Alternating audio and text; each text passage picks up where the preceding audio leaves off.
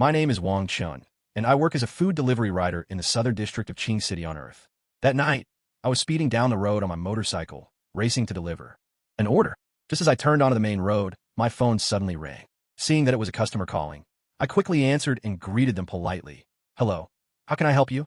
On the other end, the customer anxiously asked how much longer it would take for their food to arrive. I replied, "You're at the Guanhai Tingtao apartment complex, right? I should be there in about 10 minutes. But the customer still seemed uneasy, urging me to hurry up again and again. I could only try to reassure him, "All right, I'll get there as fast as I can." After hanging up, I muttered under my breath, "Pushing me all day long. At this rate, I'll turn into the Flash." Just then, someone in a passing car shouted, "Look, a shooting star." Instinctively, I glanced upward and, sure enough, saw a streak of light, flaring across the sky like a meteor. But there was no time to dwell on it. Delivering food was my top priority, and my performance depended on it. Meanwhile, in a distant and chaotic realm, everything was shrouded in gray mist. There was no sense of direction, no way to distinguish up from down, as if the whole world was blurred beyond recognition. Suddenly, a streak of violet light tore across the chaos, swift as a signal flare. Hot on its tail, two towering, indistinct figures gave chase. Beings beyond description, locked in fierce combat even as they pursued the violet glow. Their battle was ferocious, unleashing powers and spells that shook the very fabric of the chaotic space. Countless worlds in their wake suffered collateral damage, reduced to mere sacrifices in the storm. Just as the violet light was about to escape, the two figures transformed into streams of silver and teal, hurtling forward in a final burst of speed. The silver streak surged ahead, instantly morphing into a gigantic hand that reached for the violet glow. Sensing danger, the violet light veered sharply toward the teal stream, hoping to provoke a clash between the two and slip away in the confusion. From within the teal light came a booming laugh. "Ha ha! Lord Hong Mang, that chaos treasure belongs to me." As he spoke, an enormous hand of his own reached for the violet glow. Lord Hong Mang was not about to give in. In a flash, he revealed his true form, a towering figure with a human torso, a serpent's tail, and 6 mighty arms. Charging straight at the other, shouting, "Lord Qingmu, you won't succeed." Lord Qingmu was just as determined. He transformed into a massive teal serpent, its tail lashing out at Lord Hong Mang. The two clashed in an instant, plunging the chaos into utter turmoil. At the same time, they joined forces to cast a binding spell, one teal, one silver, trapping the violet glow as if shackling it with invisible chains, leaving it unable to break free. A surge of violet radiance battered furiously against the barrier. Yet no matter how hard it tried, it could not break free, as though it were trapped in an inescapable cage of chaos. The two deities extended their divine senses to observe. Seeing the violet light imprisoned, they renewed their fierce battle. The clash sent the sea of chaos into utter upheaval, countless worlds destroyed in the spreading shockwaves.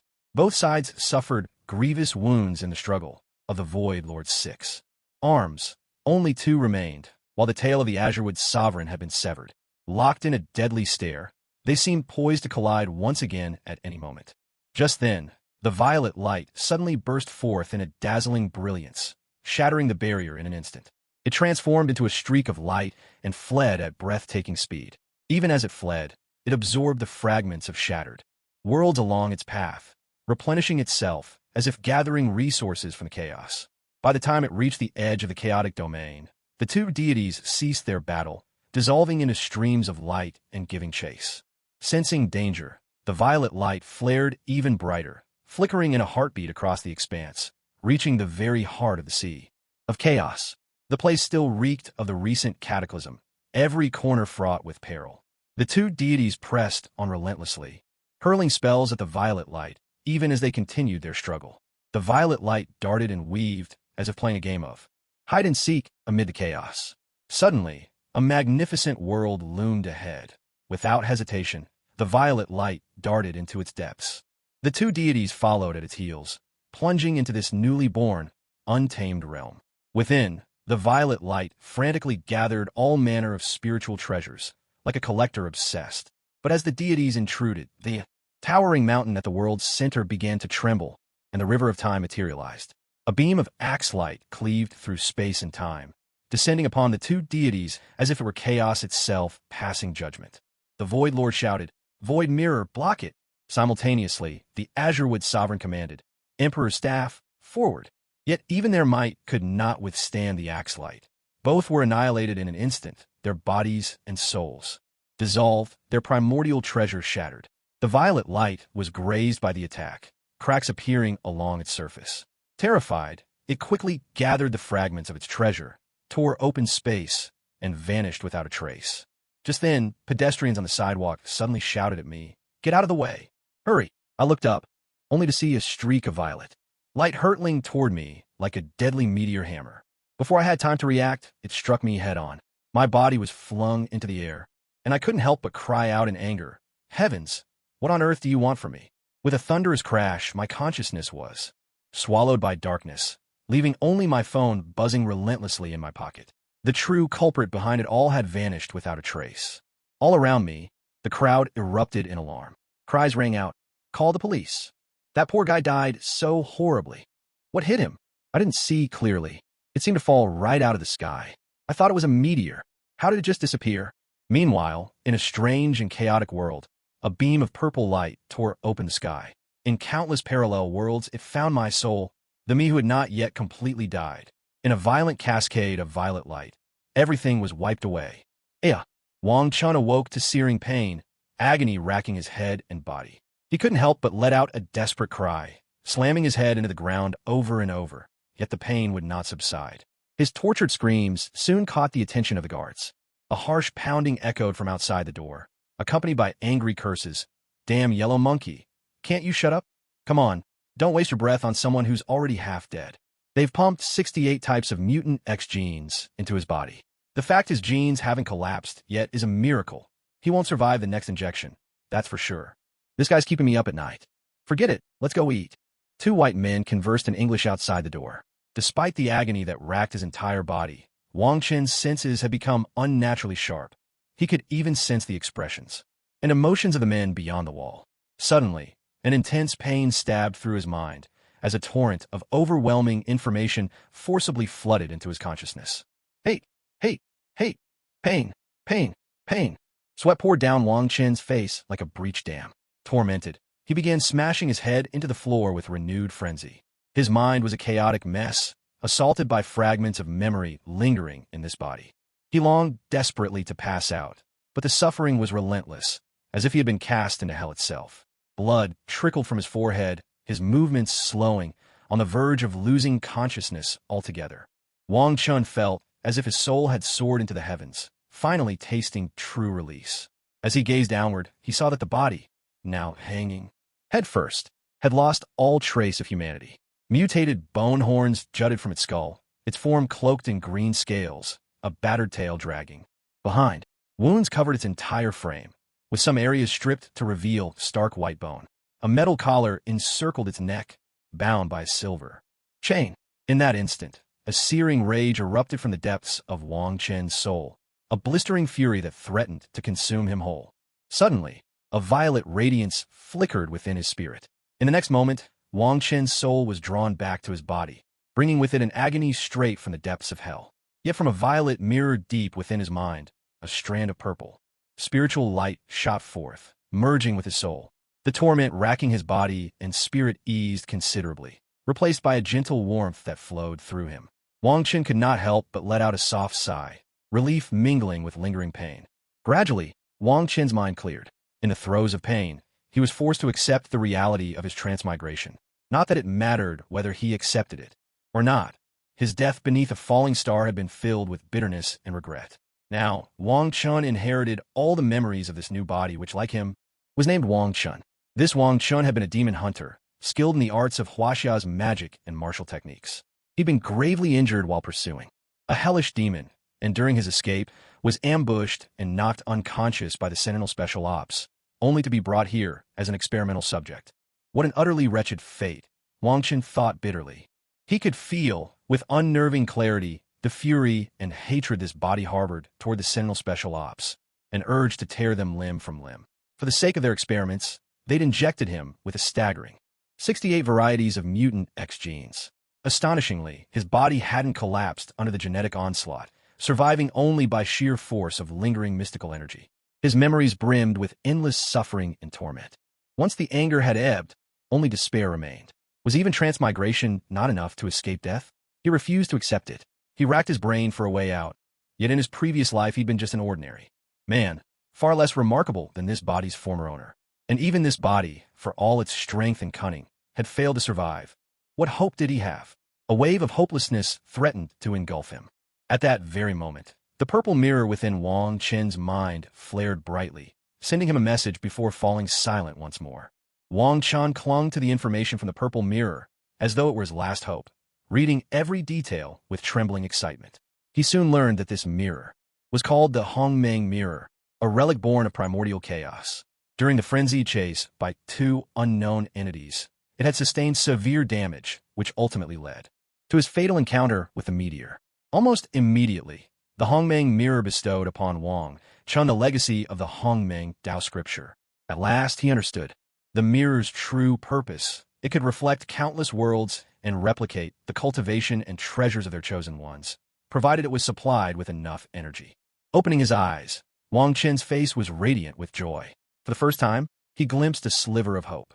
The Hong Mang Dao scripture allowed the fusion of myriad cultivation methods, and the more techniques he assimilated, the stronger he would become. Furthermore, the Hong Mang mirror granted him a single opportunity to use its power directly.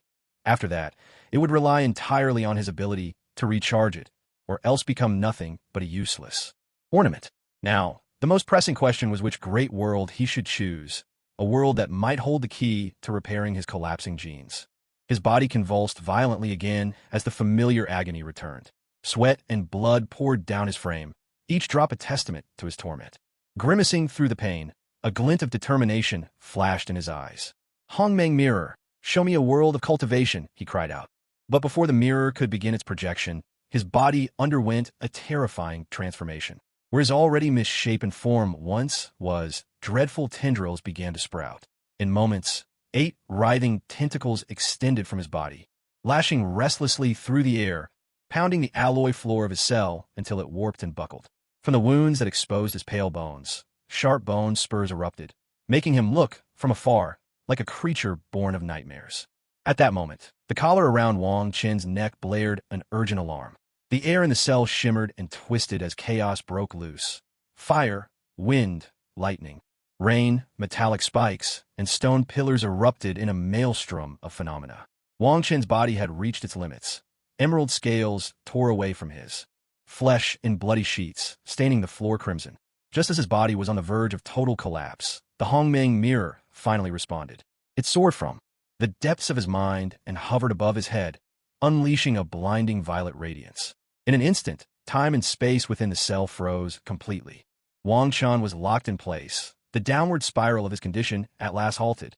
Still, he was battered and broken, clinging to life by the thinnest of set. His mind remained clear as ever, and before him, the Hong Mang mirror began to project visions of countless worlds, each shimmering with possibility. On the walls, reflections of countless worlds flickered and shifted.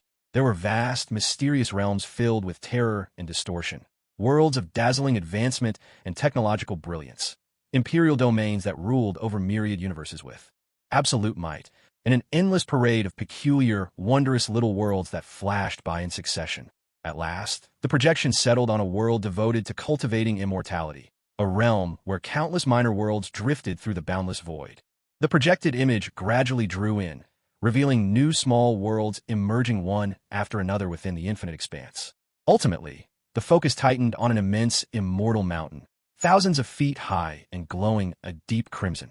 The mountain teemed with spirit fungi and celestial herbs, its slopes crowned with palaces standing in close formation, all shrouded in swirling red mist. A scene brimming with mystical splendor, the very image of an immortal's domain. A ray of violet light burst forth from the primordial mirror, piercing the endless sea of chaos and descending into this world of cultivation. The violet radiance surged outward, spanning 3,000 miles in an instant, streaking toward the crimson. Immortal Mountain. The purple glow shone down upon a small peak, 9 zhang and 9 chi tall, atop the mountain, utterly ignoring the wards and barriers in its path, and passed straight through, arriving before Wu Dao, who was deep in secluded meditation. Wu Dao gazed warily at the purple brilliance before him. Without any resistance, the violet light merged into his body, copying his every essence. After the process was complete, a wisp of violet energy was left behind, and then the light vanished entirely. Wu Dao, alone in his chamber, could barely contain his excitement. Haha, who could have imagined I'd be so fortunate as to obtain innate violet chi? Meanwhile, from the projection on the prison wall, a beam of violet light shot toward the primordial mirror. Within this radiance, a golden core appeared, shimmering with Wu Dao's vital essence, spirit, and soul, accompanied by several magical treasures. The primordial mirror trembled softly, releasing a thread of violet vapor that fused into the golden core. The core's purple light flared brilliantly, then split into three, each fragment entering Wang Chen's sea of consciousness, dantian, and heart. Once the golden core entered his body, Wang Chen's mind was flooded with the entirety of Wu Dao's journey from the beginning of his cultivation to the perfection of his golden core. He seemed to live 100 years in an instant. All manner of spells, arcane arts, and cultivation techniques were now etched indelibly into his consciousness. The primordial Dao scripture itself was an exquisite synthesis, blending the yin-yang and five-element Dao scripture, the true Demon Buddha attainment Sutra, the great Brahma Demon Dao scripture, and the ancestral Supreme Purity Great Cavern scripture into a single, refined legacy of immortal cultivation. The stages of the primordial Dao scripture differed from Wu Dao's own methods, following the most ancient progression: refining essence into chi, refining chi into spirit, refining spirit to return to the void, and merging with the Dao from the void. A brilliant purple light shimmered within Wang Chen's sea of consciousness. The memories of Wu Dao gradually faded from his soul, leaving behind only the recollection of supernatural arts and spellcraft. At last, the purple radiance coalesced into a single seed, which sank deep into his mind and transformed into the phantom image of a purple lotus, enveloping his weakened soul. Even the lingering fragments of his former self-spirit were absorbed by the lotus. At the same time, the various mutant abilities born of the X gene within Wong Chun were slowly drawn in by the purple seed, which began to nurture a unique, innate power belonging to him alone. Encircling this purple seed were the fused divine seeds of the Hong Mang Dao scripture, brimming with the primordial light of yin and yang, the five elements: wind and thunder, ice and lightning, space and time. There was also the light of reincarnation from the yellow springs and karmic fire, as well as countless mystical arts, sword mastery, soul refinement, shape-shifting, the way of heaven and earth, and 100 other spiritual crafts. The purple seed absorbed the essence of these supernatural abilities, growing swiftly. Before long, it sprouted, unfurling 5 leaves, each suffused with the power of one element. The Hong Mang mirror released a surge of violet light, enveloping the 4 treasures that hovered before it, while myriad materials were swept in as well. In that moment, it was as if time itself froze within the mirror's domain, leaving Wang Chun unable to sense its passage. At last, the luminous blaze subsided, and before the Hong Mang mirror appeared a bell, a cauldron, a sword, and a scroll of sword arts, as well as a single ring. With a final flash of violet light, the suspended time within the cell returned to normal. The tiny bell, guided by an unseen force, drifted into Wang Chen's brow and entered his sea of consciousness, coming to rest above the purple lotus and settling in tranquility. The bell soon merged with the lotus, wrapped securely by his soul. Far away in the depths of the Himalayas, an ancient Taoist sanctuary lay, shielded by a grand magical barrier. Baltetet Maga was quietly savoring her tea when, all of a sudden, she gazed westward, sensing an unusual fluctuation in the laws of time. She took up the talisman hanging at her chest, casting a spell to divine future changes. Though no ripples of fate revealed themselves, she was certain that the strange time law had truly manifested.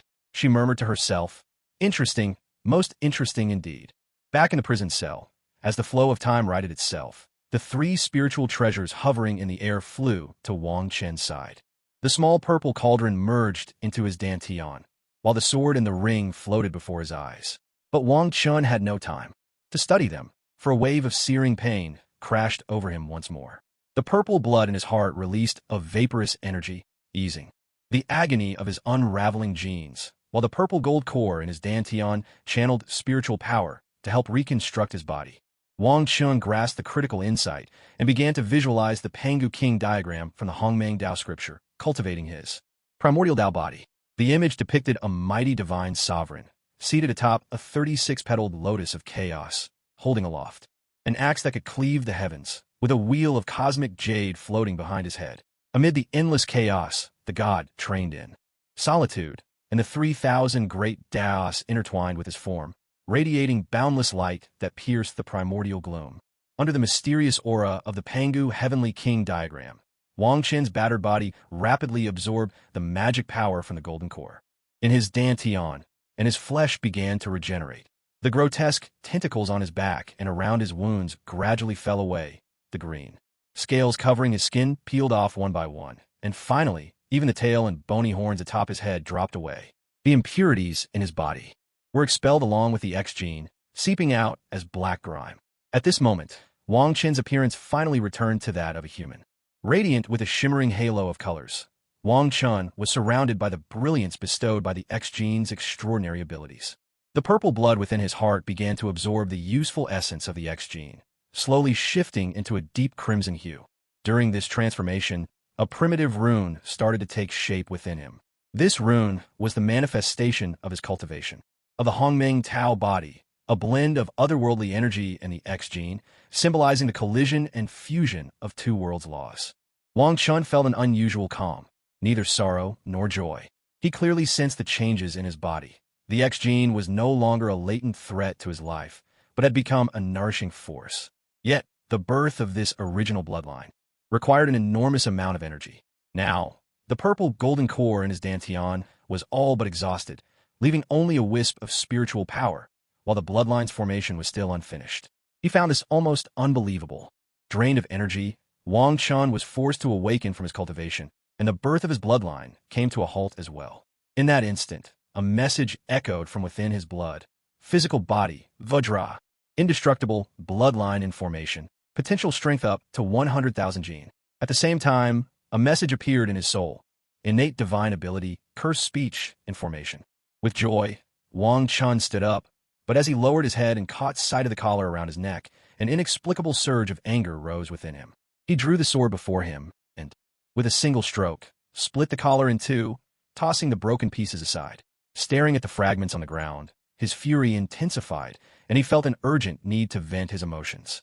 Yet, when Wang Chun saw his second brother floating nearby in spirit form, embarrassment swiftly replaced his anger. He reached for the ring hovering in front of him, slipped it onto his index finger, and sent his mind into the ring. Instantly, a vast space unfolded in his mind's eye, about the size of 2 football fields, piled high with spirit stones, elixirs, and magical artifacts. Only then did he recall that this was the entirety of Wu Dao's wealth amassed during his golden core stage.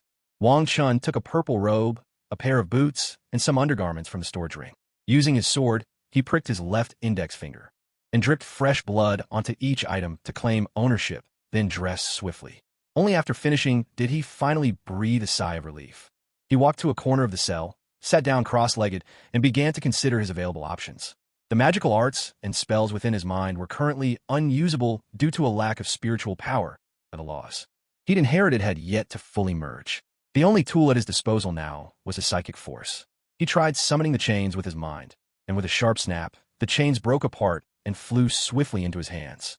Not bad, but this is far from enough, Wang Chun muttered to himself, recalling the tight security and advanced weaponry of the experimental facility. The thought alone gave him a headache.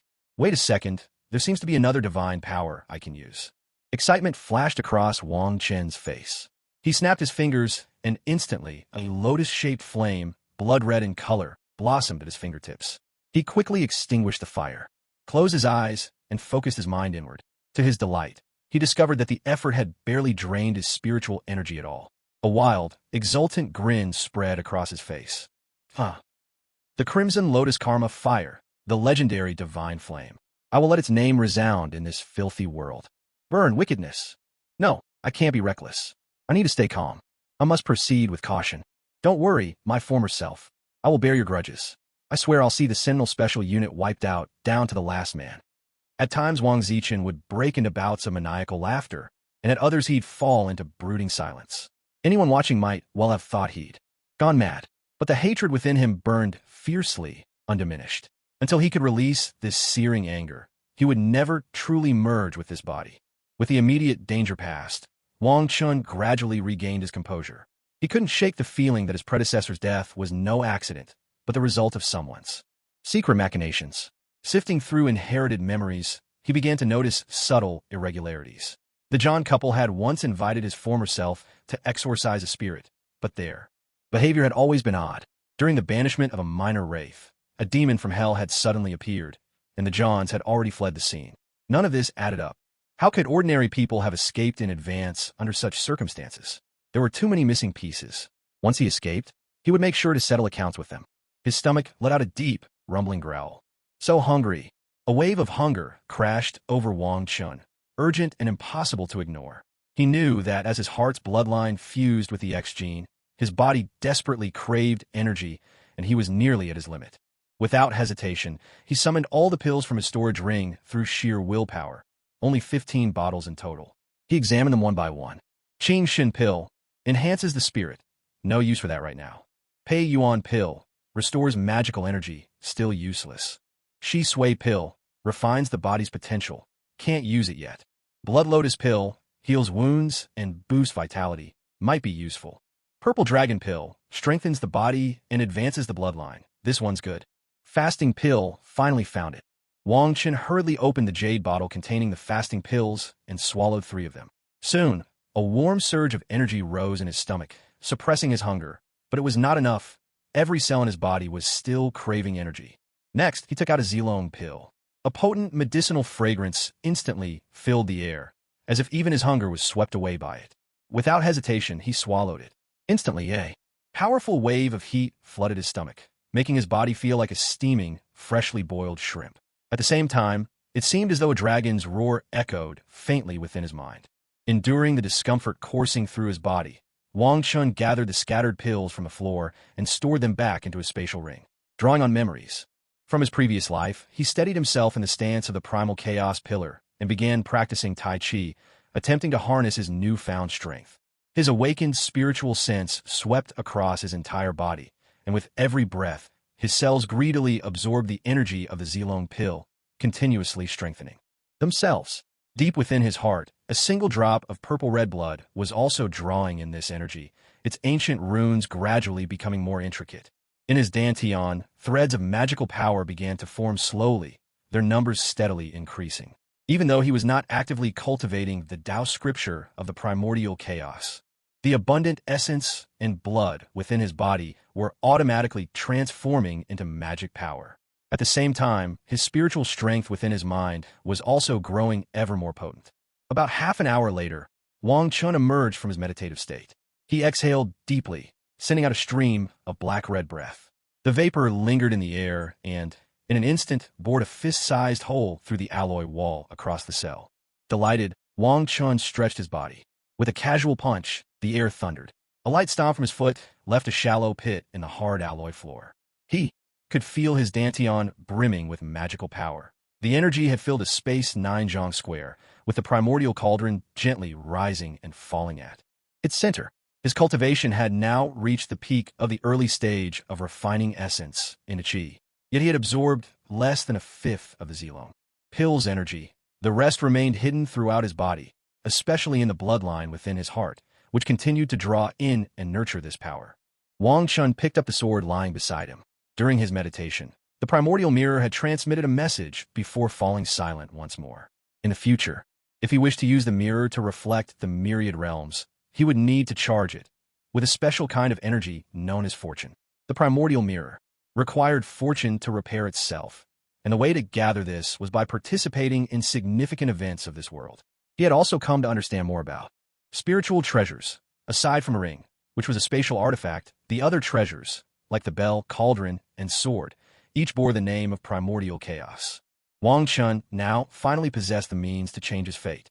Remembering the torment his predecessor had endured here, how that soul was nearly shattered, he felt a chill in his own heart. Though he couldn't fully empathize, the agony he suffered upon first arriving in this world was still vivid in his memory, almost unbearable, to the point that he wished for death rather than such suffering. At that moment, he heard hushed voices conversing outside the cell. Do you think that guy is still alive? Hope he hasn't died yet. I'd rather not deal with those terrifying scientists. I bet they'll be coming soon. Damn it, what rotten luck. What's wrong with you?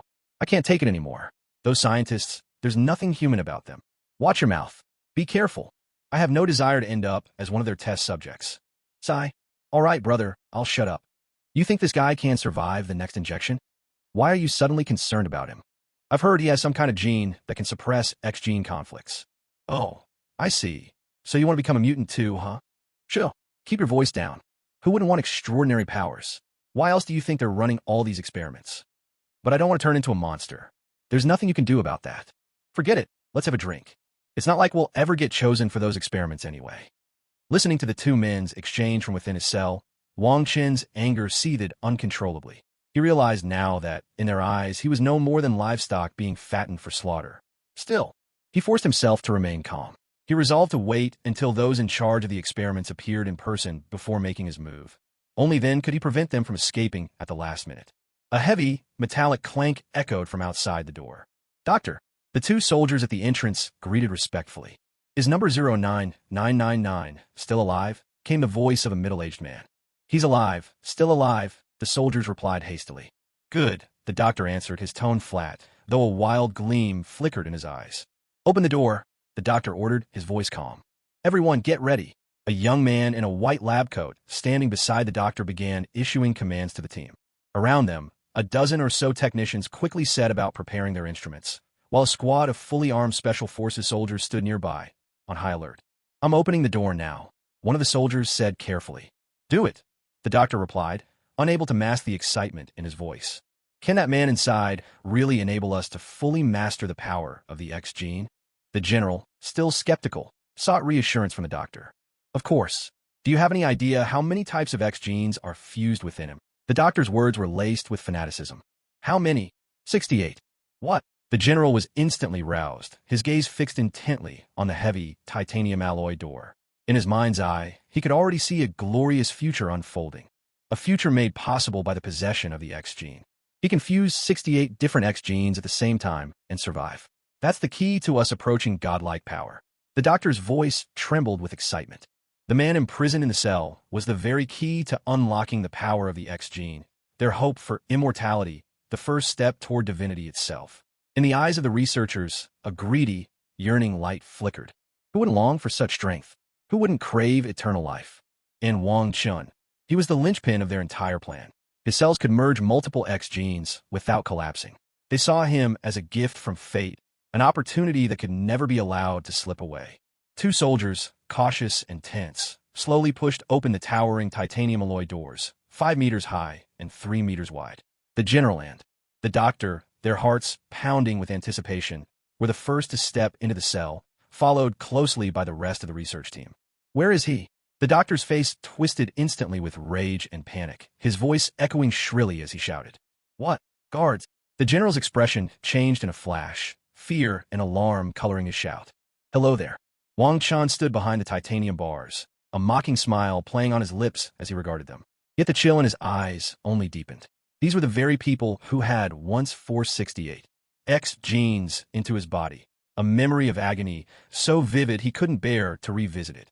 Rage burned in his heart, and he had sworn to make them pay, even if it meant destroying everything they held dear. Subject 09999, where did you get those clothes and weapons? You actually made a full recovery. The doctor stared at Wang Chun in terror. Before him stood a man clad in a regal purple Changshan robe, a sword gleaming in his hand. Quick, get in here. The general's face blanched as he saw Wang Chun unharmed. Panic overtook him, and he shouted desperately for reinforcements. The special forces at the door had already rushed in the moment they sensed something was wrong inside the cell. Now, hearing the general's cries, they moved even faster, bursting into the cell.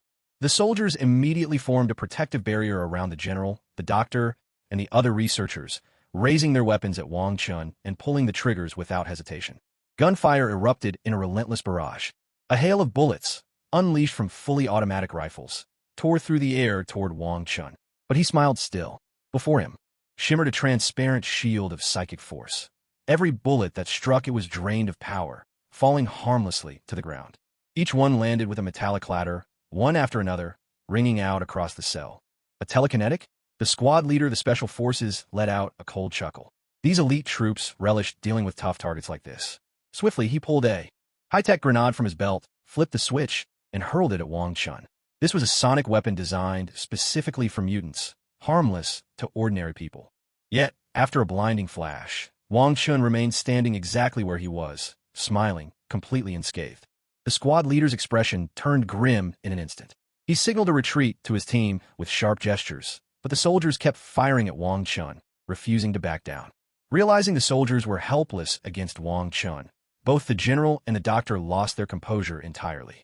Faces pale, they scrambled toward the main door, desperate to escape the monster they could no longer control. "Where do you think you're going? We haven't had our little chat yet." Seeing the doctor and general try to flee only made Wong Chun more amused. With a casual wave of his right hand, the titanium doors slammed shut with a thunderous crash. Luckily, the lights on the lab equipment inside the cell still glowed, or the room would have been plunged into utter darkness. Wong Chun smiled, quietly savoring how natural his telekinesis felt.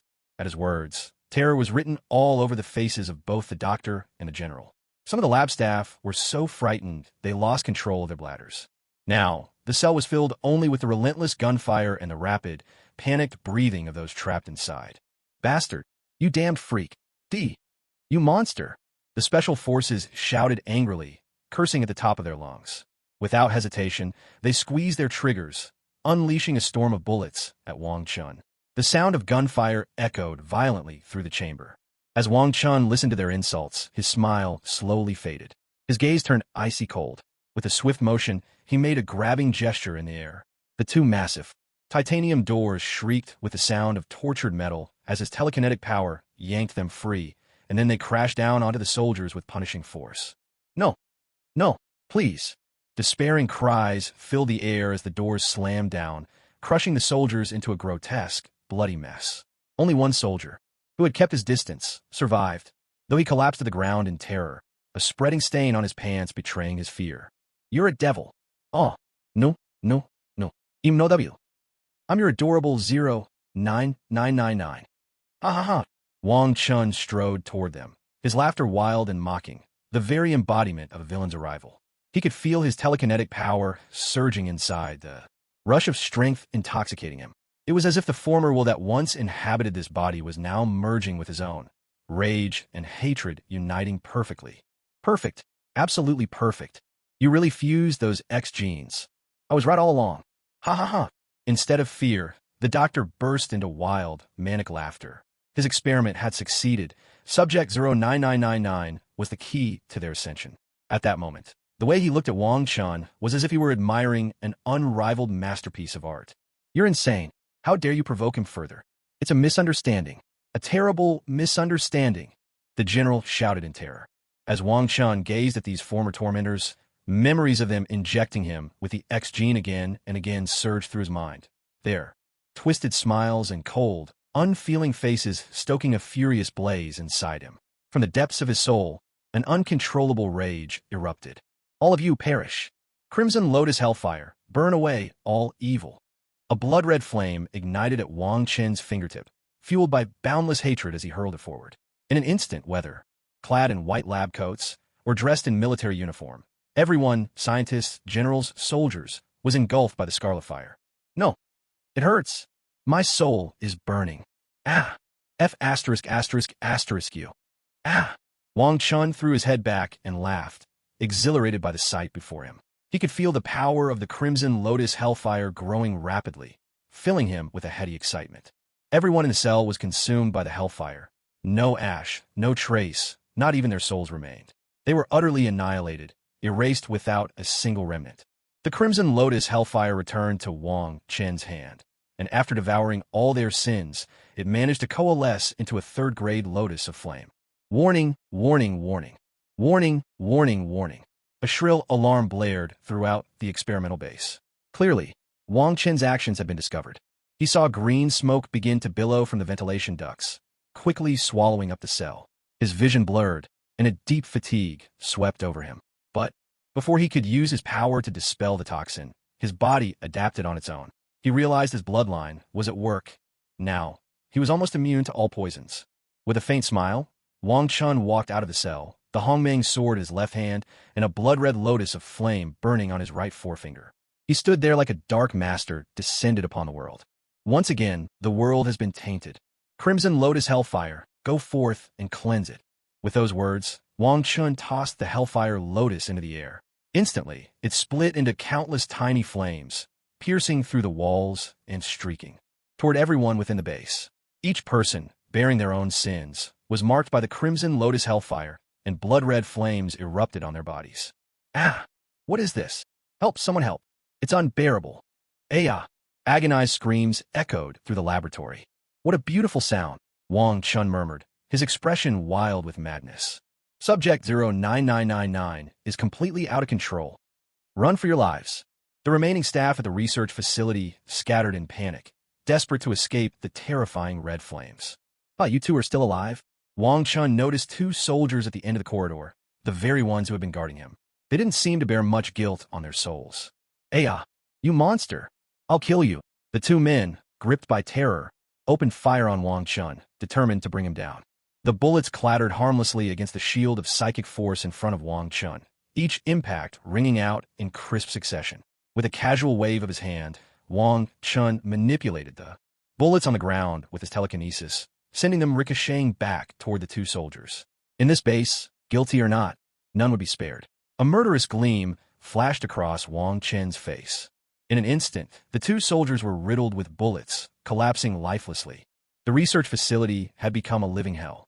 Everywhere, staff, soldiers, and officials were engulfed by the crimson lotus fire, their agonized wails reverberating throughout the compound. Wong Chun, however, strolled leisurely down the corridor as if he were enjoying a symphony. He closed his eyes and sent his consciousness sweeping through the entire facility, taking in every detail. He saw staff consumed by flames, transformed into living torches, their cries of pain filling the air and giving him a twisted sense of satisfaction. Some test subjects inside their cells witnessed the carnage and began to exult, while others fled in utter panic. In a storage room, Wong Chun located his wallet, identification, and a few magical artifacts. Just then, he sensed a shadow darting toward him. The assailant wielded a long blade, a grotesque smile twisting his face, a stitched scar running across his scalp, making him appear all the more bizarre and repulsive. As the blade descended, a transparent shield materialized in front of Wong Chen's forehead, effortlessly blocking the attack. Eyes open now, Wong Chun regarded the stranger with amused curiosity.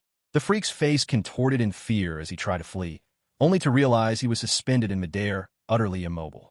"Pitiful worm, did you really think I hadn't noticed you?"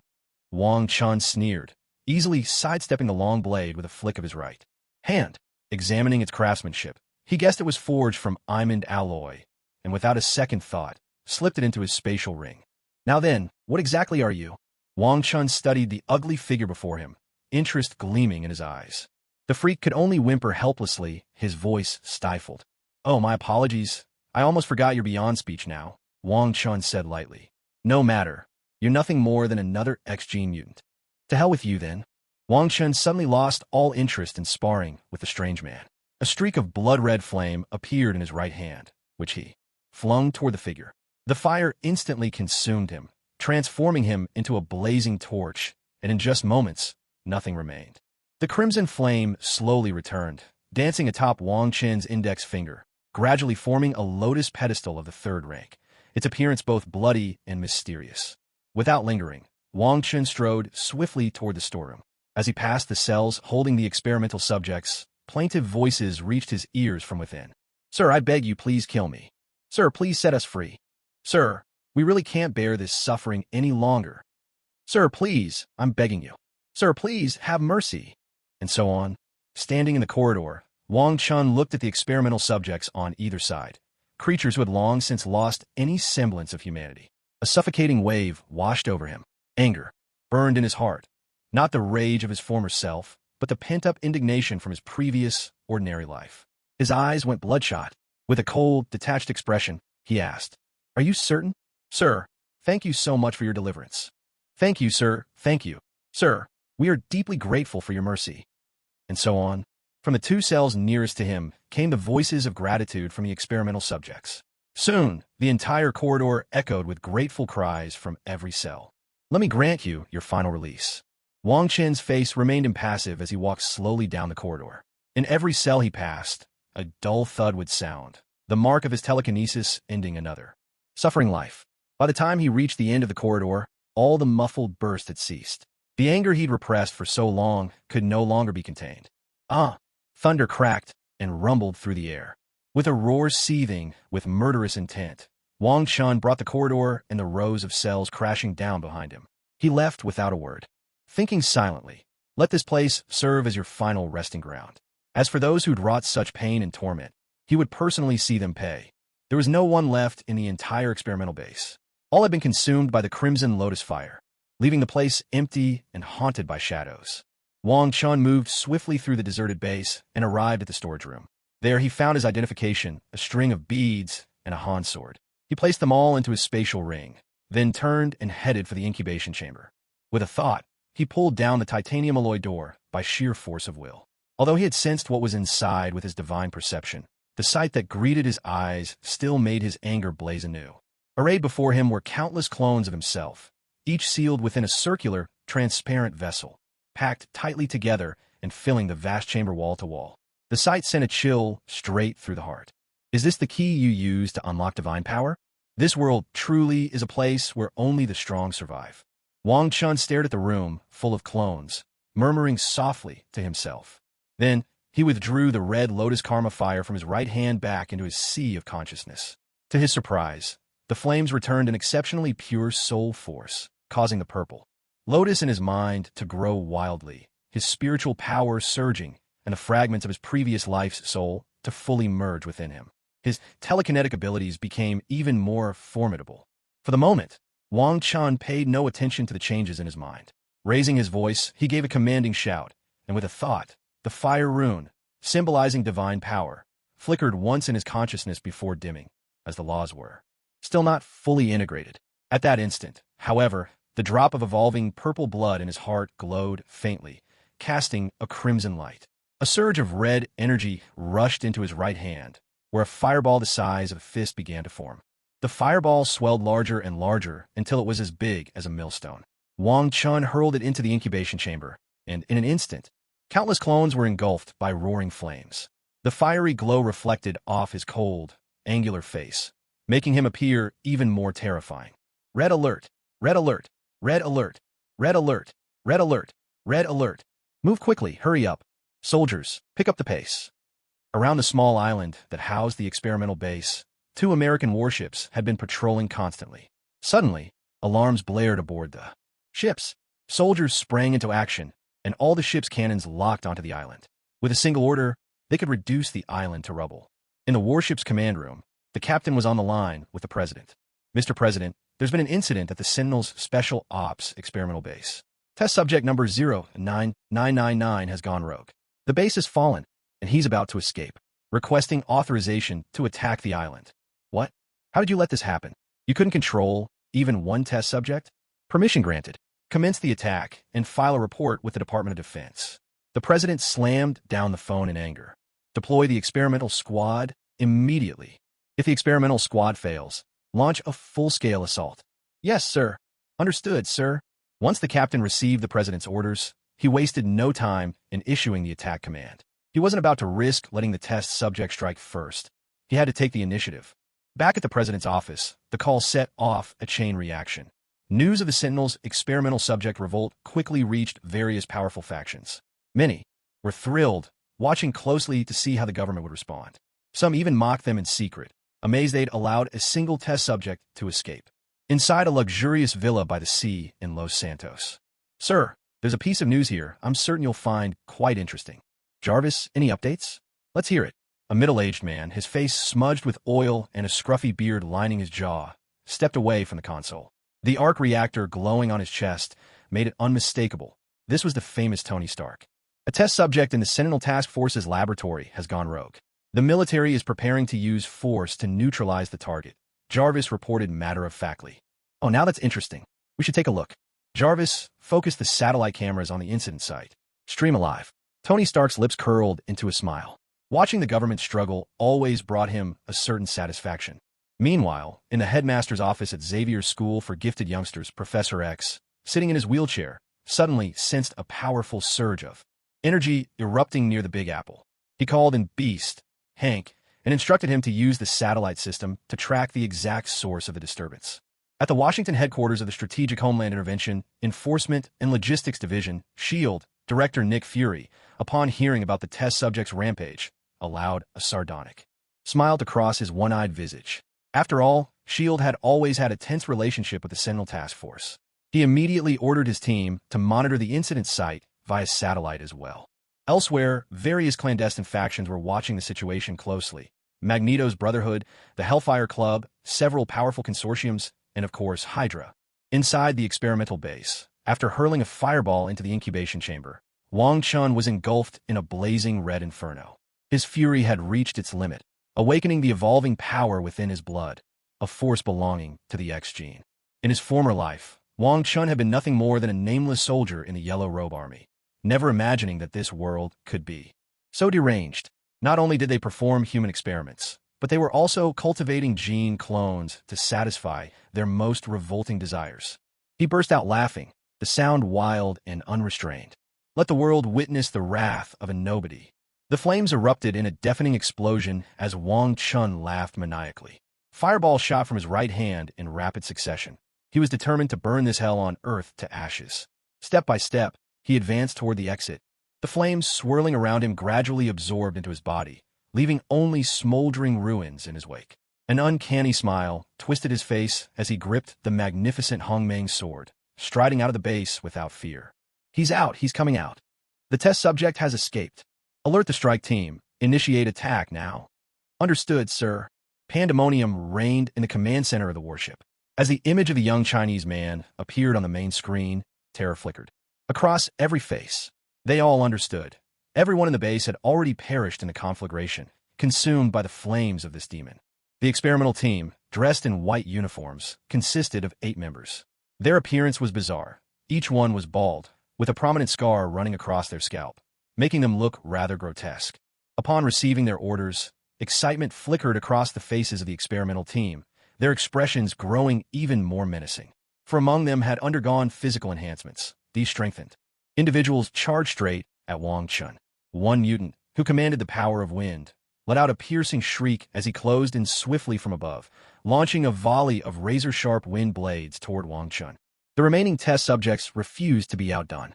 They unleashed a barrage of elemental attacks, flames, water bullets, jagged spikes of earth, all converging on Wang Chun. In an instant, dazzling bursts of supernatural energy enveloped him, accompanied by a thunderous explosion that shook the air. We did it. That demon is finally dead. This is fantastic. We've finally survived the ordeal. In the warship's command room, the soldiers erupted in cheers as they saw Wang Chun struck by the onslaught. Yet, as the smoke and dust cleared, Wang Chun stood before them utterly unscathed, a mocking smile playing on his lips. I expected you lot to be more impressive than this, he said. But it seems this is all you've got. I gave you your chance, and you've proven useless. Hearing Wang Chen's words, the experimental team instantly lost control of their emotions. Damn you. Hurry up and finish off that yellow-skinned bastard. He's too arrogant. Take him down. I'll kill him with my own hands. F***KU. F***K. Rare. The enhanced experimenters, now seething with rage, burst forward with blinding speed, reaching Wang Chun in the blink of an eye. The burly leader suddenly accelerated, clearly intent on smashing right into Wang Chun with his massive frame. With a furious roar, the brute lunged at Wang Chun, the concrete ground beneath his feet cratering with every step. Wang Chun watched him approach, a cold smile on his face. He raised his right hand and pressed it firmly down on the brute's head. The man's momentum came to a dead halt. He grimaced in agony, raining blows on Wang Chun, his fists thudding through the air with heavy, explosive force. Rare. Wang Chun merely tilted his head from time to time, effortlessly dodging every attack.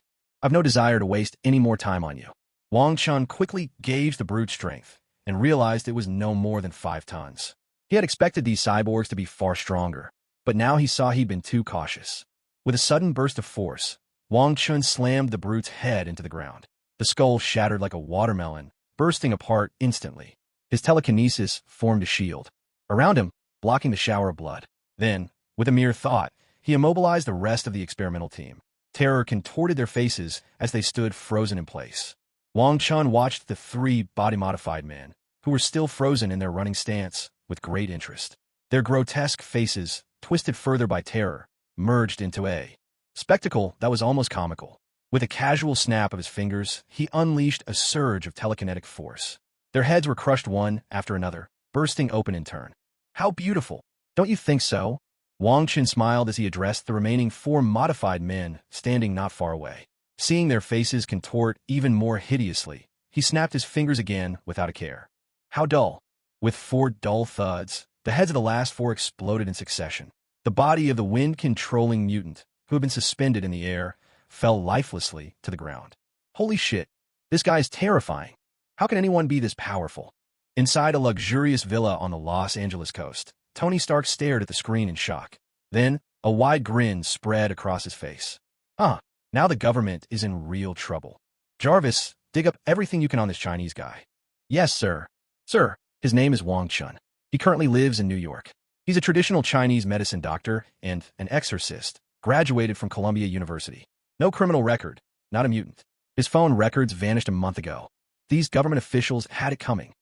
How dare they experiment on human beings? Tony Stark's expression darkened as he muttered to himself. Professor, is this kid a mutant? I can't detect any trace of the X gene in him. Then how is he so powerful? Didn't you look into his background? It might have something to do with Chinese martial arts. Shouldn't we try to stop him? He's not a mutant. This isn't our responsibility. In the headmaster's office at Xavier's School for Gifted Youngsters, Professor X and Hank watched Wang Chen's display of unimaginable power on the screen, whispering to each other as they observed. Damn it. At the headquarters of the Strategic Homeland Intervention, Enforcement, and Logistics Division, Director Nick Fury stared grimly at the footage of Wang Chun.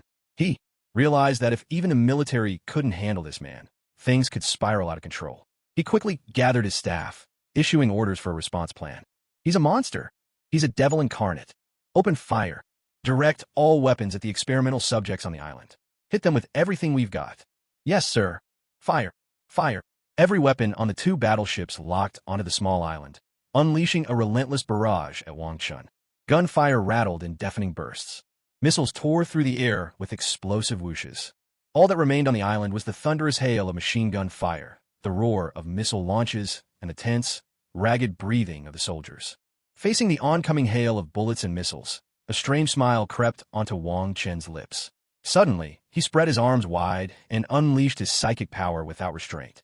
Every detail within a mile around him became vivid and crystal clear in his mind. A circular barrier, spanning over 100 meters, formed around him. Every bullet and missile aimed at him froze, unable to cross the invisible boundary. Slowly, Wang Chun began to rise into the air, his body wrapped in a cocoon of psychic energy, granting him the power of flight. Higher and higher he soared. Our attacks aren't working. Keep firing. Hurry, don't stop. My God, somebody help us. How can this monster fly? He's heading straight for the warships. Wang Chun glided freely through the sky, feeling a rush of exhilaration he had never known before. It baffled him why these bugs insisted on disturbing him time and again. Opening his eyes, he gazed at the warships. Below, with a casual wave of his right hand, every bullet and missile outside his domain abruptly changed direction. He snapped his fingers, and the projectiles unhesitatingly streaked toward the 2 warships. Surprise, Wang Chun said, his tone relaxed, a playful smile on his face. Missile incoming. Brace for impact. No. Please no. Panic and terror swept across the decks, punctuated by desperate screams. Under the relentless barrage of missiles, chaos erupted on the warships. Bullets tore through the ranks of soldiers, and in moments, the decks were transformed into a nightmarish scene of carnage. One warship, battered by a series of violent explosions, finally succumbed and sank beneath the waves. The other, though still afloat, was ravaged and broken, barely clinging to the surface, on the verge of destruction. Why are any of you still left alive? Wang Chen stared intently at the remaining ship, the crimson glow in his eyes burning ever brighter. Drawing the Hong Mang sword, he poured all of his magical energy into the blade. Instantly, the violet edge burst forth with a dazzling brilliance. With a swift motion of his right hand, Wang Chun slashed with the Hong Mang sword. A beam of purple sword energy, dozens of meters long, shot from the blade and hurtled toward the warship on the sea. In an instant, the massive warship, more than 100 meters long, was cleaved cleanly in two by an immense, towering purple sword aura. The force of the strike didn't slow as it sliced across the surface of the sea, carving a deep trench that stretched for a full nautical mile. Waves erupted in chaos, white spray soared into the sky, and the waters surged violently to either side. The air was filled with the thunder of exploding warships and the relentless roar of sword energy rending the ocean. Yet not a single human cry could be heard. Everyone on board must have perished. Whether it was Tony Stark, Professor X, or Nick Fury, all of them were left utterly stunned by Wang Chen's earth-shattering blow. For a long moment, none of them could find their voice. Meanwhile, on the government side, Jason Turner, the director of the Sentinel Task Force, was bearing the brunt of the president's fury. Useless. You are utterly useless. If you can't deal with that test subject, you may as well prepare for your own demise. Congress will have the Sentinel Task Force disbanded for sure, and your own fate will be nothing short of miserable. Do you understand me? Yes, Mr. President. Jason Turner answered the president calmly, betraying not a hint of fear. His eyes remained fixed on the screen, staring unblinkingly at the photo of Wong Chun. Handle it yourself, the president snapped before hanging up. Unperturbed, Jason Turner set the phone down. He knew full well that relying solely on the Sentinel Task Force was futile against Test Subject 09999. After all, the experiment didn't even fear warships. Now he even doubted whether a nuclear missile would be enough. After pondering for a long while, Jason decided he needed outside help. He picked up his phone, made a call, and spoke at length before finally hanging up. Wong Chun gazed impassively at the warship, now slowly sinking beneath the waves. The blood-red glow in his eyes had faded completely. Oddly, he felt a gentle warmth in his soul, a surprising sense of ease. Had the obsessions of his former self finally faded?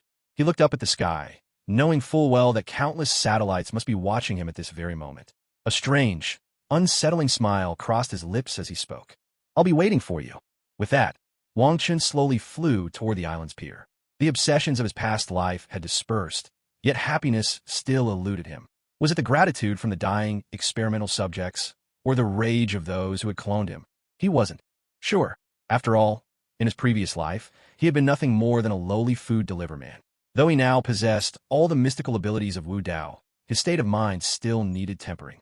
At this moment, confusion clouded his thoughts. Forget it. I should just go home for now. His former self. No. Now it should be said that Wang Chen's home was in Chinatown, in the Big Apple. Wang Chen landed quietly at the pier, but found no boats in sight. He frowned.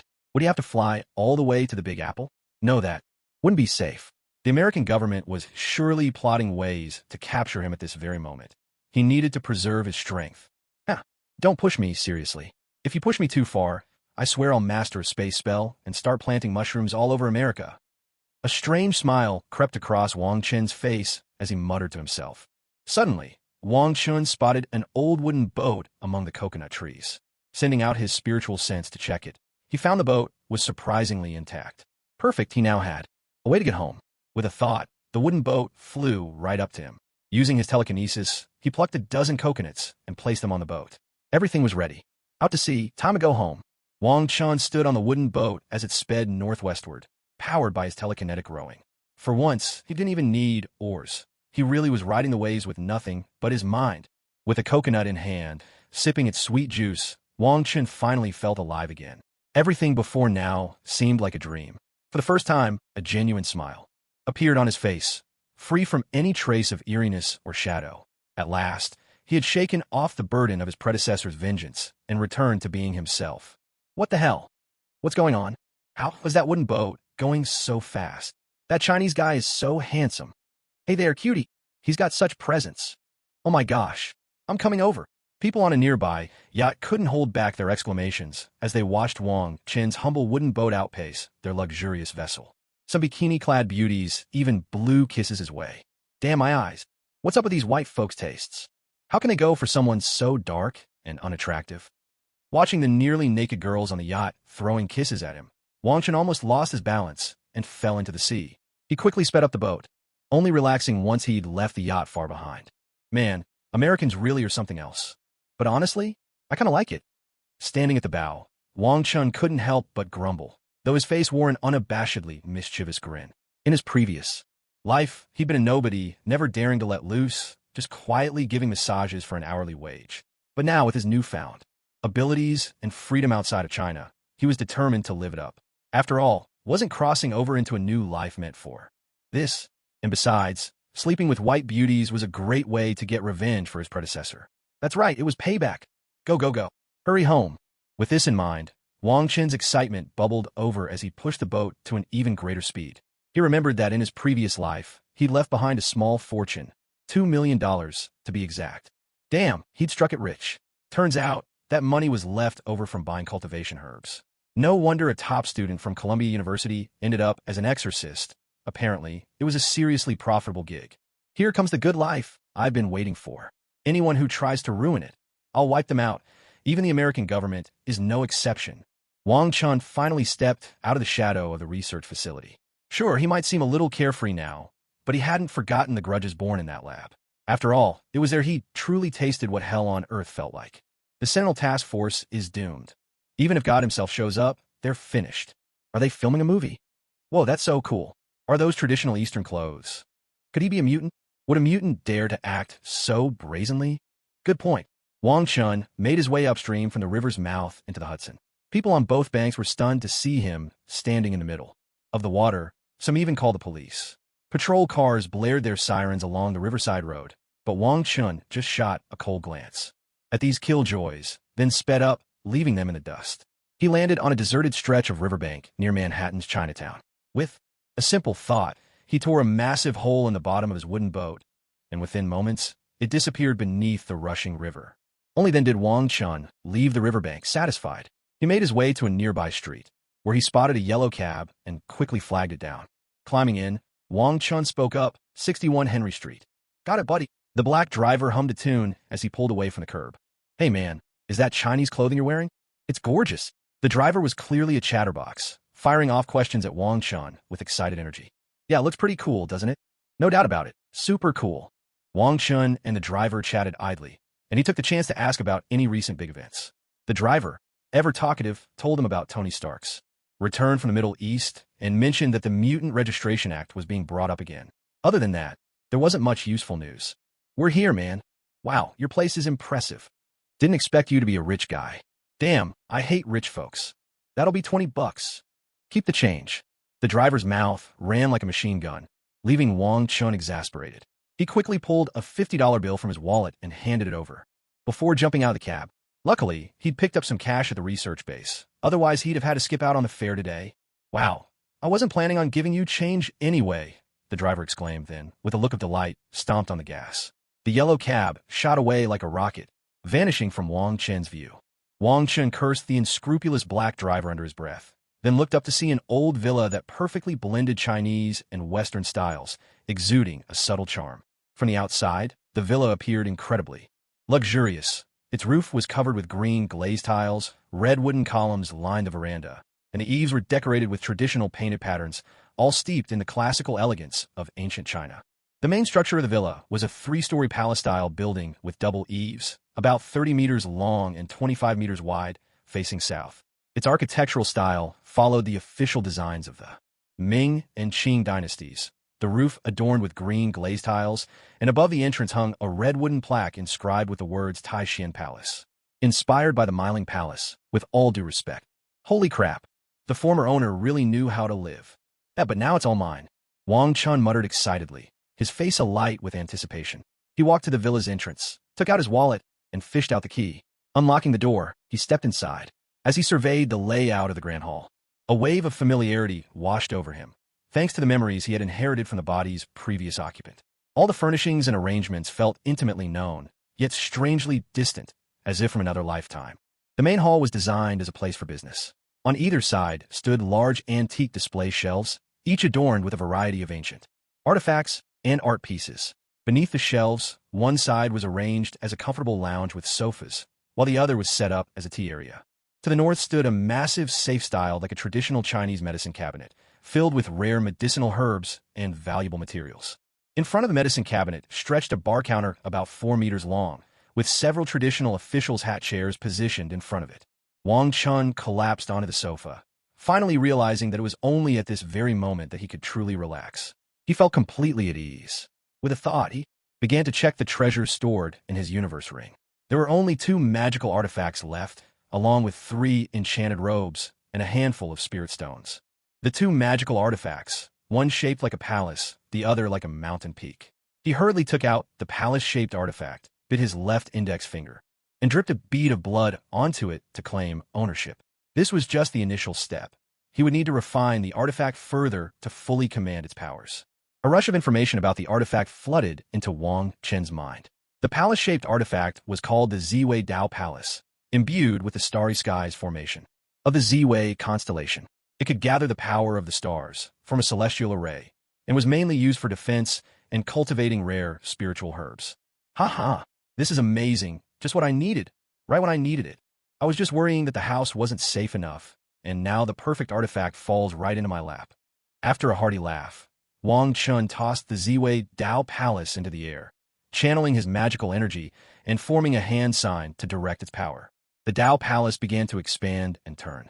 Ethereal, bathed in a surge of purple light, it enveloped the entire villa and its backyard. For a brief moment, stars appeared in broad daylight above, only to vanish in the blink of an eye. After Wang Chun finished the final incantation, he shouted loudly.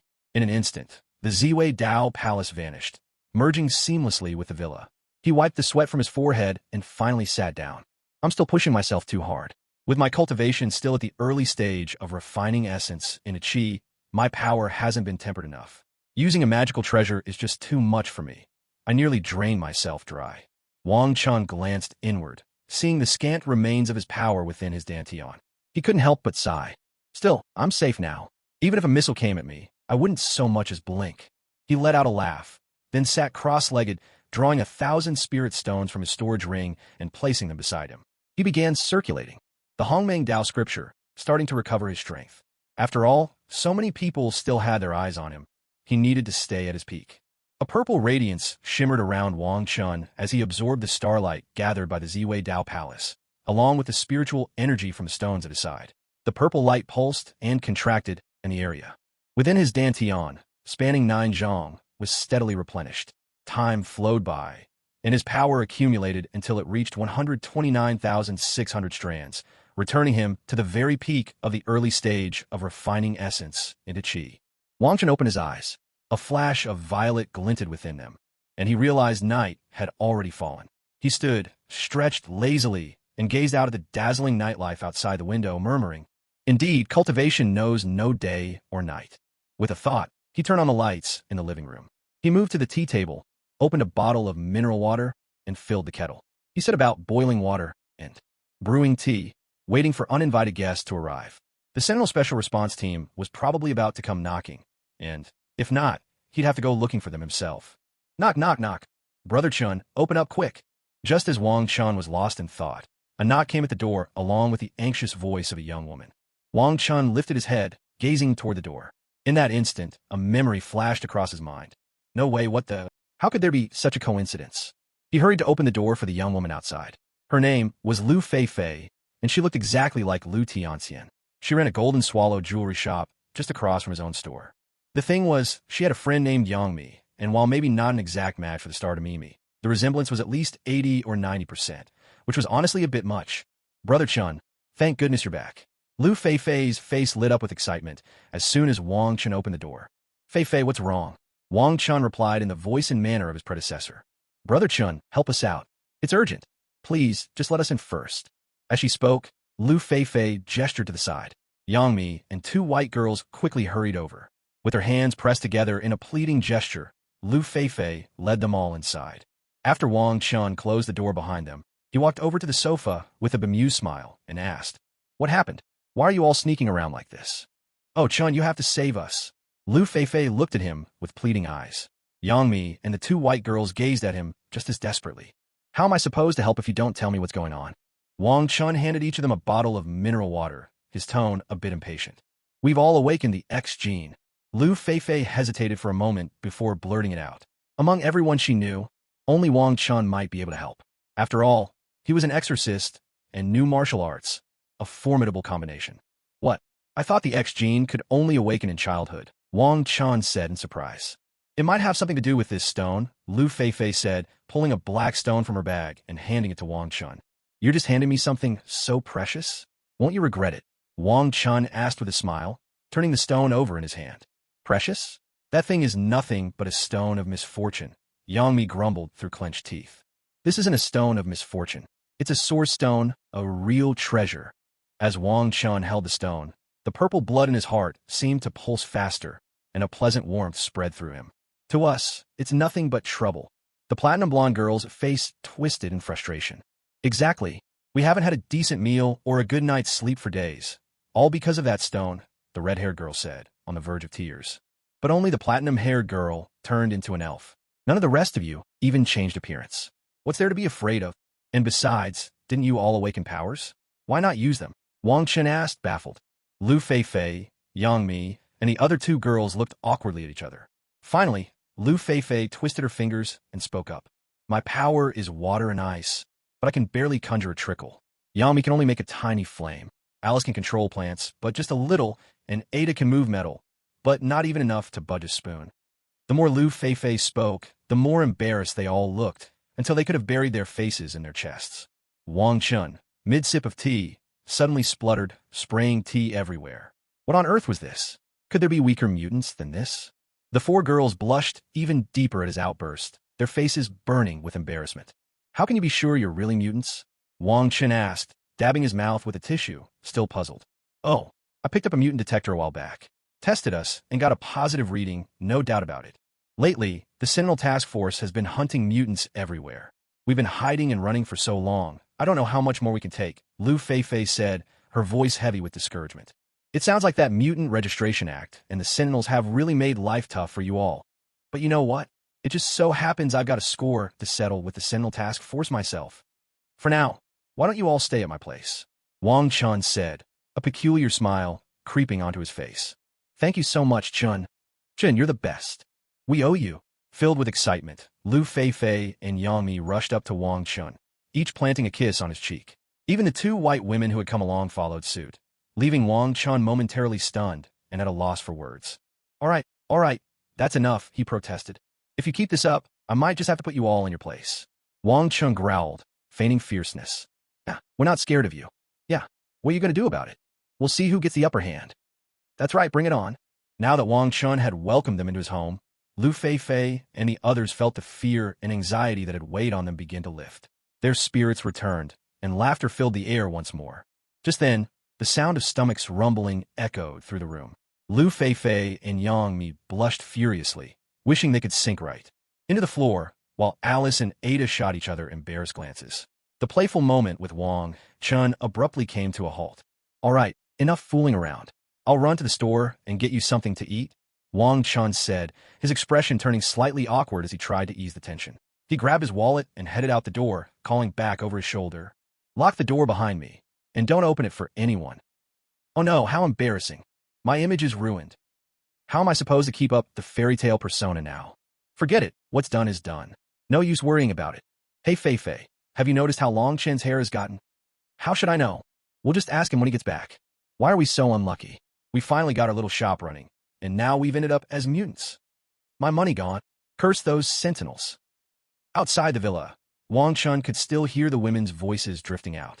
The smile that had been on his face instantly faded, replaced by a somber look. Sentinel Task Force, come on then. I'm waiting for you, he muttered under his breath. Wang Chun crossed the street to the department store.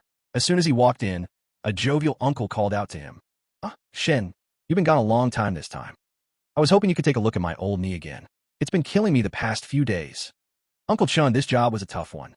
Took me a bit longer than usual, Wang Chun replied, forcing a smile. Come by my shop tomorrow, and I'll give you a massage. Wang Chun said quickly, a smile spreading across his face. All right, I'll drop by tomorrow then. Uncle Chun, I'll catch up with you later. I'm going to grab some food. Go ahead. Wang Chun mused to himself that his predecessor must have been quite well-liked. He made his way to the fresh produce section, grabbed a shopping cart, and began an all-out spree. Beef, chicken, fish, eggs, all went into the cart. He added some beer, soft drinks, bottles of mineral water, and then picked out bread and other staple food along with desserts, burgers, and hot dogs. He kept loading up until the cart was brimming, and only then did he head, a bit reluctant, to the checkout. Was shopping supposed to be this addictive? Uncle Chun, could you ring me up? Coming. Chun, why are you buying so much? Uncle Chun asked as he scanned the items. I've been away from home for a whole month. My house is completely empty. Oh, that makes sense. That'll be $670. Here you go. Take care, Uncle Chun. Carrying 3 large shopping bags, Wang Zichen strode quickly across the street toward his villa. Suddenly, he stopped and turned his head to look at a red-haired woman on the other side of the road. She was here for him. It was Black Widow. Wang Chen glanced at her, then lost interest. Just an ordinary person, not worth his attention. Without another look, he walked straight into the villa. Director, the target has been confirmed and has returned home. But I think I've been made. He looked at me with such cold indifference. It was terrifying. Black Widow reported, her face pale. Understood. As long as you keep him under surveillance, don't act on your own. Black Widow returned to her car, keeping a close watch on Wang Chen's movements. But she couldn't see inside the villa. The windows were specially made. A strange smile crept onto Wang Chen's face. Damn, he thought. It was as if he'd become a piece of Tang Monk's flesh. Everyone wanted a bite. But S.H.I.E.L.D., did they really have what it took? Chen, you're back. Lu Fei, Yang Mi, Alice, and Ada all ran over, excitement lighting up their faces as they crowded around Wang Chun. All right, help yourselves to some burgers. There are drinks inside too, Wang Chun said, setting the shopping bags on the coffee table. Thank you, Chun. The four girls immediately dove into the food, focusing all their attention on eating. Watching them devour the food, Wang Chun realized just how rough things had been for them these past few days and couldn't help but feel a wave of compassion. He sat down at the tea table, poured himself a cup of hot tea, and sipped it slowly. Wang Chun found himself lost in thought as he gazed at Lu Fei. To run into Lu Fei in this Marvel-fused world, and to see that she had opened a shop called Golden Swallow's Trinkets could only mean that the Forbidden Kingdom had blended into this world as well. That meant the golden staff was here somewhere, and if memory served, he even knew the owner of that antique shop. If time allowed tomorrow, he'd go and retrieve the golden staff. Though it certainly wasn't the same as a postnatal merit treasure from the journey to the west or the prehistoric realms. At the very least, a staff that could change size that will have to count as a magical artifact. With that, Wang Chun drained his cup of tea in one gulp, his mind made up in a flash. Fei, once you're all done eating, why don't you head upstairs and get some rest? Pick any room you like. Wang Chun watched as the four women, full from dinner, leaned back on the sofa, growing drowsy. He couldn't help but suggest it. I'll height. Wake up, girls. Let's head upstairs and get some sleep. Oh, and Chun, why aren't you going to bed yet? Lu Fei roused Yang Mi, Alice, and Ada, then turned to Wang Chun with a question. He chuckled. I'm waiting for your old nemesis to show up. Didn't I tell you?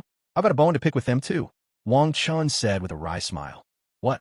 You're waiting for the Sentinel Task Force. In an instant, Yang Mi's sleepiness vanished, her voice rising in surprise. Lu Fei, Alice, and Ada all stared at him, bewildered. That's right. I plan to give our old friends a proper welcome, Wang Chun said, a cold edge creeping into his tone. How deep does your grudge go, anyway? Chun, you look a little scary right now, Lu Fei said, watching as Wang Chen's face darkened, red glints occasionally flickering in his eyes. He let out a humorless laugh. How deep, you ask? They turned me into a lab rat, sliced me up. You tell me, how deep is that grudge? The four women gasped, momentarily at a loss for words.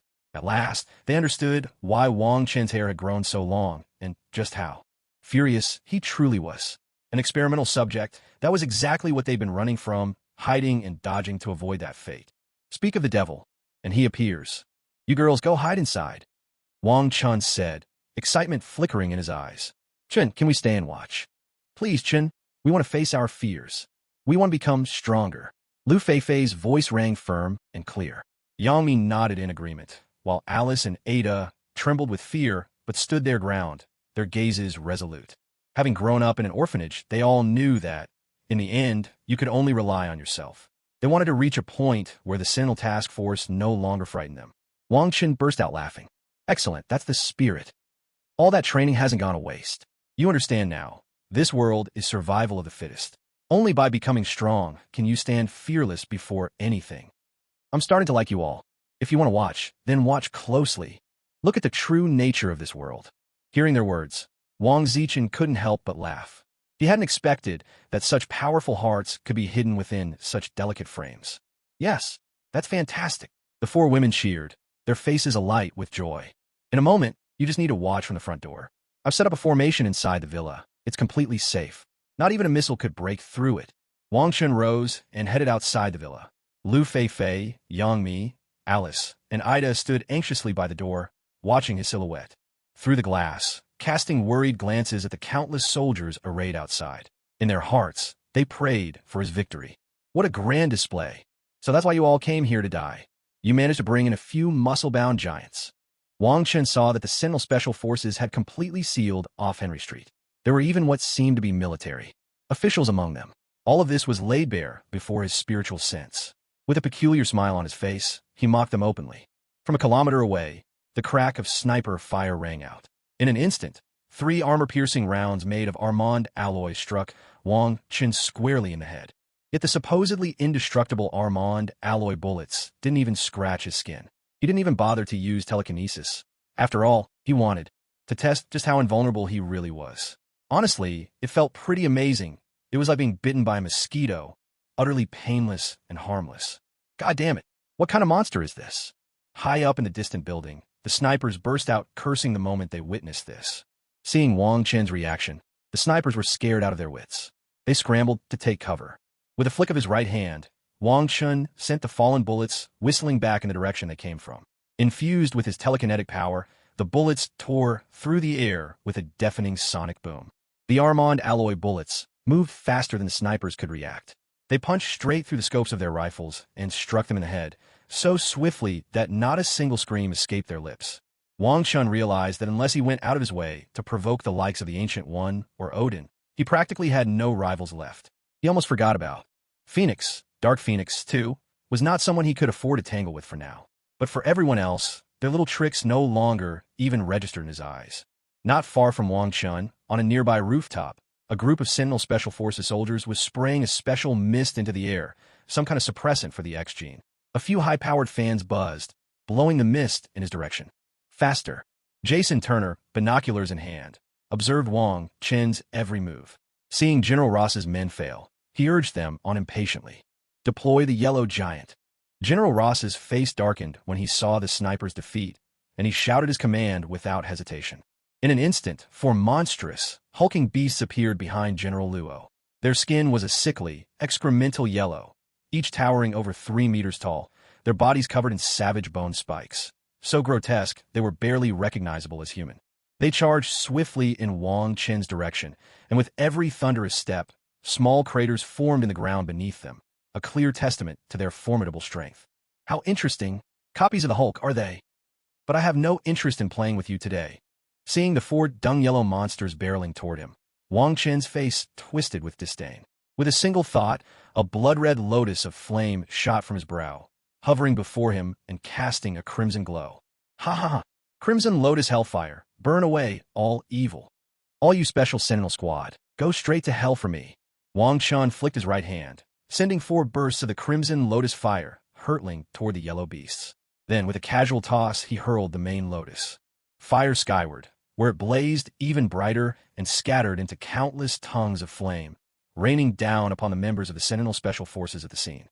The 4 yellow titans eyed the incoming red flames with utter contempt. Such feeble fire, what could it possibly do? Did he really think their defenses and regenerative powers were a joke? Suddenly, their arrogance turned to horror. Damn it. What the hell is this thing? Help! Somebody help! Curse you, you yellow-skinned freak!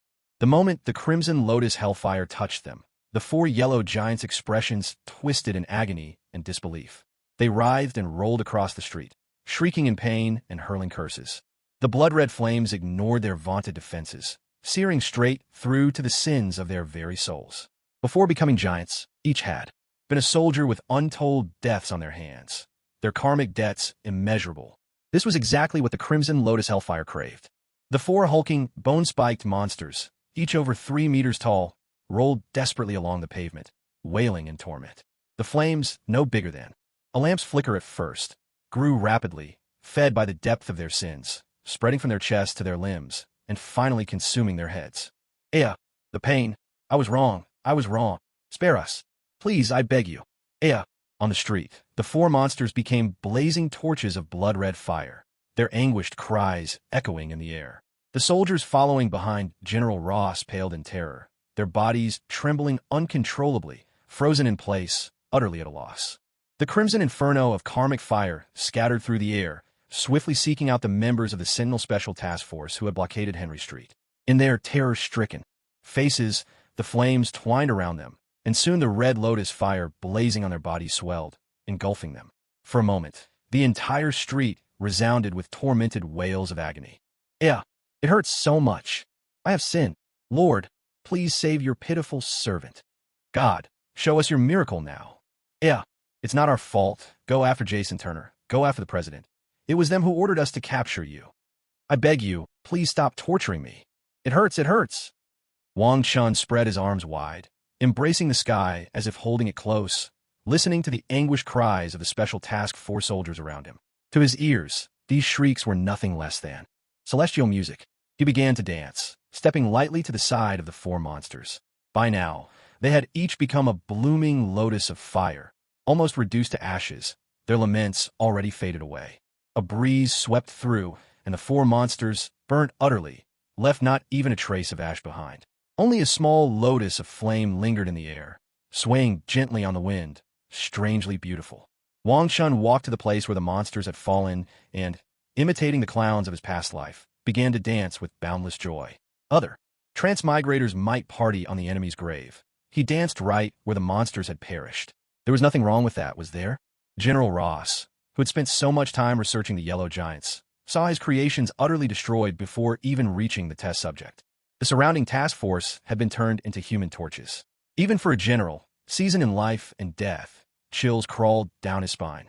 Jason Turner was in a terrible state, sweat trickling down his face, his expression the picture of despair. Four scarlet flames now circled him, not attacking, but hemming him in, barring any escape. The four soldiers at Jason Turner's side had already been reduced to ashes. Even in their final moments, they cursed him bitterly, their death cries more heartrending than any experimental subjects in the lab. Jason Turner's face was clouded with gloom. He knew Wang Chun was tormenting him on purpose, forcing him to taste the fear of death. Looming at any moment, his only hope now lay in the Worthington family serum, praying it would strip this devil of his mutant powers. In the White House of Huadu, the President, Vice President, Secretary of Defense, and Secretary of State gathered in a grand conference room, their faces dark as they watched the live broadcast on the big screen. They had come, anticipating a triumphant show from General Ross. The Yellow Giant's abilities had already proven formidable on the battlefield. No one expected that they wouldn't even withstand a single flicker of the test subject's flame, reduced instantly to ashes. Was the Yellow Giant too weak? No, that wasn't it at all. It was Wang Chen's abilities that were so bizarre, and his power so terrifying. The screen once again played the footage of the Sentinel Special Task Force members being incinerated to ashes, and a live feed of Wang Chun dancing wildly where the Yellow Giant fell. The faces of everyone in the conference room grew grim and tense. Was there really no one who could stop this monster? Would they really have to resort to launching a nuclear missile? Suddenly, the people in the conference room all turned with a glimmer of hope, their eyes fixed on the blue elf sitting quietly to the side. What the hell? Nick Fury finally couldn't hold back his curse when he saw the Sentinel Special Task Force members tormented in agony, burning into nothing but ash. And then, seeing Wang Chun arrogantly performing his strange dance, Nick's brow furrowed. Modern weaponry was powerless against him. Who else could possibly put an end to this? Charles, Nick Fury murmured under his breath. At last, Wang Chun stopped his bizarre dance. Jason Turner, driven forward by four flickering flames, was forced to stand before him.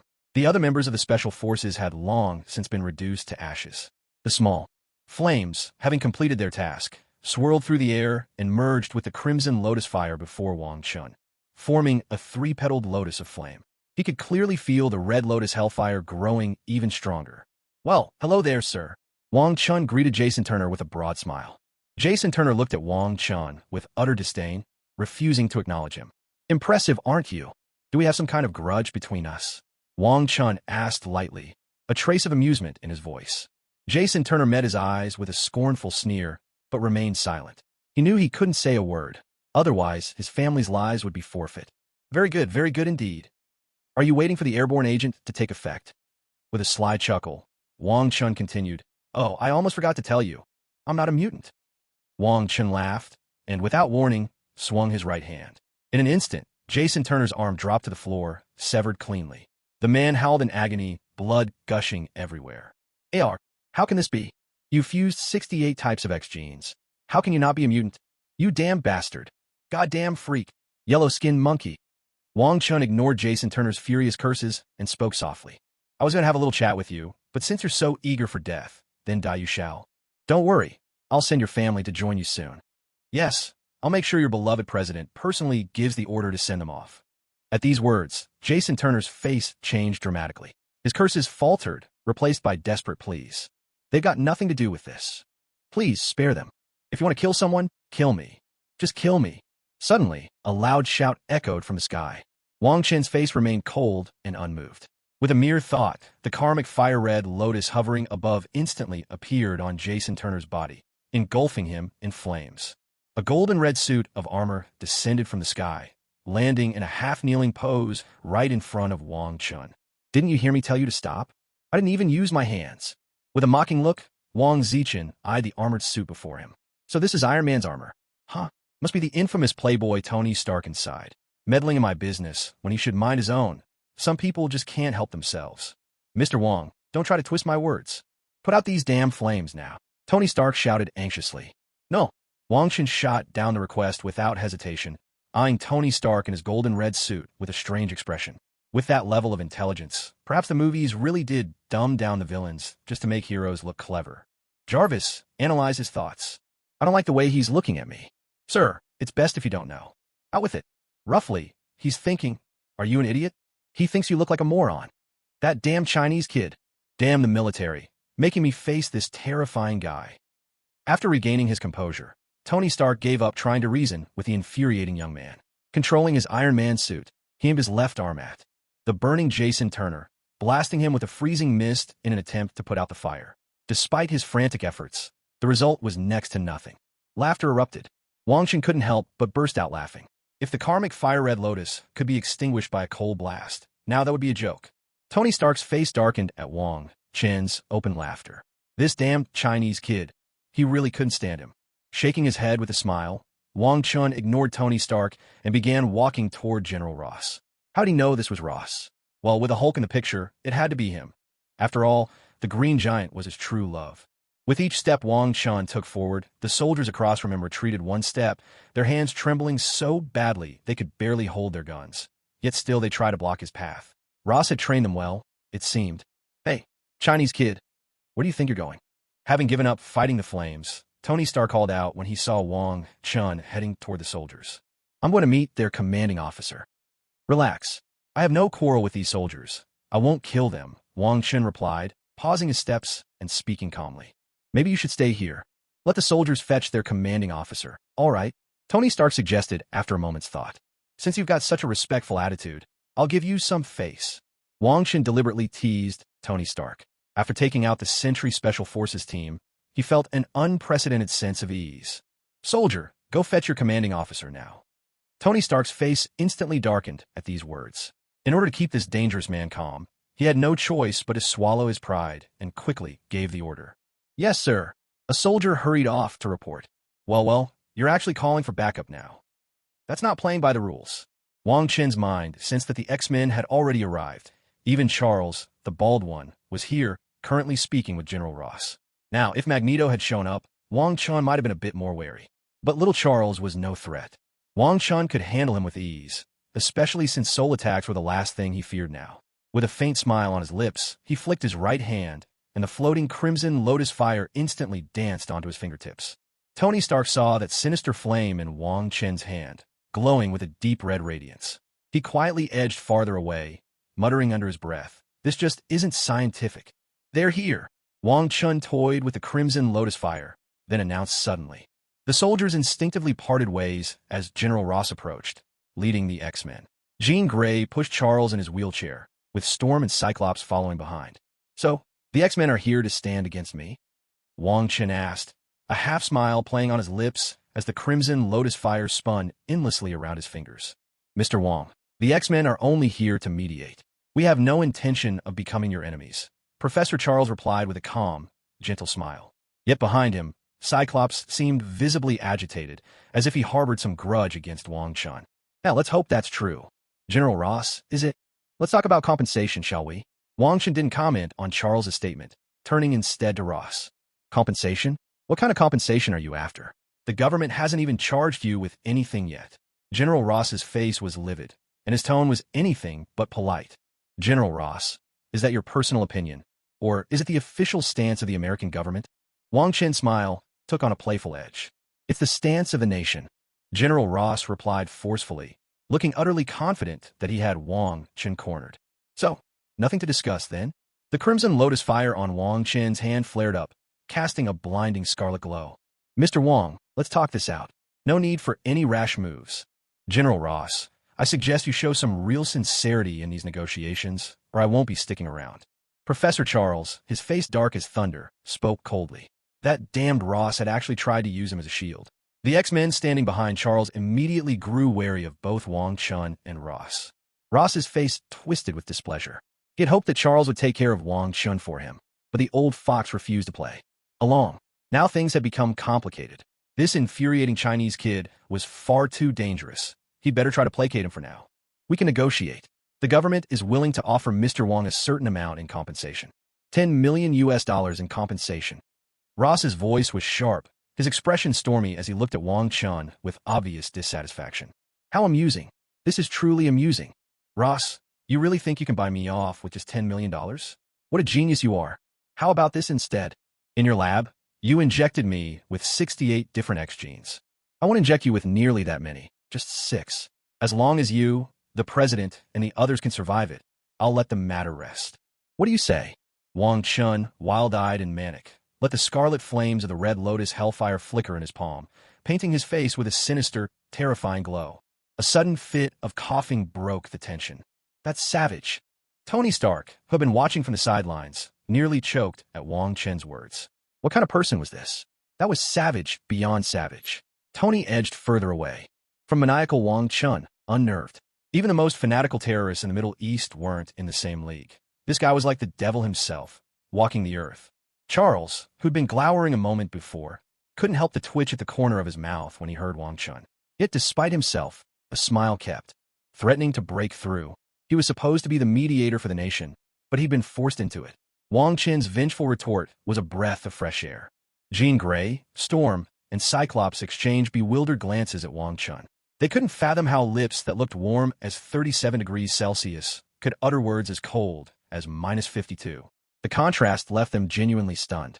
Holy, you. General Ross had never imagined Wong Chun would be so unhinged. For a moment, he was utterly lost for words. He could only glare at him, face ashen, as if that alone might somehow give him the upper hand. So, it seems you don't like my solution, do you? In that case, why don't you just kill me? Once I'm dead, there'll be no more problem, right? If you can't solve the problem, then you solve the person who raised it. Isn't that your usual approach? Wong Chun paid no mind to the murderous look on Ross's face. His own expression remained wild, but his words were eerily calm. Ross was seething inside, ranting in his mind. If I could kill you, I would have done it long ago. Do you really think I'd let you stand here and spout all this nonsense? Inject the X gene? I'm not insane. Why would I ever agree to that? Just thinking of those test subjects, their lives worse than death, sent a shiver down his spine. As for the president's side, he didn't even need to consider it. He knew it was impossible. Still, he kept his face grim as he looked at Wong Chun, forcing a smile as he replied. Mr. Wong, let's not joke around. I'm here to solve problems, not to create new ones. If $10 million isn't enough, how about $50 million? Weren't you the one joking first? Well, if you want to kill me, I doubt the X-Men alone are up to the task. I'm a cultivator. What I fear least is an attack on my soul. Which means, to me, Professor Charles is just an old man. A crippled old man at that. He poses no threat at all. As for Storm and Cyclops, there's nothing to say. 2 blasts of fire would finish them off. The only one who might actually kill me is Jean Grey. Or, to be precise, a force within her. But that power hasn't awakened yet, so she's out of the picture. Wong Chen's manic grin grew ever more pronounced. After tossing a brief reply to Ross, he continued talking, unconcerned. He intended to shatter every last one of Ross's trump cards, to break down any hope he might have, and see how long he could keep up his bravado. Hearing Wong Chen's words, Professor Charles couldn't help but look deeply shocked. What startled him most was that Wong Chun could sense the power hidden within Jean Grey. Still, he forced himself to stay calm. But when Wong Chun claimed to be immune to psychic attacks, Charles's expression was impossible to read. Uncertainty, concern, and disbelief all flickered across his face. Jean Grey, Storm, and Cyclops all looked at Wong Chun with complex emotions in their eyes. Though they were resentful, the moment they saw the crimson flame lotus in his hand, fear replaced their indignation. They had all witnessed that small blossom of fire burn 4 giants alive. General Ross stared at Wong Chun, barely managing to swallow an expletive. He glanced at Charles's ashen face and realized Wong Chun was telling the Truth. The rest of the X-Men looked just as terrified. A bunch of useless cowards. He cursed inwardly. How he missed the Hulk at a time like this. Mr. Wong, we can increase the compensation. How does $100 million sound? Oh my, you all seem determined to kill me. So, tell me, how should I fight back? Should I split the White House in two with a single sword strike? Should I detonate every nuclear warhead in America? Let the whole country sprout mushrooms? Or perhaps I should inspire your oppressed citizens to take a page from the East, rise up, overthrow the rich, and redistribute the wealth. If America lost its nuclear weapons, would it be carved up by other countries? If America lost its nuclear weapons, would ordinary people finally get a chance to rule? If America lost its nuclear weapons, would mutants be able to found their own nation just for fun?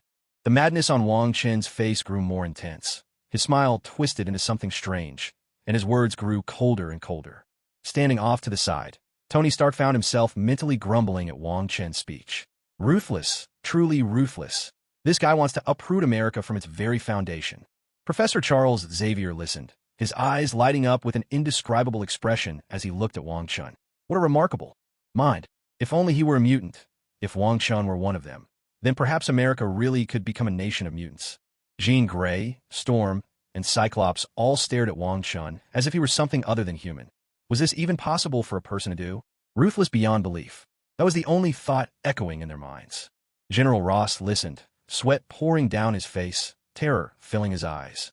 Was Wang Chun really planning to destroy America? Was this truly necessary? Forcing himself to regain his composure, he turned to Wang Chun and spoke. Mr. Wong, please say no more. I'll go seek approval from my superiors and bring you an answer. Would that be acceptable? Fine. But remember, you have only one chance. If we can't reach an agreement, then there's nothing more to discuss. Wang Chun flashed General Ross a chilling smile. Ross saw a look in Wang Chen's eyes that was disturbingly eager, as if he actually hoped the negotiations would fail so he could make those threats a reality. A madman. This man is a madman. Unbelievable. Meanwhile, in the White House in Washington, D.C., a large conference room was filled with fear. The President, Vice President, Secretary of Defense, and Secretary of State stared at the big screen, displaying Wang Chen's outrageous demands. Terror was plain on every face, sweat streaming down as if it cost them nothing. Especially when Wang Chun mentioned forcing them to inject themselves with 6 different X genes. The whole room, President and officials alike, erupted in furious curses.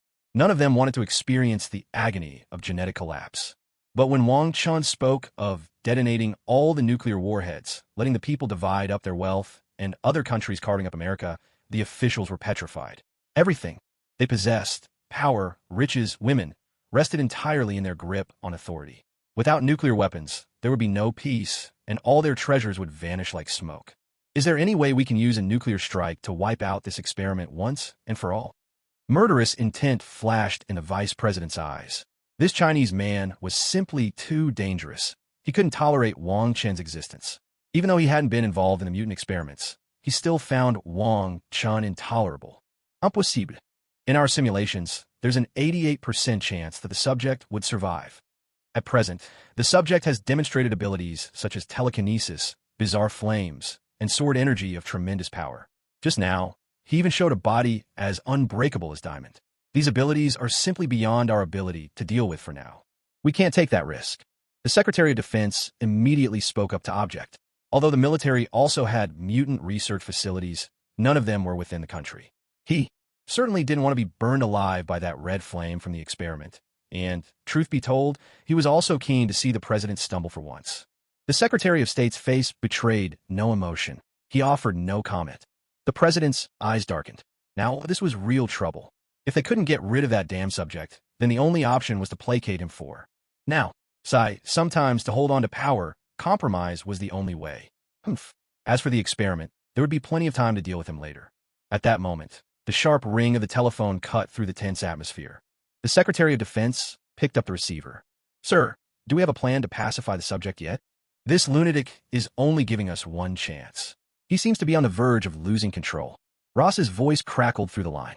The president, his expression grim, held up a single finger to the Secretary of Defense, who nodded in understanding. General Ross, you are fully authorized to negotiate with the subject.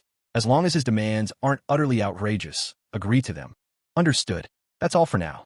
General Ross stared at the deadline, seething. In a fit of rage, he smashed the phone to pieces, shouting, Damn it! Damn it! Now I'm the one left holding the bag. Just great. Ross's face was ashen with fury, his eyes glinting with a chilling menace. Inwardly, he vowed he would get the Hulk back at any cost, and find a way to gain power for himself. This feeling of being at someone's mercy was intolerable. Forcing a stiff smile, Ross returned to the scene and addressed Wang Chen. Mr. Wang, please let us know what you require. Anything at all? Wang Chen asked, a sly look in his eyes. No problem. Very well. It seems you're showing real sincerity. My first demand is for the Sentinel Special Task Force to disappear. The family of their supervisor should vanish as well. I already said I'd reunite his family with him. Do you understand? Wang Chen's smile faded, his expression turning icy cold. Understood. You have my word, there won't be any issue. Ross couldn't hide his relief. Inwardly, he thought the Sentinel Task Force was as good as done for after such a colossal blunder, and as for the supervisor's family, they were just collateral. No problem there. Wait a minute. Don't drag the families into this. Isn't that going too far? Cyclops protested, his face full of anguish and indignation. Oh, you want to save them, do you? All right, as long as you inject 6 kinds of X genes, I'll let them go. How about that? Seeing Cyclops actually step forward, Wang Chen looked at him with excitement, as if witnessing a comedy unfold before his eyes. Ross and Tony Stark's eyes twitched violently, and inwardly they couldn't help but curse. Damn it, this guy is ruthless. What's his problem with those 6 X genes, anyway? Cyclops was instantly floored by Wang Chen's words, the corners of his mouth spasming. He had just tried to plead a little. Was it really necessary to go this far? Scott, shut up. Professor Charles intervened, stopping Cyclops from making any more foolish moves. He knew all too well what kind of agony a person had to endure to survive a genetic collapse and not die. It was a miracle he hadn't lost his mind already, and here Cyclops was poking the bear. A look of disappointment appeared on Wang Chen's face. Couldn't you hold out a little longer? Coward. Mr. Wang, do you have any other demands? Ross' face broke into a smile as well. After all, his happiness always seemed to be built on the suffering of others. Give me $500 million in compensation. Wang Chun now felt a wave of boredom, a feeling much like the calm after a storm. Why did the American government have to give in so easily? Couldn't they push back a bit, maybe try to take him down? Sure, no problem. General Ross was slightly taken aback.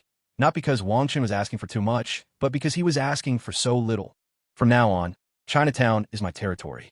I don't want to see any organizations like the Sentinel Task Force enter Chinatown. And the 4 girls at my house, I don't want anyone making trouble for them. Can you do that? Wang Zichen asked in a cold, detached tone. No problem. Absolutely no problem. I guarantee no one will bother them. And no one from anything like the Sentinel Task Force will set foot in Chinatown. General Ross was overjoyed at Wang Chen's requests. He hadn't expected them to be so simple. Damn that Jason Turner. Why did you have to provoke such a good-natured guy? Damn it all. All right, that's settled then. Oh, and fix all the damaged buildings around here before dawn. Wang Chun said lazily, stretching as the crimson lotus fire shrank and vanished into the space between his brows. Don't worry, Mr. Wang. The money will be in your account by tomorrow. I'll arrange for the engineers to begin repairs right away. You're always welcome to come and cause me trouble. But remember, you only get one chance. With a strange smile on his face, Wang Chun seemed to be inviting them to try and kill him, just so he could have a little fun, almost daring them to come and end him. Watching Wang Chen's manic behavior, Ross thought to himself, this guy is a total lunatic. No way am I falling for that. This isn't cowardice, it's just common sense. Wang Chun wiped the strange smile from his face, deciding not to provoke General Ross any further. He glanced at the road, now reduced to rubble by the rampaging dung giant, then turned to head home. Mr. Wang, may we have a word? Professor Charles suddenly called out. Charles, what is it you want to talk about? Wang Chen knew exactly what Charles was after, but he was in no mood to give anything away for free. If Charles was hoping for a handout, he'd find even the windows tightly sealed. Mr. Wang, this isn't really the right place for a conversation, is it? Charles replied, his eyes crinkling with a pleasant smile. Fine, let's talk at my house. Realizing this persistent old fox wasn't going away anytime soon, Wang Chen replied with little enthusiasm. He didn't bother with further pleasantries, simply turning on his heel and heading toward his villa. Jean, follow him. Charles gave a quiet order, and Jean Grey, Storm, and Cyclops could only trail after Wang Chen. Hey now, such an interesting event. How could you leave me out? Tony Stark, who had been watching the drama unfold with great amusement, suddenly joined the group as well. General Ross narrowed his eyes, watching Wang Chen's retreating figure. He couldn't shake the feeling that this man spelled trouble. He forced himself to dismiss the thought. What did it matter if trouble was brewing, as long as it didn't affect him? Besides, this Chinese fellow had been surprisingly good-tempered, never once threatening to tear things apart. That was the only reason Ross had made it through unscathed. Yes, in Ross's eyes, Wong Chun was indeed rather easygoing. His demands hadn't been excessive. Money was nothing but paper to those in power. If Ross himself were in Wang Chen's shoes, he'd have torn down the White House and dealt with the president first. A flash of resentment flickered in Ross's gaze. All four of his yellow giants were dead. He lost both his pawns and his queen, all in one move. Surveying the wreckage strewn across the street, Ross decided to tackle the mess before him. He hurriedly called in a construction crew, issuing an ultimatum. Everything had to be restored to its original state by sunrise. Brother Chun, you were amazing out there. Seriously, you totally blew everyone away. How did your flame get so powerful? As soon as Wang Chen stepped through the villa doors, Lu Fei and the other 3 women swarmed around him, chattering excitedly. He could only try to calm them down. All right, let's save this for tomorrow. We're about to have guests. Why don't you head upstairs and get some rest? We'll head to our rooms, then. Taking the hint, the 4 women stopped their barrage of questions. They were quick on the uptake, but excitement still bubbled over. They just watched Wang Chun defeat the Sentinel Special Ops. After all, and their safety was assured. Now was the perfect time to cozy up to their golden ticket. With happy laughter, the 4 of them ran upstairs to pick out their rooms and settle in. Wang Chun finally felt a wave of relief. Smiling, he took a seat at the tea table and began brewing tea. Steam rose in gentle curls, the fragrance filling the air, mirroring his own buoyant mood. A loud clatter rang out as the front door opened. Jean Grey wheeled Charles in, followed by Storm and Cyclops, and, to everyone's surprise, Tony Stark walked right in as well, still clad in his Iron Man suit. Jean parked Charles beside the tea table. Mr. Wong, I'd like you to tell us, what exactly is that force inside Jean's body? Wang Chun gave a dismissive chuckle at the question, but nonetheless poured Charles a cup of tea. His tone was laced with contempt as he replied. And why should I tell you? Tony Stark couldn't help but laugh out loud at that. Maybe it was a case of attracting like, but he found Wang Chen's response delightfully satisfying. Charles was momentarily at a loss for words. He hadn't expected such a direct refusal. Oh, and you want to laugh at someone else? You're on death's door yourself. Wang Chen shot back at Tony, clearly enjoying himself. He thought maybe he should just change his name to Wong the Roaster. There was something invigorating about calling people out. Tony's face darkened behind the mask of his armor. This Chinese kid was infuriating. Professor, let it go. Please, don't ask anymore, Jean pleaded, not wanting to see her mentor put in such a difficult spot. Storm and Cyclops glared daggers at Wang Chun and Tony, their anger barely contained. Jean, don't say that. The power within you is vitally important to us, Charles said gravely, his gaze fixed on her. The situation for mutants was already precarious, and after Wang Chen's recent uproar, the government was probably scrambling to come up with countermeasures. Mutants were likely to become targets. Mr. Wong, if you have any requests, name them. Charles looked at Wang Chun with such earnestness that Wong actually felt a twinge of embarrassment. Now that's the right way to solve a problem. If you want something for nothing, just forget it. Let's see. What I even want? I suppose some rare and unusual materials would do. Wang Chen pondered for a while, only to realize that he genuinely couldn't think of anything he needed. It was almost laughable. Money? He was about to receive $500 million. $. Property? The inheritance from his predecessor had taken care of that. He had all the things he'd once dreamed of in his previous life. So why didn't he feel happy now? Very well, Mr. Wong. Whatever you want will be delivered tomorrow. Now, can you finally tell me what that force really is? Charles asked, his excitement plain to see. Jean, Storm, and Cyclops all looked on with intense curiosity. Even Tony Stark couldn't help but take a few steps closer, his interest piqued. Of course. It said that there are 3 primordial forces in the universe, born at the very dawn of existence. They are the Phoenix Force, the Chaos Force, and the Fairy Force. The Fairy Force is currently without a master. The Chaos Force is under the control of a terrifying demon god. As for the Phoenix Force, that's simply a power residing within Jean's body. A mischievous grin crept across Wang Chen's face as he explained to them in an utterly serious tone. Demon gods, really? Are you kidding me? Before Charles could say anything, Tony Stark simply exploded, his voice ringing out with disbelief as he frantically questioned the whole idea. It was clear his worldview had just been shattered. What are you getting all worked up for? You nearly scared me out of my skin. Startled by Tony Stark's booming voice, Wang Chen spilled his tea and snapped back at him, clearly annoyed. So, is it true that there are demon gods in this world or not? Tony, clad in his Iron Man suit, clutched his head in both armored hands in utter frustration. He had no idea how ridiculous he looked right then. striking such a dramatic pose in full armor. Laughter erupted all around. I am sorry. I just couldn't help it. The crowd couldn't hold back their amusement. Even Charles, who had been tense a moment before, broke into a smile. But none laughed harder than Wang Chun, who found the whole scene absolutely delightful. Eventually, Tony's agitation subsided inside his suit, though his expression was still stormy. He turned to Jarvis and asked in a low voice, "Was I really that funny just now?" "Sir, I don't quite understand human emotions," Jarvis replied, "but I can show you what you looked like." With that, Jarvis quickly hacked into Wang Chen's home security system and sent Tony photos of himself making bizarre gestures in the Iron Man suit. Tony stared at the images in silence for a long moment before gritting his teeth and growling. Jarvis erased those photos. Not a single one stays. Wang Chun, still chuckling, finally managed to compose himself, though the amusement lingered in his eyes. With a mischievous note, he addressed Tony Stark. "Since you've given me such a good laugh, I'll explain a little for you. Demon gods do exist. Of those we know, Mephisto should ring a bell. It's the demon god of hell. If gods are real, then of course magic exists. In fact, I'm an Eastern mage myself. So what do you think? Isn't this world fascinating? Has your worldview been shattered? Hard to believe, isn't it?" Tony Stark looked a bit stunned, but quickly recovered. He had a resilient heart. He accepted the existence of demon gods and magic with surprising ease. Science is still the ultimate truth, he thought to himself. Magic? Just another aberration.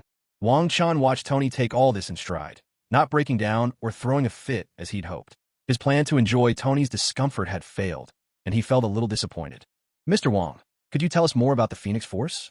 "To be honest, I don't know much about the Phoenix Force myself. The Phoenix Force comes from the primordial universe, born at the dawn of all things. It is chaotic yet immortal, eternal yet ever-changing, a child of the cosmos. It embodies the life and psychic power of the original universe, a symbol of vitality and emotion." "Well, that's everything I know. I've told you all I can." Wang Chun recounted what he knew with a nonchalant air. He owed his knowledge to his past life's habit of looking up all sorts of odd facts after watching Marvel movies. His curiosity always got the better of him. Now, with his soul strengthened, his memories from his previous life were even clearer. He could recall with perfect detail things he'd only seen once. Truly, he thought he must be a genius. "Then is it possible to harness the Phoenix Force? Or extract it?" Jean asked, her voice trembling with excitement. "How would I know? I'm a human, not a god." Let me put it another way. Even gods can't control the Phoenix Force," Wang Chen replied, a trace of impatience in his tone. "All right, Jean, try to calm down. Mr. Wong clearly doesn't know. Let's go back and think of another way," Charles said gently, trying to soothe Jean. "Well, if you've finished asking your questions, then I won't see you out." Wang Chun began ushering them out with a cold detachment. His patience with them had run thin. He still hadn't had a proper rest since arriving in this world. "Very well, we'll take our leave then. Mr. Wong, your materials will be delivered on time tomorrow," Charles said with a broad, courteous smile. Jean Grey pushed Charles away, her expression conflicted. Cyclops quickly followed after them, while Storm shot Wang Chun a lingering, searching look as if she found him rather intriguing. "Tony Stark, everyone else is gone. So why are you still here?" Wang Chun looked at him, a sly smile playing at his lips. "What the? How did you know it was me?" Tony Stark cried out in shock. "Oh, come on. Did you really think I wouldn't recognize you just because you put on a disguise?" Wang Chen's smile grew wider. He couldn't deny the thrill of teasing someone like this. "I even changed my voice. Sorry, but I have telepathy. I can see your mustache as clear as day. And by the way, doesn't your chest hurt, walking around with a hole in it?" Wang Chun could barely hold back his laughter. He was on a roll today, collecting all the punchlines. Damn it. This is ridiculous. Stupid superpowers. I hate magic." Tony Stark, thoroughly embarrassed, bolted from the villa at top speed, making a hasty retreat. His image was in shambles. He'd completely forgotten to ask Wang Chun if he could save him. "What a wonderful day. My predecessor, I've avenged you. The Sentinel Task Force is gone. And I even gave you 2 warships as a gift. Don't worry, I'll be sending those people behind the scenes to hell soon enough too." Wang Chun stood up and stretched, a strange smile lingering on his face as he muttered to himself. He wasn't naive enough to believe the American government had truly relaxed. They were simply stalling for time.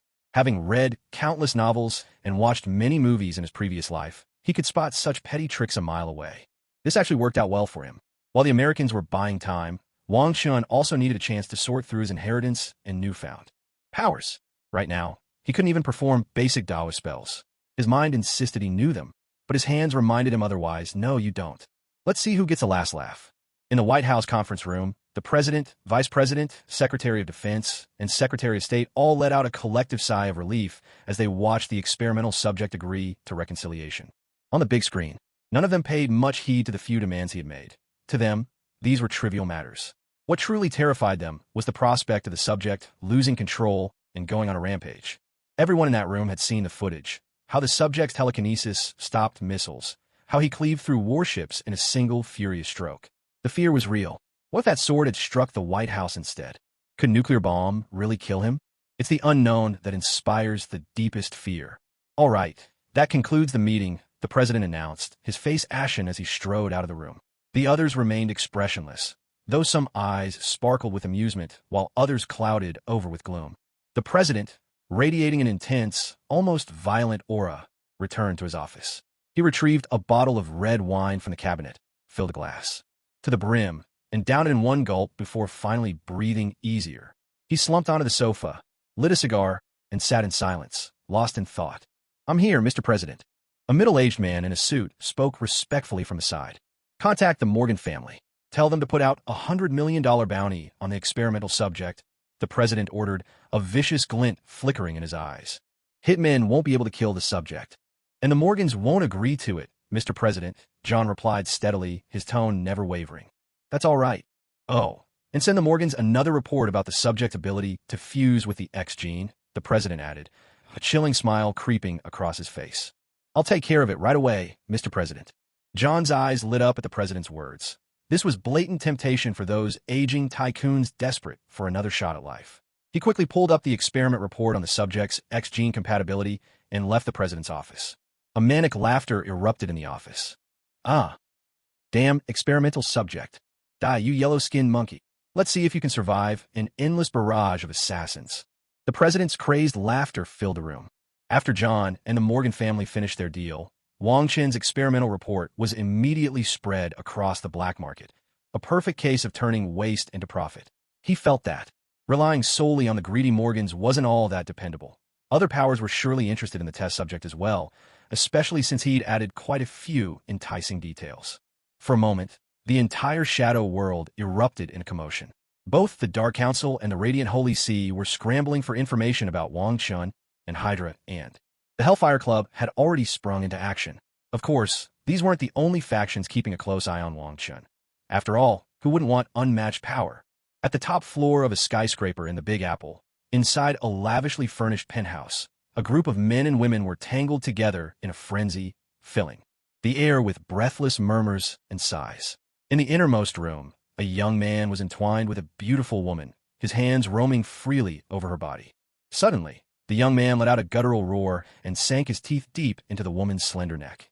Within moments, her body shriveled into a withered husk. With a dull thud, he tossed her lifeless form into the swimming pool. "How was the taste, Deacon?" A stunning white woman in a lab coat handed Deacon a white towel, her face lit up with a playful smile. "Nothing beats the blood of a virgin, delicious as always." "Demi, you always know my palate," Deacon replied, dabbing the blood from his lips with the towel and grinning. "I'm glad you liked it. By the way, we've caught the Daywalker. When should we hold the ceremony?" Demi asked, wrapping her arms around Deacon. "We'll wait for the night of the full moon." "Oh, and I almost forgot. There's a new rumor on the dark web. Apparently, there's a test subject whose genes can freely fuse with the X gene, and his blood can even extend human lifespan," Demi mentioned suddenly. "Is that so?" "Yes. And who is this test subject?" A sly smile crept across Deacon's face. "He's none other than the infamous exorcist, Wong Chun. He's always been humanity's protector, and yet humans turned him into a test subject. Isn't that just the height of irony?" Demi burst into laughter. "Patatikumans. Wong Chun must have escaped, hasn't he?" Deacon's face broke into a broad grin. "How did you know?" "If word got out, that means Wong Chun is on the run. The government can't handle him. They've had to put a bounty on his head." "You're absolutely right." "Good. Then send a squad of Bloods to lure Wong Chun to the ritual site on the night of the full moon. The blood god will need a feast, after all." Deacon's laughter echoed wildly through the room. "At your command, my beloved blood god," Demi replied, offering a theatrical bow before leaving the bedroom. "Folies humans, deacon murmurat." Prepare to welcome the reign of the great blood clan. In a lavish bar in Big Apple City, an elderly woman sat at the head of the table. Opposite her was a middle-aged man. Murakami, have you heard the news from the dark web? The old lady asked, her face alight with a broad smile. You mean about the test subject? Murakami frowned slightly as he replied. They say the test subject's blood can grant immortality. Do you think it's true? Madame Gao's eyes burned with fervor. If the news has made its way out, there's at least a grain of truth to it. But if the government can't deal with him, what hope do we have? Murakami saw through Madame Gao's intentions and spoke bluntly. Still, I can't help feeling unwilling to let this go. Madame Gao's face clouded over with frustration. The dragon bone is what matters most, Murakami declared emphatically. The dragon bone. Madame Gao's eyes blazed with obsession as she muttered to herself. I'll have someone keep an eye on the test subject. There are plenty of people who want to make a move on him. Let's wait and see what happens, Murakami said. Though disappointed, Madame Gao chose to bide her time and remain patient. The world outside was a cacophony of noise, but Wong Chun slept like the dead at home. Ever since he'd arrived in the Marvel composite universe, his nerves had been stretched taut. First, there was the all-consuming hatred from his predecessor, then the desperate longing for life, and finally, the burning anger toward the staff at the experimental facility. All of it relentlessly battered Wang Chen's fragile mind. Although Wang Chun had inherited everything from Wu Dao of the cultivation world, at heart he was still an ordinary person. Lacking the unwavering resolve to control it all, he found himself utterly exhausted. Now, he used deep sleep to restore his spiritual strength. As he lay in bed, Wang Chen's body shimmered with a faint violet light with each breath, quietly absorbing the sapphire starlight and the multicolored cosmic energies suspended in the air. Yes, in this Marvel world, energy truly existed. Otherwise, there would be no mutants at all. After all, energy is conserved. For mutants to wield their powers, their bodies must be able to absorb energy. Simply eating food could never replenish what they expend. The next morning, Wang Chen awoke from a deep sleep to find two smooth, fair thighs draped over his body. His arms were wrapped in a gentle embrace, soft, warm, and incredibly comfortable. As it happened, his little brother was already at attention, and with that extra stimulus, he nearly exploded. Perhaps his movement was a bit too much, for the two women beside him stirred awake, their faces burning red as they buried themselves in the pillows, trying to hide like ostriches. If you two keep pretending to be asleep, I'll have no choice but to deal with you right here and now, Wang Chun teased, a playful grin on his lips. Oh, how did you know I was awake? You're so annoying. Lu Fei, her cheeks still flushed, looked boldly at Wang Chun. Yang Mi also sat up, most of her ample bosom exposed, her cheeks tinged pink as she shot Wang Chun a look of mock annoyance. My abilities are quite impressive, you know. And by the way, what are you two doing on my bed? I don't recall inviting you. Wang Chun glanced at them with a teasing smile, his eyes lingering on their generous curves. He couldn't help but marvel at his own luck. Last night we actually wanted to talk to you about something, one of them began. But you'd already fallen asleep, Lu Fei added, her cheeks growing redder with every word until she grew too embarrassed to continue. There was this purple glow coming from you, drawing all sorts of colorful lights from the sky, she continued. We felt so comfortable inside, we just drifted off without realizing it. Yang Mi picked up where Fei left off, her tone bold and candid. Half reclining against the headboard, Wang Chun reached out and pulled both women into his arms with a mischievous grin. So, you two were plotting to take advantage of my good looks, were you? I'll have to get even for this. Oh, you big flirt. Fei and Yang Mi blushed even deeper, giving a playful protest but not pulling away. Instead, they nestled obediently into his embrace, Yang Mi snuggling in even closer.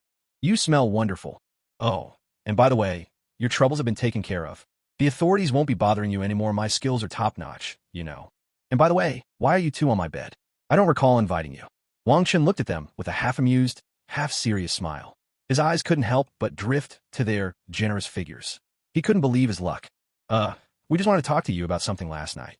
But you fell asleep, Lu Fei added, her cheeks growing redder with every word until she could hardly continue. There was this purple light coming from you, attracting all sorts of colorful lights from the air. We felt so comfortable in that glow, we dozed off without realizing it. Yang Mi chimed in boldly, picking up where Lu Fei left off. Half reclining against the headboard, Wang Chun reached out and pulled both women into his arms, a mischievous grin on his face. Well, looks like you're both after my good looks. I'll have to get my payback. Oh, you shameless rascal. Lu Fei and Yang Mi blushed even deeper, but only gave a playful protest. Neither of them tried to pull away. In fact, Yang Mi snuggled in even closer. You smell wonderful. By the way, your problems have been taken care of. The authorities won't be bothering you anymore, Wong Chun breathed in the fragrance from their hair with a look of utter contentment. Really, the Sentinel Task Force won't come after us anymore. The two women were instantly overjoyed at his words. Only they knew what kind of days they'd endured lately. Finally, they were free. There won't be a Sentinel Task Force anymore. That's amazing. Fantastic. Without thinking, Lu Feifei and Yang Mi each planted a kiss on Wang Chen's cheek, then jumped off the bed, laughing as they dashed out of his bedroom. Looks like I just got teased by those two. By the time Wang Chun snapped out of it, they had already disappeared. He really couldn't be blamed for this. He'd dated girls in his previous life and knew how things went, but being kissed by beauties who looked like Lu Tianxian and Amimi? Who wouldn't be a little dazed? Wang Chun shook his head with a chuckle, got up, washed up in the bathroom, then picked out a casual suit from his wardrobe before heading downstairs. As he came down, he heard laughter from the west dining room. The cheerful, youthful playfulness of four lovely girls was a beautiful sight. Smiling, Wang Chen walked in and had breakfast with them. Afterward, he made his way to the east living room and sat down. You're both safe now. Do you still need to stay at my place? Oh, Chun, are you kicking us out? The smile on Lu Feifei's face faded instantly, and she looked at him with wounded eyes. Don't send us away. Yang Mi pleaded as well, her platinum blonde hair a little messy as she stared at Wang Chun, while Alice and Ada both gazed at him with wide, innocent eyes. I was just asking for your opinions, not kicking you out. What's with those strange looks on your faces? Wang Chen said, a little exasperated. Oh, so you're not throwing us out? Then that's a relief. We'll be fine, but it'll be dangerous if Alice goes out alone. We'll just stay here. Yeah, we open the shop during the day and come back to sleep at night. Not a bad plan, right? Perfect, it's settled then. The four women, upon hearing that Wang Chen wasn't asking them to leave, immediately started chiming in, one after another, and quickly made the decision among themselves. Wang Chun, watching from the side, was left a little dumbfounded.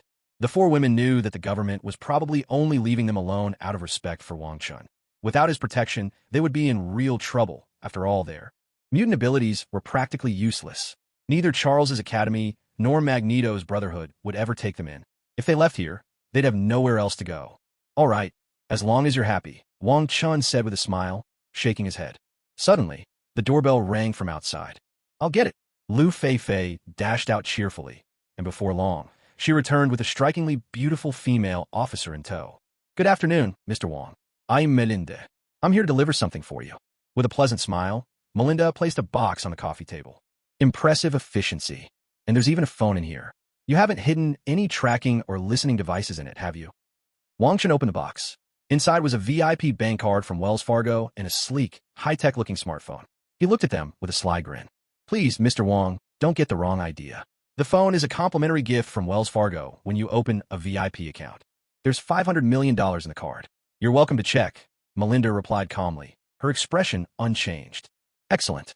I'm very satisfied. Tell Ross that as far as I'm concerned, this is the end of it. But you're always welcome to come looking for trouble, Wang Chen added, eyeing the phone with satisfaction, seeing that the account really was his, just upgraded a bit. As long as you're happy, Mr. Wong, I'll deliver your message.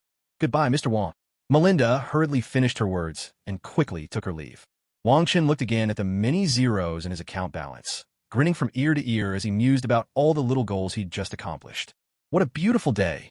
After the beautiful officer left, Wang Chun went out to buy himself a new phone and replaced his SIM card, stopping by the bank to double-check his deposit. He wasn't about to be foolish enough to trust the military's phone or their assurances. On his way back, he even got a fresh haircut, transforming himself once again into the kind of handsome man who turned heads wherever he went. When Wang Chun headed out, he told Lu Feifei and the other three women they could do as they pleased. After returning, Wang Chun went straight to his bedroom, intending to organize the knowledge he'd inherited. In this perilous world, only strength could give him a sense of security. Everything else was worthless. He sat cross-legged on the floor, a purple aura radiating from his body. Within his mind's eye, a purple lotus had already begun to bud. His soul, like a newborn child, was cradling the Hong Mang bell and slowly nurturing it. Below the lotus, all kinds of divine abilities were seated. At the center, the Hong Mang divine light, refined by the Hong Mang Dao scripture and the mysterious, almost black and white light of reincarnation, encircling them with a five-colored postnatal divine lights, postnatal yin-yang divine lights, heavenly thunder, the triple-flavored divine wind, netherworld ice, instant movement, time stop, and other divine glyphs. Yet, with his current strength, Wang Chun couldn't use any of these abilities. After absorbing the fragments of his predecessor's soul, he found he could now barely wield the 5 elemental spells on the lotus leaves. Oh right, there was also the red lotus karma fire he could employ, so at least he wasn't in the awkward position of having mana but being unable to cast spells. His bloodline was now in a growth phase, beginning to absorb the aura of these divine abilities from his mind's sea, and it was still evolving. His power kept increasing, but what troubled him most was the urgent need to master these new forces. Suddenly, a surge of purple light erupted as an ancient, purple mirror emerged from his brow. The Hong Mang mirror, seeming to throw a tantrum, started whacking Wong Chun as he sat cross-legged. Ouch, that hurts. Have you developed a mind of your own now? Stop hitting me. If you want something, just say it. Bam, bam, bam. After giving Wong Chun a good thrashing, the Hong Mang mirror finally turned into a streak of purple light and dove back into his mind, transmitting a message to him before falling silent. Damn it. If you needed energy, you could have just asked. Why beat me up first? This isn't about energy at all. You want fate itself. No wonder you keep pushing me to stir things up. Damn, you're bold. You even went to the supreme, primal chaos. And you got chopped by an axe. No wonder I kept seeing visions of Pangu splitting the heavens. So this is about expelling the aura of the heaven-opening axe, huh? Seriously, let's talk this out. Stop hitting me. Enough already. Apparently, the Hong Mang mirror was so embarrassed by Wang Chen's complaints that it flew out of his mind again and started pummeling him all over, only returning after venting its frustration, leaving Wong Chun doubting his very existence. I just got beaten up by a mirror. What kind of cosmic justice is this? And now it's threatening me too. What am I supposed to do? Someone help. This is urgent. Wong Chen's face was swollen like a pig's head, tears streaming from his eyes. He lay sprawled out on the ground in the shape of a starfish, utterly defeated and without the will to go on. He couldn't fight back at all. What a nightmare. It's just luck, isn't it? I'll get that for you, he muttered. Causing trouble? That's my specialty.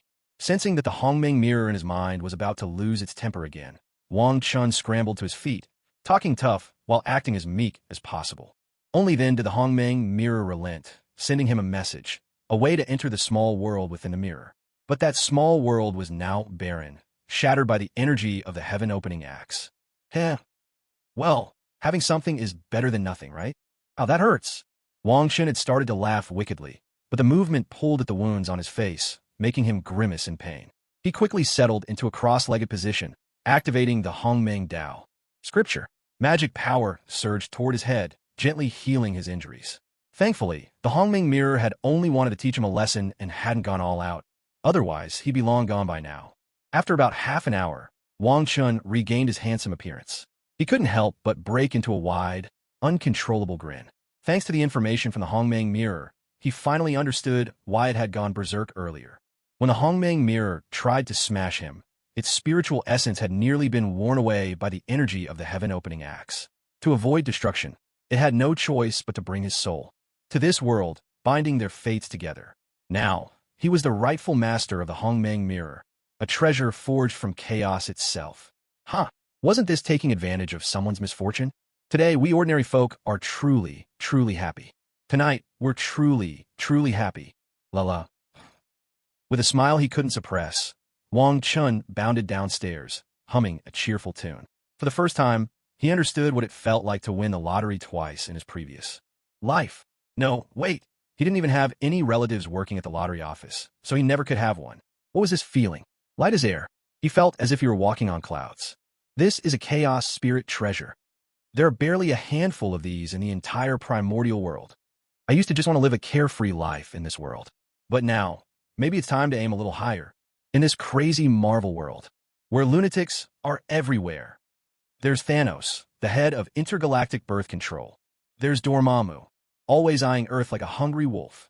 Oh, and there's even a celestial about to awaken on Earth. I don't want anyone stepping on my head ever again. I don't want my life and death dictated by others. I want to stand above billions upon billions of souls. I want to be their sovereign. I want to be their ancestor.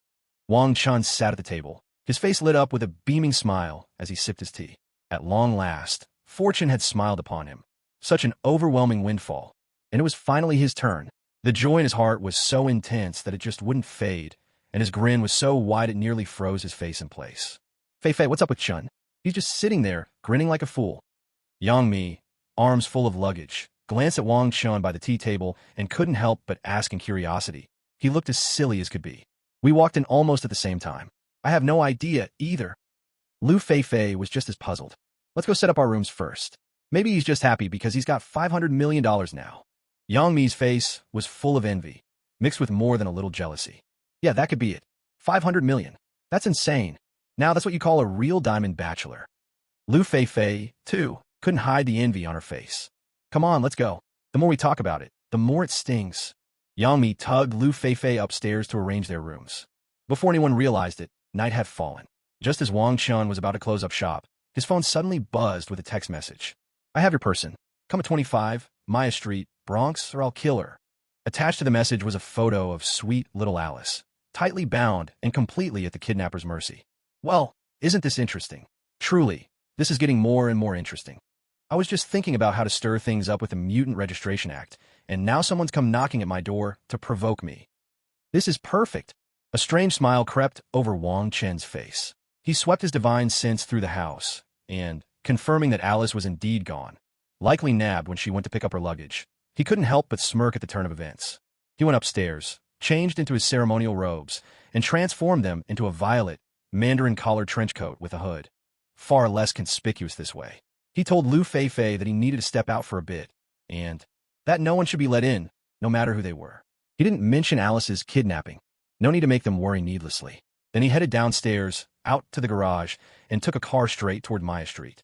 Well, he felt a little guilty, just a little. Whoever had kidnapped Alice, Wang Chen almost wanted to thank them. After all, they were risking their life to further Wang Chen's cause, a debt of gratitude, truly. The smile on Wang Chen's face grew broader and broader. Just moments ago, he'd been racking his brain for ways to stir up trouble over the Mutant Registration Act. Now, someone had leapt out, eager to do just that. Talk about rain falling just when the crops needed it. The thought filled him with glee, and he couldn't help but press the gas pedal to the floor, weaving through traffic as he sped towards Maya Street. 25, Maya Street. This was a building still under construction. Wang Chun parked his car by the roadside, lit a cigarette, and extended his spiritual sense to scan the structure. A look of surprise appeared on his face. He hadn't expected that these bats would be the ones causing trouble for him. He was, frankly, a bit speechless. Vampires, lighting a lamp in an outhouse, they were just asking for trouble. A peculiar smile crept onto Wang Chen's face. No matter which vampire had summoned him here, he wondered if they would collapse in despair when they finally realized they'd called upon the nemesis of their kind. The thought amused him. A wicked sense of mischief flickered in his heart. Stepping out of the car, Wang Chun headed into the building. With practiced ease, he found a passage leading down to the basement. As he stood before the corridor, a strange sense of familiarity washed over him. Of course, wasn't this the place where the vampire leader had tried to summon the blood god? That meant Blade must be here as well. Wang Chen finally understood why the vampires had called him. It seemed that news of his ability to fuse X genes had been leaked by the American government. These mongrels from the sewers were treating him like food. The smile faded from his lips as he rushed through the corridors, moving swiftly towards the room where, according to his spiritual sense, Alice was being held. He moved so fast he was little more than a blur, arriving outside Alice's cell with such ease that he almost doubted his own senses. This was sloppy, far too careless. They clearly didn't consider him a real threat. Wang Chun shook his head. There would be time to settle accounts later. First, he had to rescue Alice. Hello there. Summoning the Hong Mang sword from his core, Wang Chun strode up to the two vampires guarding the door, a cold smirk on his face as he greeted them. Yellow-skinned monkey, just behave and become our meal. The two vampires sneered, lunging at him in a blink. For an ordinary person, their movements would have been impossible to follow. Instant defeat. But was Wang Chun an ordinary person? Absolutely not. With a cold smile, Wang Chun sliced twice through the air with the Hong Mang sword. Two arcs of violet sword energy tore the vampires apart, their bodies dropping to the ground as his magical power continued to burn them. You. You're dead. You're so dead. The great blood god is about to descend, and you'll just be food for him. Humans are destined to become slaves to the blood clan. Even as they were cut in half, the two vampires hurled curses at Wang Chun. If he hadn't wanted to squeeze a bit more information out of them, he'd have finished them off already.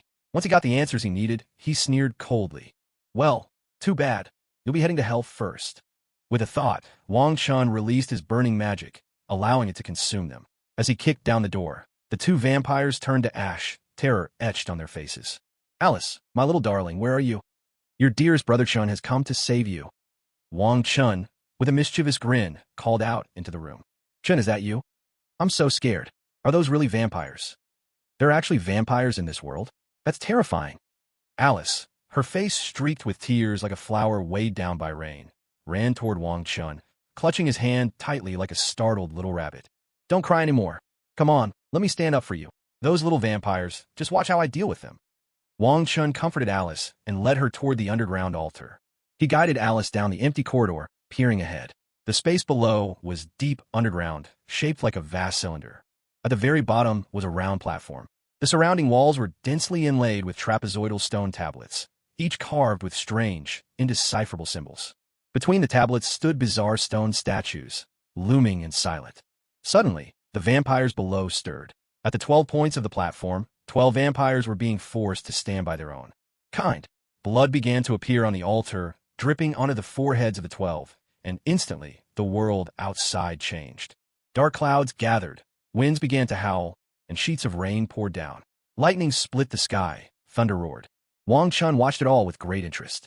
He was waiting for the blood god to descend before making his move. Only then would the fortune he sought be at its peak. And then there was Blade. Wang Chun decided not to get involved with him now. After all, a feud between mother and son was nothing glorious. Besides, Blade would be fine. Yes, Wang Chun's former self had known Blade well. They'd even been good friends. Chun, are we just going to stand here and watch? Alice, still fearful, whispered. The atmosphere around them was eerie and chilling.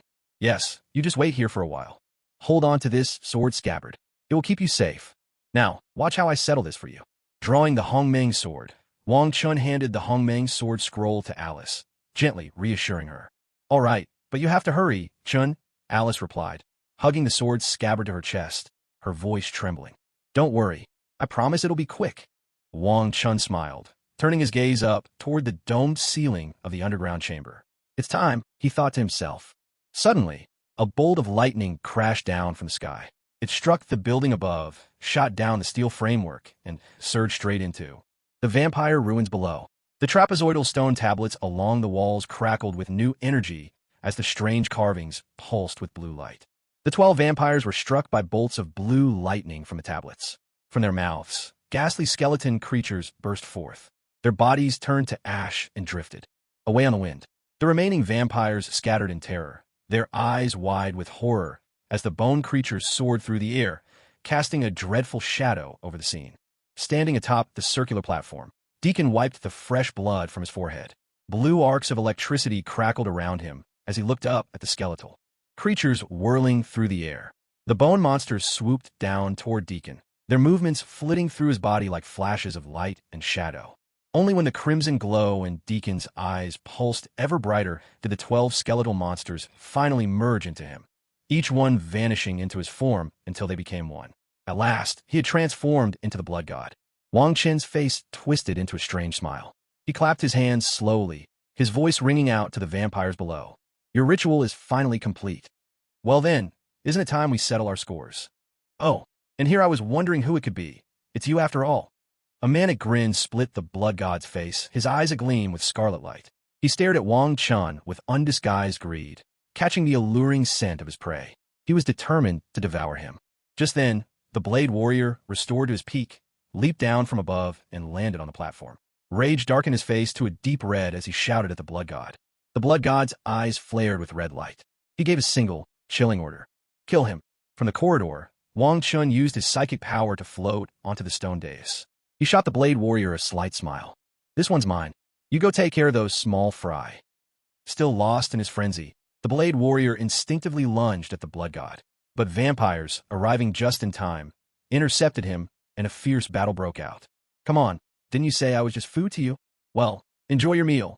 A peculiar smile played on Wang Chen's lips as he brandished the Hong Mang sword, his tone mocking. Food. I'll savor every drop of your blood. The blood god licked his lips with a twisted hunger, his face contorted with desire. In the blink of an eye, his figure vanished from view. I was ready for you long ago. Wang Chen's mind had locked onto the blood god from the very beginning. The blood god hoped to use his speed to kill him? How naive. Wang Chun spun around and thrust his sword behind him. A chilling scream tore from the blood god as he reappeared nearby, his wound healing instantly. He glared at Wang Chun with venomous hatred. How could you possibly have noticed me? I am a god. Don't you see? You can't kill me. Oh, what a pitiful god you are. Wang Chun drawled, quoting the Hulk with a mocking look. You're finished. The blood god's figure vanished once more into the air. Wong Chun stomped his right foot onto the stone platform, which instantly collapsed beneath him with a thunderous crash. In a heartbeat, he appeared before the blood god, bringing his weapon down in a mighty blow. With a wail of agony, he severed one of the blood god's arms. Ha ha ha! I am immortal. You can't kill me. The blood god's arm quickly regenerated, and he let out a booming laugh. Wang Chen shook his head. He had originally intended to make some use of his blood god, perhaps let him help test out his new strength. But who would have thought the blood god was so feeble? He was just relying on his vitality to act tough. At best, a bully for ordinary people. Oh dear, excuse me. I'm done playing. A crimson flame shot out from the center of Wang Chen's brow, swirling between his fingers and coalescing into a vivid, three-petaled red lotus. Red lotus karma fire, burn away all evil. Let them all descend into hell. Ha ha ha. With a resounding shout, Wang Chun sent a third of the red lotus karma fire flying straight at the blood god, as if a cat had caught the scent of a mouse. The rest of the flames scattered, transforming into countless sparks that rushed toward the vampires in the underground chamber. The entire subterranean space was bathed in the scarlet glow of the red lotus karma fire. Tiny flames darted about, latching onto the nearby vampires, who erupted into pained, desperate howls before crumbling away into drifting clouds of ash. Ah, it hurts. God damn it. The blade warrior, who was locked in battle with the vampires, was left dumbstruck when had Wang Chun become so powerful. Hovering above, the blood god watched in horror as his minions were reduced to ashes by the unremarkable-looking flames. Fear flickered in his eyes as a sense of impending doom wrapped itself around him. He glanced back only to see a tongue of fire hot on his trail, racing toward him with relentless speed. His expression twisted, his eyes filled with venom as he shot a hateful glare at the mocking Wang Chun. Transforming into a streak of blood-red light, he desperately darted through the air, but the red lotus karma fire pursued him relentlessly. Little bat, weren't you calling yourself a god? So, running away now? At some point, Wang Chun had floated up to the ceiling of the underground chamber. He looked down, amusement playing across his face, then lashed out with his right leg, sending the fleeing blood god crashing down into the ruins of the circular platform with a thunderous impact, pain etched all over his face. Curse you, yellow-skinned monkey. I'll kill you. The blood god had finally gone mad, roaring up at Wang Chun as he descended. Little bat, why don't you take a look behind you? Wang Chun pointed behind the blood god with a mischievous glint in his eyes. Blood god's furious expression froze, his face contorted with anger as he spun around. The crimson flames that had been relentlessly chasing him hovered behind his back, making his lips twitch. Uncontrollably, just as he prepared to run again, the red lotus karma fire surged right up to his face. With a sudden flash of red, the flames crashed into him and began to burn intensely. AR, it hurts. It hurts. Damn it. Damn it. Curse you, you yellow-skinned monkey. Because of the immense karmic force on blood god's body, the red lotus karma fire blazed even fiercer. The pain was so unbearable that blood god began to question his very existence, howling in misery. The bloody radiance around his body flickered desperately as he tried to douse the flames with his blood god's power. Yet to his horror, the karmic force within his own power only fed the red lotus karma fire, making it burn brighter and hotter. Blood god was now being scorched in agony. Small tongues of fire still scattered in the air continued to join the flames, consuming blood god. At this point, he was relying solely on his formidable life force to withstand the fire. His cries and curses echoed relentlessly through the underground chamber. Gradually, the red lotus karma fire engulfed him completely, turning him into a human torch. His vitality was so strong that he didn't die immediately and continued to struggle amidst the blazing inferno. Even Blade, blood god's mortal enemy, felt a chill run down his spine at the sight of such suffering. He approached Wang Chun, his dark face showing a rare expression of gratitude. Chun, thank you for coming. Eric, don't flatter yourself. I was coerced into this by those damned vampires. Still, you've got better luck with women than I do. Wang Chun pointed upward at Alice, who stood hugging her sword sheath, and made a face of mock disdain. You really are a piece of work. Blade's mouth twitched slightly as he replied with exasperation. Oh, come on, don't be so petty. Look, doesn't this feel satisfying? A broad grin spread across Wang Chen's face as he gestured toward Blood God, who was still writhing like a flaming torch. Well done. Blade grinned, nodding in satisfaction. Nothing could compare to the joy of watching your nemesis writhe in agony. When's this guy finally going to die? It won't be long now. He's only holding on because of his blood god vitality. See? He's finished. Wang Chen's eyes lit up as he pointed to the spot where blood god had finally crumbled into ashes. Not bad at all. Even Blade's perpetually icy face broke into a radiant smile. The red lotus karma fire, now crackling with delight, floated back into Wang Chen's hand. One glance at the fire, glowing like a blood-red ruby, and he knew it had benefited handsomely from this ordeal. The karmic force of a vampire was a rare and satisfying feast. Wang Chun smiled broadly as he guided the red lotus karma fire into the primal chaos cauldron within his dantian. He didn't dare to store it in his sea of consciousness. He simply couldn't absorb the energy feedback all at once. After all, he had just incinerated a deity. Even a weakened god was still a god. The Blade Warrior, witnessing the dazzling beauty of the flaming red lotus, had already retreated a good distance away.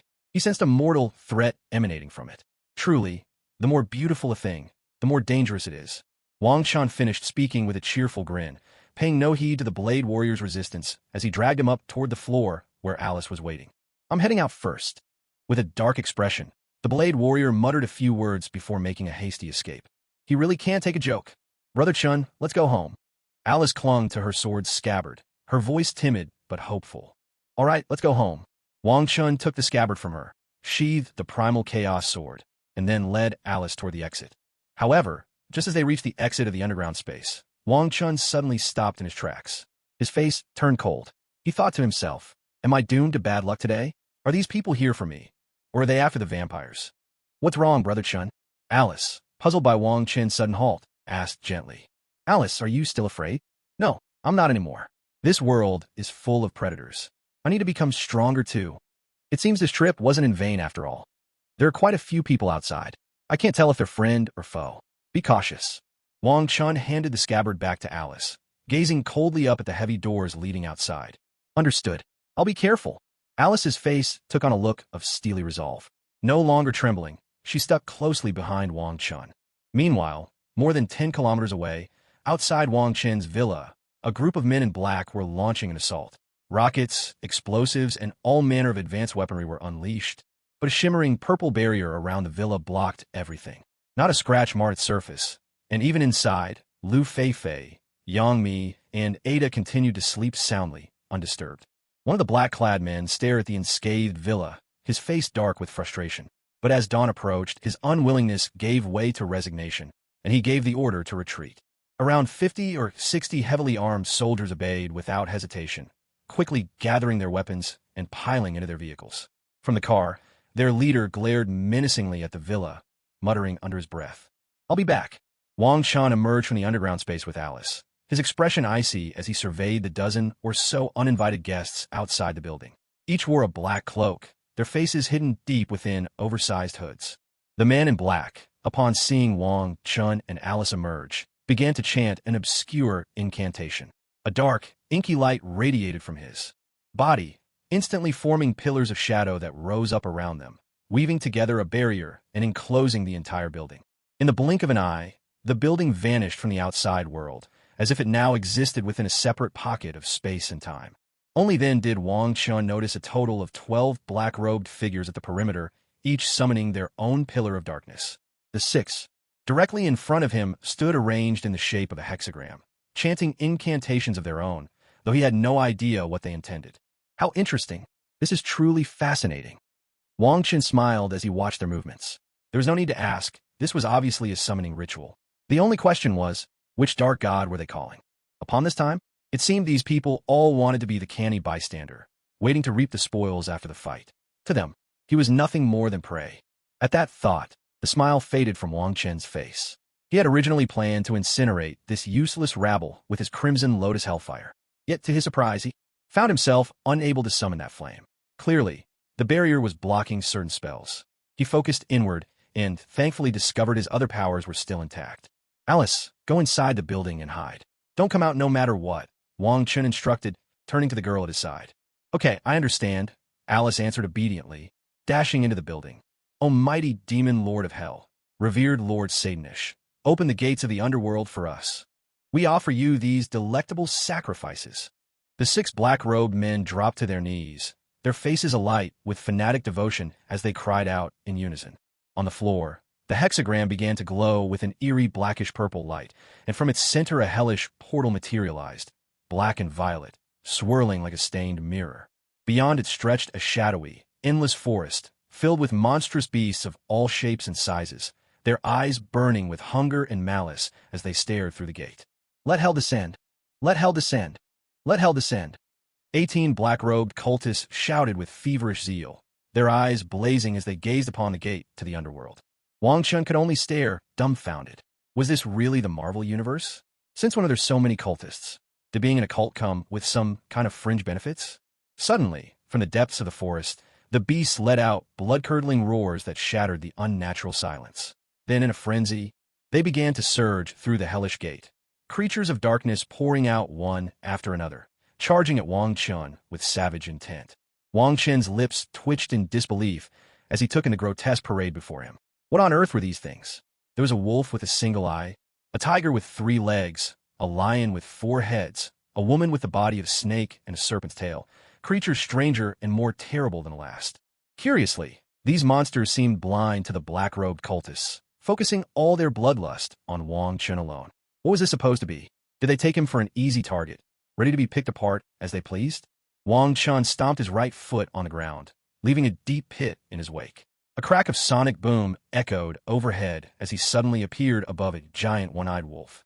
Raising his sword high, he brought it down with a force like splitting a mountain, aiming straight for the beast's neck. In that moment of terror frozen on the wolf's face, Wang Chen's blade severed its massive head clean from its body. "Ha ha! Now this is what I call a real fight." Wang Chun wiped the black-red blood from his face, his expression wild and manic. Gripping his sword, he charged back into the horde of savage beasts. This was the perfect opportunity to test the limits of his strength, and these dark monsters couldn't have arrived at a better time. The bloodline runes in Wang Chen's heart rapidly absorbed the lingering power of the purple dragon elixir coursing through his body. Strands of purple-red blood began to flow through his veins, filling every inch of him with an unprecedented sense of exhilaration. Unable to restrain himself, he let out a triumphant shout. Unleashing his full power, Wang Chun wielded the sword of primordial chaos with sweeping, unstoppable strikes. He brought forth every technique he'd ever learned. Tai Chi sword, 3 Een slaughter sword, the deadly killing sword. Using them in perfect succession, each move locking step with the swordsmanship echoing through his mind. Gradually, he forged a style that was uniquely his own, every stroke a killing blow. Roars of rage and pain thundered from the battlefield. The corpses of the dark giant beasts blanketed the plaza in front of the building, their black-red blood pooling into a vast, ominous lake. Suddenly, from within the gates of hell, a deafening roar of fury erupted, shaking the air. Startled, the 6 black-robed figures surrounding the gates of hell scrambled to their feet and hurried to the sidelines. This time, the fanaticism was gone from their faces. In their eyes, a trace of fear appeared as they looked at Wang Chun. Who could have imagined that this man would slaughter so many hellish beasts with nothing but brute force? After decapitating a monstrous bull, Wang Chun swiftly withdrew from the battlefield, his expression grave as he turned his gaze toward the gates of hell. He noticed the surrounding beasts trembling in fear, shaken to their core by the furious roar of some unknown creature within.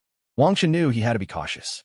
The monsters he'd slain so far were little more than foot soldiers, dangerous to ordinary people, perhaps, but no match for a true mutant. Their terrifying appearances belied their actual threat. Surveying the bodies of the fallen beasts, Wang Chun felt a twinge of wastefulness. He summoned the primordial cauldron from his dantian, its surface shimmering with a misty purple. Oha! With a flick, he sent the cauldron flying toward the building behind him, and in an instant, it hovered above Alice's head, bathing her in a protective glow of purple light. The sword diagram of primordial chaos immediately detached from Alice and appeared in Wang Chen's hand. With a teasing grin, he fixed his eyes on the gates of hell. Let's see today who devours whom. The black-purple gates of hell continued to expand, growing taller and wider by the second. What had once stood 5 or 6 meters tall and 3 meters across now loomed at a height of over 10 meters, spanning nearly 7 meters in width. Once more, furious roars shook the very air. From the gaping maw of hell, a monstrous head emerged. A grotesque, fearsome face with enormous vertical pupils that glared menacingly at Wang Chun. The beast roared, in fury, opening its mouth wide, while its colossal body struggled free from the gateway, letting out a triumphant and blood-curdling howl as it finally burst forth. Damn it, which evil god did they summon this time? They've really gone all out. There's even a Western dragon now. The smile faded from Wang Chen's face as he muttered curses under his breath. He'd always looked down on those lizard-like Western dragons, but right now, he wasn't fully grown himself. How infuriating! With a dark and sullen expression, Wong Chun flung the primal sword diagram into the center of the plaza. The artifact sank a third of the way into the stone floor, radiating a deep, violet-red glow. It began to draw on the blood and remains of the dark beasts scattered across the square, absorbing their essence and growing stronger with every passing second. The dark demon dragon, having vented its initial rage, now charged toward Wang Chun. Its towering body, over 10 meters tall and 5 or 6 meters wide, radiated an overwhelming sense of menace. Black flames gathered in its maw, and with a roar, it unleashed a torrent of fire straight at Wang Chun. He hadn't expected this. Usually, he was the one scorching others with fire, but today he was the prey, being hounded by a monstrous creature.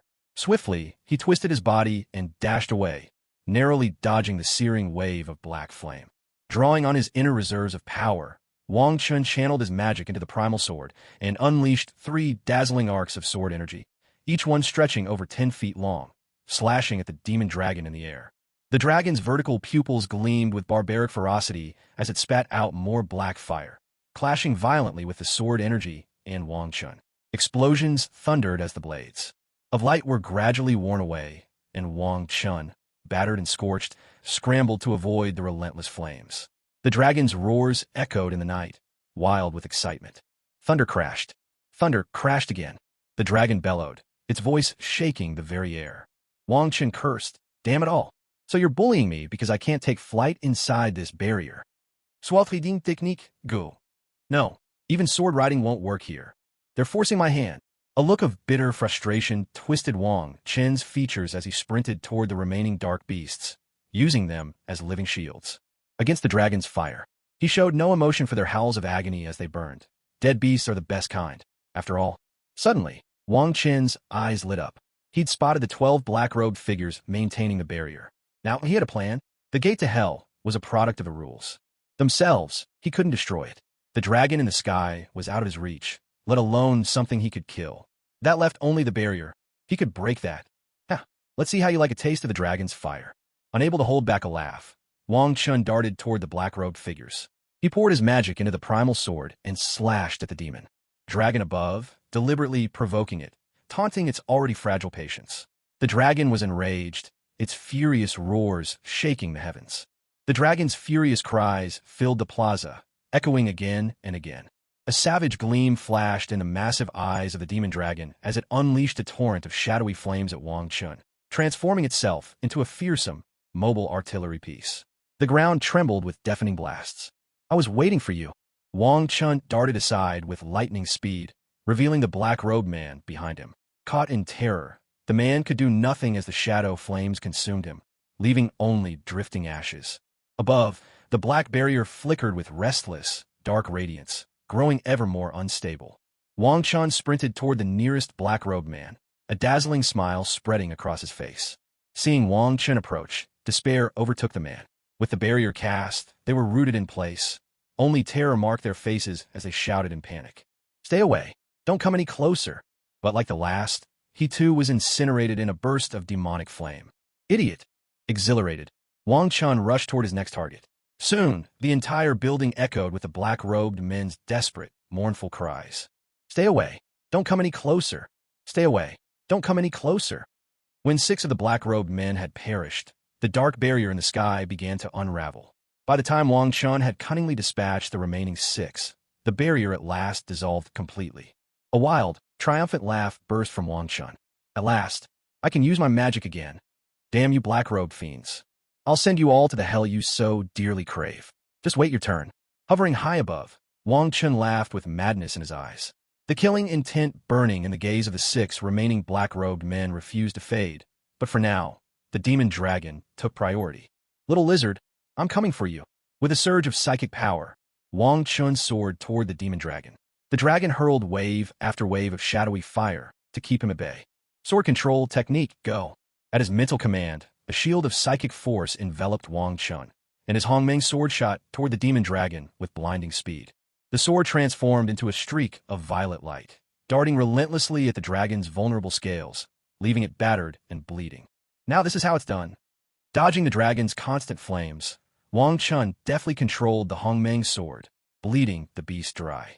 Soon, the dragon's attacks weakened. Sensing his chance, Wong Chun twisted in midair and reappeared atop the dragon's head. The demon dragon roared in fury, thrashing through the sky, desperate to fling Wong Chun from its back. With a swift gesture, Wong Chun summoned the Hong Mang sword into his grasp. Channeling his magic, a blade of energy over 3 meters long sprang from the sword's edge. Rising above the dragon's head, both hands gripping the sword, he prepared to strike. The demonic dragon sensed a deadly threat and began to fly madly toward the gate of hell. But how could Wong Chun possibly let it escape? Wong Chun matched the dragon's speed in the air, then thrust both hands fiercely at the pitch-black dragon's massive head. With a faint scraping sound, his hands pierced through its skull. The dragon plunged onto the plaza in front of the building with a howl of agony, crashing down with a thunderous roar. Wong Chun landed beside the dragon, a cheerful grin on his face. He gave the beast a few kicks, and when he saw it stop moving, he gleefully waved his right hand and swept the dragon's body into his universe ring. To his surprise, he even got some spoils of war. What a stroke of luck. Sword control technique, go. Wang Chen noticed that a dozen hell beasts on the plaza were making a desperate dash for freedom. He smirked. Did they really think he'd let them get away?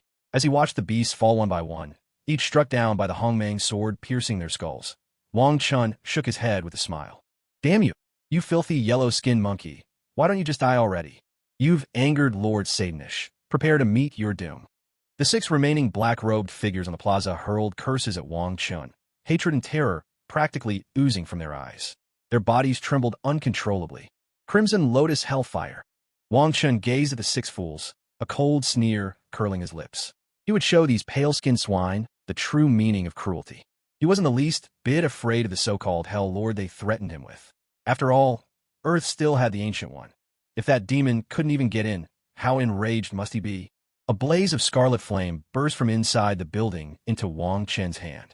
He flicked it toward the 6 white-robed villains, and instantly 6 tiny fire lotuses wrapped around them, igniting the karmic sins on their bodies.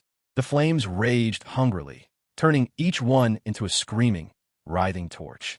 AR, it hurts. Oh, it hurts. Damn you. Wang Chen spared them no more attention. Instead, his gaze grew grave as he turned to the towering gate of hell. No more beasts were pouring out, but he couldn't leave such a ticking time bomb behind.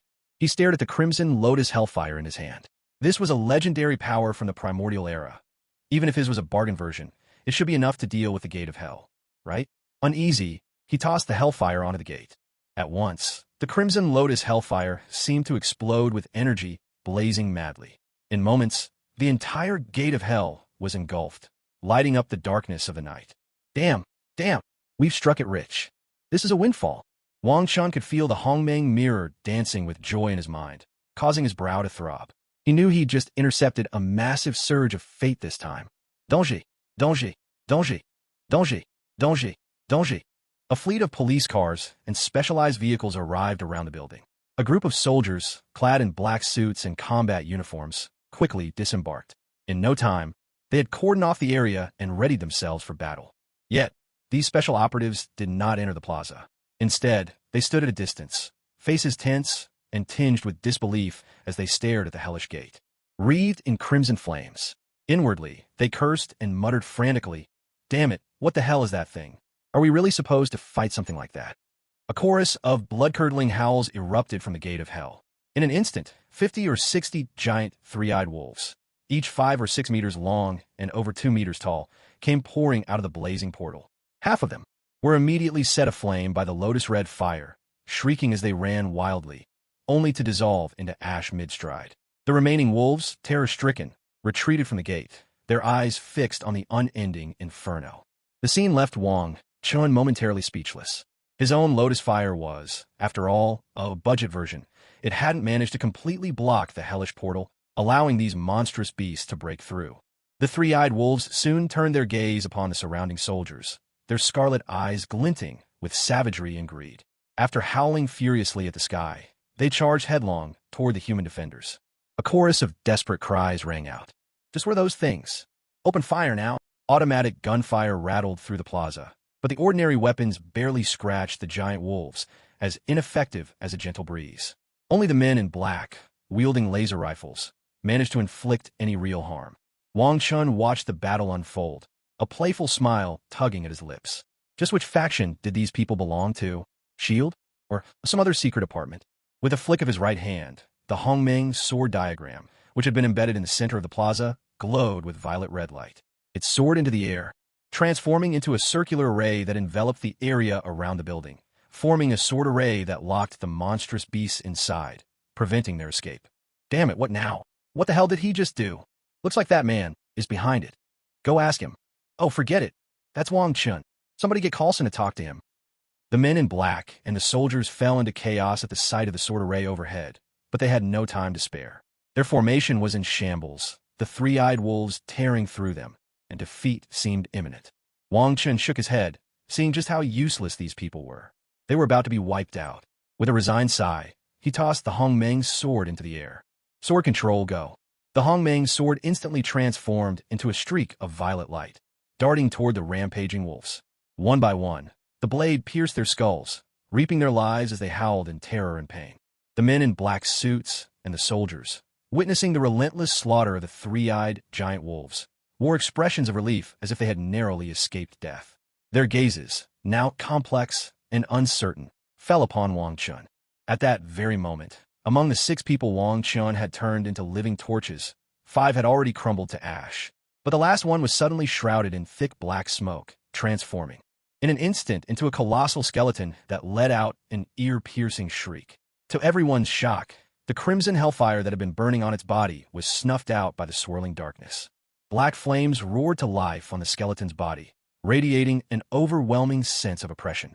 The soldiers nearby were immediately forced to their knees, unable to withstand the crushing pressure. Wang Chun felt a wave of suppression emanating from this higher-dimensional being, his body trembling uncontrollably, a primal instinct in the face of a superior life form.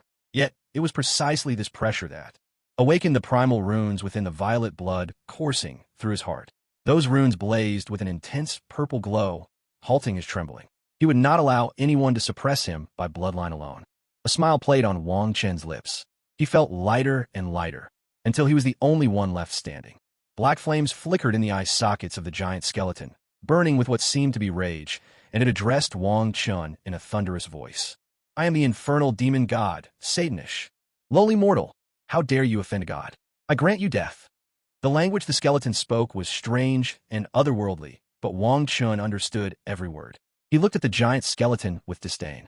In the Marvel universe, were these so-called gods really divine? This so-called aura of power? He reckoned even a nascent soul cultivator could do better. It was nothing but bloodline intimidation. Come on, hurry up and kill me. I beg you. A naked greed shone in Wang Chen's eyes. If he could destroy a demon god from hell, the fortune he reaped might be enough to let him traverse the heavens once more. Wang Chun relentlessly provoked the giant skeleton, certain that the demon god's true form could never set foot on Earth. This was his chance to go all out. Today he would slay a god. Even if God himself descended, it wouldn't matter. Wang Chen had spoken. His madness stunned the man in the suit and the soldiers alike. Still kneeling in agony, they looked up at him, their eyes brimming with disbelief. The giant skeleton, enraged by Wang Chen's taunts, let out a furious bellow. The black flames around it surged higher, licking 3 meters into the air. Without another word, it raised its massive, fiery foot and brought it crashing down toward Wang Chun. A shield of violet divine energy blazed to life around Wang Chun. With a swift turn, he slipped out from beneath the shadow of the gigantic foot. Now floating in midair, Wang Chun raised the Hong Mang sword high, pouring his mana into it with reckless abandon. A gleaming purple blade of energy, more than 10 meters long, extended from its edge. Big skeleton, take this. The skeleton roared in fury, swinging its arms wide. Black flames swept across the sky, surging toward Wang Chun in a terrifying tide. But the 3-meter-long purple blade slashed down with unstoppable power, aiming straight for the skull of the demon god. Boom! Boom! A deafening roar echoed through the sky. The purple sword aura first shattered the barrier of black flames, then sliced into the skull of the giant skeleton, carving a gash nearly a meter long. Thick, inky black liquid began to ooze from the wound, dripping onto the plaza below and instantly igniting into fierce, burning black fire. Ha! What a feeble god! Wong Chun floated in the air, completely protected within a lotus formed by a radiant halo of multicolored light. Seeing the giant skeleton wounded, he burst out laughing. Enraged, the towering skeleton, over 10 meters tall, lashed out wildly at everything around him. To be injured by a mere human, someone so insignificant. In his grasp, a blazing spear of fire, as long as his own body, materialized. With a furious howl, he charged straight at Wang Chen. Wang Chun gripped the primal sword and rushed to meet the skeletal giant head-on. Man and monster clashed in a brutal melee, the air filled with relentless explosions and thunderous crashes. This is exhilarating.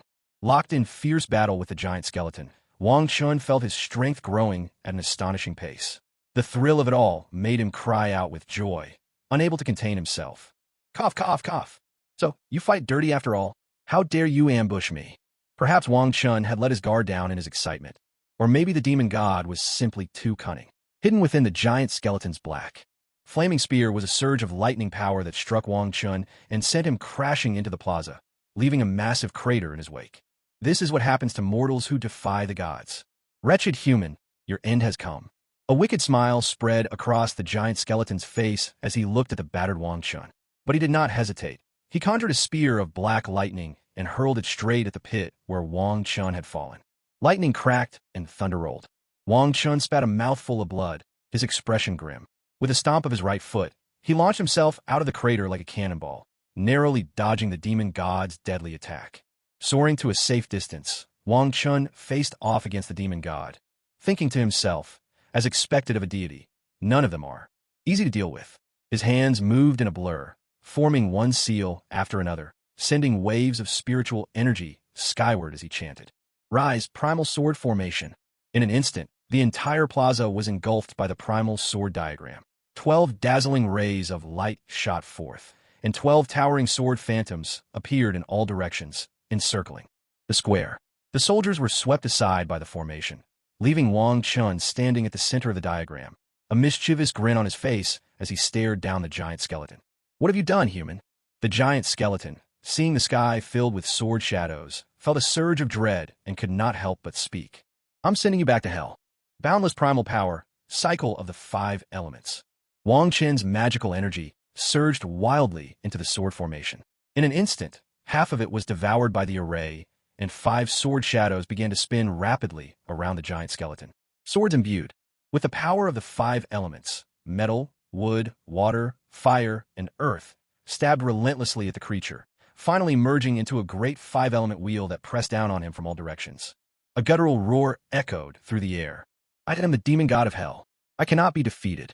The black fire coiling around the giant skeleton's body suddenly transformed into crackling black lightning, clashing fiercely against the crushing force of the 5-element wheel. Arcs of electricity flashed wildly, and Wang Chen found it increasingly difficult to control the spinning array. His face darkened. He refused to believe he couldn't destroy this monster. Snatching a mana-restoring pill from his Chinkoan ring, he swallowed it in one gulp. Boundless Hong Mang, yin and yang in perfect balance. Wang Chen formed seals with his hands and unleashed them at the Hong Mang sword diagram. In a blink, a purple seal fused into the diagram, and 2 sword shadows, one black and one white, rose into the air, forming a swirling taiji symbol that descended to subdue the giant skeleton. What can you do to me? The giant skeleton jeered, his voice filled with arrogance. Torrents of black lightning poured from his body, converging into a shield of crackling electricity above his head. Wang Chen's lips curled into a cold smile. He simply couldn't believe that this creature was truly unkillable. The taiji sword diagram, spinning in black and white, crashed silently into the shield of black lightning. There was no sound, but the lightning began to erode, fading bit by bit. The giant skeleton finally began to panic. At that moment, the 5-element will pressed in from all sides, shattering his defenses in an instant. The giant skeleton let out a chilling, blood-curdling scream. Stop now. Wang Chen gave a cold, dismissive laugh, ignoring the monster's desperate cries. He poured even more power into the sword diagram. Would finish this in one stroke. These demon gods were terrifyingly powerful. What if he let this one recover and stage a comeback? I curse you. You will die a miserable death. Come to hell and suffer. I'll torment you for 100,000 years. Wretched human, we will meet again soon. The giant skeleton's dying wail was bone-chilling, but in the end, he managed a twisted smile at Wang Chun. With one final surge, the Taiji diagram and five-element wheel ground the giant skeleton to nothing but dust. Only then did Wang Chun breathe a sigh of relief, grumbling under his breath. Damn it, demon gods really are slippery old foxes. Good thing I didn't fall for his lies. Between the dimensions of earth and hell, the Ancient One stood calmly, a gentle smile on her face, blocking the path of a furious, seething Satanish. Satanish, why aren't you fighting Mephisto for territory? What are you doing here on Earth? The Ancient One waved her little fan with an air of effortless ease, the laughter in her eyes nearly spilling over. Ancient One, this is none of your concern. A lowly insect killed my follower. I will flay him alive. Black lightning crackled around Satanish's furious red face as he spoke in a voice trembling with rage. Oh dear, your follower has died. That's just wonderful. Hearing this, Master Ancient One couldn't help but gloat, her face full of schadenfreude. Ancient One, are you looking for a fight? Satanish revealed his true form, towering over 30 feet tall, with the head of a bull and the body of a man, his entire frame crackling with black lightning. He looked poised to go head-to-head with the Ancient One. Bring it on. It's the perfect excuse for me to stretch my muscles. I'll keep you busy. Let's see if Mephisto can seize your lair while I'm at it. The Ancient One was clearly ready to drag Satanish into a drawn-out battle, her words sharp as ever, provoking Satanish until he was practically steaming with rage. Ancient One, how dare you? Satanish was nearly driven mad by this old woman. The black lightning arcing across his body shattered the surrounding space again and again. Yet, he was also worried about his lair being taken over, so he roared in anger. Try me and see if I dare. The Ancient One raised the green gem at her chest, ready to unleash her power. Seeing this, Satanish wasted no time. He immediately slipped back into hell, shouting as he went. Ancient One, your days are numbered. When you're gone, I'd like to see who else can stand in my way. I can wait a few more years. Time is on my side. A peal of sinister laughter echoed as he vanished. The Ancient One, still wearing a broad smile, pocketed the eye of Agamotto. She paid no mind to Satanish's threats, muttered a mild curse under her breath, and turned to leave the space. Satanish is a coward. This is hilarious. One of the demon gods bellowed with laughter. Lucifer, are your wounds healed? You'd better stay put, or be careful not to end up as Satanish's next meal. Another demon god sneered, taking the chance to mock Lucifer. Mephisto, you want to talk? Didn't Satanish thrash you like a mangy dog? With that parting shot, Lucifer vanished. I'll devour you all eventually. Mephisto, dressed in a tailcoat and twirling a cane, let out a soft laugh before melting away himself. Wong Chun landed gracefully from the sky. Though he grumbled under his breath, the way he grinned, almost losing his teeth, made it clear just how delighted he was. He saw that the gate of hell had become insubstantial, shrouded and consumed by the swelling crimson flames of the Lotus Inferno. This was a windfall beyond his wildest dreams, and his smile lingered for a long time. After quite a while, the gate of hell finally dissipated. In its place appeared a faintly shimmering lotus of fourth-grade fire, over 10 meters tall. The lotus steadily shrank, becoming more and more solid, until at last it condensed into a spinning, palm-sized lotus of fire. Wang Chun waved his right hand, and the red lotus karmic fire transformed into a streak of scarlet light, landing gently in his palm. He gazed at the fire, delight lighting up his eyes. If only this was a true seed of the karmic fire lotus, he thought. Then he would instantly possess a primordial flame, and that giant skeleton would never have dared to act so arrogantly. With a thought, Wang Chun made the 3 remaining demon wolves on the ground float over to him.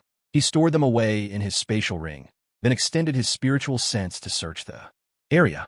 At the spot where one of the black-robed men had fallen, he discovered a skull-shaped ring and a notebook. Carefully pocketing these spoils, he found nothing else worth taking. Wang Chen couldn't help but curl his lips in disdain. These cultists truly were paupers. Still, he didn't dwell on it. After all, today's gains were more than enough.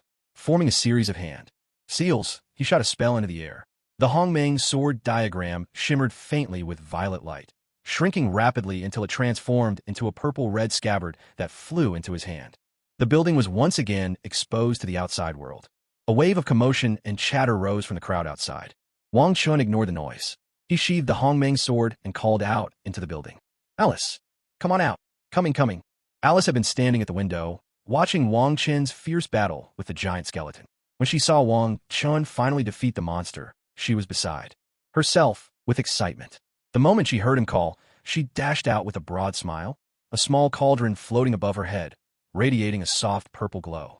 Seeing Alice running over, her face beaming with joy, Wong Chun finally relaxed. At least he hadn't frightened her. That was amazing. You took down that huge skeleton all by yourself. Alice chattered excitedly, her hands waving in animated gestures, the happiness all but overflowing from her. By Wang Chen's side stood two men in suits, who had been there for some time. Noticing Alice's enthusiasm, they didn't dare interrupt. "All right, don't get too worked up now," Wang Chun said gently. "Let me handle a few things, and then we'll head home." He soothed the excited girl, and with a thought, the Hong Mang cauldron above Alice's head turned into a streak of purple light and flew back to his hand. He placed the red lotus karmic fire inside, and then guided the cauldron into his dantian, where it drifted in a sea of violet mana. Alice managed to rein in her excitement and stood quietly by Wang Chen's side. Only then did Wang Chun turn, a faintly amused smile playing on his lips, and look at the two men in suits. "Is there something you need?" A middle-aged man with just a few wisps of hair stepped forward, his face wearing a professional smile. "Mr. Wong, hello. We're agents from a National Strategic Homeland Defense and Logistics Bureau. I am Cao. Could you tell us what happened here? And what's the story with that giant doorway? Was that skeleton really a demon god?" Wang Chen couldn't help but be impressed by this guy's audacity. Firing off so many questions in one breath really took some nerve. Still, there was no way he was going to let S.H.I.E.L.D. get something for nothing. "Coulson, right? You know, you're quite the handsome guy." Wang Chen grinned at Coulson, his tone playful. "Thank you for the compliment, Mr. Wong. But you still haven't answered my questions." The smile on Coulson's face grew even wider. Clearly, Wang Chun had good taste. He'd always prided himself on his looks. "Well, since you're already so good-looking, maybe don't get your hopes up too much. What's this? Hoping for a free ride?" Though Wang Chun kept smiling, his words were cold as ice. "Sorry, I didn't mean to." Alice burst out laughing, unable to hold it in, then quickly apologized, clapping a hand over her mouth. Coulson's pleasant expression froze instantly, his face cycling through a whole spectrum of colors, green, white, black, in a performance worthy of a master quick change. "Artist." The man in the suit beside him nearly lost control and laughed out loud, but managed to restrain himself thanks to 2 decades of self-discipline. After a long, awkward silence, Coulson spoke up, his voice heavy with grievance. "Mr. Wong, what would it take for you to tell us what happened here? It's simple, really.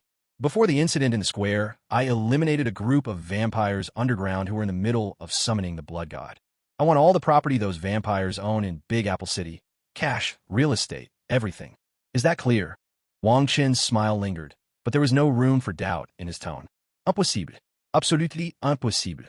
Coulson's expression changed at once, and he replied without hesitation. Whoever tries to take my spoils should be ready to die for it. Besides, I've already given up everything outside Big Apple City. No need to get greedy, is there? How about this? I won't make things difficult for you, but the next time a Hell Lord invades Earth, don't expect me to lift a finger. How about that?" Wang Chen's smile turned mischievous, his tone light and teasing. "Mr. Wong, that's really not up to me." Coulson understood the threat and gave a wry, bitter smile. "Then send someone who can make decisions to talk to me. I'll wait until tonight. If anyone tries to pocket my spoils, don't blame me for what happens. You can even try and nuke on me if you think that'll work." With that cold remark, Wang Chun turned to Alice, motioned for her to follow, and strolled toward the road. Every soldier and agent he passed instinctively made way, gratitude shining in their eyes. After all, this man had just saved them more than once. "Good, the car's still in one piece. Alice, get in." What a wonderful day. Wang Chen came to the side of the road, and, seeing his car still perfectly intact, couldn't help but sigh in relief. Once Alice had settled in her seat, he hit the gas. Under the gaze of the morning sun, the car sped toward Manhattan. "What do we do now, Coulson?" The man in the suit, standing nearby, turned to ask. "What else can we do?" "Of course, we report to the director. You take a team and check out that gang of vermin's base. Let's see if Wang Chun was telling the truth. Damn these Easterners, their names are such a mouthful." Even the ever-friendly Coulson couldn't help but bristle at Wang Chen's barbed words. Seeing Coulson's sour expression, the suited man quickly made himself scarce. "Understood, I'm on it right away. John, bring your squad over here." The suited man barked at a nearby soldier, and together they quickly rushed into the battered building. Whether by luck or misfortune, the building, though ravaged by 2 demon lords, had yet to collapse. Coulson, meanwhile, slipped into a deserted corner, took out his encrypted phone, and called the director. Director, Wong Chun is impossible to deal with. Maybe you should send someone else to handle him. Coulson, keep your cool. I've heard Wong Chen's demands. I'll handle him myself. You and your team search the scene and report back as soon as possible. Director Nick Fury's calm voice came through the line. Understood, Director. That's all then. Nick Fury hung up and began tapping his fingers restlessly on the table. Superpowered individuals with a grudge against the government. What a headache. Mother, Fury muttered, barely keeping his frustration in check. Vampires summoning a blood god. A demon lord from hell? Satanish? How are so many gods crawling out of the woodwork? Nick Fury couldn't help but curse aloud. He'd seen the terrifying skeleton through the video feed. He wasn't naive enough to think monsters like that would fear a nuclear bomb. And as for Wong Chun, the man had even predicted the government's response. It was unsettling, to say the least. Well, looks like I'll be making a little less money this time. The wealth of those vampires is enough to make anyone envious. Clutching his chest in mock agony, Nick Fury let out a pained sigh. If only he could recruit Wong Chun into the project. That way, he'd have a top-tier enforcer on his side. Today, he'd meet the man who'd managed to escape from a high-security lab. Maybe, just maybe, he could talk Wong Chun into joining them. Excitement flashed across Nick Fury's face at the thought, and he carefully tucked away his antique phone. It was his final trump card. Best not to use it unless absolutely necessary. The scene shifts to Wong Chun, who is driving cheerfully, humming a little tune. He isn't worried at all about the vampire inheritance being snatched away. Instead, he's eager to test the power of his life-bound, divine incantation. He's never had the chance, and has always feared the backlash. Using an ordinary person as an experiment would be perfect. After all, those forces capable of stealing the vampire legacy, whether they're official or capitalists, are guilty through and through. If 9 out of 10 of them were killed, none would be undeserving. They're all steeped in sin. With a smile on his face, Wong Chun drove Alice back to the villa. But when he saw the mess at the front door, his smile faded. His voice turned cold as he spoke. It seems there are still some people who just can't keep to themselves. What's wrong, Chun? Alice asked softly. It's nothing, just a pack of rats. Let's go inside first. We'll deal with it later. Wong Chun offered a faint smile, then pulled the car into the garage and entered the living room with Alice. Alice, let Fei and the others know not to go out today. I've got something to take care of. If anyone comes, just ignore them. Whatever it is, wait until I'm done. Wong Chen's face was exceptionally serious as he spoke to Alice. All right, no problem. Go ahead if you're busy, Chun, Alice replied with a bright smile. Okay, I'll be off, Wong Chun said, then headed upstairs to his bedroom. With a wave of his right hand, a purple halo from the Z-Wei Dao Palace flashed, sealing the entire villa in an instant. Wong Chun sat cross-legged on the carpet, calming his mind as he replayed the past 2 days' battles. He realized that his current strength was more than enough against ordinary people and mutants, but once he faced someone truly formidable, he was at a loss. Take the Red Lotus Hellfire, for example. When confronted by Satanish's dark energy, it was extinguished in an instant. True power, he thought, must come from within. If it hadn't been for the treasures the Hong Mang mirror had forged for him during his first reflection upon the heavens, he might not have survived today. I really let it get to my head, he muttered. What was I thinking, trying to slay a god? Ever since I came to this world and managed to beat the American government into submission, my ego just kept swelling. Thank goodness I finally snapped out of it. Or, I'd probably never even know how I died. Slay a god? What nonsense. No matter how weak, a god is still a god, ruler of an entire hell. That's a true Earth immortal. Was I out of my mind? A rookie, barely at the stage of refining essence into energy, challenging an Earth immortal? I'm lucky to be alive. This has to be the influence of my predecessor, definitely. I'm usually so low-key. Wong Chun, his face still pale, with lingering fear, kept wiping the sweat that streamed down his cheeks, mumbling under his breath.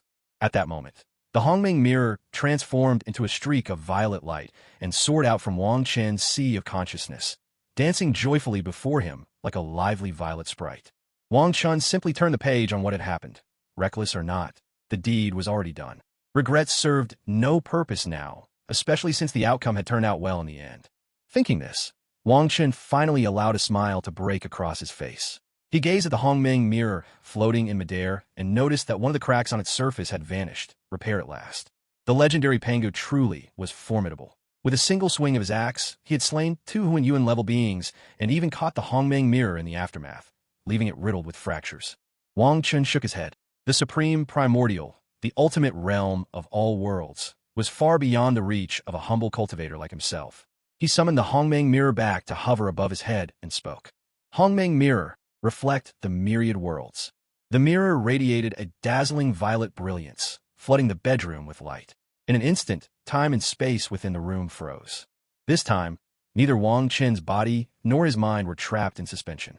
The Hong Mang mirror began to project worlds, and on the wall before him, shadows of countless realms flickered into view. Wong Chun watched with eager anticipation, wondering which world would reveal itself this time. The bedroom wall was alive with shifting visions. There were worlds of unspeakable horror, twisted and monstrous, worlds worshipping technology, bustling and magnificent. Imperial realms that ruled over the endless cosmos with domineering splendor, and countless other strange and fantastical realms flashing one after another. Finally, the projection settled on a bizarre world of fantasy, a place where cultivation and martial prowess intertwined, yet the methods of practice seemed eerily sinister, as if this were a realm where the strong devoured the weak. The image on the wall shrank further, zooming through the vast void as countless minor worlds flashed by, until it fixed upon an immense and imposing ancient city.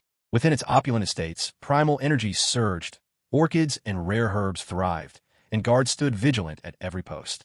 The Hong Mang mirror sent a streak of violet light through the boundless sea of chaos, arriving in this fantastical world. Instantly, violet energy spread for thousands of miles, sweeping toward the city and illuminating it in a majestic glow. The light streamed into a secret chamber deep within the grand estate, and stopped before a man named Hong Xuanji. Hong Xuanji eyed the violet radiance warily, but the light dove directly into his body, copying every aspect of him. After leaving behind a trace of violet energy, the light disappeared, leaving an exhilarated Hong Xuanji alone in his secret chamber. Back in Wang Chen's room, a beam of violet light shot from the projection on the wall and hovered in front of the Hong Mang mirror. First came a lustrous golden violet pill, infused with Hong Xuanji's essence, energy, and spirit, followed by a set of armor. The Hong Mang mirror shuddered, and the violet glow around the pill blazed even brighter. Then, the pill split into three, each portion merging into Wang Chen's sea of consciousness, his dantian, and his heart. Before Wang Chun even had time to feel excited, the moment the golden core merged into his body, scenes from Hong Xuanji's entire life, from an ordinary man to an immortal, began to play before his eyes. It was as if he had personally lived through 100 years in an instant. Every martial technique was etched indelibly into his mind, while the primordial Tao scripture absorbed and refined both the creation heaven scripture and the supreme elixir scripture, becoming even more perfect and mysterious. Wang Chun now found himself in a state of unity between heaven and man. Drawing upon his own true Qi martial arts, national martial arts, and the Yang God's techniques, he redefined his own path, dividing his cultivation into stages such as skin tempering, bone forging, tendon changing, marrow cleansing, 5-viscera refinement, and aperture cultivation, achieving a flawless evolution. In this state of harmony with heaven, Wang Chun acted purely on instinct. After deducing the progression of his martial path, he began to visualize the Pan King opening the heavens diagram, absorbing the essence, energy, and spirit that Hong Xuanji had left behind, and started his own cultivation. Behind Wang Chun, the vague silhouette of a giant appeared, seated atop a 36-petaled chaotic green lotus. In his hands was the heaven-opening axe, and above his head floated the creation jade disc, radiating supreme majesty. For a brief moment, the very space within the villa trembled. The primordial mirror in the air flickered with a flash of purple light. Only then did the space settle down again. Purple and blood-red radiance intertwined ceaselessly over Wang Chen's body, as he absorbed the energy of the golden core. Both his vital energy and magical power relentlessly tempered the membrane of his skin. 12,960 primordial runes shimmered across his skin, merging with it. This signified that he had evolved the core visualization of the primordial Tao body from the chaotic green lotus into a holy primordial lotus more suited to him. The first martial stage, the skin tempering stage, was complete. Wang Chen's magical power and vital energy then surged towards his bones, refining them. His bones turned from white to a lustrous jade, then gradually to a pale violet hue, all inscribed with 12,960 runes. Thus, he achieved the second martial stage, bone forging. Immediately, his magical power and vital energy expanded into every sinew and channel in his body, tempering them to their utmost. The energy seeped into the very marrow of his bones, strengthening his blood-producing capability. In just a short time, he completed the cultivation of the third and fourth martial stages, tendon changing and marrow cleansing. Suddenly, Wang Chen's purple magical power began to split into 5 colors: black, white, blue, red, and yellow, the powers of the 5 elements. These energies surged into his heart, liver, spleen, lungs, and kidneys, beginning the process of refining his organs. 5-colored radiance burst forth from his body, and within each of his organs, 12,965 element runes gradually appeared. His 5 viscera realm was perfected. Finally, the magical power in Wang Chen's dantian began to circulate at high speed, rapidly absorbing the golden core's energy. The original 12,960 streams of magical power condensed instantly into droplets of liquid mana. In almost no time, 12,960 droplets of liquid mana filled his dantian, now as vast as 9 jang across. The remaining energy surged forth, continuously opening up major acupoints throughout his body, and in each of them, he injected precisely 12,960 drops of spiritual power. In an instant, 1,296 major acupoints were awakened. He had now become a true martial immortal. At the same time, Wang Chen's cultivation soared wildly. From the early stage of refining essence into qi, he shot all the way up to the peak of the transforming qi in his spirit realm. Within his sea of consciousness, the soul nurtured in the purple lotus was on the very verge of transforming into a primordial spirit. It was nothing short of ascending to the heavens in a single leap. Most crucially, Wang Chun, inspired by Hong Xuanji's wheel of life and death of the myriad heavens, comprehended a martial art supreme technique uniquely his own, the wheel of chaos and myriad paths. This wheel of chaos and myriad paths embodied the principles of yin and yang, the 5 elements, space and time, wind, thunder, and ice, and combined with the profound mysteries of the original wheel of life and death, finally gave Wang Chun a path that truly belonged to him. He was no longer just a brute relying on sheer strength to overpower others. With a flash of purple light, the chaos mirror trembled. The frozen time and space in the bedroom instantly returned to normal. The mirror transformed into a streak of purple and merged into Wang Chen's brow, vanishing into his sea of consciousness. Only then did Wang Chen open his eyes. For a fleeting moment, a will that transcended life and death, capable of obliterating all beings, filled the bedroom.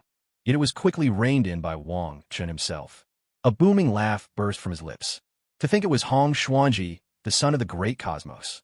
I really have to thank you for this. Wang Chen stood stunned for a heartbeat, but then his smile broadened, and soon he was roaring with laughter. It seemed they had helped each other achieve their goals. Now he just wondered if that innate purple qi would allow Hong Xuanji to finally kill his own unfilial son. Hong, what can I say? I just never liked you. You're so hypocritical. If you want power, just say so. In the end, you even refined your own father into the wheel of great liberation, dooming him to eternal damnation. Wang Chun chuckled and muttered to himself. He truly disliked the path of immortality in that world, so utterly merciless and cannibalistic. Sure, other worlds' cultivators could be ruthless, but none so blatantly so. Wang Chun took a moment to sense the boundless spiritual power now coursing through him, and the immeasurable strength he possessed. A profound sense of security washed over him. Not to mention, through this epiphany, his divine abilities had now fused with the rules of the Marvel Universe. He could wield his powers freely. It's just that opening the remaining acupoints will be a bit of a hassle. With over 120,000 to go, the spiritual energy required is simply astronomical. Recalling the perfected state of the martial immortal, Wang Chen couldn't help but twitch at the corner of his mouth. Hong Xuanji's world really was a bit deranged, but then he remembered the chaos mirror in his possession and relaxed. With that sheet in hand, nothing was a problem. Now, Wang Chun was frighteningly powerful. The shadow of Satanish could be crushed in his palm at will, and even if the demon himself appeared, Wang Chun would have nothing to fear. Rising to his feet, Wang Chun put away the armor that floated above his head, the Sovereign Heaven primordial dragon armor that once belonged to Hong Xuanji. After being cleansed by the chaos mirror, its power was even greater than before. His face was alight with joy. Wang Chen glanced out the window and realized that night had already fallen. He wondered if Nick Fury, the legendary Motherf hero, had arrived yet. With a smile, he made his way down to the shop on the first floor. Chen, you're finally out. Chen, Why didn't you take us with you yesterday? Yeah, why not? Gosh, Alice got us all fired up today just talking about it. Are there really gods in this world? And a giant skeleton at that. Are you serious? This is blowing my mind. As soon as Wang Chen came downstairs, Lu Feifei, Yang Mi, and Ada swarmed around him, chattering excitedly, their voices overlapping in their enthusiasm. All right, calm down. Let me study your abilities first, then I'll help you get stronger. Seeing how animated the three women were, Wang Chun rubbed his temples, feeling a headache coming on. After thinking for a moment, he spoke up. Really, Chen, you're the best. Thank you so much. Quiet down, all of you. Has anyone come looking for me? He's outside. It's a black guy with an eye patch. I see. You girls go have fun. I got business to take care of. The three women cheered and dashed off to the living room, brimming with delight. A knowing smile tugged at Wang Chen's lips. If he shared Hydra's secrets with the mother of or hero, just how much good fortune could he earn in return? Wang Chen opened the villa's front door and found a group of burly men in black suits standing outside. On the roadside, a Rolls-Royce was parked. Nick Fury stepped out of the car, his expression stern and unsmiling, his single eye fixed on Wang Chen. Wang Chen couldn't be bothered to play along with this pretentious act. If this had been a few days ago, when he'd first arrived in the Marvel world, he might have shown Fury some respect. After all, he couldn't stand up to Captain Marvel. But now, who knew who'd come out on top? The real question was, just how strong was Captain Marvel, anyway? Turning away, Wang Chen went to sit by the tea table, preparing to boil water and brew some tea. He frowned at the selection of tea leaves and bottled water, clearly. It was time to tap into the small world inside the Hong Mang mirror. At the very least, he could conjure some spiritual spring water and tea leaves for himself. Nick Fury watched Wang Chen turn his back and head inside without so much as a word of greeting. His dark face grew even grimmer, nearly impossible to read. He couldn't help but mutter, This guy's attitude is even worse than I thought. Coulson, you go in and try talking to him. With that, Fury stalked toward the villa, his face like thunder. Coulson, looking utterly dejected, trailed after him. The moment they stepped inside, a tremendous pressure seemed to weigh down on them, nearly knocking them off their feet. Sweat beaded and trickled down their faces. I'm Nick Fury, Director of the Strategic Homeland Intervention, Enforcement, and Logistics Division. Mr. Wong, weren't we supposed to discuss the issue of the vampire legacy? Don't you think your current approach is a little inappropriate? Nick Fury's face flushed red, sweat streaming down his cheeks as he spoke through gritted teeth. Oh, my apologies. I wasn't home yesterday, and a few rats came to steal from my place. I forgot to turn off the formation. Wang Chun fought to keep a straight face, barely suppressing his laughter as he spouted nonsense in the most serious tone. With a casual wave of his right hand, Ziwei Daogong shimmered faintly with purple light, and the oppressive force in the air vanished. Feeling the pressure lift and their bodies return to normal, Nick Fury and Coulson wiped away their sweat, using the gesture to mask their lingering panic. Ah, please, both of you have a seat. Come, have some tea, please. Wang Chun was thoroughly satisfied with his show of power. Just look at these two. Their arrogance had vanished in an instant. Clearly, sometimes actions speak louder than words. It's true that strength commands respect better than anything else. Nick Fury quickly regained his stone-faced expression, though a flash of anger passed through his eyes. He took a seat across from Wang Chun and said, Mr. Wong, you want all of the vampire's assets in the Big Apple. That's impossible. Is that so? Well, then I don't want them. A smile played on Wang Chen's lips as he set down his teacup, his tone utterly indifferent. Nick Fury was caught completely off guard by this response. His mind raced with curses. Damn it, how was he supposed to negotiate like this? This infuriating bastard just upended the whole table at the start. Damn it, damn it. Seeing the shifting expressions on Nick Fury's face, Wang Chun delivered another blow, saying coolly, Go on then, I won't see you out. Coulson groaned inwardly. Here it comes, just as expected. This man didn't pull any punches. He was even more difficult than Tony Stark. Nick Fury realized Wang Chun was on the verge of throwing them out and didn't dare push his luck. He knew Wang Chun wouldn't let things go so easily, and if trouble broke out, it would fall on him to clean up the mess. Hurriedly, he said, Mr. Wong, I can give you 20% of the vampire's assets in New York City. That's the best I can offer. Didn't I just say I don't want them? Don't try to disgust me with such scraps. Remember, these spoils of war were mine to begin with. The smile vanished from Wang Chen's face. He realized talking to this damn Fury was a mistake. The man was as cunning as they came, clearly scheming for his own share. Nick Fury felt a headache coming on as he faced Wang Chen's unyielding attitude. Damn it, he didn't even want to get involved anymore. The vampire's inheritance was worth a fortune, and their assets in the Big Apple were no small sum. Every official and capitalist in America had their eyes on that prize. There was no way they'd simply let it go. So what was he supposed to do now? Nick Fury frowned deeply, pondering his next move. Mr. Wong, are you sure you don't want it? I'm absolutely sure. No doubt about it. But I do wonder, can you handle my retaliation? A strange, unsettling smile appeared on Wang Chen's face as he spoke with absolute certainty. Don't push your luck. Nick Fury shot to his feet, his anger flaring as he shouted at Wong Chun. What's the matter? Are you planning to use shield to threaten me?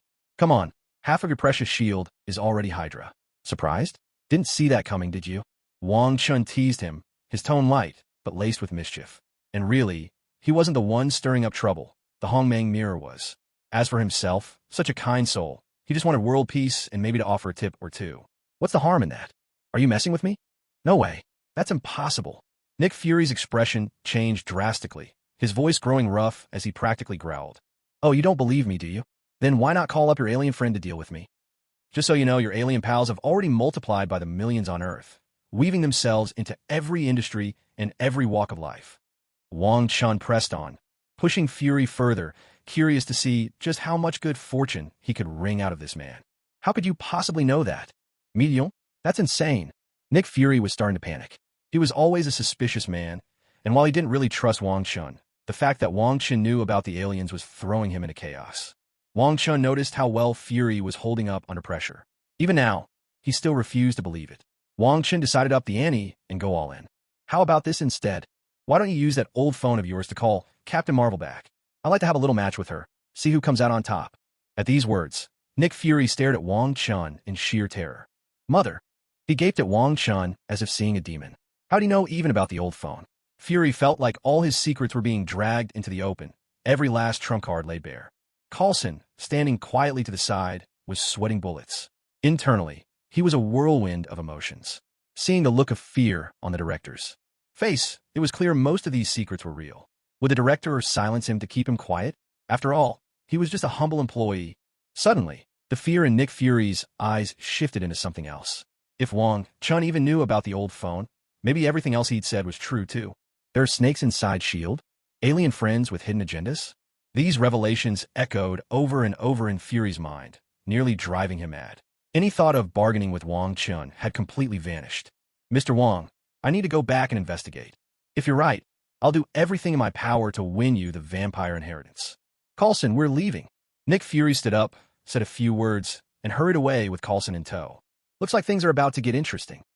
Wang Chen grinned as he watched Nick Fury beat a hasty retreat, unable to hide the schadenfreude in his voice. Within Wang Chen's sea of consciousness, the Hong Mang mirror was leaping with joy. It must have siphoned off a good amount of fortune. Suddenly, even that mother of asterisk Kerman didn't seem quite so annoying. The next morning, Wang Chun changed into casual clothes, bought some breakfast, and headed to a small general store behind his house. Good morning, Uncle Long. Have you had breakfast yet? Wang Chun greeted an elderly man with a cheerful smile, holding up the breakfast he'd brought. Oh, it's you, youngster. What brings you to see old Uncle Long today? The old man's face lit up as he took the breakfast, returning the smile. I just wanted to check in on you. Wang Chun replied with a tone of mock seriousness. You never come unless you want something. Out with it. What's on your mind?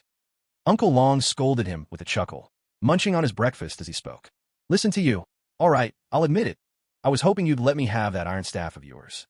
As he spoke, Wang Chun began massaging Uncle Long's shoulders, carefully channeling a bit of spiritual energy into the old man's body. After all, this elder had truly treated his predecessor like his own nephew, so Wang Chun figured he'd help extend the old man's life a little. Huh, I knew you weren't here for nothing. And where'd you learn those massage skills? Not bad at all. Uncle Long felt a wave of comfort wash over him, energy returning to his limbs. He hadn't noticed that his once sagging muscles had firmed up, his age spots had faded, and he looked at least 20 years younger. So you really did train your inner energy? Uncle Long suddenly remembered something and spoke with excitement. It's spiritual power, actually. Wang Chen replied with a laugh. Good.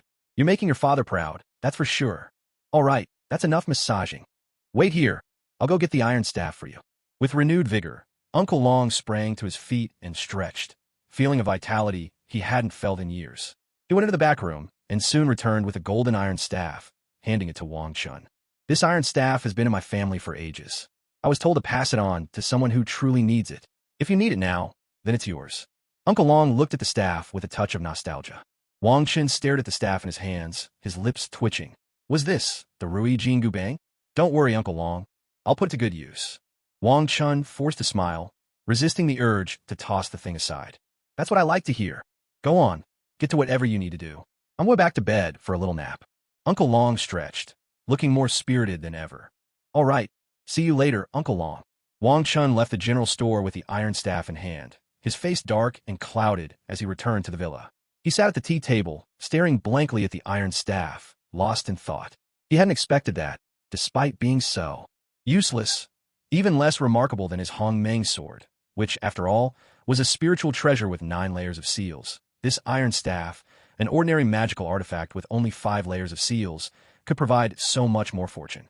It had already allowed the Hong Mang mirror to repair half of its cracks. Far more fortune than that mother of man ever offered. It just goes to show, there are no useless things in this world. Only people who fail to use them well. Snapping back to himself, Wang Chen began to ponder what legendary items existed in the Marvel Universe. He thought long and hard, but nothing came to mind. Damn this world. Why is it so disappointing? Frustrated, he gave up thinking about it, took a sip of tea, and forced down his anger. All he could do now was set his sights on those few infinity stones. The time stone was out of the question. He couldn't possibly take on the ancient one yet, not a chance. The space stone was in SHLD's hands, which was at least an option. The other stones weren't even on Earth, so that was a dead end. That left the Battle of New York as his main opportunity. And when Odin finally passed away, he could always go loot Odin's treasury. How could I have been so stupid? It's about time I started teaching Lu Fei and the other 3 something useful. If I train them and send them out to stir up some trouble, won't fortune keep pouring in? And this exorcism agency from my predecessor's days should definitely keep running. As long as there are incidents, there'll be fortune to earn. Let's see, what's the next big event coming up? Probably the Iron Man storyline, and then the Mutant Summit. Looking at it this way, gathering fortune isn't so hard after all. I was just being too impatient. Far too impatient. Stay calm. I have to stay calm. Right, I still need a proper dojo. The spiritual energy in the city is too thin. Even with the Ziwei Dao Palace constantly gathering starlight, it's not nearly enough for my cultivation, let alone with Lu Fei and the other 3 added to the mix. I remember there's some sentient island in the Pacific. What was its name again? Krakoa, yes, that's it. If I capture it and forge it into a dojo, I'll always have a place to fall back on. The more Wang Chen spoke, the broader his smile became. Look at that. He had everything he needed. Why had he been so anxious? Clearly, he just let the iron staff get to his head. Yes, that must be it. After checking on the physical condition of Lu Fei and the other 3, Wang Chun discovered that Marvel's X gene was surprisingly similar to spiritual roots in the world of cultivation. Both were extraordinary organs capable of absorbing external energy. The only difference was that mutant powers in Marvel were a bit more abstract. Just as Wang Chun was mulling over which cultivation methods to teach them, his phone suddenly rang, its sharp chimes breaking his train of thought. Wang Chun glanced at his phone. It was an unfamiliar number. He hesitated for a moment, but decided to answer. Mr. Wong, this is Tony Stark. I'd like to hire you to protect someone. High above the city, Tony Stark, clad in his Iron Man suit, was streaking at high speed toward the Stark Industries headquarters in the Big Apple. He sensed that Pepper Potts was in danger. The agents assigned to her wouldn't be enough to keep her safe. Left with no other choice, he reached out to Wang Chun for help. Wang Chen's face lit up with delight when he heard the request. Business at last. But he kept his composure and responded coolly. Who do you want me to protect? My services don't come cheap, you know. Tony replied. Fine, I'll pay you $10 million. Mr. Wong, please hurry. I'll make it $20 million. Protect my secretary, Pepper Potts. She's at Stark Industries headquarters right now. There's a massive armored machine trying to harm her. You must guarantee her safety, Tony said urgently. Wang Chen's face darkened at those words. That insufferable rich guy. He might be numb to money by now, but being buried under a mountain of cash still left a bitter taste. All right, I'm on my way. Wang Chun hung up, a broad smile spreading across his face. The overture of this world was about to begin. Wonderful. He reached out to the spatial rune within him, channeling a trace of magic. Instantly, a violet portal shimmered into existence before him, opening directly to the Stark Industries tower. Smiling, he stepped through. In a blink, Wang Chun appeared in front of Stark Industries headquarters. The violet portal behind him vanished without a trace. Standing nearby was a blonde woman, staring at him in utter shock. Oh my god. Excuse me, are you Miss Pepper Potts? Mr. Stark has asked me to protect you, Wong Chun said to the blonde woman with a warm smile. Ah, yes, I am. Pepper Potts hurriedly composed herself, setting aside her astonishment. That's good. Don't worry. I'll make sure you're safe. Wong Chun reassured her with a friendly smile, stepping up to stand protectively at her side. Suddenly, there was a clamor behind Pepper Potts. Wong Chun quickly pulled the terrified Pepper behind him. Before them, the ground split open, and a giant, hulking iron robot crawled out. This must be Obadiah's ironmonger, Wong Chun thought with keen interest. It looked nothing like it did in the movies. Seeing this behemoth in reality was truly exhilarating. Pepper, where did you think you were going? And you brought a little bug with you. Obadiah's arrogant, excited voice boomed from within the massive iron robot. You can both die. The massive arm of the ironmonger swung toward Pepper and Wong Chun. The Gatling gun mounted on it spinning into a furious frenzy, unleashing a relentless barrage of gunfire. A thunderous burst of bullets filled the air. Pepper's scream rang out, sharp and desperate. But to Wong Chun, it was almost comical. None of the bullets were even close to hitting her, so why scream like the world was ending? A shimmering purple energy shield enveloped both Wong Chun and Pepper, effortlessly blocking the devastating hail of Gatling rounds. The bullets simply ricocheted off the shield, clattering harmlessly to the ground. Obadiah's furious curses echoed from inside the ironmonger suit. Damn it, filthy mutant! You pesky yellow monkey. Let's see if you can handle a missile. Obadiah, enraged that his Gatling gun was so easily thwarted, slammed his fist onto the missile launch button. 2 missiles shot out from the ironmonger, rocketing straight toward Wong Chun and Pepper. Wong Chun had no intention of being blown up. With a surge of telekinetic power, he wrapped the oncoming missiles and flung them skyward. When they reached 100 meters above, he detonated them with a thought, and the sky boomed with 2 thunderous explosions. Obadiah, seeing such an outrageous display of power, flew into a wild rage. His voice, thick with anger, roared out from the ironmonger's speakers. Just then, Tony Stark's furious shout echoed from above. Stunna! At the sound, Ironmonger's electronic eyes scanned the sky. There, a red-armored suit was streaking toward him with blinding speed. He couldn't help but exclaim in surprise. Tony, you're alive?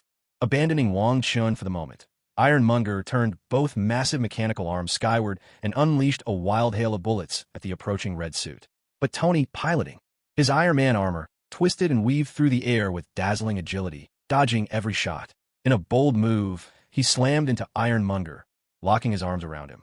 Together, they crashed through the walls of the Stark Industries compound and vanished from sight. Behind Wong Chun, Pepper Potts cried out in alarm. Miss Potts, don't worry. If things get out of hand, I'll step in. But right now, it's time for those two to settle their score. Let them have at it. Wong Chun withdrew the protective aura from around them, speaking calmly. Thank you so much for saving us, sir. How should I address you? Pepper Potts asked gratefully. My name is Wong Chun. Just call me Chun, he replied with a casual shrug. You've really gone out of your way for us, Mr. Wong. Please, you have to help Tony. Pepper pleaded, her face full of worry. Don't worry, Wong Chun answered with an easy smile. That Ironmonger is nothing to me. Wong Chun remained calm and composed, but our Mr. Tony Stark was not faring so well. Right now, he was taking a relentless beating from Ironmonger, and things were looking pretty grim for him. Cars kept driving by on the street, but Ironmonger, using his size to his advantage, pummeled Iron Man until he was left sprawled and helpless, completely outmatched. This only fueled Obadiah's viciousness. He fired a missile from behind, trying to finish Tony Stark off in one devastating blow. With a deafening roar, Iron Man was blasted away. Realizing he was no match for Ironmonger on the ground, Tony Stark had no choice but to take to the skies, hoping to use the freezing temperatures at high altitude to his advantage. To his surprise, Ironmonger maniacally activated his own flight system and gave chase. Those two idiots, Wong Chun muttered, watching as 2 trails of fire streaked upwards into the sky. What did you say? Pepper, eyes fixed on the ascending fire trails, hadn't quite caught Wong Chun's words and asked him. I said, as if they hadn't caused enough trouble on the ground. They just had to take their nonsense to the skies, Wong Chun replied, sounding utterly serious. You mean they might fall back down? Pepper asked, excitement bubbling in her voice. Yeah, don't worry. They'll survive. Let's move back a bit, just in case they come crashing down on us, Wong Chun added with a smile, leading Pepper away from the building, to a good vantage point where they could safely watch the spectacle unfold, waiting for the 2 troublemakers to come tumbling down. Sure enough, after a short while, Ironmonger's massive form was the first to plummet from the sky. Wong Chun had half expected Obadiah to be smashed to pieces, but just as Ironmonger was about a dozen meters from the ground, a sudden burst of fire flared from his suit, suspending him midair for a split second. The light flickered out just as quickly, and Ironmonger still crashed down onto the distant ground. What a shame, Pepper exclaimed, clearly disappointed that Obadiah had survived the fall. Miss Pepper, you must really hate Obadiah, don't you? Wang Chen chuckled softly. Of course I do. That bald bastard tried to kill me. He even tried to kill Tony, Pepper replied, her voice trembling with anger and indignation. Tony's coming down too. Wang Chun pointed to the sky not far off. There, a red suit of armor tumbled and staggered its way down, landing awkwardly on the rooftop of a nearby building. Pepper called out, worry etched on her face. Just then, Tony's voice crackled in her earpiece, and Pepper spoke up anxiously. Tony, oh my God, are you okay? Hearing Pepper's concern, Tony Stark's heart warmed. He reassured her, I'm all right, but my suit's almost out of power. As soon as I take it off, I'll come find you. A series of mechanical clicks and clatters echoed over the comms. The Ironmonger appeared behind Tony Stark. Two massive mechanical arms grabbed Iron Man tightly, squeezing him harder and harder, making the steel suit groan and creak with the pressure. Once again, Tony Stark was reduced to nothing more than a punching bag. Pepper grew anxious when Tony's voice suddenly cut off. Mr. Wong, please, you must help Tony. I'm begging you. Pepper bowed anxiously to Wang Chun. All right, movie time's over. Ironmonger's show-off session ends here. Let's go. With a smile on his face, Wang Chun waved his right hand, and a portal glowing with purple light appeared. He turned to Pepper and said, Oh my God, this is amazing. Pepper couldn't help but exclaim in awe as she looked through the portal at the Ironmonger on the other side. Amused, Wang Chun took Pepper by the hand and led her through the portal, emerging onto the rooftop of the building. It's you two. Damn mutants. Die, you yellow-skinned monkey. Inside the Ironmonger's suit, Obadiah roared with rage when he spotted Wang Chun and Pepper. He shoved the control lever forward, swinging the giant iron arm straight at Wang Chun. Pepper let out a terrified scream. Hiding behind the wall, Tony Stark couldn't help but yell out too when he saw what was happening. With a strange smile on his face, Wang Chun deftly pushed Pepper out of harm's way with his left hand, sending her gently to safety. Meanwhile, with his right hand, he caught Ironmonger's punch, steady as a rock. He even crooked his left finger at Obadiah, beckoning him to come and try his luck. How is this possible? Damn monster! Inside Ironmonger, Obadiah was struck with panic when he saw Wang Chun not only catch his full-powered blow but also taunt him. He frantically tried to pull the mechanical arm back, but all he got were grinding, clattering noises. The arm wouldn't budge. Pepper, now in the safe zone, saw Wang Chun catch the mechanical arm and thought he looked impossibly cool. He's showing off again. Tony grumbled, a bit begrudgingly. Seeing Obadiah flustered, Wang Chun decided to stop toying with him. Forming a knife hand with his left, he chopped at Ironmonger's right arm. In a flash, a purple blade of energy sliced the mechanical limb clean off. F**************************************************************************************************************************่uh Wang's overwhelming power cursed as his trembling hand reached desperately for the missile controls. I hate it when people call me that. The smile vanished from Wang Chen's face, replaced by a cold, implacable indifference. He swung a punch at Ironmonger. In an instant, an overwhelming aura of annihilation and the endless cycle of life and death swept over the entire rooftop. A purple fist imprint struck Ironmonger, and then shot into the night sky behind him, transforming into a blazing meteor. Ironmonger was instantly obliterated by the overwhelming force of the punch, leaving not even a trace of ash behind. Tony Stark and Pepper Potts stood rooted to the spot, their minds filled only with the memory of that unstoppable, all-consuming punch. Oh my God! Coulson arrived on the rooftop with 2 SHIELD agents just in time to witness Wang Chun reduce Ironmonger to nothing with a single blow. The sheer majesty of that punch left even these steely agents momentarily dazed. Mother, one agent blurted out, unable to contain himself. Jarvis, did you record what just happened? Can you analyze what kind of energy made Ironmonger vanish? Tony Stark's face was clouded and tense, still reeling from shock. He had seen videos of Wang Chun slicing warships in half before. It was impressive, but nothing like witnessing this in person. It was simply beyond belief, defying every law of science he knew. I'm sorry, sir. The footage has been recorded, but I can't analyze the cause. Jarvis's voice replied in Tony's ear. Then just save the footage, Tony said, resigned. I'd like to see who dares call me a yellow monkey now. Wang Chun looked coldly at the spot where Ironmonger had vanished, his tone laced with mocking disdain. Mr. Wong, thank you for saving Tony.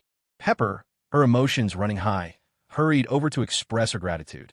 It was nothing. Just make sure Tony pays for it. And you'd better go check on him. Ironmonger didn't go easy on him. Wong Chun smiled, a hint of mischief in his expression. I will. Goodbye, Mr. Wong. Pepper replied with a smile, then ran toward Tony, who was by the wall, struggling out of his suit. Well, if it isn't Coulson. Wang Chen was about to leave when he spotted Coulson and his agents standing there in a daze. Hello, Mr. Wong. Coulson forced a stiff smile. Why do you keep running into this terrifying guy everywhere? Yeah, don't forget to have your bald-pated director send over the vampire legacy. Or else. Wang Chen's lips curled into a cold smile, the threat in his voice unmistakable. But, Patit. Coulson echoed, a bit confused. Look it up yourself. With a wave of his right hand, a violet portal opened before Wang Chun. He stepped through, and the glowing gateway vanished without a trace. Coulson watched, his eyelid twitching. So Wang Chun had spatial powers too. No wonder he kept threatening them with nukes. He really was untouchable. Go help Tony Stark, don't just stand there gawking. Yes, Agent Coulson. The two agents in black moved toward Tony Stark, leaving Coulson standing there in a daze. A portal shimmering with violet light appeared in Wang Chen's villa, and he strolled out at his leisure, catching the eyes of Lu Fei and the other three women, who instantly brightened with excitement. Chun, is that a portal? Lu Fei asked, her face brimming with curiosity. Yes, it's a spatial technique. I'll teach you all how to use it in the future. Oh, and as for the cultivation method tailored to your bodies, I'm almost finished perfecting it. You and Yangmi, I'm not too worried about. You're both Chinese, so you'll understand the principles behind cultivation. But with Alice and Ada, I'm at a loss. That's a matter of innate talent. Wang Chen explained to Lu Fei. Oh, I thought it was something serious. We all grew up together in the orphanage. The director back then was Chinese, so we learned both Chinese culture and English. Later, it was the director's wife who adopted us. But she passed away. Yangmi spoke animatedly at first, but when she mentioned the director's wife, her mood suddenly dropped. The same shadow passed over Lu Fei, Alice, and Ada. The dead can't return, but you must live well. Only then will you be worthy of what your grandmother did for you. Wang Chen frowned slightly as he tried to comfort them. Don't worry about us. We'll be fine. Yeah, a little setback like this won't get us down. We'll live our lives to the fullest. The four women broke into smiles as they chimed in, their confidence returning. Excellent. The essence of cultivation is the conviction that fate is in your own hands, not in the hands of heaven. Your current attitudes are just right.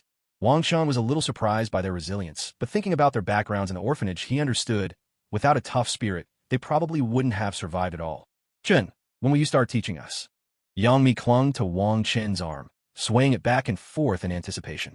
You're really not playing fair. Wang Chun had always thought Yangmi just resembled Mimi a bit, but hadn't expected her figure to surpass even Mimi's. I still need to refine it a bit more. Honestly, your abilities are a real headache. Wang Chun put on a serious face, secretly enjoying the way Yangmi pressed up against him. Chun, just stop. Our powers are basically useless. Ada huffed, frustrated. Ever since awakening her powers, she'd been training hard, but still hadn't developed much. Her only trick was using embroidery needles to play pranks. All right. I'll go work on perfecting your cultivation methods now. Back to my room. Sensing the look Lu Fei was shooting him, Wang Chen quickly made his escape, dashing up the stairs to the second floor. After returning to his room and taking a moment to compose himself, Wang Chun sat cross-legged on the floor. He had greatly simplified the Hong Mang Dao canon, separating out 5 individual elemental cultivation methods. Drawing on the profound secrets of 5-element techniques from various worlds, he revised and refined them, ultimately creating 5 distinct methods. White Emperor Metal Sovereign Technique. Using the Western White Emperor of the 5 directions as the core visualization totem, one gradually transforms, embodying the White Emperor who commands the metal element. This technique fuses lethality, strength, and dominance into one. Azure Emperor Wood's Sovereign Technique.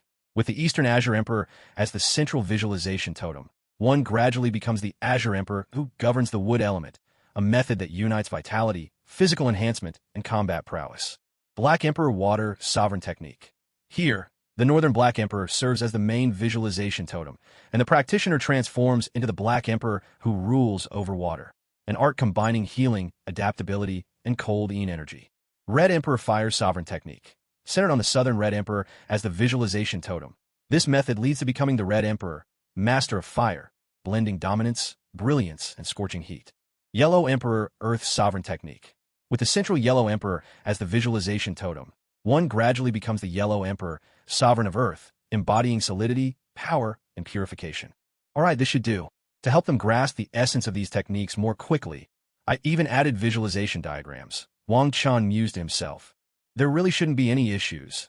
Though it's not perfect, it only goes up to the spirit refining stage. For Lu Feifei and the others, that's more than enough.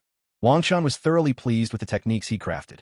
After all, the visualization diagrams were based on the Pan King and evolved using the mysteries of the 5 elements, to be even slightly linked to the Great Pangu.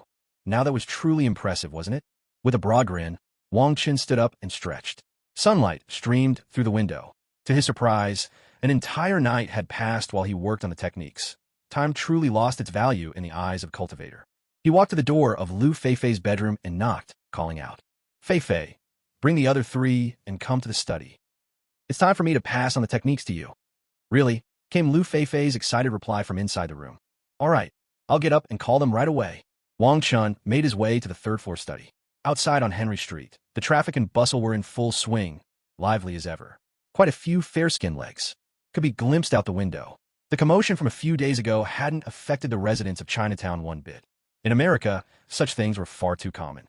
"Chun, we're here," called out Yang Mi, her voice bright with excitement as she bounded up the stairs with Lu Feifei, Alice, and Ada close behind. Their faces were glowing with anticipation as they entered the study, all eyes fixed eagerly on Wang Chun. "Sit on the floor, facing me, and settle down," Wang Chun instructed them. "Before I teach you these cultivation methods, I need to make one thing clear. Once I've passed these techniques to you, you'll be mine. If you ever dare to betray me, don't blame me for being ruthless." Wang Chen's face was utterly cold, a chilling aura of indifference toward all living things enveloping the 4 of them. He stared at them unflinchingly, making it clear, should any hint of reluctance or embarrassment show, they would be dismissed without hesitation.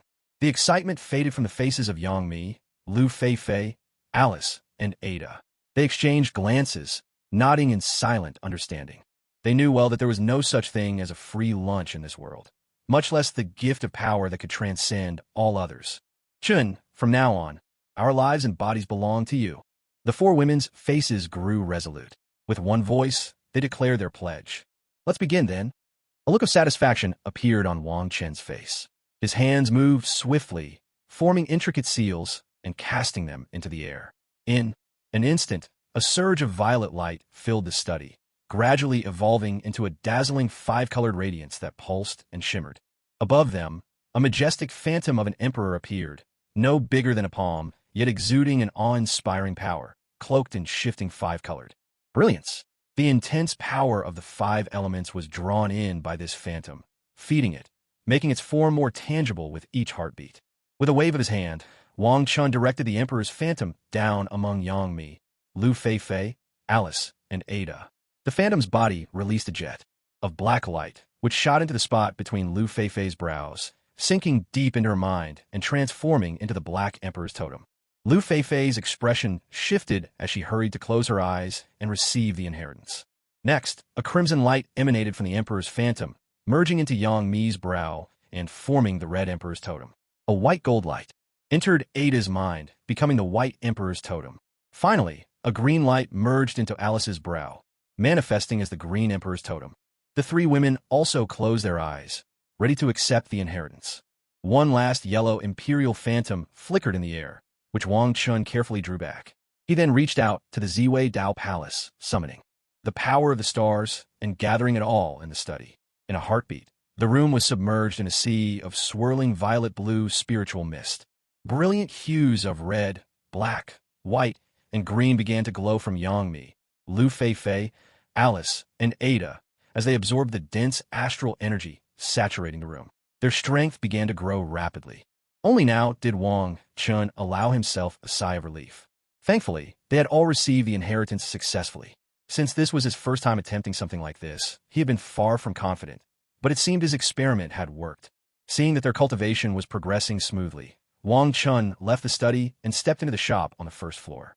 It's worth mentioning, though he'd forgotten before, that his shop was called the Miracle Agency. Its former business revolved around selling artworks, small magical implements, and occasionally handling supernatural incidents.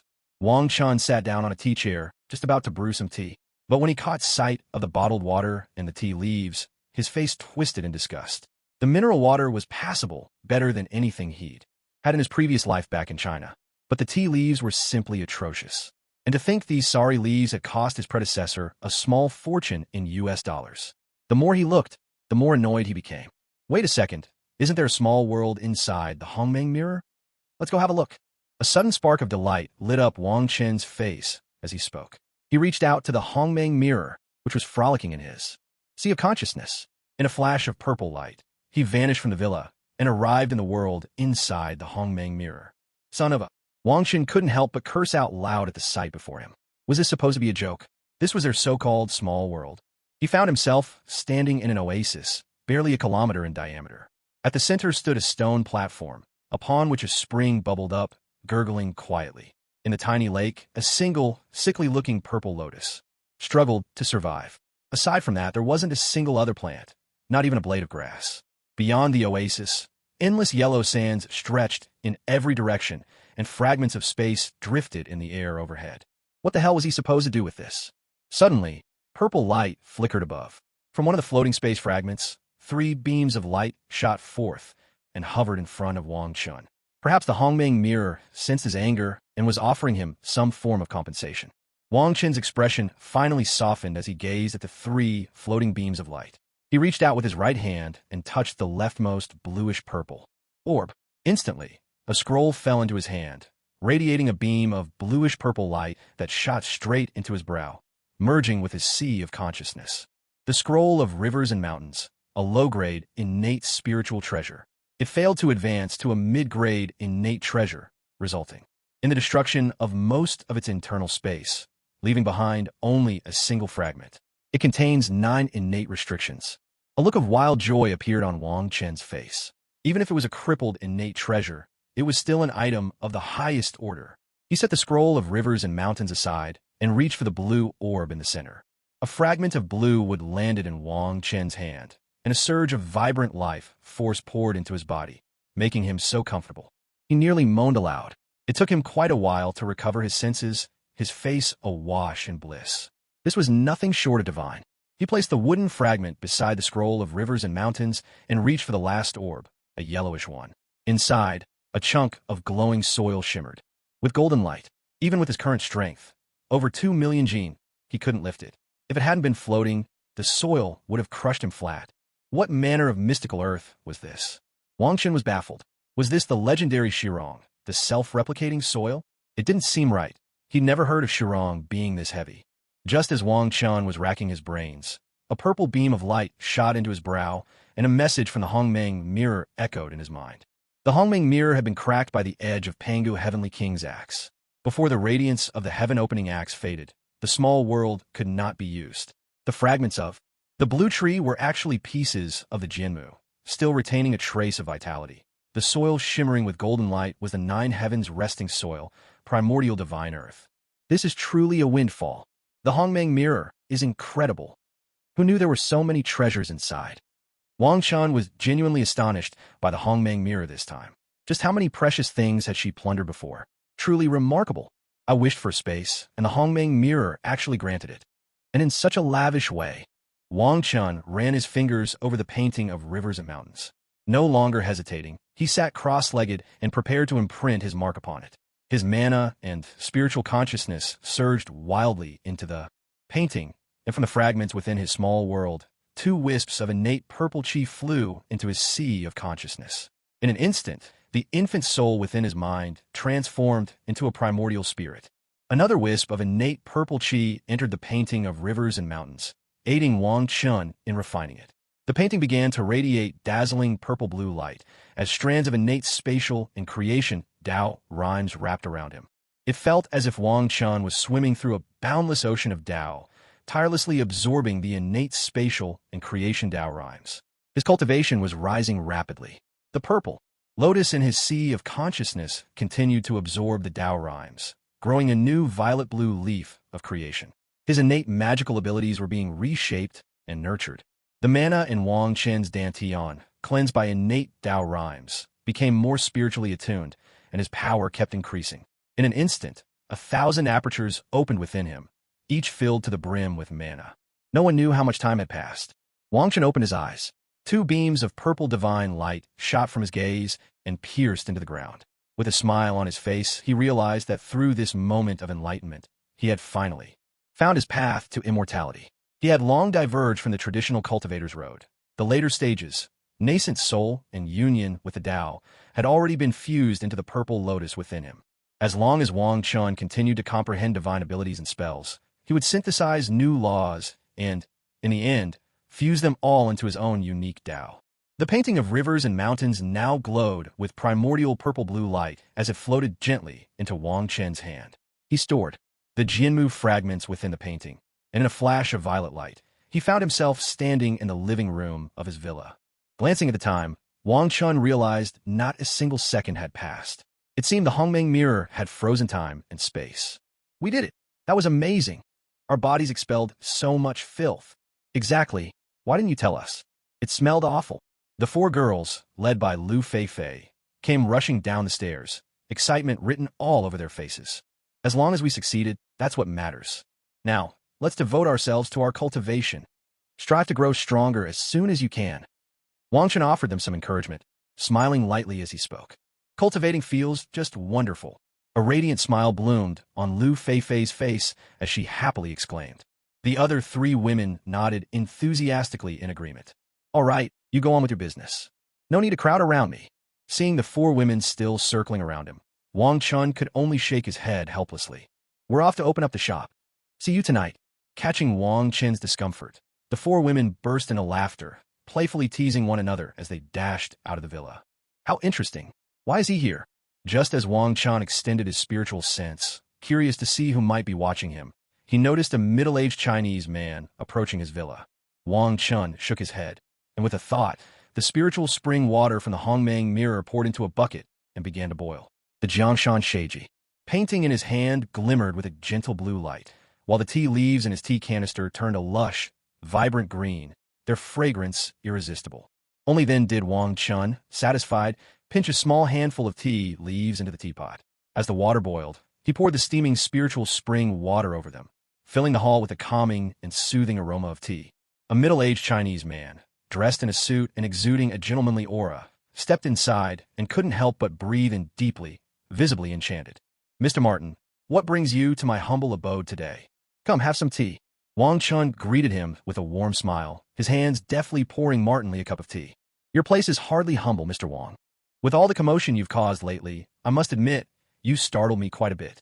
Martinly reined in his look of delight, sat down across from Wang Chun, and spoke calmly. Oh, that's hardly anything worth mentioning. In fact, we share a similar fate, do we not? Both of us were made into test subjects. Wang Chun sipped his tea, a dangerous glint flickering in his eyes as he spoke with a wry smile. Martinly didn't seem surprised that Wang Chen knew about his past as a test subject. There was a time when he could see through Wang Chen a little, but now the man seemed shrouded entirely in mist. I could never compare to your strength and skill, Mr. Wang. Back then, I was in a pretty sorry state myself. But this tea, what an extraordinary brew. With a sip, Martinly felt a warm current rise from his stomach and spread throughout his body, soothing even his strained nerves. For a moment, he felt completely at ease. A purple glint flashed in Wang Chen's eyes as he sized up Martinly, then chuckled. Mr. Martin, your health seems to be in quite a serious state. Need my help? That's exactly why I'm here, to solve my health problems. Is there really a way? Martinly stood up, his excitement barely contained. Sit down, let's talk. It's a small matter. No need to get so worked up. It's just a minor demon, nothing more. Besides, human beings are complex creatures. The light and darkness within you should become one. That's what it means to be truly human. Wang Chun spoke in a calm, even tone. Then I'll trouble you, Mr. Wang. Martinly stood up and bowed deeply to Wang Chun. Lately, he felt the other personality inside him growing harder to control. After hearing about Wang Chen's recent exploits, he'd come hoping for a miracle. And to his surprise, Wang Chen actually had a solution. We're both Chinese in this foreign land. Of course, we should support one another. Sit down cross-legged on the floor and don't move. Wang Chen's voice was mild, but he couldn't help thinking that convincing people was unexpectedly exhausting. Thank you, Mr. Wang. Martin Li hurriedly sat down, folding his legs beneath him. His face was tense as he looked up at Wang Chun. With a thought, Wang Chun activated the mystical symbols of the innate yin-yang divine light within his consciousness. A stream of black and white radiance rose from his hand, enveloping Martin Li entirely. "Ah, you coward!" Black and white light erupted from Martin Li's body, the two forces struggling fiercely for control. Yet, wrapped in the innate yin-yang divine light, his body was immobilized. Inside him, the power of light transformed into a radiant angel with wings, while the shadowy force became a horned black demon. Wang Chen's hands formed seals in swift succession. A purple talisman took shape, manifesting a mystical purple 8 trigrams furnace that hovered in the air and drew Martin Li. Inside, the yin-yang divine light in Wang Chen's hands turned to black and white flames, igniting around Martin Li, as if Wang Chen were refining him like an alchemical elixir. "Ah, I'm an angel, you lowly mortal. How dare you? Damn it, I'm a mighty demon. Once I get out, I'll destroy you." Within the purple 8 trigrams furnace, the angel and demon raged and struggled, their cries echoing. Yet no matter how they fought or cursed, they were gradually smelted by the innate yin-yang divine light, fusing into a single stream of gray energy. The gray energy shimmered with both black and white hues, blending light and darkness into a mysterious, unified force. Wang Chun observed the gray energy with interest for a moment. Once he confirmed it was merely a unified force of balance, his interest faded. With a casual wave of his hand, the gray energy entered Martin Li's brow, while the 8 trigrams furnace dissolved into streams of purple light that followed, repairing the damage done to him by previous experiments. Martin Li, still seated cross-legged, opened his eyes. Amazed, he felt vitality coursing through his body. His mind was restored to balance, no longer consumed by extremes of good or evil. He could still call upon both light and dark powers, and since this gray energy was incredibly potent. Overjoyed, Martin Li sprang to his feet. He bowed deeply to Wang Chun and spoke with heartfelt respect.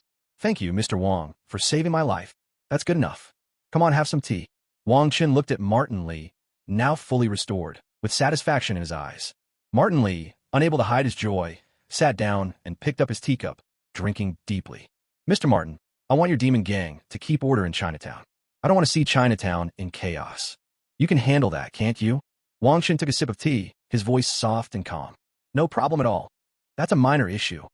I guarantee the peace and order of Chinatown." Only when Wang Chen laid out his request did Martin Li finally breathe a sigh of relief. He'd been struggling to find a way to show his gratitude, and Wang Chen had just handed him the perfect opportunity. Truly a remarkable man. "Well then, if there's nothing else, I won't see you out." Seeing Martin Li looking full of energy, Wang Chun simply raised his teacup, gesturing for him to leave. "In that case, I'll take my leave, Mr. Wang." Martin Li immediately got up and departed. Not bad. I managed to mend a small part of the fracture."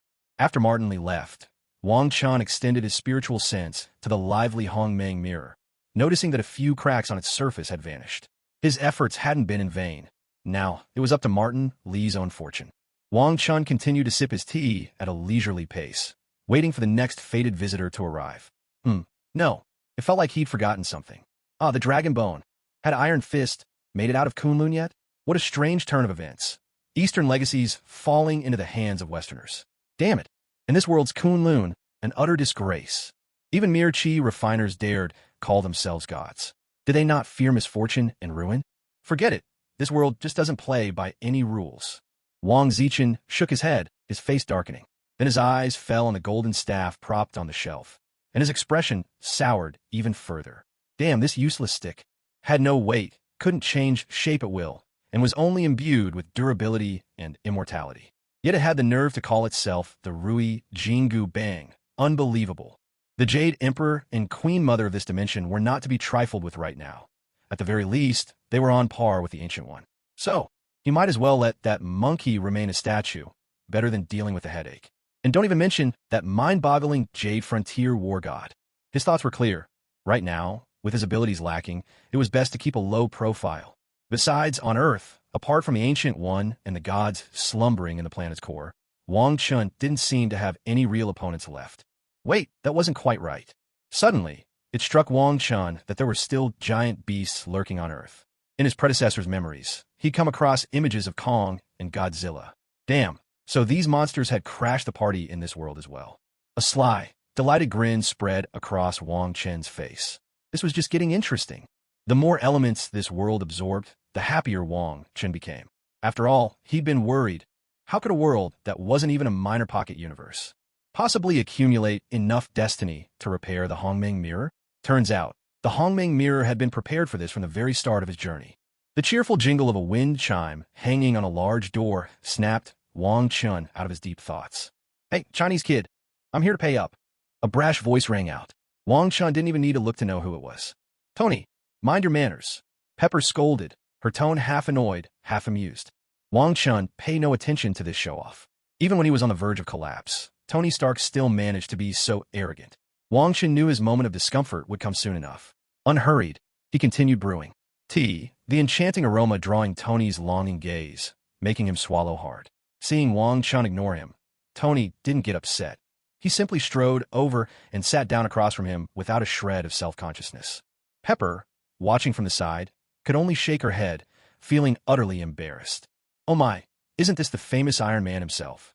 Wang Chen's lips curled into a mischievous grin. "Though, looking at you now, things seem a little rough for you, don't they?" He couldn't help but tease at the sight of Tony Stark's bruised and battered face. Pepper couldn't hold back a laugh after hearing Wang Chen's remark, her amusement bubbling over. Tony's face darkened at those words. This was a humiliating chapter in his life. Wait, no, it seemed this guy knew all of his embarrassing stories. Scowling, Tony snatched a cup of tea and down in one go. Instantly, a soothing warmth spread from his stomach throughout his entire body. The bruises and scrapes left by. The ironmonger's beating began to tingle pleasantly, and in no time at all, they healed. The pain in his chest eased, and even the symptoms of palladium poisoning vanished. "Oh my God, Tony, your wounds are healed." Pepper stared at Tony in disbelief, her voice trembling with shock. Tony himself was left speechless by the miracle. Ever since he'd met Wang Chun, his worldview had been turned upside down. A thrill crept into his voice as he asked, "What kind of tea is this? How can it be so incredible?" "Just think of it as a magical artifact," Wang Chun replied indifferently. "Even if I explained, you wouldn't understand." "Pepper, have some tea." "Thank you, Mr. Wang," Pepper said excitedly, breathing in the alluring scent before savoring her tea with delight. "So," Wang Chun said, eyeing Tony with a half-smile, "what brings you to me? Surely you didn't need to come in person just to settle the bill." Tony squirmed under Wang Chen's gaze. Just as he reached for another cup of tea, Wang Chen deftly batted his hand away. "It's just a cup of tea. Surely you're not that stingy." Tony huffed, feigning indignation. Wang Chen chuckled. "If you don't mind your little batteries staying lodged in your chest, then go ahead, drink up."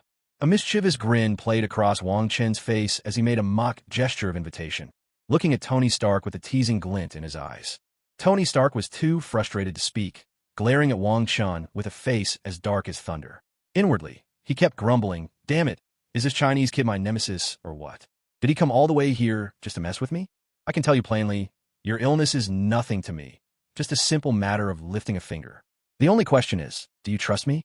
Seeing Tony Stark rendered speechless, Wang Chun cut straight to the chase and revealed his true intentions. Then he leisurely sipped his tea, saying nothing more. Tony Stark was at a complete loss for words. He even started to suspect that Wang Chun possessed Professor Charles's powers. Oh, what a dilemma. This was putting his life in someone else's hands, and he simply couldn't bring himself to decide. "Miss Potts, you're truly beautiful. Would you like to come work for me instead?" Wang Chen noticed that after drinking the tea, Pepper seemed to glow with vitality. All the spots on her face had vanished, and she looked several years younger. Absolutely stunning. Before Pepper could respond, Tony Stark grew anxious. He coughed a few times, then shot Wang Chun a menacing glare and said, "Hey, Chinese kid, you're crossing the line.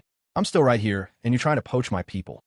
As the saying goes, if you wield your hoe well, there's no corner you can't dig out." Wang Chun raised his eyebrows and replied with a sly, roguish air, "Thank you for the offer, Mr. Wang, but I have no plans to change jobs." Seeing Tony Stark's flustered reaction, Pepper felt secretly delighted. Clearly, he still cared about her. With an apologetic smile, she politely declined. "Oh, what a pity. Tony, hurry up and make a decision. I've got things to do soon. I don't have time to entertain you all day," Wang Chen said impatiently to Tony Stark. Feeling triumphant after Pepper rejected Wang Chen's offer, Tony Stark's mood soared. Seeing Wang Chen's displeased expression made him even happier. He'd finally bested this guy for once. A rare smile broke across his face as he said, "Fine, heal me. With skills like yours, why wouldn't I? Then off with your clothes." Chop chop. Wang Chen barked at him in a less than pleasant tone. With a smug smile, Tony Stark took off his suit jacket, revealing the glowing arc reactor in his chest. But as Wang Chen approached with a less-than-innocent look, that smile froze on Tony's face. Originally, Wong Chun intended to let Tony Stark suffer a little, but on second thought, he decided it was best to secure his prize. Better to heal Tony now and see how Egghead would later coax Tony into joining the Avengers. Most importantly, he could intercept some of that good fortune.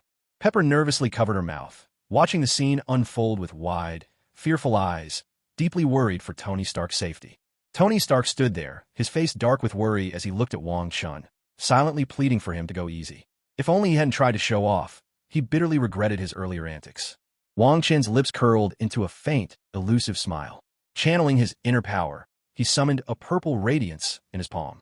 His spiritual sense locked onto the position of Tony's heart, enveloping all the tiny shrapnel fragments.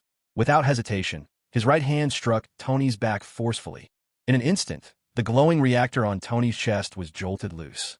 The purple energy surged into his body, and under the vibration of Wong Chen's magic, all the little shards of metal wrapped in spiritual force sprayed out from the wound on Tony's chest. A pungent stench immediately filled the air, making Wong Chun frown. He quickly used his magic to cleanse the pus from Tony's wound, bundling the shrapnel and the foul matter together and disposing of them in a nearby trash bin. He snapped the lid shut, and finally, the smell was sealed away. Tony, mortified by the foul odor, blushed furiously. He wished he could dig a hole in the ground and disappear. Retracting his magic, Wong Chen sat back down in his chair, his voice cool and calm. Suddenly, Tony felt an unbearable itch in his chest. So intense, he began to question reality itself. Sweat beaded on his brow. When he looked down, he saw the wound rapidly healing. He quickly followed Wong Chen's instructions, picked up the teacup, and drank. Warmth flooded through his body, soothing the itch. Noticing that the wound was healing even faster, he eagerly gulped down more tea. "Tony, are you all right?" Pepper's anxious voice broke through as she watched Tony's frantic behavior. "I'm fine. I've never felt better in my life." Laughter erupted from Tony. After a few cups of tea, his wound was completely healed, and even his body, worn down from years of wild living, was revitalized with the vigor of his 20s. He stretched, his face lighting up with unrestrained joy, and burst out laughing. "Surgery fee, $50 million. 1 cup of tea is $1 million, and you had 6. Let's round it up to 10 million. Altogether, that's 60 million. Please pay up. Oh, and don't forget yesterday's bill, too." Wong Chen's smile was dazzling. He wasn't about to miss a chance to make a tidy profit. Besides, the tea alone was worth every penny. Tony had gotten a bargain. "You really are a greedy man. And what kind of math rounds 6 million up to 10? Even Tony, with all his wealth, couldn't help but lose his smile at Wong Chen's demands. The corners of his mouth twitched, but then he thought about the fact that he'd just dodged death. Fine. His life was worth every penny. Don't act so aggrieved. Do you even realize how much you've gained from this? Wang Chen didn't bother to humor him and retorted sharply. "I won't stoop to your level, Pepper. Pay up." Hearing this, Tony Stark flushed red with embarrassment. He quickly got dressed and made a hasty escape, leaving Pepper behind to complete the transfer to Wang Chun. "Thank you so much for your help, Mr. Wong. It was just business. Goodbye, Mr. Wong." Pepper hurried out, chasing after Tony Stark in a rush. Wang Chun waved his hand indifferently, his attention already drifting elsewhere. He was checking the Hong Mang mirror in his mindset. Tony truly lived up to his Marvel legacy. His luck was extraordinary. Even siphoning off just a portion of it was enough for the Hong Mang mirror to mend a small crack. Wang Chun found the current method of viewing it rather cumbersome. So, inspired by the system interface, he had the Hong Mang mirror generate a simple panel. A flash of purple light shimmered from the Hong Mang mirror within Wang Chen's mindset, scanning him from head to toe in an instant. Before his eyes, a purple screen appeared. Realm, Immortal Tao, Qi refining and spirit transformation, perfection, martial Tao, early human immortal. Lifespan, 1,200. Innate divine powers, diamond body, in gestation, word of command, in gestation. Divine abilities, primordial radiance, cycle of divine light, acquired yin-yang divine light, acquired 5 elements divine light, red lotus karma fire, frost soul divine light. Spells, sword control, soul refining, shape-shifting, heaven and earth art, alchemy, artifact refining, talisman crafting. Martial arts, myriad ways of the Hong Mang. Reflection across worlds, 0.6. Restoration, 10%. Looking at the rudimentary interface the Hong Mang mirror had produced, Wang Chen's mouth twitched. This was too basic. Reflection across worlds, 0.6? What did that even mean? Not even enough for a single use, and you're already giving me decimals? And it wasn't even listing all of his divine abilities, just cutting corners. Huh? Well, something is better than nothing, right? Putting aside his complaints, Wang Chen reflected that although he hadn't been in the Marvel world for long, he'd already stirred up quite a bit of trouble. Yet the mirror had only restored itself by 10%. Panga was truly formidable. With just a sliver of the heaven-opening axe's power, the Hong Mang mirror, a primordial chaos treasure, had become all but unusable. Wang Chun was speechless. He'd hoped to sit tight in the villa and let opportunities come to him. But now it was clear, without causing more trouble, the Hong Mang mirror would never be fully repaired. He was vexed. After some thought, he realized the dragon bones presented the easiest path to shaking things up. Once he took possession of them, both the Hand and Kunlun factions would be thrown into chaos. Most importantly, the Hand seemed to have some kind of evil god, just Wang Chen's type. That settled it then. First, acquire the dragon bones, and the rest could wait. The Hand, Kunlun, Kingpin, Daredevil, and the rest? Sorry, not interested. Once Wang Chen's mind was made up, his divine sense swept across Manhattan Island with wild abandon. Instantly, everything on the island became crystal clear in his mind. The cacophony of countless noises pressed in, causing him to frown in irritation. After Wang Chun blocked out the noise, he sent his divine sense deep beneath Manhattan Island. A strange and fantastical world instantly unfolded in his mind. There were rat people teaching 4 turtle people in a scene straight out of a fairy tale. Grotesque and menacing creatures lurked in the sewers, spying on humans. All sorts of dark beings dwelled in shadowy corners, with vampires and werewolves making up the majority. Countless vengeful spirits wailed and wandered through the Hudson River, most of them the souls of infants. And of course, there were corpses everywhere, each meeting a different gruesome end. Truly, it was a world of filth and decay. Wang Chen couldn't help but twitch the corner of his mouth in disbelief. How could such a tiny Manhattan Island harbor so many monsters and ghosts? Not to mention, so many restless spirits? Didn't the Ancient One bother to deal with any of this? No wonder his predecessor's business had flourished. How could it not, with so many bizarre cases waiting to be solved? Poor people of Marvel, he thought, living in such dire straits. As he delved deeper underground, the visions of monsters and ghosts faded away, and only then did Wang Chun breathe a sigh of relief. Mostly, it was because those things were an eyesore. Just looking at them made him want to gag. Found it. Excitement lit up Wang Chen's face. In his mind, he saw an underground construction site, where a woman was dragging a man further inside. At the far wall of the site stood a stone door glowing with a bluish aura, and from within, he could sense the presence of a dragon's might. This was the burial place of the dragon bones. Is this the plot from the Defenders? But the timeline feels a bit off. Never mind. I only saw some Defenders clips on Douyin anyway.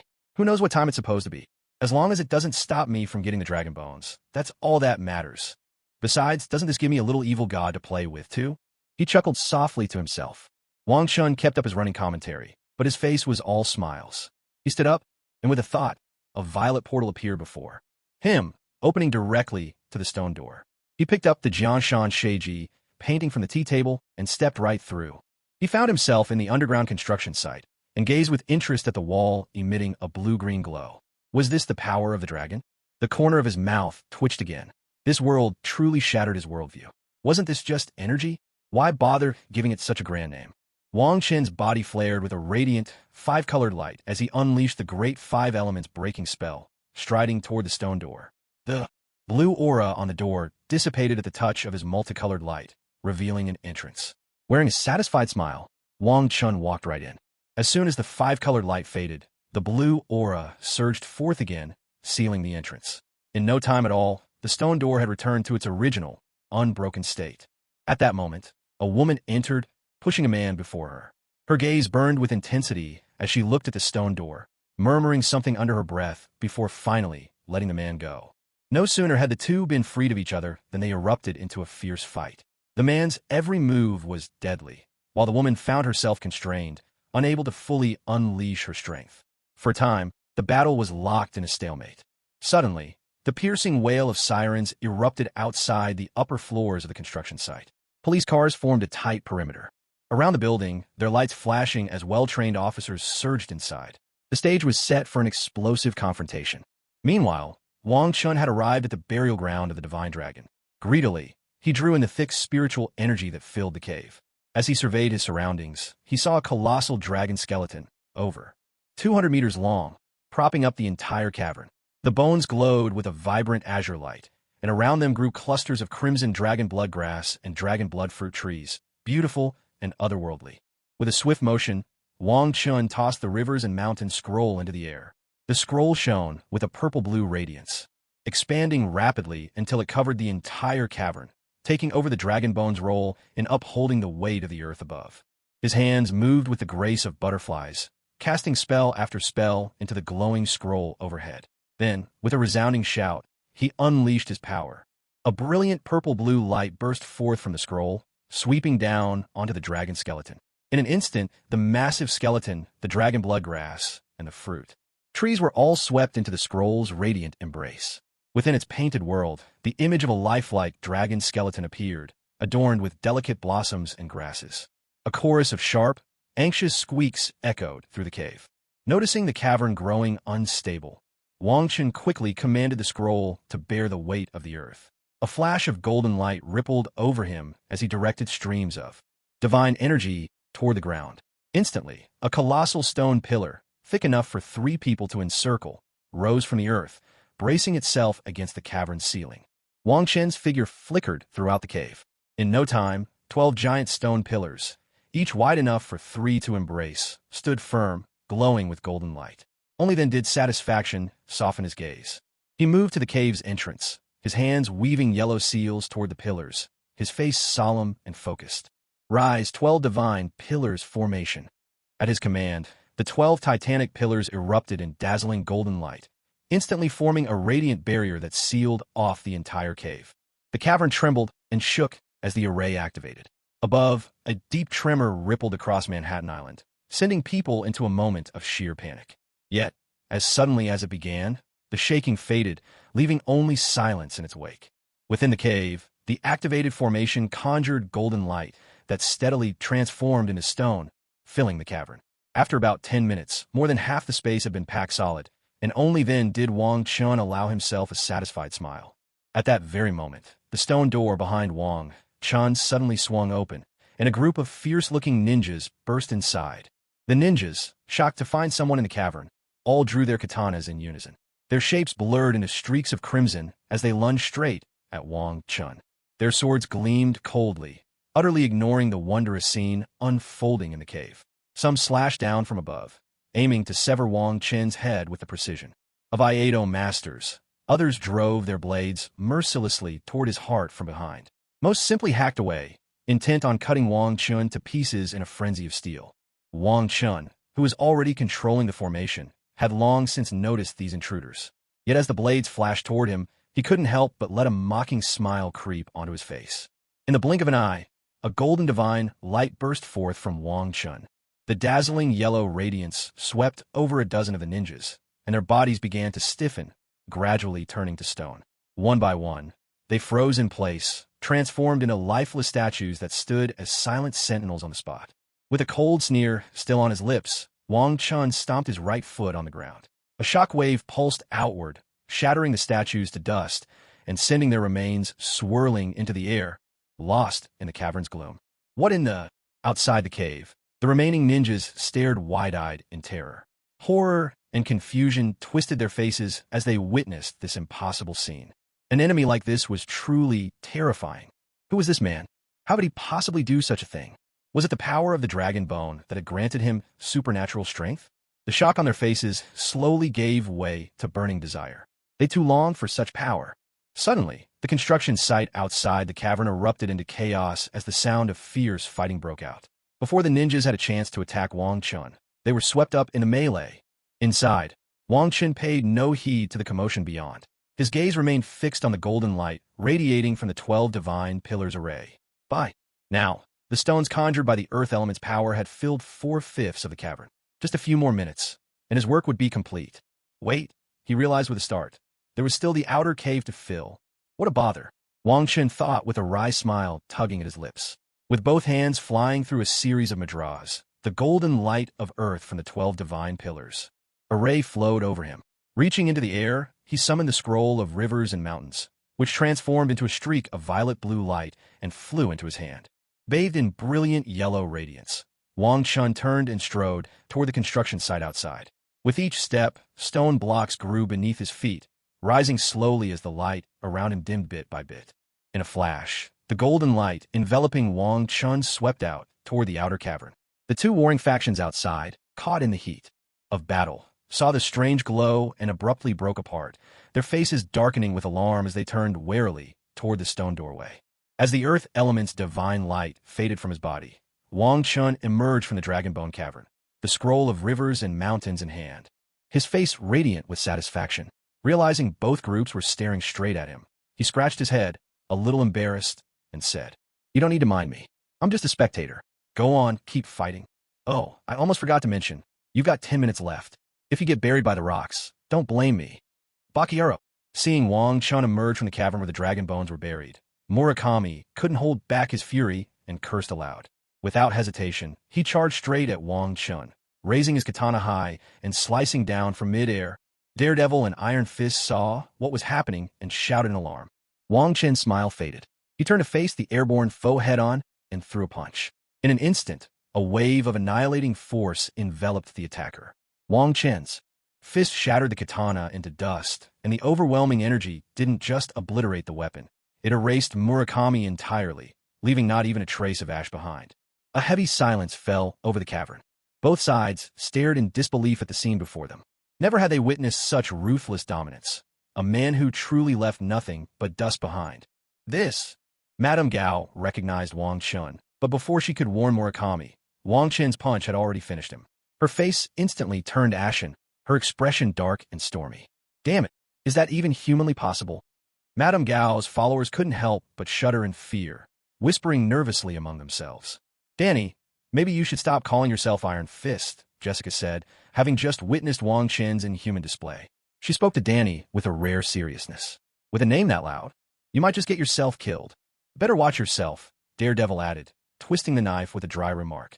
Danny Rand's expression was grim. He didn't argue. He was just as shaken, terrified that Wong Chun could erase him with a single punch. Just then, a surge of intense, dark energy burst forth from Erica.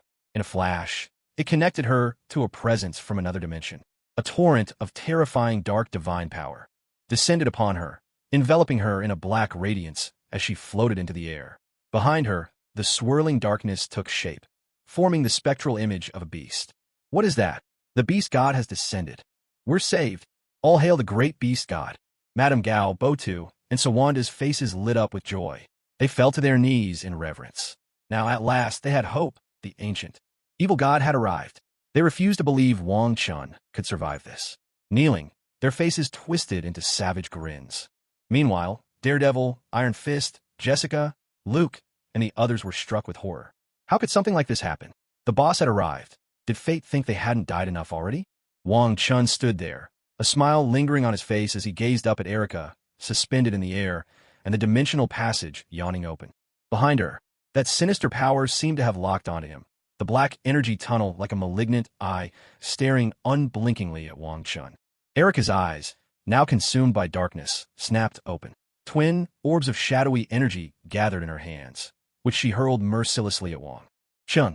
Those pitch-black eyes radiated with insidious whispers from the evil god, each word a seductive temptation, trying to lure Wong Chun in. Injustice haunts this world at your side. Accept me. Let us destroy this filthy, ugly world together. Come into my embrace. Wong Chen's smile faded in an instant. His inner power surged, and a shield of violet energy sprang up around him. With a furious roar, he bellowed up at Erica. Everyone present, whether Lady Gao's followers or Daredevil's allies, was writhing under the torment of the evil god's whispers, clutching their heads, and crying out in agony. But as Wong Chen's thunderous shout rang out, clarity returned to their eyes, and a wave of fear swept across their faces. A guttural roar shook the air. Pathetic insects, I grant you death. Erica sneered. The two orbs of darkness she had unleashed were instantly dissolved and absorbed by Wong Chen's protective energy. In the air, Erica grew livid, letting out piercing howls, while the beastly figure looming behind her issued menacing growls. Go to hell, you bastard. Wong Chun spat. What are you but a mindless beast, he taunted. Just a trivial avatar, and you dare act so arrogant? Let's see if I can't beat you to death. Wong Chun let loose a torrent of insults, adopting the infamous brashness of his hometown, his words as blunt and wild as ever. These so-called evil gods were all insane, always with their talk of pitiful mortals and insects. Insects? Insect my ass. Jessica, Daredevil, and the others were left utterly dumbfounded by Wang Chen's outburst, their pain momentarily forgotten. He was a force of nature. A chorus of guttural howls echoed in the air. I am an evil god Hakon. Wretched insect, I will see you dead. Erica thundered. Stunned, Erica hesitated for a heartbeat. After a moment of silence, the beast behind her unleashed a piercing screech, and Erica's face twisted with cruelty as she lunged at Wang Chun. Seeing her charge, Wong Chun hurled the Jiangshan Sheiji map toward Daredevil and his group, conjuring a shimmering blue-violet barrier to shield them. He shouted boldly, "You really think I'm afraid of you?" With a stomp of his right foot, the ground beneath him caved in, forming a deep crater. A thunderous boom split the air as Wang Chen's figure exploded upward, appearing before Erica in a flash. He drove his fist straight at her. With a tremendous crash, Erica's body was sent flying like a cannonball, smashing through 3 artificial stone pillars before hurtling into the cliff behind. The impact blasted a human-shaped crater deep into the unyielding rock. Daredevil and the others hadn't even had time to examine the protective barrier of light around them before they saw Erica blasted through the air, prompting a startled outcry. Madame Gao, Botu, and Soanda, seeing the situation turn dire, exchanged glances and dashed toward the elevator at the rear, clearly abandoning the dragon bone. After all, survival came first. Did you even ask me? Descending from above, Wong Chun spotted the hand's members fleeing. With a casual grasp at the air, the Hong Mang sword appeared in his hand. He tossed its scabbard skyward, and a dazzling violet glow surged from the Hong Mang sword diagram, instantly enveloping the entire cave and trapping everyone from the hand inside. The Hong Mang sword diagram spun relentlessly overhead, ravenously absorbing the dark energy of the unknown dimension. Its aura grew stronger. By the second, much to Wang Chen's satisfaction. What a marvelous beast you are. My thanks to my loyal friend for such selfless devotion. Madame Gao, Botu, and Sawanda's faces turned ashen when they saw their way out sealed by the violet barrier. Wang Chun then guided the Jiangshan Sheiji diagram to the dimensional passageway to absorb dark energy as well, the artifact transforming into a gluttonous beast, devouring the darkness in great gulps. With a faint smile, Wang Chun turned to Daredevil and the others. Go finish them off. Yes, sir. No problem, sir. Grins of wild joy broke out on the faces of Daredevil, Jessica, and the others. They could finally settle the score with a hand once and for all. A guttural, bestial roar echoed through the cave as Erica, face cold and furious, tore through the stone walls in a frenzy. The spectral beast behind her raged ceaselessly, sending shards of rock flying. In no time, Erica burst free and lunged at Wang Chun with ferocious attacks. Wang Chun parried Erica's onslaught with a Hong Mang sword, but she was no longer human. Her body, now corrupted by dark energy and stripped of flesh and blood, was nearly indestructible. Each limb severed would heal in an instant, making her practically immortal. A wild, mocking laugh rang out. Pathetic insects, my host cannot die. My divine power is eternal. Your fate is sealed. Behind Erica, the shadowy void creature, seeing Wang Chen's attacks were futile, emerged again to taunt him mercilessly. Is that so? You think I can't deal with you? A faint smile played across Wang Chen's lips. He tossed the Hong Mang sword aside, rapidly formed a series of spell seals, and conjured a stream of black and white divine light in his palms, sweeping it straight at Erica. The divine light engulfed Erica in an instant. The void beast behind her erupted in furious, echoing howls. Something's wrong. This is all wrong. The black void could feel its descending power and was steadily fading away as the strange black and white radiance ceaselessly drew in streams of dark energy. Impossible. How can you take my power from me? The darkness behind Erica grew visibly fainter, and the black void's furious roar rang out like the helpless rage of one who has lost control. He was utterly baffled by the ability Wang Chun was using, completely unaware that the innate yin-yang divine light was the nemesis of all spectral beings. How could a mere petty, evil god possibly comprehend the vastness and might of true divine arts? Watching the black void's endless howls, Wang Chun sent yet another surge of yin-yang divine light sweeping toward Erica. Oh, aren't you supposed to be a god? If you can't even handle this little trick of mine, how dare you call yourself a god? With such a meager bit of power, you think you could destroy the world? What a laughable claim. Why don't you barf some more? Why so silent now? Wang Chun sneered, following up with another blast of divine radiance at Erica, his words laced with mockery. A guttural, savage howl tore from Erica. Foolish human, I'll show you my true power. Let the power of darkness descend. Shrouded in black and white divine light, Erica's eyes flashed with a sinister glow. The darkness behind her melted completely into her body as she summoned the force of darkness from the direction of the dimensional passage, uttering strange, otherworldly cries. Impossible. This can't be happening. Where's my power of darkness? Panic-stricken, Erica cried out, her face twisting in shock as she rushed desperately toward the dimensional passage. A broad grin spread across Wang Chen's face as he strolled after Erica, taking his time. He was curious to see if this so-called evil god would finally break. You damn thief! How dare you steal my power of darkness? Curse you! D. The voice of the Black Void, shrill and frantic, echoed from within Erica as she charged straight at Wang Chun. Wang Chen's smile faded in an instant. You really don't know when to quit, he shouted. Primordial cycle of myriad ways. Wang Chun unleashed a mighty punch toward the Black Void. Behind him, a spinning violet wheel of light appeared, exuding an aura that could annihilate all things and transcend life and death itself. The presence of this force enveloped Erica's possessed form. Terror flickered across her face as Wang Chen's violet fist struck her squarely. I've never seen a god this weak. Pathetic. Now, disappear. Black and white yin-yang divine light erupted from Erica, while the violet imprint of the fist and the spinning wheel pressed down relentlessly. In mere moments, her form was utterly obliterated, reduced to nothingness. I'll be back. The Black Void's furious voice echoed from within the collapsing dimensional passage, which then vanished without a trace. Why don't you come back, then? Coward. Wang Chun saw how quickly Heikong closed the dimensional passage and couldn't help but grumble in annoyance. Seriously? All bark and no bite. Didn't even give me a chance to cash in on the situation. What a stingy bastard. Mother. Boda was utterly stunned when he saw Wang Chun take down Heikong. Was this really the god they'd worshipped for so many years? Attack the barrier with everything you've got. Madame Gao's face was as dark as thunder. She hadn't expected Heikong to be such a letdown. Why couldn't he have held out just a little longer? Open it for me now. A thunderous barrage erupted as Suo Wangda hacked away at the glowing barrier with desperate force. The sound echoed through the cave. Madame Gao and Botu, leading the remaining ninjas, launched a frenzied assault on Daredevil, Iron Fist, Jessica, and Luke Cage, buying Suo Wangda precious time. For a moment, the scene resembled an epic martial arts movie. Swords flashing, fists flying, chaos everywhere.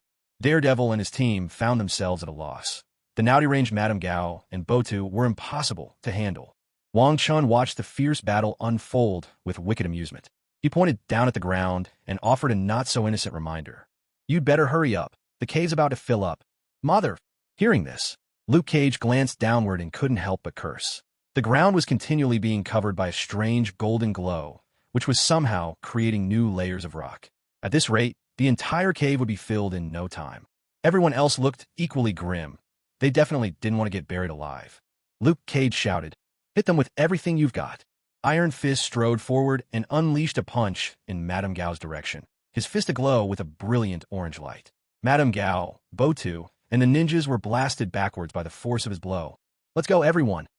Daredevil sounded the charge, and Jessica, Iron Fist, and Luke Cage, energized by the call, surged toward the Hand's forces. The two sides clashed again in a furious melee. But Daredevil and his team were simply outmatched. The fight quickly ground to a stalemate once more. Wang Chun watched from the sidelines, his lips twitching in disbelief. Was that really supposed to be the Iron Fist? Might as well call that the Lightbulb Fist. He'd wanted to enjoy the chaos a bit longer, but Iron Fist's lackluster performance put him in a foul mood. With a flick of his right hand, the ethereal painting of rivers and mountains transformed into a streak of violet blue light and landed in his palm. In a low voice, he commanded, "Sword art, go!" The Hong Mang sword, which had been floating nearby, immediately turned into a brilliant purple blade of energy and swept toward the Hand's members. The cave was instantly filled with agonized screams. "Ah! No, please! You're the real demon here." Lady Gao, Bakudo, and Samhain stood back to back, fearfully bracing themselves against the menacing purple sword light. Daredevil, Iron Fist, Jessica, and Luke Cage huddled together, exchanging uneasy glances as they watched the sword light relentlessly cut down the ninjas, terror flickering in their eyes. This was simply unbelievable. Footsteps echoed, deliberate and unhurried. The sound belonged to Wang Chun. Lady Gao, Bakudo, and Samhain tensed even further, turning their anxious gazes toward him. I was going to say a few words, but this kid has completely ruined my mood, Wang Chen said with a cold edge. You may as well all just die. He pointed at Iron Fist as he spoke. The moment his words fell, the primordial sword transformed into a blazing purple sword light, surging toward Lady Gao and her companions. Damn you! Curse that Chinese bastard! Go to hell! Locked onto by the killing intent, Lady Gao, Bakudo, and Samhain erupted with desperate fury, channeling every ounce of their power as they struck out at Wang Chun. In an instant, a fist imprint, a blade of energy, and a palm strike, all hurtled through the air toward him. Wang Chun sneered. Is that all you've got? Well, I suppose it's better than nothing. A shimmering purple aura flared around him, swallowing and absorbing their combined attacks. He spoke with chilling calm. You're a demon. Kid, Kunlun will never let you get away with this. Despair twisted their faces. Lady Gao, Bakudo, and Samhain hurled curses with their dying breath. But before they could finish the primordial, sword's light pierced through their bodies. Purple flames erupted, consuming them in an instant, leaving nothing behind but empty air. Kunlun. The Kunlun of this world is a disgrace, Wang Chun said with a twisted smile. With a wave of his hand, the radiant sword diagram overhead shrank rapidly, transforming into a sword sheath. The primordial sword slipped inside and flew neatly into Wang Chen's hand. If you don't want to be buried alive. Wang Chen glanced at Daredevil, Iron Fist, Jessica, and Luke Cage, who stood frozen in shock. His tone was indifferent. With that, Wang Chen strode into the elevator. A single swing of the primordial sword, and one side of the elevator was sliced open. They're going to seal this place up. No way am I going to be buried alive. Jessica snapped. The four snapped out of their stupor, panic written on their faces, and rushed into the elevator. Once they were all inside, Wang Chun activated the controls. The elevator roared as it ascended toward the surface. For a moment, silence filled the confined space. Not one of the four dared to even breathe too loudly. Their eyes filled with awe and curiosity as they stared at Wang Chun. Wang Chun had no time to spare for them. The map of rivers and mountains, and the Hong Mang sword hovered in the air as his hands formed intricate seals. Strands of golden light connected with the 12 divine pillars of the great formation below the cavern, and gradually, the elevator shaft began to fill with the same golden radiance. Stones materialized one after another, steadily filling the empty space. Daredevil, Iron Fist, Jessica, and Luke Cage watched in astonishment, each moment more unfathomable than the last. Yet, none of them dared to interrupt Wang Chen's spellcasting.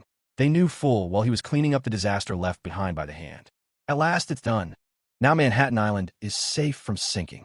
Wang Chun looked upon his work with satisfaction, murmuring to himself. Thank you for your help, sir. Daredevil expressed his gratitude to Wang Chun. I didn't come here to help you. It was just a coincidence, Wang Chun replied curtly. He wasn't exactly fond of Daredevil and his refusal to kill. What a joke. May I ask your name? Iron Fist's expression was uneasy. The dragon bone had disappeared. Had Wang Chun taken it? He ventured the question carefully. Wang Chun. Just call me Wang. All right, let's get back to the surface. With a wave of his hand, the Hong Mang sword turned into a streak of violet light, vanishing into his core, while the map of rivers and mountains landed in his grasp. Without another glance at them, Wang Chun strode out of the elevator first. So cool. That was incredible, Jessica said with a laugh, watching Wang Chen's retreating figure. Come on, let's go too, Daredevil said, his tone less than cheerful as he headed out, the others quickly following behind. Don't move. Hands up. Put your hands on your head. If you don't cooperate, we'll open fire.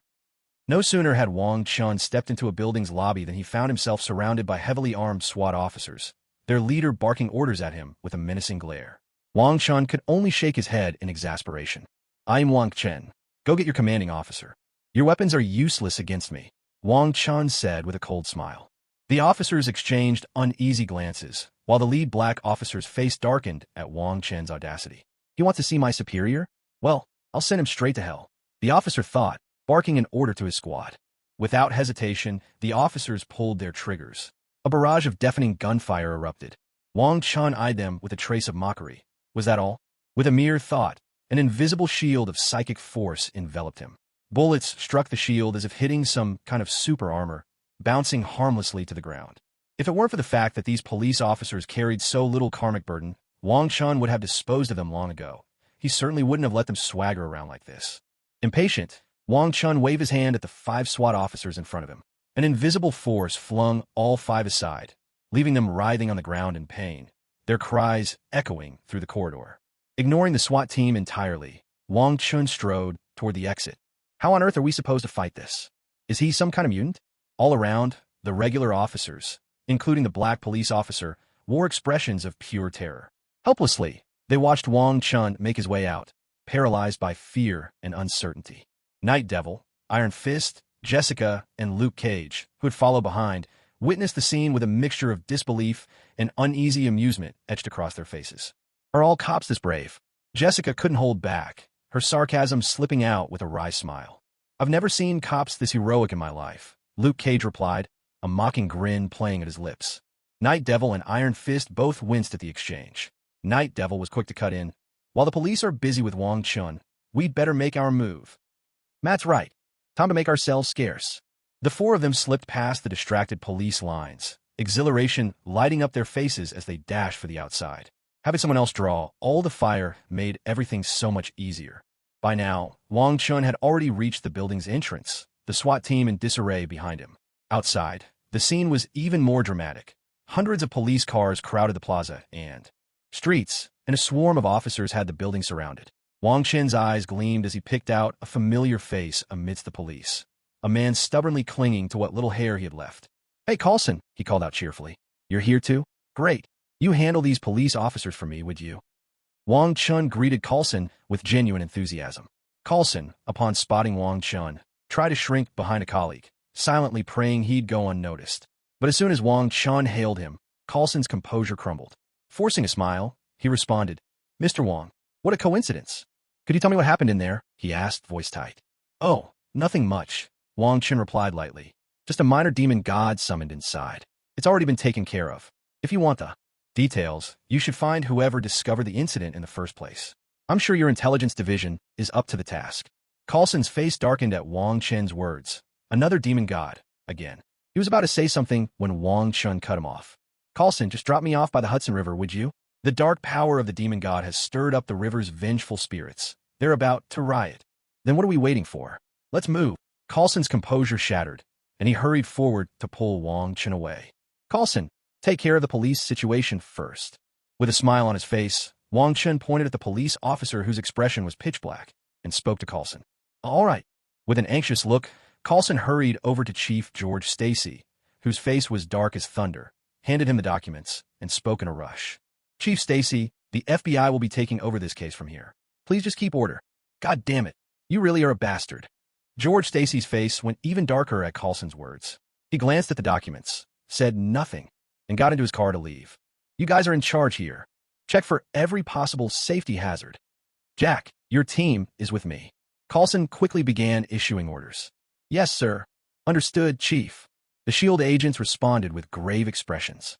Once everything was arranged, Coulson strode quickly over to Wong Chun and said, Mr. Wong, let's go. All right, you lead the way. Wong Chun got into Coulson's car and closed his eyes to rest. Coulson, still visibly anxious, couldn't help but ask, Mr. Wong, why would there be evil spirits in the Hudson River? Do you know how many people die in the Big Apple every day? Where do they go?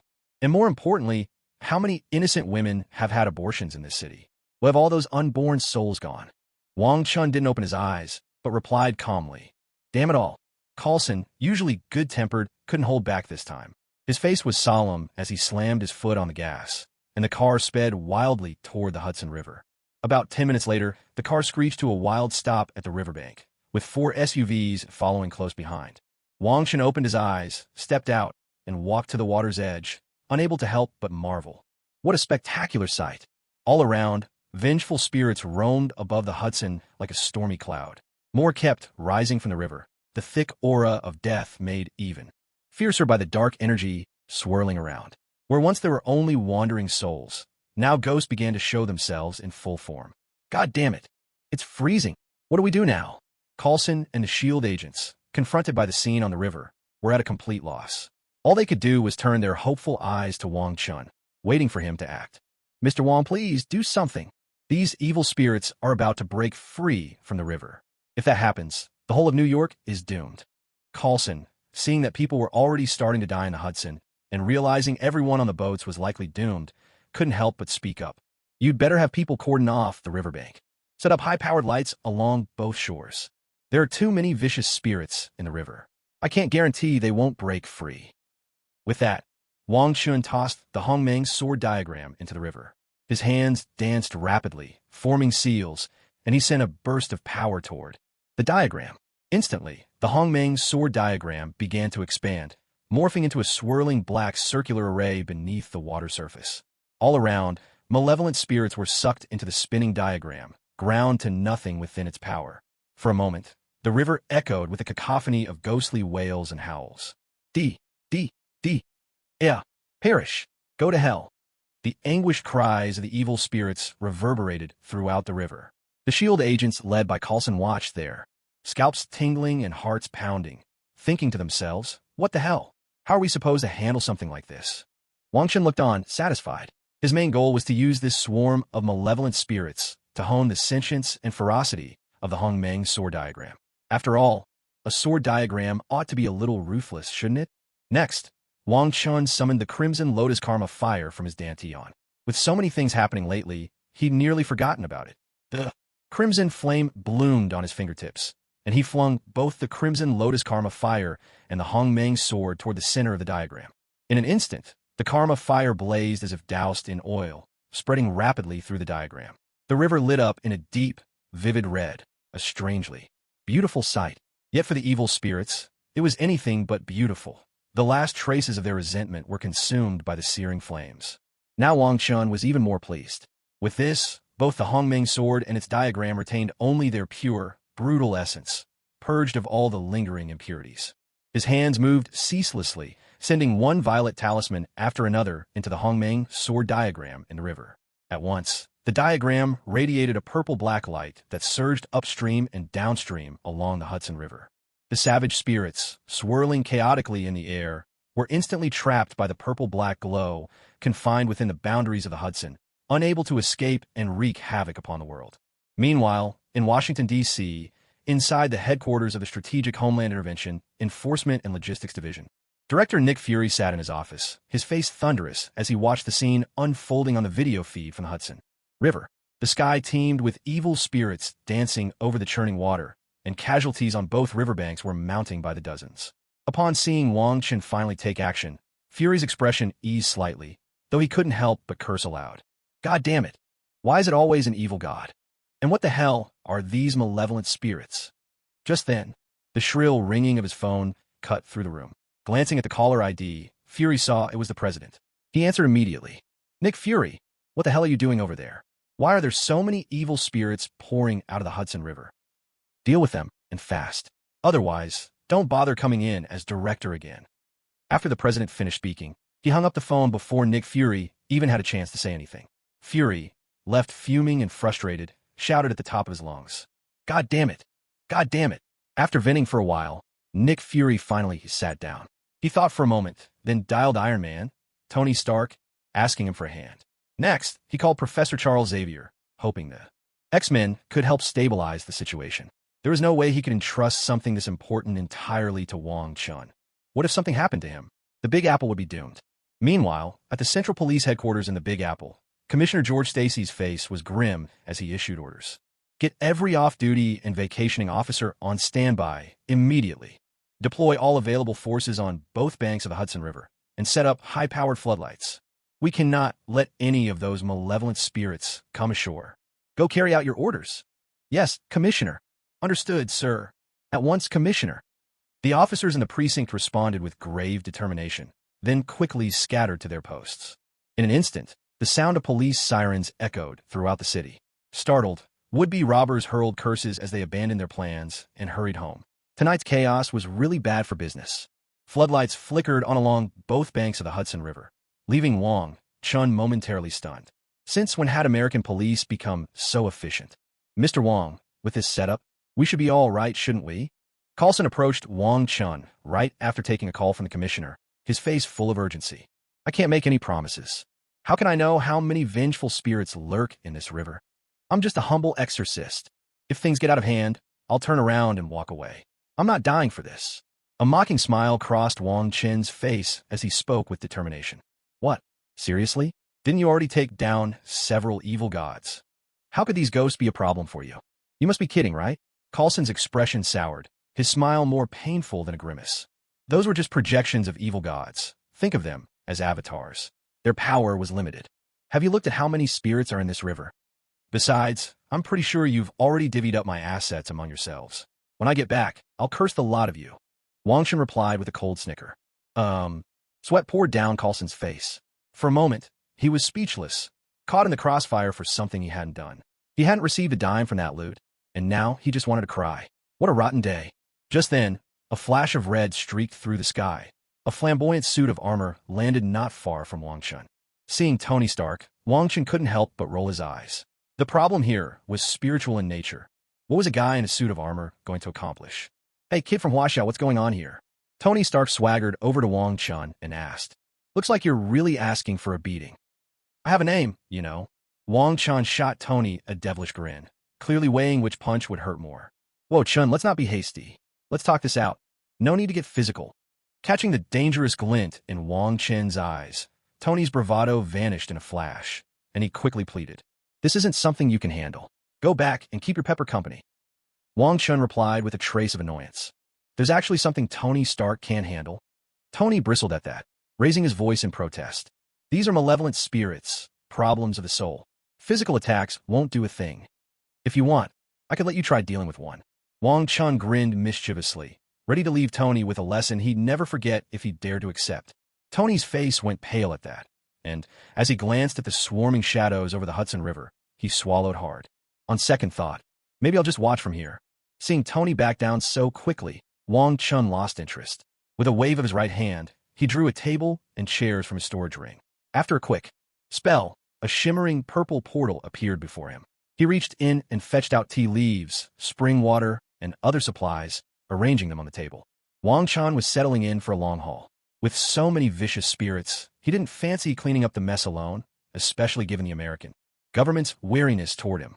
Everything he did here was for the sake of gathering fortune.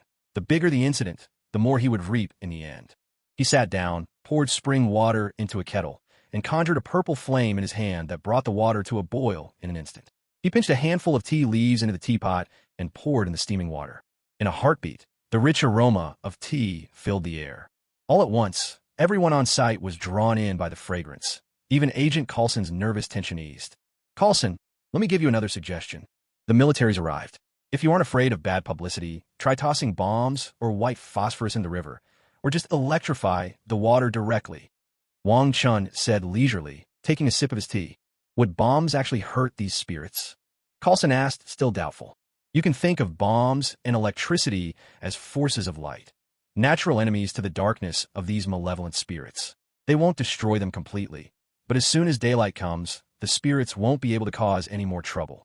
And why haven't you called in someone from church to deal with this? Wang Chun added coolly. After all, churches in this world did have some actual power. All right then, I'll go report back. Coulson slipped away from Wang Chen's side, feeling guilty, and went off to report to the director. Chun, give me a chair and pour me a cup of tea too.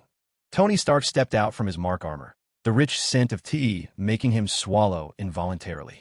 He hurriedly spoke up. Not bad. Looks like your suits had an upgrade. Wang Chun was a little surprised to see Tony emerge from the armor. With a casual wave, another grand armchair appeared next to the table. Tony's face darkened at the comment. During his battle with Ironmonger, he'd almost been killed, which pushed him to rush the upgrades on his suit. But in the end, it was all for nothing. The suit was still only good for showing off in front of ordinary people. The moment he faced a real adversary, it was useless. And now, these vengeful spirits were teaching him a whole new lesson. Enough with the commentary. Just pour me some tea. Tony, still reeling from the blow to his ego, snapped irritably. Don't forget to pay. Wang Chun replied with a smile, thoroughly enjoying Tony's moment of embarrassment. At this, Tony's face turned even darker. This guy was more ruthless than he was. A single cup of tea costing $1 million. What a vampire. After Coulson finished reporting to Nick Fury, Fury called up General Ross. Within moments, the military began launching white phosphorus shells toward the Hudson River, while the police pumped electricity into the water. Suddenly, pale white flames rose above the Hudson, flickering with flashes of blue lightning. The weaker, vengeful spirits were instantly wiped out by the fire and electricity, and the remaining ones were trapped in the river, isolated by the burning and the current. The anguished wails of the spirits echoed up and down the river. Yeah, what? Death! Death! On both banks, the soldiers and police cheered at the sight. Ah, this is fantastic. We did it. Those damn things are trapped for good. It actually worked. It really worked. The military doesn't mess around. Wong Chun watched the white flames and electric flashes ripple across the water, unconcerned with the spectacle, and couldn't help but remark, "Is that really all it takes?" Tony Stark allowed himself a relieved smile and turned to Wong Chun. "So that's it? Problem solved?" "If it were only that simple," Wong Chun replied. "This just keeps the spirits from coming ashore for now. To truly deal with them, we'll need the people from the church or Professor Charles to step in. As for me, I can only guarantee there won't be any trouble in my section of the river." He let out a cold laugh, his disdain for the American government plain. "After all this chaos, we really should thank the American government for doing absolutely nothing. Just think, how many people have died in this river?" Tony Stark was left speechless by what he heard, simply staring in silence at the surface of the river wrapped in white flames. An invisible jet landed on the banks of the Hudson River. The hatch opened, and the first to emerge was Professor Charles Xavier, being pushed by Jean Grey, the Phoenix. Following close behind were Storm, Ororo, Cyclops, Scott, and Wolverine, Logan, all heading toward where Wong Chun was standing. "Why are the X-Men here too?" Seeing Professor Xavier and the others approaching, Tony Stark couldn't help but mutter. If they didn't come, who else would take the fall? With a sly, knowing smile, Wong Chun took a sip of tea and replied calmly, "Son of a Cyclops is as scheming as ever." Tony Stark instantly caught on. Of course, the truth about the vengeful spirits couldn't be made public. So who would get blamed? Naturally, the unruly mutants. This would both solve the problem and deal a blow to the mutants' reputation. A perfect two birds, one stone strategy. Those bald-headed schemers have hearts as black as coal. I wiped out most of the vampires in the Big Apple, and they swallowed up all the loot. Didn't leave a dime for me. Once we settle things here, I'll make sure they regret ever crossing me. My things aren't so easily taken." Wong Chen's expression turned cold and ruthless as he spoke, a chilling glint in his eyes. "Coulson, looks like you guys are in trouble," Tony Stark remarked with a hint of schadenfreude when he saw Coulson return. "Mr. Wong, I swear I didn't take a single cent. Please, don't take it out on me." Coulson wiped the cold sweat from his brow and pleaded, cursing his luck and sighed. Why did the director have to pocket this madman's money? Now he, the little guy, was going to suffer for it. "Mr. Wong, we meet again." Jean Grey pushed Professor Charles Xavier up to Wong Chun, with Storm, Cyclops, and Wolverine standing by. "Professor Charles, I'd rather not see you, honestly." Wong Chun shot a glance at Charles, took another sip of tea, and said coolly. He knew full well this old fox wanted him to take the bullet for the mutants. Professor Xavier smiled warmly, unfazed by Wong Chen's coldness. He turned to his X-Men and instructed, "Go handle the vengeful spirits in the river. Follow the plan." "Yes, Professor." "Understood, Professor." Jean Grey, Storm, and Cyclops replied respectfully and dashed off toward where the vengeful spirits were gathering, leaving only Professor Xavier and Wolverine standing by. Arriving at their destination, the three X-Men sprang into action. Storm Ororo led the charge, her eyes turning an unbroken white as she became enveloped by invisible winds, lifting her effortlessly into the air above the Hudson River. Suddenly, the sky over the Hudson grew heavy with storm clouds, the oppressive darkness pressing low. From deep within the thick clouds, a massive vortex began to form. Fierce winds howled, whipping the clouds into a frenzy. Thunder rumbled across the heavens, and streaks of lightning danced wildly. In that moment, the sky erupted with deafening booms. Bolts of blue lightning crashed down, striking the river again and again. The electric arcs shimmered ceaselessly across the water, erasing countless malevolent spirits in their wake. For a while, the river fell silent. The wails and howls of the restless dead were gone, replaced only by the crack and sizzle of lightning splitting the air. On the shoreline, Cyclops, Scott, and Jean Grey, the Phoenix, stood guard for Storm, alert to threats lurking in the shadows. Clearly, the X-Men weren't letting their guard down. "Mother, that's incredible." Tony Stark stared in awe at the spectacle Storm was conjuring not far away, unable to hold back his exclamation. Wong Chen's eyes glimmered with shades of black and white as he looked up at Storm. In his vision, her very flesh and bones were laid bare, revealing streams of blue energy within her resonating with the weather above. To Wong Chun, Storm was wielding the power of thunder and lightning purely through her bloodline, her so-called X-gene. It struck him as almost a waste. Why not harness this lightning to temper her body? Not bad. That's quite a gift. Wong Chun had to admit, Storm's abilities were truly formidable. If he possessed such power in his previous life, the laboratory wouldn't have stood a chance. After all, the cultivation technique he'd practiced, the Shangqing Grand Cavern Scripture, was no slouch. If only the world's spiritual energy hadn't been diverted by the Ancient One for her formations, his progress wouldn't have been so slow. Mr. Wong, is it possible for mutants to cultivate? Charles asked, wearing an enigmatic smile, though tension flickered in his eyes. Mutants? So you don't even see yourselves as human anymore? How can you accept such a derogatory name?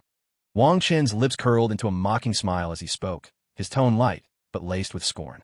Charles's smile faded at that, a flash of anger crossing his face before he mastered himself. Mr. Wong, you still haven't answered my question. Oh, sure you can. Mutants have excellent talent, Wang Chen replied, his smile half mocking, half amused. If the old man insisted on asking, he'd just play along. Let's see if he could handle the consequences.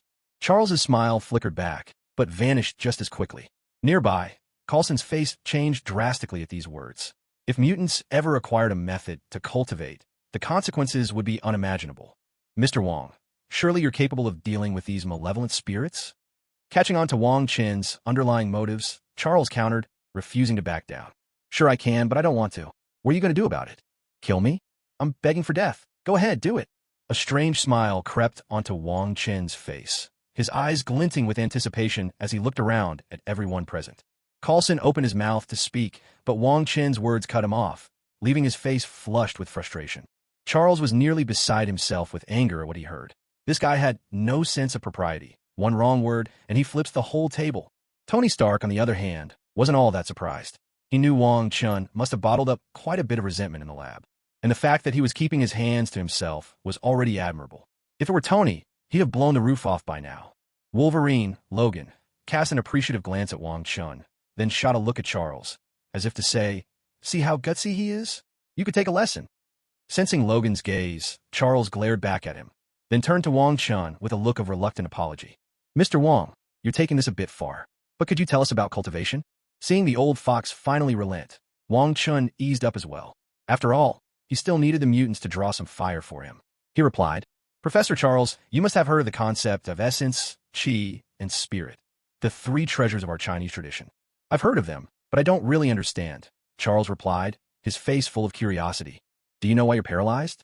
Wang Chen asked with a mischievous grin, deliberately poking at Charles's sore spot.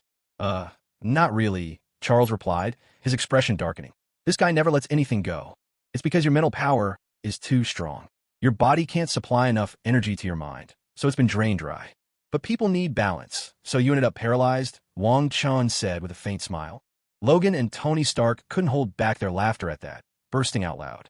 Charles, meanwhile, was left speechless, staring daggers at Wang Chun. Essence refers to the subtle material substances in tangible form. Within the human body, it means the various tangible elements that sustain life, like blood, which is usually in solid or liquid form. Qi refers to the subtle material substances in intangible form. Within the human body, it means the essential intangible elements that support life, usually in the form of gases like oxygen. Spirit is the vitality of essence and qi. Within the human body, it refers to the dynamic changes and functional vitality at all levels of life, like mental power, which acts as the body's automatic control system. And cultivation is about strengthening all three treasures, essence, qi, and spirit, not just focusing on one aspect. Wang Chun gave them a brief introduction to the fundamentals of cultivation. No matter the method, it all came down to these three elements. Well, except those sorcerers from the sanctum, they borrowed their power, which is a bit abstract. Charles seemed thoughtful at Wang Chen's words, while Tony Stark hurriedly had Jarvis record everything he said. Coulson directly pulled out a recording device, but only Logan seemed to grasp the deeper meaning. As for the specifics of cultivation, that's my secret. Sorry, but I can't share that, Wang Chen replied, suppressing a laugh. He raised his cup of tea, took a sip, and fell silent. Charles, Tony Stark, Coulson, and Logan all stared at Wang Chun with exasperated expressions. Just when things were getting interesting, he stopped talking. Was he really going to be this secretive? If I don't tell you, can't you come up with something yourselves? Look at Storm up there. She has such powerful control over the weather. Why doesn't she use lightning to temper her body? If she could store the power of thunder within, maybe she'd become the next god of thunder. And Jean Grey, with her formidable telekinesis, couldn't she use a similar approach to train herself? Of course, you could also try out some martial arts from China, the church's battle aura, or even a sorcerer's magic. All these are paths you can explore. Wang Chen spoke with a cheerful smile, enthusiastically offering suggestions to Charles. He was genuinely curious to see how far mutants could go down the path of cultivation, and just how much fortune that might bring him. Charles listened with a broad grin, his face wrinkling with delight. Coulson, on the other hand, looked exasperated. Wang Chen clearly wanted to stir things up even more. Tony Stark's eyes gleamed with inspiration. "Thank you for your guidance, Mr. Wong. I owe you one," Charles said with a grateful smile.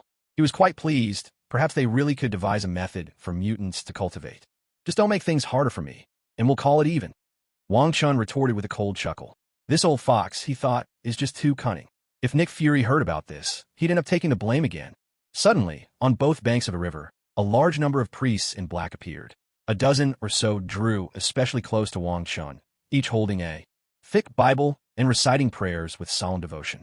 Waves of faith coalesced into radiant power, illuminating both shores of the Hudson River. The vengeful spirits in the water, agitated by the holy light yet terrified of its power, could do nothing but howl and shriek from the riverbank. For a moment, the previously subdued wails and cries of the dead echoed once more across the Hudson. "Ea! Ea! Oh! Death! Death!" Watching this scene, Wang Chun couldn't help but feel that the church's people were just putting on a show. Did they really think such a meager amount of faith would make a difference? His lips curled into a mocking smile as he grumbled in annoyance. "Coulson, the church's people are useless. Are they just here to steal the credit? I've never cared about taking credit. But are these guys here just to get on my nerves? Tell them to back off. I'll send them to meet their god myself." Coulson's face was slick with sweat, inwardly bemoaning his fate. Director, what kind of people have you recruited?" "Mr. Wong, I honestly have no idea what's going on either. I'll go try to smooth things over right away." Wearing a pained expression, Coulson left, realizing he was nothing more than everyone's punching bag. If you're capable of solving problems, then why don't you take care of those ferocious spirits? Tony Stark couldn't help but blurt out, "Are you just clueless? Or are you pretending to be? I could take care of those monsters, but the moment I'm spent, the government would come after me instead. I have no desire to be the fool who burns himself bright just to light the way for others." Wang Chen sneered. If it weren't for the fact that these spirits brought him fortune, he wouldn't bother with any of this. Tony Stark's face flushed red, but he was left speechless, unable to think of a single reason that could justify Wang Chen risking his life to intervene. Meanwhile, Professor Charles's mind was completely absorbed by cultivation methods. Theories swirled in his head, and he paid no attention to the spirits in the river. He had already experimented on them. His psychic power could influence a few, but when faced with many, it was useless. After all, the spirits had no will left, only a primal urge to kill. In the Hudson River, the spirits, agitated by the power of light, became erratic. As they resisted the force of light, they also struggled against the suction of the Hong Mang sword array. Driven mad, they began to viciously devour each other. In an instant, a monstrous spirit, towering as high as a 4- or 5-story building, emerged from the river, broke free from the sword array's grip, and lunged for the priests on the shore. With a chilling, grotesque laugh, followed by agonized screams, the spirit devoured the nearest priest. The air was filled with the priest's cries of terror. "Mother!" A military officer, barely suppressing his fear, shouted out orders. "Kill it! Kill it now! Monster, just die already!" Machine gun fire erupted, echoed by desperate shouts, as the terrified soldiers unleashed a torrent of bullets at the monstrous spirit. But the bullets passed right through, splashing harmlessly into the Hudson River, unable to harm it in the slightest. "Mr. Wong, please, you have to do something. They can't hold out much longer." Coulson rushed over, his face full of anxiety, pleading desperately. "Coulson, are you in on tonight's game?" Wang Chen's lips curled into a strange smile as he asked. "What game?" Coulson stared back, completely at a loss as to what Wang Chen was talking about. "Never mind. Whether you know or not makes no difference. Tony Stark, you should head back. What comes next is beyond your capabilities." Wang Chen's voice was calm, almost indifferent. "What's going on?" Tony Stark was bewildered, rising to his feet in confusion. "If you really want to know, why not just ask Jarvis?" "Professor Charles, you be careful too. Even though your peace theory sounds like utter nonsense to me, I have to admit, it's good that you can provide some protection for mutants." Wang Chen stood up and, with a casual wave of his hand, swept all the tables and chairs into his dimensional ring. He spoke in a calm, measured tone.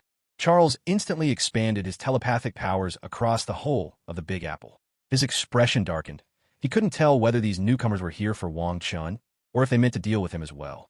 Without delay, Charles reached out telepathically to summon Jean, Storm, and Cyclops back, and said directly, "Let's return to the academy. Mr. Wong, you take care too." Jean Grey, the Phoenix, pushed Professor Charles's wheelchair, with Storm, Aurora, Cyclops, Scott, and Wolverine, Logan close behind. They all boarded their jet and left without hesitation. Coulson's face was grim. He had no idea what was going on. He kept trying to contact headquarters, but there was no response at all. Meanwhile, the vengeful spirit continued its massacre of the priests along the shore. Soldiers were falling as well, and the cries of pain and bursts of gunfire echoed relentlessly across the riverside. Wong Chun wore a cold, mocking smile. With a single thought, he called forth the acquired yin-yang divine light from the depths of his mind. Black and white light coalesced in his palm, and he swept it toward the rampaging wraith. A beam of divine light, black and white, thick as two men embracing, cut across nearly a kilometer, illuminating the night sky along the riverbank in an instant. The monstrous wraith had a vicious grin frozen on its face, but in a flash, the black and white beam obliterated it into nothingness.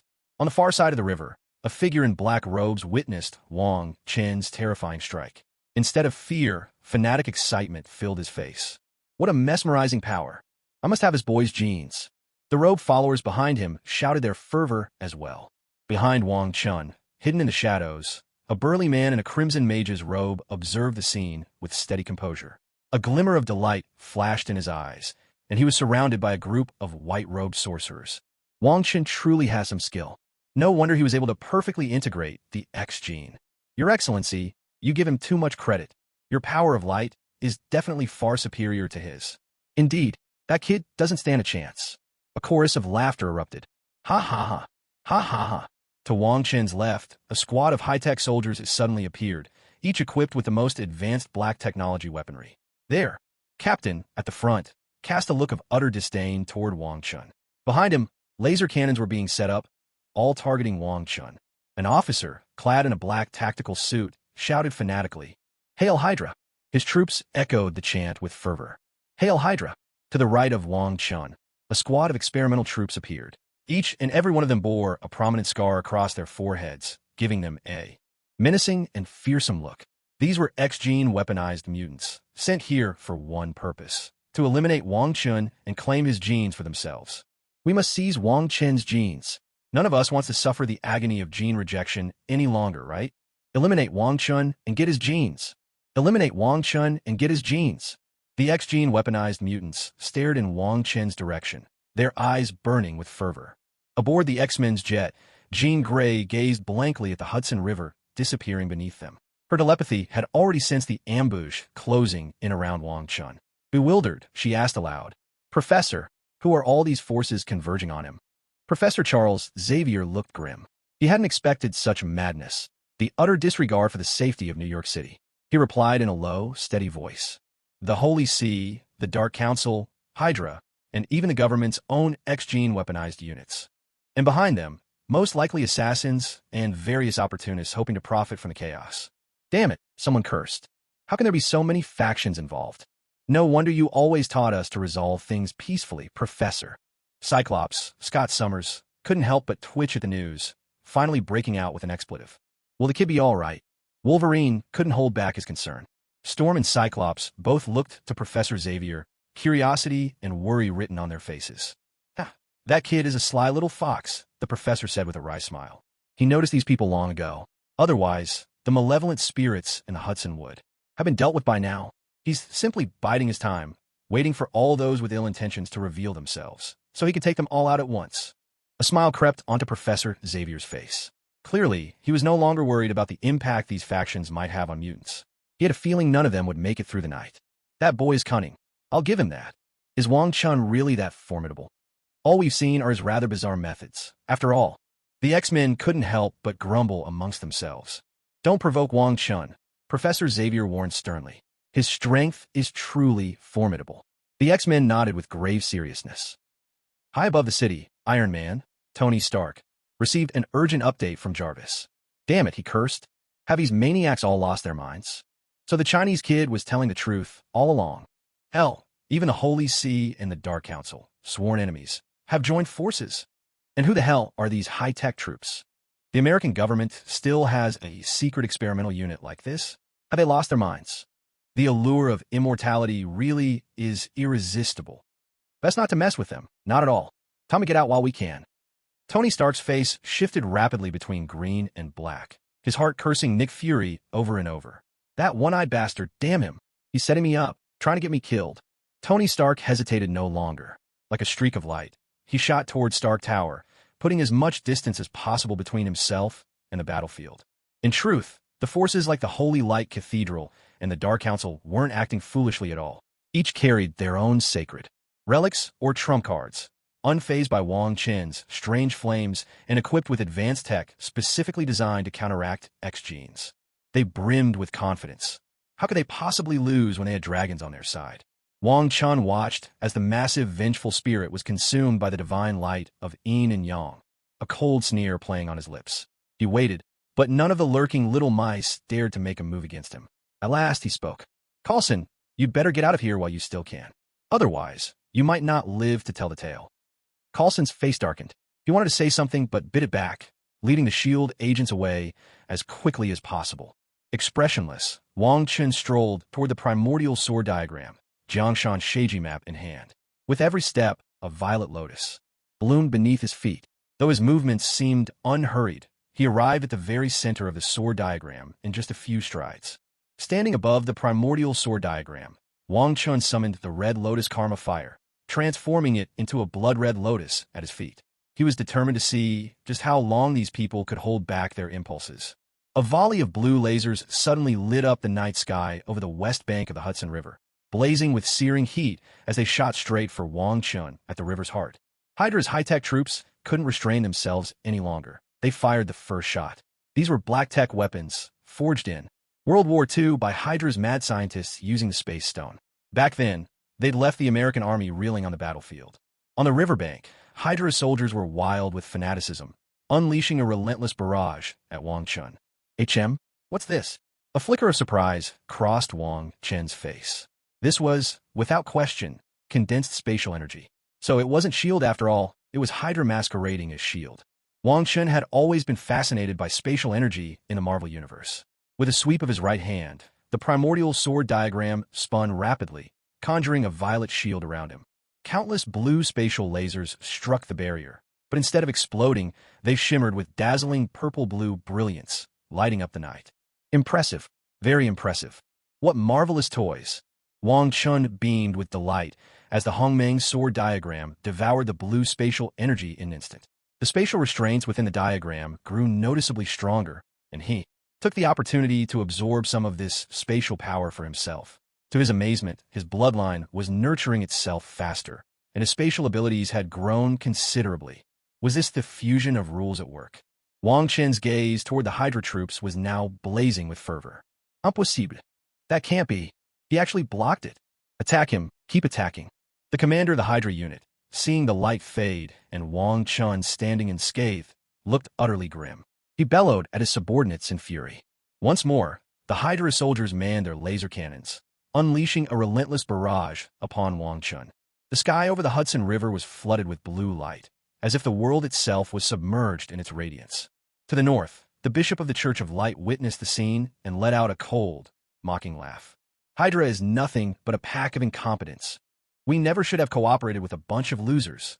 Smith, this is the will of the Archbishop. Another cardinal said icily.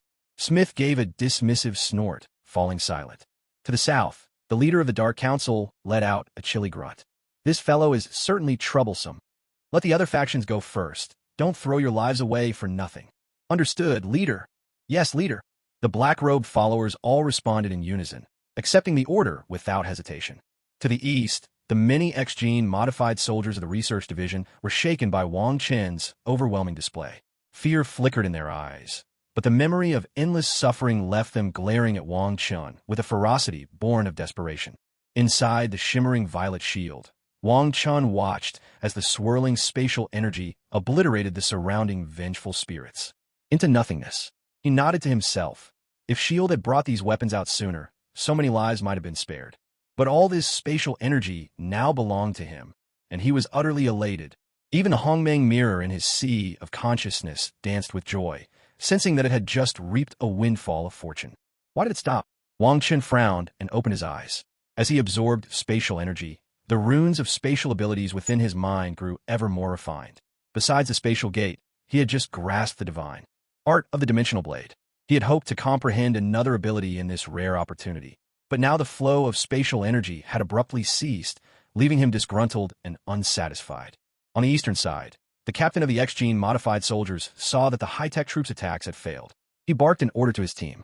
Activate the super pulse cannon. Blast him to pieces for me. I want to see how this damned experimental subject, Vero 9999, can still act so arrogant without his powers. Yes, Captain. The group of X-Gene modified soldiers wore expressions of ferocity and fanaticism as they shouted and quickly climbed onto two massive trucks. In unison, they powered up the super pulse cannons, aiming them directly at Wong Chun to begin charging.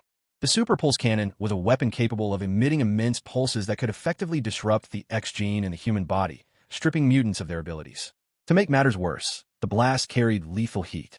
The captain of the X-Gene modified team saw the cannons on both trucks light up with a blue glow, signaling that the charge was complete. Without hesitation, he issued his command. Yes, sir. Yes, sir. Wicked grins spread across the faces of the X-Gene soldiers atop the trucks as they fired two blinding white blasts, each as thick as a barrel, straight at Wong Chun.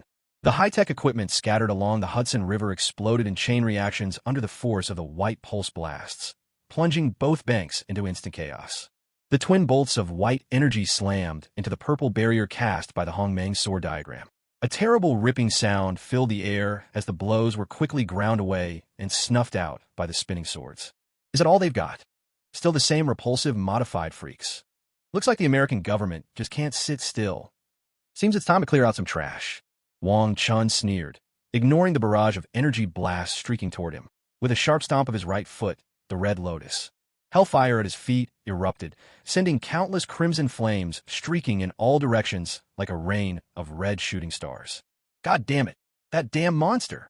The super pulse cannon isn't working at all. Captain, look, the flames are coming right at us. Furious curses erupted from the X-Gene soldiers. As the scarlet fire closed in, one of them screamed in terror. The captain's face was ashen. He pulled a blood-red scepter from his coat, slashed his palm, and let his blood drip onto it. The scepter glowed with a deep crimson light as he urgently barked orders to his men. Everyone draw some blood now. Though they exchanged uneasy glances, the modified soldiers complied, slicing their palms open.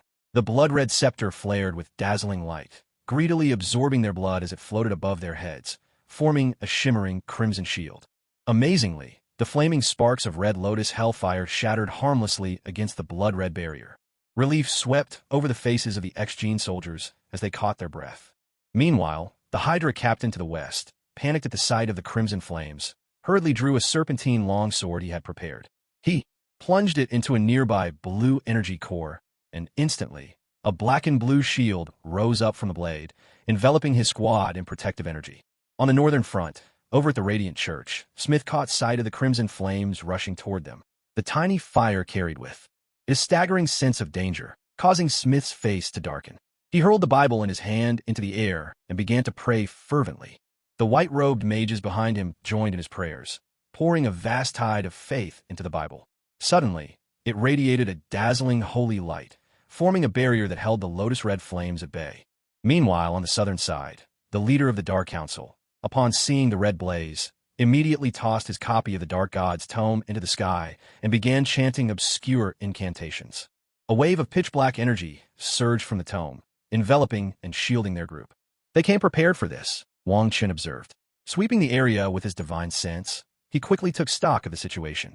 The Crimson Lotus Fire had only managed to claim a few assassins. It couldn't break through the protective barriers of the various factions. With a thought, he recalled all the Lotus flames to his side. Now things are getting interesting, Wong Chun sneered. He stepped out of the primordial sword diagram, and with each stride, a violet lotus blossomed beneath his feet, lifting him higher into the night sky. With a wave, the primordial sword within the diagram transformed into a streak of purple light, appearing instantly before him. 10,000 swords returned to the sect. Wang Chen's expression was icy as his hands wove intricate seals, channeling their power into the primordial sword. Suddenly behind him, one, then two, then countless violet energy swords materialized and hovered in the air, illuminating the whole night sky. Go, cleanse the world of its sins. Wang Chen's laughter was cold as he gazed down at his enemies. With a sweeping gesture, the countless violet swords above rained down wildly, descending upon the earth like a meteor shower, blazing through the darkness. Mother, what the hell is happening? Hold the line. On the Western Front, the Hydra Squad's captain blanched at the sight. In a panic, he shoved every blue energy crystal he had beneath the serpent-shaped sword. Gone was the fanatical light in the Hydra member's eyes, replaced now by sheer terror. Countless violet swords hammered against their black and blue shield, sending out thunderous blasts. The air above crackled and shimmered as purple and blue-black energies wove and clashed together. Suddenly, a sharp, shattering sound rang out in the Hydra soldiers' ears. Their faces drained of color as they watched, horror-struck, while their energy shields splintered like broken glass. Next, a flood of violet swords surged down upon them. Mother! No, please! Screams filled the air, but they were quickly drowned out. The battlefield was like a slaughterhouse. Severed limbs and crimson blood were everywhere. In less than 10 seconds, the entire Hydra squad was obliterated by the barrage of violet swords. Hurry, everyone, draw more blood. The captain of the X-Gene mutants, seeing the countless sword shadows raining down from the sky, didn't even have time to feel anger. He slashed open his own palm, letting his blood flow toward the crimson scepter in the air. The other mutants hurried to imitate him, but their faces turned deathly pale. Terror etched across their features as the sword shadows descended. The violet sword shadows crashed again and again into the blood-red energy shield. With every strike, blood seeped from the captain's eyes, ears, nose, and mouth. Soon, the mutants were drenched in blood, looking like starving ghosts risen from the underworld. Telekinesis. Hold it steady for me. Frost power go. Earth shield us now. Flames burn. Born fust. Seeing cracks spreading across the crimson barrier, the X-Gene mutants frantically unleashed their mutant powers, pouring them into the shield in a desperate bid to hold it together. But the crimson shield shattered under the onslaught of countless violet energy swords. Even the mutant powers layered atop, it were obliterated in an instant, swept away as if they'd never existed. Cries of agony and despair filled the air. How is this possible? No, please no. The mutants screamed and wailed, their formidable vitality refusing to let them die easily. Even as their bodies were torn apart by the violet sword light, they lay in pools of their own blood, cursing with the last of their strength. Mother, damn monster! I curse you. May you fall into hell forever. You'll never die a good death. High above, Wong Chun heard the mutants, now reduced to little more than broken limbs, still hurling curses at him with manic desperation. A cold smile spread across his face. He ignored them, let them taste the terror of death looming ever closer. The violet energy swords continued to rain down, battering the energy shield conjured by the Dark Grimoire's replica. The leader of the Dark Council removed his hood, revealing a face as withered as a mummy, his eyes aglow with an eerie green light. This was the necromancer Adrian. Seeing the energy shield in the sky beginning to crack, his twisted features tensed with alarm. He began weaving intricate hand signs and chanting incantations, his followers behind him joining in with fervent, guttural chants. Dark magical energy streamed from Adrian and his congregation, drifting upward into the replica of the Dark Grimoire. As if it had been given a powerful elixir, the book burst forth with a surge of black light, instantly shielding itself from the violet energy swords. Under the sway of Adrian's mysterious spell, vengeful spirits from the Hudson River began to gather above the Dark Grimoire replica, unleashing wails and howls that tore through the night, gnawing away at the falling energy swords. Countless violet energy swords battered the barrier of light formed by divine power. The pure white shield began to emit shattering sounds, sharp and brittle as breaking glass. Bishop Smith's expression changed as he and the white-robed mages behind him began forming hand signs in rapid succession. The light magic within them fused into spiritual seals that surged toward the Holy Bible, while beside them, the Knight Andrew and Cardinal Logan radiated dazzling, pure battle energy, reinforcing the barrier of light. The floating Bible erupted with an astonishing brilliance, shooting a pillar of pure white light into the sky. All the churches across Big Apple City began to emit streams of white faith energy, converging into the column above. In an instant, the purple sword of energy in the air was shattered. This is hardly fair play. Light and darkness, joining forces. Who would have believed it? What a ridiculous farce. Wong Chun sneered coldly at the scene before him. He realized he had overestimated these people's integrity. With a sweep of his hand, the purple energy sword behind him dissolved into a streak of violet, merging with the sword of primal chaos before him. The sword of primal chaos erupted in violet light, unfurling a colossal sword shadow, 30 feet long, stretching toward the heavens. Wong Chun gripped the hilt with icy resolve, hefted the towering blade, and swung it down upon the holy Bible of the Light Church. A column of violet energy, imbued with the sword intent to slay immortals and freeze the world, materialized above the heads of everyone from the Light Church. Above them, the holy Bible gathered all the light from the pillar, forming in the air a white, six-winged, angelic apparition, its lips whispering sacred words. God said, "Before me, there is only light." God said, "All mortals are his children."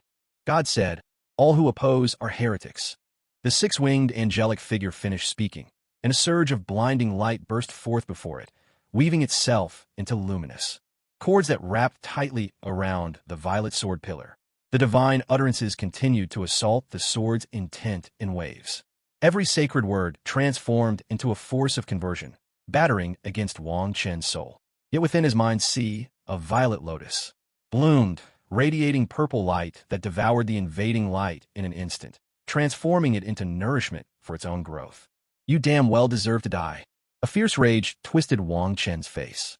The accursed Light Church. How dare they try to turn him into their thrall? Suddenly, threads of light woven from the power of conversion entwined in the air, while strands of darkness, thick with malice, formed black cords. Together, they intertwined into a vast net that closed around Wang Chun, ensnaring him. From the south, the necromancer Adrian wielded his copy of the Book of Darkness, refining vengeful spirits into black cords. Seizing Wang Chen's distraction in his battle against the Light Church, Adrian launched his own assault. Suspended in the air like a silkworm in its cocoon, Wang Chun was bound by ropes formed of both light and darkness. Forces once at odds, now fused together in uncanny harmony. "You yellow-skinned monkey, still so cocky. Damn freak, let's see you act tough now. Weren't you supposed to be unbeatable? Damn bastard, you finally got what you deserved." The mages of the Church of Light erupted in cheers, hurling curses at Wang Chun. Meanwhile, on the side of the Dark Council, the necromancer Adrian led his followers across the Hudson's northern bank, conjuring a bridge of darkness with his sorcery. Unflinching, they joined forces with Bishop Smith and the other dignitaries of the Church of Light. Adrian and Smith exchanged knowing smiles as they watched Wang Chun suspended in the air. Yet, when their eyes fell on the towering pillar of light spiraling skyward, unease flickered across their faces. A brief glance passed between Adrian and Smith before they guided Wang Chen's body gently down from the sky. In no time at all, he was laid upon the ground at their feet. They had barely begun to contemplate dividing the spoils when, all at once, Wang Chun, who had hung his head, snapped it up, an eerie smile twisting his face. Suddenly, a violet-red radiance flared around him, and the ropes of darkness and light that had bound him shattered, thread by thread. The 5 mages of light, who only moments before had jeered and humiliated him, blanched with terror. Before they could even think to flee, Wang Chen's voice rumbled low and menacing. "You enjoyed mocking me just now, didn't you?" That sinister grin still playing on his lips, Wang Chen's figure blurred. Then, in a flash, he appeared behind the 5 mages of light, his fist striking out relentlessly. With every punch, the air thundered and cracked. Each blow shattered the white magical shields protecting the mages, and under the force of his devastating strength, their bodies exploded into crimson mist. In an instant, the metallic tang of blood filled the battlefield. Wang Chen's desperate, brute force assault defied all reason. "Now this is what I call satisfying."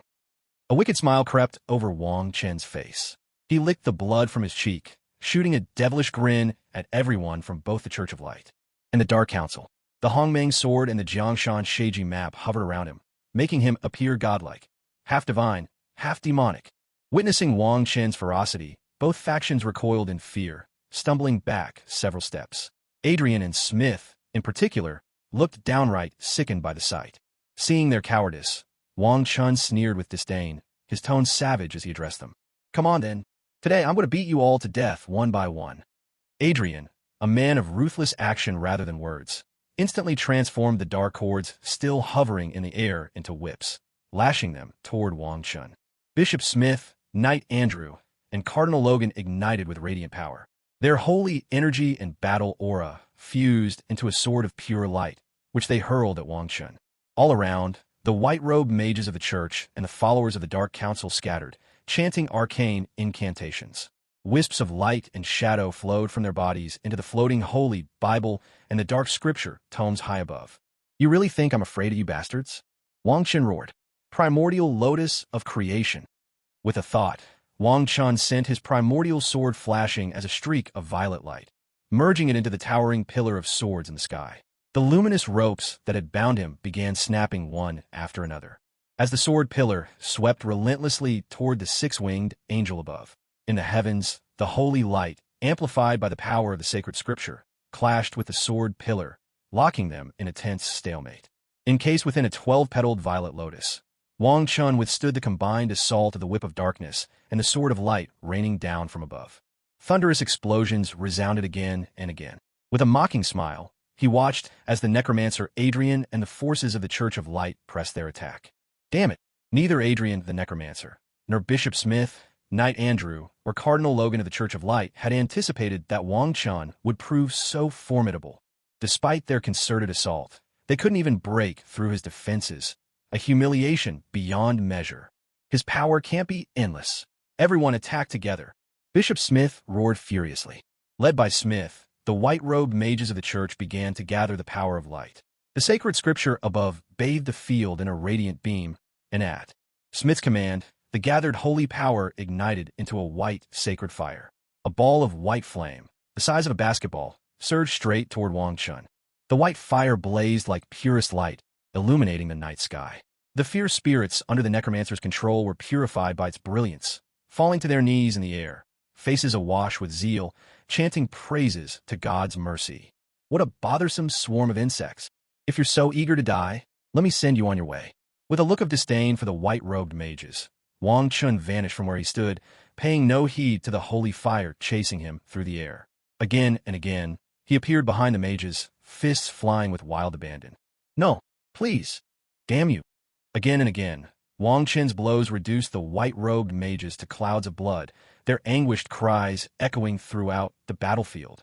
Once every last mage had fallen, Wang Chun came to a halt. Reaching out with his right hand, he grasped at the pursuing holy flame.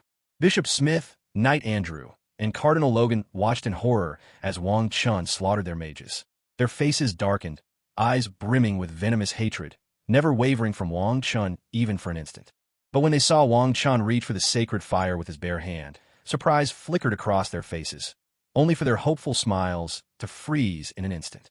Before their eyes, the violet lotus enveloping Wang Chun began to devour the sacred fire. Within moments, every trace of the holy flame had been consumed.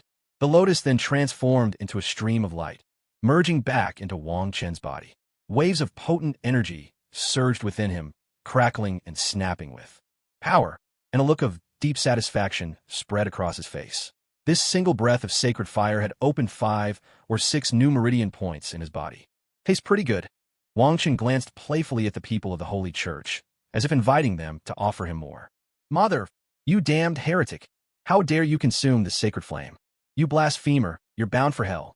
When Bishop Smith, Knight Andrew, and Cardinal Logan saw Wang Chun swallow the sacred flame, their faces contorted with sheer hatred, as if they wanted to tear him apart on the spot. "Whether I end up in hell, I don't know. But one thing's certain. Today, it's you who are going to hell." Wang Chen's smile faded. His cold voice rang in their ears. In a flash, he appeared before Bishop Smith, Knight Andrew, Cardinal Logan, and the rest. Violet light erupted from his body, a spinning violet divine halo manifesting behind him. He hurled a punch their way, a will of utter destruction, annihilating all life, transcending death, obliterating all things, descended upon them, rendering them unable to move. A dazzling violet imprint from his fist struck them instantly. In their wide-eyed terror, the three were obliterated, vanishing into nothingness. Above them, the six-winged angel, stripped of the power of light, began to fade. The violet pillar of swords in the sky struck it down, reducing it to dust. Even the Holy Bible was split to fragments by the primordial sword within the pillar. The towering sword pillar crashed down in the park where they stood. With a tremendous crash, an area 500 or 600 meters across was transformed into a massive crater, the waters of the Hudson River relentlessly pouring in. Hovering in the air, the necromancer Adrian stared in shock at the scene below. The followers he brought were also reduced to ashes by that one sword, so swiftly that not a single cry escaped their lips. The primordial sword spun joyfully around Wang Chun, who walked calmly atop the rushing river. Looking up at the necromancer Adrian in the sky, he spoke in a cool tone. "Little rat, you're all that's left." Hearing this, Adrian's face darkened, his already hideous features twisting into something even more grotesque. With a thought, Wang Chun summoned the primordial sword to his feet. Transforming into a streak of violet swordlight, he shot toward Adrian in the sky. Adrian's expression changed instantly. He hurriedly summoned the dark grimoire in the air to shield himself. From his black-boned staff, countless wailing spirits surged toward Wang Chun as he hastily activated a teleportation array, desperate to escape. Not so fast. With a single punch, Wang Chun shattered the dark grimoire's protective barrier. Seeing the little rat trying to flee, he flung the rivers and mountains map at his side. Instantly, the map blazed with violet and blue light, freezing the surrounding space. The countless vengeful spirits were wiped out by the divine light. Primordial myriad wheel. Suspended in midair, Wang Chun unleashed a powerful punch toward the panicked Adrian. Behind him, a swirling violet divine halo appeared, spinning ceaselessly and illuminating the entire night sky. Seeing this sight, Adrian cried out in terror. In an instant, the violet imprint of Wang Chen's fist struck Adrian, who was still aloft. Even the book of darkness hovering at his side was obliterated, vanishing into nothingness along with him. "I will return." Adrian's soul echoed through the air, his presence lingering in the wind. "Do you think you're the big bad wolf? Come back if you dare. Next time I'll beat you even harder." Wang Chun, hearing Adrian's soul transmission, scoffed with disdain. From the east, a golden red light began to rise, the sun's first rays breaking over the horizon. "What a spectacular day," Wang Chun said calmly. With a single thought, the primal sword diagram and the red lotus karmic fire from the Hudson River flew instantly into his hands. A violet portal shimmered open in the sky before him. He stepped through it and vanished without a trace. All that remained along both banks of the Hudson River were fields of ruins, silent testament to the great battle that had raged here.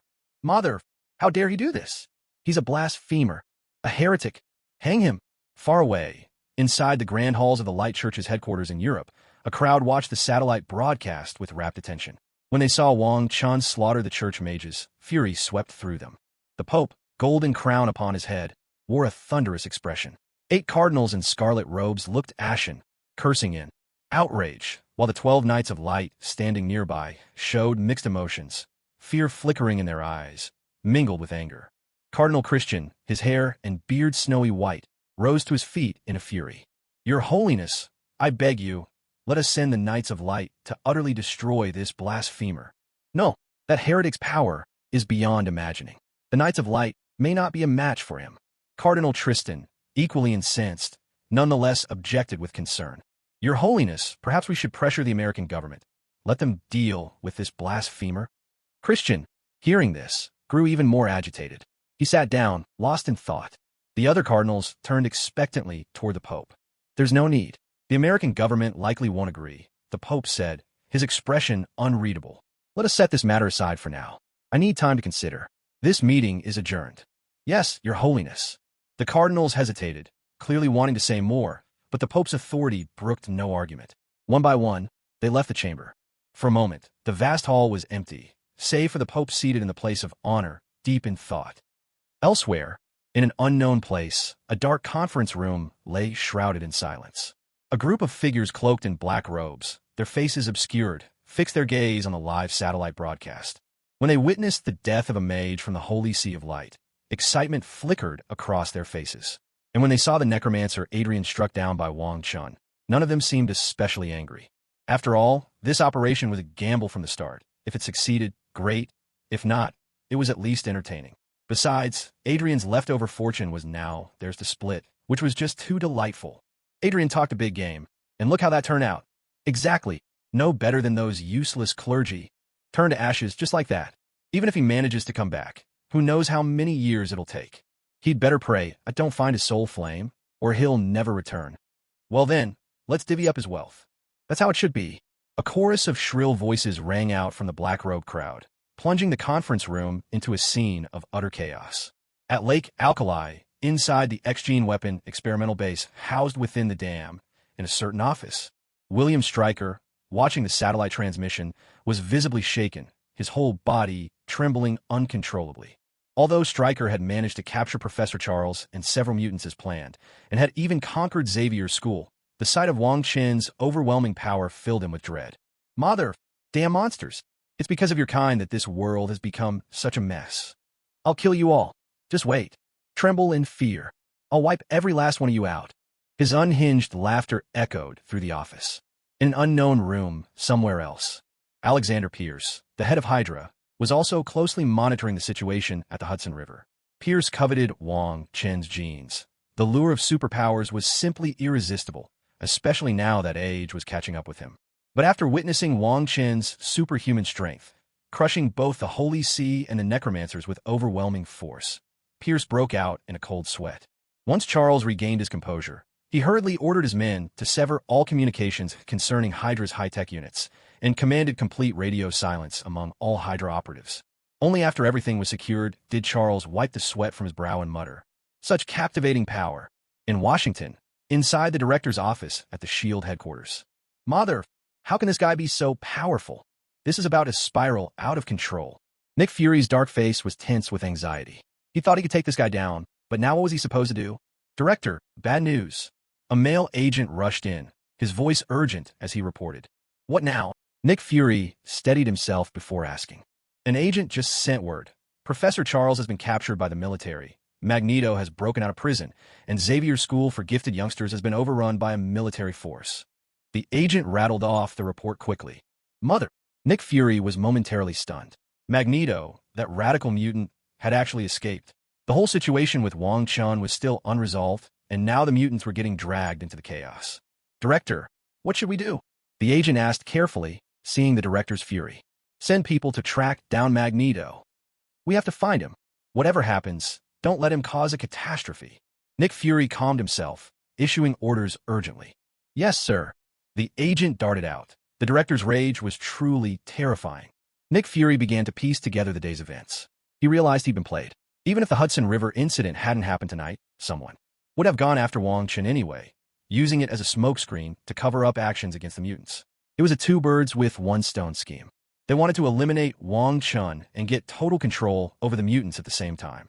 The president, You're getting better at this act. Pierce, what role are you playing in all of this? Nick Fury tapped his fingers on the desk, lost in thought, muttering to himself. The impact of the Hudson River incident was terrifying. Even though it happened in the dead of night, the commotion was enormous. Every cop in the Big Apple had been mobilized, the military had joined in, and the river itself was lit up in a blaze of white phosphorus. And that was nothing compared to the spectacle of Wang Chen's clash with the various factions. Of course, none of this was the real issue.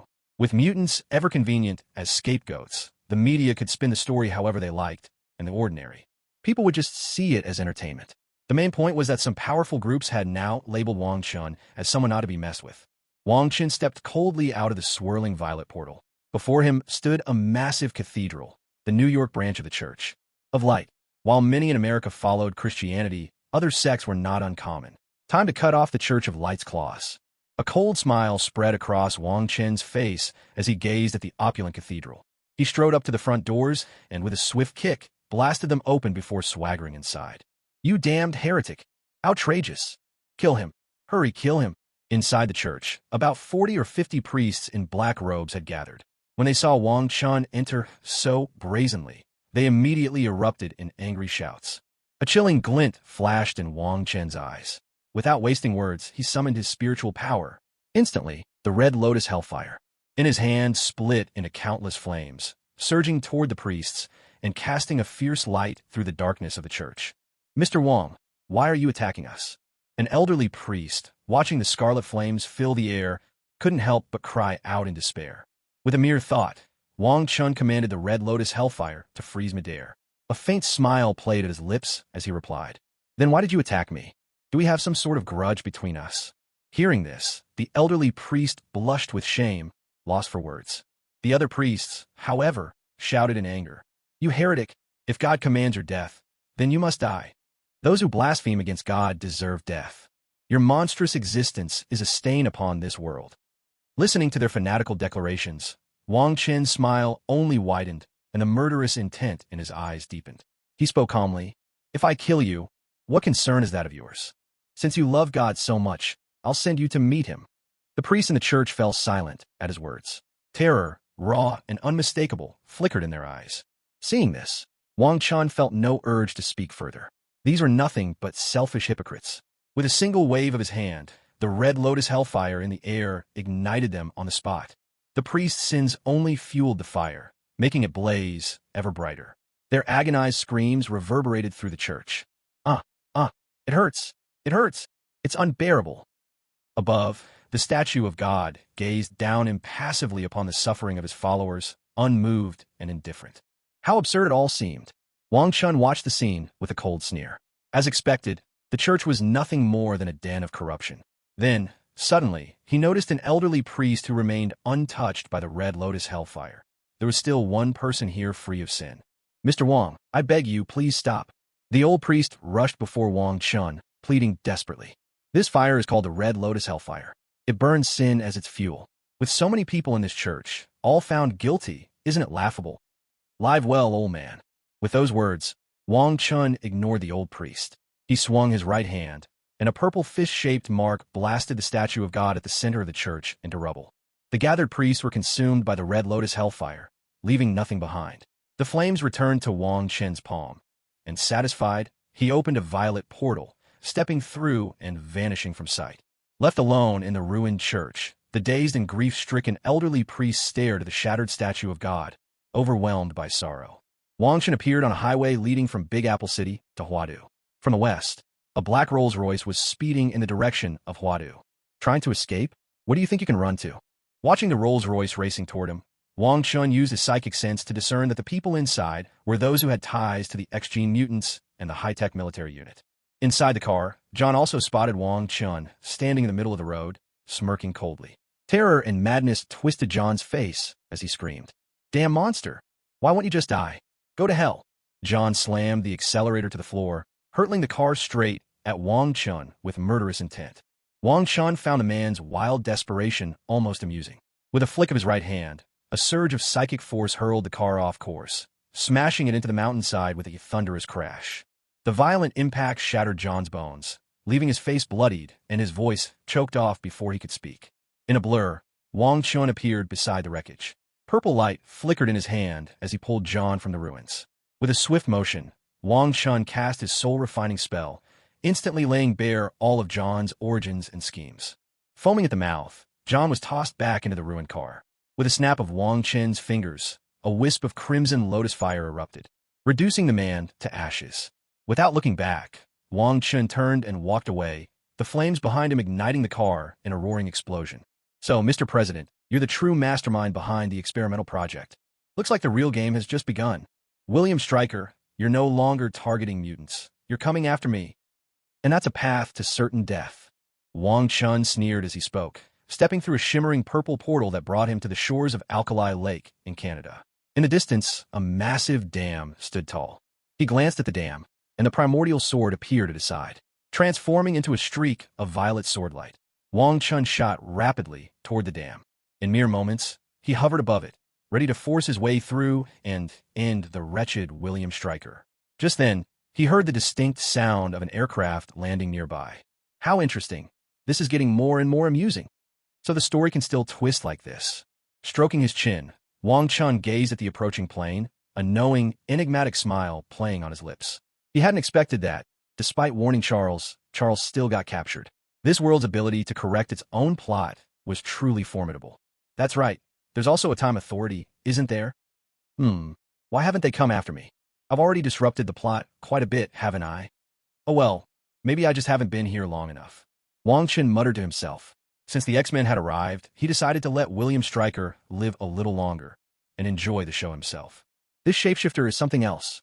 My eyes, that's just too much. You've ruined my childhood memories. Since when is Wolverine so seductive? As Wang Chun watched Wolverine descend from the plane, a violet gleam flashed in his eyes. He realized, to his amusement, that this Wolverine was actually Mystique in disguise. Wang Chun shook his head with a wry smile, then opened a swirling violet portal that led directly into the plane. He stepped through, finding everyone inside staring at the portal with wary eyes.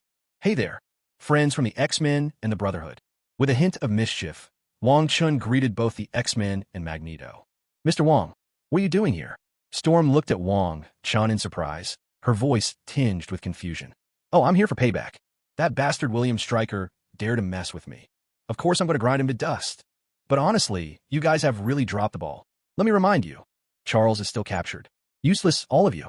Wong Chen's words were cold. At this, the X-Men glared at him in anger, while Magneto couldn't help but smile in delight. Don't get too cocky, kid from China. Wolverine, Logan, replied, his expression uneasy. Jean Grey and Storm exchanged helpless looks in Wong Chen's direction, while Cyclops' lips twitched. He definitely felt targeted by that remark. Kid, you got a sharp eye. Why not join the Brotherhood, our big, happy family? Magneto, clearly pleased by Wong Chen's boldness in calling out the X-Men, extended a warm invitation. Wong Chen couldn't help but admire Magneto's charisma. Though older now, his aura was only growing stronger. With a faint smile, Wong Chen replied, Magneto, your style is as impressive as ever, but I'll have to pass on joining the Brotherhood. I'm not a mutant. What a pity. Magneto, who had sensed a formidable threat from Wong Chun, looked genuinely disappointed. He'd assumed Wong Chun was a mutant. You're not just here to mock us, are you? Jean Grey's pretty face showed a flash of anger as she saw Wong Chun banter with Magneto after teasing the X-Men. Of course not. I was planning to deal with William Stryker personally, but since you're all here, I might as well take it easy and watch the show. Aren't you going in? After you. Wong Chun smiled, and with a wave of his hand, another violet portal appeared before him. Through it, Mystique could be seen locked in battle with the soldiers. Holy! Wolverine, Logan, exclaimed with delight and dashed straight in. Quick, get in there and help. Cyclops, his gaze deep and intent, looked at Wong Chun before turning to Jean and Aurora. We must stop Stryker's atrocities. The X-Men hurriedly dashed into the portal, with Cyclops being the last to follow. Mr. Magneto, shall we? Wong Chun said with a smile. Without hesitation, Magneto stepped into the portal, and Wong Chun followed close behind. What a spectacular scene. Wong Chun watched as the X-Men each displayed their unique abilities, dispatching the soldiers in no time. But Stryker had already vanished without a trace. Neither the X-Men nor Magneto paid Wong Chun any attention. They rushed straight into the depths of the base. Wong Chun knew they each had their own plans, so he simply shrugged, unconcerned. Oh, there's a certain thrill to being an audience member on this set. So what should I do next? Wong Chun stroked his chin thoughtfully. Suddenly, he remembered the base still housed some adamantium. He extended his consciousness throughout the entire facility, but his expression quickly darkened. Within the experimental labs, hundreds of mutant test subjects were imprisoned, most of them children, along with some who had undergone incomplete X-gene weaponization. Stryker, you're past the point of being human. So many test subjects. How could you possibly be so heartless? It seems I can't let you die too easily. And of course, these doctors deserve a taste of hell as well. Wong Chun muttered to himself. A crimson lotus flame flickered into existence in his palm. He tossed it into the air, and the fire scattered into countless sparks, vanishing before him. He hadn't released the crimson lotus flame to kill, but to torment the staff of this base. With that done, he teleported instantly into a hidden laboratory. There, a massive tank held a swirling, silvery pool of liquid adamantium. Only now did a faint smile appear on his face. With this adamantium serving as a vessel for the rules of the Marvel world, Wong Chun could forge more than a few magical artifacts. With a pained expression, Wong Chun withdrew a dozen pieces of spiritual iron and stones of the 5 element from his dimensional ring. Adamantium was only a vessel. It held no spiritual essence. If only he had some Asgardian URU metal instead. Cross-legged before the tank, Wong Chun tossed the Rivers and Mountains scroll into the air. The scroll burst forth with a violet-blue radiance, enshrouding the entire laboratory. Only then did he nod in satisfaction. If someone were to ambush him while he forged his sword, that would be most unfortunate. Wong Chun summoned the primordial cauldron from his dantian. In an instant, the cauldron expanded before him, growing to the height of a man, and landed on the ground with a deep, resonant thud. A violet flame flickered into existence in his hand, his own soul fire, the primordial violet flame. With a flick, he tossed the flame beneath the cauldron, and at once, a searing heat radiated outward. With a wave of his hand, Wong Chun enveloped all the diamond alloy from the trough with his spiritual sense and sent it flying into the cauldron. Under the fierce heat of the primordial violet flame, the alloy quickly began to release wisps of white-gray impurities, shrinking down so that nearly 2/3 of the original 3 cubic meters vanished in an instant. Wong Chun then divided the remaining alloy into 5 equal portions, arranging them at 5 points within the cauldron. Using his spiritual sense, he placed colorful elemental metals and spirit stones into the cauldron as well. Bathed in the violet flame, 5 luminous pools of liquid, each a different color, began to float within the cauldron. He guided the 5 pools of colored liquid to merge with the alloy, rapidly shaping them into the forms of 5 sword-shaped magical artifacts. Now, with utmost seriousness, Wang Chun began to cast incantations into the cauldron, sending streaks of 5-colored spells into the mix. Gradually, the 5 sword artifacts inside the cauldron began to shine with radiant, multicolored light, their blades inscribed with layers of magical seals. After about 10 minutes, 5 flying swords, each glowing with a different hue, shot out from the cauldron and began to circle around him. Wang Chun extended his spiritual sense, wrapping it around the 5 swords. Seeing that each one held 9 layers of seals, a look of satisfaction broke across his face. All his effort had paid off. These magical swords would be perfect for Lu Fei and the others at their current level. He drew the flying swords back into the cauldron to nurture them further, then with a wave, returned the cauldron to his dantian. The landscape scroll, hanging in the air, gently landed in his hand. Just then, Wolverine, Logan, strode into the room, staring blankly around the laboratory, completely ignoring Wang Chen's presence. Before Wang Chun could say a word, he noticed in the corridor outside that Stryker and Yuriko were being chased in a frenzy by the Crimson Lotus Fire. Logan, having spotted them too, seemed to lose control and charged after Stryker like a madman. But Yuriko promptly kicked him back the way he came. What a sorry sight. Wang Chen could only shake his head at the scene. Without that entire trough of I'm an alloy, Uncle Wolf, you really don't stand a chance against her. He wasn't worried about Stryker escaping either. He'd already stationed the Crimson Lotus Fire at every possible exit using his spiritual sense. Uncle Wolf was getting pummeled by Yuriko, completely unable to fight back. After all, whatever he knew, Yuriko knew as well. And what Yuriko knew, he didn't. Hey, Chinese kid, stop gawking and give me a hand, will you? Wolverine, finally unable to hold out, wiped the blood from the corner of his mouth and called out to Wang Chun for help. Oh, I thought you hadn't even noticed me. Wang Chun replied with a hint of mischief. Wang Chun was thoroughly enjoying the rare sight of Wolverine getting pummeled. When he actually heard Logan calling for help, he couldn't help but tease him. Cut the chatter and get on with it. Wolverine, already battered by Yukio's relentless blows, said helplessly. Clearly, he found Wang Chen's antics exasperating. All right, Wang Chen replied, and in a blink, he vanished from his spot and reappeared before Yukio, launching a punch straight at her. In an instant, a purple fist mark blasted Yukio away. Under the overwhelming force, she was utterly obliterated, her body and the adamantium within her reduced to dust. Not even a scream escaped her lips. She perished without a trace. The purple fist mark punched right through the lab's outer wall, letting in a rush of biting, cold wind. Mother! Wolverine Logan was stunned by the sight, unable to stop himself from cursing outright.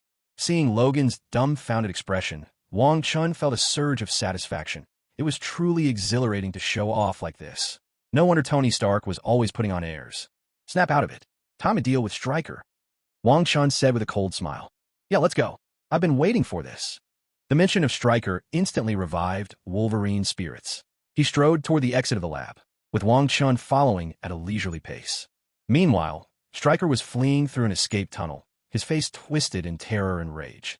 Seeing the relentless crimson flames chasing after him, he couldn't help but roar in fury. Damn it, you filthy monster. Why won't you just die? Monsters like you never should have existed in this world. Damn it all, you should all be wiped out. Inside the lab, researchers and soldiers alike were turned into living torches by the flickering, blood-red flames. Their agonized screams and desperate pleas echoed everywhere. AR, it hurts. Please, have mercy. It was all Stryker's doing. I had nothing to do with it. Spare me, I beg you. You monsters. You're all devils. Witnessing this, the passing X-Men felt their scalps tingle. They instinctively kept their distance from the terrifying blaze. Wang Chen's gone way too far. Cyclops, now fully alert, cursed as he took in the chilling scene. We have to go. The professor is still under Stryker's control. Jean shot back, her face dark with anger. You still have time to pity these bastards. Without waiting for a reply, she marched deeper into the base, with Cyclops following grim-faced behind. On the other side, Storm, Ororo, couldn't help but feel a sense of satisfaction at the carnage, a faint smile flickering across her lips. Magneto and Mystique wove their way through the base, completely ignoring the others present, heading straight for the heart of the experimental facility. Wong Chun followed Wolverine outside the base, where they found William Stryker, still trapped by the Crimson Lotus Hellfire. "Hey, kid from China, hurry up and take back this freaky fire. I need a word with Stryker," Wolverine exclaimed, his delight clear as soon as he saw Stryker, calling out to Wong Chun. With a flick of his hand, Wong Chun summoned the Crimson Lotus Fire back to his palm. Seeing this, Wolverine immediately dashed toward Stryker. In Stryker's terrified gaze, Wolverine delivered a fierce beating, then began to interrogate him about his past.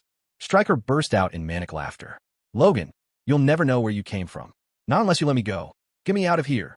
Though Stryker's face was twisted in pain and laughter, fear flickered in his eyes whenever he glanced at Wong Chun nearby. Wong Chun wore a mocking smile. "You think you can run? It won't be that easy." Suddenly, the dam was torn apart by the tremendous energy unleashed by Phoenix and Cyclops. It looked as if it might collapse at any moment. Wolverine's face changed when he saw this. The rest of the X-Men hadn't escaped yet, so he quickly said, "Kid, watch this guy for me. I've got to save the others." Without waiting for Wong Chun's reply, Wolverine sprinted back into the experimental base. Wong Chun shook his head and smiled at Stryker. "How about we play a little game? Stay away from me. You monster. Mother." Stryker shouted in terror, backing away and desperately trying to reach the helicopter, hoping to escape. In China, we have an ancient punishment called lingqi, death by 1,000 cuts. That's 3,600 cuts while you're still alive. Let's give it a try. Don't worry, with me here you won't die. A sinister smile spread across Wong Chen's face. With a flash of purple light, the primordial sword appeared in his hand. Drawing the blade, he tossed the scabbard at Stryker, and instantly, it transformed into a circular sword formation that enveloped him in a violet glow. "No, you devil, please don't." Stryker's face contorted in utter despair as he struggled and screamed within the sword formation. "A devil, am I? Then what does that make you? Those children were innocent. You dissected them, experimented on them, and now you have the nerve to call me a monster?" Rage ignited Wong Chen's face, the memory of his own suffering in the lab searing in his mind. Controlling the primordial sword formation, he conjured blade after blade of light, slicing strips of flesh from Stryker's body. Stryker's shrill, agonized screams echoed through the formation, his curses and howls of pain filling the air. Wong Chun pulled a grand armchair out of his Chinquan ring and settled down comfortably. He was going to slice Stryker 3,600 times. After all, that's exactly what he said, and who told this guy to come around bothering him for no reason? "Oh my God!" A woman's scream rang out behind Wong Chun. "Mr. Wong, this is a bit twisted, don't you think?" Magneto couldn't help but twitch at the corners of his mouth as he watched Stryker being flayed alive. "Sir, you better leave soon. The X-Men will be out any minute." Wong Chun shrugged, his tone casual. This old man was pretty ruthless himself, wanting to kill billions in a single stroke. In the end, they were all cut from the same cloth. "What? My plan failed." Magneto's voice was heavy with shock. "That's right. Charles was rescued," Wong Chun replied. "Sir, you really know how to go all out." Wong Chen's spiritual sense was still monitoring the base, and he looked at Magneto with a half-amused, half-serious expression. A flash of embarrassment crossed Magneto's face, but he quickly covered it up. How could he have forgotten that this kid wasn't a mutant? "Short-sighted. Your vision is far too limited." "Sir, I have to say, you're really not that bright," Wong Chun said with a cold sneer, refusing to let Magneto off the hook. "You're really pushing it, kid," Magneto retorted, his embarrassment turning to anger. "Do you know why mutants never become a real force to be reckoned with?" Wong Chun watched Stryker's gruesome fate with a mocking smile. "Go ahead, enlighten me. But if you can't give me a reason that convinces me, don't blame me for losing my temper." Magneto huffed, his beard bristling with irritation, while Mystique shot Wong Chun a furious glare from the side. "The greatest weapon ordinary humans have is the nuclear bomb. You can control magnetic fields. Why not seize a few nukes for deterrence? And mutants don't even have their own territory. You're all scattered like grains of sand. How could you ever become a real force? There's so much land in Africa. Why not take a chunk for yourselves? And money, why worry about that? With your powers, you could dig up a few gold mines without breaking a sweat. With territory, wealth, and nukes, gather the mutants together, reward them a little regardless of how strong they are. Wouldn't they be loyal to you? By that point, what country would dare risk everything in a confrontation with you?" Wong Chen's voice was dripping with temptation. He kept stirring up Magneto, chuckling inwardly. If the American president and those tycoons wanted to make trouble for him, then fine, he'd just give them a bigger threat to worry about first. Magneto's anger melted away, replaced by a slow, growing smile. Genius. This kid was an absolute genius. Magneto's eyes burned as he looked at Wong Chun. Oh my god. Mystique couldn't help but gasp in astonishment at what she'd just heard. You devil. You'll die a terrible death. F***********. Within the primordial sword diagram, William Stryker was little more than skin and bones. Hearing Wong Chen's words, he cursed out in terror. Oh dear, you're not behaving at all. Barely 1,000 cuts in, and you're already about to give up? Pathetic. Wong Chen saw that Stryker was on the verge of death, yet he still found the strength to curse him.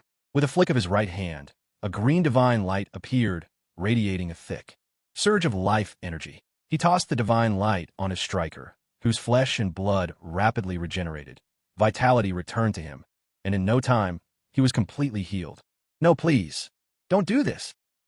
Realizing he'd been restored, William Stryker screamed in terror, staring in horror at the lightsaber that kept slicing into him. The endless agony was driving him to the brink of madness. Shreds of bloody flesh kept falling from Stryker's body, his blood staining the pristine snow crimson, a scene straight out of a nightmare. Magneto and Mystique instinctively edged away from Wong Chun, the corners of their mouths twitching. This guy was ruthless beyond belief. Falling into Wong Chen's hands, Stryker could neither live nor die. You wouldn't be so kind as to offer me advice for nothing, would you? Well, what do you want from me? Magneto calmed himself, frowning as he spoke. There's nothing I need you to do. It's just that the American government keeps making trouble for me, and I'm sick of them. As long as they're miserable, I'm delighted. In their eyes, I'm just test subject 09999. Wong Chun sneered, a twisted smile playing on his lips. Seeing Wong Chen's manic expression, Magneto felt a resonance deep within him. He too had memories he'd rather forget. Old man, let me give you another gift. You'll need to step up your game. Another wave of Azure divine light flared in Wong Chen's hand. This was the innate green with divine light, brimming with boundless vitality. The one used on Stryker, just now, was only a diluted version. With a sweep of his hand, the azure light enveloped Magneto. His wary look was quickly replaced by astonishment as his body changed. In an instant, the once frail and elderly Magneto was rejuvenated. His white hair turned jet black and lustrous, his hunched frame straightened and grew strong, and his features regained the vigor of a man in his 30s. It was nothing short of a miracle of life. Absolutely perfect. Wong Chun, seeing the young Magneto standing before him, nodded in satisfaction. This feels incredible. Thank you, Mr. Wong. Magneto stretched his body, marveling at the vitality of his restored youth, unable to contain his joy. You should try training your body with lightning from now on. After all, only with a strong body will your abilities grow stronger, and you won't be so easily restrained by others. Go find some Chinese martial arts to practice. Wang Chen said with a smile, a fully revived Magneto, the American government. Now, things are about to get really interesting. All right, thank you for the advice, Mr. Wong. Raven, let's go. Magneto glanced at Wang Chun, then, seeing the X-Men about to emerge, strode straight to the helicopter, climbed aboard, and flew off without hesitation. Wang Chen paid no further attention to Magneto, hoping he'd bring even more surprises to the table. After all, it hadn't taken much effort on his part. Bleg. Mother. Oh my god, what on earth happened here? Who's that skeleton? The X-Men and Professor Charles stumbled out of the base in disarray, only to find Stryker in a pitiful state amid a horrifying, blood-soaked scene. Some of the students couldn't help but retch uncontrollably. Hey, kid from China, stop it already. I haven't gotten answers about my past yet. Wolverine, Logan, rushed to intervene when he saw Stryker was little more than a skeleton. Relax. He's not going to die. Wang Chun tossed another streak of azure divine light at Stryker, instantly restoring him to full health. No, please, you devil. Just kill me already. Stop tormenting me, I beg you. Seeing himself miraculously healed yet again, Stryker truly broke down this time, crying out for mercy at the top of his lungs. Go ahead and ask him now. See? Wasn't that easy? Wang Chun beamed at Logan. Wolverine's face twitched uncontrollably. What a devil. Who could possibly endure such torture? Yet, he was excited to finally ask Stryker about his origins. Jean Grey, Professor Charles, Storm, Cyclops, and several students all exchanged looks, exasperated. This really was unbelievable. At that moment, cracks began to appear across the dam, battered by the surging floodwaters, threatening to collapse at any second. The dam's about to give way. Jean Grey screamed. Panic etched across her face. Everyone, get to the jet. Now, Storm shouted to the group. The X-Men scrambled for the aircraft in a frenzy. After learning a bit about his past, Wolverine dashed up the ramp as well. Well, looks like it's just us left now. The last 1,000 or so cuts. Let's get started. Wong Chun sneered at William Stryker. With a thought, the Hong Mang sword diagram flared with a purple glow, summoning more than 1,000 swords of light, all slicing relentlessly toward him. No, please. Yeah. William Stryker saw countless lightsabers raining down upon him. He let out a blood-curdling scream before he was utterly obliterated, reduced to nothing but a mangled heap of flesh. Only then did Wang Chen, satisfied, withdraw the primordial sword diagram, turning his gaze toward the X-Men's futuristic aircraft in the distance. But things were far from calm aboard the plane. The crew discovered the thrusters were broken, and the dam had already collapsed. A raging torrent of water was surging straight toward them. At this crucial moment, Jean Grey stepped forward bravely, flying out of the plane, prepared to sacrifice herself to save everyone else. Wang Chun, walking on one purple lotus after another, approached Jean Grey. Watching her struggle to hold back the floodwaters, he smiled and spoke. There's no need for you to sacrifice yourself. Let me handle this. As soon as Wang Chun finished speaking, the primordial sword diagram in his hand soared into the sky, rapidly expanding and shining with waves of purple light, shielding the front of the plane. Jean Grey, feeling the crushing pressure from the flood suddenly vanish, collapsed onto the ground, drenched in sweat. With a sweep of his right hand, Wang Chun enveloped Jean Grey in a cocoon of purple light and gently sent her back into the plane. Now, wearing a solemn expression, Wang Chun moved beneath the aircraft. Magic surged quickly through his body, and thousands of meridian points flashed with dazzling purple light. In an instant, beams of energy burst from him, enveloping the entire plane. Rise, he called out. With both hands raised, purple lotuses bloomed beneath his feet. In a heartbeat, he lifted the entire plane into the air, transforming into a brilliant streak of violet light as he carried it away to safety. Oh my God! Jean Grey, slumped in her seat, couldn't help but exclaim at the sight of Wang Chun flying the plane up into the sky. What the hell? Wolverine, Logan, cried out in shock. He's a bloody monster. Wow, that's incredible. So cool. He's a real man. He's amazing. The young students erupted into a chorus of excited cheers. Storm, Aurora, and Cyclops, Scott, wore expressions of utter disbelief. Was this really something a human could do? Professor Charles Xavier finally broke into a smile, breathing a long sigh of relief. They had come so close to total disaster. As a violet streak, Wang Chun found a flat clearing and slowly descended, setting the plane down safely. That was awesome, Wang Chun shouted, his face alight with excitement. Although it had cost him a great deal of magical energy, he had proven his own strength. He was now every bit as powerful as Superman from the movies, even able to lift a plane. Wang Chun withdrew his magical energy, calming his surging blood and chi. With a single thought, the primordial sword diagram turned into a stream of violet light and, together with the primordial sword, returned to rest within his dantian. Above Wang Chen's head, the scroll of rivers and mountains emitted a faint purple-blue glow. The innate power of creation from the scroll, which he had absorbed, was swiftly restoring his expended magic. After a while, Wang Chen opened his eyes, a streak of violet light flashing from within. They were bright and clear, full of energy once more. The scroll of rivers and mountains settled gently into his hand. The airplane door swung open, and the X-Men filed out. Wolverine, Logan, thumped his chest in excitement and exclaimed, "You're something else, kid. Thanks for saving my life.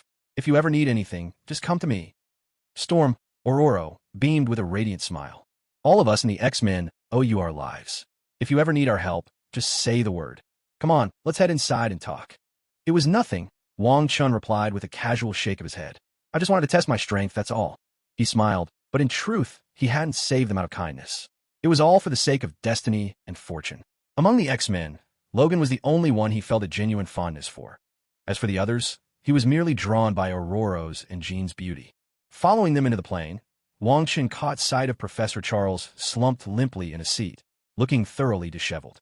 He nearly burst out laughing. His eyes sparkled with amusement. Though Charles's psychic abilities had no effect on Wang Chen, the smile on Wang Chen's face was so obvious that no telepathy was required to sense it.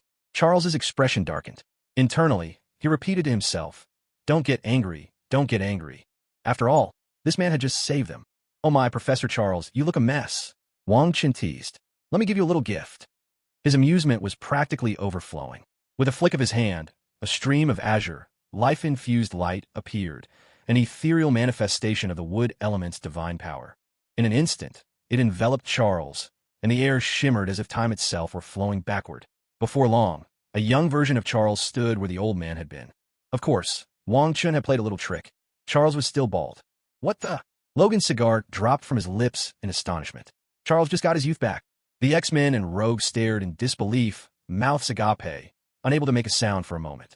Come on, take a few steps and try it out, Wong Chun called, his delight growing at the sight of the youthful, bald Charles before him.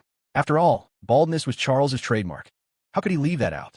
Charles, still reeling from the shock, finally processed Wong Chen's words. With trembling hands, he patted himself down, then carefully stood up. Always the epitome of grace and composure. Even in the face of disaster, Charles now found himself so exhilarated that he blurted out, "Oh my God, this is incredible. I can actually stand up. Professor, are you really cured?" Cyclops Scott asked in delight. "Cured? I've never felt better in my life," Charles replied, his face alight with joy. "That's wonderful. Now we don't have to worry about anyone threatening the academy. Mr. Wong is incredible. He's my idol from now on." The students chattered excitedly, their eyes full of admiration as they looked at Wong Chun. Wong Chun looked at Charles with satisfaction. Now he had both the young versions of Magneto and Charles. He was curious to see if the American government would start a panic. After calming down, Charles expressed his gratitude, his face sincere. "Thank you so much for saving me, Mr. Wong. Don't get too happy just yet. You should start thinking about how to strengthen your body. Otherwise, your psychic powers will drain your life force before too long. The power I left inside you won't last forever." Wong Chen spoke calmly and matter-of-factly. Everyone froze at his words, and a smile on Charles's face stiffened. "Are you kidding me?" Charles asked, unwilling to believe it. "Can't you feel it yourself? With your intelligence, I'm sure you can come up with a method to train your body. All right, hurry up and get the plane fixed so we can head back. I'd like to experience the wonders of your advanced technology myself." Wong Chen smiled as he spoke. He felt he had already invested enough. This was just to make things difficult for the American government. After all, he wasn't about to hand over any cultivation techniques just yet. All right then. Aurora, go fix the plane as soon as possible." Charles regained his composure. Wong Chen had already helped him enough, and he didn't want to push his luck further. Besides, he had faith in his own intellect. If it was just about creating a training method, he could always borrow some ideas from the church's techniques. "Oh yes, Professor." Aurora led the students off to repair the plane. The other X-Men sat in their seats, stealing glances at Wong Chun, their eyes filled with complex emotions. Not long after, Aurora had the thrusters repaired, and the plane lifted smoothly into the air, speeding toward the Big Apple. Wong Chun could feel the speed of the jet. It was already about a third as fast as when he flew with his sword. Wolverine, Logan, approached Wong Chun with a bit of nervousness and embarrassment. "Wong, do you think you can cure my amnesia?" Wong Chun replied calmly, "I'm not sure, but I can give it a try. After all, it would be good for you. The adamantium in your body is toxic. It's slowly eroding your life force." "What? Let's give it a shot, then."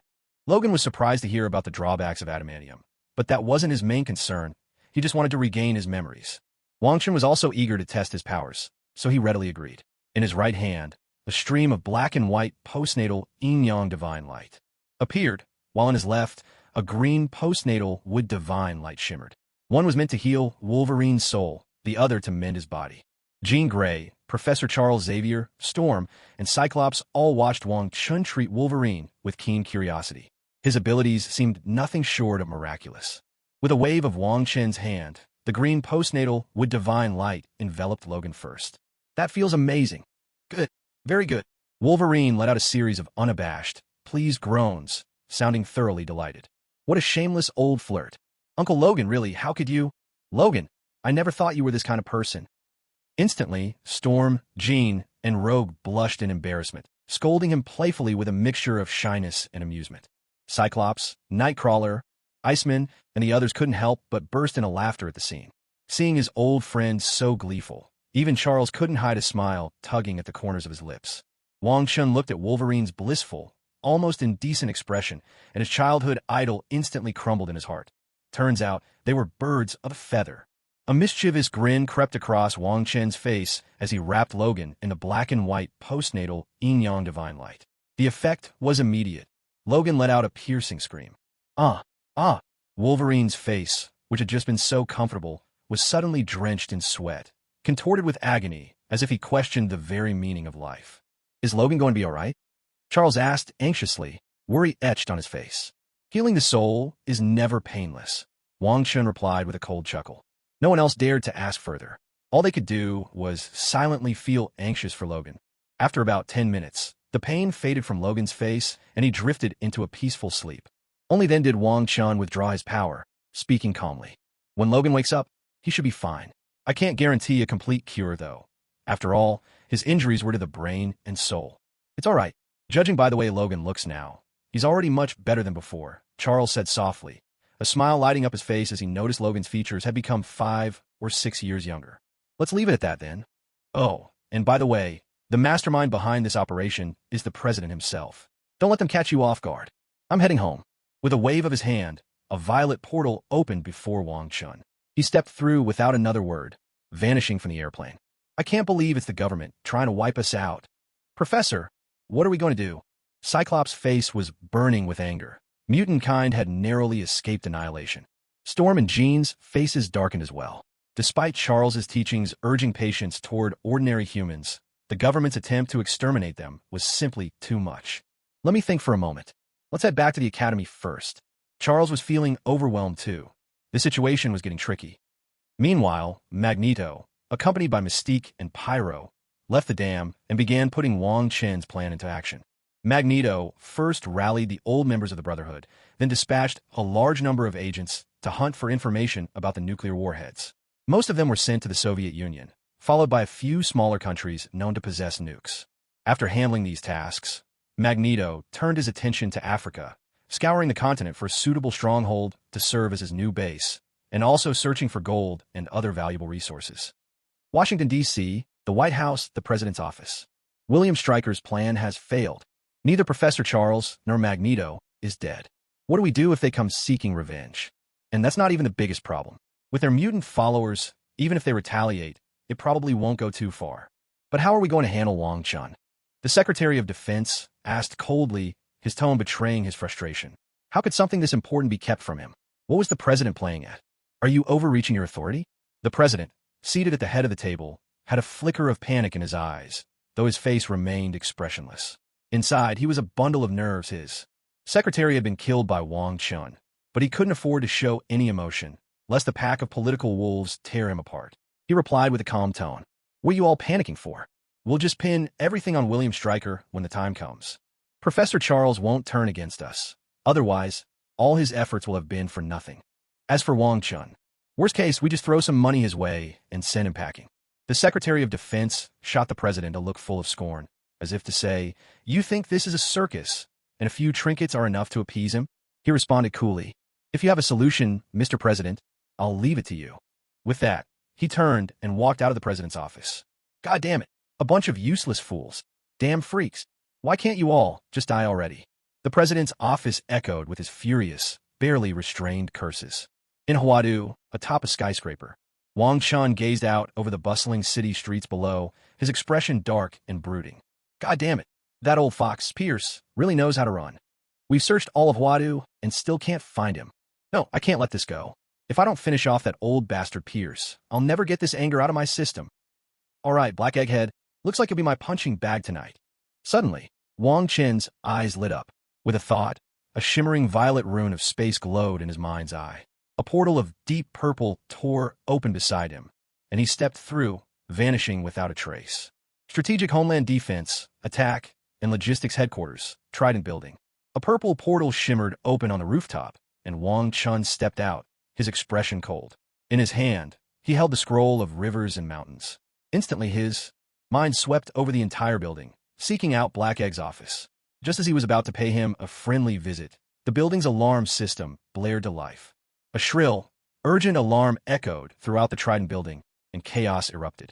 Agents, alert and ready for battle, stormed up toward the rooftop.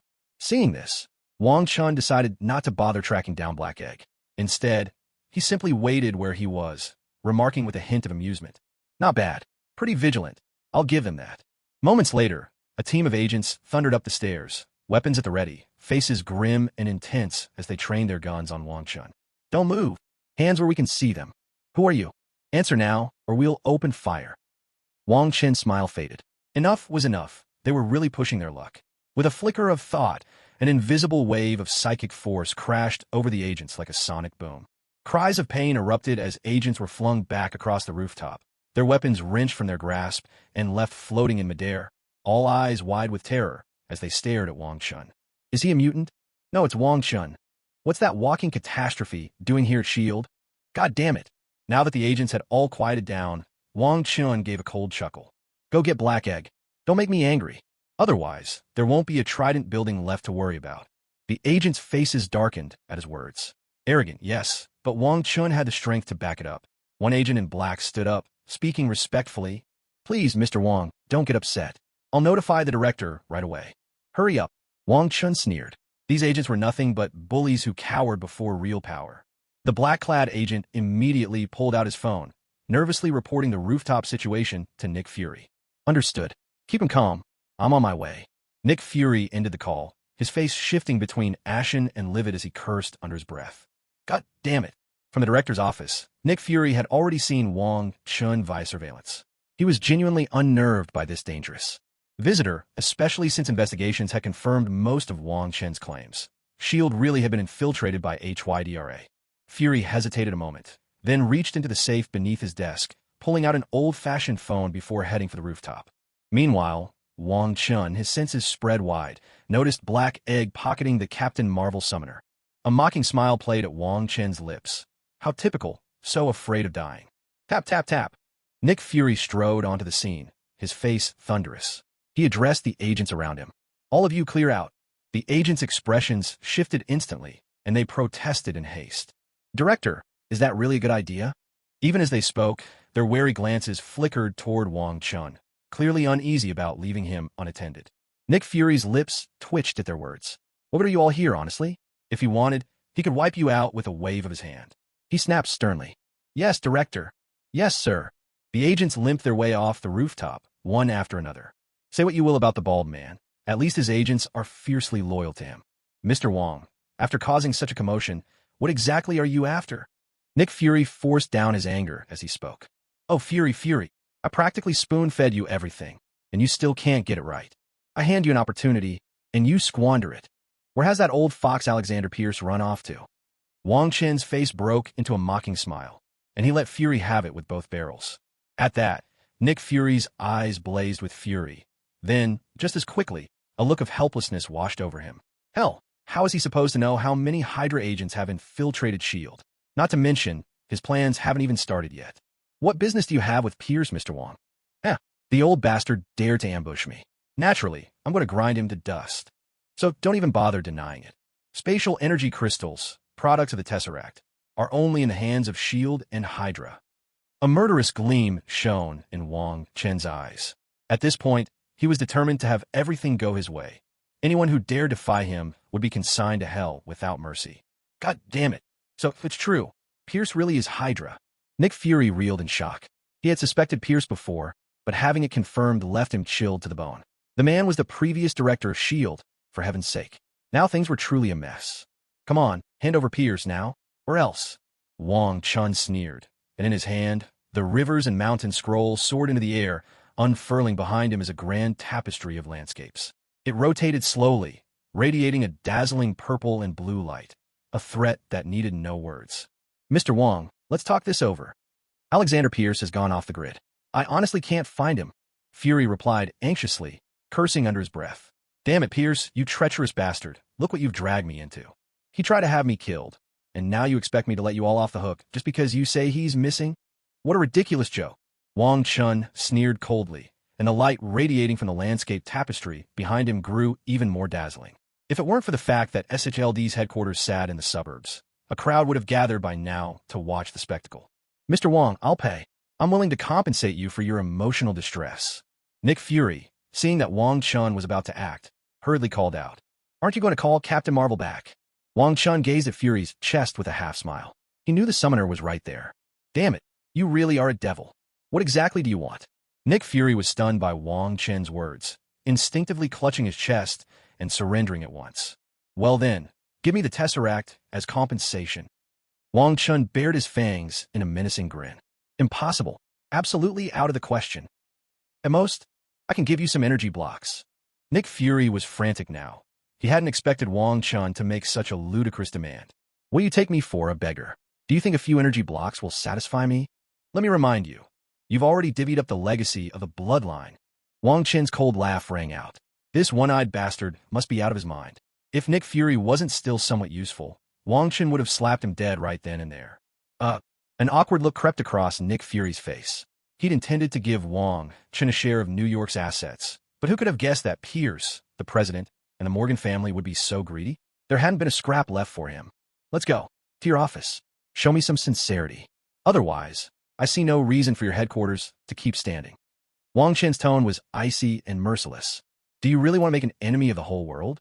Nick Fury could barely contain his anger, his voice trembling with rage. No. I'm not trying to fight the whole world. I'm just taking on the American government. What do you think would happen if I detonated all of America's nukes? Those mushroom clouds must be quite the sight. And the White House, don't you think it's a bit of an eyesore? Maybe I'll use it to put on a fireworks show. It'd be beautiful. The president's always causing me trouble. Maybe I should make him disappear. From now on, every time you elect a new president, I'll take him out. You wouldn't want to swap presidents every other day, would you? Oh, and I almost forgot. William Stryker? I sliced him 3,600 times. He died in agony. Wong Chun spoke with a smile, even as he uttered the most terrifying threats. He was certain he had the upper hand. He had no fear of going to war with the American government, but did America dare go to war with him? You. Nick Fury was on the verge of exploding. Wong Chun was absolutely insane. He kept rubbing the phone hidden in his chest pocket, his expression shifting with uncertainty. I want adamantium, vibranium, and those energy crystals too. Today, since you're not making me happy, let's go to war. Seeing that Nick Fury was getting more and more flustered, yet kept piling on demands with an air of utter confidence, Wong Chen couldn't help but be amused. Mr. Wong, this way, please. Nick Fury forced himself to regain composure, managing a strained smile as he led Wong Chun toward his office. Trailing behind, Wong Chun let out a quiet chuckle. So much for wanting to start a war. In the end, he still caved. Mr. Wong, have a cup of coffee first. I'll get what you requested right away. After instructing someone to pour Wong Chen a cup of coffee, Nick Fury hurried out to prepare the items. Seated on the sofa, a smile played on Wong Chen's lips. No wonder so many people enjoy playing the villain. There's a special thrill in doing whatever you please. And bullying Nick Fury felt even better. He did feel a hint of regret for not finishing off that old fox Pierce, but he was certain the man would show his true colors again soon. When that happened, there'd be no escape for him. Suddenly, the sound of a door opening snapped Wong Chun out of his daydream. Nick Fury returned, his face stormy, accompanied by 4 agents in black suits carrying 2 large crates. The agents set the crates down in front of Wong Chun and promptly left the room. With a forced smile, Nick Fury spoke. These are all of SFLD's vibranium and energy crystals. Adamantium is a military asset. I don't have any here. Will this satisfy you? Wong Chun looked into one crate, filled with blocks of blue spatial energy, and then at the other, which held blue metal sealed in glass vessels. He nodded, waved his hand, and swept both crates into a spatial ring with a casual air. This will do. Barely. Nick Fury's smile froze completely. He felt as if he might cough up blood. Those energy blocks and vibranium were worth billions, and still Wong Chun wasn't satisfied? Since you're being so cooperative, here's a tip. You'd better clean out the Hydra agents around you as soon as possible. And don't forget the aliens mixed in as well. Quite a few powerful people have been replaced by them already. You'd better hurry. With those words, a portal shimmered open beside Wong Chun, and he stepped through, vanishing from sight. Mother, damn you, Wong Chun. You cursing me? A small, purple portal, about the size of a wash basin, opened in midair. Wong Chen's head popped through, his expression hovering between a smile and a smirk as he looked at Nick Fury. Fury, frozen in his rage, managed to force out. No, absolutely not. Just letting off some steam. It better be just that. Otherwise, you'll have a hard time ahead. With that, the purple portal snapped shut, and Wong Chun was gone. Nick Fury cautiously scanned the office, making sure the portal was gone before he finally breathed a sigh of relief. He hadn't expected Wong Chun to be so ruthless, grabbing hold of his weakness like that. So much had been extorted from him by Wong Chun. Damn it, his heart ached terribly. With a look of utter despair, Nick Fury clutched at his chest repeatedly. On top of everything, Hydra was still at large, and those Skrulls seemed restless as well. His head throbbed with the weight of it all. Exhausted, he thought, maybe the world should just end. Suddenly, Nick Fury sat up straight and muttered to himself. Looks like it's time to dig the captain out. Wang Chen stepped through the shimmering purple portal. Liu Fei, bored and lounging on the sofa, immediately brightened up when she saw him. She ran to his side, her voice brimming with curiosity. Chen, where did you go? I had to deal with some troublemakers. What about Yang Mi and the others? Wang Chun, noticing that Liu Fei was the only one home, asked curiously. They want to mind the shop. We need to make a living too, you know. Liu Fei pouted, a little disgruntled. We're really strapped for cash, you know. Oh, right, I almost forgot you guys have a storefront. How's business going? Wang Chun settled lazily into a tea chair as he asked. It's all right. Enough to keep the few of us afloat, Liu Fei replied, a hint of a smile on her face as she sat across from him. If you ever run short, just let me know. I'm so poor now that all I have left is money, Wang Chen joked, thinking of the $500 million in his account. A broad grin spread across his face as he sighed in mock exasperation. You really know how to show off, Liu Fei responded, equal parts envious and amused. Yeah, what I mean is, once you're strong enough, money stops being a problem. How is your training coming along? Wang Chen began preparing tea as he asked, his tone casual. It feels great to be getting stronger. I bet I could take on 10 people now. Liu Fei beamed, her face aglow with newfound confidence and power. Then keep at it. Once you all reach a certain level, I'll take you out to get some real experience, Wang Chun said, handing her a cup of tea. This tea smells amazing, Liu Fei exclaimed, taking a sip and sighing in contentment. It's so relaxing. As she finished her tea, she instinctively started circulating her internal energy. Seeing this, Wang Chun quietly tapped into the Ziwei Dao Palace, and a wash of violet-blue starlight instantly enveloped her. Only after completing this did he finally sit back and enjoy his own cup of tea. Chun, you're playing favorites with Liu Fei. We want special treatment too. Yang Mi, Alice, and Ada returned to the villa in a flurry of laughter, only to find Liu Fei wrapped in a cocoon of shimmering violet-blue energy. Jealousy sparked instantly as the three crowded around Wang Chun, pouting and clamoring for attention. All right, everyone take a seat. Have a cup of spirit tea first. Wang Chun struggled out from the arms of the three women with great difficulty. The sight of all that fair skin before his eyes made his heart race. Flustered, he quickly poured spiritual tea for the three ladies. Yang Mi, Alice, and Ada caught the rich fragrance of the tea. Their excitement immediately calmed, their eyes lighting up in delight. Recognizing something extraordinary, they obediently sat down on the tea chairs and began to drink. As soon as the three women finished the spiritual tea, they instantly slipped into a state of cultivation. Seeing them enter meditation, Wang Chun finally let out a breath of relief. With a wave of his right hand, the starlight spiritual energy that had been wrapped around Liu Fei now spread over to the three of them as well. These girls are getting bolder by the day, he thought to himself with a wicked grin. One of these days I'll have to teach you all a lesson. Wang Chun drained his cup in one gulp, forcing down the flames rising in his heart, and began to consider his next move. His relationship with the American government was growing more strained by the day. Although he wasn't afraid of them, he needed a plan, an escape route. Otherwise, if he lost even his base of operations, he'd be a disgrace to all transmigrators, no better than a joke. Tap, tap, tap. Tap, tap, tap. Wang Chun frowned, his fingers drumming rhythmically on the tea table. Looks like it's about time to make a trip to the Pacific. He wondered if that legendary island existed in this world. That felt amazing. So good. I've already reached the peak of the early stage of essence refinement.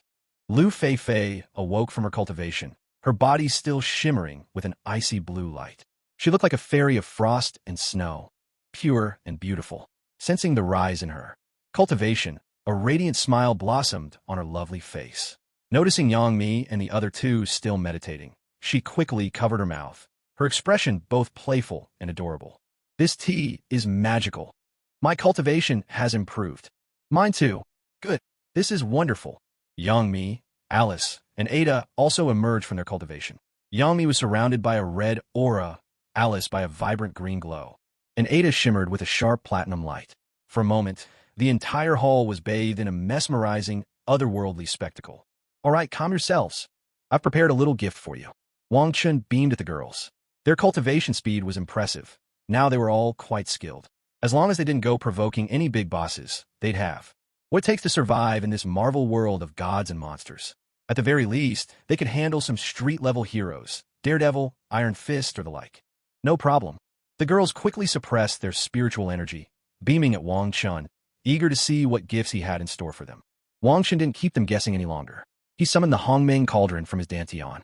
The cauldron, about the size of a fist, floated above the tea table, shrouded in a hazy purple glow. With a thought, Wong Chun sent a stream of platinum, crimson, azure, and icy blue light from the cauldron. The lights swept to the 4 women, and each transformed into a 3-foot-long sword, hovering in front of them. Wow, what a beautiful sword. It's gorgeous. How incredible. Are you really giving these to us? Lu Fei, Yang Mi, Alice, and Ada gazed in rapt delight at the long swords before them. Their eyes sparkled with affection. To them, the swords were nothing short of masterpieces. I'm glad you like them, Wang Chun said with a gentle smile. These swords before you are magical artifacts with 9 layers of seals. To make them yours, drip your blood on the blade for the initial bond. After that, use your spiritual power and divine sense to refine the seals, until you and the sword move as one, your minds in perfect harmony. From now on, these swords will be your companions. And don't forget, give them each a name. Wang Chun patiently instructed the 4 women, urging them to quickly claim and refine their new treasures. Thank you, Brother Chun. We'll head to our rooms. With cheerful thanks, the 4 women hugged their swords and dashed upstairs to begin the refining process. Wang Chun waved his hand, recalling the Hong Mang cauldron back into his dantian. After sending a mental command to the Ziwei Dao Palace to bar outsiders, he stepped through a shimmering purple portal, emerging onto a solitary island in the Pacific Ocean. He frowned, extending his divine sense.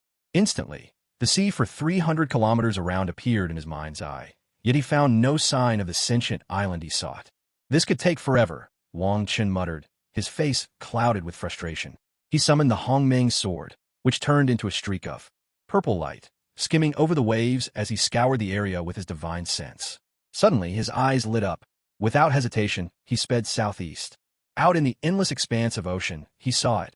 A colossal stone giant, standing nearly 30 meters tall. Its body was as massive as a mountain, every muscle appearing to be carved from unyielding rock, with green vines coiling around it, lending it an air of mystery.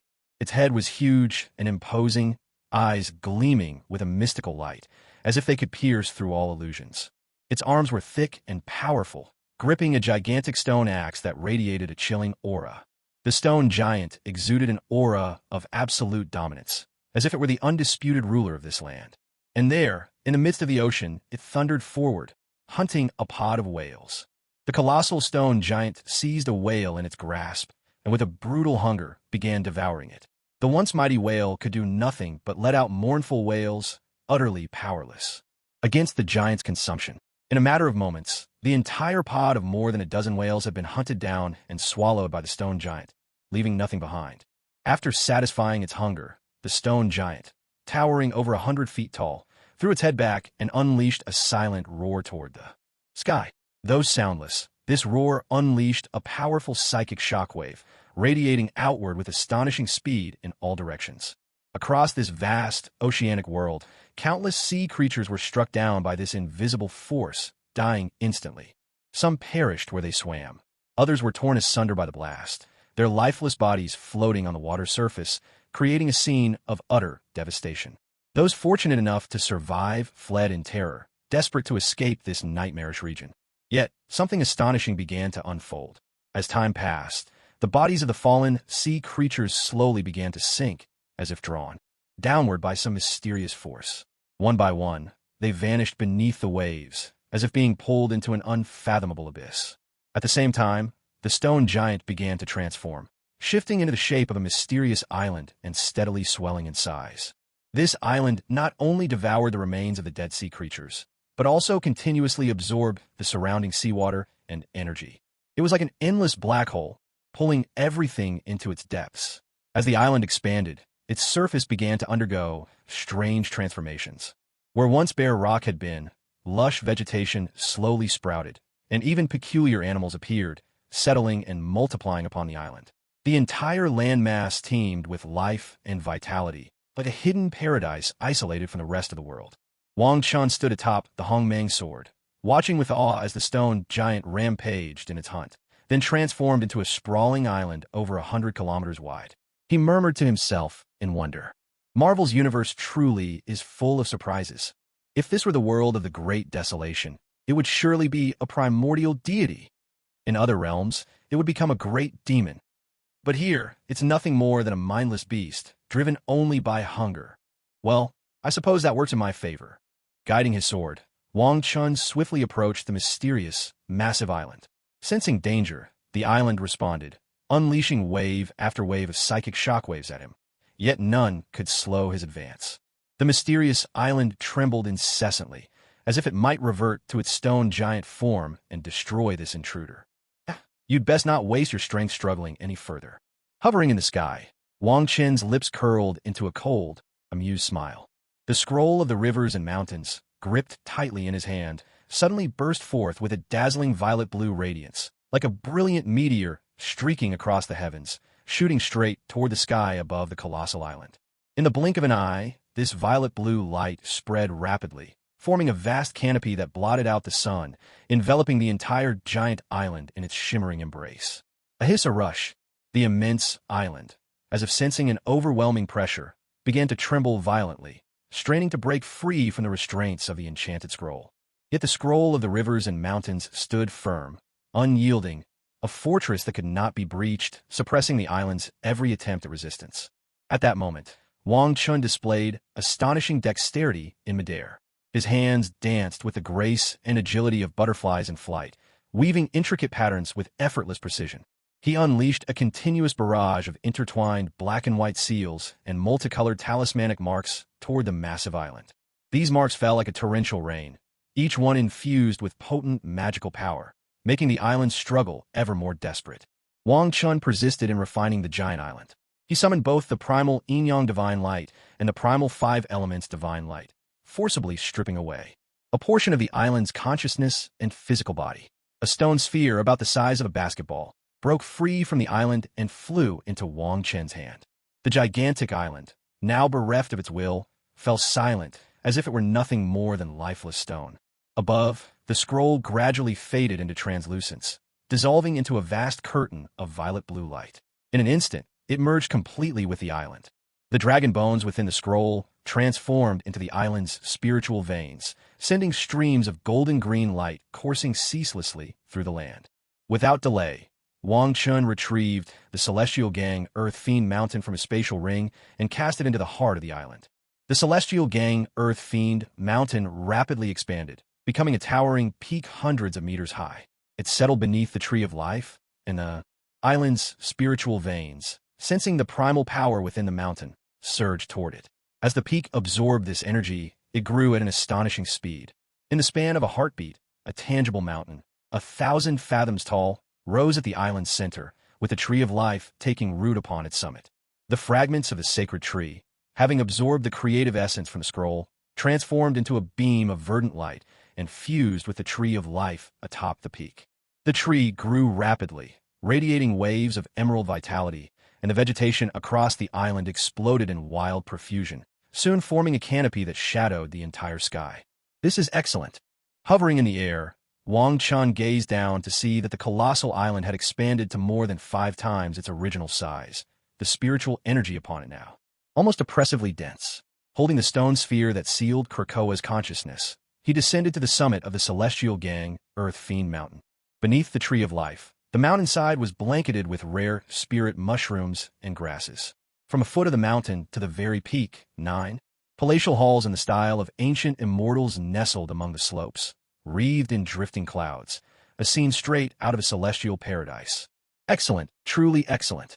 This is the empire I built with my own hands. Wang Chen's lips couldn't help but curl upward, his face breaking into a broad smile. But before long, Wang Chun realized that the spiritual energy on this island was entirely drawn from the ocean by the Tree of Life. That was troubling. After all, how much power could Earth really provide? Not to mention that deep within the planet's core, a celestial being was still in gestation.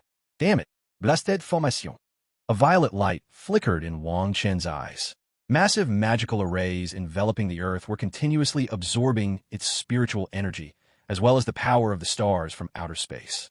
Forget it. If that's how it is, then let's ascend. Wang Chen shook his head. At this point, he was no match for the Ancient One. Even if he could overpower her, he wouldn't dare dismantle this formation. Otherwise, he'd be fighting eldritch gods from the outer realms every day, and who knew when he might meet his end in some unforeseen disaster. With each step, A lotus of violet light bloomed beneath his feet. In an instant, Wong Chun appeared outside the island. With a single thought, he connected to the mystical painting that had transformed into the island itself. The island erupted in a dazzling violet-blue glow, gradually morphing into a circular, spectral image that hovered behind him, like he bore an entire world upon his back. Suddenly, Wong Chen's body went rigid, and he nearly plummeted from the sky. Veins bulged on his face as if he were about to break free from his own skin. Thousands of acupoints across his body radiated purple, divine light, shimmering like brilliant stars against the night sky. That radiant power swiftly spread into the illusory world behind him, dyeing the entire space in a mysterious, resplendent violet hue. Out of thin air, the primal sword appeared, floating silently at his feet. The blade glinted with an icy, menacing light, exuding an aura of boundless authority and power. Without hesitation, Wong Chen stepped onto the sword. In that instant, he was transformed into a streak of violet brilliance, shooting across the heavens like a meteor, hurtling toward the distant reaches of outer space. He moved with breathtaking speed. One blink, and he vanished above the sea. That violet streak, like a living dragon, soared through the sky, leaving behind a magnificent trail of light. Whoop, whoop, whoop, whoop, whoop, whoop. In the monitoring room of the Strategic Homeland Intervention, Enforcement, and Logistics Division headquarters, the Trident building, shrill alarms blared to life. Director, something's wrong. A powerful force is heading straight for outer space. The military satellite is right in its trajectory. Hill's beautiful face was clouded with worry as she hurriedly reported to Nick Fury. Can you identify what it is? Nick Fury asked urgently. Judging by the shape of the light, it looks like a person. Hill replied, a hint of embarrassment on her face. Are you kidding me? A look of utter disbelief flashed across Nick Fury's dark face as he blurted out incredulously. Director, look, these are the photos sent back by the satellite. On the massive screen, a luminous figure appeared, carrying an illusory world on its back. The evidence was clear. It was a person. God damn it. Have you sent the information to the military yet? The more Nick Fury looked at the glowing figure, the more he felt it resembled that troublemaker. He couldn't help but curse, then promptly try to shift the responsibility. It's already been sent. Hill couldn't help but roll her eyes. She understood exactly what the director was getting at. Good. Just keep him under surveillance. Do not engage. Nick Fury breathed a sigh of relief. Yes, Director. Hill immediately organized agents to monitor the glowing figure. In Huadu, inside a Defense Ministry monitoring room brimming with cutting-edge technology. General, we have a situation. SHIELD just sent word. A massive energy source is moving toward one of our satellites, requesting permission to deploy orbital weaponry. A colonel hurriedly reported to a general, his voice taut with urgency. He pulled up the satellite feed, and there was a streak of violet light hurtling toward the satellite in the sky. Just then, the AI's synthesized voice echoed through the control room, delivering its final countdown. 60 seconds to impact. 59. 58. Authorization granted. Fire the orbital weapon. Don't let it through, no matter what. The general's face was grim as he spat out the order. Yes, sir. The colonel, visibly energized, relayed the command to the operators at their stations. Fire the orbital weapon. Yes, sir. Yes, sir. A flurry of soldiers sprang into action. In the void of space, the satellite unfurled its wings and began charging. In a flash, a blinding white laser, thick as a barrel, shot out toward the violet streak. In New York, atop Star Tower, Tony Stark watched the figure on his screen, his expression grave. Jarvis had already given him the report.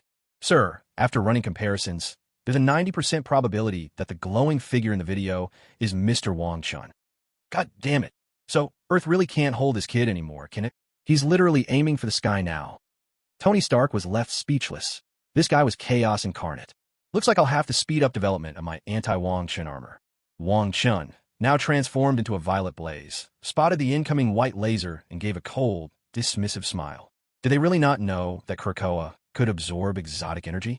What's more, the innate spirit treasure, the map of rivers and mountains, had already merged with Krakoa. That amount of energy couldn't even scratch its defenses. With a flicker of purple divine light, the illusory world behind Wong Chun surged up, forming a shield above his head.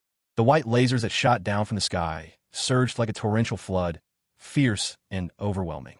Yet, as soon as they struck the illusory world below, they vanished without a trace, as if sinking into the depths of the ocean, completely absorbed and annihilated. Overhead, a scene of utter astonishment unfolded. A streak of violet light was racing through the sky, cutting directly through the powerful white laser and soaring toward outer space at incredible speed. Mother! Nick Fury of S.H.I.E.L.D. stood frozen, his signature confident smile wiped clean from his face as his favorite expletive slipped out. In the Defense Department surveillance room, dozens of officers stared intently at their screens, bodies rigid, their faces a mask of terror and disbelief. Are you kidding me? Tony Stark's eyes went wide as he watched Wong Chun fly straight through the laser's onslaught. His entire worldview was shaken to its core. He simply could not fathom how any human could possess such overwhelming power. Wang Chen finally broke through into space.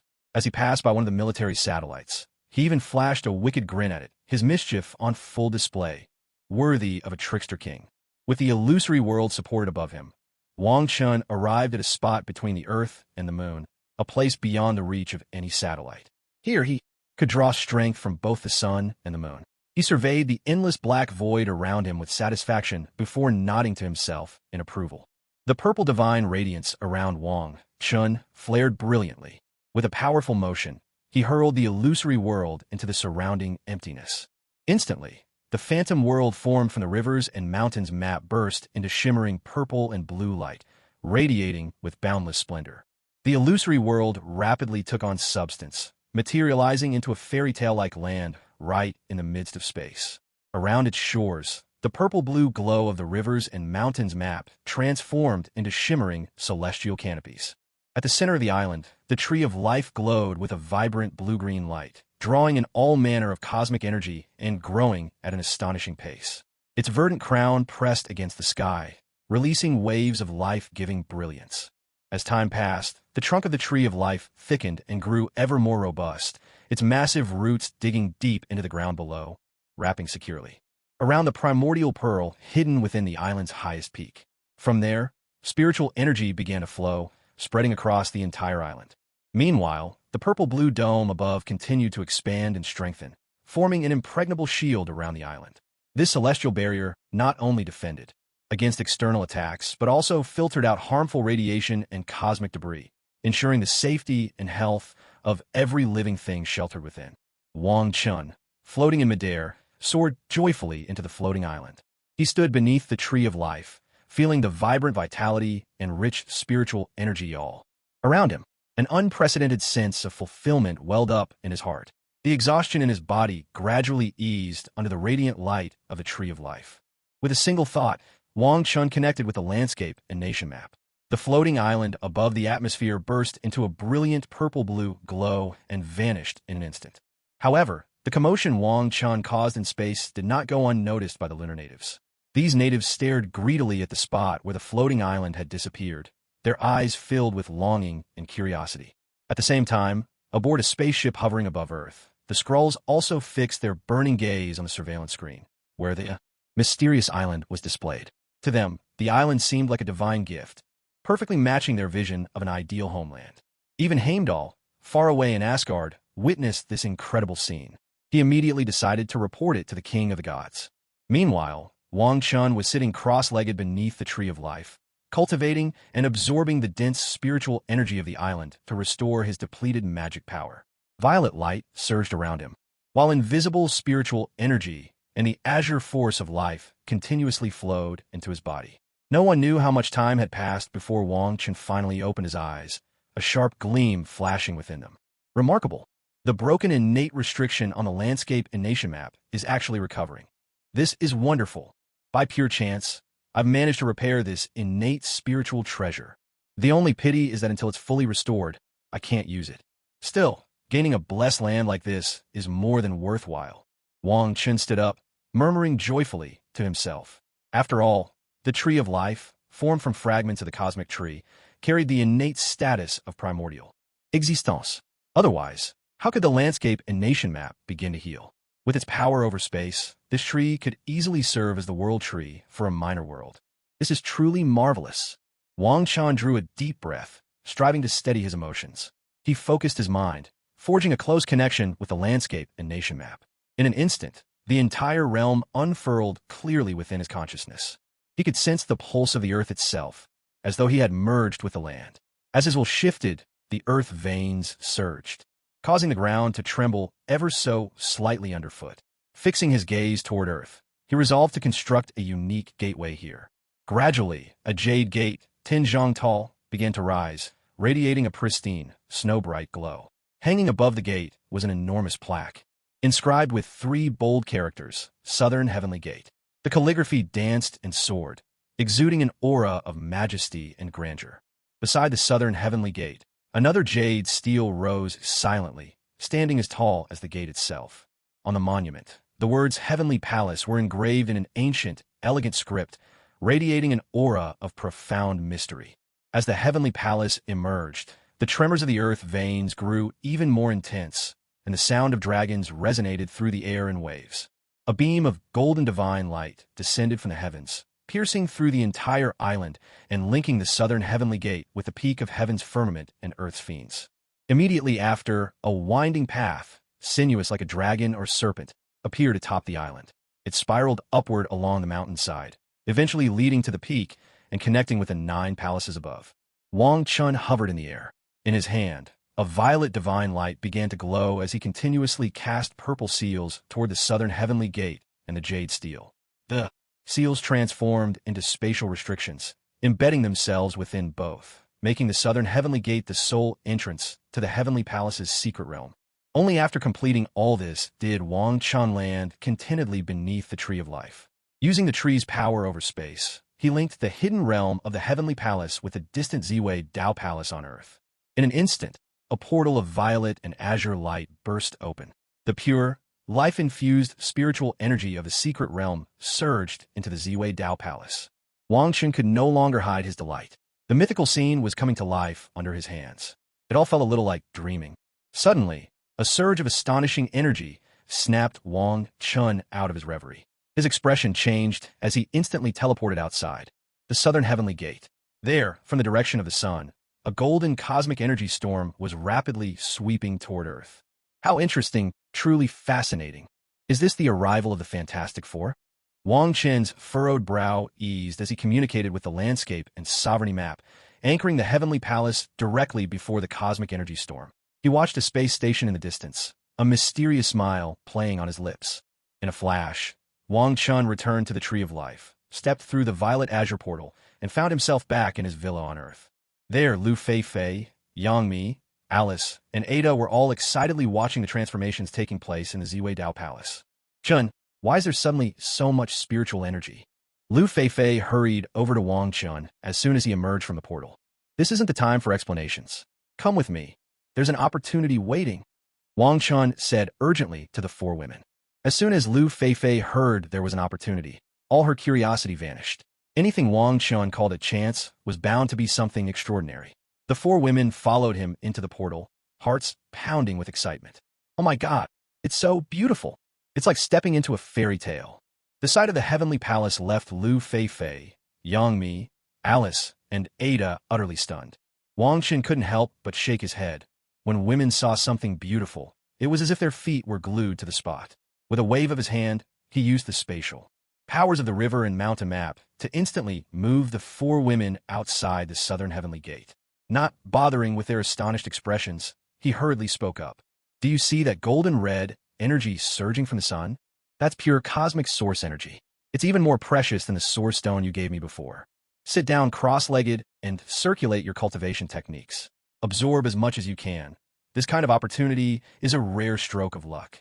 I got it, Chun. No problem. Understood. The 4 women quickly sat cross-legged, excitement and nerves mingling on their faces as they gazed at the cosmic source energy about to arrive. Seeing they were all prepared, Wang Chun immediately summoned the primal cauldron and the primal sword from his dantian, tossing them directly atop the Southern Heavenly. Gota. Then he connected with the river and mountain map and the Tree of Life. The hidden shadow of the Heavenly Palace reappeared in space, shining brilliantly. Above it, the phantom of a great river and the image of the Tree of Life shimmered, poised to capture every drop of the incoming cosmic energy. Meanwhile, inside the space station above Earth. Oh my God, what on earth is that? Sue Storm gasped in astonishment at the Heavenly Palace's glowing, bluish-purple silhouette. Mother, what the hell? How can something like this even exist? Dr. Reed Richards stared, his scientific worldview shaken to its core. It's beautiful, Johnny Storm laughed, ever the Joker. Reed, is this going to affect us? Dr. Victor Von Doom immediately thought of his own interests, the very picture of a capitalist. No real impact. The readings are off the charts. The cosmic rays are just too intense. Everyone get back inside now. Reed glanced at the instruments, his face suddenly going ashen. Move, move, move. The cosmic rays are about to hit us. Ben Grimm shouted, panic in his voice as the massive shockwave sent the space station quaking. This is insane. Sue Storm, Victor Von Doom, and the others scrambled back inside the station, faces pale with alarm. Back at the Heavenly Palace, outside the Southern Heavenly Gate. Everything's ready. As long as you don't die, absorb as much cosmic energy as you can.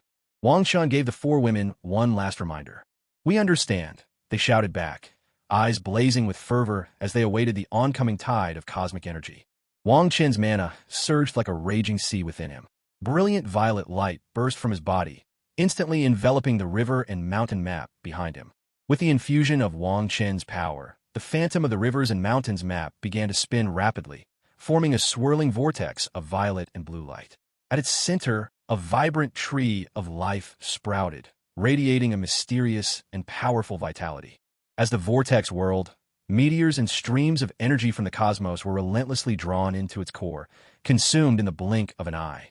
Within the spinning maelstrom, those meteors and energies were crushed and transformed into pure, untainted power, which poured continuously into the rivers and mountains map, making it ever more formidable. At the same time, a torrent of golden-red cosmic source energy surged furiously toward Earth, forming a colossal shockwave. This wave spread at an astonishing speed, shattering every stone in its path and erupting with thunderous booms. The force of the impact shook the Heavenly Palace to its core and even trembled the space station above Earth. The golden-red source energy was swept up by the vortex manifested by the rivers and mountains map, while the tree of life at its center burst forth with an awe-inspiring azure brilliance, devouring the cosmic energy and growing taller by the instant, rising dozens of yards in a heartbeat, like a tree propping up the heavens. Before the Southern Heavenly Gate, the golden-red energy, channeled continuously by the rivers and mountains map, gathered into a vast ocean of radiance. On the bodies of Lu Fei, Yang Mi, Alice, and Ada, light blossomed, black, red, blue, and white, each shining like a brilliant star. Above their heads, miniature energy vortices formed, reminiscent of tiny nebulae, steadily absorbing the dense cosmic energy that enveloped them. As moments passed, their auras swelled in strength, as if they were merging with the universe itself. Around them, flying swords danced and weaved through the air like butterflies in graceful flight, exuding an air of mystery and beauty. In contrast, Wang Chen's spectacle was far more overwhelming. He seemed to have become a colossal gluttonous beast, opening his massive maw to draw the cosmic energy around him straight into his core. Above his head, a vast energy vortex took shape, spanning several kilometers in diameter, like a supernova in mid-explosion, casting endless light and energy into the expanse. This vortex spun with astonishing velocity, sweeping up a full 95% of the energy sea outside the Southern Heavenly Gate, transforming it into a surging, tempestuous storm of power. Inside Wang Chen's body, crackling sounds echoed incessantly, as though a grand symphony were being played within him. His vital points were forced open one after another, each previously sealed acupoint, igniting like a newly kindled star, radiating dazzling light. These acupoints became bottomless wells, greedily absorbing the cosmic energy around him and refining it into drops of pure, violet power. At the center of his heart, the purplish-red rune blazed like a living flame, flickering with strange, mystical light. This rune seemed to possess boundless suction, transforming cosmic energy into droplets of purplish-red blood that rapidly circulated through his body, spreading the newfound strength to every corner of his being. At the same time, the mysterious purple lotus within his consciousness began to bloom, casting brilliant violet light that illuminated his entire spiritual sea. Within the lotus, his spirit absorbed the dense cosmic energy, growing ever stronger. The innate magical power nestled at his spirit's brow was now being furiously nurtured, and at last he could wield the incantation spell he had long awaited. Around the base of the lotus, runes of divine power shimmered with a starlit radiance, their golden purple glow dazzling to behold. As more cosmic energy surged in, these runes became gradually encased by the wheel of primordial laws, spinning ceaselessly and unleashing an incomparable force. No one knew how much time passed before Lu Fei, Yang Mi, Alice, and Ada slowly awoke. Excitement and a hint of regret flickered across their faces. They were thrilled at the surge in their strength, but disappointed to find they'd reached their limits and could absorb no more of the cosmic energy. "Oh my God!" Alice cried out in astonishment at the spectacle of Wang Chen's cultivation. "This is just unreal. Yami murmuret momentarily dazed." "That's Brother Chen for you," Lu Feifei exclaimed as she gazed in awe at the colossal energy vortex spanning several kilometers.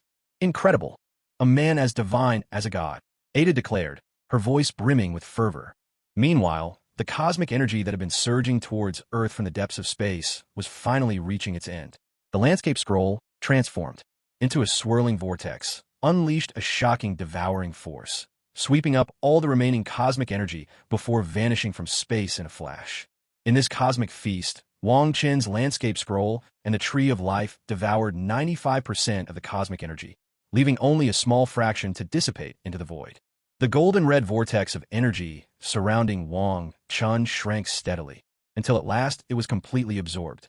An astonishing aura radiated from him, while 12,960 violet points of light shimmered across his body. Then he opened his eyes, and two beams of purple brilliance shot into the sky, vanishing into the cosmos. Not bad at all. Thousands of acupoints broken through in one go. The martial Tao, human immortal at minor completion. The Tao of immortality, realm of illusory transformation. Wang Chun reigned in his divine radiance, his face unable to hide a joyful smile. The gains this time were simply tremendous. "Chun, you're truly incredible." Lu Feifei looked at Wang Chun with adoration in her eyes. "That's right. You actually absorbed all that energy. It's just unbelievable." Yang Mi exclaimed, "We could barely take in a tiny bit before it became impossible to go on, but you managed to swallow it all. I am honestly amazed." Alice added, "Oh well, it seems we've grown a bit stronger ourselves because of it," Ada said with a cheerful laugh. At this moment, Lu Feifei, Yang Mi, Alice, and Ada, all four stunning women, were gathered around Wang Chun, excitedly discussing the astonishing power he had just displayed. Their eyes sparkled with excitement and delight, their admiration for him practically overflowing. "Ha ha, just routine work. Wang Chun put on a show, unable to hide his own excitement. The four women rolled their eyes at his theatrics. "Chen, how did you find this place?" Lu Feifei gazed at the beautiful, mysterious expanse of space, curiosity lighting up her face. "Find it? I created this blessed land myself. Brought it all the way from Earth. Take a look, isn't it impressive?" Wang Chun smiled as he gestured toward the southern heavenly gate and the jade tablet of the heavenly palace. The southern heavenly gate, the heavenly palace. "Chun, are you really treating this like the celestial court?" Yang Mi exclaimed in astonishment. "Why not?" Wang Chun replied calmly. "All right, you win. Girls, let's go inside and take a look," Lu Feifei said, exasperated but excited. "Hurry up." With that, Lu Feifei pulled the other three women along, and together they dashed into the heavenly palace's secret realm, bubbling with excitement. Wang Chun shook his head with a smile, a glimmer of violet light flickering in his eyes. The scene at the Earth's orbital space station unfolded before his gaze. The station was in shambles. 5 people lay unconscious nearby, their bodies twitching as their genes underwent rapid mutation. Well, the wheels of destiny are turning for you now. The Fantastic Four and Doctor Doom are about to be born. You couldn't escape this calamity after all. Wang Chun sighed. Half of the cosmic source energy had been absorbed by the rivers and mountains map and the Tree of Life he himself had taken, and 45% and only 5% had leaked out. Yet these poor souls still got caught in it. Their luck really wasn't with them. Originally, Wang Chun had wanted to try and change their fate, maybe intercept a bit of their destiny. But it seemed the plot's corrective force was just too strong, one step ahead of him every time. Wang Chun no longer paid attention to the people inside the space station. With a wave of his hand, the Hong Mang sword and Hong Mang cauldron, which had been hanging above the southern heavenly gate, vanished into his dantian. He then turned around and stepped into the southern heavenly gate. A violet halo flickered, and the celestial palace's hidden realm disappeared into the vastness of the universe, leaving nothing but a profound silence in its wake. Inside the celestial palace, a transformation of epic proportions had taken place. The already towering Tree of Life had now soared to a height of 1,000 yards, its roots burrowing deep into the Tiangang Disha Peak, as if fusing entirely with the mountain. The Tiangang Disha Peak itself seemed to have been infused with vitality, growing rapidly. It now rose a full 2,000 yards into the sky, majestic and awe-inspiring. The entire celestial palace realm brimmed with overwhelming grandeur, like a magical world straight out of a fairy tale. Ha ha, come catch me if you can. You're so slow it's almost funny. Yangmi laughed brazenly, darting through the air as a streak of red light, weaving in and out of the hidden realm with reckless delight. Just you wait. The icy blue glow around Lu Feifei slowly deepened into a shadowy black radiance as she guided her sword in hot pursuit of Yangmi. Wait for me. Alice, awkward and clumsy, struggled to keep up as she rode a jade-green flying sword behind them. Hurry up, will you? Ada could only shake her head in exasperation. Who would have thought Alice would turn out to be a little acrophobic? It was a bit embarrassing. Being a cultivator who's afraid of flying would really be a joke. Go ahead and enjoy yourselves in the hidden realm. If you want to return, just pass through the spatial gate. Wang Chen called out to the women, soaring through the air. A chorus of melodious laughter drifted down from above. We know. Don't bother us. We're practicing our swordplay. Wang Chen shook his head, then with a swift movement, teleported to the portal beneath the Tree of Life. He stepped through and returned to his villa on Earth. Now this is what cultivation should feel like. Wang Chen looked around at the swirling purple-blue spiritual energy drifting through the villa and nodded in satisfaction. Suddenly, a rapid, insistent knocking sounded at the door. Outside, Tony Stark stood with a dark, stormy expression, pounding on the door. Beside him were Natasha, Pepper Potts, Agent Hill, and Agent Coulson from S.H.I.E.L.D.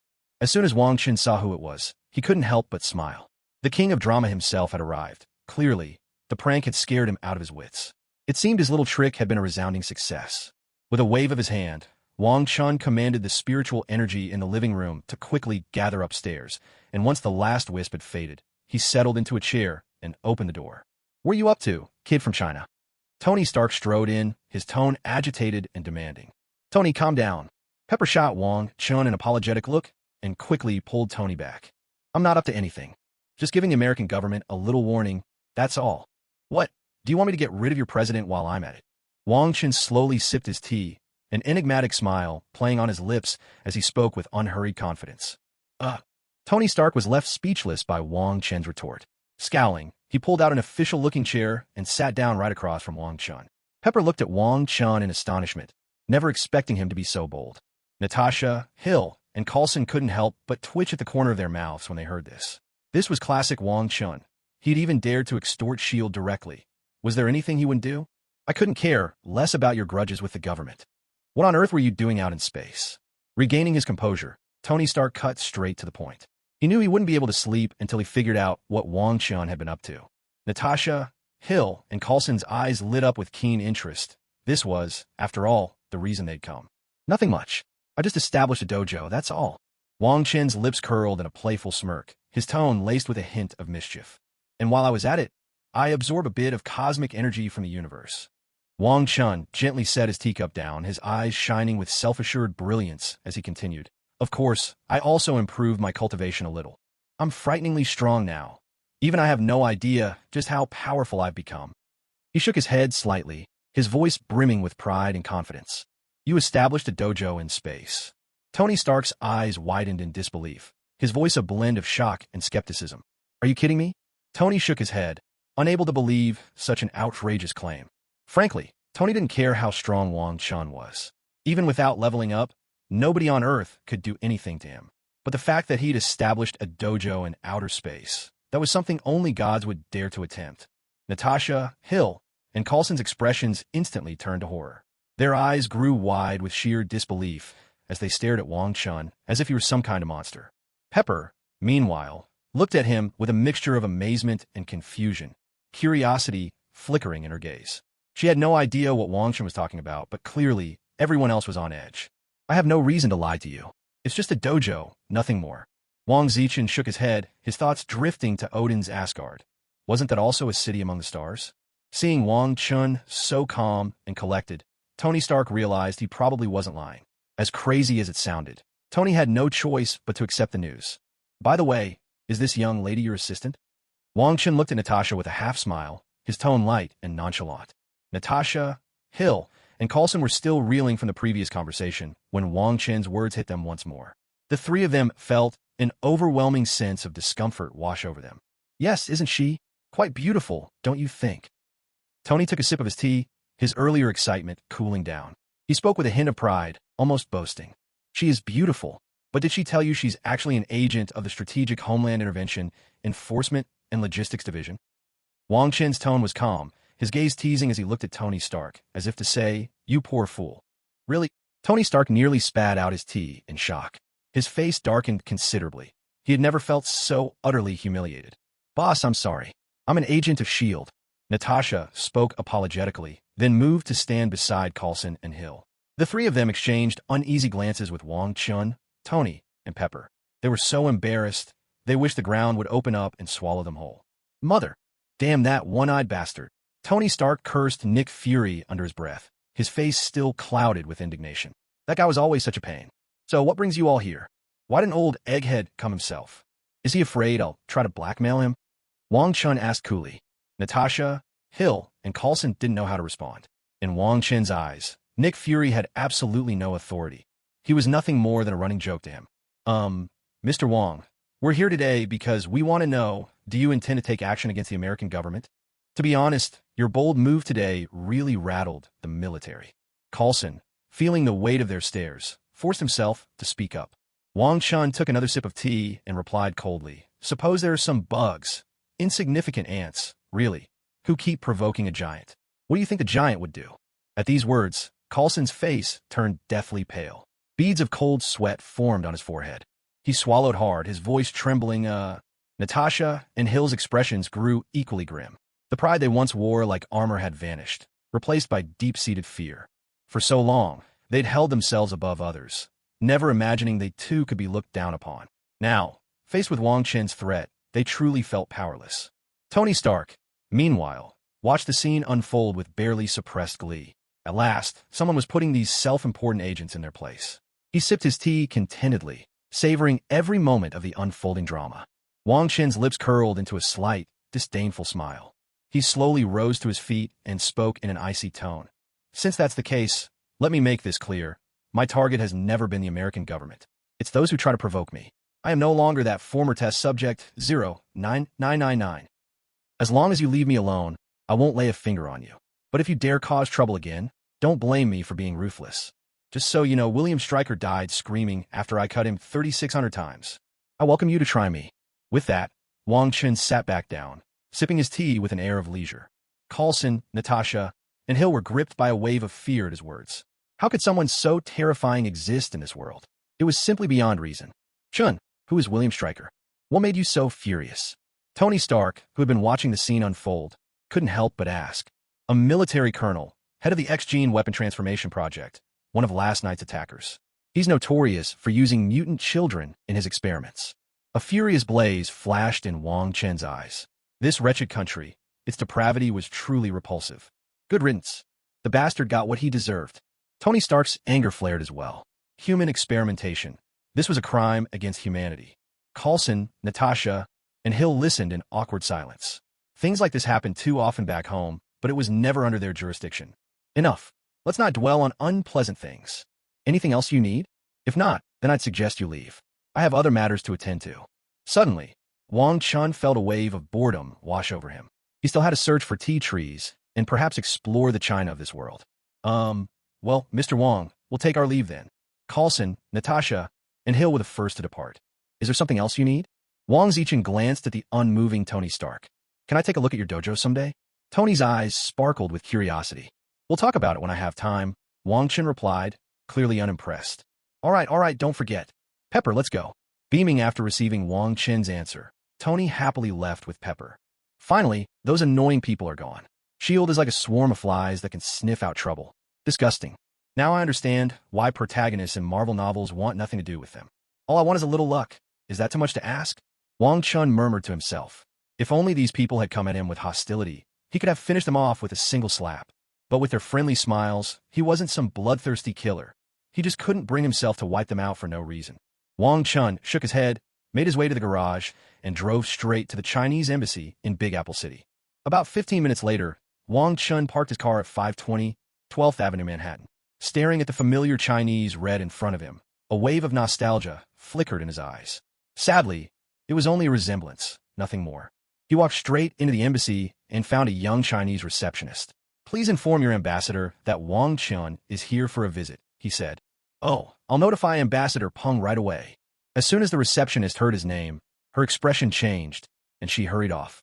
Wong Chun settled onto a nearby sofa, watching as the young woman dashed up to the second floor, finding the scene quite amusing. Wasn't there a phone she could use? It seemed that people in the embassy knew a thing or two about him. After all, it's just a transaction, he murmured to himself. Since you're my fellow countryman, I can leave you a legacy. Lost in thought, Wong Chun whispered to himself. Suddenly, hurried footsteps echoed through the hall. A middle-aged man in a black suit rushed down the stairs from the second floor and approached Wong Chun, his face beaming with a broad smile. Mr. Wong, welcome, welcome. Ambassador Peng, there's no need for such formality. I'm here today, mainly to discuss a transaction with you. Wong Chun looked calmly at the man before him, his voice resolute. Oh, please go ahead, Mr. Wong. Ambassador Peng was momentarily taken aback, but quickly regained his composure and smiled warmly. This isn't the best place for a conversation. We need somewhere private. A flicker of caution crossed Wang Chen's eyes. He'd sensed several Snake Shield agents and other unidentified individuals watching them from outside. Without hesitation, he lowered his voice and spoke to the ambassador. Of course, Mr. Wong. This way, please. Ambassador Peng's smile grew even brighter. He knew Wang Chen's abilities were unfathomable, and this deal filled him with anticipation. With excitement, he led Wang Chun toward a meeting room. Once inside, Wang Chen sat down and regarded Ambassador Peng in silence for a moment before speaking slowly. Contact the homeland immediately and help me prepare a batch of tea trees, every variety you can get. Ambassador Peng's eyes glimmered with confusion at this odd request, but he nodded and promised to arrange it as soon as possible. Then, curiosity got the better of him. And Mr. Wong, what exactly are you offering in this exchange? I can give you a legacy, Wang Chun replied coolly. A legacy at the level of a martial path, Immortal. He'd come here specifically to deliver this legacy. As for the tea trees, it was simply to cultivate some spirit tea trees in the future. Wang Chun watched Ambassador Peng's reaction, secretly amused, though his face remained grave as he replied. Of course it's true. Otherwise, why would I come here? To play a joke on you? Ambassador Peng's eyes lit up with excitement as he exclaimed, No, no, no. I'm just a little too happy. This is a true legacy of the immortal way. Wang Chun nodded with a gentle smile, thinking to himself that by doing this, he was leaving a safeguard for China, so they wouldn't be left helpless in the face of future crises. After all, when confronting those mighty gods and demons, ordinary humans were simply too fragile. As this thought crossed his mind, he remembered the Divine Spear Bureau and wondered if they would be able to play a role in the looming storm. At that moment, Ambassador Peng snapped back to his senses and hurriedly said, All right, Mr. Wong, I'll report this to my superiors right away. With that, he dashed out of the conference room, unable to contain his joy. Watching Ambassador Peng's departing figure, Wang Chen quietly hoped that this immortal legacy could help China withstand the challenges that lay ahead. Ambassador Peng rushed to his office on the second floor, breathless, and immediately called home to report. Leader, I have fantastic news. We have a chance to secure a martial immortal level inheritance through a trade. Is this true? Give me the details. The superior sat up straight upon hearing the news, his eyes gleaming with delight and curiosity as he pressed for more information. Taking a deep breath to steady himself, Ambassador Peng relayed his entire conversation with Wang Chun, word for word. His superior's expression gradually turned serious. After a moment's thought, he gave clear instructions. This is of great importance, and we must handle it with utmost care. Continue to discuss the cooperation details with Mr. Wong cautiously, and above all, keep this matter strictly confidential. No word of it must leak out. And about the tea tree that Mr. Wong requested, I'll arrange for it right away. Understood, sir. Now calm and composed, Ambassador Peng responded formally. After hanging up, he returned to the conference room, his heart filled with anxious anticipation. Are you ready? Wang Chun had grown a little bored waiting in the conference room. Seeing Ambassador Peng return, he quickly asked, Yes, everything is ready. Thank you so much for your help, Mr. Wong. With heartfelt gratitude, Ambassador Peng expressed his thanks to Wang Chun. Good, as long as everything's ready. Tell me the exact location, and we'll head out now. Wang Chun paused in thought, his spiritual sense picking up on the movements of agents outside, and he quickly urged, Very well. In that case, let's go to the Ministry of Foreign Affairs in Beijing. Ambassador Peng's expression changed when he heard this.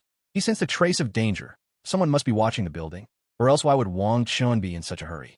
Wang Chun took a deep breath and began to communicate with the spatial rune within his sea of consciousness. As his mind reached out the rune, and the air suddenly burst into a dazzling silver-white light. streaking across the sky like lightning and instantly spanning thousands of miles. Within his mind's eye, a clear image gradually emerged. It was a scene of the capital city of Huaxia. His gaze quickly locked onto the Ministry of Foreign Affairs near Chiyang Gate, and he silently repeated the destination in his heart. Then, with a gentle wave of his arm, a mysterious and resplendent violet portal quietly appeared before him. "Let's go," Wong Chun said softly, his eyes sparkling with anticipation and confidence. Ambassador Peng's eyes widened in astonishment as he stared at the violet portal before them, as if witnessing the most incredible miracle in the world. He had assumed they would have to fight their way back to their homeland from America, but never imagined there could be such a wondrous method to cross vast distances in the blink of an eye. Alahite. Startled back to his senses by Wang Chen's voice, Ambassador Peng hurriedly caught up and followed him into the violet portal. The instant they stepped through, they were engulfed by a surge of powerful energy, as though the very fabric of reality was being torn apart around them. In the blink of an eye, they had traversed the boundless void and arrived in a place both strange and intimately familiar, the capital city of Huaxia. "It's been so long," Wang Chun murmured, standing by the roadside and taking in the familiar surroundings, the lively chatter of locals in their distinctive dialect, the bustling traffic, and the vibrant life all around. An overwhelming sense of nostalgia welled up within him. Hearing Wang Chen's sigh, Ambassador Peng quickly stepped forward and said, "Mr. Wang, it seems you really miss life back home. If you'd like, perhaps you could consider returning to develop your career here." Wang Chun gently shook his head, a helpless smile playing on his lips. "Let's not. I've always been used to my freedom. I can't stand too many restrictions. Besides, there are some people here who make me uncomfortable. If I happen to cross them, I can't guarantee I wouldn't do something reckless." Ambassador Peng's mouth twitched slightly at this. He understood exactly who Wang Chun was referring to. Every country had its privileged class, but Wang Chun clearly loathed such people. He would rather stay abroad and enjoy his freedom than return home to face those issues. "All right then, Mr. Wang, why don't we head to the Ministry of Foreign Affairs for a bit of rest?" Ambassador Peng no longer insisted, instead leading Wang Chun to a reception room in Ministry. Shortly after, he hurried off to report to his superiors. Wang Chun sat in the reception room, letting his thoughts drift back to memories of his previous life. Back then, he was merely a humble food delivery worker. To say he was a fervent patriot would be dishonest, but he had always appreciated the security and stability of life back home. He did what he could within his means.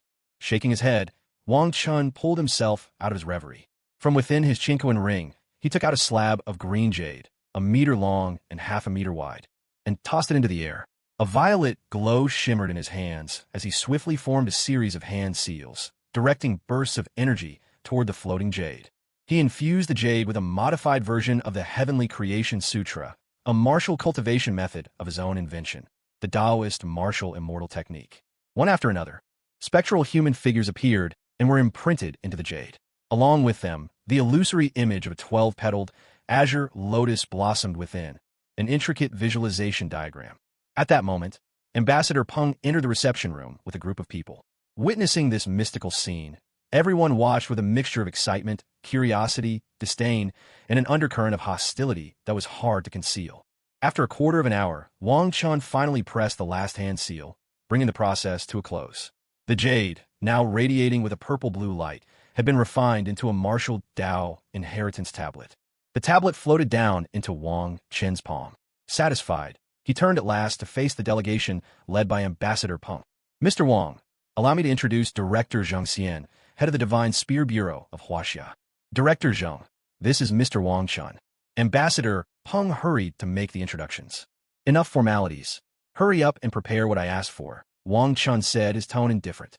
"This martial Tao immortal level inheritance is yours to keep." He tossed the inheritance tablet onto the floor, as if it were of no great consequence. Yet his spiritual sense picked up the flickers of hostility among the group. "Hold on. I want to see if you're even qualified to leave behind an inheritance here." A defiant, bald-headed man stepped forward, openly challenging him. At these words, Wang Chun waved his hand, retrieving the inheritance tablet back into his chinkoan ring. A cold, detached smile appeared on his face. If they didn't want it, so be it. Did they really think a few tea saplings could buy a martial Tao immortal inheritance? Wang Chun sighed inwardly. The moon may be willing, but the ditch has no heart. A sentiment lost in translation, yet the meaning was clear. His intentions had met with indifference. Director Zheng Xian, seeing Wong Chun withdraw the tablet, immediately sensed trouble. His efforts had backfired. Ambassador Peng's face turned ashen as he witnessed the scene, inwardly howling in despair. It's over. This is a disaster. Young man, you're far too arrogant, someone snapped. Wang Chen's expression grew as cold and deep as a still lake. He let out a mocking laugh. Behind him, a faint purple halo emerged, slowly spinning. And an overwhelming, transcendent will, one that defied life and death, capable of erasing all things, swept through the entire reception room. Ambassador Peng, Director Zheng, and the other uninitiated officials were immediately crushed to the ground by the sheer force of this pressure. Faces flushed red, their clothes soaked with sweat.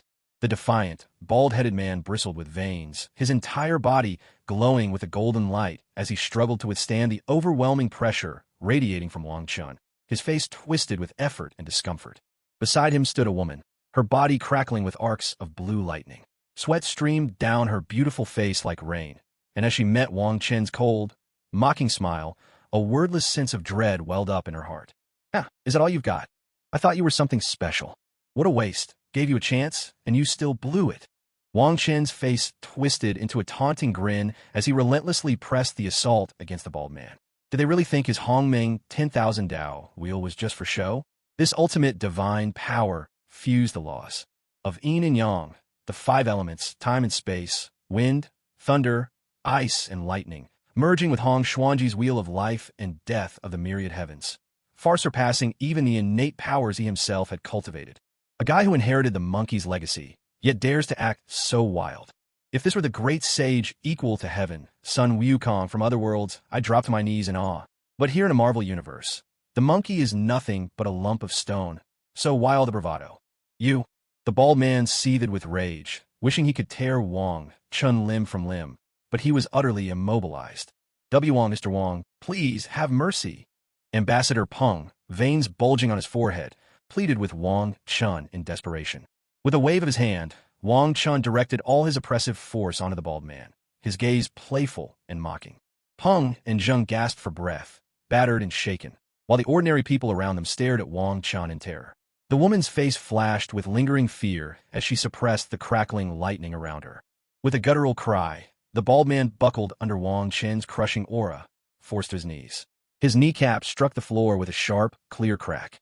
His face contorted in agony and hatred, eyes blazing with fury as he screamed, his mouth stretched wide in a shrill, anguished howl.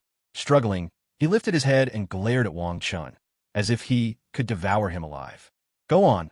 Weren't you acting all high and mighty before? Perfect timing. I can use the mountain of 5 elements technique too.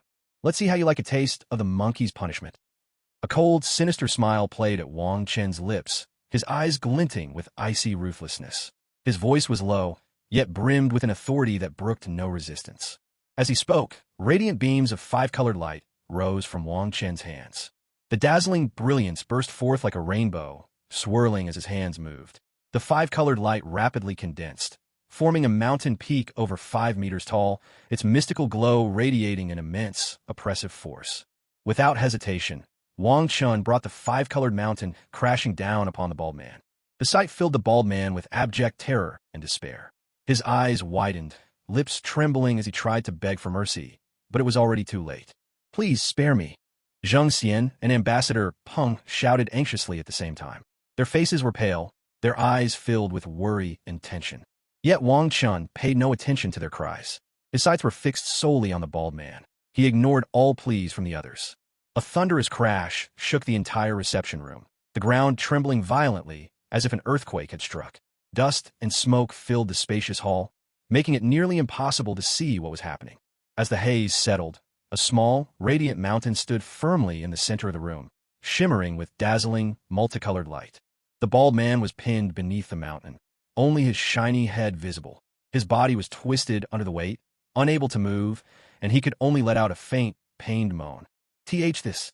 Ambassador Peng stared at the scene in horrified disbelief, unable to even finish his sentence. Mr. Wong, was this really necessary? Zheng Xian forced a bitter smile, his eyes flickering with shock. I came here out of goodwill to offer you a legacy, and what did I get? A banquet of betrayal. No, not even that, just an outright show of force. So you all think I don't have a temper, is that it? Forget it, there's no point in talking anymore. Goodbye to you all. A flash of anger crossed Wang Chen's face, quickly replaced by indifference. Though this place reminded him of home, it was not truly his homeland after all. He realized he was being sentimental. With a wave of his hand, a swirling violet portal appeared beside him. "Mr. Wang, wait!" Zheng Xian called out hastily. "Oh, trying to keep me here." Wang Chun turned, regarding him with a half-smile that didn't reach his eyes. "No, not at all. I want to negotiate for your legacy." Zheng Xian shook his head desperately, sweat running down his cheeks. He didn't even bother to wipe it away. His eyes were filled with urgency and anxiety. As he spoke, he pushed the titanium alloy case in his hands forward, hoping to catch Wang Chen's attention. Each item inside was precious, personally selected by Zheng Xian, though now they seemed almost trivial. "Please, Mr. Wang, just consider it." Zheng Xian pleaded again, his voice tinged with earnestness. He turned and glared fiercely at the high-ranking officials nearby, his heart brimming with resentment. It was their poor decisions that had led to this disaster. He couldn't help but regret ever following their advice, only to end up trapped in such a mess. The high-ranking officials, seeing Zheng Xian's fury, hurriedly shrank back, unable to meet his gaze. They knew they had made a grave mistake, but it was far too late to fix it. "So now you want to negotiate?" Wang Chen's voice was cold and expressionless, his words piercing straight to Zheng Xian's heart. "But I don't want to give it to you." Wang Chen's reply was cold and merciless, plunging Zheng Xian into utter despair. Zheng Xian's eyes widened in disbelief as he stared at Wang Chun, as if his world had crumbled in that very instant. "Mr. Wang, I beg you, please show some mercy." Ambassador Peng's voice trembled, thick with helplessness and fear, a sob nearly breaking through. His hefty body shook ever so slightly as though he might collapse at any moment. He knew all too well the disaster that awaited him if he couldn't secure the martial arts inheritance. Wang Chun paused, taken aback by Ambassador Peng's plea. Watching the 180-pound man nearly break down in tears, Wang Chun couldn't help but feel a flicker of sympathy. He understood. Ambassador Peng was terrified of becoming the scapegoat, of shouldering a burden too heavy to bear. "Fine, go ahead then. But if I'm not satisfied with what you offer, I'll call off the deal at any moment." In the end, Wang Chun softened. He agreed to Ambassador Peng's request, granting him this much, at least. "Mr. Wang, please take a look at these materials first." Zheng Xian forced a broad smile and hurriedly opened the titanium alloy case. Inside, neatly arranged, were 7 or 8 blocks of black-purple iron and several glittering red gemstones, eye-catching in their rarity. "These are purple spirit iron and fire gems once used by cultivators," Zheng Xian introduced reverently, as if unveiling treasures of legend. Yet Wang Chun only cast a casual glance inside before losing interest. To him, these were nothing more than common materials for crafting magical artifacts. Now that he possessed a spiritual treasure, he had no need for such ordinary things. Still, he took the titanium case and stowed it away in his universe ring without another word. "They'll do for now," Wang Chun said coolly. "Have my tea trees ready," he added without missing a beat. Yes, everything's been prepared," Ambassador Peng replied with excitement, his eyes shining with anticipation. "They're right outside in the courtyard," Ambassador Peng said, pointing eagerly toward the yard, his excitement spilling over. Zheng Xian, standing nearby, couldn't hide his own delighted smile. "Let's go, lead the way. I want to see the tea trees," Wang Chun said, his face unreadable. "This way, Mr. Wang." Ambassador Peng hurried to take the lead, guiding the group into the spacious courtyard. There, 2 trucks were loaded with a variety of tea saplings, along with many fruit trees. Wang Chun inspected the selection carefully, nodded in satisfaction, and with a flick of his hand, collected all the saplings into the Hong Mang mirror. Next, Wang Chun drew out the martial arts inheritance tablet from his universe ring.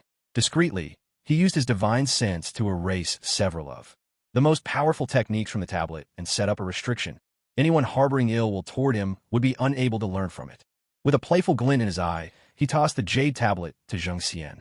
"A drop of blood on it, and you'll receive the inheritance. Oh, and one more thing. Anyone who bears me ill intent won't be able to learn my martial arts. Anyone with evil intentions won't be able to master this, and the powerful shouldn't even think about monopolizing the legacy. You're all just rats scurrying in the dark." Having said this, Wang Chun flung open the purple portal and strode inside. "Mr. Wang, wait for me." Ambassador Peng rushed in after him, surprisingly nimble for his size, a portly man, but quick on his feet. "Mr. Wang, what about the bald one?" Zheng Xian called out anxiously. "A slight punishment will serve as a stern warning. In 3 days, the 5 Elements mountain will vanish." Wang Chen's voice echoed from within the portal. A flash of purple light, and then he was gone. Zhang Xian let out a long sigh, his heart a tangled knot of helplessness and rage. Poor Wukong, he murmured. These scoundrels are truly wicked. He burst out, his voice thick with indignation. Beside him, the weather which offered a gentle consolation. Director, try not to be so upset. Right now, the most important thing is to verify the authenticity of the martial legacy steel. Her tone was soft, hoping to calm Zhang Xian's anger. But Zhang Xian simply waved her off, replying coolly, no need. Wang Chen only came to deliver the legacy in the first place. His conditions were laughably simple. Why would he bother with a fake? His gaze was firm and confident, utterly trusting his own judgment. Thank goodness I was smart enough to prepare for both outcomes and brought plenty of supplies. Otherwise, we'd have been in real trouble today. Zhang Xian said, secretly pleased with his foresight. At this, the Weather Witch's face flickered with a hint of lingering fear. She knew all too well how powerful Wang Chen was, and couldn't help but sigh. You're right. He really is formidable. Zhang Xian nodded, then issued his command. Have some people start receiving the legacy. I want to learn it myself. Determination colored his voice. Understood, Chief, the Weather Witch replied, then turned to organize the team for the legacy transfer. Meanwhile, Zhang Xian walked over to Wukong, a look of deep concern on his face. He still had to deal with the mess those troublemakers had left behind. He couldn't help but lament his own fate, forever burdened with endless toil. Wong Chun, with Ambassador Peng in tow, stepped out of the portal. Ambassador Peng, still marveling at the purple gateway, couldn't help but steal glances at Wang Chun. Incredible. Absolutely unbelievable. It's just spatial magic. If you have something to say, get on with it, Wang Chun replied, clearly impatient with Peng's hemming and hawing. Mr. Wang, do you think I could learn your martial arts techniques? Ambassador Peng ventured carefully, the recent ordeal sparking a new hunger for strength within him. I'll grant you a legacy. I hope you'll have the perseverance to see it through.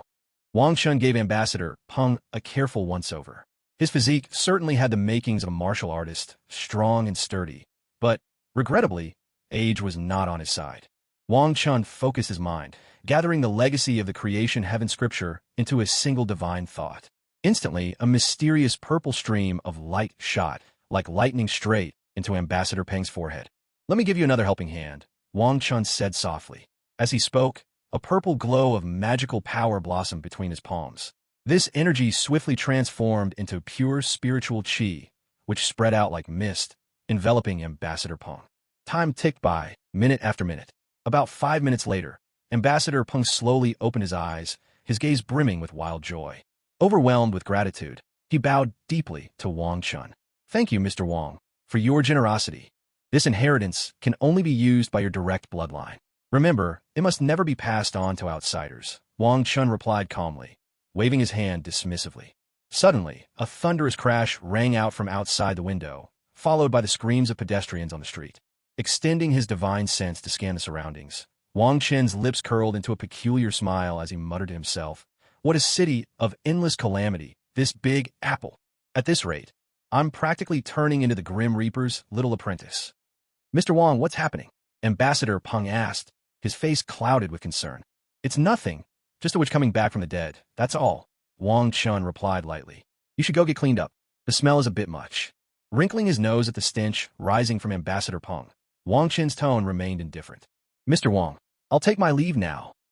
Only then did Ambassador Peng realize that a large amount of black impurities had been expelled from his body, enveloping him in an indescribable odor. Embarrassed, he hurried off toward a nearby lounge. I suppose I'll join the fun as well. As soon as Ambassador Peng left, Wang Chun vanished from where he stood. In the blink of an eye, he reappeared at the entrance of a majestic cathedral. This cathedral was truly grand and imposing, its spires piercing the clouds, with exquisitely carved patterns and scriptures adorning its walls. Yet now, all the sanctity and solemnity of the place had been stripped away. The once pristine white walls were blackened by smoke, windows shattered, glass fragments strewn across the floor. Thick black smoke billowed out from within, as if an unending inferno raged inside. But what was most chilling was the swarm of black flies shrouding the sky above the cathedral. The insects clustered together so densely that they formed a dark cloud, slowly spreading outward. Their wings buzzed in a way that made one's scalp tingle. They darted through the air, as though searching for a target, or perhaps simply relishing the chaos. The entire scene was steeped in a chilling, ominous atmosphere, as if the end of the world had arrived. What a spectacular sight! The Holy Axe Church. Religion in America really does come in every shape and size. Wong Chun stood before the grand cathedral, a mocking smile playing on his lips as he muttered to himself. Just then, the shrill wail of sirens shattered the air. One after another, police cars screeched to a halt near the church. Coulson, Hill, and Natasha emerged swiftly from their vehicles, accompanied by 8 men in black suits. Hot on their heels was Chief George Stacy, his face ashen with frustration. His mood was at rock bottom. Why did the Big Apple seem to attract every kind of disaster? It was as if trouble itself had chosen this city as its home. Mr. Wong, what happened here? Coulson approached Wong Chun with a forced smile, his tone cautious and deferential. Wong Chun replied with casual ease. Nothing too serious, just the resurrection of a plague witch, that's all. At these words, Coulson's face darkened, and inwardly he cursed his ill fortune. Hill, meanwhile, stared wide-eyed at the scene, utterly incredulous. She simply couldn't grasp how such things could be happening. Wong Chun went on, this black smoke and the swarm of flies. These are all manifestations of the plague. As he spoke, a strange, unsettling smile flickered across his face. Coulson couldn't help but curse under his breath. Damn it, why do I always get stuck with the weirdest, craziest stuff? Hill echoed his sentiment. Yeah, is this even the world we know anymore? Everything feels more and more alien. Suddenly, Natasha's expression changed as a thought struck her. She looked deeply worried. A plague? Doesn't that mean a lot of people are going to suffer? Wong Chen nodded, his voice tinged with gravity. Exactly. If we don't deal with this quickly, the consequences will be unimaginable. We're talking about the Black Death here. A heavy silence fell over the group. The severity of the situation dawned on them, but none could see a clear path forward. Noticing their defeated looks, Wong Chen knew at a glance that they were at a loss. He wore a disdainful smile. So these were the so-called saviors of the world? What a joke. With a cold chuckle, Wong Chen strode into the cathedral, leaving them behind. Coulson, you coordinate with Chief Stacy to evacuate the crowd. Natasha, we're going in to help. Hill ordered, her brow furrowed after Wong Chun disappeared inside. Are you sure you two shouldn't leave this to someone else? Coulson said anxiously, not wanting Hill and Natasha to risk themselves. We can't always rely on outsiders to solve our problems. Otherwise, what's the point of our existence? Hill replied, determination in her voice. Natasha let out a soft laugh, her tone light, showing not a trace of fear. Yeah, that's true. Besides, I'm curious to see Wong Chen's abilities firsthand. All right, but be careful, Coulson relented. And don't forget your energy guns. Coulson saw that the two women had made up their minds, so he handed them the energy gun powered by the cosmic cube. Hill and Natasha exchanged a knowing smile. After all, they were S.H.I.E.L.D. agents. How could they hide behind others? Without hesitation, they dashed into the church. Director George, let's start evacuating the nearby residents as quickly as possible. Coulson withdrew his gaze and spoke gravely. No problem. Everyone move. Start clearing the area now. George Stacy shouted to the surrounding police officers. Yes, sir, Director. You all go too. Coulson ordered the 8 agents behind him. Police and agents sprang into action, swiftly moving to evacuate the crowds nearby. A chilling hum began to vibrate through the air. Wong Chun strolled through the church, his brow deeply furrowed. Everywhere he looked, dark torrents were surging up from beneath the church, flooding outward like an unstoppable tide. Some of the people who had been in the church were now nothing but bare, gnawed bones. Others were shrouded in inky blackness, their faces twisted with grotesque malice. The ferocity of these swarming insects defied belief. A violet light flickered in Wang Chen's hand as the Hong Mang sword appeared silently.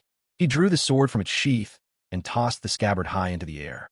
In an instant, the scabbard transformed into a streak of violet light, piercing through the church's upper floors and expanding rapidly, until it became a vast array glowing with brilliant purple light. Like a shimmering shield, the formation descended, enveloping the entire church. The black insects crashed against this barrier, but it held firm, trapping them inside without mercy. Wong Chun watched the scene in silence, unable to help but sigh. The number and strength of these bloodthirsty insects far surpassed anything an ordinary person could imagine. For common folk, encountering them would mean certain disaster. Little witch, you've chosen your own destruction. Wang Chen sneered. Though he'd taken many lives himself, indiscriminate slaughter like this disgusted him. She was treating ordinary people as nothing but fuel to boost her own power. With the Hong Mang sword in his right hand, Wang Chun let a violet protective aura flare around him, warding off the attacking insects as he made his way downward. Mr. Wong, wait for us. Hill and Natasha protected by a faint blue-white shimmer that shielded them from the black insects, hurried anxiously towards Wang Chun. How interesting. What kind of high-tech gadget is this? Wang Chun turned, a look of surprise flashing across his face. Please, take us with you, Mr. Wang. Hill and Natasha caught up to him, Hill's voice tinged with a plea. A thunderous rumble echoed through the church. Just then, before Wang Chun could say a word, a deafening boom erupted from deep underground. The ground beneath their feet began to crack violently, splitting apart and collapsing at an alarming speed. Witnessing this perilous scene, both Hill and Natasha were so terrified that their faces turned pale. They cried out in alarm, unable to hide their fear. Yet, Wang Chun remained utterly composed. The corners of his mouth curled into a confident smile. Calmly, he tossed the Hong Mang sword from his hand. In midair, the sword burst into a dazzling violet radiance, transforming into a massive blade of light that caught the two women and held them safely above the chaos. At the same moment, a brilliant violet lotus blossomed beneath Wang Chen's feet. In a flash, as if he had teleported, he appeared atop the Hong Mang sword, his voice laced with impatience as he said, "Take care of yourselves and stay out of my way." You, Natasha and Hill, barely recovered from their fright, were now incensed by Wang Chen's attitude. As much as his words rang true, that tone was simply too much for them to swallow. Ignoring their indignation, Wang Chun sent a thought to the Hong Mang sword. Instantly, it shot forward in a streak of violet light, plunging into the pitch-black chasm below. From above, the two women's screams echoed through the air. A violet beam of divine light descended to the bottom of the cavern. As the glow faded, Hill and Natasha staggered to the side, looking utterly green and clutching their stomachs as they retched. The Hong Mang sword, now dimmed, floated nimbly back to Wang Chen's hand. They found themselves in an underground chamber. Though there was no visible light source, the space was uncannily bright. Everywhere they looked, countless tunnels branched out in all directions, densely packed and hauntingly eerie. Wang Chun extended his spiritual sense, and in an instant, the entire underground world was laid bare in his mind. He caught sight of a signature bald head, Vin Diesel's unmistakable, and couldn't help but mutter to himself, "How interesting. So, this is the last witch hunter? They really do cram every plot in here, don't they?" Natasha and Hill, still pale, returned to Wang Chen's side. Natasha, her curiosity piqued, asked, "Mr. Wang, did you find something?" "Nothing much. I found the main character," Wang Chun replied coolly. Without another word, he strode toward the direction of the bald man. Natasha and Hill exchanged helpless glances and could only follow behind him. "Stop, Calder! Let my grand witch go. I have the blood of the witches." Just as Wang Chun arrived, he stumbled upon a dramatic scene. A young man dressed in a priest's black robes was holding a gun, using a brown-haired girl as a hostage, shouting threats at the bald-headed man. The bald man, wielding an iron sword wreathed in flames, was pointing the blade at a bizarre woman sprawled on the ground. Her skin was pitted and scarred, not a single patch left unmarked. Countless insects crawled in and out of her body, making for a ghastly sight. How disgusting. Seeing this scene, Wang Chen's brows knit tightly together. This was nothing like the witches he'd imagined. Weren't witches supposed to be beautiful and seductive? What was this monstrosity? If immortality meant turning into something like that, what was the point of living? He'd rather be a vampire. Natasha, too, wore a look of revulsion as she gazed at the witch. Hill, on the other hand, was fixated on the young man, clearly wanting to rescue the brown-haired girl. Suddenly, the young man holding the brown-haired girl hostage fired 2 shots at the bald Calder. Calder was hit in the chest and collapsed instantly, the flaming iron sword slipping from his hand into the water, where the fire fizzled out and it became nothing more than an ordinary blade. A burst of wild, chilling laughter rang out. The witch on the ground stood up, unleashing a series of twisted, guttural laughs that echoed through the space. In a flash, she appeared in front of the brown-haired girl, casting a set of sinister spells. Then, without hesitation, she ended the young man's life. He died with his eyes wide open, unable to find peace. The brown-haired girl's eyes grew vacant, her lips moving as she murmured obscure incantations. With every word, the underground chamber seemed to tremble more violently. The walls pulsed with a sickly green glow, undulating as if about to come alive. Calder, the bald man, lay motionless on the ground, as still as if he were dead. Wang Chun emerged from the hollow, holding the Hong Mang sword in hand, a cold, mocking smile on his lips. His gaze was filled with contempt, as if he were looking down on an insignificant insect. He began to walk toward the frenzied, terrifying witch, each step radiating an air of unshakable dominance. The witch's twisted face twisted further when she saw Wong Chun, her eyes instantly brimming with murderous intent, a hatred that surged like a violent storm. For as long as history could remember, humans and sorcerers had been mortal enemies. Witches, in particular, made it their life's mission to eradicate humankind and restore the ancient glory of the sorcerers. With a shrill scream, the witch's body suddenly erupted with a swarm of flies and insects. The writhing mass blotted out the light, surging toward Wong Chun like a living, black tide. Their wings beat against the air, filling the chamber with a sinister, suffocating hum. The sheer density of the swarm was enough to make one's skin crawl. Natasha and Hill shuddered at the sight, goosebumps breaking out across their skin as a chill settled deep in their bones. Yet, faced with the oncoming swarm, Wong Chun only smiled faintly, a flicker of disdain passing through his eyes. A violet light flared around him. In the next instant, a wave of purple-red flames erupted from his body. The fire blazed fiercely, as if it could devour everything in its path. With a casual sweep of his hand, the purple-red flames surged forward, engulfing the tide of insects. In moments, the swarm was set ablaze, and the underground world was illuminated as if by a sea of fire, pushing back the darkness. Just then, as all eyes were fixed on the chaos, Calder, still lying on the ground, tossed a ruined artifact into the pool of water nearby. A clap of thunder echoed through the underground chamber. Suddenly, a wild wind swept in, followed by a torrential downpour. Countless raindrops pelted the swarm of unburned flies in the air, scattering them completely and extinguishing their arrogance. Calder truly lived up to his title as the last witch hunter. Even on the brink of death, he remained steadfast in his beliefs and mission, a persistence that commanded deep respect.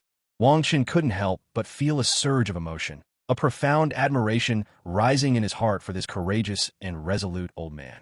As Wang Chun poured all his power into the spell, the Hong Mang sword radiated a dazzling brilliance, like a luminous pearl illuminating the entire space. The blade shimmered with a violet divine light, glimmering like mysterious stars and captivating all who beheld it. The sword guard, shaped like a purple lotus, bloomed beautifully, exuding an enchanting and unique allure. With a thunderous crash, Wang Chun swung the Hong Mang sword with all his might, cleaving fiercely toward the witch. A violet arc of sword energy, stretching more than 30 feet, tore through the air like a bolt of lightning, unstoppable and majestic. The witch had no time to react. The sword energy struck her instantly, sending her body hurtling backward. In midair, the witch's body was split cleanly in two by the sword's force, black blood splattering in all directions. Her remains crashed heavily against the stone wall, blasting open a massive hole.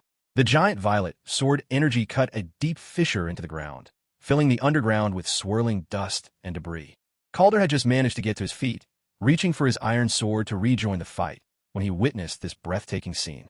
His eyes widened in disbelief, shock frozen on his face. For a long moment, he simply stared at Wang Chun as if seeing a monster. After all, this chamber beneath the Church of the Holy Axe had been carved out with witchcraft, specifically to imprison evil sorcerers, its walls reinforced with magical power. Yet Wang Chun had split it open with a single strike of his sword energy.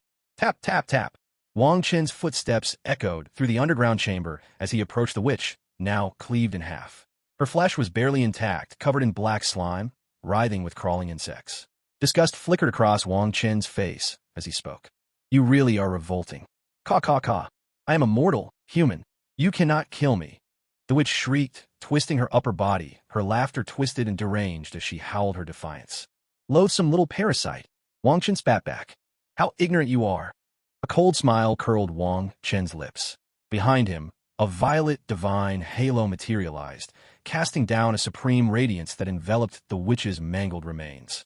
Terror flashed in, her eyes as divine flames consumed her. Wang Chun reached into her chest, and in an instant, a black and red heart appeared in his grasp. The witch's body disintegrated to ash. Hurry up and destroy it. Calder, gripped by frenzy, snatched up his long sword and charged at Wang Chun, shouting at the top of his lungs. No, don't. If you destroy the wizard's heart, you will die too. The brown-haired girl, having just regained her senses, wore a look of worry and urgency. She called out, trying to stop him. Wang Chen's face showed a trace of helplessness. Big brother, big sister, are you really not considering his existence at all? He turned to the bald man who had come up to him and spoke in an even tone. Sorry, but this is my prize of war. No, keep it. The grand which can come back to life. Destroy it. Leave no future trouble behind. Calder responded, his voice trembling with agitation.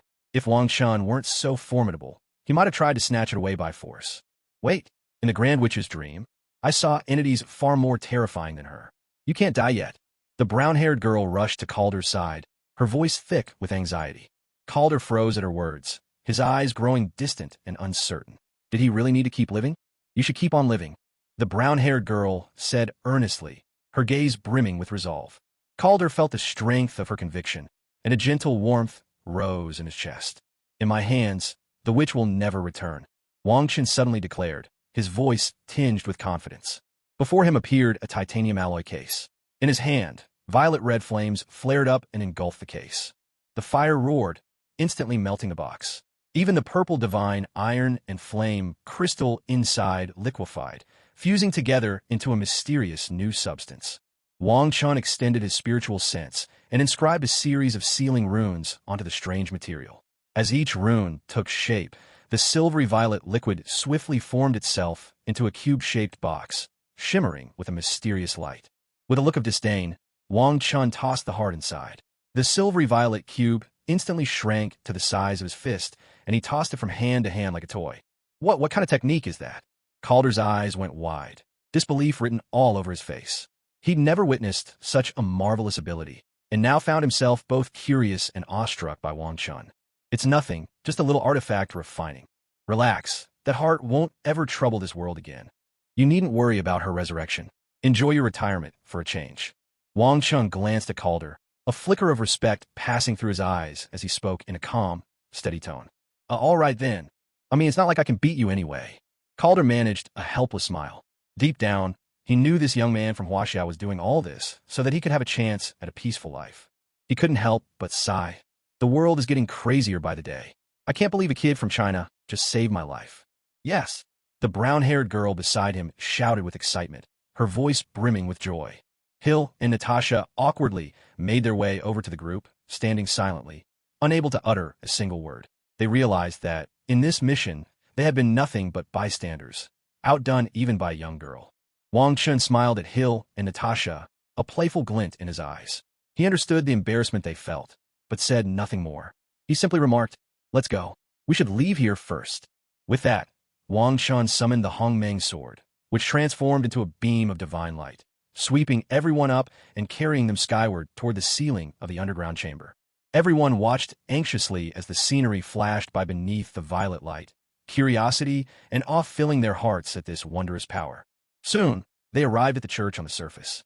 A streak of purple light flashed, and as the glow faded, Wang Chun and the others appeared. With a thought, Wang Chun caused the sword emblem outside the church to transform into a scabbard, which instantly appeared in his hand. He sheathed the Hong Mang sword and strode straight out of the church. "Sir, may I ask your name?" Calder walked up to Wang Chun and asked. Wang Chun took out a business card left by his predecessor and handed it over. "In that case, farewell, Calder the Witch Hunter." With those words, Wang Chun turned and walked away, paying no attention to the agents of S.H.I.E.L.D. Miracle Shop, Demon Hunter? Calder stared at the business card in his hand, suddenly realizing that the man was, in fact, a kindred spirit. "Calder, let's go." The brown-haired girl waved to him.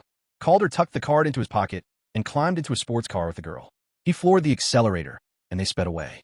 "Hill, aren't you going to bring them in for questioning?" Coulson watched the two disappear into the distance, his face full of doubt. It's best not to stir up more trouble. Wang Chun has high hopes for this witch hunter. A serious look flashed across Hill's beautiful face.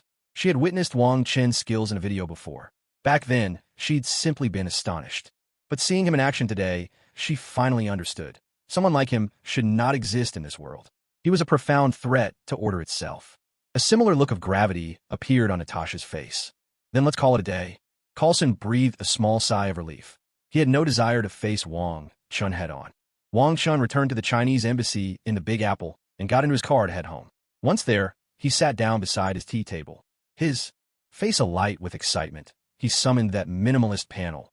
He was eager to see just how much luck and fortune he had managed to siphon off. Realm, Immortal Dao, Spirit Refinement and Illusion Dispelling, minor achievement. Martial Dao, Human Immortal, minor achievement. Lifespan, 2000. Innate Divine Powers, Diamond Body, Incubating, Incantation, Incubating. Divine abilities: Primal Chaos, Divine Light; Reincarnation, Divine Light; Acquired Yin-Yang, Divine Light; Acquired 5 Elements, Divine Light; Red Lotus, Karmic Fire; Ice Soul, Divine Light. Spells: Sword Control Technique, Soul Refinement, Shape-Shifting, Heaven and Earth Manipulation, Alchemy, Artifact Refining, Talisman Crafting. Martial Arts: Primal Chaos, 10,000 Paths Wheel; Reflected Worlds, 1.6. Restoration, 15%. Haha, my hard work wasn't in vain. But this restoration speed is just too slow. Is there really that much fortune in the Marvel Universe? Wang Chen couldn't help but feel resigned. He'd gone through so much trouble, taken down several demon god avatars, and even got involved in so many plot lines, only to restore a measly 15%. At this rate, who knew how long it would take to fully restore everything? Just thinking of the mountain of tasks still waiting for him made his head throb. Oh well, at least I finally earned a chance to project into the myriad worlds. That's not bad at all. With a chuckle, Wong Chun shook his head. He had no intention of using this opportunity just yet. His strength had increased so quickly that he hadn't properly integrated it all. He decided to wait a few more days before making his move. Meanwhile, deep beneath the headquarters of the Divine Spear Bureau in Beijing, China, Zhang Xian watched grimly as members of the Bureau received the martial arts legacy Wang Chun had left behind. Predictably, the scions of powerful families and the privileged elite had all been excluded. Anyone with hostility or complaints toward Wang Chun had also been mercilessly screened out. At first, 500 people in headquarters had a shot at receiving the inheritance, but now only a few dozen lucky souls had truly gained this priceless gift. I did it. This is incredible, one of the lucky ones shouted in excitement. What did you get? A fellow Bureau member asked, full of curiosity. What else? Of course, it's the creation heaven scripture. But I'm luckier than most of you. I even got an extra sword technique, he replied with a smug grin. The others broke out in laughter. Big deal. I got a blood transformation blade technique myself. Someone else retorted, unwilling to be outdone. I got the demonic king's leg technique, another announced, chest swelling with pride. Sorry to disappoint, but I got the moon's cicada spear, someone else chimed in, showing off their own prize. Creation grasping hand for me.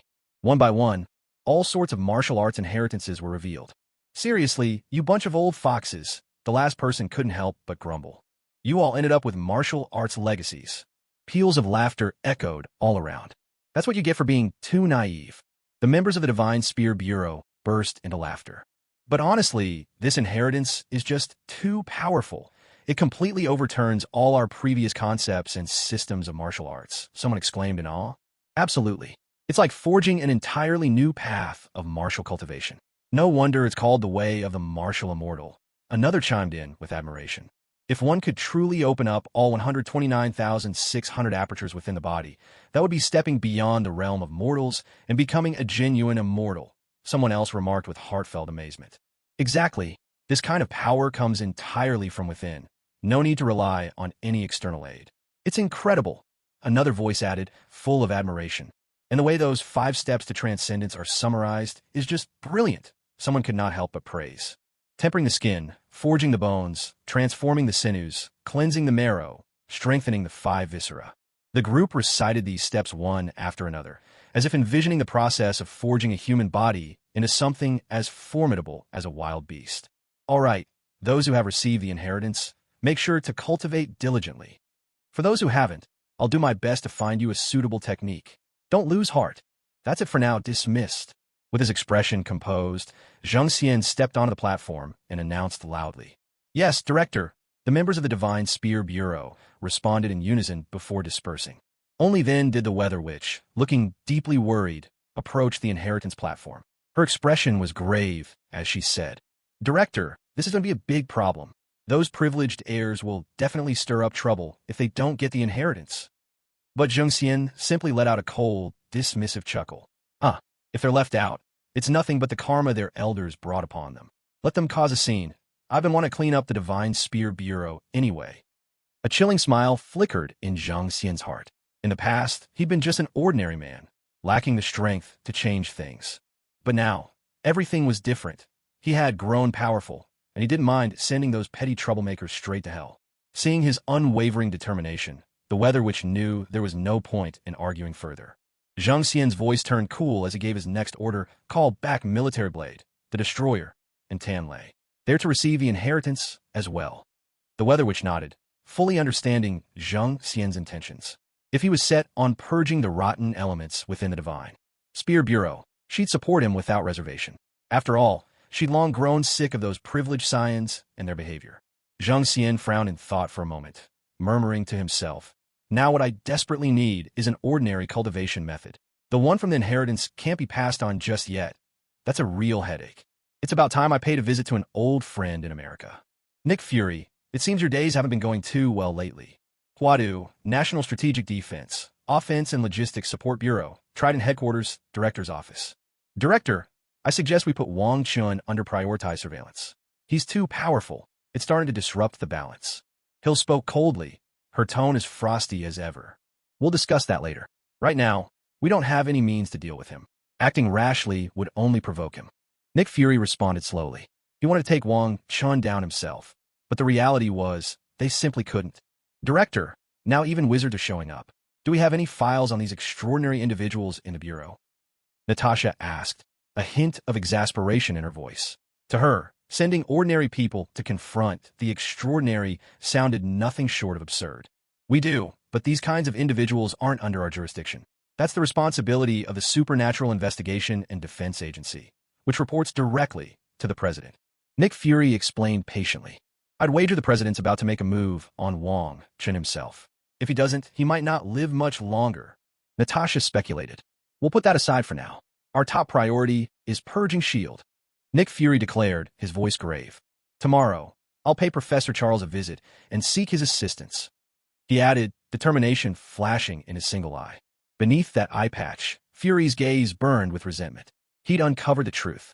Hydra had infiltrated S.H.I.E.L.D. and not just a few agents, either. The realization made his scalp prickle. The fact he was still breathing felt like a blessing from above. Understood, Director. Hill and Natasha's expressions shifted the moment they heard his orders, and they responded without hesitation.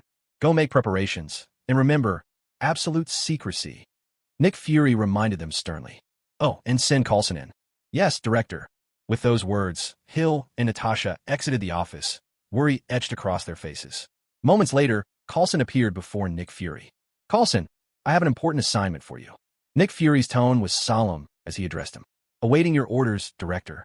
Coulson immediately straightened, ready for whatever came next. I want you to reach out to Reed Richards, Sue Storm, Johnny Storm, Ben Grimm, and Dr. Victor Von Doom. Do whatever it takes to bring them into S.H.I.E.L.D. As he spoke, Nick Fury pulled out a stack of files and handed them to Coulson. Understood, Director. But is there something special about these people? Coulson flipped through the files and couldn't help but feel puzzled. They were scientists, pilots, a curious mix. Do you remember when you approached Wong Chun, and he mentioned absorbing cosmic energy in space? Nick Fury hinted. Yes, Director, I remember. Coulson nodded in acknowledgement. These individuals have also been exposed to cosmic energy while in space. This means they might possess abilities or potential similar to Wong Chen's. So, we need to bring them under S.H.I.E.L.D's control as soon as possible, Nick Fury said, his eyes flashing with excitement and anticipation. Understood, Director. I'll do everything in my power to accomplish the mission, Coulson replied resolutely. Nick Fury nodded in satisfaction. Very good. Remember, you must ensure their safety and, if possible, persuade them to join S.H.I.E.L.D. Wong Chun had no idea that, with just a single remark, Nick Fury had managed to track down the Fantastic Four. If Wong Chun knew about this, he would probably have to marvel at Nick Fury's sharp intuition and his incredible luck. No problem, Director. Leave it to me. As soon as he understood Fury's intentions, Coulson wasted no time and hurried out to prepare. A brisk series of footsteps echoed in the hallway. We've dug up the captain too. Once he wakes up, it'll be time to form that team, Fury muttered, tapping his fingers rhythmically on the desk. Otherwise, it feels like nothing's running smoothly. Meanwhile, inside the villa, Wong Chen's figure flickered as he appeared on the third floor. His gaze sharpened, and in an instant, his powerful spiritual sense surged forth, anchoring a shimmering portal of violet and azure energy firmly against one wall. From within the portal, waves of vibrant, purple-blue spiritual energy gushed out, quickly enveloping the entire third floor in a dreamy, ethereal mist, like something out of a fairy tale, breathtaking in its beauty. Wong Chen took in the enchanting scene before him, a satisfied smile spreading across his face. He then strode forward and stepped into the portal. In the blink of an eye, Wong Chun found himself beneath the Tree of Life in the Heavenly Palace's celestial grotto. He drew a deep breath, feeling the dense vitality and spiritual energy in the air. His entire body felt invigorated, magic power surging through his veins, and even his blood seemed to boil with newfound vigor. Wong Chun found a comfortable spot, sat cross-legged, and let his mind sink entirely into his sea of consciousness. Within the pitch-black expanse of his inner world, a purple lotus radiated dazzling light, illuminating the space and transforming it into a mysterious realm of violet hues. The lotus was rooted at the center of the divine wheel, which itself was forged from the primordial Tao. 10 radiant colors shimmered on the wheel, each representing a unique arcane rune, and these runes gleamed brilliantly as the lotus slowly revolved. 15 lotus leaves grew from the flower, each one pulsing with awe-inspiring energy, as if containing boundless power. In the lotus realm, Wang Chen's spirit form towered 3 zhang high, imposing as a small mountain. At the center of his brow, a purple lotus mark glowed, resonating with the lotus flower itself. His spirit cradled a violet Tao bell, continuously drawing in the essence of the great Tao from all around, making his own aura ever more powerful. Wang Chun observed all of this and nodded slightly, satisfied. He immediately activated the lotus mark at the center of his brow, and a streak of violet-gray light burst forth. This was his primordial soul's innate power, the curse word. All who offend me shall be plagued by misfortune, festering sores upon their heads, suppurating blisters upon their feet. Nothing will go their way. They will taste every manner of suffering. A deep and solemn voice thundered through Wang Chen's spiritual sea as the violet-gray light vanished silently along the unseen threads of fate. Wang Chun sensed the drain on his soul's strength. This single invocation had consumed a full third of his spiritual power. Clearly, such a formidable ability was best used sparingly. He opened his eyes, a playful smile curling his lips, and murmured, "I wonder if you'll enjoy this little gift of mine." Wang Chun had long wanted to take out the President of America, but when he first escaped the laboratory, he simply lacked the strength. He let the old codger be. Who would have thought the man would push his luck so far? To actually collude with William Stryker to have him killed. It was as if the elder had a death wish. As for the Holy See and the Dark Council, once Wang Chen had finished reaping the benefits here in America, he would be paying them a visit as well. No one would escape his reach. For now, let them savor what it means to be hounded by misfortune. A satisfied grin tugged at Wang Chen's lips. He could hardly wait to see what fate had in store for these people. Near Washington, in a secret underground facility, the atmosphere was tense and heavily guarded. Hydra soldiers patrolled the corridors in constant rotation. Suddenly, agonized cries rang out. Mother, it hurts. It hurts so bad." Inside a lavish, high-tech office, a harrowing scream erupted, a sound so piercing and desperate it seemed to cut right through the soul, sending chills down the spine.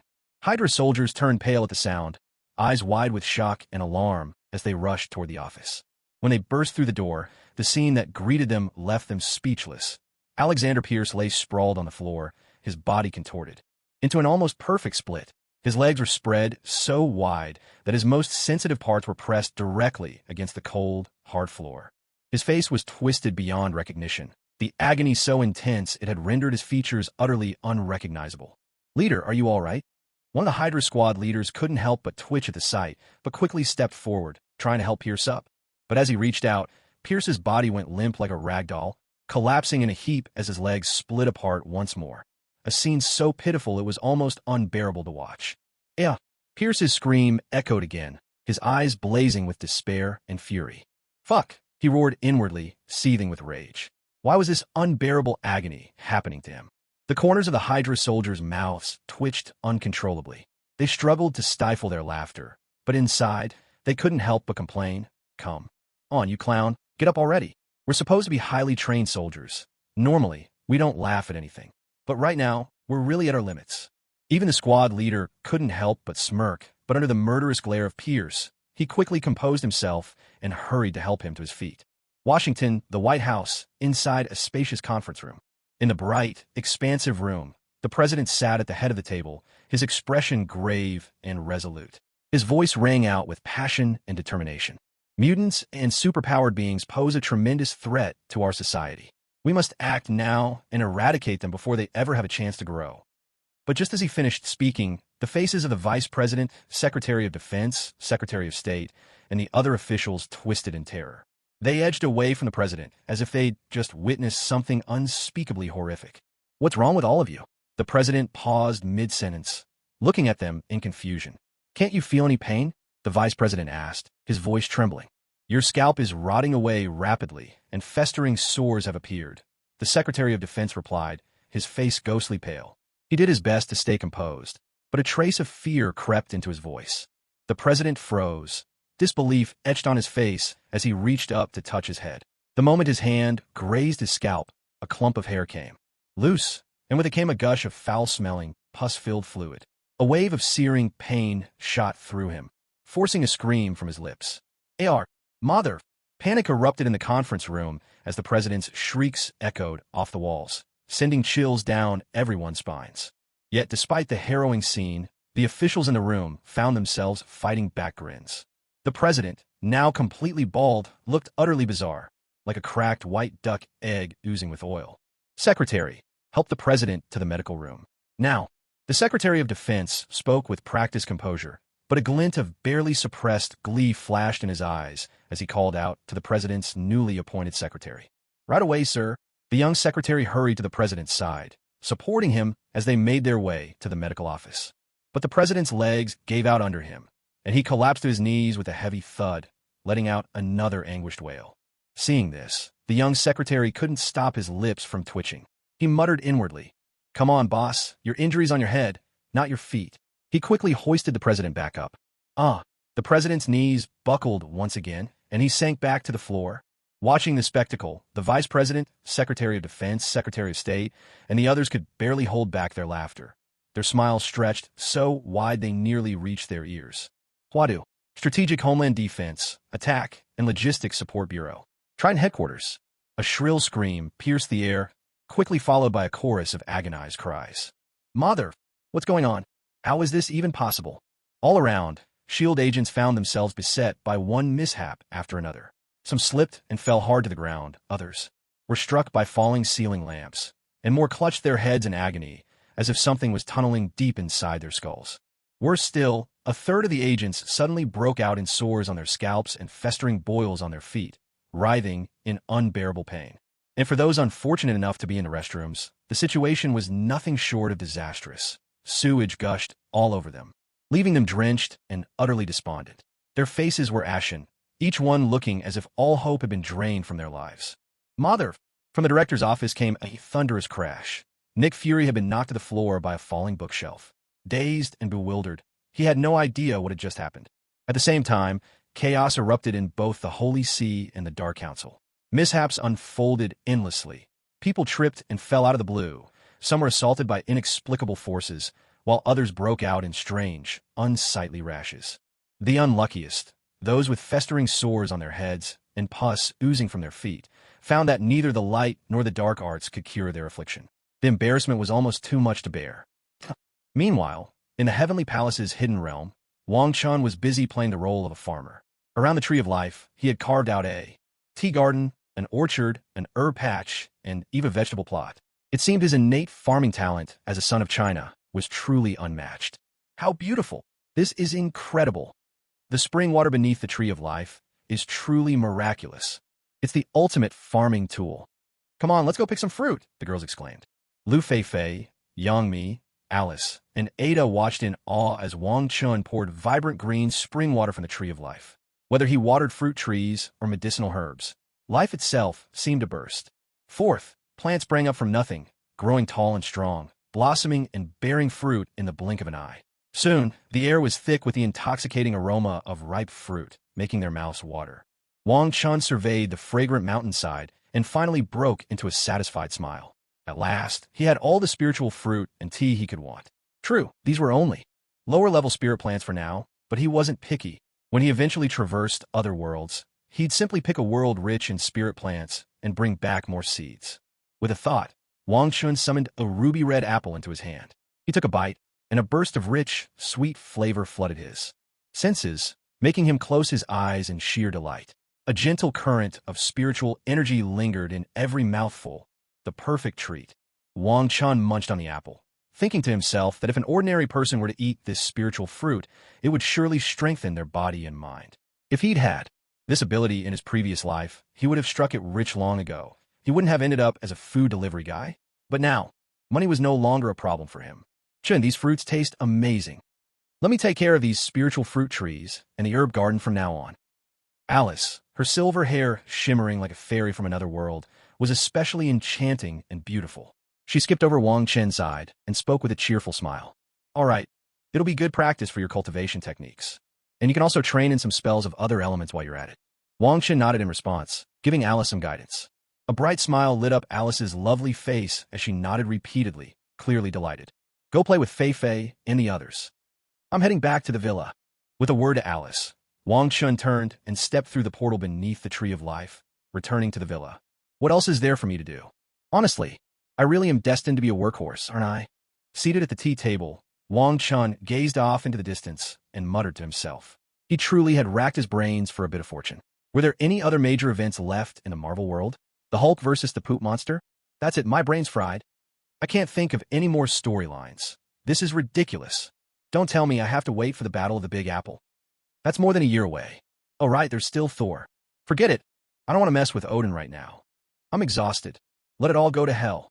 Wang Chun slouched in his chair, looking utterly defeated. He'd thought stirring things up would be easy, but now that he was thinking about it, he had no idea where to start. Was he supposed to become a craze killer or something? Well, maybe that's not out of the question. If worst comes to worst, I could go make trouble for the Japanese. A glint flashed in Wang Chen's eyes as he sat up, a cold smile appearing on his lips. The Japanese had their share of evil gods, after all. The thing was, no matter how many people died over there, he wouldn't feel any guilt. The real question was, how much fortune could he really gain from the Japanese side? He didn't want to waste his efforts for nothing. Wang Chun stroked his chin, lost in deep thought. Suddenly, a wave of chilling, sinister energy swept across Big Apple City. The surge interrupted Wang Chen's thoughts, and a strange smile spread across his face. He'd been looking for something to stir up, and now, trouble had come knocking all on its own. Well, this is interesting. Rising to his feet with a sweep of his hand, Wang Chun stepped into a purple portal and appeared on the side of a deserted road. Before him stood a massive chain suspension bridge connecting Brooklyn and Manhattan. Is this death herself? Wang Chun exclaimed in surprise. He didn't hesitate for a second. He was ready to turn and leave. Seriously, could he meddle with the cosmic goddess of death? She was at least a true immortal, far beyond his reach. This isn't pure death energy. It feels more like some kind of witchcraft. Wang Chun stopped in his tracks, sensing the magic pulsing on the bridge. A wry, almost helpless smile crept onto his face. He'd nearly let the so-called goddess of death's reputation scare him. But when you think about it, why would a cosmic deity bother hunting down humans out of boredom? He reached out with his spiritual sense, carefully probing the bridge's magic. It was clear this wasn't the work of the goddess of death, but more likely some sorcerer's spell, though there was something odd about the power at play. This time, Wang Chun decided not to interfere. He was curious to see what this mysterious figure was up to. He had no intention of falling into a hidden trap. Suddenly, a deafening crash echoed out as the massive cables of the suspension bridge began to snap. The entire structure started to collapse, its supports groaning under the strain. Panic erupted instantly among the people on the bridge. Chaos reigned as everyone scrambled desperately for their lives. The air filled with frantic cries for help and the heart-wrenching wails of the doomed. Help! Please help! It wasn't long before the colossal bridge completely gave way, sending countless souls to their deaths. At one end of the ruined span, 8 men and women stood frozen in terror. They had escaped by sheer luck, but now stared helplessly at the river below, panic and confusion etched on their faces. So, the Grim Reaper really has come calling. Fascinating. So this is all to collect souls? What's your aim? Resurrection?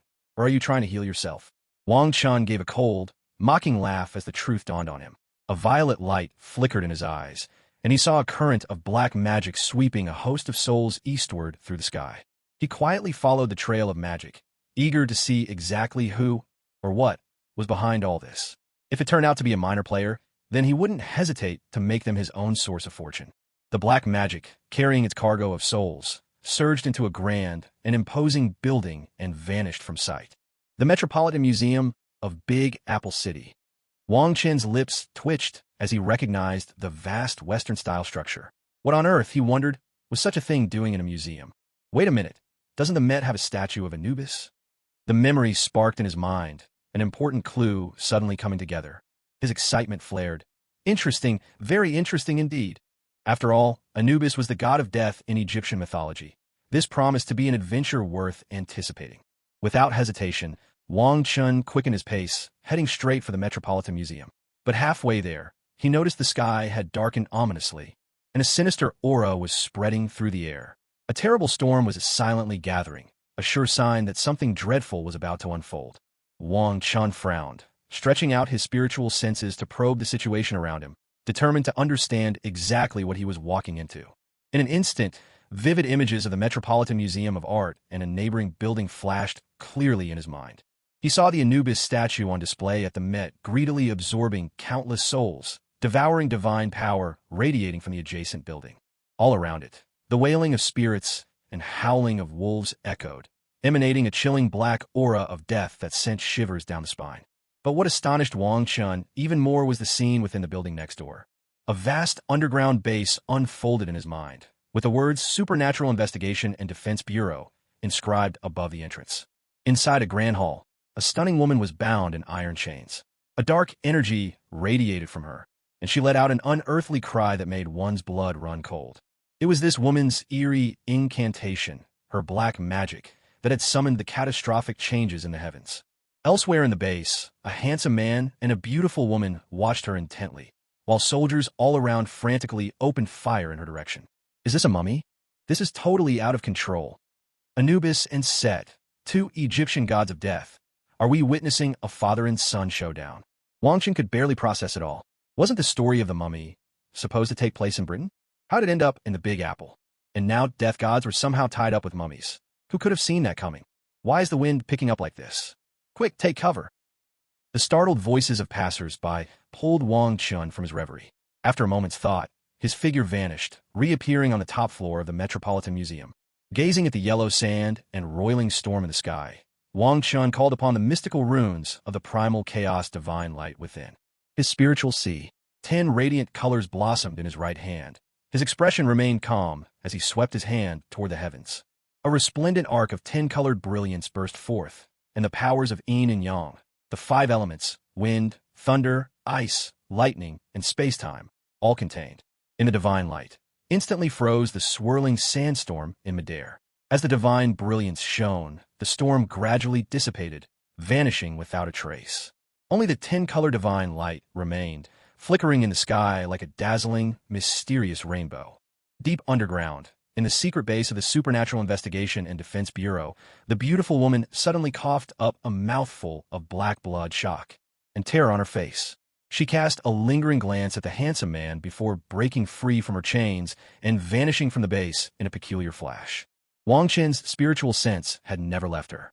Seeing her escape, he paid it no mind. If she hadn't fled, how would he ever find the Eye of Death? If his guess was right, it was nothing less than a shattered godhood fragment. Don't let me down, he murmured with a smile, his figure fading from sight, only to reappear in the gallery of the Metropolitan Museum where the Anubis statue was displayed. You're unbelievably ugly, like some kind of patched-together mongrel. Wang Chun stared silently at the Anubis statue ahead, muttering his complaint under his breath. The statue had the head of a jackal and wore garments made of feathers, radiating a black aura of death. The air was thick with an eerie, mournful wailing that shook the visitors in the hall to the point of unconsciousness. Cries of terror rang out. Ah, lowly mortals! Those who offend the gods, I grant you death.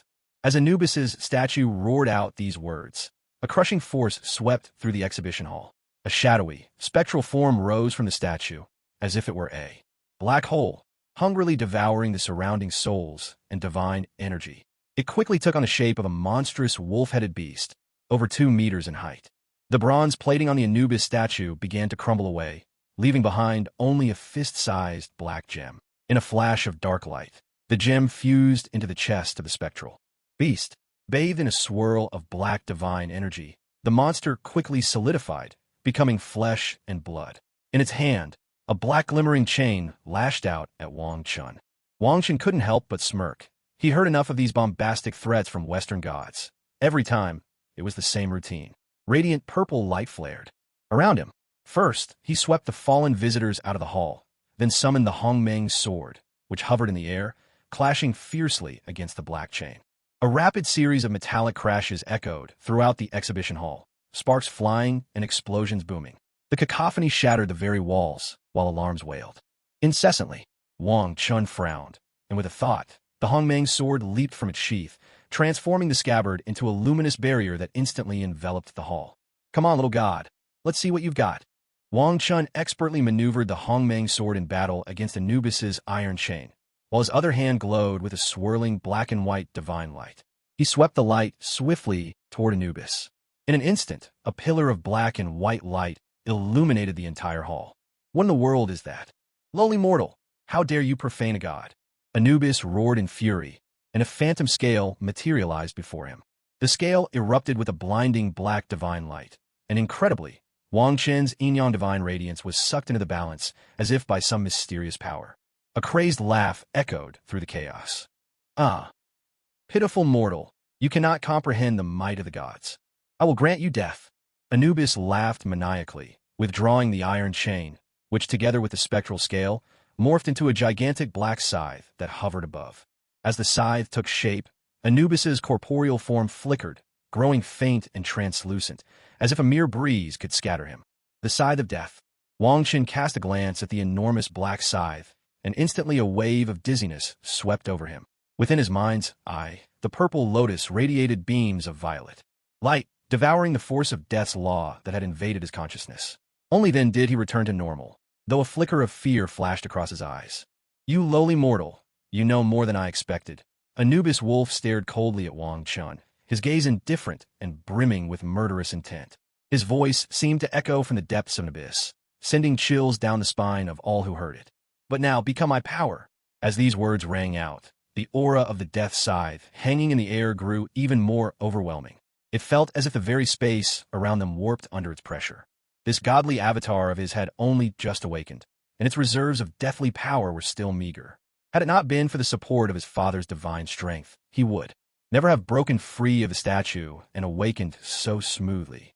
At this moment, Anubis looked at Wang Chun the way a predator eyes its prey, his gaze burning with greed and desire. Gods? My ass! Wang Chen's face darkened at these words, and a glint of resolve flashed in his eyes. All 12,960 of his acupoints erupted with astonishing waves of power, each one shining like a brilliant star, brimming with boundless energy. In an instant, the Hong Mang sword appeared in his hand, its blade flickering with dazzling purple light, as though wreathed in burning flames. In that moment, Wang Chun seemed transformed into a god of war, radiating an unmatched aura of majesty. Yet all around the exhibition hall, the iron doors began to rise. Outside the windows, the street was packed with countless police cars, their lights flashing in a riot of colors, while inside, the entire hall was suddenly ablaze with light. Don't move! Hands in the air! Drop your weapon! With a chaotic chorus of shouts, the police surged to the entrance of the hall, weapons drawn and aimed squarely at Wang Chun. It was only when he heard the officers' voices that Wang Chun realized the Hong Mang sword's diagram overhead was countering the death scythe's might, and the veils of light around them had vanished. His tone turned cold. If you want to live, get out now.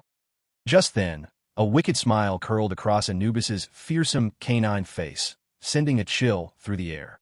With a casual wave of his arm, the massive death scythe swept forth like a ferocious black serpent, carrying an aura of endless darkness and death as it hurtled toward Wang Chun.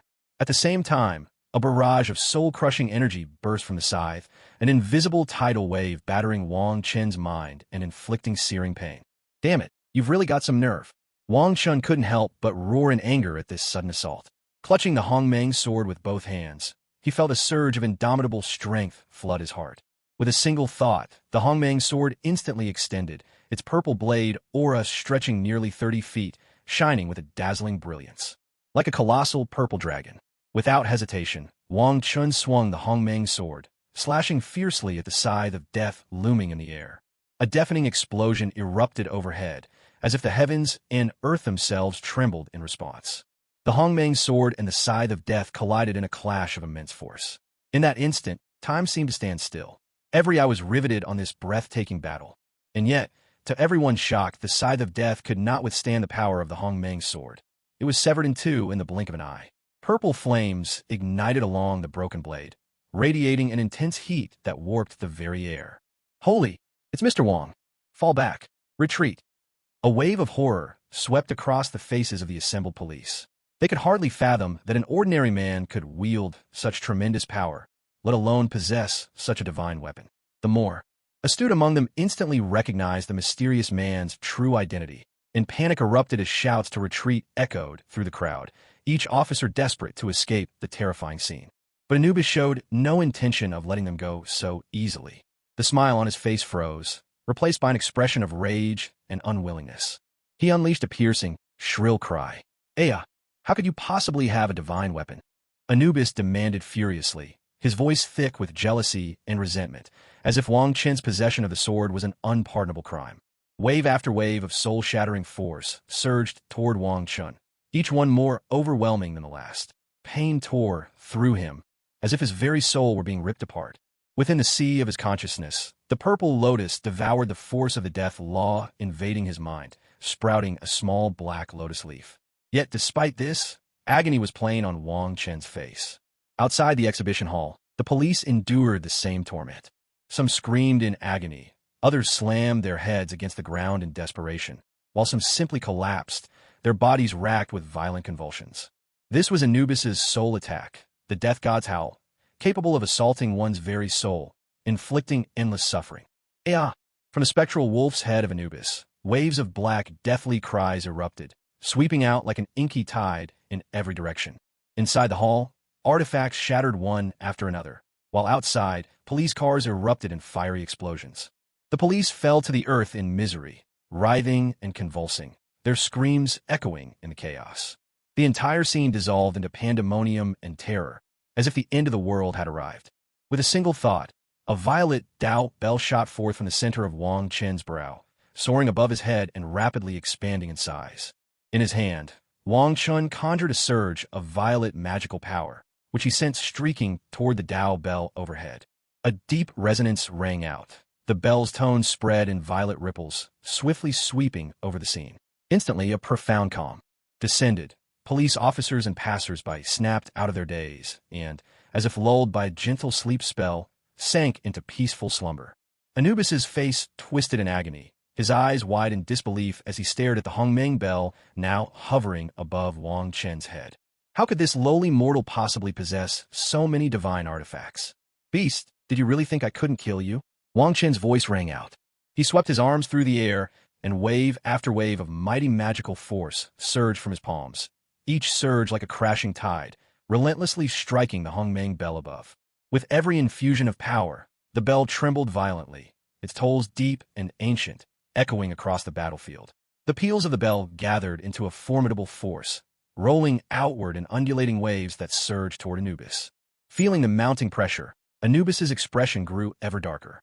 Fury blazed in his eyes as the power of death behind him boiled up like black smoke, swiftly coalescing into razor-sharp feathers. Each feather gleamed with a chilling light, brimming with lethal intent and the chill of death as they shot toward the oncoming bell waves. In midair, the bell's ripples and the deathly feathers clashed, sparking thunderous explosions that shook the heavens. Let the red lotus purifying flame consume your sins, Wang Chun shouted, his face contorted with a wild, almost maniacal fervor. At that moment, a crimson lotus flame blazed to life in his hand. Defying distance, it seemed to leap across space in an instant, landing squarely upon Anubis. In the blink of an eye, Anubis was engulfed by the red lotus purifying fire, his entire form transformed into a towering, roaring pillar of red flame. A harrowing scream tore from Anubis, his body writhing in unbearable agony as the flames devoured him. Yet his cries only grew more desperate and pitiful. No, stop. Wretched insect. My father will avenge me. Even as the pain racked his being, Anubis refused to yield. His eyes burned with venomous hatred as he spat curses at Wang Chun. You will draw the gaze of the goddess of death. As the red lotus purifying flame raged on, it began to consume Anubis's very soul. The power of death that clung to him became the perfect fuel for the fire, causing it to burn even fiercer. The red lotus purifying flame evolved before their eyes, transforming in a flash into a sixth-grade red lotus. Empowered by the laws of death, the fire became even more terrifying and unstoppable, devouring even the shards of Anubis's divine essence. How troublesome, Wang Chen muttered under his breath. After seeing Anubis vanish from the sky, Wang Chen couldn't help but sigh. In the Marvel world, gods are born from the rules themselves, and only those who have at least reached the level of an earthly immortal can even begin to grasp those rules, thereby gaining a touch of immortal power. Honestly, if Wang Chen didn't have the Red Lotus karmic fire, Anubis's natural nemesis, he wouldn't have been able to destroy this divine avatar at all. With a wave of his hand, the Red Lotus karmic fire instantly appeared before him, the six-petaled lotus platform radiating a fearsome aura. Carefully, Wang Chun stored it away. Inside, the primordial cauldron. In the same moment, the celestial sword diagram in the sky transformed into a scabbard and vanished into his dantian along with the primordial sword. After finishing all this, Wang Chun looked down at the unconscious police officers and pedestrians around him. He frowned, lost in thought for a moment, then let a shimmering azure divine light rise from his palm. With a gentle sweep of his hand, the azure light floated down over the crowd, waking them from their stupor one by one. Seeing that everyone was safe, Wang Chun stepped through a purple portal and disappeared from sight. Oh my God, I feel amazing. My wounds are all healed. Thank God. You should be thanking Mr. Wong instead. Yes, thank you, Mr. Wong. What on earth was that monster just now? Who knows? It looked like some kind of phantom werewolf. Mother, that was Anubis, the Egyptian god of death. Once the police officers and passers-by regained consciousness, their faces first lit up with joy, then paled with fear. But when they realized they were unharmed, it was clear Wang Chun had triumphed. With that, a sense of safety slowly returned. The police began cleaning up the aftermath, while the bystanders hurried to leave this place of chaos. In the blink of an eye, the bustling Metropolitan Museum became eerily quiet. Wang Chun reappeared on the outskirts of the Big Apple. Here, a sprawling cemetery stretched before him. The spiritual mark he'd left on that alluring mummy now told him precisely she was somewhere inside. Extending his divine sense, Wang Chun instantly saw the scene within the tomb. The beautiful mummy was draining the life force of several black men, her beauty growing more striking by the second. She let out a piercing howl in the corridor, shattering every lamp in the chamber. In that instant, the dried-up corpses inside the tomb began to stir and come back to life. What the hell is this? The Crusaders. Aren't they the Vatican's army? How could they possibly end up in the Americas? Whatever. Who cares if it makes sense or not? Wang Chen's expression twitched again and again, but then he remembered that America was originally founded with the Vatican support. Maybe the Crusaders really had been sent here all those years ago. Wang Chen pushed aside all other thoughts. In his mind, the vision of the stunning mummy slaughtering the soldiers of the Supernatural Defense Bureau rose up once again. After entering the main burial chamber, her mummy minions knelt before her in unison. She found a ruby hidden within a coffin and, with a look of feverish devotion, set it into a dagger. You finally found it. A look of excitement broke across Wang Chen's face as he instantly materialized in the burial chamber. Purple divine light flared in his hand as he reached for the dagger clasped by the beautiful mummy. With a flash, the dagger slipped from her grasp and flew straight into Wang Chen's hand. Suddenly, a surge of black, deathly energy burst from the dagger, nearly breaking free from Wang Chen's control. Settle down. At that moment, a dazzling violet light erupted from Wang Chen's palm. He gripped the dagger tightly, the corners of his mouth lifting in a wry smile as he muttered, "Trying to get away now that you're in my hands? Not a chance." Meanwhile, the purple lotus within Wang Chen's sea of consciousness began to greedily absorb the dagger's power over death. The once pitch-black lotus leaves on its stem started to grow rapidly. Wang Chun could feel this change distinctly. A delighted smile spread across his face as he marveled silently. So that's it. This is the power of the laws of death. No wonder so many people long for this feeling of being the sixth wheel. Turns out, it's quite the experience. But by now, the beautiful mummy had finally snapped out of her stupor and realized the dagger was in Wang Chen's grasp. Rage twisted her features, and she let loose a piercing, furious roar at Wang Chun. Black waves of death energy surged toward him like a relentless tide, and the mummies in the chamber rushed at him from all directions. Yet Wang Chun only smiled, violet protective energy radiating from his body. He didn't spare the beautiful mummy a second thought. Her deathly roar couldn't even make a dent in Wang Chen's barrier, let alone the efforts of the lesser mummies. The violet divine light around him blazed even brighter, and the mummies near him burst into flames one after another. Even the beautiful mummy stared at Wang Chun in terror. Just then, a resentful spirit led a handsome man and beautiful woman into the burial chamber. The pair's eyes widened in horror when they saw the mummies. And the beautiful mummy engulfed in violet-red flames. They realized too late that the spirit had tricked them, and they had walked right into the trap. Oh dear, the main player has arrived. The vessel chosen by the death god said. Well, saves us the trouble of looking for you. Wong Chun withdrew the violet light around him, and with a broad, cheerful grin, set his gaze on the pair. In the Marvel universe, even the evil gods had been put in their place by the Sorcerer Supreme. If they wanted to descend to Earth, they needed a vessel. This unfortunate soul had become Set's host. Nick, hearing this, cried out in shock as his gaze darted between Wang Chun and the beautiful mummy. He had no choice but to believe Wang Chen's words. "Who are you?" Suspicion flickered across Jenny's face as she questioned Wang Chun. "Miss, haven't you ever been told to show a little respect? You're really bold, aren't you?" Wang Chen's smile faded as he heard Jenny's words. His tone turned cold and detached. A flash of anger crossed Jenny's pretty face at his response. She was just about to retort when Nick quickly pulled her back, signaling her not to lose her temper. The alluring mummy, seeing Wang Chun conversing with the two, suddenly darkened her expression. In a blink, a short blade appeared in her hand, and her figure vanished from sight. She reappeared behind Wang Chun, thrusting the dagger straight at his heart. But in that instant, the mummy's face twisted in shock. Her blade was stopped by a thin, shimmering violet aura. The black force of death couldn't penetrate Wang Chen's defense. "You really have a death wish, don't you?" Wang Chen's face hardened, a trace of impatience flickering in his eyes. He meant to play for a while longer, but since this seductive mummy seemed eager to die, so be it. Suddenly, a surge of violet divine light burst from Wang Chen's body, unleashing a terrifying aura.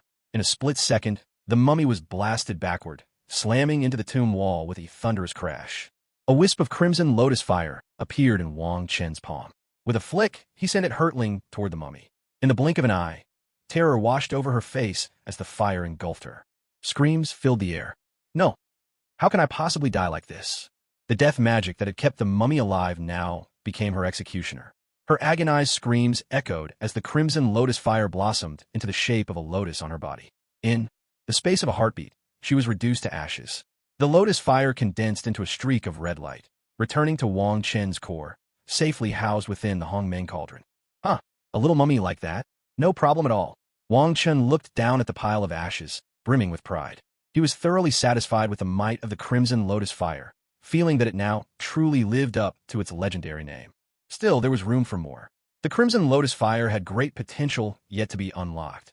It would need to keep evolving to unleash its full power. The thought stirred Wang Chen's anticipation. "Oh my God!" On the other side, Jenny's face went pale as she watched the mummy, whose torment had haunted them, be destroyed by Wang Chun with such ease. Her eyes went wide, barely able to process what she was witnessing. Fear and shock flooded her heart. "Mother!" Nick let out a startled cry, his eyes wide with disbelief. He'd never imagined Wang Chun could be so powerful, able to vanquish the beautiful yet deadly mummy without breaking a sweat. At the same time, under the influence of Seth, the god of death, Nick's consciousness began to clash with Seth's will. At times, Nick's own mind would prevail and a look of joy would flash across his face.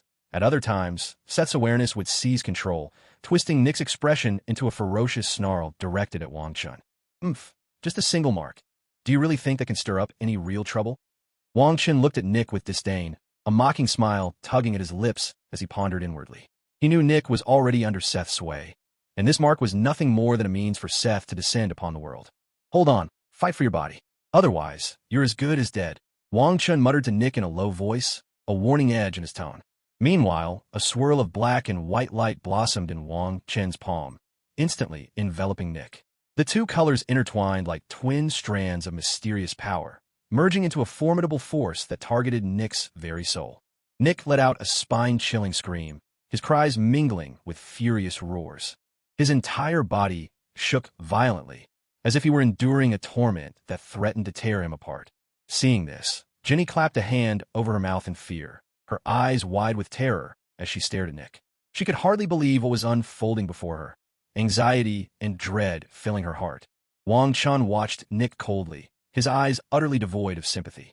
The power inside Wang Chun surged rapidly, his presence growing ever more imposing. The primordial light of yin and yang in his hand glowed even brighter, like a dazzling black and white sun.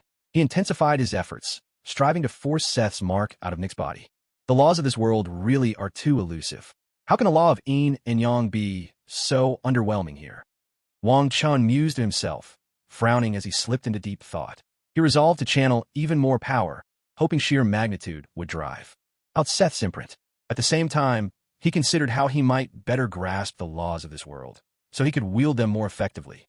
Nick's face contorted in agony, his howls growing more and more harrowing. But just then, a shadowy black rune suddenly emerged from his head, exuding a strange and unsettling aura that made the air itself tremble. At last, it's out. The Hong Mang bell shot forth from Wang Chen's brow, radiating a misty violet brilliance. In an instant, the mouth of the bell swallowed the phantom black rune, and Wang Chen's hands moved in a flurry of intricate gestures. Waves of violet seal streamed into the Hong Mang bell, thoroughly sealing away the dark rune inside.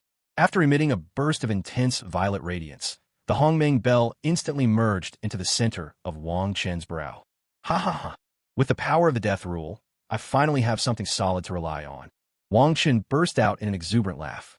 The power of death within the Seth mark was, for Wang Chun, an incredibly precious treasure. After all, in the Marvel Universe, there is no cycle of reincarnation. Souls become the nourishment for these forces. This also explains why those evil gods strive so desperately to break into the real universe. Nick, are you alright? Jenny, seeing Nick collapse to the ground, gasping for breath and drenched in sweat, hurried over to check on him with concern. I'm Phoenix. Nick, pale as a sheet, waved his hand dismissively. Since you helped me obtain the power of the death rule, let me give you a little reward. A jade-green divine light blossomed in Wang Chen's hand. With a wave, the emerald glow scattered over Nick. That feels incredible. Nice. Nick let out a satisfied groan, and Jenny, caught in the wash of green light beside him, was awash with pleasure herself. She desperately stifled any sounds, her cheeks flushed deep red. Wang Chen's lips twitched at the scene. With a flick of his hand, a violet portal appeared before him. He stepped through and vanished. As soon as Wang Chun disappeared, Jenny could no longer hold back. Moans escaped her lips, and she flung herself at Nick. The two of them entwined in a passionate embrace. The crypt echoed with the sounds of their love, growing louder and refusing to subside. Meanwhile, Wang Chun returned to the third floor of his villa, an irrepressible smile on his face. He strode straight through the gateway to the heavenly palace, arriving beneath the tree of life. Transforming into a streak of light, he entered the palace atop the mountain. Wang Chun sat cross-legged in the great hall. With a thought, he activated the palace's defensive wards. Only after ensuring his safety did he cautiously summon forth the red lotus karma fire. A scarlet, six-petaled lotus hovered before him, emanating an aura of mystery. Wang Chen's expression grew solemn. With a swift motion, the red lotus karma fire transformed into a dazzling red beam and shot into the center of his brow. At once, he focused all his attention inward, into his sea of consciousness. There, the red lotus karma fire soared like a blazing bird, flying straight toward the wheel of Hong Mang myriad paths.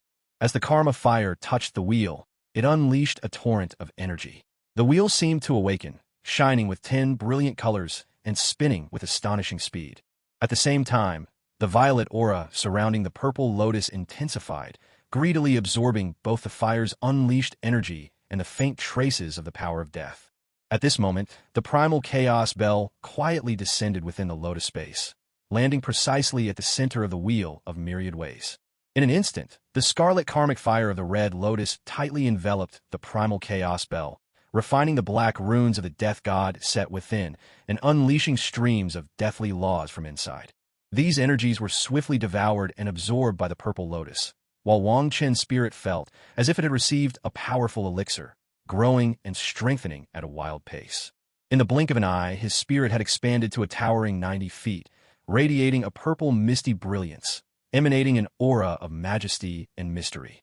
A faintly glowing 12-petaled purple lotus mark shimmered at the center of Wang Chen's brow. As he opened his eyes, 2 beams of purple light shot forth, striking the palace's protective barrier and sending ripples of energy across its surface. Behind him, the ethereal figure of a divine being, also 90 feet tall, materialized. In its left hand, it gripped a celestial sword. In its right, it upheld a sacred cauldron. Suspended behind it, a divine wheel spun slowly, with a Taoist bell floating at the wheel's center, radiating endless power that ceaselessly battered the palace's protective wards. Wang Chun heard the sound of the barriers fracturing.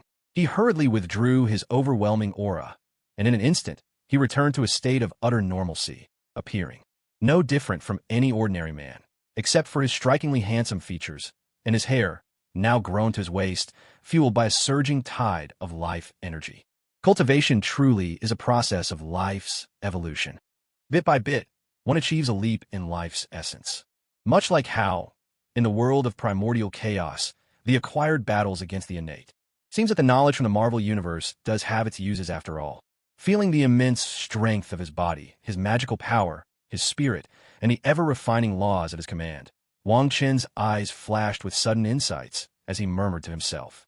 Suddenly, waves of rosy pink energy surged from Wang Chen's body, instantly wrapping around him. His skin flushed a deep red, and a similar discomfort struck his nether regions. A rosy hue flickered across his face, while a red gleam flashed in his eyes. Mother, damn you Set, aren't you supposed to be the god of death? What the hell is this lustful energy supposed to be? Wong Chun cursed furiously, his expression dark as he mustered every ounce of magical and spiritual power to suppress the surging tide of lustful energy within him. He radiated a dazzling violet light, but that faint pink power ignored his mystical might and spiritual force, only growing stronger the more he resisted. No good, I can't hold it back. Pink light flickered uncontrollably in his eyes as Wang Chun felt like he was about to explode from the overwhelming force of desire. With a flash of purple light, he retracted his aura and vanished from the palace. On the third floor of his villa, Wang Chun emerged from a spatial portal, his face ashen. Sweeping the area with his spiritual sense, he found Lu Feifei and the others playing and laughing in the living room. In a flash, he appeared among them. Chen, you're back. Chen, next time you head out, take us with you. That's right. I feel so much stronger now. I want to go too. The moment Wang Chun appeared, Lu Feifei, Yang Mi, Alice, and Ada surrounded him, their voices brimming with excitement and joy.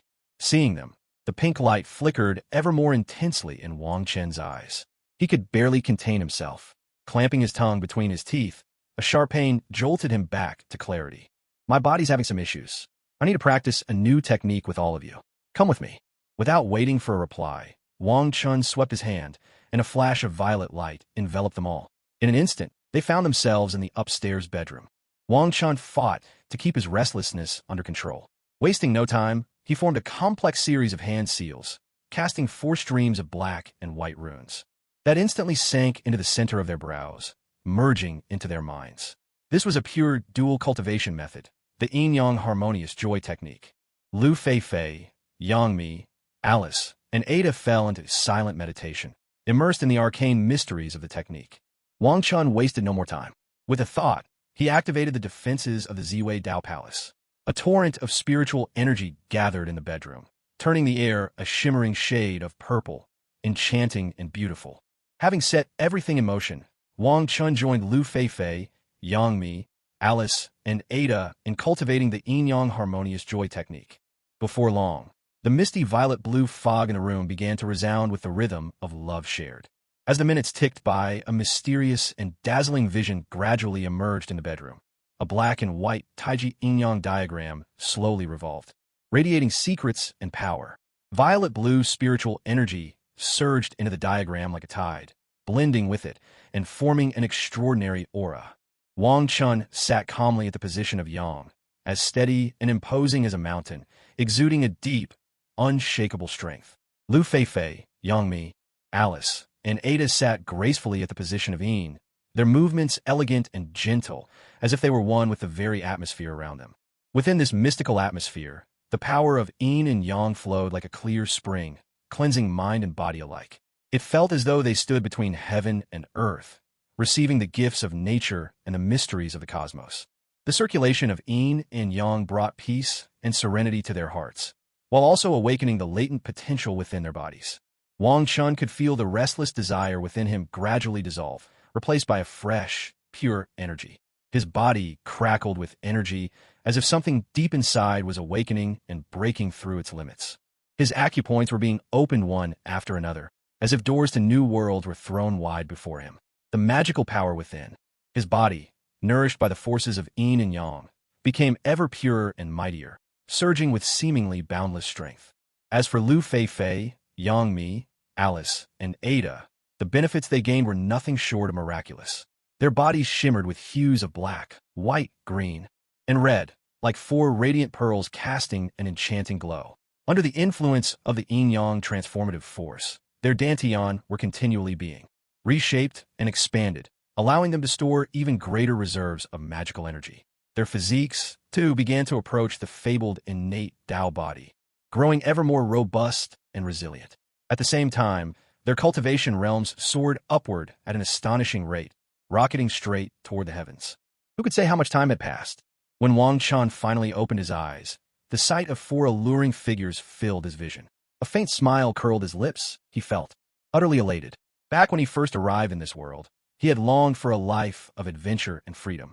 But the appearance of the Hong Mang mirror had shifted his ambitions toward becoming a supreme being, and that earlier desire had slipped his mind. To his surprise, it was Set's surge of desire that helped fulfill this forgotten dream. And not only that, but he had gained tremendous benefits as well. Wang Chun could feel the vast magical power within him constantly refining his body, while the bloodline runes in his heart grew ever more complete. The divine powers of yin and yang, the five elements, wind, thunder, ice, lightning, time, space, reincarnation, and death were all steadily evolving toward the level of true laws. For a moment, he couldn't help but feel grateful to Set. Death God Set, you truly are a marvelous deity. Many thanks, my friend. Seeing that Lu Fei, Yang Mi, Alice, and Ada were still eagerly absorbing and refining their gains, Wang Chun decided not to disturb them. With a wave of his hand, the gateway to the heavenly palace appeared in the bedroom, releasing a torrent of violet-blue spiritual energy that instantly enveloped the four women. Once everything was arranged, Wang Chun teleported himself to the main hall. In high spirits, he began to brew tea, savoring this rare moment of leisure. The Hong Mang mirror tumbled joyfully within his sea of consciousness. Clearly, this time he had amassed a great deal of fortune and luck. Wang Chun summoned the minimalist status panel. Realm, Immortal Tao, Refining Spirit, Returning to the Void, Perfected. Martial Tao, Earthly Immortal, Minor Achievement. Lifespan, 2,800. Innate Divine Powers. Myriad Tribulation Body, Incubating. Myriad Incantations, Incubating. Divine Powers, Hong Mang Divine Radiance, Reincarnation Divine Radiance, Acquired Yin Yang Divine Radiance, Acquired 5 Elements Divine Radiance, Red Lotus Karma Fire, Ice Soul Divine Radiance. Spell, soit contrôle technique, sous le refinement technique, shape-shifting technique, eveneur technique, pile refining technique, artifact forging technique, talisman crafting technique. Martial Arts, Hong Mang Myriad Tao Wheel, Reflecting All Heavens, 2.26. Repair, 18%. My innate divine powers have changed? Is this an evolution? And still called Myriad, Wang Chun tried to sense the two innate divine abilities, but found nothing new. They remained just as mysterious as ever. His spiritual sense couldn't penetrate them at all. It was all a hazy mist. He curled his lips in mild annoyance, decided to ignore this troublesome matter for now, and turned his attention back to the panel. Only when he saw that he now had 2 chances to project to the myriad worlds did he finally nod in satisfaction. As for repairing the primordial mirror, he figured he'd just let fate take its course. After closing the panel, Wang Chun made his way to the living room and switched on the television. The news was filled with reports about the Metropolitan Museum being robbed, information about mutant cure serums, and, oh right, a hearing featuring Tony Stark. He couldn't help but roll his eyes at it all. Freedom in America? More like freedom for those in power and the rich. Not a single word of truth comes out of the news. Wait, come to think of it, I'm rich too, so I guess I can't complain. Is the president still all right? The incantation divine ability isn't all that useful, is it? Tony Stark really gave them a piece of his mind. He's got guts. So, the American government's got its sights set on mutants again, huh? Looks like Magneto, the master of the scene, is about to make his entrance. But this time, it's the younger version of Magneto, and the Dark Phoenix hasn't shown up. The American government is in for a rough ride. Old Magneto, please, don't let me down. Would be great if you could stir up a magnetic storm or something. As long as the mutants stand their ground, I'll have all the fortune's power I could ever want. After a bit of grumbling, Wang Chun gradually became more excited, his face full of schadenfreude. The seeds he'd sown were finally about to sprout, and this time, he planned to enjoy the spectacle to the very end. At last, he no longer had to break his back just for a little bit of destiny's power. He could finally savor some freedom in his life. Suddenly, Wang Chen's expression darkened. In an instant, he vanished from the living room and reappeared atop a tall building, his face cold and indifferent as he looked down on the battle raging below. On a quiet street in Chinatown, a squad of heavily armed special operatives clad in black uniforms was hunting down a group of mutants, accompanied by several robots. This mutant team consisted of 6 people, led by a striking young woman wielding a katana forged from psychic energy. She constantly battled the robots, while 4 other mutants, seemingly all with physical enhancement abilities, could only dodge and weave, trying to stay alive. Meanwhile, a little green-haired girl, about 7 or 8 years old, kept casting support abilities from behind. Under the relentless assault, with the robots aiding the special forces, bullets tore through the air toward the mutant team, while the operatives wore crazed grins on their faces. Gunfire rattled through the street. The green-haired girl, face pale as a sheet, desperately used her power to manipulate metal, shielding her teammates from the hail of bullets. Her voice rang out, full of grievance and fear. "Sister Ling Dai, I can't hold on any longer. Don't be afraid, Lorna. I'm coming." Ling Dai swung her psionic blade with a powerful sweep, slicing the robot cleanly in half. A triumphant smile blossomed on her face. Then she turned, glaring at the 4 young men, and snapped, "Are you for useless, or what? Do you expect Lorna to protect you all the time?" The 4 men's faces flushed a deep red, a flicker of anger in their eyes, but they quickly composed themselves. These pursuers were truly shameless, resorting to guns, such a dishonorable tactic, while they themselves were helpless to fight back. Ling Dai darted in front of Lorna, and a torrent of psychic energy surged from her. Bullets flying toward them froze instantly in midair, as if time itself had come to a halt. A wicked, confident smile played across her lips. With a snap of her fingers, the suspended bullets instantly reversed direction and hurtled straight back at the pursuit squad. The squad showed no fear at this sight. Instead, they remained cool and collected. One burly man with a thick beard barked, "Unit 003, deploy defense." At his command, a robot at their side suddenly flashed red in its eyes. It rushed to the front of the squad with astonishing speed, massive shields unfolding from its arms to cover the entire group in a protective barrier. For a brief moment, the only sound left was the relentless clanging of bullets against metal. Seeing this, Lingdi's expression darkened. They were in serious trouble now. Who exactly were these people, and why were they so determined to catch them? "You'd better surrender now," one of the men called out. "Otherwise, if you die, so be it. We'll just turn your corpses to complete our mission," the bearded man added smugly. "Who are you people? Why are you after us?" Ling Dai, frustrated and angry, shouted her questions at them. The bearded man let out a mocking laugh. "Attack," he ordered. At his command, the team raised their guns and unleashed a furious hail of bullets at the mutants. The robot that Ling Dai had just destroyed was already fully repaired, rejoining the fight as if nothing had happened. Gunfire erupted, echoing through the chaos. Lindy's face paled. She summoned her psychic force, forming a barrier that deflected the enemy's attacks. Meanwhile, Lorna waved her small hands in a desperate attempt to help, supporting Ling Dai as best she could. The two sides were now locked in a fierce and bitter stalemate, neither gaining the upper hand. "Is everyone in the world trying to make my life miserable or what?" Ling Dai muttered bitterly. "The Sentinels are gone, and now we've got Sentinel robots coming after us? Maybe I've been too soft-hearted all along. Trask, is it? You're really asking for trouble." Upon witnessing the battle below, Wang Chen's face was consumed by a surge of furious rage. He had clearly asked Ross to ensure that no organizations like the Sentinel Special Task Force would ever appear in Chinatown, and yet here such a team was blatantly disregarding his words as if they were nothing but empty air. His expression turned icy cold. In an instant, he appeared behind the team. Power roared within him like a storm, and with a sweep of his right hand, he struck toward the squad from afar. A massive purple palm print, spanning nearly 15 meters across, materialized in the air above them, a manifestation of his creation grass technique. With a thunderous boom that seemed to shake the heavens, the earth itself shuddered as if slammed by a colossal hand. In the blink of an eye, a vast palm-shaped crater was gouged out of the ground. The entire squad was crushed like ants beneath a giant's foot, instantly reduced to a gruesome mess beyond recognition. Only the bearded man remained, standing rooted to the spot in utter confusion, his body trembling uncontrollably, terror flooding his eyes. His face turned as pale as a ghost, and in that moment he lost all control, his pants soaking through. The horrific scene left Ling Dai and the others utterly stunned.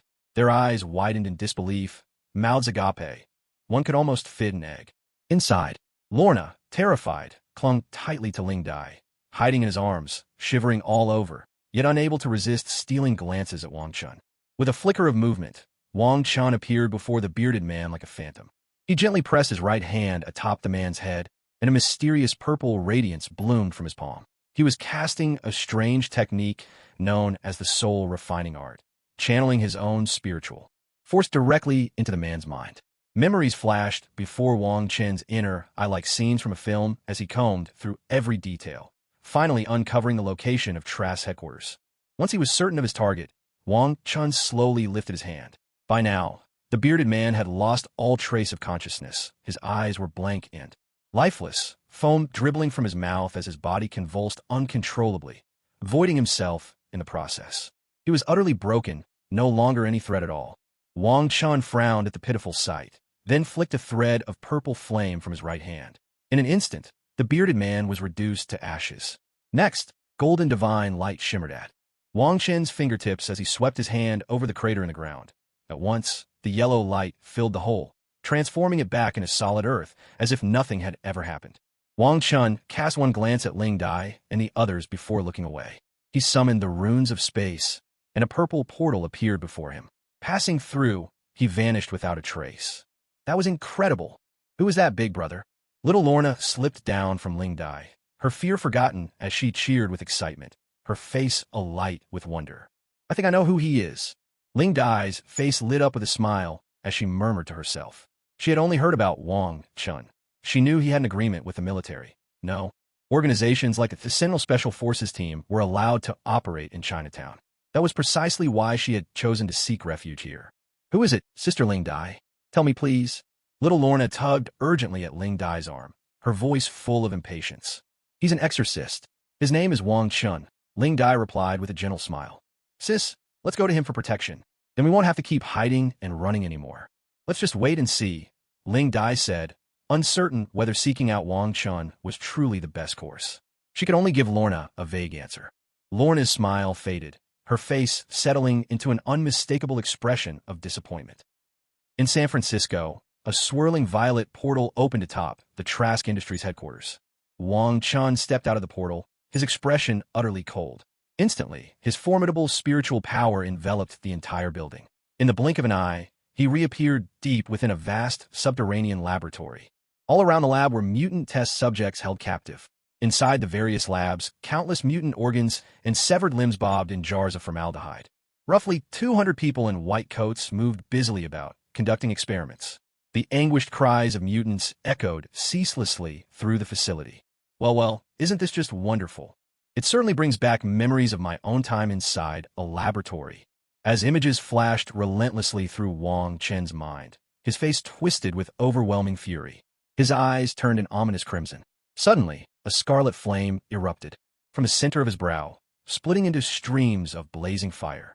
Ignoring all barriers, the inferno swept through the lab, racing toward everyone present. Motherf, what the hell is that? Aya, it hurts. It hurts so much. The facility erupted into chaos. People ignited by the crimson lotus fire staggered like human torches. Agonized screams and desperate wails filled the cavernous space. The base's security systems detected Wang Chun and blared a piercing alarm. Motherf, who is he? Inside a lavish office, a stunted dwarf gazed at the chaos on the monitors, his face contorted in rage as he shouted. Boss, the AI has identified him. That's Wang Chun. A young staff member stammered in terror, clearly familiar with Wang Chen's reputation. Why would Wang Chen come here? Trask's face twisted in shock and disbelief. Boss, the first squad pursued Ling Dai and Lorna into Chinatown. A heavy-set man pulled up the surveillance footage, his voice quivering as he reported the findings in panic. Damn it, George. How'd he end up provoking this lunatic? Release all Sentinel robots. Kill him. Trask's face twisted in fury, a ruthless glint flashing in his eyes as he shouted out his command. Yes, boss. Understood, boss. All the staff responded instantly to his orders. They had no desire to end up as human torches themselves. Wang Chun gazed coldly at the burning test subjects. Only then did the anger in his heart subside a little. Through his spiritual senses, he detected that the short man had unleashed the Sentinel robots, which were now rushing toward him. A mocking smile appeared on Wang Chen's lips. This time, he had no intention of backing down. In an instant, Wang Chun found himself surrounded by sentinels, which began their assault. Beams of light, bolts of lightning, jets of flame, and waves of telekinetic force all hurtled toward him. He almost found it comical. How had mutants ever been wiped out by these sentinels? Were they really that useless? The wheel of primordial law, he intoned. Wang Chen had originally wanted to see what the sentinels were capable of, but now his interest had completely vanished. He unleashed his full power. Above his head, a massive purple, Wheel appeared, over 30 feet in diameter, spinning and radiating multicolored light. As the wheel manifested, every form of energy attacking him was instantly obliterated. A supreme and overwhelming force, one that could erase everything, swept through the entire base. 400 or 500 sentinels froze where they stood, and even Trask and his people in the office were crushed to the ground by its pressure. "Behold destruction," Wang Chen declared. As his words fell, 400 or 500 sentinels crumbled to dust under the light of the wheel. In the blink of an eye, Wong Chun teleported into the office. His spiritual pressure rolled out in waves, and the staff collapsed into helpless heaps, while only the short Trask stared at him in horror. A purple radiance shimmered in Wang Chen's hand, forming a chain of light that wound deftly around Trask, binding him tight. With a thought, Wang Chen teleported them both outside the headquarters of Trask Industries. He drew back his fist and hurled a punch at the massive building. A purple imprint streaked through the sky, striking the 300-meter-tall headquarters.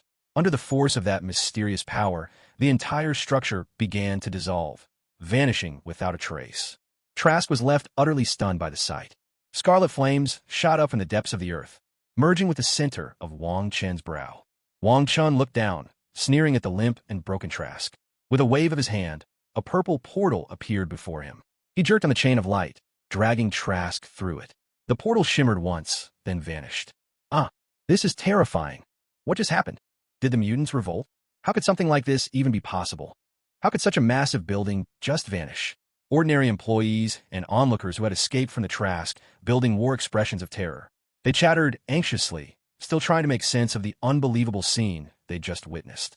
Meanwhile, in Washington, inside a vast conference room at the White House, the President, Vice President, Secretary of Defense, Speaker of the House, Secretary of State, Secretary of the Treasury, and other top officials were locked in a high-level meeting on mutants and extraordinary individuals. Suddenly, a swirling violet portal appeared in midair. The President, seated and visibly in pain, immediately slammed his hand on the alarm button. Instantly, a shrill siren blared throughout the enormous White House. Hearing the alarm, Secret Service agents rushed toward the conference room, weapons drawn and faces grim. They stormed inside and trained their guns on the purple portal suspended in the air. Wang Chun stepped out of the portal, dragging Trask behind him. When he caught sight of the president's head, now looking slick and pale, like a hard-boiled duck egg, he nearly burst out laughing. He fought to suppress his amusement, keeping his expression cold and unreadable. Seeing Wang Chun swagger in with such arrogance, the Secret Service agents' faces hardened with murderous resolve. They raised their weapons, fingers tightening on the triggers. Catching sight of the agent's actions, the president nearly cursed out loud in panic. He had no desire to die here. Desperately, he shouted out a command. The agents hesitated at the president's order. Though they didn't fully understand his intent, they reluctantly lowered their guns. Wang Chun watched the president's maneuver with a mocking sneer. His face showed nothing but disdain as he tossed Trask onto the conference table, letting his icy gaze sweep across the assembled American officials. He spoke in a voice as cold as winter steel. "The Sentinel Special Forces are gone, and now you've built yourselves Sentinel robots. It seems you won't rest until I'm destroyed." The President, Vice President, Secretary of Defense, Speaker of the House, Secretary of State, Secretary of the Treasury, and all those present bristled at Wang Chen's brazen arrogance. Anger surged within them, but the memory of his overwhelming power and unpredictable actions forced them to choke back their fury and settle for a look of helpless resignation. Just then, the Secretary of Defense managed to squeeze out a smile that looked more like a grimace, hoping to defuse the tension. "Mr. Wang, perhaps there's been some misunderstanding? Let's talk this over calmly." But Wang Chun cut him off coldly before he could finish, his sneer growing sharper. "This man sent people to cause trouble on my doorstep. William, Stryker is obsessed with killing me. And here you are, plotting how to get rid of me. Are you really going to claim that isn't the truth?" As his words echoed through the room, an air of absolute dominance radiated from Wang Chun. A wave of oppressive power swept over the conference room, pressing down so hard that everyone present found it difficult to breathe. "Since you want to play, let's really play. So, you're still clinging to your nuclear ambitions, aren't you?" A violet light shimmered in Wang Chen's eyes as he stared straight at the Secretary of Defense. The Secretary's face went blank. He stood frozen, unable to move. In that instant, the locations of all the nuclear warheads flashed through Wang Chen's mind. A cruel smile curled his lips as he vanished from the conference room in the blink of an eye. "He's too arrogant. Far too arrogant." The president sat at the head of the table, sweat soaking his brow, his face contorted in rage as he shouted. The other senior officials of America were equally ashen, but none echoed the president's words. The Secretary of Defense, panic-stricken, was visibly shaken.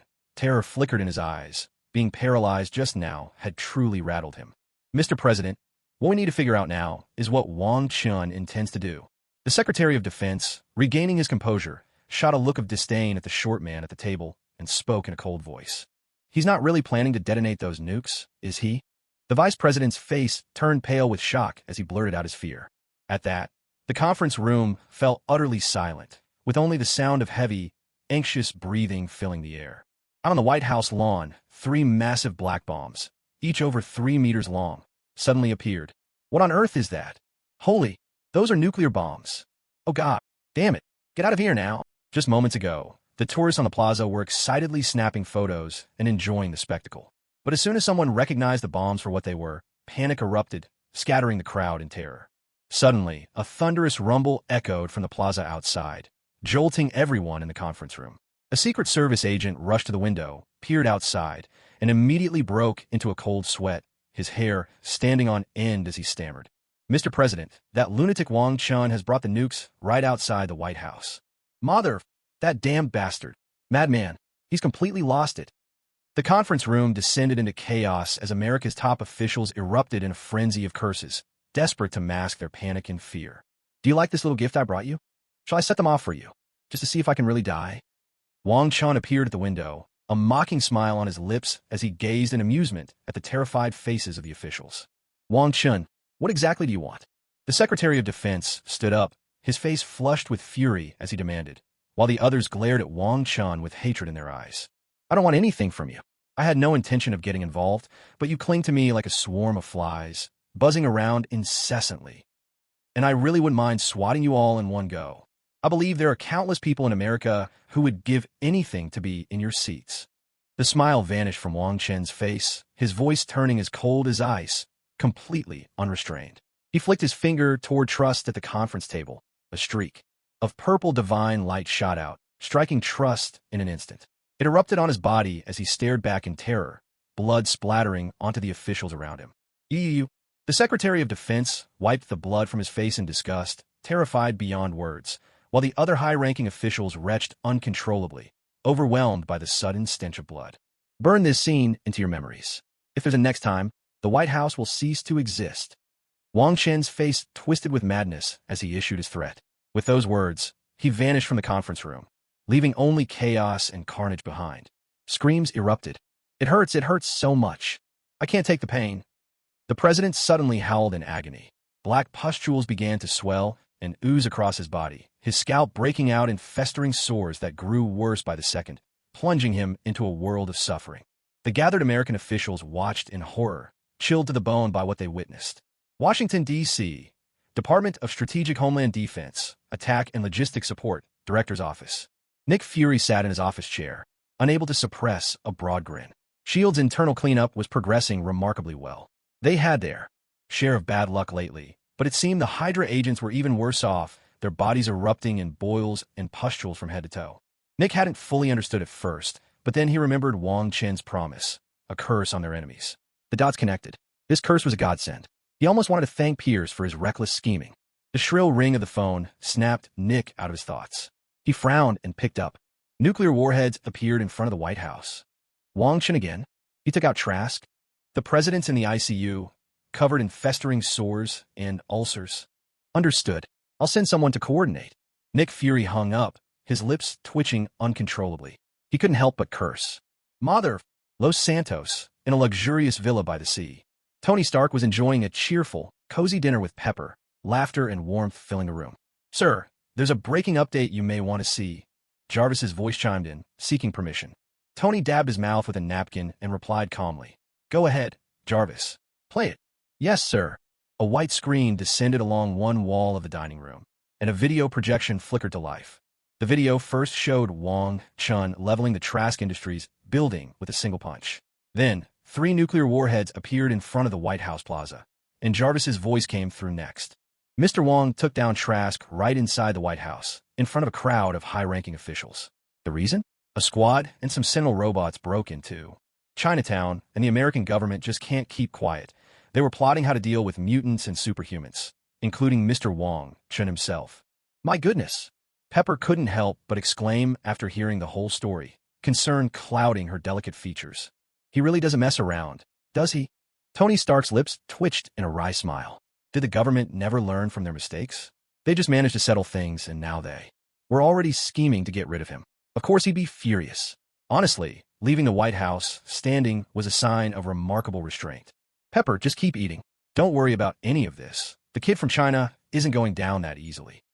All right then. Thinking of Wang Chen's terrifying power, Pepper's worry instantly faded. She picked up her fork and continued eating. At Xavier's School for Gifted Youngsters, Professor Charles threw himself completely into studying a cultivation system for mutants. Upon hearing the news, he simply murmured in acknowledgement and went back to his research.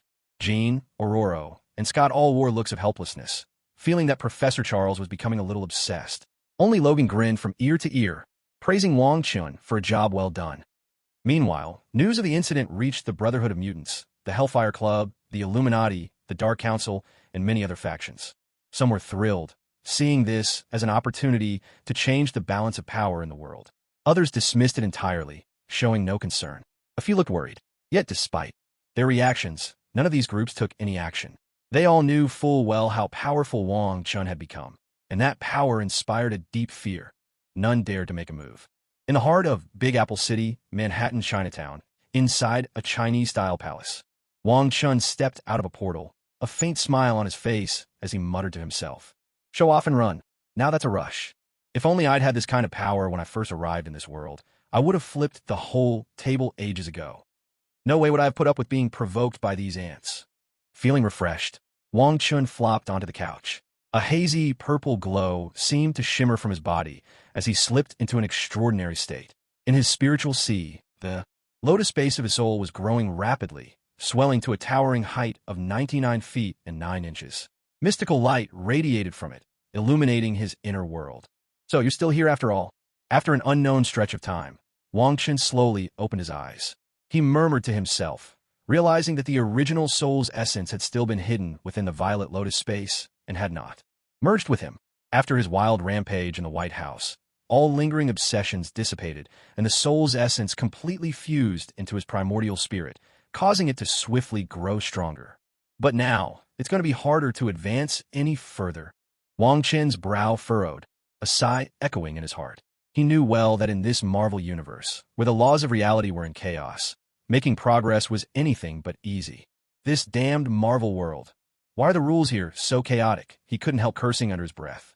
Still, he did not lose heart. He understood that to break through his current predicament, he would have to find a solution. After careful thought, he realized that only by obtaining the cosmic cube could he better comprehend and master the power of spatial laws, paving the way to unity with the Tao. Resolute, he made up his mind. He had to get the cosmic cube no matter what. As Wong Chun mulled over his options, another possibility suddenly occurred to him. Wait, there's another treasure that contains the power of law, he thought, his face lighting up, eyes shining with excitement. He'd almost forgotten about the Sentry.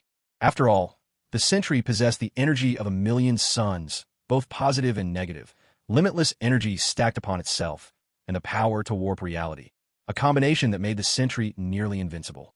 But what drew Wong Chun most was the law-infused potion that gave rise to the Sentry's power.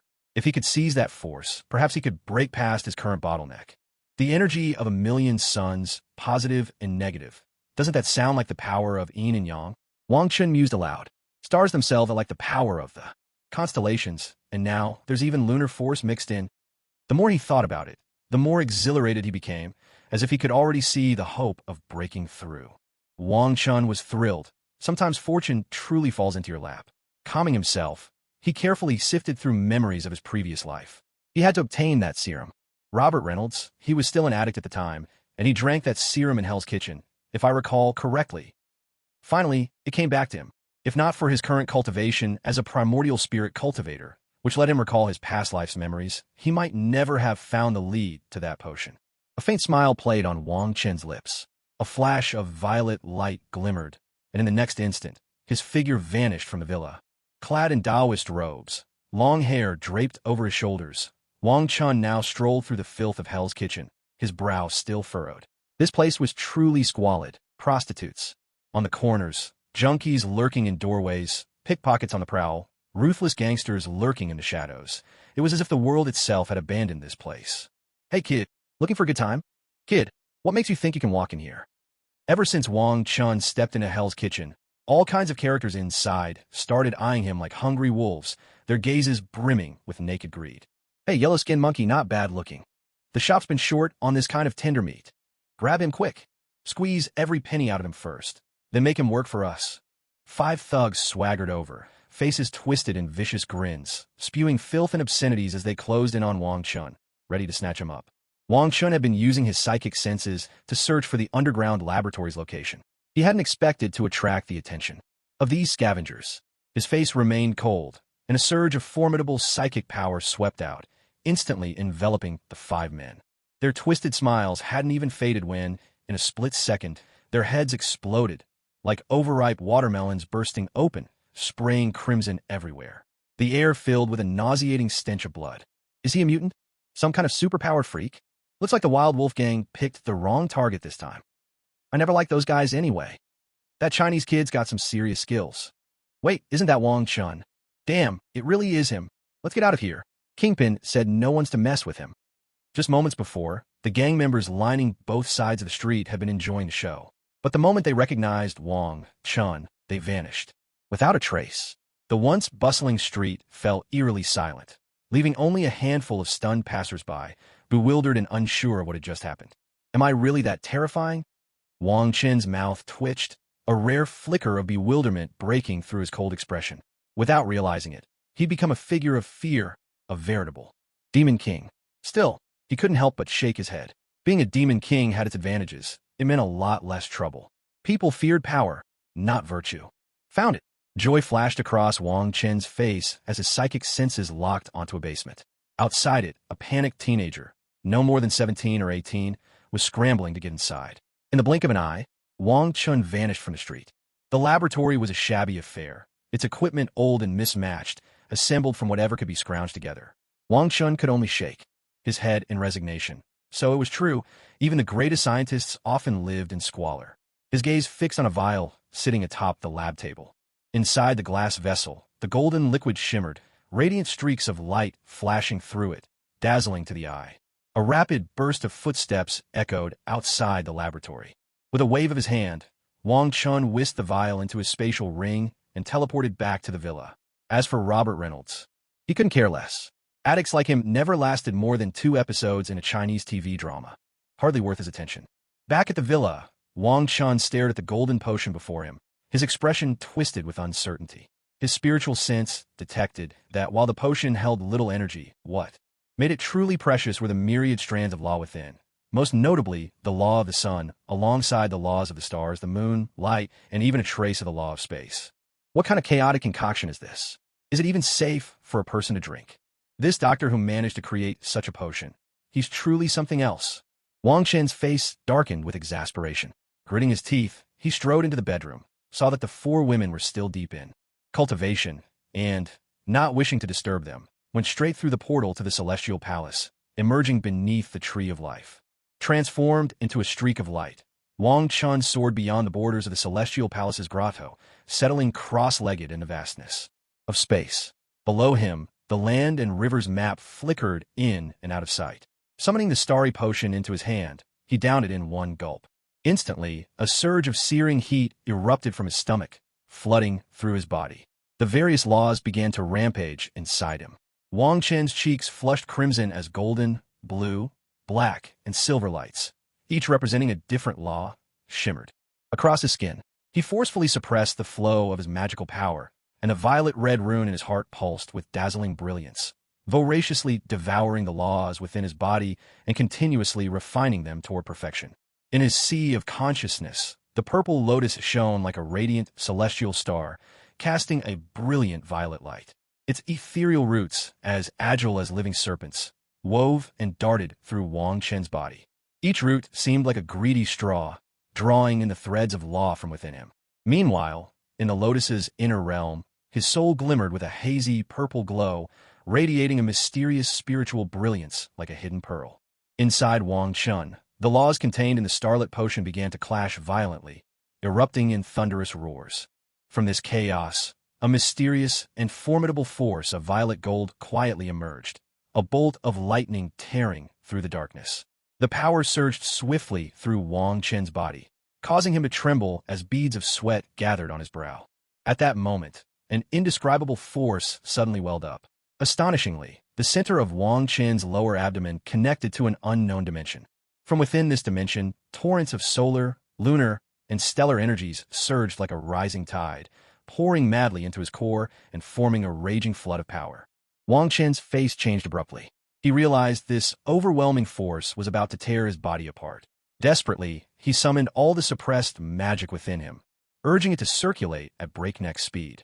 The purple energy within him blazed like a roaring fire, relentlessly refining the onrushing energies, struggling to transform them into his own strength. But the influx was simply too vast. His body was already reaching its limits.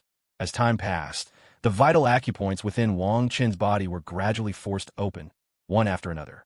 His breath grew increasingly ragged and chaotic. Pain twisted his features, yet he clenched his teeth and pressed on. He understood all too well that if he failed to control this power, the only thing awaiting him would be death. Suddenly, within the sea of his consciousness, the wheel of the primal chaos began spinning furiously. The various rays of law that enveloped him were swiftly drawn in and refined by the wheel. An ultimate will, one that transcended life and death, a force capable of obliterating all things, intensified rapidly. His spirit opened its eyes, and from the center of his brow, a lotus-shaped mark radiated with 12 brilliant colors. His spirit fused countless divine abilities and laws, forging his own Tao of primal chaos. With a sweeping gesture, Wang Chen's spirit marked the dimensional gate in his lower dantian with the imprint of supreme will. The torrent of energies that had been surging in now slowed, becoming gentle and harmonious. Inside his body, the crackle and spark of transformation echoed, while a dazzling purple-gold radiance burst from his form, illuminating the pitch-black void of space, making him shine like a star. On Earth, in Big Apple City, Manhattan, Chinatown, inside a traditional Chinese villa, Miss Liu, when will Mr. Wang be back? Coulson, his head almost completely bald, asked Liu Feifei with utmost caution. Yeah, when is that kid from China coming back? Tony Stark interjected, impatience written all over his face. Damn SHIELD, damn American government. Why did they insist he play the negotiator? How was he supposed to persuade that stubborn Chinese kid? The whole thing was just infuriating. General Ross wore a stormy expression. If anyone here was innocent, it was him. Who could have known those government idiots would keep provoking Wang Chun? And now, if things went wrong, it was up to him to clean up the mess. It was simply outrageous. Professor Charles sat serenely on the couch, sipping his tea with a gentle smile. He appeared in no hurry whatsoever. Behind him, Jean, Ororo, Logan, and the others enjoyed spirit-infused fruits, utterly unconcerned by the situation. Have you noticed that purple gold star outside? Liu Feifei glanced at the anxious faces crowded around her. She couldn't help but feel helpless. She had no idea when Wang Chun would return. All she could do was point toward the star glowing with a purple-golden halo in the sky, her expression speaking volumes without a word. Are you kidding me? Tony Stark had just bitten into an apple. At Liu Feifei's words, he turned pale as a sheet and hastily spat out the bite, only to accidentally choke on it. Coughing and pounding on his chest, he stared at Liu Feifei in disbelief. You can't be serious. No way. Hill and Natasha exchanged a look, shock plain in both their eyes. You're saying that Star is Mr. Wang? Coulson's face instantly turned deathly pale, his body trembling ever so slightly. His eyes brimmed with terror and awe. Just what sort of supreme being was this? Oh, mother, you just want to go home. General Ross looked thunderstruck, the sweet and delicious banana in his hand suddenly losing all flavor. He muttered to himself, is this guy about to ascend to godhood or something? Professor Charles's smile vanished without a trace, replaced by a look of grave seriousness. He furrowed his brow tightly and couldn't help but curse. Damn it, you sly fox, this is just insane. How am I supposed to keep up with you? Jean, Ororo, and Logan stood frozen in place, stunned by what they'd just heard. Their eyes followed where Liu Fei pointed, and outside the window, they saw a star in the sky, shining with an extraordinary purple-gold light, radiating brilliance. In that moment, their emotions were as complex and overwhelming as the starlight itself, a surge of feelings rising within them that words could hardly capture. Yang Mi, Alice, and Ada noticed the others' expressions changing as if by magic, and couldn't help but smile at the corners of their mouths. Heaven knows how shocked they'd been when they realized Wong Chun had become a star. Now, seeing everyone else just as utterly astonished, they finally felt satisfied. After all, their happiness really did seem to be built on everyone else's misery. So, I have no idea when Wong Chun will wake up, either. But there's one thing I can tell you, and that is, don't mess with Wong Chun anymore. I'm honestly afraid if he gets angry, he'll just change the entire regime of America with a snap. Liu Fei said this with a mischievous grin. Now that she'd reached the peak of chi refinement, her inner power felt limitless, and even. Her control over ice and water had evolved into a unique divine ability. She couldn't help but feel just a little bit inflated. Among this group, aside from Professor Charles, Liu Fei didn't really take anyone seriously. If anyone dared to provoke her this crazily, she'd have dealt with them long ago. Wong Chun was already far too patient. Hearing Liu Fei's words, Coulson's face grew even more bitter. General Ross's expression became unsightly. If things actually came to this, damn it, he'd just surrender on the spot. Tony Stark finally snapped out of shock. Since it didn't really concern him, he went back to enjoying his fruit. He made a mental note to bring some back for Pepper to try. And when the kid from Huaxia returned, he definitely wanted to visit his dojo. These fruits were just too miraculous. A broad smile returned to Professor Charles's face as he stroked his chin. In his view, the more powerful Wong Chun became, the better. At least he harbored no malice toward mutants, and in a sense, they were even allies. Now that Wong Chun was this formidable, perhaps he could be asked to help with Jean's condition. It was getting more unstable by the day. After their initial shock, Jean, Ororo, and Logan resumed eating and drinking, cheerful smiles spreading across their faces. Nothing pleased them more than seeing the American government hit a rough patch, especially with the president on the verge of kicking the bucket. What a wonderful turn of events. Miss Liu, could I stay and wait for Mr. Wong? Hill, having regained her composure, insisted on waiting for Wong Chun. Otherwise, S.H.I.E.L.D. would inevitably draw trouble from the government. Sure, you can stay. But Miss Natasha, I'm afraid that won't be possible, Liu Feifei replied after a moment's thought. She agreed readily. At the very least, it was easier to deal with just one person than a whole group. Natasha's face flushed deep red at those words. Her reputation was as good as ruined now. All right then, Hill said, glancing at Natasha's mortified expression, but ultimately agreeing to stay. Well, I won't keep everyone any longer. Mimi, Alice, Ada, bring out the fruit we've prepared for our guests. Liu Feifei said, making it clear that it was time for everyone else to leave. Still, she stuck to her strategy, some to push away, some to draw in, so she prepared a portion of spiritual fruit for everyone. Charles and the X-Men lit up with delight when they realized there was more to take home. Professor Charles quickly expressed his gratitude. Thank you, Miss Liu. General Ross, whose face had been hard as stone, softened considerably. This was a treasure, perfect to take home for his daughter to try. Government officials? Whoever they were, he didn't care right now. Coulson and Natasha both relaxed. At least with these fruits, they'd have something to show for their visit. Miss Liu, could you set aside a bit more for me? Don't worry, I'll pay. Tony Stark jumped in, making it clear that money was no object for him. Here's $10 million. Mimi, Ada, and Alice each carried several large plastic bags, handing them to the various guests. At Tony's words, they couldn't help but roll their eyes. Liu Feifei replied, with a wry, half-smiling look. These spiritual fruits were cultivated by Wong Chun at his dojo. I can give you a few, but as for selling them, that's not my call. Mr. Stark, you'll have to wait for Wong Chun to return if you want to make a deal with him. All right then. Tony shrugged, unconcerned, and turned to leave, happy lugging the fruit bags behind him. Miss Liu, we'll take our leave too. And, when Mr. Wong returns, please let him know I need to speak with him, Professor Charles said as he stood up. Understood, Professor Charles, Liu Feifei replied, smiling. Jean, let's go. The X-Men hurried after Professor Charles, grinning from ear to ear and laden with fruit. We'll be off as well, Miss Liu. Goodbye. Coulson, Natasha, and General Ross, each carrying large bags, exited the villa together. After everyone had left, Liu Feifei finally let out a sigh of relief. She had never experienced anything like this before, and even with her current cultivation at the peak of chi refinement, she felt utterly exhausted. She slumped straight onto the sofa, unable to hold herself up any longer. Young Mi, Ada, and Alice hurried over, bringing her tea and water, eager to reward their hero for her efforts. Hill watched from the side, momentarily lost in thought. Under Wang Chen's overwhelming presence, America had fallen into an unprecedented calm. For a while, Even the crime rate noticeably dropped.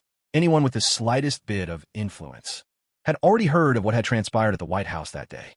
Though the government tried desperately to cover it up, the president's critical illness was impossible to hide. All the major powers were deeply afraid of Wang Chun, this madman who never played by the rules. He was the kind who would flip the table at the slightest provocation. Was nuclear weaponry really something to be toyed with like this? Out in the boundless expanse of space, Wang Chun felt as if he were drifting in a tranquil cosmic sea. His body was enveloped in a mysterious force, and he entered a wondrous state of enlightenment. At that moment, radiant violet gold divine light shimmered around him, making him appear like a sacred sun illuminating the vastness of creation.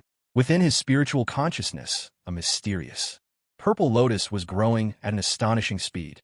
Its crystalline, star-like petals unfurled rapidly, each leaf representing a different law, each brimming with unfathomable mystery and power. The lotus bud cocooning his soul continuously pulsed with a soft purple glow, etched with ancient Taoist runes. These runes, like relics from a primordial age, wove together into a magnificent tapestry. They embodied every law Wang Chun had refined, however faint: yin and yang, the five elements: time, space, death, wind, thunder, ice, lightning, creation, and countless more. These forces merged and coalesced, ultimately forming a supremely mighty primal law of chaos. Yet in that very moment, the chaos mirror within Wang Chen's mind seemed to sense the resonance of the primal law. Suddenly, it transformed into a dazzling purple light and shot out from his brow. The violet beam darted through the inky blackness of space, as agile as a living dragon, radiating brilliant splendor. Bathed in that violet glow, the space and time around Wang Chun froze instantly. Everything came to a standstill. In the next heartbeat, the chaos mirror wrapped itself around Wang Chun, and they vanished together from the endless void, leaving behind only a trace of once shining emptiness. Outside the Marvel universe lay a hazy sea of chaos. There, a streak of violet divine light burst forth, escaping the Marvel world and plunging into the churning chaos beyond. It shone with boundless radiance, hurtling into a vast, ruined world tinged with the aura of annihilation, and finally disappeared into a tiny world glowing with 7 colors. Wang Chun found himself on a high mountain overlooking the sea, sitting disheveled on a rock with a grim expression. He hurriedly circulated his inner magic to suppress the turbulent blood and energy surging within him. The memory of the endless dangers lurking in the chaos just moments ago made him shudder uncontrollably, and he couldn't help but curse out loud. "Damn you, primordial mirror. Come out here right now. Are you trying to get me killed? How could a place like chaos be suitable for a lowly cultivator like me, who hasn't even reached immortality? Damn it all, even the mighty golden immortals wouldn't dare set foot there." But no matter how furiously Wang Chen raged, the primordial mirror remained as silent as a stone within his mind, showing no sign of response. There was nothing he could do about the mirror's stubborn refusal to answer, as if it were pretending to be dead. Gradually, Wang Chen managed to calm himself. He sent his divine sense outward, and instantly, the landscape for 2,000 miles around appeared in his mind's eye. This was a backward, feudal world where the spiritual energy became richer the farther west one went. There were mountain spirits and strange beasts scattered here and there, but nothing particularly unusual caught his attention, which made him furrow his brow in concern. Suddenly, a rainbow-hued light streaked in from the west. With a swift motion, Wang Chun extended his right hand. A massive palm, spanning hundreds of feet, materialized and snatched the 7-colored light from the sky. When he opened his hand, a vibrant, multicolored seed lay in his palm. "Is this a gourd seed?" A peculiar expression crossed Wang Chen's face. Why did the scene feel so oddly familiar? He could sense the potent vitality and unique laws of power within the seed. Could such fortune really fall into his lap? Just then, the primordial mirror trembled with a flash of violet light, and a stream of information poured directly into Wang Chen's soul. "The laws of the Marvel world are incomplete, so you brought me here to seek enlightenment. I don't believe a word of it. It's all about the pursuit of fate and luck, isn't it?" Wang Chun grumbled with annoyance. With a wave of his hand, a cloud of purple mist appeared beneath his feet, lifting him instantly into the air as he shot westward like a streak of light. "The spiritual energy really does get denser the farther west I go. So this is the world of the Calabash brothers." In the blink of an eye, Wang Chun covered a distance of 3,000 miles, arriving above a small mountain where the spiritual energy was thick and teeming with lesser demons and spirits. He saw an old man and a pangolin fleeing down a giant mountainside, with a landslide thundering behind them, massive boulders tumbling, threatening to crush them at any moment. Wong Chun appeared before them in a flash. With a wave of his hand, a surge of violet magic reduced the falling boulders to dust. The purple cloud at his feet expanded, enveloping the terrified old man and the panic-stricken pangolin, and in an instant, they were whisked away in a beam of violet light, arriving atop a distant mountain peak. The old man collapsed on the ground in terror, gasping for breath. Only when he looked up and saw the familiar thatched hut did he realize he had returned home. The pangolin's spirit, still shivering with fear, curled itself into a tight ball, unable to stop trembling. The old man's face lit up with a feverish gleam, hope flaring in his eyes as he thought to himself that salvation was at hand. He dropped to his knees before Wong Chun, pleading earnestly. An old man bows before the immortal. There are fearsome monsters on Gourd Mountain, terrible demons who have devoured countless innocents, forcing our people to abandon their homes. I beg you, Immortal, to subdue these fiends and rid the world of evil. Please, Immortal, show us your boundless mercy. With each plea, the old man kowtowed forcefully, his forehead striking the ground again and again, each thud echoing in the air. Watching this, Wang Chen's lips twitched uncontrollably. Wasn't this man shortening his own lifespan? With a wave of his hand, Wang Chun sent a ripple of mystical energy to lift the old man to his feet. The violet power seeped into the old man's body, instantly healing his wounds. His hair even turned jet black once more. The sudden transformation left him utterly bewildered. Off to the side, the pangolin gazed at this miracle, envy flickering in his eyes. Elder, I am no immortal, merely a cultivator, Wang Chun said with a gentle smile. And besides, haven't you already found a way to resolve this? From the fold of the old man's robe, a clump of green leaves and earth floated into Wang Chen's palm. With great care, the old man unwrapped the bundle, revealing a gourd seed shimmering with all the colors of the rainbow. Please, Immortal, cast your spell quickly. You must save us from those dreadful demons. The old man's words bubbled over with joy, hope shining in his eyes as his face broke into a radiant smile. Wang Chun understood the old man's urgency, but he also knew that they had just survived a brush with death and needed time to recover. So, he spoke to the old man in a gentle tone. There's no need to rush. You just come through a life-and-death ordeal. Rest for a while. I'll take a look at this seed and see how best to plant it, Wang Chun said, studying the gourd seed closely and pondering how to nurture it so it would grow strong and healthy. Yes, Immortal, as you wish. The old man nodded happily and retreated into the thatched hut, careful not to disturb Wang Chen's contemplation, wanting only to grant the immortal space to work his magic. The pangolin hurried after him, disappearing into the hut as well. Wang Chun extended his spiritual senses, delving deep into the core of the gourd seed. To his astonishment, he sensed a faint pulse of life within. This wondrous phenomenon filled him with curiosity and anticipation for what the seed might become. No wonder it's the mother of the gourd brothers, Wang Chun mused. This seed brimmed with formidable vitality. Perhaps it would give birth to something truly marvelous. At the same time, he recalled the other gourd seed he had received before. What purpose did it serve, really? Wang Chun shook his head, dismissing those idle thoughts. The laws contained within the gourd seed were already the greatest miracle. What more could he possibly wish for? Only then did Wang Chun take a good look at the old man's dwelling, but in no time at all he couldn't help but frown. It was truly shabby. He turned to the old man inside the thatched hut and called out, Elder, please come outside first. I'll make some improvements to the mountaintop. I'm coming. The old man hurried out of the hut, excitement written all over his face, while the pangolin followed behind, treading carefully. With a casual wave of his hand, Wang Chun unleashed a swirl of purple energy. The old man's thatched hut collapsed in an instant, while the old man's clothes and belongings were gently gathered off to the side. In Wang Chen's mind, a vivid image of a traditional courtyard home appeared, as if etched deep into his memory. Immediately, a bright golden light flared from his hand, shining like the first rays of dawn, sweeping swiftly across the ground. The golden light spread out like some magical force, instantly covering an area of 500 square meters. In that very moment, an elegant blue brick courtyard house quietly rose from the earth, sprouting like a fresh shoot after the rain. In the blink of an eye, it had grown to the height where roof beams could be set. Wang Chen's spiritual sense surged forth, vast as the ocean, enveloping 10 massive trees, each thicker than a man's thigh. With a chorus of resounding cracks, the trees miraculously transformed into straight timber, soaring gracefully toward the rooftop like birds in flight. Guided by his masterful control, the beams landed perfectly in place atop the courtyard house. Next, another flash of golden light danced across the scene, and rows of roof tiles took shape one after another, as if carved by a celestial artisan. When all was finished, a beautifully retro courtyard home stood complete atop the mountain peak, like a radiant pearl set amid the hills. This is a miracle. The old man was overwhelmed, his excitement pouring forth, his voice trembling with awe at the spectacle before him. The pangolin's eyes sparkled with wonder and longing, as if beholding the most beautiful sight in the world. In a blur, Wong Chun soared into the air once again. With a wave of his right hand, 7 multicolored jade stones, each suffused with a mystical aura, shot out from his spatial ring.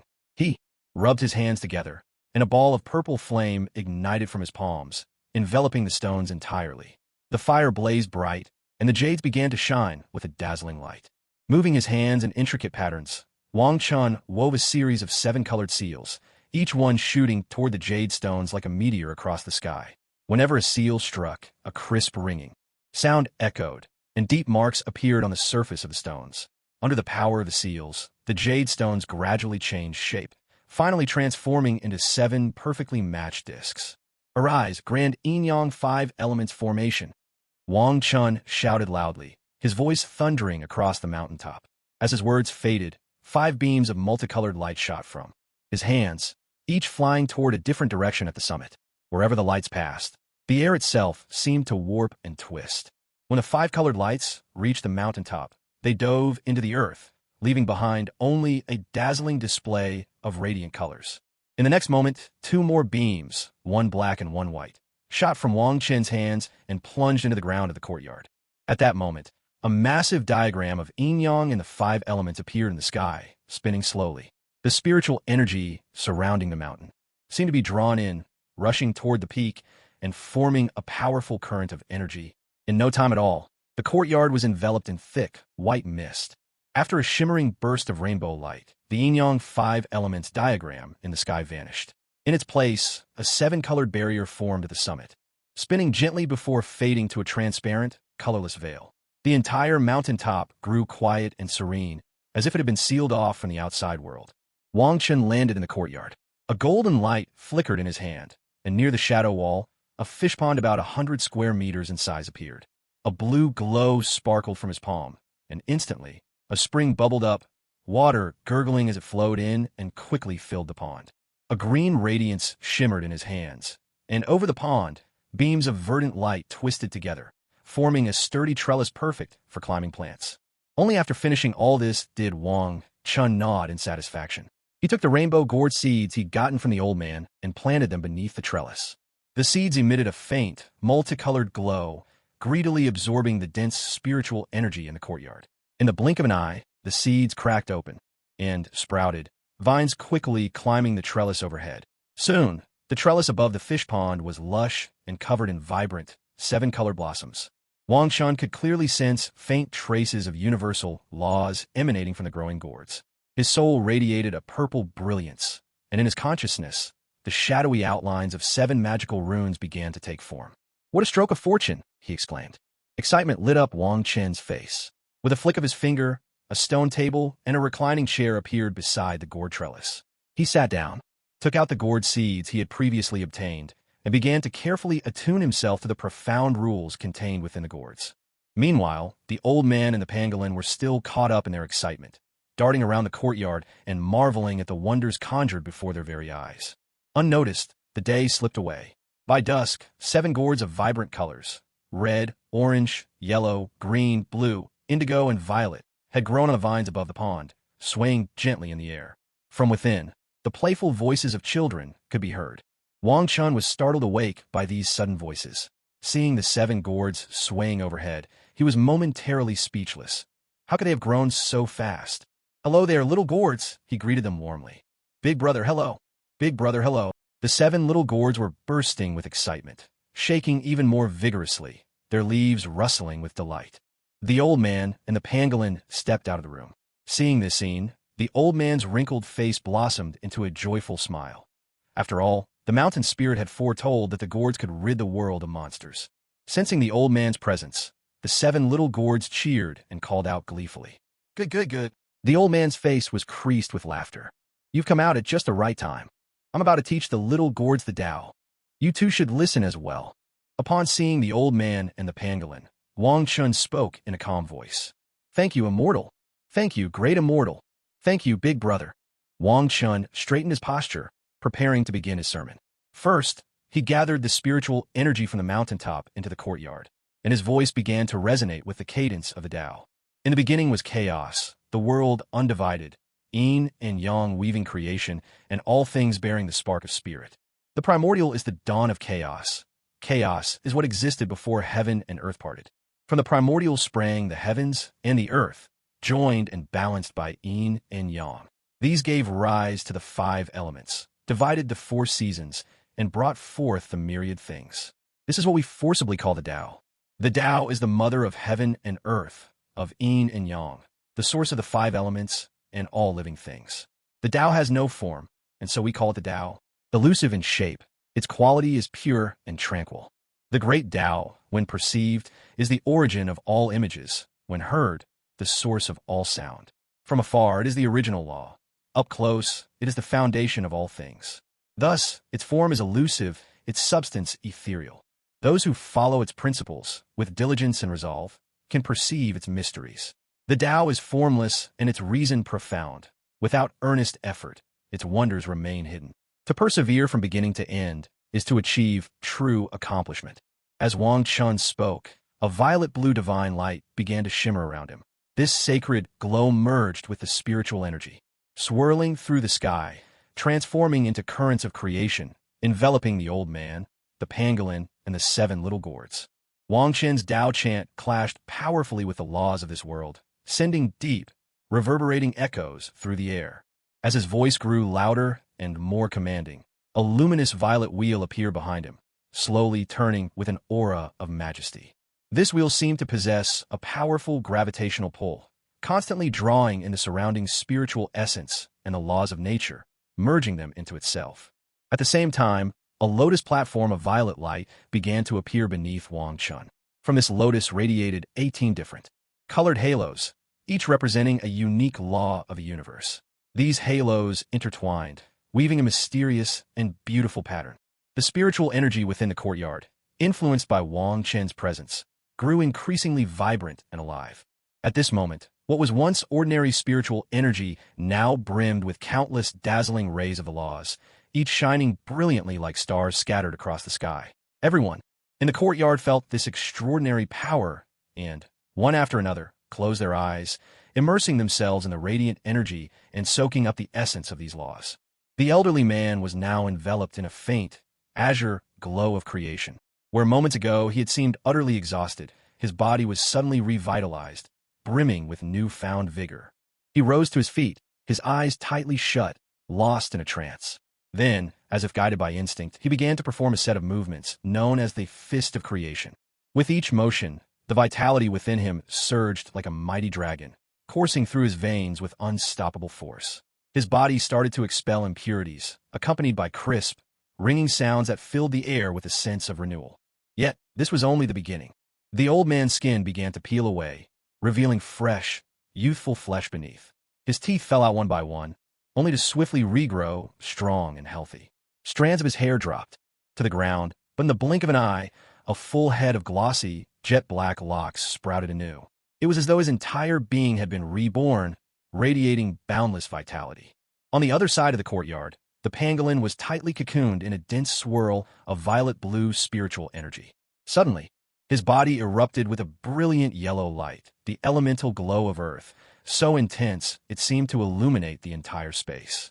Spiritual energy poured into him, unceasing and powerful, triggering marvelous changes within. His muscles grew tougher and more robust, his bones denser and harder than before. Nourished by the flow of energy, his form was strengthened, stretched, and reshaped. Then, in a stunning transformation, the pangolin began to change shape. He was taking on human form. His body gradually shifted. Arms, legs, facial features all emerged in turn. Though traces of his pangolin nature lingered, there was no mistaking the outline of a human child. Now, in the middle of the courtyard, stood a little boy of 7 or 8 years old. Most astonishing of all was the transformation of the gourd vine. Suddenly, it burst forth with radiant, seven-colored light, so brilliant it rivaled the midday sun and bathed the entire courtyard in splendor. As this prismatic glow surged, a powerful aura swept from the vine, drawing in all the spiritual energy nearby and gathering it into a swirling vortex. On the vine, the seven gourds refused to be outdone. Each one shone with its own vibrant color: red, orange, yellow, green, blue, indigo, and violet, intertwining in a stunning, mysterious tapestry of light. Every gourd emitted its own unique aura, like natural-born spiritual treasures. Meanwhile, the seven gourds began to absorb the forces of the yin-yang and five elements from the air above. These torrents of law energy streamed endlessly into the gourds, nurturing the little gourd babies growing inside. The gourd children, who had already shown signs of life within their gourds, now began to grow at an even more astonishing pace. Their bodies became steadily stronger, and their very essence deepened and flourished. Even more delightfully, these gourd children no longer relied solely on instinct to absorb spiritual energy and nurture their innate magical abilities.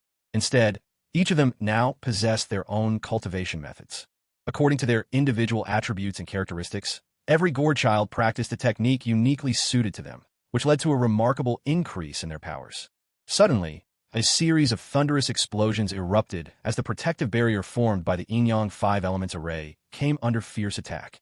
Wang Chen opened his eyes, unable to hide the anger burning within them. Outrageous! Such a rare opportunity for enlightenment had been interrupted and lost. Reaching out with his divine sense, he quickly discovered that a band of monsters, led by a serpent demon and a scorpion demon, were assaulting the barrier. A cold smile appeared on Wang Chen's face. With a wave of his hand, all the spiritual energy in the courtyard, shimmering with the brilliance of the laws, enveloped the gourd vine, the old man, and the pangolin. A radiant emerald light burst forth from the old man's body as he opened his eyes. Sensing the newfound strength of his physique and cultivation, an excited smile spread across his face. He immediately knelt before Wong Chun in deep reverence. "Thank you, immortal master, for granting us the way in these arts. Thank you, kind immortal lord, for bestowing these teachings." The pangolin, now fully awake, also knelt devoutly, bowing his head to Wong Chun in gratitude. Wong Chun gave another wave of his hand, and an invisible force gently lifted them to their feet. The fire in his eyes diminished slightly, and he spoke with measured calm. "Take a moment to acquaint yourselves with your new cultivation. The monsters are at our gates. Once the gourd children emerge, we will wipe them out. Yes, immortal lord." At these words, joy lit up the faces of the old man and the pangolin child. Bowing respectfully, they withdrew to one side to familiarize themselves with their newfound strength. Just then, the gourd vine burst into a dazzling display of seven-colored light, brilliant and awe-inspiring. As the radiant glow flickered, the seven gourds on the vine shone one after another, each appearing to harbor a profound and mysterious power. In the next instant, from the red, orange, yellow, green, blue, indigo, and violet gourds, seven children who looked to be 7 or 8 years old suddenly sprang forth. Each of them was lively and endearing, brimming with vitality and spirit. These little ones, full of excitement, rushed to Wang Chen's side, calling out to him again and again. "Good, good, good." A look of deep satisfaction and fondness spread across Wang Chen's face. His gaze was gentle and full of kindness. With a sweep of his divine sense, he enveloped the seven children, seeking to understand the unique abilities each one possessed. After a careful assessment, Wang Chun discovered that each child had their own special strengths. The eldest was aligned with the sun, possessing the mighty magical power to alter the heavens and earth. The second was attuned to the moon, gifted with clairvoyance and superhearing, able to perceive all things in the world. The third child embodies the element of metal, blessed with a head as hard as bronze, arms of iron, and a body as tough as steel. He also possesses the magical power of an indestructible golden body. The fourth child is aligned with fire, adept at wielding the fierce flames of the southern heavens, wielding power that is truly formidable. The fifth child belongs to water, and his innate gift is the true water of heaven, capable of cleansing all that is impure. The sixth child is of earth, gifted with the ability to become invisible and to unleash the divine radiance of earth. The seventh child represents wood and owns a marvelous gourd that can absorb anything in its path. He also commands the mystical light of wood. Wang Chun was thoroughly pleased with the supernatural powers of these seven little children, and he couldn't help but sigh with admiration in his heart. What remarkable little ones they are. The sound of repeated attacks on the protective barrier echoed through the air, and a cold smile crept onto Wang Chen's face. How dare such petty monsters come out to provoke me? It seems this world has grown filthy once again. Well then, let us cleanse this tainted world. An awe-inspiring aura radiated from Wang Chun as he strode toward the courtyard gate. Big brother, wait for us. We're coming too. This is the perfect chance for those monsters to witness our power. The 7 little ones, brimming with excitement, trailed eagerly behind Wang Chun. The old man and the young pangolin boy exchanged glances, their eyes shining with anticipation. They too wished to test the limits of their strength. Wang Chun led his band of little warriors out into the yard.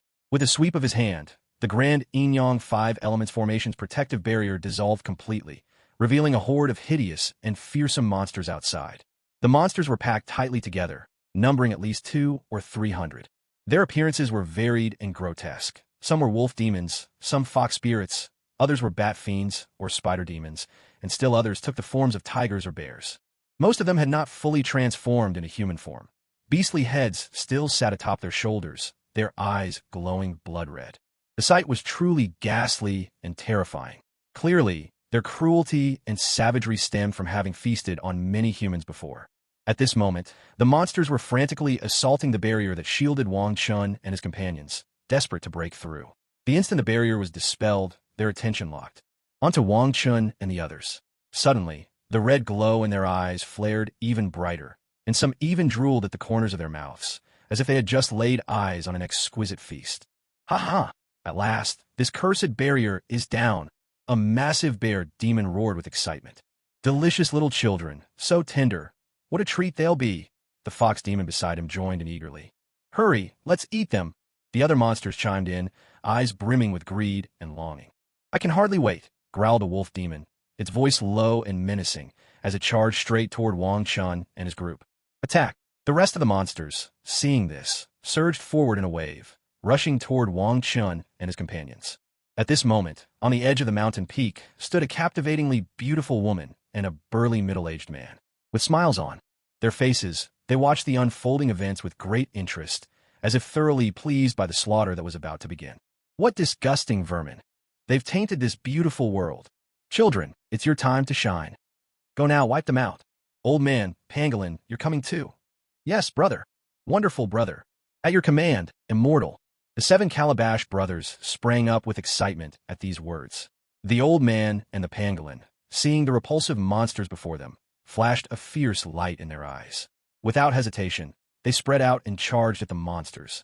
Each Calabash brother displayed his unique powers and fighting style, all demonstrating remarkable strength and courage. One of the brothers transformed into a giant, towering 30 feet tall. With every step, the ground shook as if quaking, and a single stomp could crush dozens of monsters with ease.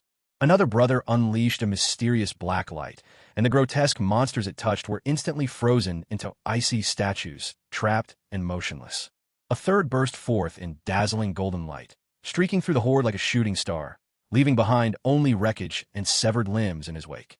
Another brother conjured roaring flames, engulfing the surrounding fiends and reducing them to ashes in a heartbeat, while yet another showered the battlefield with blue spiritual water, purifying the world of its foulness and corruption. One brother brandished a radiant yellow light, turning monsters into lifeless statues of stone. The last produced his magical calabash, casting wondrous spells and drawing many a monster into the gourd's depths. The old man radiated a mix of crimson energy and azure divine light, his fists full of overwhelming force. Each punch sent shockwaves through the air. Any monster unfortunate enough to block his path was instantly blasted into a mist of blood. Witnessing this, the old man realized for the first time that even monsters feared death. The pangolin, with his mastery of earth, tunneled effortlessly beneath the ground, launching ambushes on isolated monsters and racking up impressive victories in short order. Cries and shouts filled the air. Ah, no please. They're so strong. Mother, I want to go home. The battlefield was utter chaos. Monsters fled in every direction, but the Calabash brothers, the old man, and the pangolin gave them no quarter, relentlessly hunting down the evil creatures. Soon, the 7 brothers and the old man had slain all the fleeing monsters. They encircled the beautiful woman and the burly man, pulling faces and making silly expressions at them with mischievous grins. Hee hee, monsters, your end is near. A dead monster is a good monster. Watch me stomp them to death. No, I want to burn them to ashes. No, I'll use my magic ore to melt them into nothing but pus. A stunningly beautiful woman and a middle-aged man stood on the edge of the mountain peak, their faces ashen, eyes flickering with fear. In the woman's hand appeared a black and white treasure sword and a golden, radiant ruby scepter. The man's grip tightened around a long spear and a mysterious mirror. You're bullying us monsters too much. Let's see how you handle my magic. The burly man's face twisted with fury, steam practically rising from his head. He hurled the black mirror straight at the group, and a wave of shadowy brilliance burst forth. Rui, heed my command. Reveal your spirit now. The bewitching woman followed close behind, chanting an incantation over her golden rui. Instantly, a streak of frozen, black divine light shot toward the Calabash brothers and their companions, threatening to slay them all. The faces of the monster couple contorted into a look of sheer cruelty. All they wanted was to tear the Calabash brothers and their allies limb from limb. This is bad. These monsters have no sense of honor. I can't move at all. Me neither. That mirror can actually freeze us in place. That black light is the icy soul divine ray. It can freeze anything. What do we do now? Let me try. Brother, help. The 7 Calabash brothers began to chatter anxiously, their faces full of worry. After all, they were still just children, untested by the dangers of the world. The old man and the pangolins struggled desperately, divine light flashing from their bodies, but they couldn't break the mirror's spell. At that moment, the second brother called out to Wang Chun for help. The snake spirit, now a seductive woman, and the scorpion spirit, now a rough brute, both heard the cries for help. Their expressions changed in an instant. How? Could they have forgotten there was still one person who hadn't made a move? Quickly, they raised their sword and spear, warily watching Wang Chun. Wang Chun, observing the performance of the Calabash brothers, the old man, and the pangolin, felt quite satisfied. For their first time, being able to wipe out hundreds of lesser demons was already impressive. As for the snake and scorpion spirits, they had once been powerful earth immortals. Even though their powers had waned, they were still far beyond what the young Calabash brothers could handle. A cold smile played at the corner of Wang Chen's lips as he stepped forward to shield the Calabash brothers. With a wave of his hand, a dazzling 12-colored divine light arced through the air, spanning the void in an instant. This was his primal chaos divine light, forged from 12 cosmic laws, yin and yang, the 5 elements, wind, thunder, ice, lightning, time, space, creation, death, light, and the stars, a manifestation of his own path. The magic mirror in midair flew straight into Wang Chen's grasp. The pitch-black, icy soul divine ray was instantly dissolved and absorbed by his primal chaos divine light, vanishing without a trace. Thank you, big brother. Thank you, big brother. The Calabash brothers regained their freedom. The old man and the pangolin, their faces alight with excitement, stretched their limbs and hurriedly distanced themselves from the battlefield. How is this possible? How can he be so powerful? The golden snake demon and the scorpion demon were chilled to the bone as they witnessed this scene. Enough. I'm done playing. All of you perish. Primordial holy light. Wang Chun rose into the air. Behind him, a purple divine wheel appeared, shimmering with 18 different laws of light.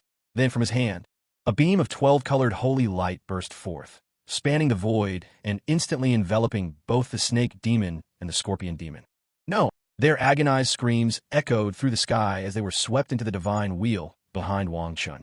The 12-colored holy light did not fade. Instead, it grew ever brighter, beginning to engulf the entire world. Within the Calabash realm, a 12-colored radiance spilled forth from the western mountain peaks, spreading eastward across the land. Strands of divine light flickered in the sky, stretching across the entire realm, shining down upon the earth, purging all corruption. No, please spare us. Oh, such tender humans. Devour them all. In a remote mountain village, a pack of wolf demons was rampaging, slaughtering and devouring the villagers. The air was filled with the villagers' cries of despair and the wild guttural laughter of the wolf demons. Suddenly, a beam of 12-colored light descended from the sky, sweeping over the village. In an instant, the rampaging wolf demons vanished without a trace. Thank heaven for your mercy. Praise be to the heavens for ridding us of these demons. Under the glow of the divine light, the wounds of the surviving villagers healed rapidly. With fervent gratitude, they fell to their knees, bowing deeply to the heavens for protection. What is that thing? No, please. Within a shadowy cavern, a massive tiger demon was gnawing on a living human. All around were piles of bleached bones. Suddenly, divine light poured in. The tiger demon roared in terror, but the holy radiance swept it away without mercy, reducing the bones to ashes. Ah ha ha. F. Mercy, please. Yinner, I was wrong. I shouldn't have killed you. D. In a vast city, inside a lavish mansion, a group of red-robed, vengeful spirits were slaughtering everyone in sight, filling the halls with unending wails and desperate pleas for mercy. Suddenly, a shaft of 12-colored holy light descended from above. The dozen or so red-robed spirits, caught in the radiance, had their twisted faces restored to calm. Black mists of resentment and hatred drifted out from their bodies. No longer tormented, their souls knelt in midair, bowing in gratitude, before gradually fading away. Before anyone in the mansion had a chance to rejoice, they were instantly obliterated by the divine light, reduced to nothing but drifting ash. In the blink of an eye, the once lavish residence was left utterly deserted. Cries of terror echoed in the empty air. No, please no. Great Green Serpent King, save us. Deep within a spiritual mountain, thick with mystical energy and resembling a paradise, countless little demons were preparing a grand feast. The tables were laid with young boys and girls, ready to be served. Suddenly, a beam of 12-color divine light descended from the sky, sweeping countless demons up into the air. Their screams and desperate pleas for help rang out in a cacophony of chaos. Who dares to run wild here? Die for your insolence. In the heart of a cave within the spiritual mountain, a strikingly beautiful woman appeared atop the summit in an instant. She unleashed a powerful wooden spell toward the 12-colored light above, but her magic was instantly devoured by the divine radiance, which surged toward her without pause. The Green Serpent King's expression changed dramatically. A golden sword appeared in her hand, and she unleashed wave after wave of sword energy into the sky. It was all in vain. Dazzling light consumed every strike, engulfing her and sweeping her skyward. Despair overtook her lovely face, and after a single, heart-rending scream, she vanished without a trace. Her neighbor, the iron-jawed king, fared no better, unable to escape the fate of being swept away. Meanwhile, in a shadowy cavern, a great demon shaped like a rooster was also caught up in the divine light and swept away. Far out in the eastern sea, an evil flood dragon with 3 heads bellowed furiously, but it too was seized by the 12-colored radiance and vanished. In those moments, throughout the entire gourd world, legions of demons, monsters, and spirits were swept away by the 12-colored light, leaving the realm cleansed of all demonic presence. An unprecedented peace and quiet settled over the land. High above a western peak in the gourd world, Wong Chun stood coldly in midair, a colossal purple divine wheel, thousands of feet across, whirling behind his back. The 12-colored divine light in his hand was connected to the wheel, and countless monsters and spirits were being drawn into the wheel's space. The massive purple wheel spun ceaselessly, radiating with the brilliance of 18 distinct laws. From within, the agonized cries and wails of demons and monsters echoed, as they were crushed to dust by the overwhelming power of the wheel of primordial origin. Their essence, along with the secrets of their spells and abilities, was absorbed by the wheel, which released dazzling beams of light that illuminated the entire gourd world. At that moment, Wong Chun resembled an invincible war god. Bathed in the glow of purple radiance, his figure seemed taller and more imposing than ever. In his eyes was a chilling, merciless resolve, the look of someone with absolute command over all creation. He held the 12-colored divine light in his grasp, each ray brimming with boundless power, able to rend the fabric of space itself and draw in every last monster and spirit. Behind him, the purple divine wheel exuded an awe-inspiring pressure, causing all who saw it to tremble with reverence. As time went on, more and more monsters and spirits were drawn into the space within the wheel. Gradually, their cries and wails faded, leaving only silence in their wake. The entire gourd world fell into an unusual silence. Only the purple divine wheel continued to flicker with its 18-colored radiance, casting brilliant light that illuminated the whole realm. In this moment, all traces of demonic presence had vanished from the gourd world, replaced by an atmosphere of tranquility and peace. Wow, Big Brother is amazing. Second Brother's eyes sparkled with admiration as he watched countless demons and monsters swept up by the 12-color divine light into the spinning wheel. Of course, Big Brother is the best. Seventh Brother played with a magic gourd, his voice filled with innocent pride. "We're safe now. All the monsters are gone." First brother exclaimed with excitement. "That's right. The only good monster is a dead monster." Third brother chimed in with a hearty laugh. "Exactly. Only dead monsters are good monsters." The others echoed, their voices ringing with cheerful agreement. "Come on, let's go. Grandpa will make dinner for you all. Tonight, we'll feast on monster meat." The old man tidied up the aftermath atop the mountain, collecting all the edible demon beast meat he could find. This stuff was a rare tonic. "Hooray, hooray, time to eat. Aren't we going to wait for Big Brother? He can't come down just yet. Let's save him share." The 7 gourd brothers happily followed the old man back to the courtyard, with the pangolin-turned little boy trailing close behind. Everyone was filled with anticipation for the evening meal. Meanwhile, Wong Chun had plunged once more into a state of enlightenment. He absorbed the myriad magical abilities, secret arts, and essences of the vanquished monsters. His body was undergoing transformation. The purple-red rune within his heart frantically devoured all kinds of vital energy, pulsating as it exhaled and inhaled crimson gold blood. Within his sea of consciousness, the purple lotus gleamed with an eternal violet glow. The Tao runes etched upon its budding petals grew deeper and more mysterious. In the space inside the lotus, his soul expanded. At a furious pace, the 12-colored lotus imprint upon his spirit flashed continuously, as the seed of the Tao of primordial chaos steadily perfected itself. At last, he broke through to the unity realm. Now, Wong Chun felt as if he were one with the very laws of the gourd world, soaring through the boundless space of the great Tao. The purple lotus in his mind shone with radiant light, refining the myriad powers inscribed upon its leaves. In a lotus space, his soul madly absorbed the essence of the Tao. The 12-colored lotus imprint at his brow swiftly approached completion, and his cultivation soared ever higher. Suddenly, a golden cloud of merit descended upon Wang Chen. He was jolted from his meditation, a trace of regret flickering across his face. Yet in the next instant, the dazzling golden cloud drew all his attention. "Is this the power of merit?" Wang Chen exclaimed in awe, unable to suppress the joyous grin spreading across his face. The golden power of merit merged into his sea of consciousness, forming a radiant golden wheel behind the purple lotus, illuminating his very soul. Abruptly, the primordial chaos mirror burst forth, diving straight into the golden wheel. In a flash, it was completely devoured. Wang Chen's smile froze on his lips, and he let out an exasperated curse. "Damn mirror, get out here now. Give me back my accumulated virtue." The primal chaos mirror trembled, and a stream of information surged straight into Wang Chen's spirit. "So that's how it is. No wonder you brought me to this world. It's just a minor world after all. The world is collapsing and is begging for your help. To save it, you need the fate and fortune of all living beings. So the two of you are in cahoots after all. Assuming the role of the realm's master, that's not entirely out of the question. Looks like I'll need to make a trip back to the Marvel world first." Interest sparked in Wang Chen's eyes, and for a moment, he even forgot about having his merit stolen. He muttered to himself. A radiant smile blossomed on Wang Chen's face. He was about to become an outerverse demon god. Friends in the Marvel universe, are you ready for a surprise? Was anyone expecting this?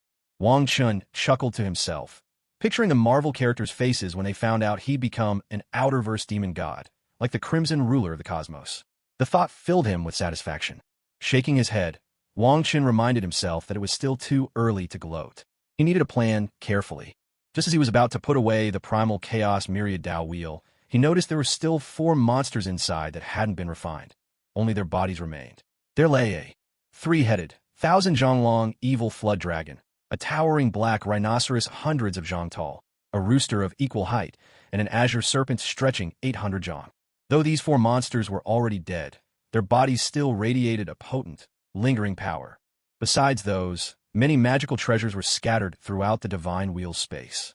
Each artifact glimmered with a faint light, as if quietly recounting the glory of their past. With a thought, Wang Chun swept all these items into the primal chaos mirror. Only its vast space could hold so many things. "Well, this is wonderful. Looks like I won't have to worry about meals for a while." Suppressing the divine radiance around him, Wang Chun landed in the courtyard. The Calabash brothers were frolicking nearby. The old man, actually he shouldn't be called that anymore, stood tall and robust, his muscles rippling with strength, looking no older than 30. Strongman will be a better name now. The 7 Calabash brothers, barefoot as ever, darted over to Wang Chun with a burst of excitement, shouting joyfully. All is done here. I'm getting ready to leave. Do you want to come with me? Wang Chen smiled, ruffling the brother's hair as he spoke gently. Yes, I want to go with you, big brother. Me too. We all want to go with you. The 7 Calabash brothers bounced around Wang Chun, clamoring to join him. The sight filled him with happiness. All right. Let's go together. A smile lit up Wang Chen's face, but then he noticed the strong man's look of disappointment. Turning to him, Wang Chen called out, Old man, come here. Immortal, what are your instructions?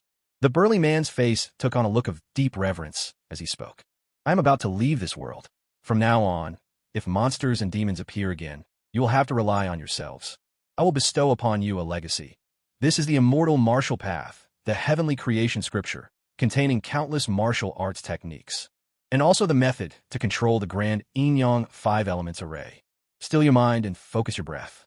With that, Wang Chun conjured a bluish-purple rune in his palm, brimming with the power of creation and the lineage of the heavenly creation scripture. He pressed it gently to the man's brow, sending the knowledge deep into his sea of consciousness.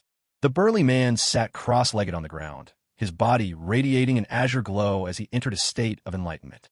Wang Chen nodded approvingly.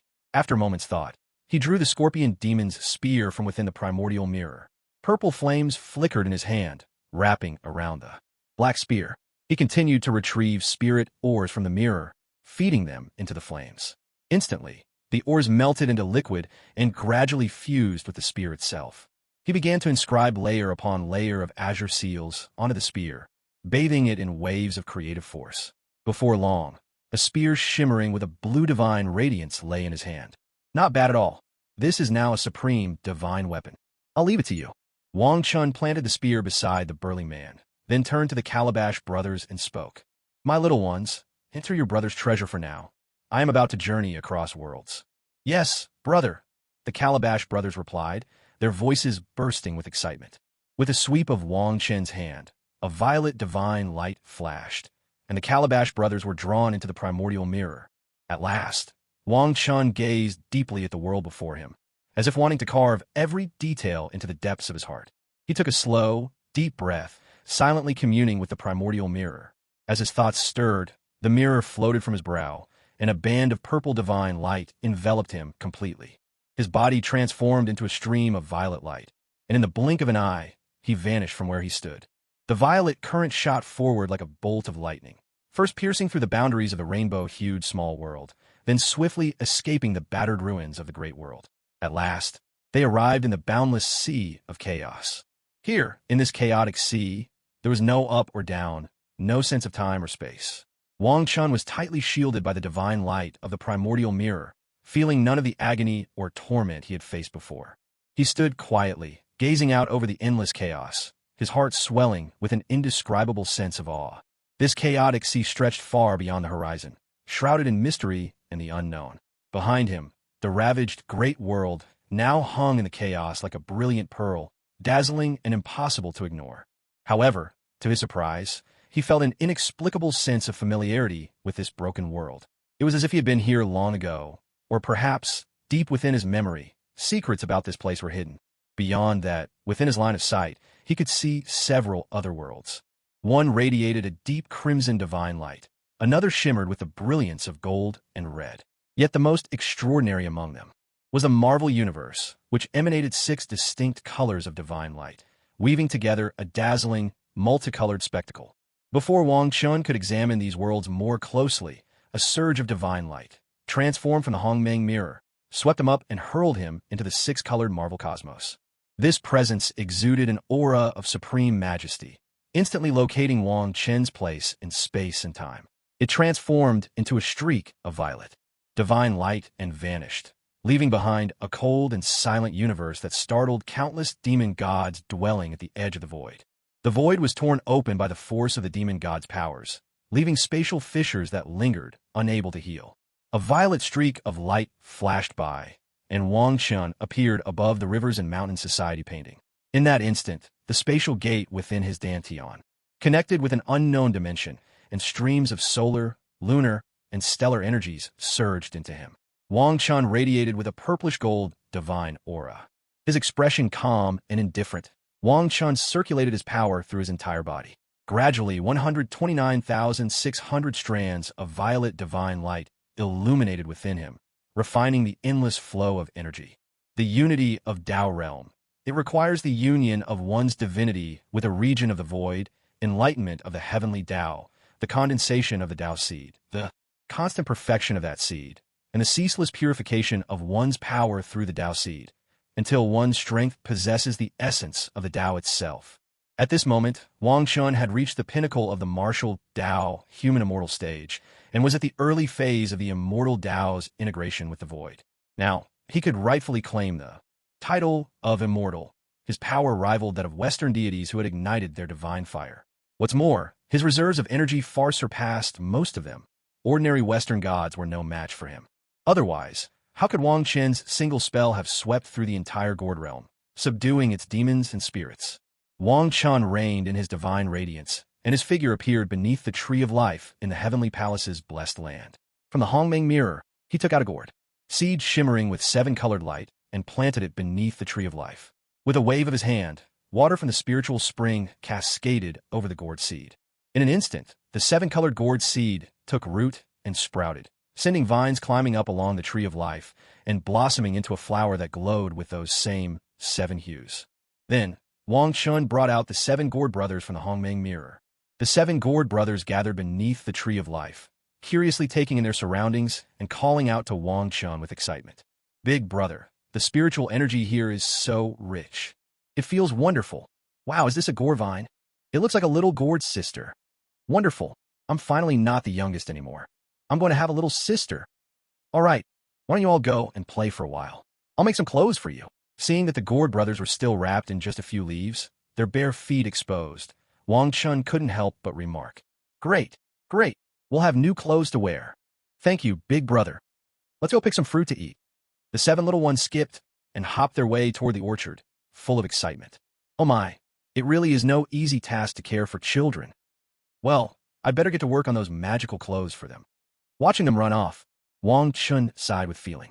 Then, he stepped into the palace, took out the treasures from the gourd realm stored inside the primordial mirror, and began to look over the materials at hand. Isn't this the 100 treasures pouch? There are so many magical artifacts here. Incredible. Looks like I won't even need to make the clothes myself, after all. First, Wang Chun pulled out a golden pouch.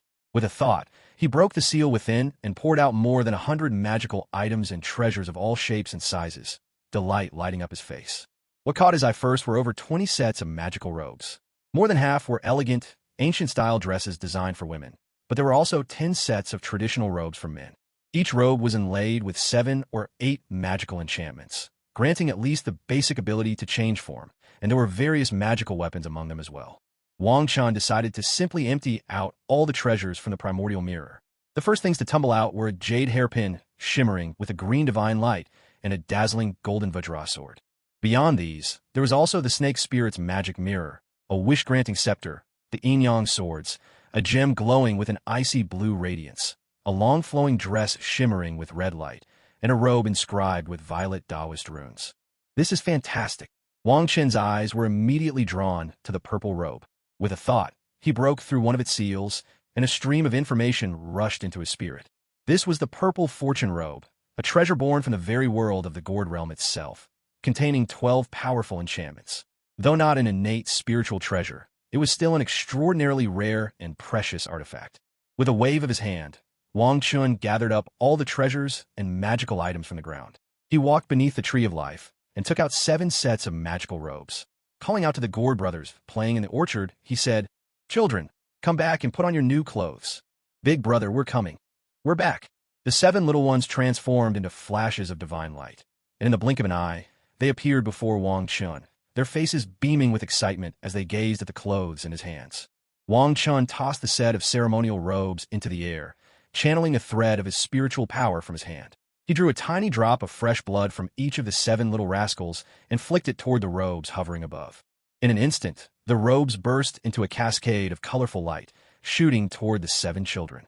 Excitement sparkled in the eyes of the gourd brothers as the robes materialized on their bodies. First long tunics and trousers, then archaic boots fitting their tiny feet.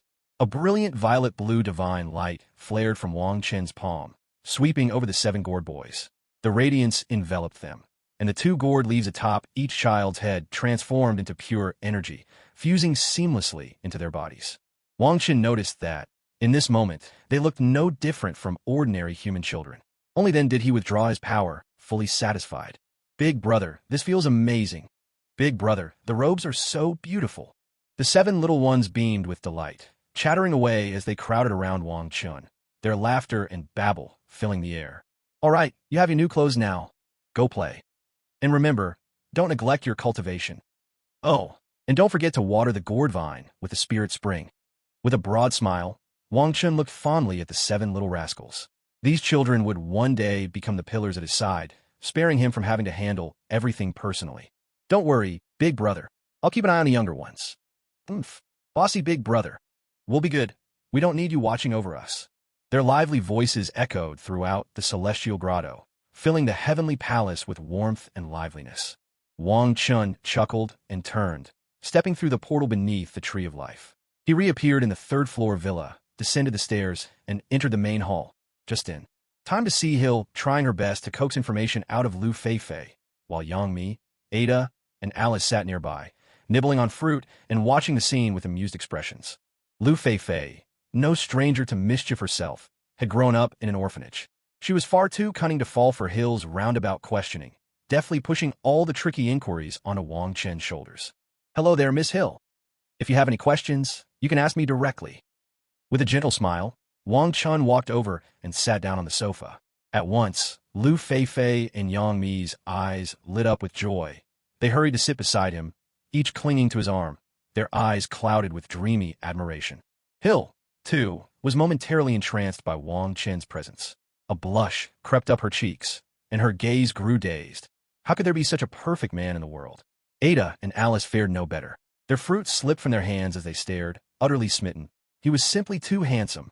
Noticing everyone's reaction, Wang Chun quickly reined in the fluctuations of the Tao seed within his soul, and the mysterious aura surrounding him faded away completely.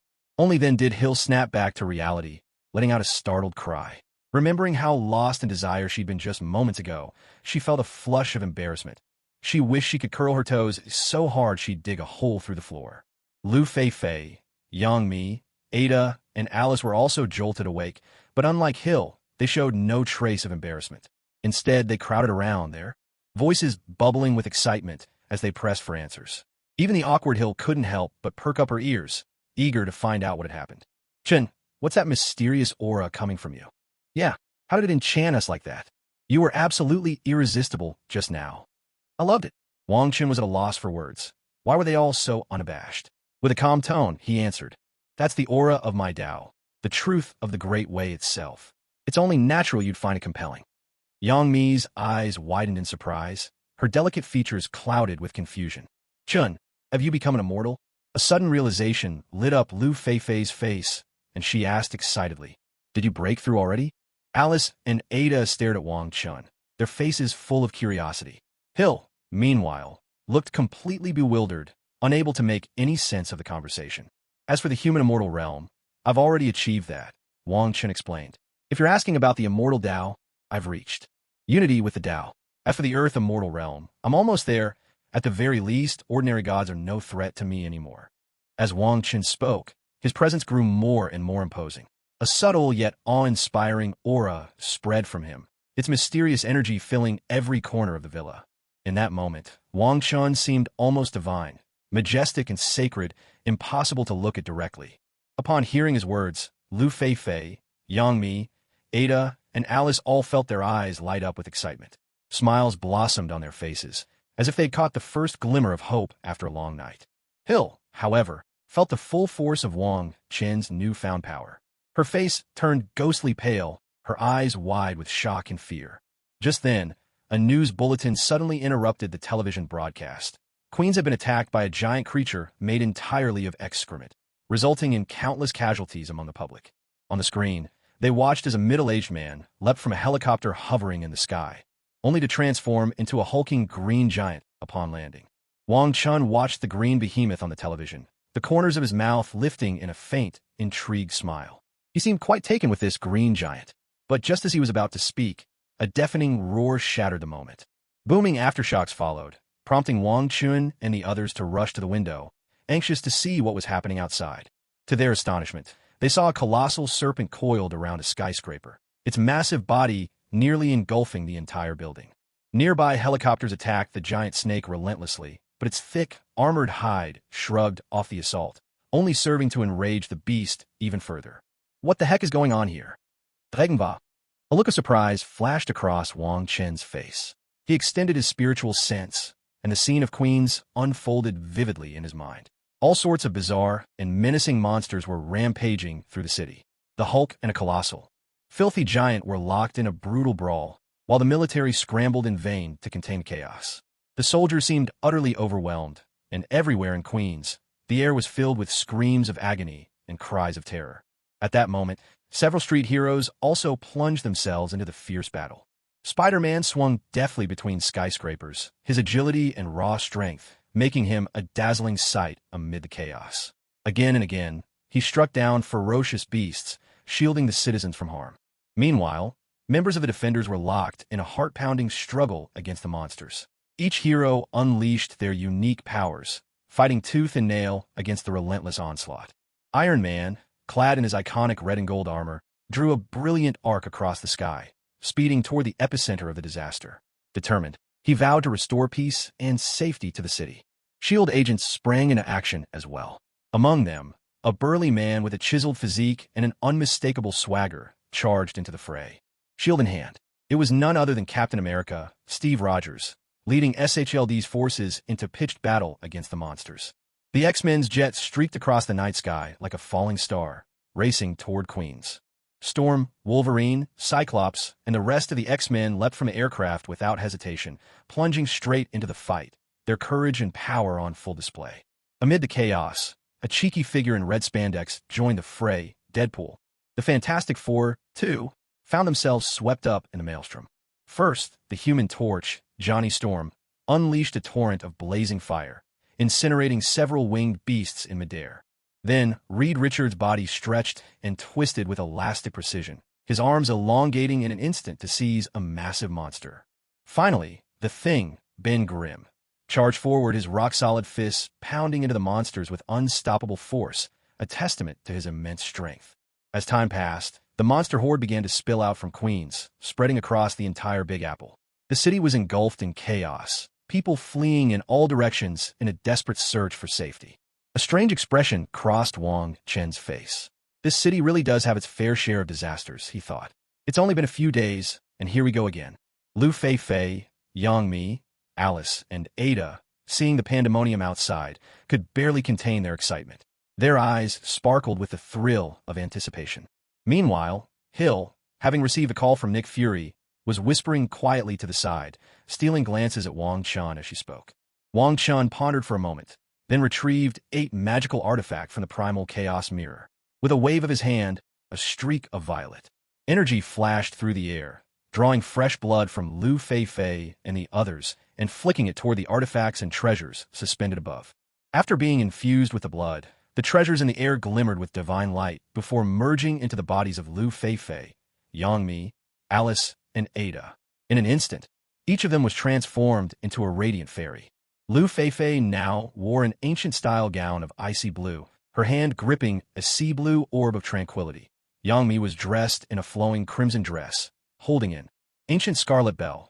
Alice donned a long robe of jade green, with an emerald hairpin in her hand, and Ada appeared in golden robes, brandishing a mighty Vajra sword.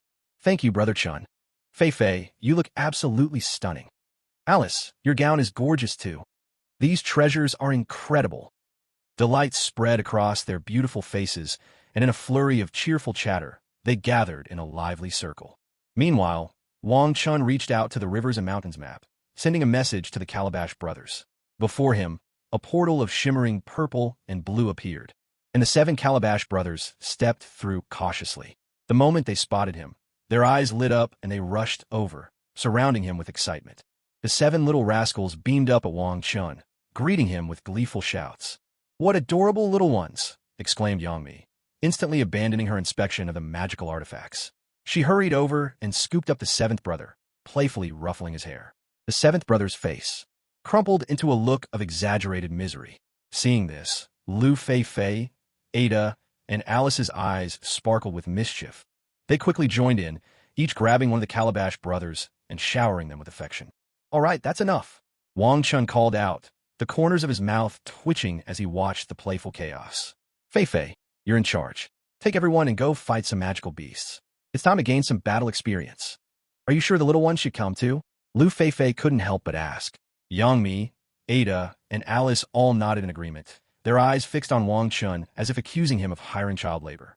"Oomph, I'm stronger than you think." The second brother wriggled free from Lu Fei's embrace, protesting indignantly. "That's right, we're all really strong," chimed in the third, fourth, and seventh brothers, seizing the chance to escape from the girls' playful clutches. "Don't worry about them.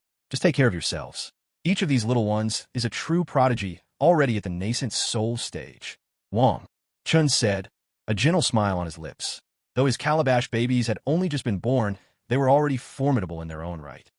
The 7 Calabash brothers quickly hid behind Wong Chun, making all sorts of mischievous faces at Lu Fei and her friends, as if mocking their innocence.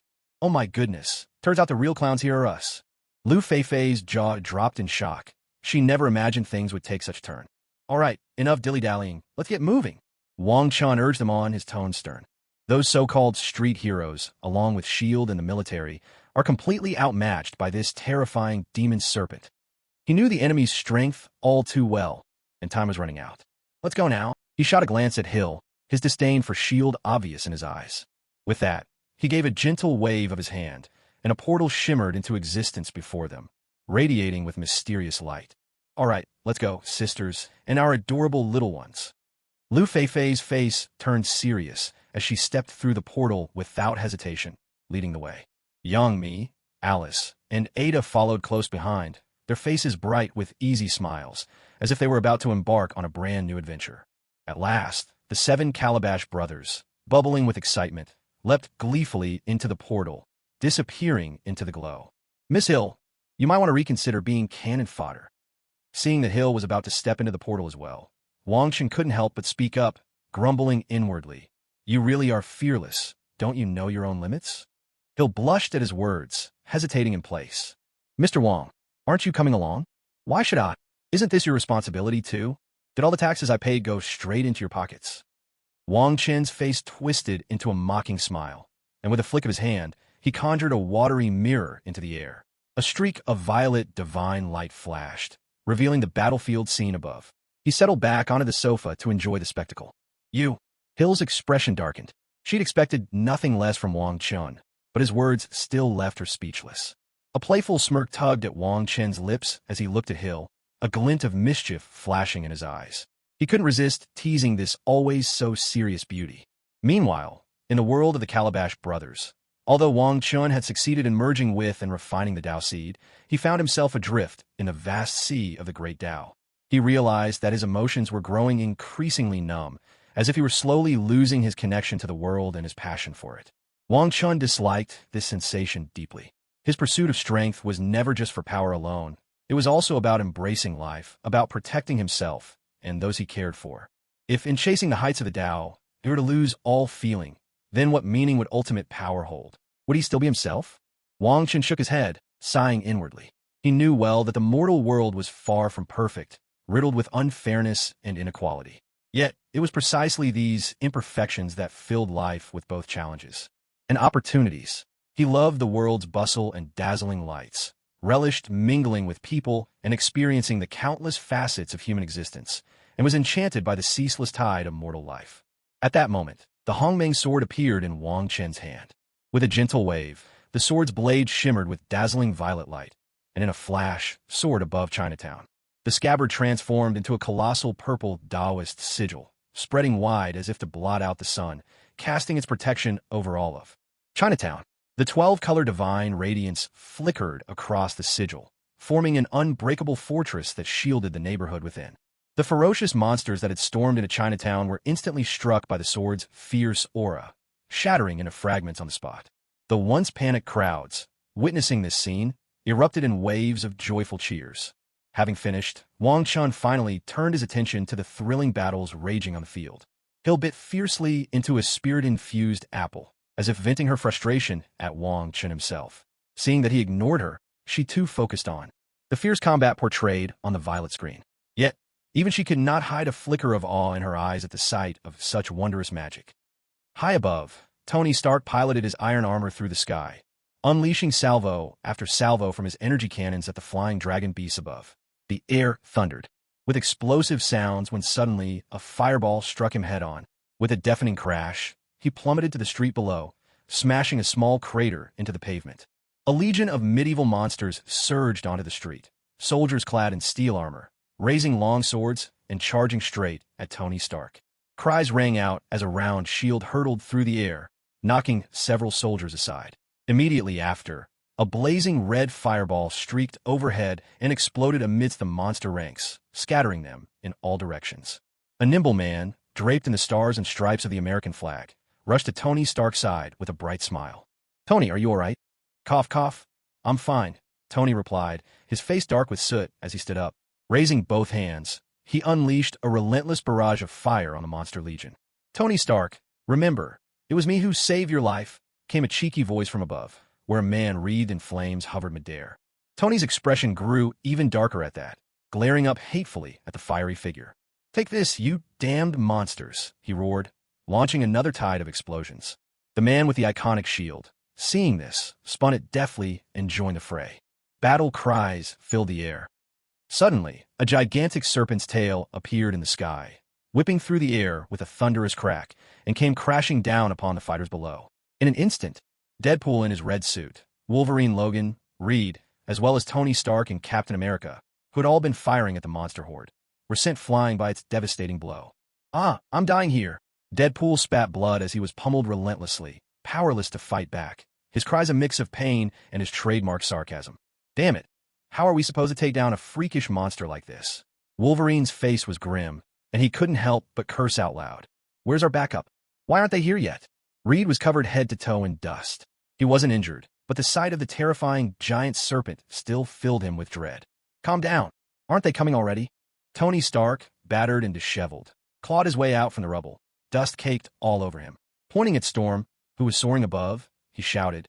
In the sky, the winds howled as storm clouds gathered, thunder and lightning flashing relentlessly. Bolts of lightning struck the enormous serpent over and over. The creature roared in agony, not truly harmed by the lightning, but clearly in pain. Gathering its strength, it coiled and launched itself at Storm like a cannonball, its monstrous jaws gaping wide, ready to swallow her whole. At that critical moment, Cyclops, standing atop a nearby building, unleashed twin beams of ruby-red energy from his eyes. The lasers struck the serpent's body, shattering a few scales the size of serving trays, but otherwise failing to pierce its defenses. Seeing this, Storm, Ororo, turned pale. She stopped hurling lightning, and instead called on her mutant powers to whip up a cyclone around herself. She shot upward, narrowly dodging the serpent's snapping jaws, and managed to escape with her life. The black serpent crashed to the ground, smashing a massive crater into the earth. Furious, it reared up and unleashed a chilling roar at Storm as she hovered above. Storm, relieved, patted her chest to calm her pounding heart. Just then, a colossal fireball rocketed toward her with a deafening boom, catching her off guard. She screamed in pain as she was blasted from the sky, plummeting toward the ground. Ororo, Cyclops, watching from the rooftop, shouted in alarm. "Damn it all, son of a..." Wolverine, Deadpool, Tony, Reed, and Cap all cursed in outrage as they witnessed the scene unfold. In the midst of her own battle with a magical beast, Jessica Jones saw Storm falling and rushed into the air, catching her just in time and flying her away from the battlefield. The group finally let out a sigh of relief, but their relief was short-lived. Across the way, a fully armored medieval army stood watching them coldly, flanked by two magical beasts each, as tall as a 3-story building. One of the beasts had a cannon mounted on its back. The fireball that struck Storm was clearly its handiwork. The heroes' faces darkened even further. With a thunderous crash, Johnny Storm, the Human Torch, landed in front of the group, while Susan, clad in her specialized suit, appeared beside him. The Thing, having just defeated a lesser beast, lumbered over to join them. A hero in a red spider suit dropped from the sky. Little Spidey had arrived. Cyclops, Scott, made his way down from the building and swiftly joined the others. Daredevil, Iron Fist, and the rest quickly formed up as well.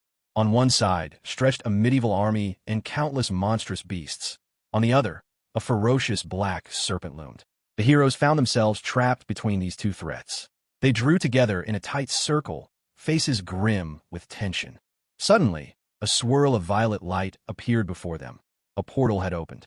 "Whoa, we're safe." Tony Stark immediately relaxed at the sight, cracking a joke as he spoke. The kid from China finally made it. Wolverine, Logan, sounded genuinely excited. But their relief was short-lived. From the purple portal first stepped out 4 beautiful women, followed by a group of children in traditional Chinese robes. "Are you kidding me?" Tony Stark stared in disbelief, and the smiles froze on everyone else's faces. "Big sis, that's such a huge snake. I hate snakes the most. I'm going to smash it. Move aside, brother. I'll melt it into goo."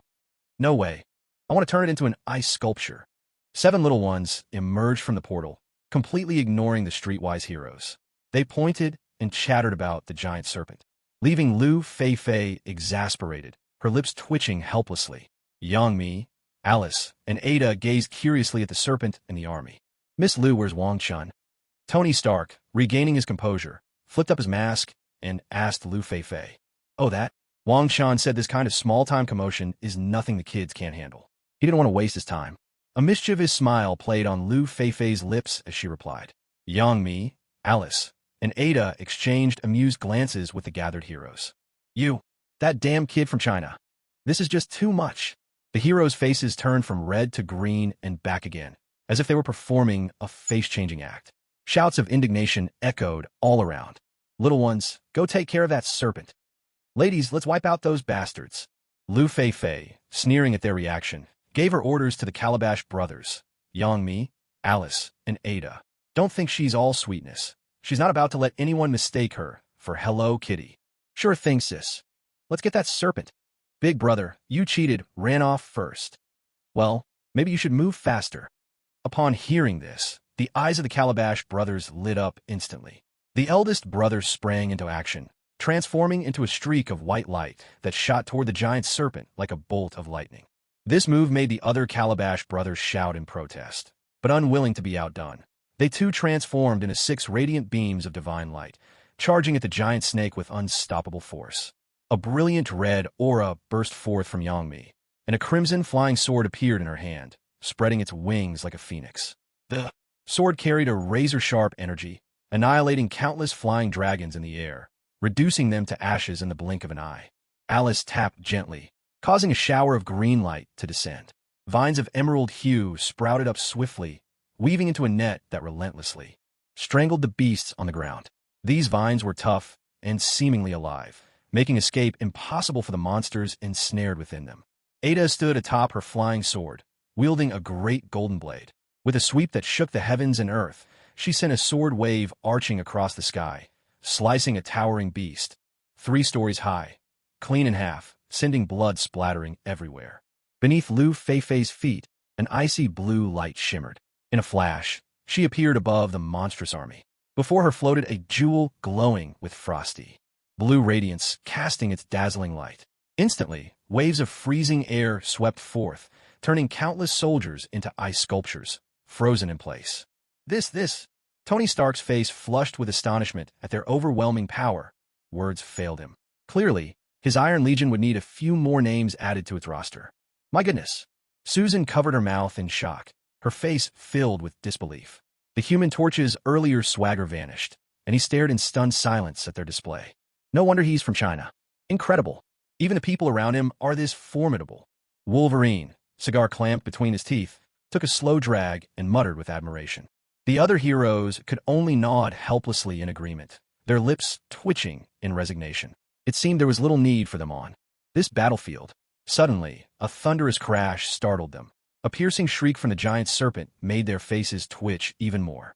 What on earth was that? A child over 30 meters tall?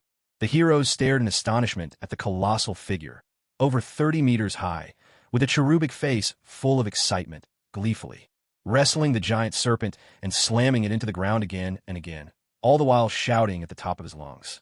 The other Calabash brothers wouldn't stand for it. They stomped their feet and shouted loudly. "Big brother, move aside. Let me have a turn." "Yeah, you're hogging all the fun, big brother." Hearing this, the eldest brother grinned with satisfaction and finally let go, tossing the black giant serpent aside with a thunderous crash.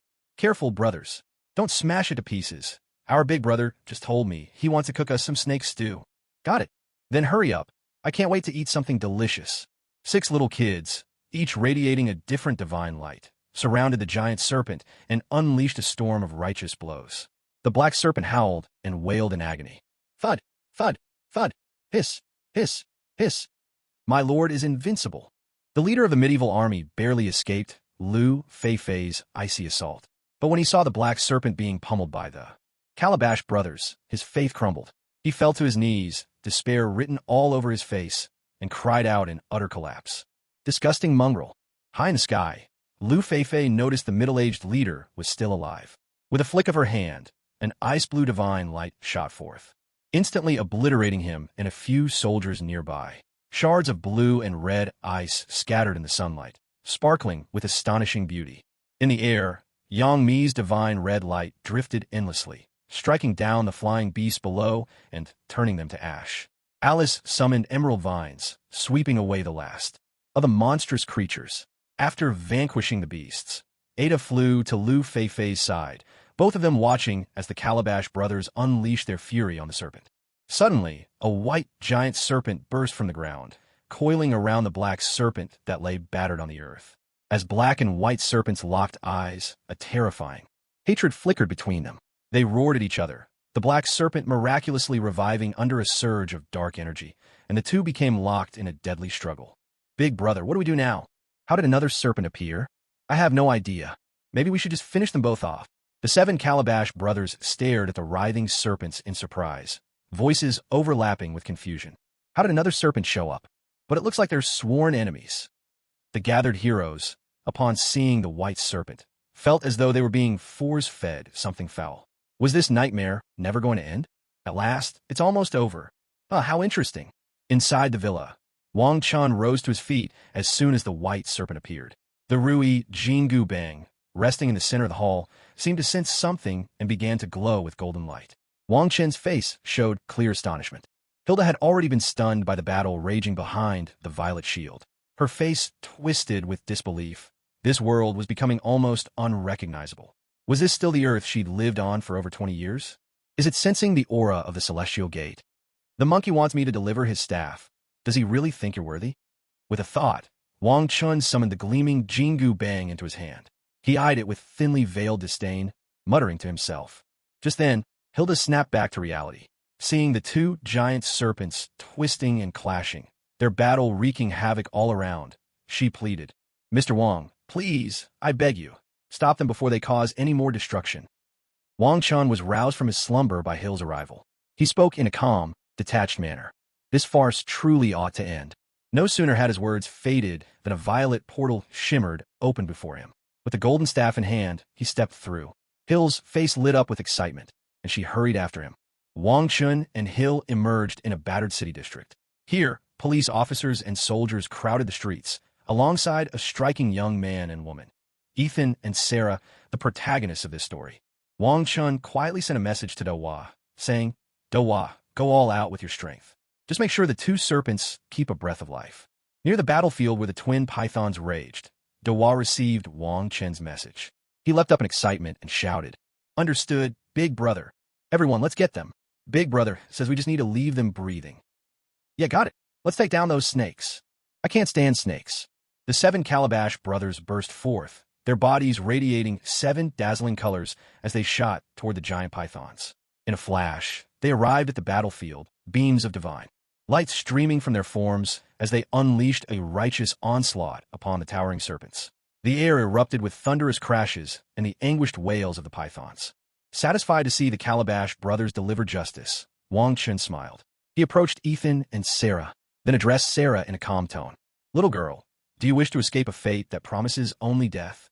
All around, the police and soldiers clearly recognized Wang Chun. Each watched him with a mix of awe and fear. Ethan instinctively stepped in front of Sarah, his voice wary as he questioned, Who are you? What do you want from us? Wang Chun cast a cool glance at Ethan, offering no reply. Instead, he looked upon Sarah with a hint of amusement in his eyes. Seeing Wang Chun ignore him, Ethan's face flickered with anger. He was about to speak, but Sarah quickly pulled him back. She shook her head at him. She could sense the dangerous aura emanating from Wang Chun. a presence even more terrifying than the monstrous pythons. She spoke cautiously. "Sir, can you help me?" "It's a trifling matter," Wang Chen replied. He was mainly curious to see what a Dragon Ball looked like in this world. The power of the dragon within Iron Fist had seemed so insubstantial that he'd thought dragon energy here was worthless. Yet, when the dragon bones transformed into a dragon vein during the evolution of the Heavenly Palace, Wang Chen realized his vision had been too narrow. "Please, sir, lend me your aid." Sarah, undeterred by Ethan's attempts to hold her back, spoke decisively. She clung to this slender hope. For who among the living truly wished to die? "Very good. You've got far better sense than this lad here." With a wave of Wang Chen's hand, Ethan was swept aside, tumbling backward, yet landing safely. Sarah watched him anxiously. "Brace yourself. I'm about to draw the Dragon Ball out from within you." Wang Chun unleashed another beam of divine light in 12 colors towards Sarah. The radiant cascade instantly enveloped her, and pain twisted her features as she clenched her teeth, struggling to endure. "I found you." A glimmer of excitement flashed in Wang Chen's eyes. At last, deep within Sarah's soul, he had discovered a mysterious azure bead. So this was the Dragon Pearl. No wonder Sarah had managed to carry it with her, even through reincarnation. This Dragon Pearl seemed to be intricately bound to her very soul. Yet, what puzzled Wang Chun was how they had managed to achieve reincarnation at all. The question furrowed his brow, filling his heart with unease and bewilderment. Surprise flickered across Wang Chen's face as he realized things were far from simple. After all, the Marvel Universe held no concept of reincarnation. So, who was pulling the strings behind the scenes? Was some immense power orchestrating everything from the shadows? At this thought, a cold, dismissive smile curled Wang Chen's lips. He cared little for whoever was setting the stage. Anyone daring to block his path would pay the price. Gripping the holy light of chaos in his hand, the brilliance grew ever more dazzling and intense.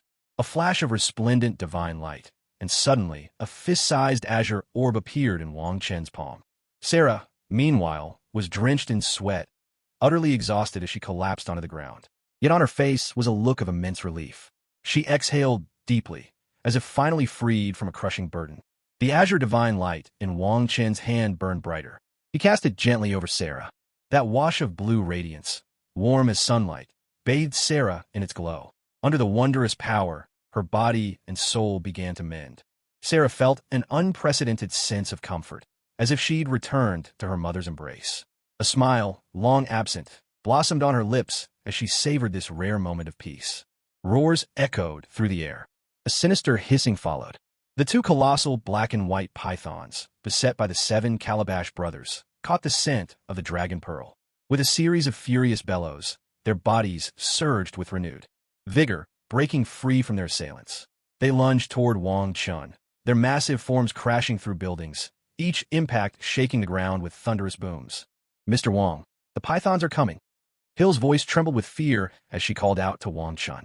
Wang Chen's mind probed the Dragon Pearl. He was astonished to find it composed entirely of pure dragon essence, its concentration several times greater than that found in Iron Fist's body.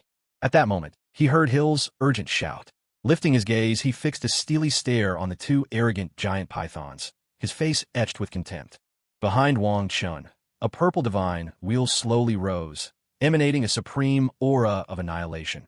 An overwhelming force powerful enough to end all things, to bring the cycle of reincarnation itself to a close. Suddenly, a radiant beam of 12-color divine light appeared in his hand. With a gentle wave, he directed it toward the 2 gigantic serpents. In an instant, a pillar of 12-colored light, stretching from earth to sky, hung suspended above the city of Big Apple, dazzling with endless brilliance. A chorus of terrified hisses and roars erupted. The black and white serpents wailed in panic as they were mercilessly swept away by the divine light. At the same time, the 12-colored light rained down from the sky, instantly reducing the rampaging beasts within the city to ashes. Countless vengeful spirits and dark creatures were obliterated, scattered to the winds in a flash of destructive radiance. In that moment, the city of Big Apple became astonishingly clean, utterly devoid of monsters or spirits. The giant serpents are gone. It's finally over. Thank God. You shouldn't thank God. You should thank that man. A wave of thunderous cheers and jubilant shouts swept through the camp. It's over. Wolverine, Logan, gazed up at the shimmering 12-colored light above, his voice brimming with awe. Yes, it's finally over. Tony Stark removed his mask, his eyes burning with fervor as he stared at the brilliant light in the sky. Spider-Man was the first to shoot a web toward a tall building. Even as he spoke, he had already vanished from sight. The other heroes broke into smiles as well. Yes, it was finally over. You scoundrel! How dare you steal the Dragon Pearl? A furious roar rang out. An elderly white man, face twisted with rage, sprinted toward Wang Chun. What was truly astonishing was that, despite his apparent age, this old man moved with extraordinary agility, nothing like an ordinary elder. As he ran, his hair rapidly turned black and grew longer. The modern clothes he wore morphed into a flowing black robe embroidered with countless mysterious runes, and a black staff materialized in his hand. Off to the side, Ethan stared at Jack in utter disbelief. It turned out those two colossal serpents had been his pets all along. At that moment, Sarah was jolted awake as well. She, too, looked at old Jack in shock and amazement. Around them, the police and military quickly snapped out of their celebration and scrambled away from Wang Chen's position, their practiced haste almost comical. How interesting. Truly fascinating. Wang Chen's lips curled into a mocking smile. So eager to show yourself, he scoffed, a hint of contempt in his gaze. Yet another fool chasing immortality. As Wang Chen spoke, he gently lifted the dragon pearl in his hand, its azure glow illuminating his face. With his other hand, he gripped the golden staff tightly, and behind him, a supreme divine wheel hovered, radiating an overwhelming aura. At this moment, Wang Chun stood with an air of absolute authority, as if he were the master of heaven and earth itself, watching coldly as Jack charged at him in a frenzy. I want you dead. Jack roared at Wang Chun, his face twisted with hatred. His life was nearing its end, and after waiting 5 centuries, he had finally seen the gate of celestial dimensions open. With 1 to 2 giant pythons on the verge of transforming into a dragon, he could have ascended to the immortal realm and achieved eternal life. Now, with his hopes dashed by Wang Chun, his fury knew no bounds. With a sudden swing of his staff, Jack unleashed a jet-black beam of light, as dark as ink, which streaked toward Wang Chun with lightning speed.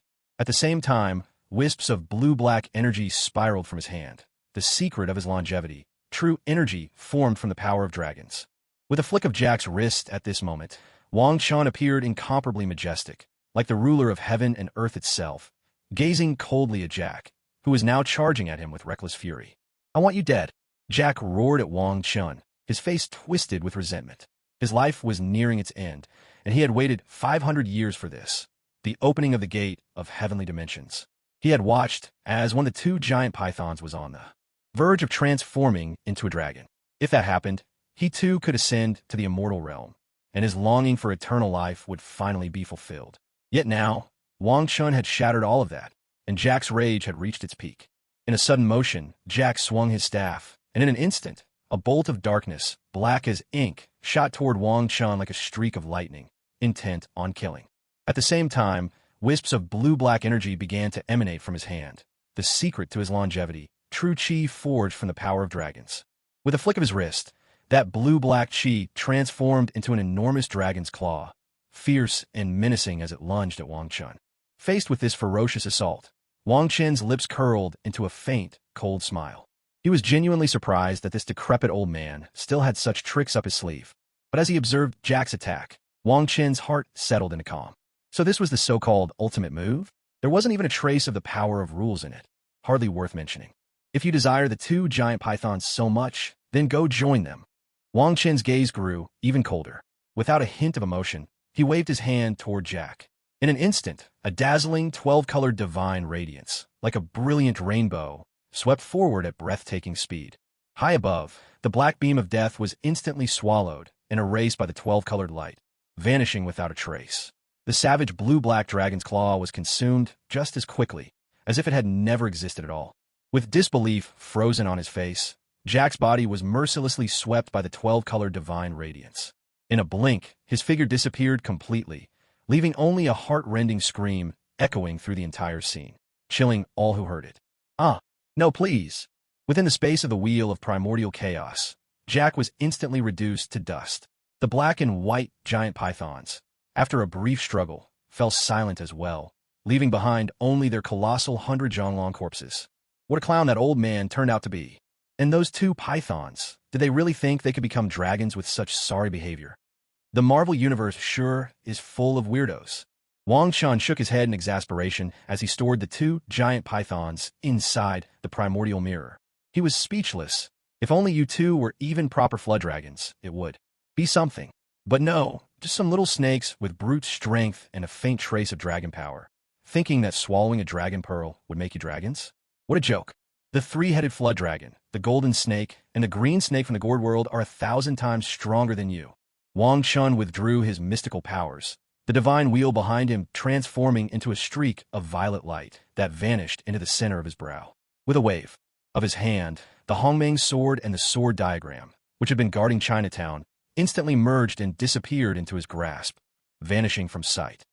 A dozen or so dazzling beams of divine light descended from the sky, materializing into the 7 Calabash brothers along with Lu Feifei, Yang Mi, Alice, Ada, and others. They landed before Wang Chun, greeting him with excitement. Clearly, they'd been having a great time. Tony Stark, Steve Rogers the captain, the Fantastic Four, and other heroes also arrived at the makeshift camp. Their expressions were complicated as they looked upon Wang Chun. A smile appeared on Wang Chen's face. He glanced down at the golden staff in his hand, which was still radiating golden light, and addressed them warmly. You all did well. Feifei, take everyone back first. I have a few things left to handle. And you 7 little ones, listen to your sisters, all right? The 7 Calabash brothers behaved with remarkable obedience, their earlier ferocity nowhere to be seen. Brother, we'll be good, they chorused. Lu Feifei grinned. Chun, I'll keep an eye on them. Absolutely. These adorable little ones. We'll take good care of them. Yang Mi said, excitement sparkling in her eyes as if she'd just discovered a new treasure. Alice and Ada nodded in agreement. All right, you all head back for now. With a wave of his hand, Wang Zichen conjured a violet portal before them. Lu Feifei led the group through, and they disappeared into the swirling light. Wang Chun nodded to the assembled heroes, then lifted his gaze to the sky, where a gateway of light was taking shape. In his hand, the golden staff shone ever brighter. So this is the gate of Heaven's Edge. Wang Chen's divine sense probed the portal above, and he muttered wryly to himself. If old Jack were to discover that the so-called Immortal realm was nothing but a tiny pocket world in the void, utterly incapable of turning mortals into immortals, would he rise from the dead in outrage? Hey, kid from China, what's happening now? What's that thing up in the sky? Tony Stark's face was as dark as thunder as he stared at the glowing portal, silently cursing the unending troubles. He hurried over to Wang Chun, anxiety clear in his voice. It's nothing, just a world portal, Wang Chun replied calmly, stowing the dragon pearl into a spatial ring before speaking, his tone unhurried. As he spoke, the portal above grew more defined. You're not saying there's another monster invasion, are you? Steve Rogers, ever the vigilant captain, looked tense, his voice edged with dread. The other heroes wore similar expressions, their faces grim. Weariness and resignation filled their eyes. They couldn't bear the thought of another wave of monsters. The last battle had left them battered and drained. They truly couldn't hold out much longer. I'll leave you to clean up this mess. Wang Chun spoke calmly, as if utterly unfazed by the situation before him. Then, he turned and transformed into a streak of violet divine light, swiftly soaring into the sky. As he approached the portal of light, a powerful force pulled him in, and in the blink of an eye, Wang Chun vanished within its brilliance. The portal shimmered briefly, and then disappeared as well. The heroes left behind stared up at the sky in utter shock, their hearts filled with confusion and unease. In a quiet mountain village, the sun shone brightly and a gentle breeze rustled through the air. The villagers led peaceful, contented lives. But suddenly, that tranquility was shattered. A band of cavalry, clad in ancient Chinese armor and brandishing gleaming blades, burst into the village like demons. They set about burning, killing, and looting without restraint, turning the once serene village into a living hell in an instant. Houses were set ablaze, roaring flames devoured everything in their path, and thick smoke billowed into the sky. The soldiers erupted in chilling, menacing laughter, while the villagers' cries of pain and desperate pleas for help echoed throughout the chaos. Most heartbreaking of all were the terrified screams and mournful sobs of innocent women. Just then, a mysterious portal suddenly appeared in the sky, bursting with radiant light, as though it led to another world. From within the portal stepped a man dressed in flowing violet robes, his hair bound by a lotus crown. He was tall and striking, his sharp brows and star-bright eyes exuding an air of authority and dominance. In his hand he held a massive golden staff, which gleamed with dazzling light. How filthy this is, Wong Chun frowned as he witnessed the carnage in the village, a wave of intense disgust rising in his heart. Channeling his formidable psychic power, he unleashed it like a raging storm upon the marauding soldiers. A series of dull, heavy thuds followed. The wicked soldiers were seized by Wang Chen's piercing psychic force, their skulls crushed. Like bursting balloons, blood sprayed everywhere, filling the village with the stench of carnage, creating a gruesome tableau. Screams of terror filled the air. The villagers, already petrified, were struck with even greater horror at the ghastly scene. Some shrieked uncontrollably, while others fainted on the spot. Is this the heavenly realm? What a joke! Hovering in the air, Wang Chun sent his divine sense sweeping outwards, scanning the land for thousands of miles. He frowned again. He had expected the world of this so-called king of kung fu to at least offer some surprises, but the spiritual energy here was even scarcer than in the gourd realm, all of it concentrated far to the west. Perhaps there's still something to be gained here after all. Wang Chen's eyes lit up as he discovered something that piqued his interest. With a wave of his hand toward the mountain village below, he transformed into a streak of purple divine light, soaring eastward over the village and vanishing in an instant. Suddenly, a magnificent cyan radiance descended from the sky above the mountain village, bathing the battered villagers in its glow. Their bodies healed rapidly, yet not a trace of joy showed on their faces. Instead, they clung to the bodies of their departed loved ones, weeping bitterly. Wang Chen landed in an empty alleyway in a small town. Glancing at a nearby tavern, a smile played across his face. How could he visit this world and not bring back some local specialties? With his golden staff in hand, he strode into the lively tavern. "Sir, would you like a meal or a room for the night?" A young waiter of about 17 or 18 caught sight of Wang Chun, his eyes lighting up. Here was a generous customer indeed. He hurried over, bowing respectfully as he asked, "The dancing is quite impressive. Find me a good seat and have a table set with your best food and wine. This is for you." Wang Chun watched the ladies on stage performing their classical dance with grace. He drew a silver coin from his spatial ring and tossed it lightly to the waiter. "Right away, sir. Please, upstairs." The waiter's smile grew even brighter as he pocketed the coin. He led Wang Chun to an elegant seat on the second floor, beaming all the while. "Please enjoy some tea first, sir. Your food and wine will be here soon." Wang Chun's attention was drawn to the dancers on stage. Such beauty and artistry were a rare sight. He chuckled to himself. Perhaps he was getting a bit indulgent, but he thoroughly enjoyed the view. It wasn't long before a table laden with fine dishes and wine was set before him. He ate and drank contentedly, all the while reveling in the dancers' enchanting performance. But the pleasant scene didn't last. 3 armored soldiers strode over to Wang Chun, their eyes fixed greedily on the golden staff beside him. With menacing expressions, they confronted him. "Hey kid, where'd you get that staff?" Annoyed at being interrupted, Wang Chen's smile faded. He turned to the soldiers, his tone mocking. "This staff? Why, it was a gift from a monkey. What, you want it? Hurry up and hand over the staff." The squad leader's eyes flashed with excitement. This was his chance to make a name for himself. He barked the order impatiently. "And just who do you think you are, daring to covet my things? Even that old relic, the god of war of Jade Borders, couldn't make me hand it over." Wang Chen's voice was cold as ice. "Damn you, scoundrel!" The 3 soldiers erupted in fury, drawing their gleaming swords and charging at Wang Chun. Chaos broke out in the tavern as guests scattered, desperate to escape trouble. Yet amidst the commotion, a striking woman clad in a black cloak sat quietly, cradling a pipa. Her gaze remained fixed on Wang Chun, eyes burning with fervor as she caught sight of the golden staff. Wang Chun stared coldly at the 3 soldiers before him, a glint of disdain flickering in his eyes. With a single thought, a surge of overwhelming telekinetic force erupted from him. The 3 soldiers were hurled out of the tavern like leaves swept up by a raging storm. Their bodies twisted in midair before finally bursting into clouds of crimson mist, scattering through the air. "What a disappointment," Wang Chen muttered as he rose, casually hefting his golden staff. With an unruffled expression, he walked out of the tavern. By now, a crowd of fully armed soldiers had gathered outside. Gripping an array of weapons, they circled the tavern with tense faces, watching him like a pack of hungry wolves sizing up their prey. At the furious command of their leader, dozens of soldiers surged toward Wang Chun like a tidal wave, a murderous intent thickening the air. What a reckless bunch! Wang Chun sighed softly, utterly unfazed by the oncoming onslaught. "You really do have guts." In that instant, a crushing pressure erupted from him, a supreme, annihilating will, as if the end of all things had descended. Like a mountain falling from the heavens, this force pressed down on every soldier, pinning them helplessly to the ground. A series of muffled explosions rumbled through the air as the soldiers' bodies, unable to withstand the supreme pressure, burst apart one after another, sending blood and flesh flying. The street was instantly filled with the stench of blood. The once orderly ranks of soldiers vanished in a heartbeat, leaving behind a scene of carnage so gruesome it was hard to look upon. Unperturbed, Wong Chun strode out of town, making his way into a bamboo grove. With a flick of his wrist, a set of traditional Chinese table and chairs appeared. He sat down, unhurriedly preparing tea, then called out toward a spot in the bamboo forest. "You've been following me all this way. Why not come out?"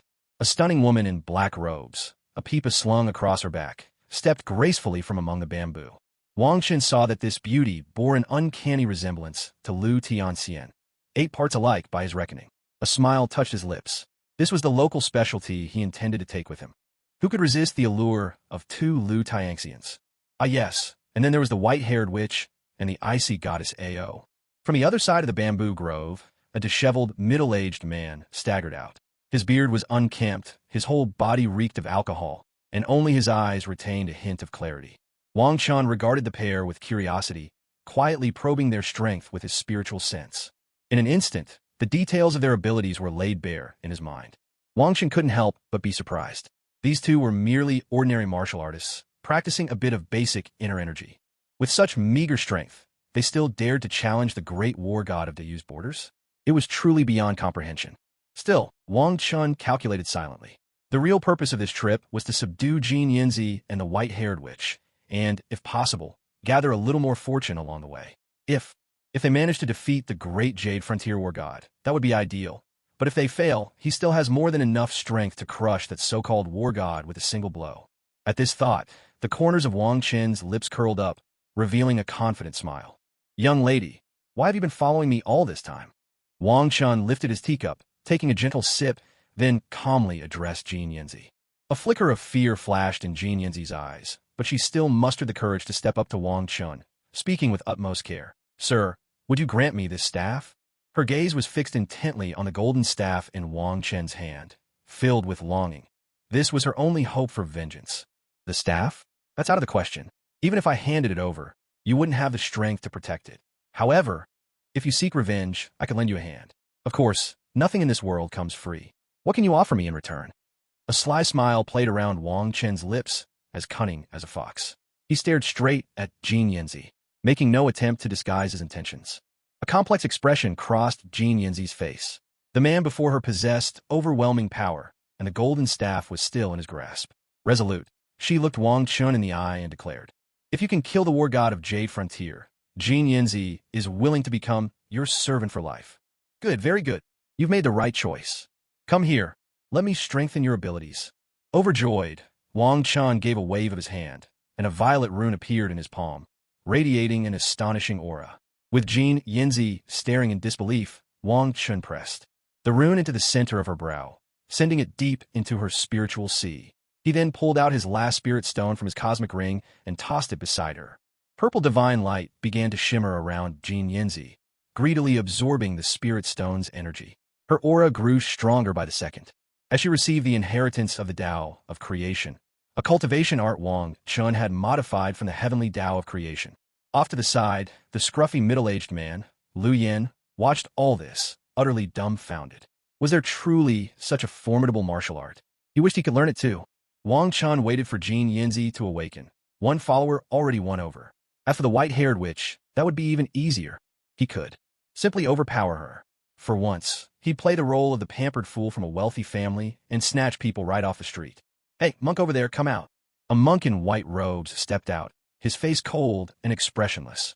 His pace quickened, heading straight for the golden staff. Wang Chun sneered, and with a flick of his right hand, a surge of violet magic crashed into the white-robed monk, sending him flying. Blood spurted from the monk's mouth as he slammed to the ground with a heavy thud. "Even if the Monkey King himself were here, I'd pay him no heed. And you? You're just a stray monkey hair." Wang Chun scoffed and said, "Forget it. Let's just sweep through them head-on." He had originally planned to pick up some scraps behind the others, but it seemed he simply didn't have the patience of an old schemer. Jin Yinzi sat cross-legged on the ground, her eyes tightly shut, radiating a powerful aura. The spirit stones scattered on the ground were swiftly absorbed into her body, and in the blink of an eye, They all crumbled into fine dust. As the last spirit stone disintegrated, Jean Yinzi slowly opened her eyes, a flicker of delight flashing within them. She could feel her body surging with immense strength, and her magical power had multiplied several times over. A smile broke across her face. "Thank you, Master, for imparting your teachings." With that, Jean Yinzi stood up and bowed deeply to Wang Chun, her gesture full of gratitude and respect. Wang Chun looked at Jean Yinzi and nodded approvingly. "Very good." Then, he took 2 items from the Hong Mang mirror, a long purple robe and a purple longsword, and handed them to Jean Yinzi with a calm voice. "These are 2 magical artifacts. Recognize them as yours with a drop of your blood." Jean Yinzi accepted the precious artifacts, her heart brimming with gratitude. She knew that with these 2 magical treasures, her power would become even greater, and her hopes for revenge would soar. Without hesitation, she let a drop of her blood fall onto each artifact. In an instant, both items burst into dazzling purple light, and resonated with her very being. She then donned the flowing purple dress, her appearance now even more enchanting and graceful. "All right, let's go." Wang Chun stood up, waved his arm, and with a swift motion, stored the table and chairs into his spatial ring. Then he turned to Jean Yinzi and said, "Let's go pay the god of war of Yujing a visit." A spark of excitement flashed in Jean Yinzi's eyes. She immediately composed herself, stepping into her role. She respectfully moved behind Wang Chun, standing tall and straight, exuding loyalty and obedience. At that moment, Lu Yin suddenly spoke up. "Wait," he called out, looking a bit embarrassed as he pleaded. "Sir, could you take me with you?" Right after, the white-robed monk wiped the blood from the corner of his mouth, thickened his skin, and walked up to Wang Chun as well. "And me, humble monk as well." Seeing these 2 utterly shameless, Wang Chun couldn't help but twitch at the corner of his mouth. For the sake of Brother Long and Brother Jia, he decided to bring these 2 along. He summoned the Hong Mang sword from his core, its blade shimmering with a mysterious light. At his command, the sword transformed into a massive blade of energy, instantly enveloping everyone within. Wang Chun joined the group, his gaze focused and his mind controlling the Hong Mang sword. In a flash, the sword turned into a streak of purple light, slicing through the sky like lightning, carrying everyone westward at breakneck speed. "Slow down. I get airsick on flying swords. I'm afraid of heights." From above came the anguished cries of Lu Yin and the man in white robes. These 2 clowns.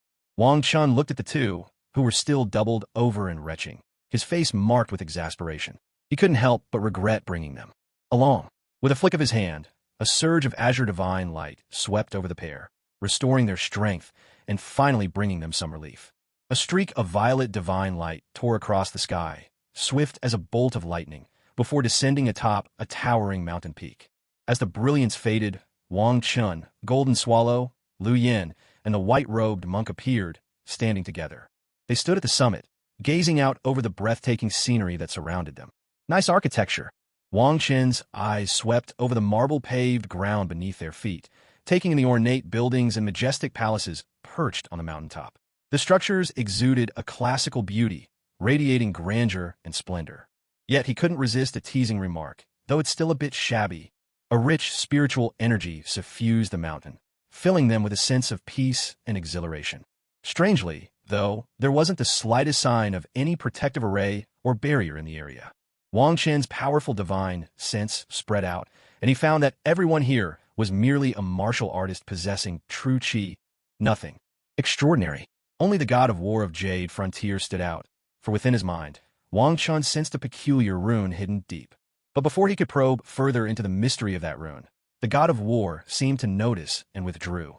"Master, the god of war of Jade Frontier is in the palace above." Golden Swallow's face lit up with excitement as she respectfully addressed Wang Chun. She seemed filled with anticipation at the prospect of meeting the legendary figure. "That old fox really knows how to live." Lu Yin ran a hand through his hair, sighing with envy.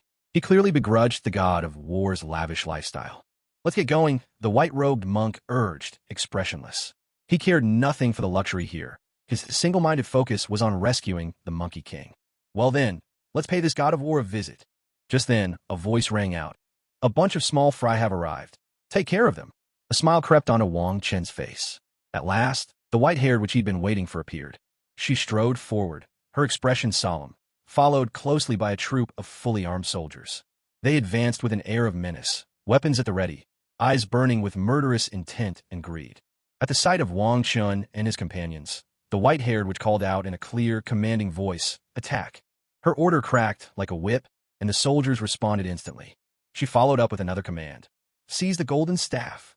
At this, the soldiers grew even more frenzied, shouting in unison, "Attack!" They surged forward like a tidal wave, eyes glinting with avarice as they rushed toward Wang Chun and the others. At that moment, the white-haired witch revealed her exceptional agility. In a flash, she darted toward Wang Chun, her face twisted with greed, as if she had already claimed him as her prize. Just then, Lu Yin stretched his body, a smile spreading across his face as he called out, "Monk, your turn." He knew this was the perfect opportunity to show his strength. Without a hint of hesitation, the monk in white replied, "Attack." Before the word had even finished echoing, he charged at the soldiers like a tiger unleashed from the mountains. In the blink of an eye, several soldiers lay sprawled on the ground, his powerful combat skills on full display. Inspired by the monk's ferocity, Lu Yin refused to be outdone. He quickened his pace, plunging into a fierce clash with the soldiers. The two fought in seamless tandem, their coordination so flawless that the soldiers found themselves utterly overwhelmed. Meanwhile, Golden Swallow could no longer contain her excitement. Gripping her purple magic sword, she appeared among the soldiers in a flash and unleashed a savage onslaught. Her swordsmanship was ghostly and elusive. Every strike found its mark, leaving the soldiers with nowhere to hide. With every sweep of her blade, the soldiers fell before her like wheat cut down by a relentless scythe. This isn't right. How can they be this weak? Wang Chun watched as the soldiers emerging from the Great Hall turned out to be mere practitioners of basic energy cultivation, pitifully feeble, an embarrassment to the heavenly. Soldier's name. If the celestial warriors of the prehistoric world knew their reputation was being tarnished like this, they would surely shatter this realm with a single slap. After all, even the weakest of the heavenly soldiers should be at least of the earthly immortal rank. As Wang Chun pondered these thoughts, the white-haired witch fixed her greedy gaze on the golden cudgel.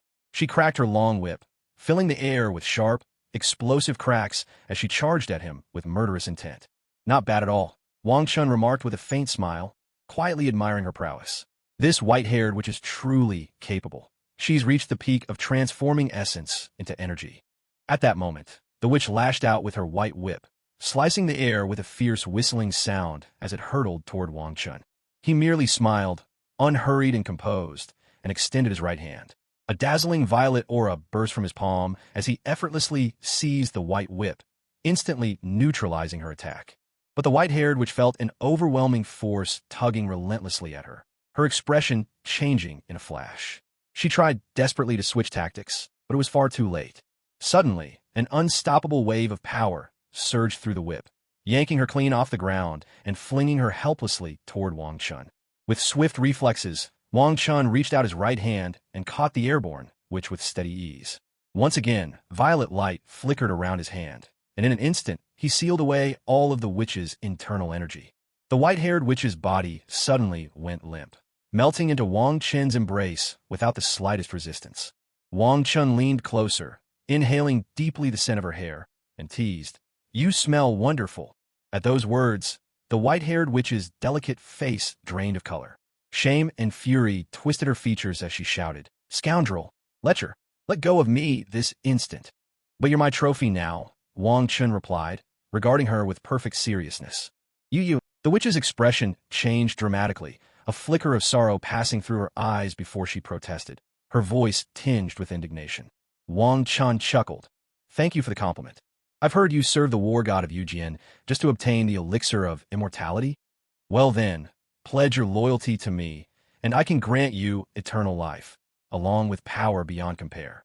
With one arm wrapped around the white-haired witch, Wang Chun watched impassively as Lu Yin, Jean Swallow, and the monk in white robes rampaged across the battlefield, cutting down defenseless soldiers. His voice remained calm but resolute, an air of quiet authority radiating from him, as if the entire world rested within his grasp. As moments passed, Wang Chen's form began to transform. He seemed to grow taller and more imposing, like an unshakable mountain. In that instant, his presence became overwhelming, pressing down on all around him with irresistible force. The white-haired witch was enveloped by the power emanating from Wang Chun. Beads of sweat gathered on her brow, and her face turned. Pale as paper, eyes wide with disbelief, she stared at the man before her, inwardly marveling. This man's strength is terrifying. A glimmer of resistance flickered in her gaze, only to fade quickly. She recalled the fate that awaited her after defeat. The war god of Yujian would surely discard her without a second thought, leaving her not only without the elixir of immortality, but likely stripped of her very life. At that realization, she knelt without hesitation and bowed respectfully to Wang Chun. Your servant, Nizhong, greets her master. Now deprived of her inner energy, the white-haired which seemed especially delicate and fragile, an unintentional beauty shining through her vulnerability. Yet, Wang Chen couldn't help but feel a flicker of surprise at her submission. He had never expected the white-haired witch to be so quick to recognize the situation. Jean Swallow had been much the same, surrendering to him with little resistance. He smiled, nonetheless, and with a wave of his hand, sent a stream of violet energy into her body. It released the seal on her vital force, but also planted a seed of magic. Should she ever betray him, it would be quite the spectacle. He spoke lightly. Very good. You have made the right choice. Come with me to meet the war god of Yujian. As you command, master. The white-haired witch hurried after Wang Chun, her face tinged with bitterness. She had managed to cling to life, at least for now. Golden Swallow, having vented her anger by cutting down quite a few soldiers along the way, arrived at Wang Chen's left side, eyes shining with excitement. As she addressed him respectfully, Liu Yin and the white-robed monk had also swiftly dealt with the remaining soldiers and now joined Wang Chen's side. Wang Chun gave a slight nod in acknowledgement, though inwardly he was growing impatient, finding their actions too sluggish for his liking. After all, his goal had already been achieved, and he had no desire to linger in this world any longer than necessary. With a casual wave of his sleeve, a mysterious and powerful beam of violet divine light surged forth, enveloping the entire group in its luminous embrace. In an instant, the light transformed into a dazzling stream that shot up the mountainside toward the grand and imposing palace perched above, moving at breathtaking speed. In the blink of an eye, they stood before the palace gates. Wang Chun cast his gaze around and noted the absence of any guards, but he paid it no mind. Chin held high, he strode boldly and unhurriedly into the great hall. Behind him, the white-haired witch, Golden Swallow, Liu Yin, and the white-robed monk hastened to follow. A storm of emotions flickered across the white-haired witch's face. She had once harbored her own designs, but after witnessing Wang Chen's effortless display of power, all her ambitions had evaporated like mist. As for the so-called god of war of Jade Frontier, who was that supposed to be? She didn't know, nor did she care. Well, they certainly know how to put on a show, Wang Chun sneered, a mocking smile curling his lips as he entered the hall. His gaze settled on a middle-aged man atop the dais, clad in lavish black and gold robes. Beside the man rested a green dragon crescent blade, and flanking him stood a company of elite soldiers, each exuding a fierce and intimidating presence. How dare you? Such insolence before me. Nishong, you dare betray me? The god of war of Jade Frontier had been scrutinizing Wang Chun, but seeing the white-haired witch and Golden Swallow standing respectfully behind him sent his fury boiling over. He shouted in a thunderous voice, unable to contain his rage. Hee, I never betrayed you. We were just partners of convenience, after all. The white-haired witch shot him a mischievous grin, her eyes glinting slyly. Her words made the god of war's face darken with anger. He glared at her, teeth clenched, and spat. Very well. You're all courting death. Kill them all. Over the years, no one, save that infuriating monkey, had ever dared speak to him in this manner.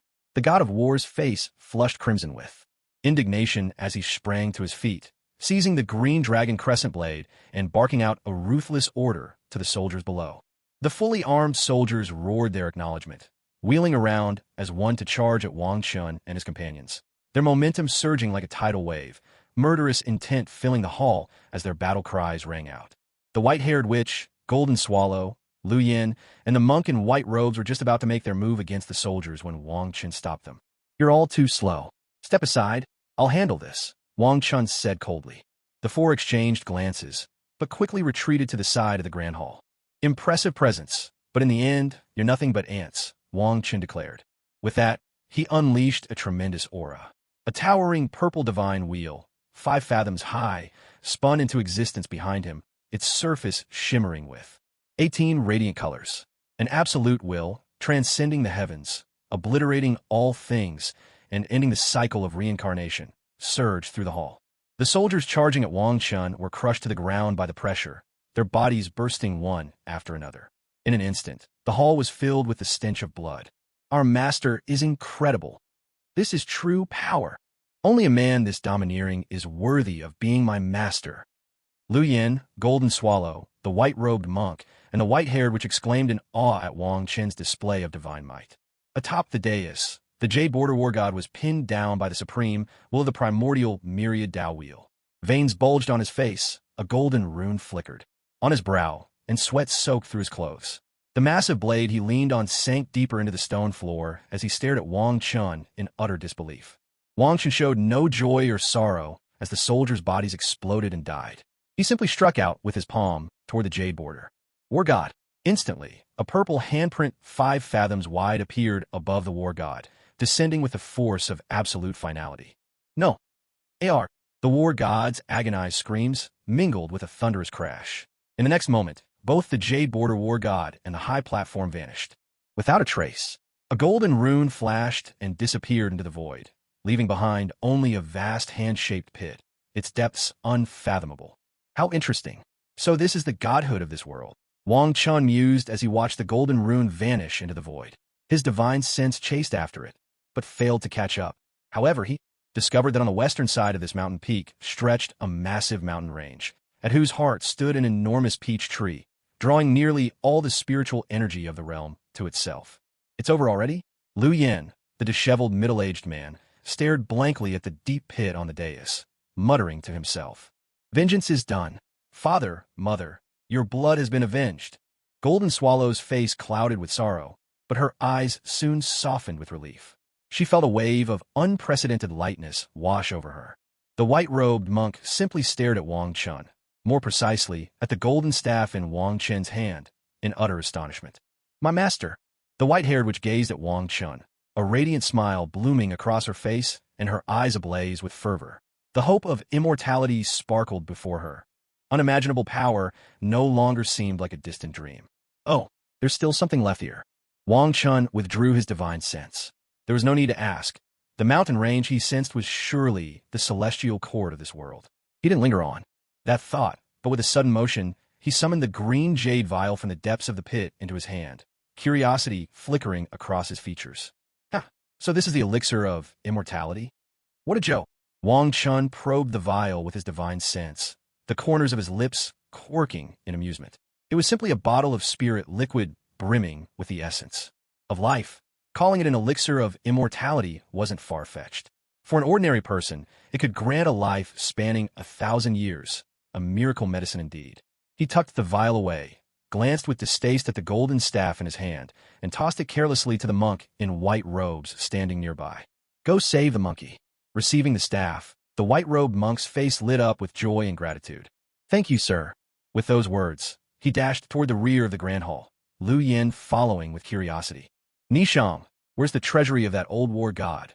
Yujian, we can't just come all this way for nothing. Let's go loot the place. Wang Chen stretched lazily as he spoke to the white-haired witch. Meanwhile, the mirror of primordial chaos in his mind danced with delight. It seemed to have intercepted a portion of fortune. Exactly how much, he didn't know, but at least his efforts hadn't been wasted. Master, please follow me. The white-haired witch paused in surprise, excitement lighting up her face.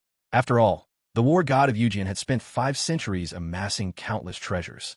Yinzi, come on. We're off on a treasure hunt. Wang Chun called to Jin Yinzi, who had been standing dazed by his side. Huh? Oh yes, master. Jin Yinzi snapped out of her reverie and hurried to catch up with Wang Chun and the white-haired witch, heading straight for the war god's treasury. 2 shrill cries rang out, and the guard voices were abruptly silenced. Swiftly and deftly, the white-haired witch and Jin Yinzi subdued the soldiers guarding the vault, then began searching for the door's key. Why isn't it here? Do you see it on your side? Nothing here either. Growing frantic, Jin Yinzi and the white-haired witch rummaged through every nook and cranny, yet the treasury key remained elusive. Frustration began to cloud their faces. If we can't find it, so be it. It's just a door after all. Wang Chun eyed the towering iron gate before them, its height reaching nearly 50 feet, and spoke with indifference. This door was forged entirely from black gold, a precious material for crafting magical artifacts. The old war god certainly spared no expense. Purple light shimmered in Wang Chen's eyes as the primordial sword materialized in his hand. He guided the Hong Mang sword with his mind, transforming it into a streak of purple sword energy that darted swiftly around the edges of the grand doors, severing all the connecting joints. Then, With a gentle wave of his hand, he stored the entire door inside his universe ring. Well, that's one way to open it. Wang Chen's face broke into a triumphant grin. For him, there could never be too many treasures. With the Hong Mang sword returned to his grasp, he didn't hesitate. He strode into the treasury ahead of the others. The white-haired witch and golden swallow hurried after him. But as soon as they caught sight of the scene inside, their composure crumbled. These two, usually models of self-control, dashed straight into the heaps of gold and jewels. Wow, so much treasure. A mountain of gold. An actual mountain. It must be at least 30 feet high. So many gemstones and South Sea pearls, too. They're gorgeous. Even Wong Chun was taken aback by the sheer wealth before him, though he didn't linger on it. Now, like Ma Xiaoyun, he found himself a little indifferent to money. But as his mind swept over the treasures, delight flickered across his face. There were indeed some remarkable items here. Twisting his form, Wong Chun moved to the rear of the treasury. There, laid out before him, were an array of divine weapons. But his attention fixed on 9 chests beneath the racks. With a thought, the 9 chests sprang open, and in an instant, beams of 9-colored light shimmered forth.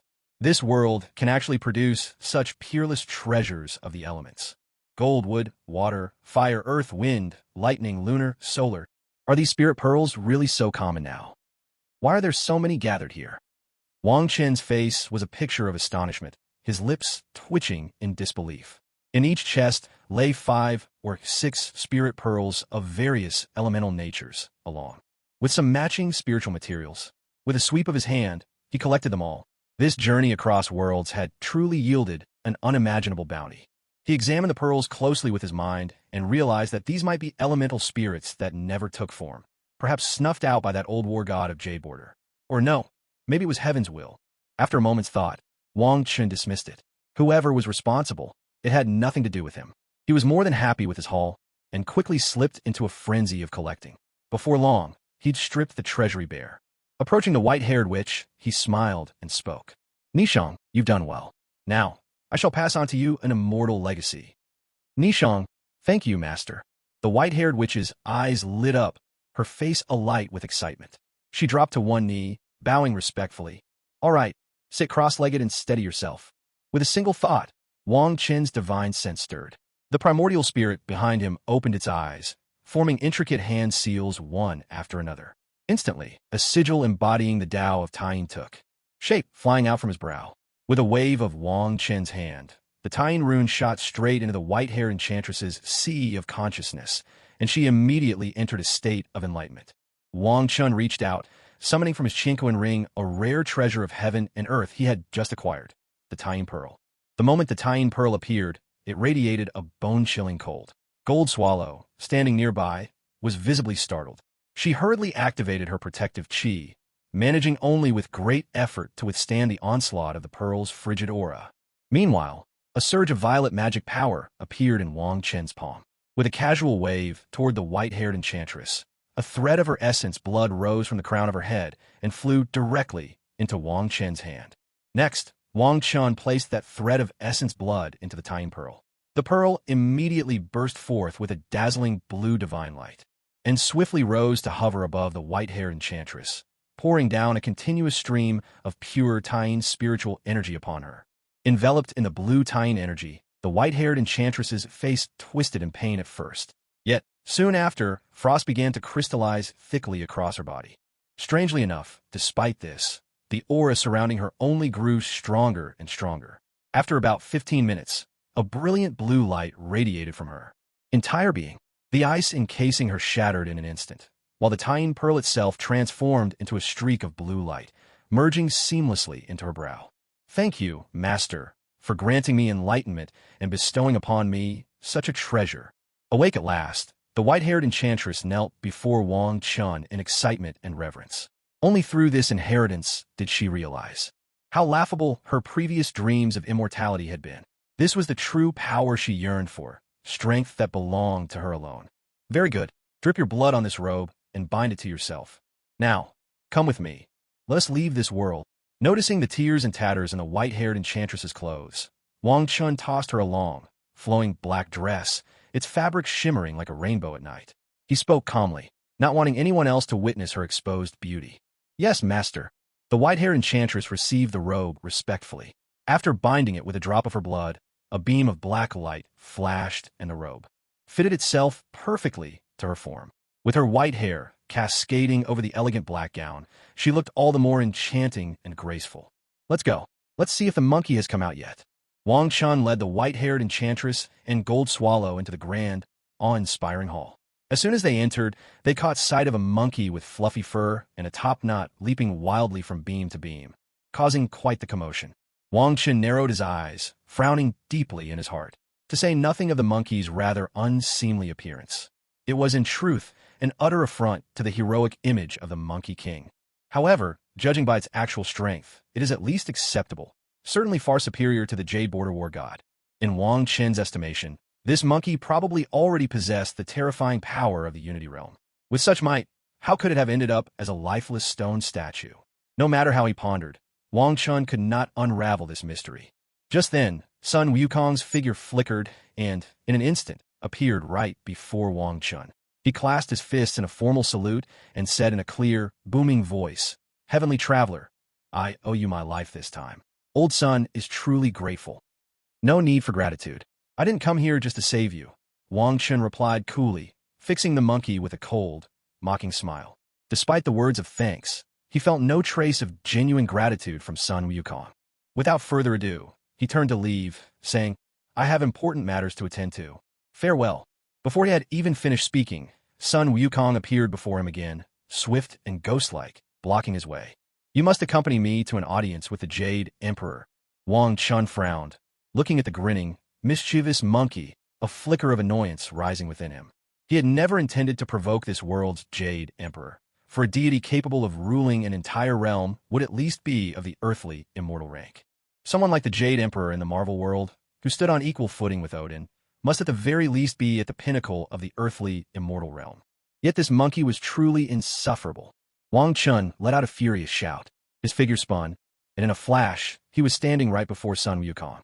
Behind him, a purple divine wheel appeared, radiating an aura of majesty, as if it could suppress all things beneath the heavens. Without warning, he hurled a mighty punch, packed with boundless force, directly at the monkey. As his fist cut through the air, it generated a deafening roar, a thunderous shockwave that reverberated through the hall. Nearby, Jin Yen, the white-haired witch, and Lu Yen were thrown into chaos by the overwhelming force. Unable to withstand it, they clutched their heads and cried out in pain. With a colossal crash, Sun Wukong was sent flying by the sheer power of Wang Chen's domineering strike. He shot through the hall like a blazing meteor, smashing headlong into a mountain peak. The impact cleaved the mountaintop clean off, sending clouds of dust billowing into the sky. Sun Wukong's face twisted in agony as he let out a piercing, anguished scream. An eerie energy gnawed at his body, flooding him with a pain he had never known before. The force carried with it an overwhelming, tyrannical intent that he found impossible to resist. Out of the stone and straight into mischief. "Looks like you haven't been taught a proper lesson yet." Wang Chun hovered in the air, gazing coldly at the monkey writhing below. "Let me give you a lesson you'll never forget." With that, five-color divine light sprang into being between his hands. His fingers danced with swift, precise movements, weaving a flurry of glowing seals in dazzling hues, like butterflies darting through the air. As the mystical seal was completed, a phantom mountain, shimmering with 5 colors, gradually emerged in the sky. Wang Chun shot the monkey a cold, disdainful smile. "Then let's seal you away for 500 more years." The moment his words fell, his right hand pressed down towards Sun Wukong. Instantly, a divine radiance of 5 colors, accompanied by the spectral image of the mountain, crashed down upon the monkey with an unstoppable force, as if Mount Tai itself were crushing a fragile egg. "No, please!" Sun Wukong cried out in terror. "Jade Emperor, save me!"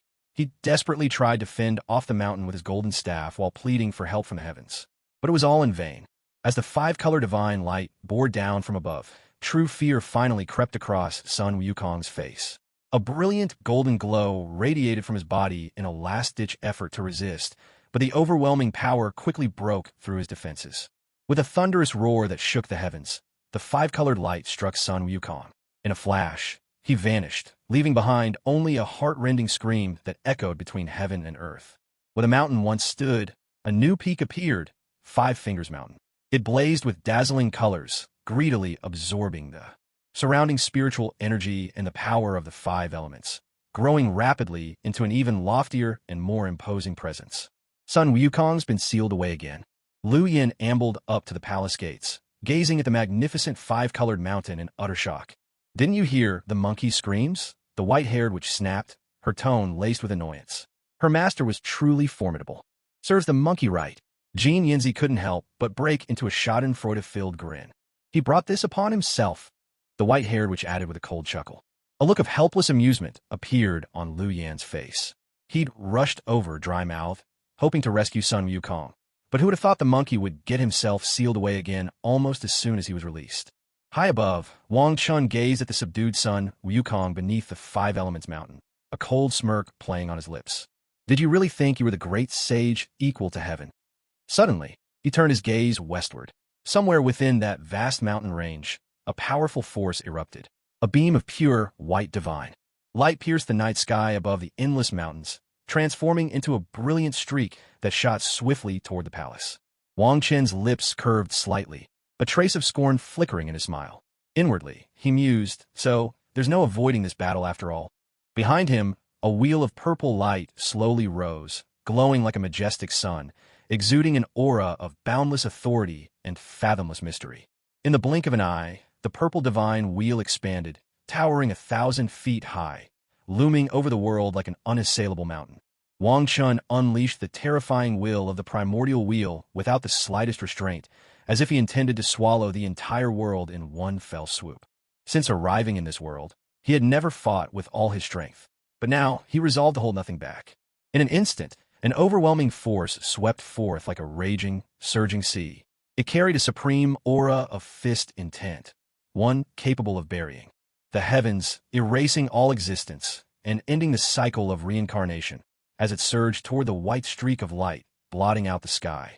Confronted by this formidable aura, the white light in the sky screeched to a sudden halt. In that moment, an old man with a white beard appeared, his figure becoming clear in midair. Brilliant, dazzling white light radiated from him, making him seem like a shining star in the night sky. At the same time, a massive silver-white mirror materialized in front of him, its cold, frosty surface glinting as it shielded him from the crushing force of the fist intent. The Jade Emperor forced a strained smile onto his face and spoke with utmost caution. "Esteemed friend, could there be some misunderstanding between us?" Wang Chun replied coldly. "A misunderstanding? I merely came to deliver a staff to the monkey, yet this fellow insisted on bringing me to see you. Is there something you wish to say?" As he spoke, a sword of primordial energy suddenly appeared in his hand. The blade shimmered with a sharp, threatening light, radiating an unmistakable aura that signaled a fight could break out at any moment. The Jade Emperor was inwardly filled with regret at the other's shamelessness. Never in his wildest dreams had he imagined this man would resort to violence without even a word. If only he'd known, he would never have provoked this character in the first place.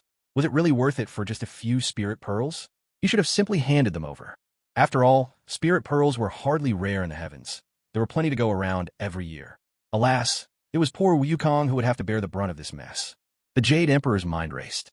How on earth had this man cultivated such power? The aura he exuded was even stronger than that of a ruler of the celestial realm. And that divine wheel suspended behind his back, that alone sent a chill of dread through the Jade Emperor, as if he were staring at his own nemesis.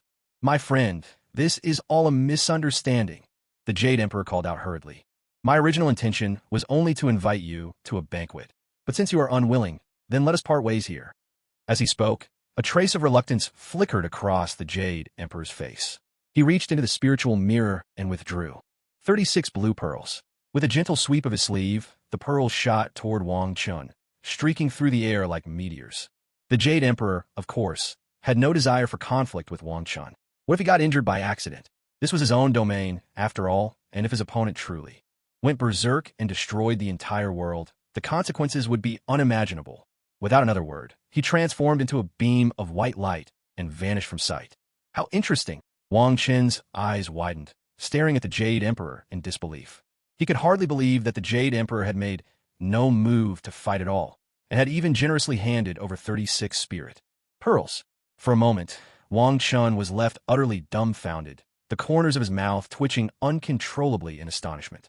Originally, he had been fully prepared for an all-out battle with the Jade Emperor, his entire aura condensed to its peak. Yet now, The Jade Emperor's unexpected move left him feeling as if he'd punched into soft cotton.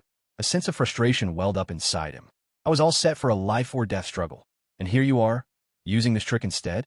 Could it be that the Jade Emperor is actually this timid?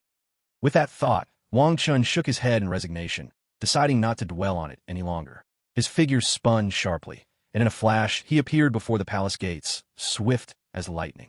Immediately, he closed his eyes, focusing his spirit to connect with the imprint of the rivers and mountains society painting within him. In an instant, a powerful spatial ripple surged through his mind, waves rising and falling like a stormy sea. Feeling this familiar power, Wang Chen finally let out a sigh of relief, quietly thankful. Good. It looks like I won't need to use the Hong Mang mirror this time. With a sweep of his arm, Wang Chun chanted softly. A dazzling violet light flashed, and a colossal purple portal slowly materialized before him. But just then, Wang Chun suddenly sensed his spiritual power draining away at an alarming rate. His expression changed dramatically, and he shouted, "Golden Swallow, white-haired sorceress, go now." At his urgent call, Golden Swallow and the white-haired sorceress dared not hesitate for an instant. "Yes, master," they answered in unison. Their voices had barely faded before, faces full of reverence. They followed closely behind Wang Chun, darting into the mysterious purple portal like shooting stars chasing the moon. As the three figures vanished inside, the violet radiance around the portal grew ever more brilliant. Moments later, the light gradually faded, and Wang Chun and his companions were nowhere to be seen, as if they had never been there at all. Atop a towering, cloud-shrouded peak, auspicious energy lingered like silken threads, weaving an endless tapestry. All across the mountainsides, orchids and fragrant herbs blossomed in profusion, filling the air with a refreshing, intoxicating scent. Amid this paradise stood an enormous peach tree, its crown spreading wide like a parasol that shaded the sky, as if it were the world tree upholding the heavens themselves, majestic and awe-inspiring. The peach tree shimmered with streaks of azure divine light, dazzling and utterly enchanting. The air around it was thick with spiritual energy, so dense it seemed almost tangible, swirling like mist and shrouding the entire mountain in an air of mystery. From time to time, pure white cranes soared gracefully across the sky, their elegant forms set off perfectly by the dreamlike scenery, coming together to create a breathtaking tableau.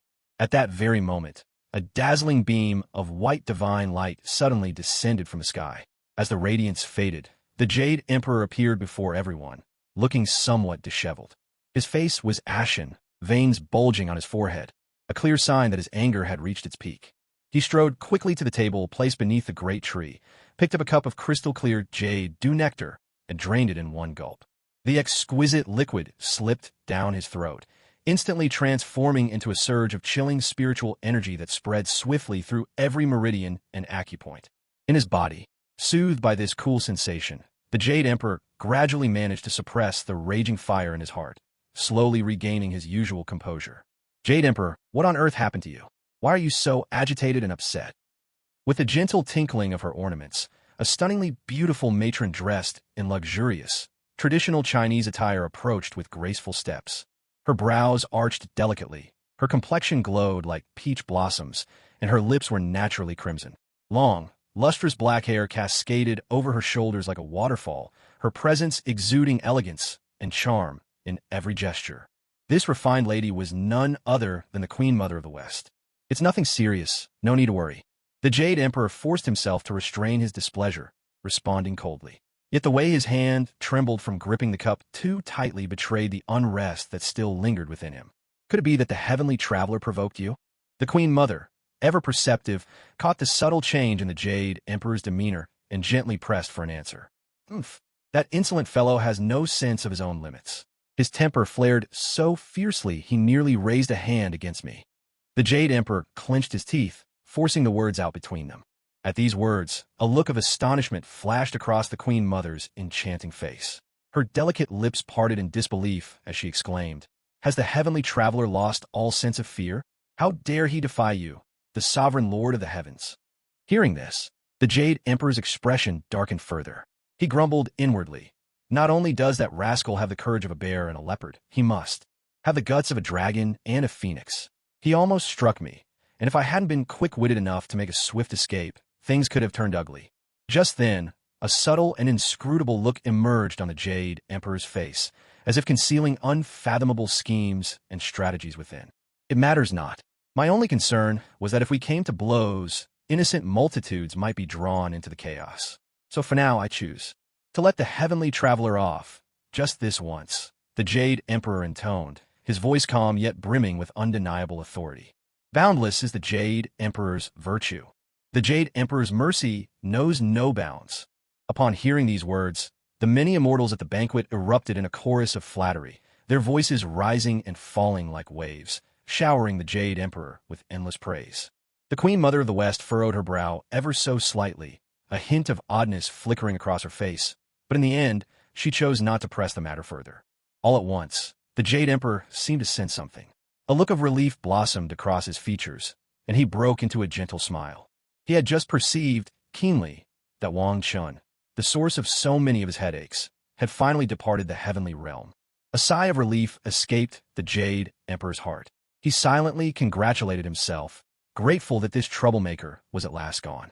Without hesitation, he invoked a powerful spell, sealing shut the gate of celestial dimensions, determined to ensure that none would trespass upon these sacred grounds again.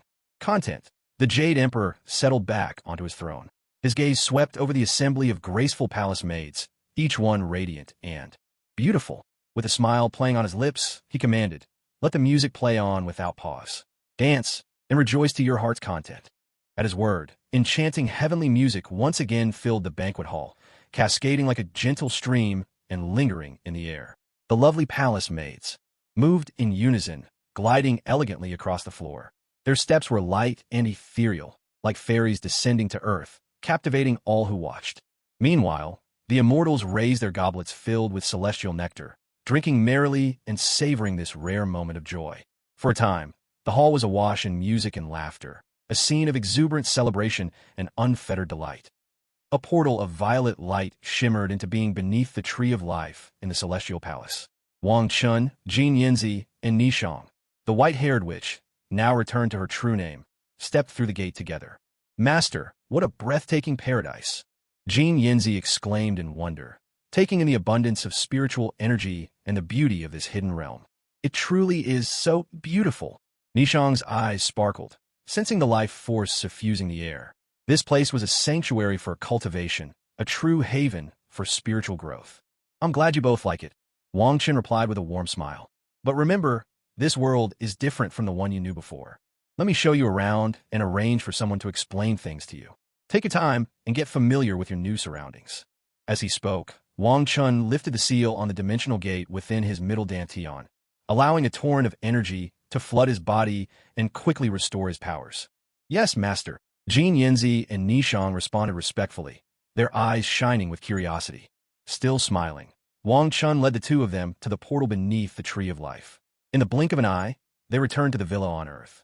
"What a beautiful house!" Jin Yanzi exclaimed in delight. "It really is nothing like our old world." Nishong agreed, her tone full of amazement. "Wow, look outside. Those shiny metal carriages are running by," Jin Yanzi pointed out, full of wonder. "Are those some kind of magical treasures?" Nishong wondered aloud. "No, I don't think so. I can't sense any spiritual energy from them," Jin Yanzi replied, shaking her head thoughtfully. "And the people here look so strange," Nishong observed, curiosity tinged with bewilderment. "They're either dark-skinned or pale. Are they all barbarians?" Jin Yanzi mused, frowning. "Just a bunch of barbarians, nothing to worry about." Nishong scoffed dismissively. Jin Yanzi and Nishong stepped out from the spatial gate, and were immediately greeted by a scene so novel and astonishing that they couldn't help but cry out in surprise again and again. "Chen, you're back." Lu Feifei came up to the third floor, her eyes lighting up with excitement when she saw Wang Chun. "Yes, I'm back. How long have I been gone?" Wang Chun replied calmly. "You were only gone for 2 hours." Lu Feifei sounded a little puzzled, but soon her attention was drawn to Jin Yanzi. How could this girl look so much like her? "Feifei, you're just in time. Why don't you show Jin Yanzi and Nishong around and help them get used to this world? I brought them back from the celestial realm. They're not familiar with modern society. I'll get right to it." With curiosity sparkling in her eyes, Lu Feifei walked over to Jin Yanzi and Nishong. In no time at all, the three of them were chatting happily together, as if they were sisters reunited after a long separation. Wang Chen watched Jin Yanzi and Lu Feifei for a moment. The two looked nearly identical, like twins, both stunningly beautiful. The sight filled him with joy. Seeing how well the three got along, Wong Chun turned his attention elsewhere. He stepped through the spatial gate and returned to the cave paradise, entering the palace beneath the tree of life. With a flicker of thought, he activated the protective wards. Sitting cross-legged at the center of the grand hall, Wang Chen summoned the simplified panel through the Hong Mang mirror. Realm, Immortal Tao, Unity of Void and Tao, Intermediate. Martial Path, Perfected Human Immortal. Lifespan, 20,000. Innate Divine Abilities, Body of Myriad Tribulations, in gestation. Words of Myriad Ways, in gestation. Divine Abilities, Primordial Divine Light, Reincarnation Divine Light, Acquired Yin-Yang Divine Light, Acquired 5 Elements Divine Light, Red Lotus Karmic Fire, Ice Soul Divine Light. Spell, Sword Control Technique, Soul Refining Technique, Shapeshifting, Univers Technique, Alchemy, Artifact Refining, Talisman Crafting. Martial Skills, Wheel of Myriad Ways. Reflection Across Worlds, 3.76. Restoration, 20%. You've taken so much of my fortune and merit, but you've only managed to restore this little bit. Wang Chun glanced at the simplified panel. When he saw the Hong Mang mirror's repair progress, he could hardly contain himself and burst out in a string of expletives. The Hong Mang mirror in his sea of consciousness transformed into a streak of purple light, flying out from between his brows. It hovered before his eyes, quivering with frustration, seemingly on the verge of giving him a good beating. Panga the Great is truly formidable. The power of the heaven-splitting axe is astonishing. Wang Chen's eyes widened as he stared at the damaged section of the Hong Mang mirror. The crack was like a gaping abyss, from which a faint but overwhelming aura seeped out, supreme and suffocating. The moment it appeared, this presence bore down on Wang Chun like the weight of Mount Tai, threatening to crush him with its sheer force. In an instant, Wang Chun felt an overwhelming force descend upon him, impossible to resist. His body was slammed to the ground by an invisible weight. It was as if his limbs were pinned by mountains, leaving him utterly immobile, while his face twisted in agony from the crushing pressure. Yet even in the midst of this ordeal, Wang Chen's eyes shone brilliantly, like dazzling stars piercing the darkness of night. Within his sea of consciousness, the image of the heavenly King Pangu flickered with a mysterious radiance, gathering the aura of the Tao from all directions without end. As the essence of the Tao continued to pour in, Wang Chen's body began to strengthen, every muscle brimming with surging power. His spirit, too, radiated with blinding brilliance, like a blazing sun suspended above the lotus well within him. At the same time, the purple lotus deep within him grew at an astonishing pace. Its leaves, each representing a different law of reality, became more complete, and its petals unfurled one after another, filling the air with an enchanting fragrance. Time slipped by, second after second, as if Wang Chun were drifting along an endless river of years. At last, who could say how much time had passed, he managed, with great effort, to push himself up from the ground, swaying unsteadily as he rose to his feet. At that moment, he couldn't help but smile, the corners of his mouth curving upward in irrepressible excitement and joy. As expected of the great Pangu, just a trace of his presence, and my cultivation has soared by leaps and bounds. Wang Chun exclaimed in awe, his eyes alight with reverence and admiration. This extraordinary encounter was an immense stroke of fortune for him, transforming his once ordinary path of cultivation into one filled with dazzling promise. Just then, the Hong Mang mirror suddenly erupted in a burst of dazzling violet light. The radiance crashed down with the might of divine thunder from the heavens, instantly suppressing the lingering aura of the great Pangu. In the next instant, the Hong Mang mirror turned into a streak of light and dove straight into Wang Chen's sea of consciousness, vanishing without a trace. Gazing at the now calm expanse of his mind, Wang Chun let out a wry smile, tinged with resignation. Although the Hong Mang mirror had already acknowledged him as its master, with his meager cultivation, refining even the first layer of its seals was out of reach, let alone drawing out any of its true power. This time, it was only through the mirror's instinctive restoration, triggered by Pangu's aura, that he'd managed to achieve such a tremendous breakthrough. That, in itself, was already a remarkable blessing. With this thought, Wang Chun drew a deep breath and silently vowed to devote himself to cultivation, determined to one day fully command this peerless artifact. Master of the world? It seems it's time to start planning. Wang Chen's voice echoed through the palace.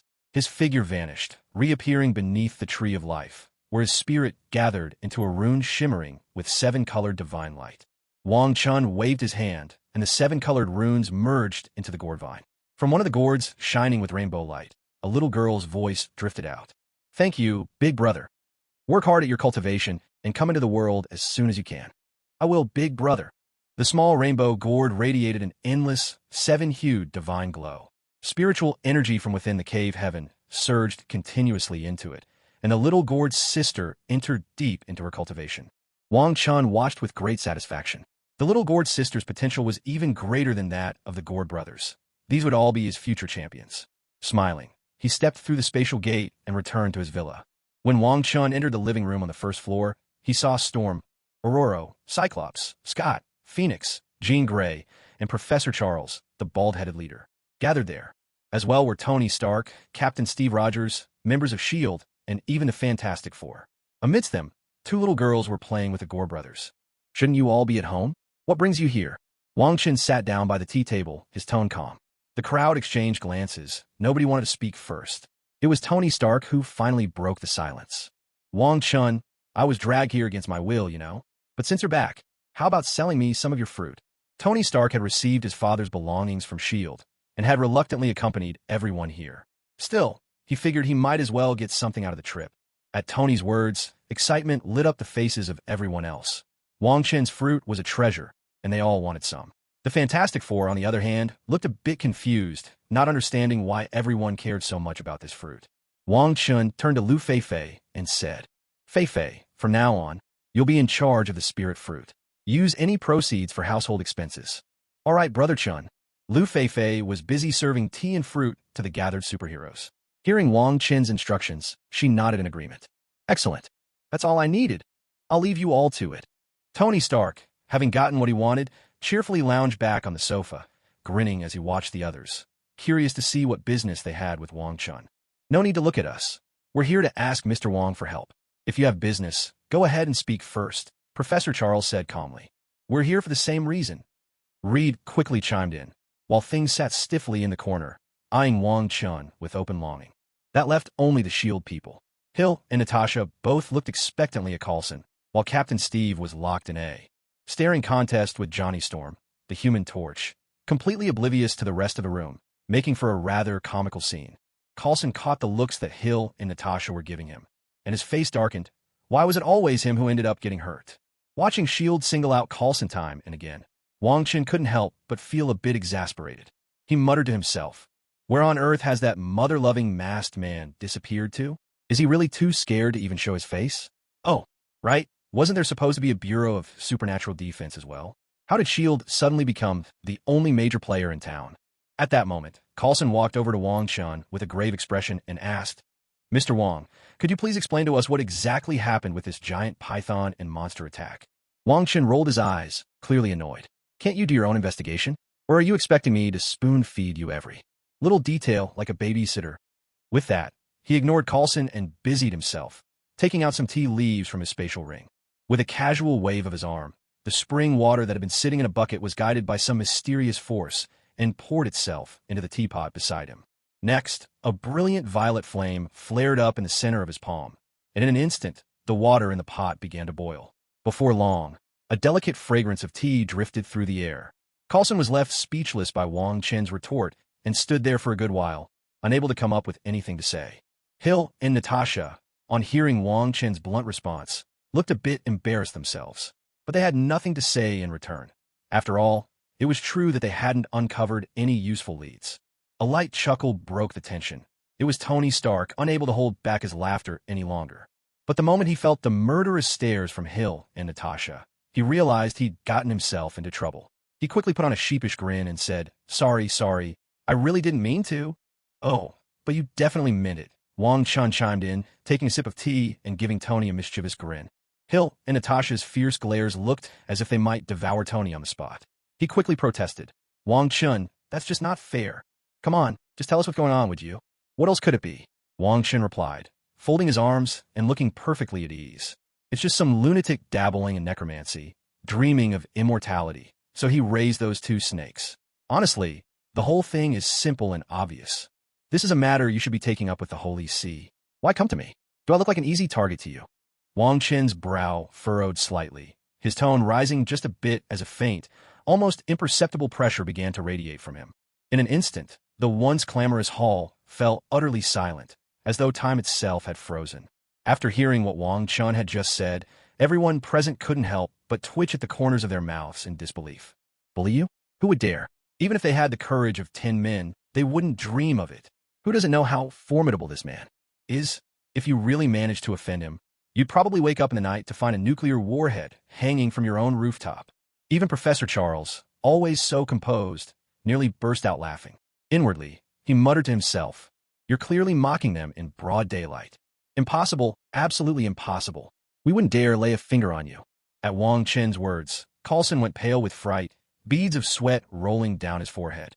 That kind of talk was not to be uttered lightly. The man before them was notorious for his explosive temper. Once he was riled up, not even the gods could hold him back. In a panic, Coulson waved his hands in denial, looking for all the world like a startled rabbit. "Good. Make sure you go back and tell that bald egg this. If the American government keeps trying to mess with me, well, then they might as well cease to exist." Wang Chen's gaze swept over the crowd, sharp as a blade, his voice cold as the polar wind. Yes, of course, Mr. Wang." Forcing himself to calm down, Coulson answered in a trembling voice, his face ashen. Hill and Natasha didn't look too pleased either, and Captain Steve Rogers fell silent in thought at Wang Chen's threat. It seemed Nick Fury had been keeping plenty from him. "Enough. Tell me why you're here. I don't have time to waste on you."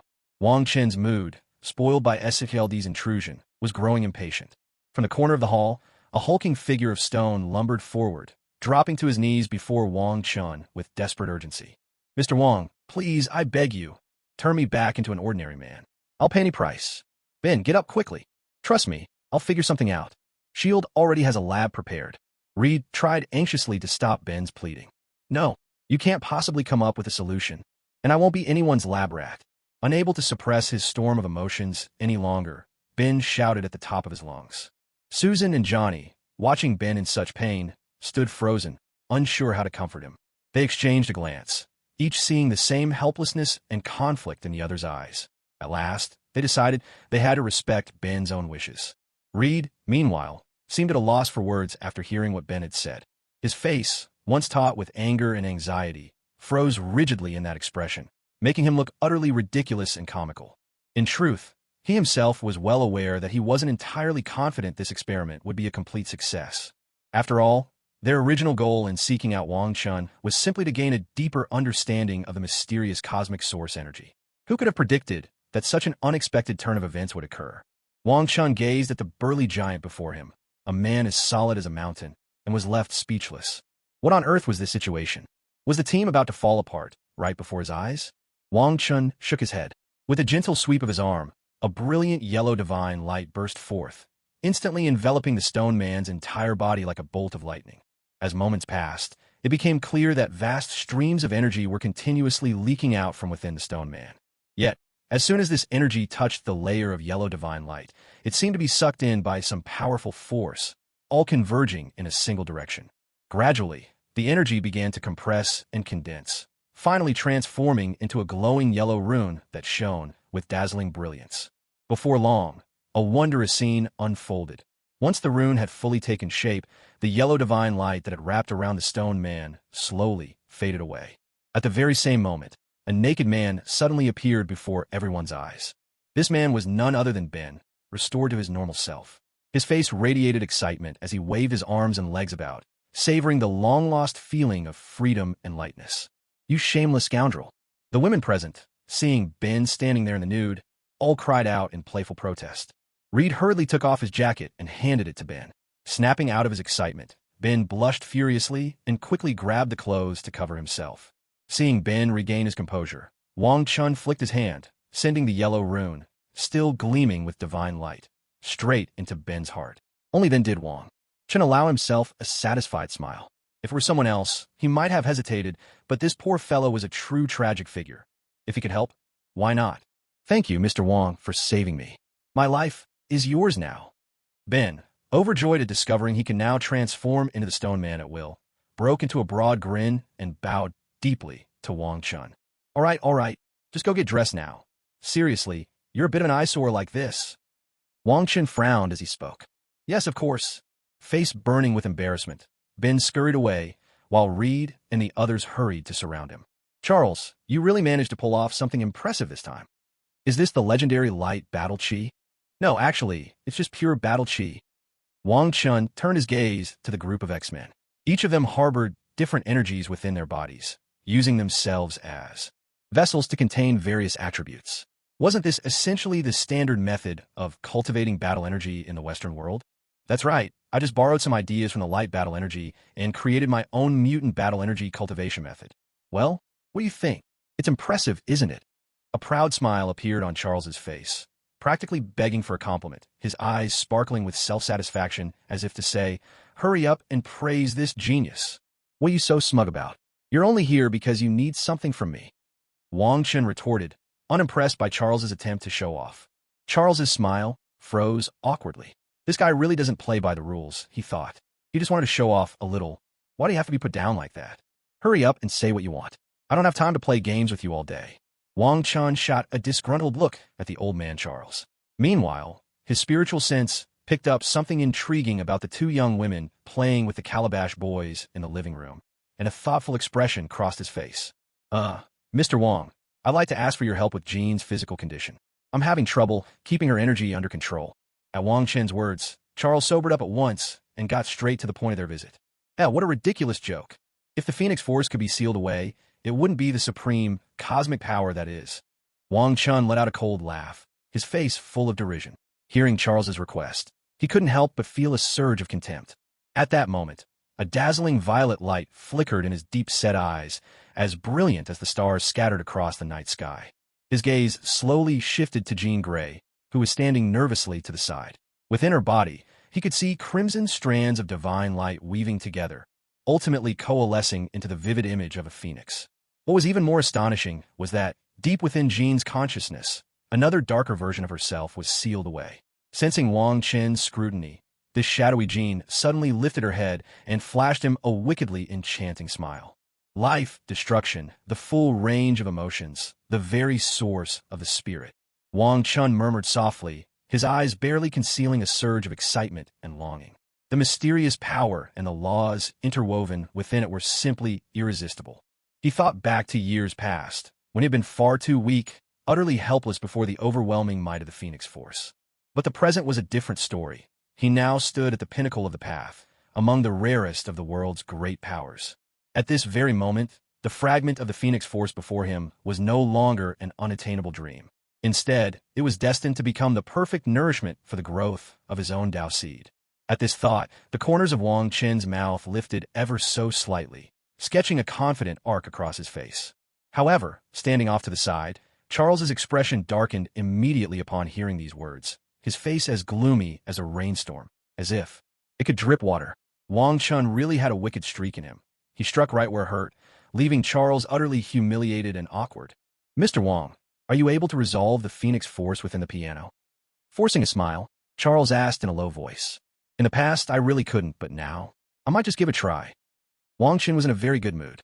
The Hong Mang mirror in his sea of consciousness was positively restless. The fortune bound up in this Phoenix Force must be considerable. With this in mind, he spoke softly. Is it really possible? Jean Grey's face lit up with excitement, and she murmured to herself. Scott Summers, known as Cyclops, and Aurora Monroe, the Storm, both broke into joyful smiles as well. At last, there was hope for Jean. Then please, Mr. Wong, do your best. Charles let out a clear sigh of relief, his tone filled with urgency.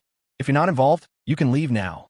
Wang Chun addressed the S.H.I.E.L.D. team, the Fantastic Four, and Tony Stark, who was hanging around as a spectator, bluntly telling them to clear out.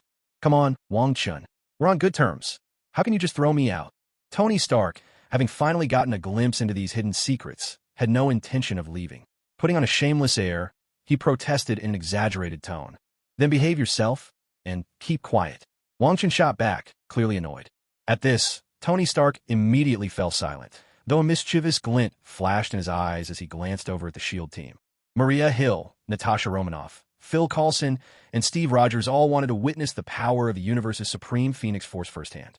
But Wang Chen's attitude was unmistakably one of ushering people out. What should they do? Reed Richards' gaze was fixed intently in a certain direction, his eyes burning with anticipation, as if he couldn't wait another moment to witness the legendary Phoenix Force for himself. What's this? Must I personally invite you all to leave? Wang Chen looked at the shield team, who stood rooted to the spot like statues, and the kindly smile that had rested on his face vanished without a trace, replaced by a faint, almost imperceptible aura of pressure. Once, he might have needed favors from shield, but those days were long gone. Now he had no need of them. If they couldn't take a hint, well, they could die for all he cared. Sensing the rising tension in the air, Coulson's heart tightened. He quickly spoke up. In that case, we'll take our leave. With that, he turned and strode toward the door. Hill, Natasha, and Steve, seeing the situation, could only follow in silence, though they were all filled with helplessness. A trace of disappointment flickered across Reed's face, as if he regretted not being able to witness the Phoenix Force as he had hoped. But he quickly composed himself, stepped away from the scene as well, with Susan and Johnny close behind. However, while everyone else was leaving, only Ben remained seated exactly where he was, unmoving and steadfast. He had once sworn that his life belonged to Wong Chun, so at this moment, it was only natural for him to look to Wong Chun for guidance. No matter how Reed and the others tried to persuade him, he remained firm in his decision, choosing unwaveringly to stay by Wong Chen's side. All right, now that the distractions are gone, you come with me. Wong Chen noticed Ben had stayed behind, but said nothing. Turning to Charles and the others, he led them up to the third floor of the villa. Wong Chun, where are we going? What are these misty, purple-blue clouds? This feels amazing, Tony Stark exclaimed, his face lighting up with pleasure as he couldn't help but ask. If you want to stay, then keep your mouth shut and don't speak. Just follow me, Wong Chun said with a heavy sigh, clearly regretting bringing Tony along. Without further ado, he walked straight into the space portal. Charles, Aurora, Jean, and Scott all grinned at Tony's embarrassment and, ignoring him, stepped through the portal one after another. Buddy, you should really talk less. Let's go, Ben said to Tony, and soon disappeared into the portal as well. Moof. Tony Stark gave a disgruntled snort and followed after them. Is this a mythical world? How magnificent! How beautiful! It's like stepping into a fairy tale. What kind of tree is that? It's enormous. When Charles and the others arrived inside the Celestial Palace's heavenly realm, they were instantly stunned, breaking into excited chatter. Wong Chun merely shook his head slightly, his gaze deep and solemn. Closing his eyes, he reached out with his mind to establish a close connection with the mysterious and unfathomable scroll of rivers and mountains. With a gentle wave of his arm, a dazzling beam of purple light shot forth like lightning, swiftly wrapping everyone present in its brilliance. In the blink of an eye, the purple light whisked them across time and space, depositing them before the grand and awe-inspiring gates of the Celestial Palace's heavenly realm. One must understand, the Phoenix Force is no ordinary power. Once fully unleashed, the consequences would be unimaginable. If it were released in Wang Chen's home, the entire house would be reduced to rubble. To prevent irreversible damage, Wang Chun made a snap decision to lead everyone into the vast and boundless expanse of outer space. Charles and the others gazed in awe at the dazzling, multicolored expanse of space before them, at the magnificent, imposing splendor of the southern heavenly gate. Their eyes widened with shock, and for a long moment, words completely escaped them. They simply stood rooted to the spot, utterly captivated by the breathtaking spectacle unfolding before them. At that moment, an extraordinary 12-color divine light suddenly flared in Wang Chen's hand. Like a living thing, this radiant brilliance shot toward Qin Galei with the speed of lightning, drawing her irresistibly to his side in the blink of an eye. Without hesitation, Wang Chen's figure flickered as he whisked Qin Galei to the outer edge of the heavenly gate. At the same time, he cast a spell, conjuring an impenetrable shield of light to protect Charles and the others. Wang Chen's expression grew grave as he looked at Qin Galei, his voice gentle but firm. Qin, from here on, just do as I say. First, please, sit down cross-legged, relax your body and mind, clear away all distractions, and let your spirit settle into a state of calm emptiness. Qin Galei nodded obediently at his words, then slowly seated herself on the cold, hard ground as instructed. Closing her eyes, she began to regulate her breathing, doing her best to quiet the turmoil within her heart. Seeing that Qin Galei was ready, Wang Chen drew a deep breath and gripped the 12-color divine light tightly in his hands. In an instant, the gentle glow suddenly blazed with dazzling intensity, shining like the brightest star in the night sky. That radiant light enveloped Qin Galei completely and gradually condensed into a breathtaking lotus flower of 12 brilliant hues. The lotus spun rapidly around Qin Galei's body, sending forth waves of energy so powerful they made the heart tremble. Just then, A blazing red glow burst forth from the surface of Qingalei's body, fierce and unstoppable, while the clear, ringing cry of a phoenix soared to the heavens, echoing through the air. The sound was as ethereal as music from the heavens, and yet it carried an overwhelming majesty and power that sent chills down the spine. Qingalei's figure was engulfed in a blinding aura, and in the next moment, brilliant phoenix flames erupted from her body like a volcano. Unleashed, the searing fire seemed capable of igniting the entire world, its heat so intense it was impossible to look at directly. In the blink of an eye, her clothes were reduced to drifting ashes, revealing skin as flawless and delicate as carved white jade. At the same time, her once golden hair transformed, turning a vivid, fiery red, as brilliant as the flames themselves. Most astonishing of all, a mysterious and ancient phoenix emblem slowly emerged at the center of her brow, radiating an otherworldly glow.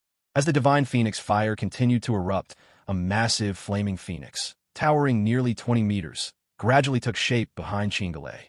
The blazing creature was wreathed in searing flames, its wings spread wide enough to block out the sky and sun. Every feather shimmered with dazzling firelight, as if a mythical beast from ancient legends had descended upon the world. Yet in that moment, Qingalei did not feel joy or excitement. Instead, her beautiful face contorted with intense agony. A strange black-red radiance flickered in her eyes, hinting at a terrible power rampaging deep within her consciousness. It turned out that the second personality, long sealed within her mind, was now raving madly, battering against the sturdy barrier, desperate to break free and seize control of her body. At that instant, threads of mysterious law began to bloom quietly in Qingalei's sea of consciousness. These laws, embodying the myriad desires and emotions of life, crashed down upon her mental defenses like an overwhelming tide, striving to shatter her will and reason completely. Faced with such a dire crisis, Wong Chun, standing not far away, allowed a barely perceptible smile to tug at the corner of his lips. He drew a deep breath, then abruptly summoned the surging power within him, channeling it forth without ceasing into his hands. In a flash, the 12-colored lotus path seed enveloping Qingalei seemed to sense its master's call. It erupted in a blaze of resplendent divine light. That divine light surged forward with unrivaled might, sweeping toward Qingalei like a wild, raging whirlwind. In the span of a single breath, the once majestic flaming phoenix was caught up and swept away, vanishing without a trace. The radiant light continued its frenzied assault, ravenously devouring the phoenix energy and the power of its laws that clung to Qingalei, leaving her no chance to resist. Twin, piercing cries of the phoenix echoed across the sky as the force within Qingalei fought desperately to resist. Yet in the end, it was no match for the terrifyingly voracious power of the 12-colored lotus path seed. In this moment, Qingalei was enduring a pain few could ever imagine. Her once delicate face was twisted in torment, and beads of sweat as large as pearls streamed down her forehead like rain. You still dare to resist? How reckless! With a furious shout, a brilliant violet halo suddenly rose behind Wang Chun. The halo rotated slowly, radiating an aura of endless mystery and power. In the blink of an eye, the halo expanded rapidly, transforming into a colossal divine, wheels stretching a full kilometer across. Like a blazing violet sun, it banished the darkness of space, turning night into day. At the same time, a chilling, supreme will surged forth from within the colossal divine wheel. This will seem to possess the terrifying power to bury the stars of the heavens, annihilate all living beings, and bring an end to the endless cycle of life and death. It swept toward Qingalei with unstoppable momentum. Confronted with such a dreadful assault, a flicker of fear involuntarily flashed across Qingalei's eyes, which were glowing with a strange black and red light. At this moment, the second personality within her grew even more frenzied. Her once beautiful face twisted with such intensity that it became almost fierce and frightening. Waves of black and red psychic energy surged before her like a raging tide, quickly gathering to form an incredibly solid barrier of protection. Yet this seemingly invincible shield of psychic force was fragile as paper before the supreme will. In the blink of an eye, that will effortlessly shatter the defenses set up by Qingalei's second personality, overwhelming her with unstoppable force, as if a mountain were crushing an egg. Then, something even more bizarre occurred. At the very instant the Supreme will touched Qingalei's psychic energy, a strange power of laws suddenly burst forth. In a flash, This power left Qin Galei's body and merged with the remnants of the phoenix's strength, transforming into a flaming phoenix. Breaking through the barrier of the 12-colored lotus Dao seed, it soared into the depths of space. The supreme fist intent of the Hong Mang myriad Dao wheel chased after it, colliding with the phoenix in a spectacular clash. These two forces, utterly different yet equally unmatched in their might, tangled and crashed against one another in the void like two titanic dragons locked in battle, unleashing dazzling bursts of light. All of space trembled in their wake, as if the cosmos itself might be torn apart at any moment by this wild, surging energy. At last, you've emerged. Don't bother struggling. Just become one with me. Wong Chun exulted, his figure appearing in outer space. He hurled a mighty fist at the blazing phoenix in the sky. Instantly, the supreme divine wheel behind him transformed into a streak of violet light, spinning above the fire phoenix and trapping it, rendering all of its struggles futile within the confines of the Hong Mang myriad Dao wheel. With a wave of his hand toward Qin Galei outside the southern heavenly gate, Wang Chen summoned the 12-colored lotus Dao seed that had encased her, drawing it into the center of his brow. All that remained was a crimson, phoenix-shaped mysterious rune which flew into Qin Galei's sea of consciousness, merging with her soul. Her soul radiated with a red divine light, instantly devouring her second personality. Red brilliance began to shine from her body, her expression serene and peaceful as she slipped into a meditative trance. This was a cultivation method Wang Chun devised after gaining insight from the power of the phoenix, a technique known as the phoenix visualization, capable of strengthening the soul, fortifying the body, and refining one's divine power. Wang Chun appeared above the wheel of the myriad ways of primordial chaos, sitting cross-legged. 12 radiant colors of divine light streamed from his body as he continuously refined the power of the phoenix and the mysterious laws that governed it. Mother, freaking hell! Tony Stark couldn't help but blurt out his astonishment at the sheer spectacle before him. With power like that, what was the point of building any anti-Wang Chun armor? At this level, Wang Chun could probably swat him aside with a flick of his hand. Has he become a god? Storm, Ororo, murmured in a daze. What else could you call this but godhood? Cyclops, Scott, found himself at a loss for words. With strength like that, wasn't Wang Chun already a living deity among mortals? Professor Charles Xavier's face was a study in mixed emotions. He couldn't help but sigh inwardly. Such overwhelming might. Thank goodness Jean seemed unharmed, and had even benefited greatly from all of this. Beast stared, unblinking, at the divine radiance that Wang Chun had become, a look of fervent awe etched across his features. Oh no, looks like we're late. It's almost over. So that's the Phoenix Force? Why does it seem so weak now? Obviously, our master's divine will has sealed it away. It can't break free. Our master is truly incredible. Can you all just call him something else? That title is so embarrassing. Giggle. No way. Not a chance. Li Fei arrived atop the southern heavenly gate, accompanied by Jin Yin, Ni Xiang, Yang Mi, and the other women. The group burst into playful laughter, their spirits high. Seated atop that mysterious and dazzling violet wheel of divinity, Wang Chun resembled a meditating god, utterly immersed in a profound and boundless state of enlightenment. In that very instant, within the vast expanse of his spiritual sea, the still purple lotus suddenly began to emit a wondrous glow. Then a breathtaking scene unfolded. The purple lotus grew, sprouting 2 brand new leaves before his mind's eye, each unfurling at a speed visible to the naked eye. One of the leaves exuded the essence of life itself, brimming with boundless vitality and hope. The other radiated the swirling laws of mortal existence, carrying with it all the joys, sorrows, love, and enmity of the world. At the same time, the nascent spirit at the heart of the lotus seemed to be nourished, growing at a staggering pace. In the blink of an eye, it towered to 49 zhong, looming majestically within the lotus realm.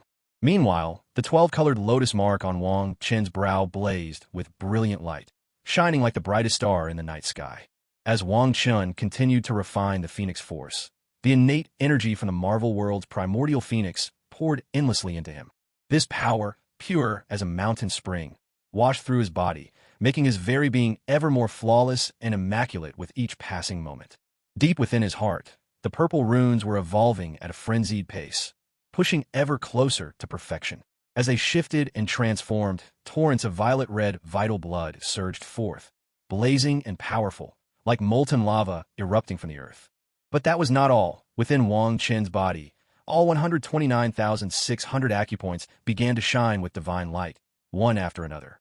Each ray of this light brimmed with boundless energy, further opening and expanding those acupoints. Gradually, they began to resemble countless, independent miniature worlds suspended within him, echoing and resonating with one another, weaving together into a vast and intricate inner universe. At this moment, the aura radiating from Wong Chun grew ever more immense and majestic, surging in relentless waves, each one more powerful than the last.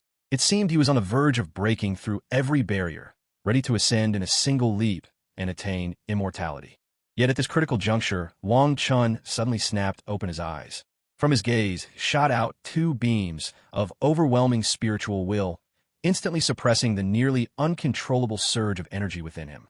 Then, with a slight shake of his head, he actually chose to forego this perfect opportunity for a breakthrough, letting it pass by of his own volition.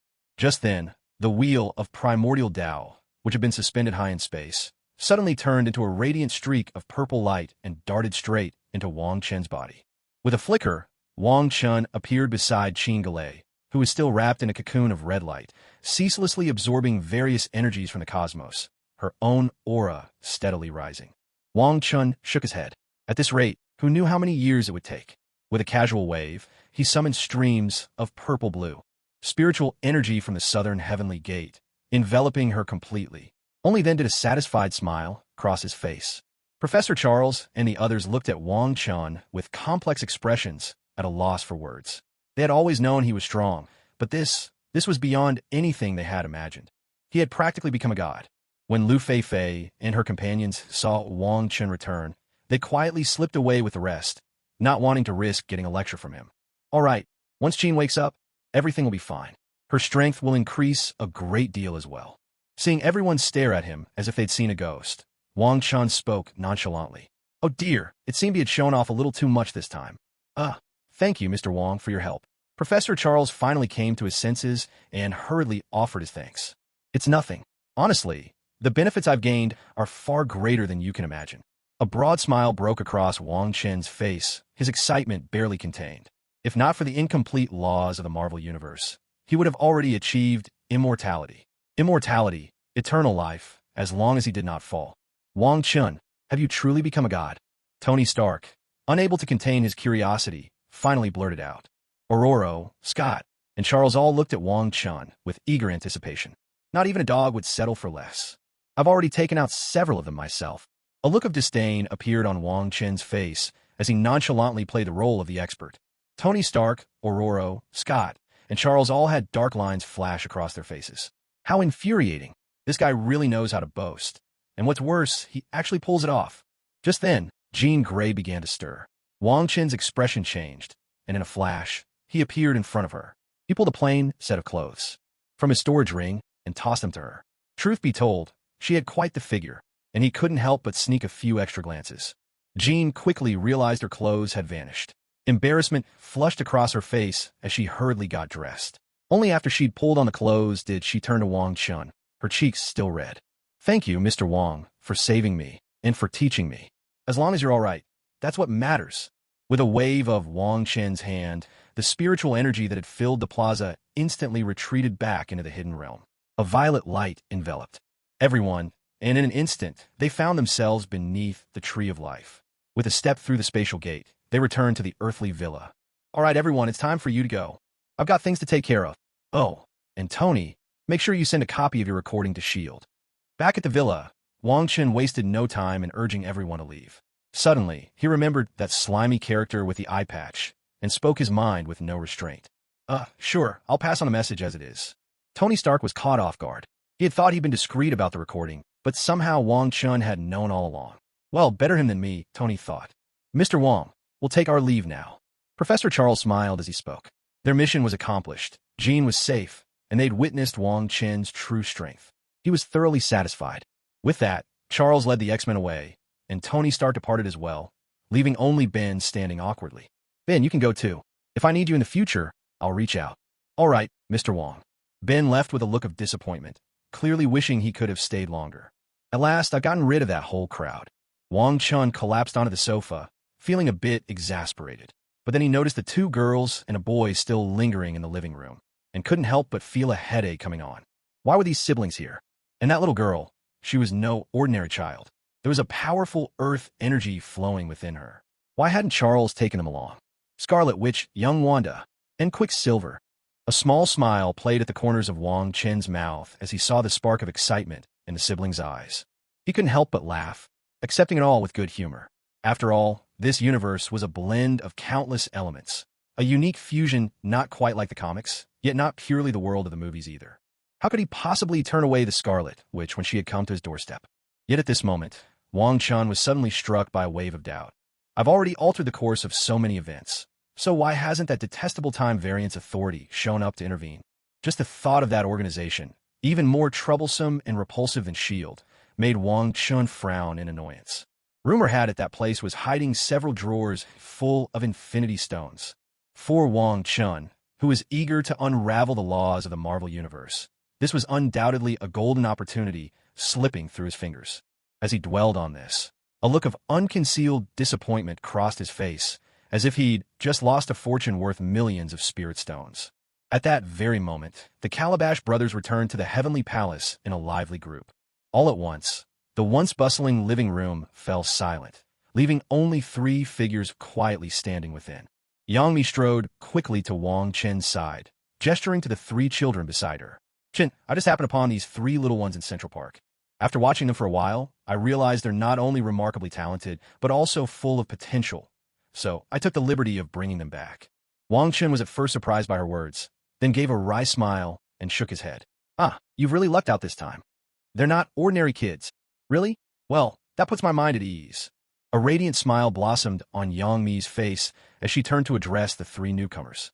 Wanda, Pietro, Petra, come over here. You can stay. Wanda, Pietro, and Petra wore anxious expressions as they hurried into the hall, their voices tight with nerves. Big sister, can we really stay? You can stay. I can even teach you how to become stronger, but from now on, you'll have to listen to me. Wang Chun spoke calmly, his gaze filled with warmth and amusement. I want to stay. Petra blurted out eagerly. She was desperate to leave behind the days of wandering in Central Park, never knowing where her next meal would come from. Wanda and Pietro exchanged glances, hesitation flickering on their faces.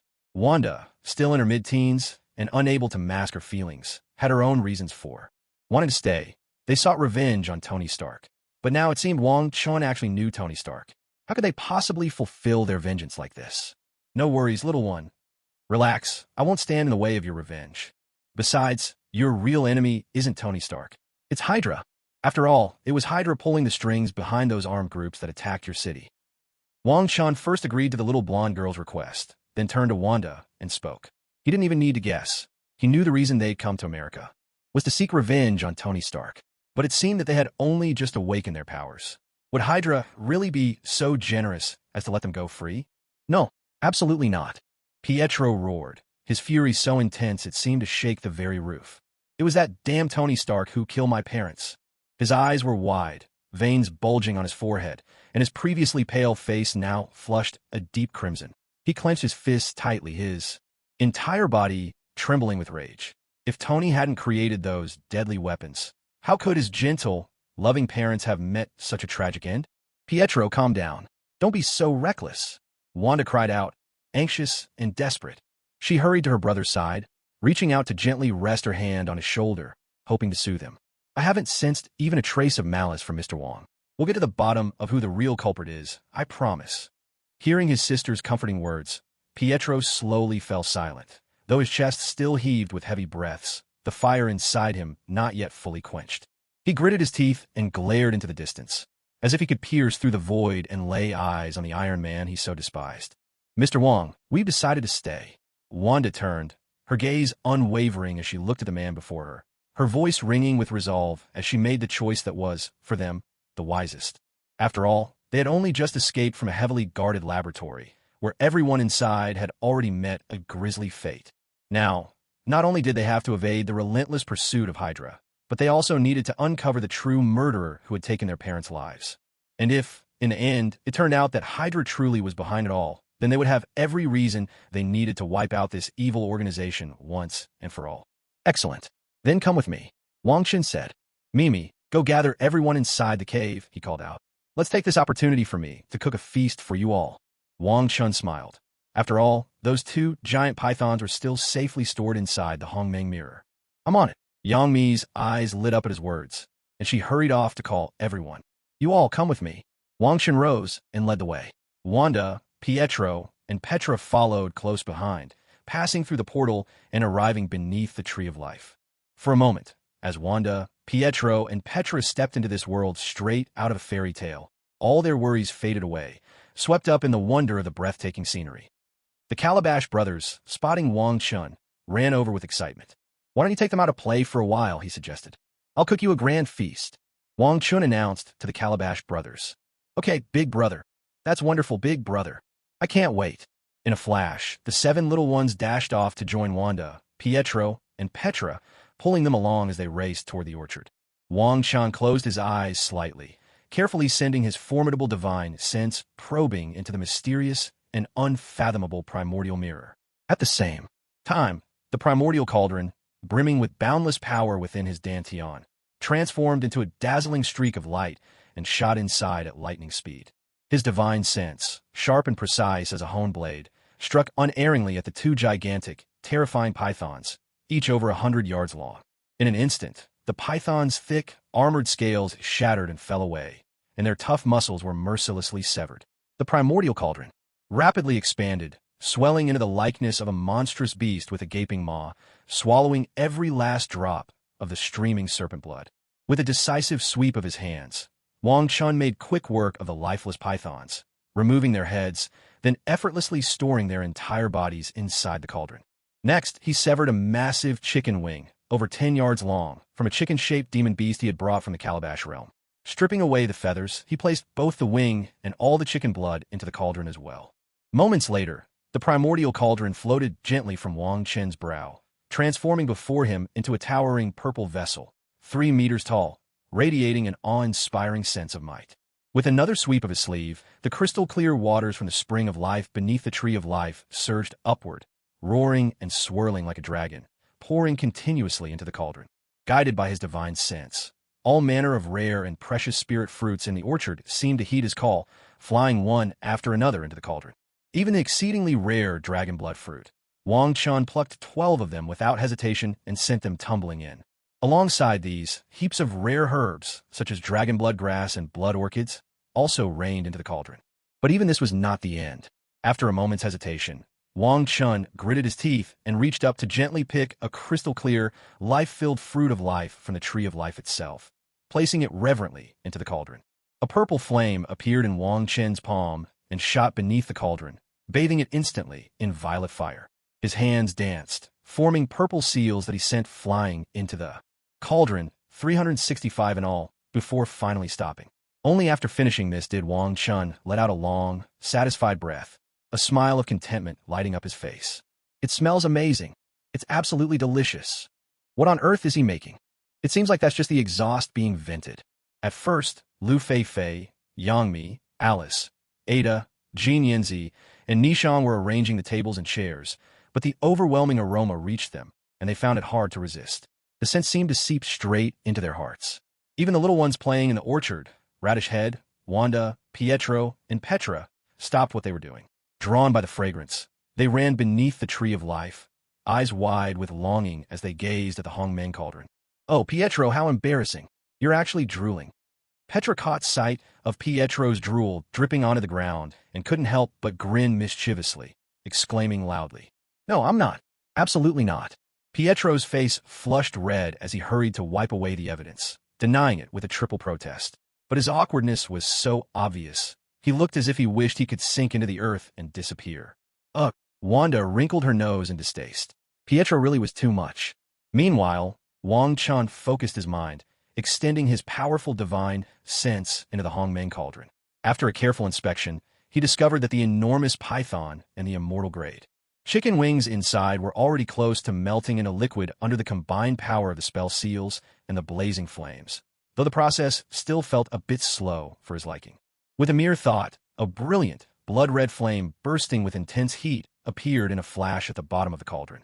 In an instant, the crimson fire spread rapidly, blossoming into a magnificent lotus of flame that completely enveloped the Hong Mang cauldron.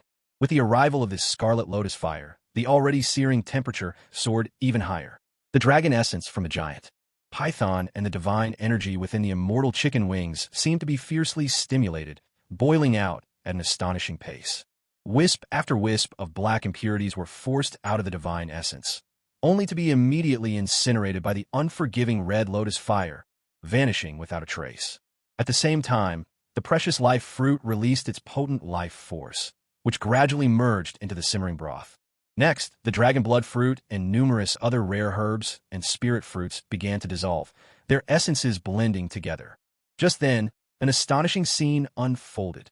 Above the Hong Mang cauldron, a dragon and a phoenix formed from pure life energy appeared out of thin air. The two figures were vivid and lifelike, as if possessed of their own consciousness.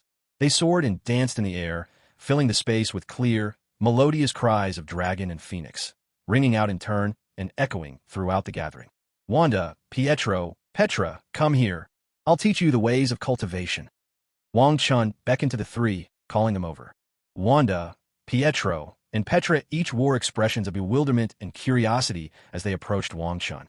Looking at the three of them, Wang Chun felt a headache coming on. Pietro and Petra would be easy enough to deal with, but what about the little witch? What kind of technique? Should he pass on to her?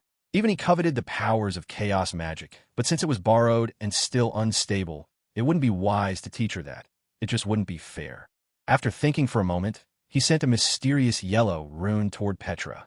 The rune flashed and instantly merged into the center of her brow. She sat down cross-legged on the ground and slipped into meditation. The legacy Petra received was the Yellow Emperor's Earth Sovereign technique. In Wang Chen's spiritual sea, his primordial spirit swiftly formed a series of hand seals.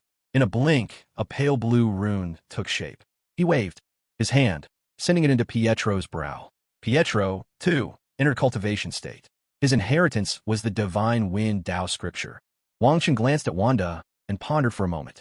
A multicolored rune suddenly shot into her spiritual sea. This was the Grand Yin-Yang Five-Element Scripture, a Taoist text that granted the power to master Yin, Yang, and the five elements, essentially the ability to alter fate and reality itself. Wang Chun himself could only achieve this through his innate divine powers. He had no method for cultivating it further, so Wanda's future progress would depend on her own fortune. Wanda was instantly absorbed in cultivation, her body radiating 7 hues of light. With a thought, Wang Chun directed the purple-blue spiritual energy from his paradise to envelop all 3 of them. Satisfied with his work, he nodded approvingly. After all, he intended to become the lord of a world. Returning to the Marvel Universe was partly to recruit talent. He couldn't always rely on his own strength in the new world, could he? Chin, what did you just make? It smells so irresistible. Lu Feifei, seeing that Wang Chun had finished his task, came over to ask. I used those 2 giant pythons and a pair of wings from a beast at the Earth Immortal level to make a dragon phoenix replenishing heaven soup. How much you can drink will depend on your luck. This soup can heal old wounds, mend deficiencies, refine your body, extend your lifespan, strengthen your cultivation aptitude, and boost your power. Wang Chen spoke with a smile. Their current cultivation was still too weak, not even as strong as the Gord brothers. If he didn't help them strengthen themselves, what would happen if they died in another world? Amazing. That's unbelievable. This is a treasure. The women's eyes lit up with longing as they stared at the chaos cauldron, ignoring the dazzling dragon and phoenix projections. They all wanted to taste as soon as possible. Oh, the smell. Oh no, why am I covered in so much filth? It's terrible. Wanda, Pietro, and Petra awakened from their cultivation only to be immediately assaulted by their own stench. Embarrassment flooded their faces.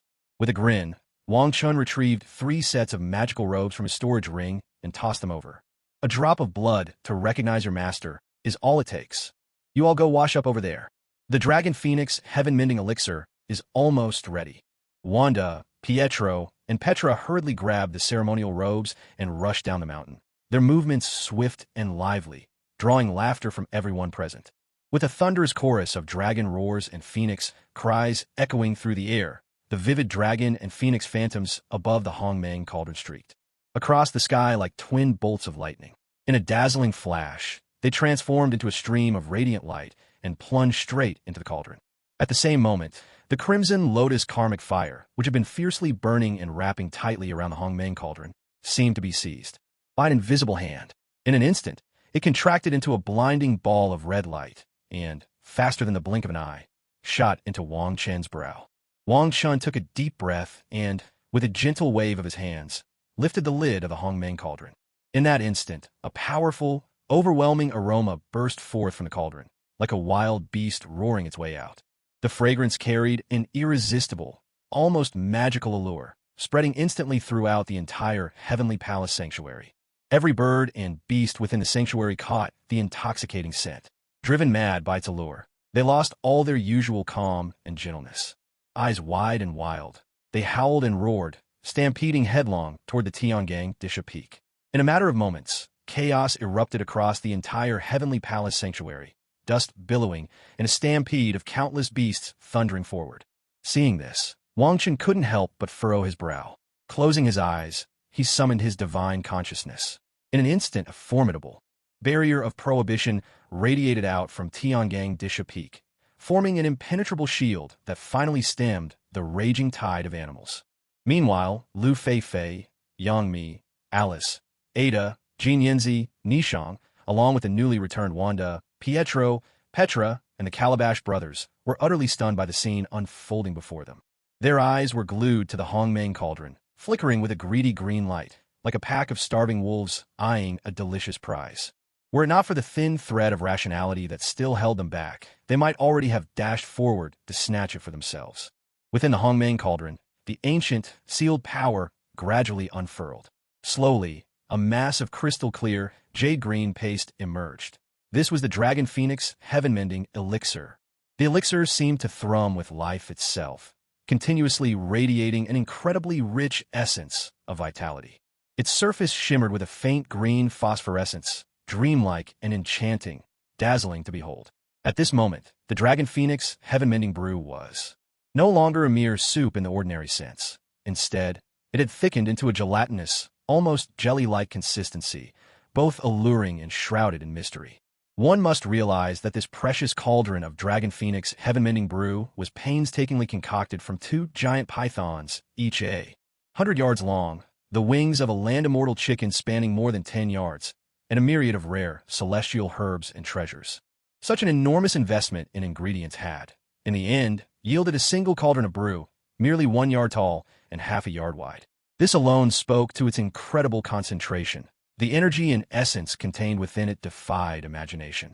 The vital essence and the forces of creation and yin-yang within the Dragon Phoenix heaven-mending brew were truly beyond the scope of words. Intertwined and perfectly balanced, they formed a potent and unique wave of power. Even standing close to the Hong Mang cauldron, one could feel that exuberant vitality and boundless potential radiating from within. Just then, as he had been quietly observing the Hong Mang cauldron, Wang Chen's divine sense suddenly stirred. A brilliant purple stream of magical power shot from his fingertip, swift as a spirit serpent, darting into the cauldron and deftly extracting a small bowl of the Dragon Phoenix heaven-mending brew. With a wave of his arm, the purple energy wrapped around the small bowl of brew, sending it hurtling toward the sky above the cavern. At the same time, Wang Chun chanted under his breath, his hands swiftly weaving intricate seals, invoking a mighty, rain-bringing spell of astonishing power. In an instant, the entire celestial palace was thrown into turmoil. Winds howled, clouds churned, lightning flashed, and thunder rumbled ceaselessly. Fierce gusts swept through, billowing the clouds, while streaks of lightning tore across the night sky, turning darkness into blazing daylight.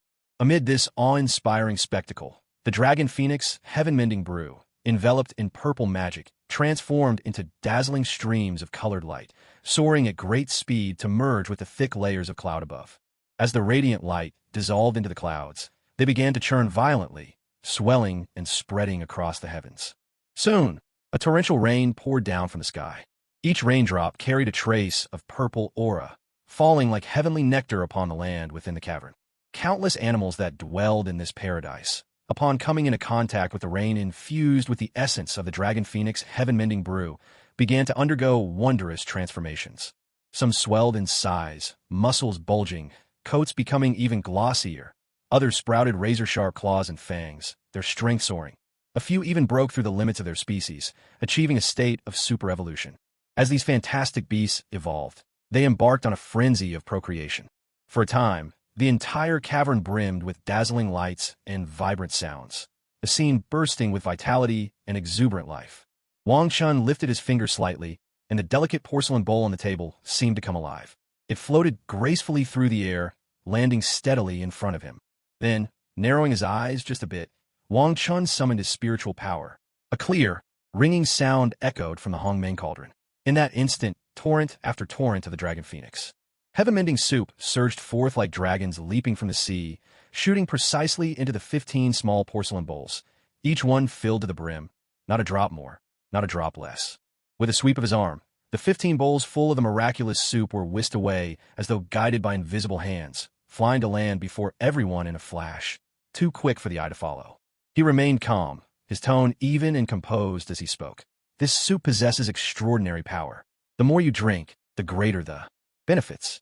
But have no fear. With me watching over you, there is no danger of your bodies being overwhelmed by the medicine's strength. Upon hearing Wang Chen's words, any restraint the group had managed was swept away like a dam bursting. Their suppressed hunger surged uncontrollably. One after another, they seized their bowls, tilting their heads back to gulp down the soup in great, eager draughts. Their frenzy could only be described as wild abandon. Some drained a whole bowl in one go, while others downed 2, even 3 bowls in quick succession. Most managed to stop at the 9th bowl, while Pietro and Petra lagged just behind, each finishing 8. Wanda's constitution proved even more astonishing. She didn't stop until she had consumed 10 bowls. As for the Calabash brothers, they were the fiercest of all, immediately drinking 12 bowls before sitting cross-legged to refine the medicine's effects. Once everyone had finished their dragon phoenix heaven-mending soup, a wondrous transformation began. Their bodies started to radiate with brilliant, multicolored light, dazzling and vivid, as if they had stepped into a realm of fairy tales and dreams. At the same time, their skin began to peel away in layers, like snakes shedding their old skins. The aged, lifeless cuticles drifted down in a flurry, covering the ground. But that was not all. From deep within, pitch-black impurities were forced out, oozing in sticky clumps and filling the air with an acrid odor. Even their teeth loosened and fell away, only to regrow almost instantly. New, white as jade, and unbreakably strong. Their hair, too, was not spared. Every strand dropped away, but in the blink of an eye, new hair sprouted thick and lustrous, smooth as silk and gleaming with a healthy sheen. Dazzling bands of radiant light burst forth from their bodies, blooming like fireworks in the night. The colors twined and danced, painting an otherworldly spectacle. It was as if the multi-hued lights held a mysterious power, instantly enveloping each person. Bathed in this radiant glow, all the hidden impurities within them were shattered and dissolved into nothing, unable to resist in the slightest. At this very moment, the overwhelming medicinal energy surged into their bodies like a mighty, unstoppable flood. This powerful force swept through them, repairing the long-hidden flaws within their bodies with the force of a storm. Whether it was damage to their meridians or fractures in their bones, all began to heal and regenerate under the nourishment of this energy, bringing forth new vitality. At the same time, this medicinal power continued to strengthen the very foundation of their beings, greatly enhancing their physical resilience. Feeling these sweeping changes within their bodies, everyone was overcome with excitement, each one hastily channeling their cultivation techniques with feverish intensity. In an instant, spiritual energy coursed through their bodies like a rushing river. With every circulation, part of the medicinal force was refined and absorbed, transforming into their own strength. Deep, thunderous sounds rumbled through the scene, reverberating so powerfully that it felt as if the very heavens and earth trembled in response. It turned out that Lu Fei, Yangmi, Alice, Ada, Jin Yanzi, and Nishang were all breaking through to new levels of cultivation. In the blink of an eye, they ascended into the nascent soul stage, their bodies radiating an awe-inspiring, formidable aura. Yet this aura did not subside. Instead, it grew ever stronger, clear evidence that their cultivation realms were still climbing and solidifying. Meanwhile, the 7 adorable little ones were suddenly enveloped in 7 different hues of divine light: red, orange, yellow, green, cyan, blue, and violet, twining together in a breathtaking display. The dense spiritual energy within the mystical realm was drawn to them, pouring into their small bodies like an unstoppable tide. Bathed in this torrent of energy, their cultivation realms soared wildly like unbridled stallions, and in the blink of an eye, they broke into the void refinement stage, becoming true masters of cultivation. Just then, Wanda erupted in a dazzling array of rainbow-colored light, brilliant and mesmerizing like a living rainbow. At the same time, an intense red energy of primal chaos burst forth from her brow, uncoiling like a lively red dragon dancing freely through the air. Wanda was now channeling the mysterious Grand Yin-Yang Five Elements Sutra with all her might.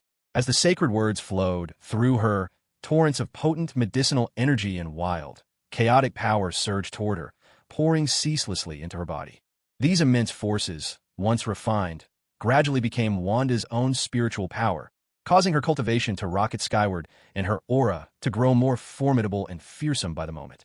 Meanwhile, Pietro and Petra were clearly struggling, their faces flushed deep red, as if they were two ripe apples, and beads of sweat the size of pearls rolled down their foreheads, soaking through their clothes. Even so, as they had only just embarked on their path of cultivation, it was not long before they reached their limits, unable to push themselves any further. Yet despite this, the results they achieved were astonishing. Both of them managed to break through smoothly, reaching the very peak of the chi refinement stage. Having been closely observing everyone's condition, Wong Chun witnessed this, and, without hesitation, swept his arm through the air. In an instant, a brilliant, dazzling divine light, shimmering with 12 distinct colors, streaked across the sky like a meteor blazing through the heavens. Each radiant beam found its mark, bathing every individual in its glow, forming a thin, shimmering veil that enveloped them all. Immediately after, leveraging his profound and unfathomable divine powers, Wang Chen forcibly suppressed the overwhelming and domineering medicinal force of the Dragon Phoenix heaven-mending elixir within their bodies. The once wild and restless energy settled at once, obediently burrowing deep into their meridians, transforming into a wellspring of potential, lying dormant, ready to be awakened and harnessed in the days to come. With the mighty and regal pressure of the 12-color divine light, the previously rampant and untamable medicinal force, which had seemed on the verge of breaking free, was gradually subdued. It began to blend slowly into everyone's being, transforming into a profound foundation. Amidst this wondrous process, they all drifted into a profound state of enlightenment, as if merging with the universe itself, gaining insights into the most mysterious laws and powers that govern existence. At this moment, the radiant divine light blooming from their bodies, like nimble spirits, gradually faded and quietly seeped back into them. Just then, the rainbow-hued little gourd dangling from the vine of the tree of life began to shake and sway incessantly. From inside came the anxious cry of a little girl. "Brother, brother, I want some too. I want some." Her voice was clear and sweet, brimming with innocence and longing. Standing nearby, Wong Chun couldn't help but smile with tender affection as he heard his little gourd sister calling out so eagerly. With a gentle flick of his sleeve, a surge of deep purple energy swept forth, enveloping about 15 bowls worth of the Dragon Phoenix heaven-mending elixir. At once, this potion, wrapped in magical power, transformed into a brilliant stream of light, shooting straight into the rainbow-hued little gourd at lightning speed. Almost at the same moment, the small gourd burst forth with a dazzling 7-colored radiance, lighting up the space around it with breathtaking brilliance. Then his little gourd sister's voice drifted out, soft and endearing as if a little tipsy. "Thank you, brother." As soon as her words faded, all was silent again. Clearly, she too had entered a deep state of cultivation. Seeing that little gourd had smoothly entered her cultivation, Wang Chun smiled gently, his heart brimming with satisfaction. Then, he picked up the bowl of Dragon Phoenix, celestial soup before him, took a delicate sip, and savored its flavor. After a moment, he nodded in contentment and murmured to himself, the taste is quite good, but it doesn't do much for me anymore." Within his body, a surge of yin-yang creative power rose up, only to be instantly absorbed, strengthening his physique by a subtle margin. "Oh, how interesting." No sooner had Wang Chun finished speaking than he vanished from where he stood, reappearing outside the southern heavenly gate. There, he watched as a streak of starlight shot across the night sky and plummeted down to earth. In his eyes, a violet gleam flickered as he saw that within the blue stream of light was a short-handled hammer. Suddenly, Wang Chen's icy, thunderous shout erupted, echoing through the heavens with the force of an exploding storm, making the very space around him tremble. In that instant, a terrifying and supreme will burst forth from his body, mighty enough to bury all the heavens, to annihilate everything, to bring the cycle of reincarnation to an end. It surged forth like a roaring dragon, following some mysterious, unfathomable sense toward its target. This supreme will carried with it an endless oppressive force and the power of utter destruction, as if intent on obliterating any being that dared to provoke its master. Meanwhile, far away on the rainbow bridge of Asgard, a burly, tower-like middle-aged man was staring intently into the distance. But just then, a blood-curdling scream tore from his lips. "Yeah!" His eyes widened in agony as blood gushed from every orifice, and he collapsed to the ground, convulsing uncontrollably. Within his body, a supreme will from some distant realm rampaged wildly, leaving torn flesh and shattered bones in its wake, a sight too gruesome to bear. At that very moment, an elder clad in golden robes and emanating a powerful, commanding presence suddenly appeared upon the rainbow bridge. This was none other than Odin, king of the gods of Asgard. The instant he saw Heimdall in such a wretched state, a fierce blaze of fury ignited in his eyes. Without hesitation, he extended his right hand, releasing a torrent of intense golden divine power from his palm. This golden power radiated like a blazing sun, its brilliance lighting up the entire rainbow bridge. As the golden divine light washed over Heimdall's body, a surge of violet energy burst forth from within him, colliding violently with the golden power. In that moment, the two powers, gold and violet, twined together, unleashing a cataclysmic wave of energy. The entire rainbow bridge quaked under the onslaught, and the surrounding space began to fracture with fine, splintering cracks. After a long, intense standoff, at last, with a deep, thunderous boom, both the purple divine power and the golden divine power vanished without a trace. Odin's face turned deathly pale, his eyes filled with shock and terror, clearly shaken by that sudden, supreme will that had just appeared. In an instant, Odin regained his composure. A golden beam of divine light appeared in his hand and shot into Heimdall's body. Before their eyes, Heimdall's grievously wounded form began to heal at an astonishing rate.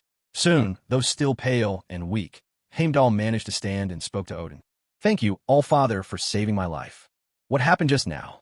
Odin asked, his expression grave. "When I was watching over Thor's hammer," Heimdall replied, fear flickering in his eyes, "I inadvertently caught sight of a human on Earth. He flew into an instant rage, and an overwhelming will struck at me. Before I knew it, I was gravely wounded." This time, Heimdall had come closer to death than ever before. "A human from Earth?" Odin murmured. "For now, do not provoke him." A shadow of some dark memory crossed Odin's face. In a flash of golden light, he vanished from the rainbow bridge, leaving Heimdall standing alone in the chill, unable to calm his shaken heart for a long time. "Odin." Wong Chun gave a cold snort, gathering his aura and vanishing atop the southern heavenly gate. In a blink, he was back at his villa on Earth. He had originally intended to seek out trouble with Thor, but just then, the chaos mirror in the depths of his consciousness began to churn restlessly. Wang Chen sat cross-legged on the floor. Violet-blue spiritual energy hovered around him as the chaos mirror transformed into a streak of purple light, flying from the center of his brow to float before him.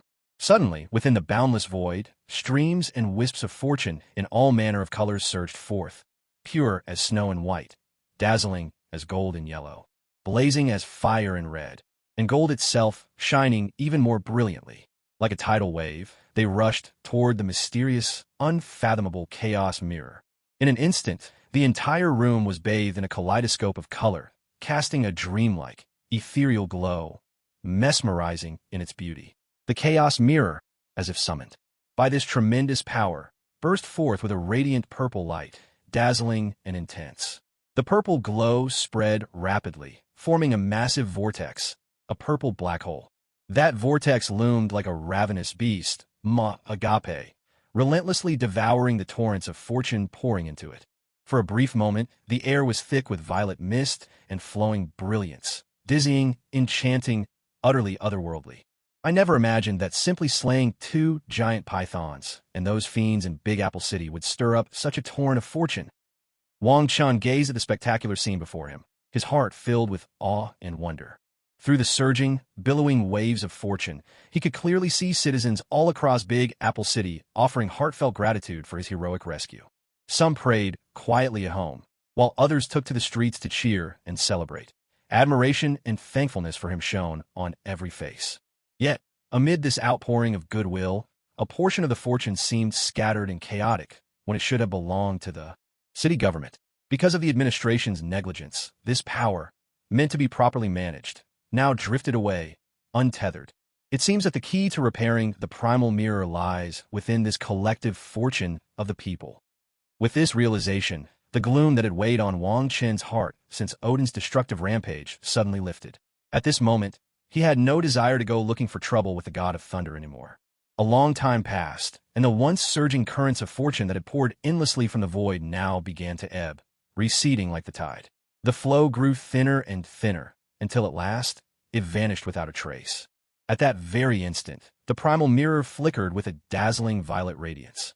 Like a lightning bolt, this brilliant light shot straight into the depths of Wang Chen's mind.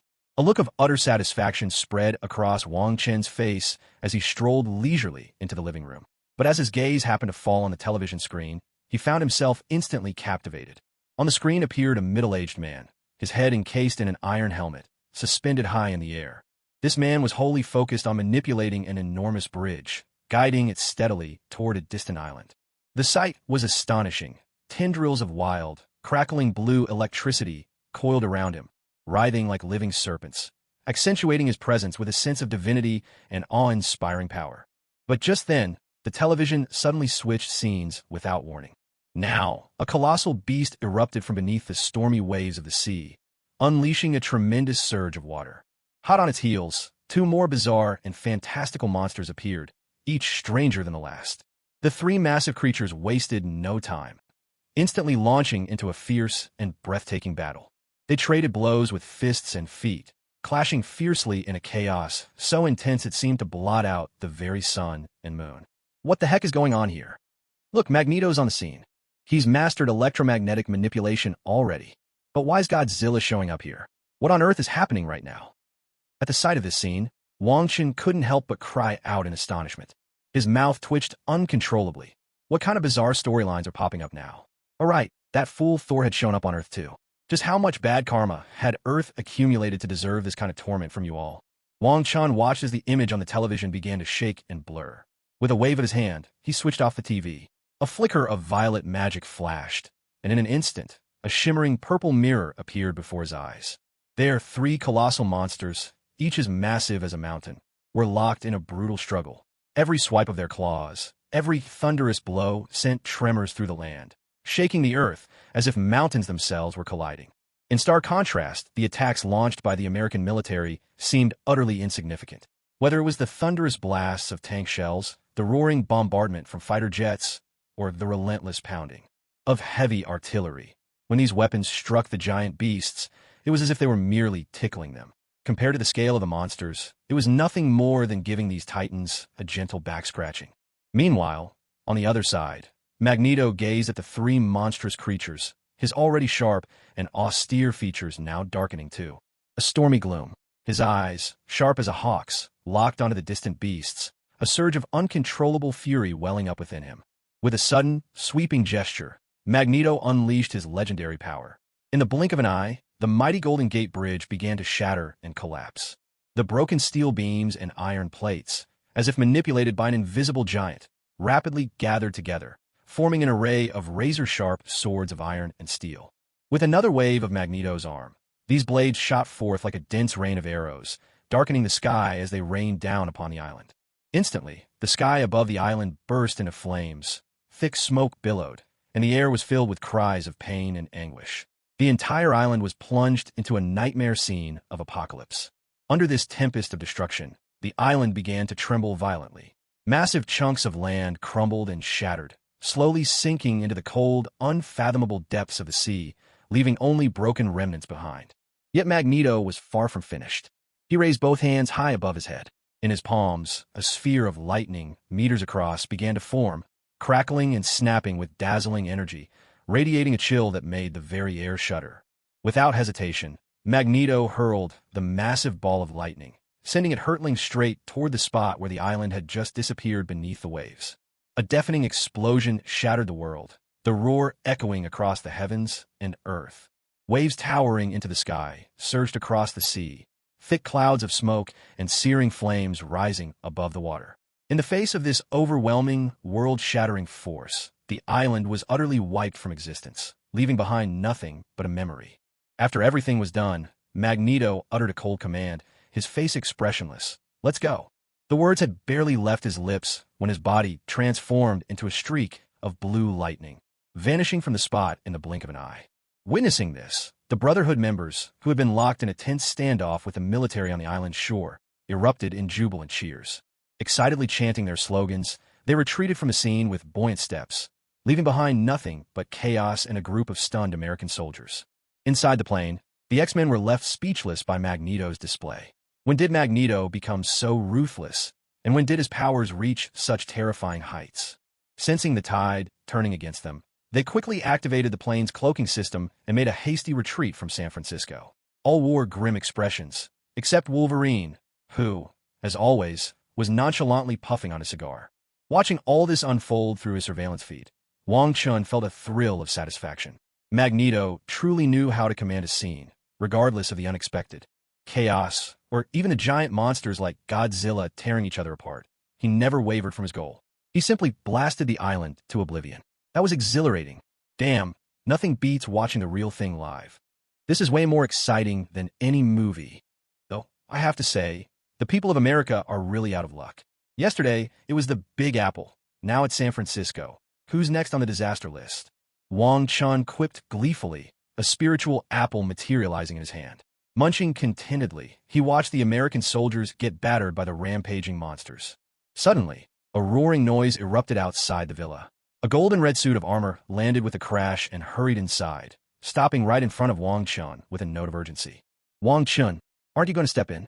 Step in for what? I'm having a great time watching this. Wang Chen had already sensed Tony Stark's approach. Otherwise, how could he have gotten inside so easily? He replied with calm indifference. Tony Stark removed his Iron Man helmet, only then noticing the purple-tinted mirrored screen broadcasting the battle in San Francisco. He spoke anxiously.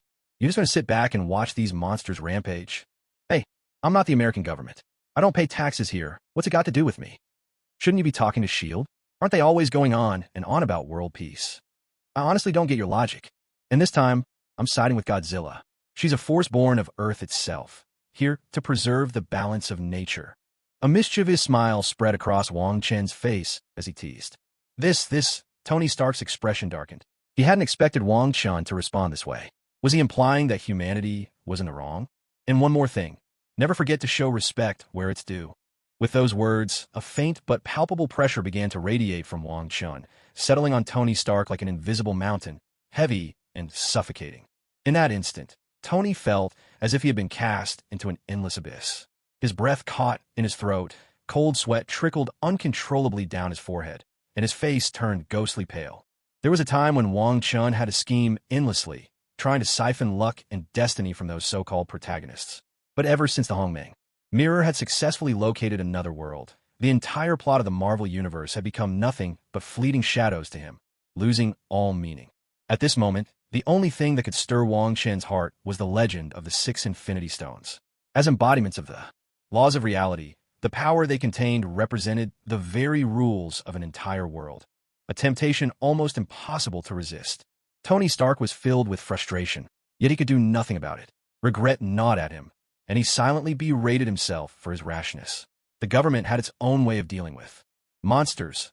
Why had he chosen to provoke Wang Chun, a man whose moods could shift in an instant and who could overturn the table at the slightest provocation?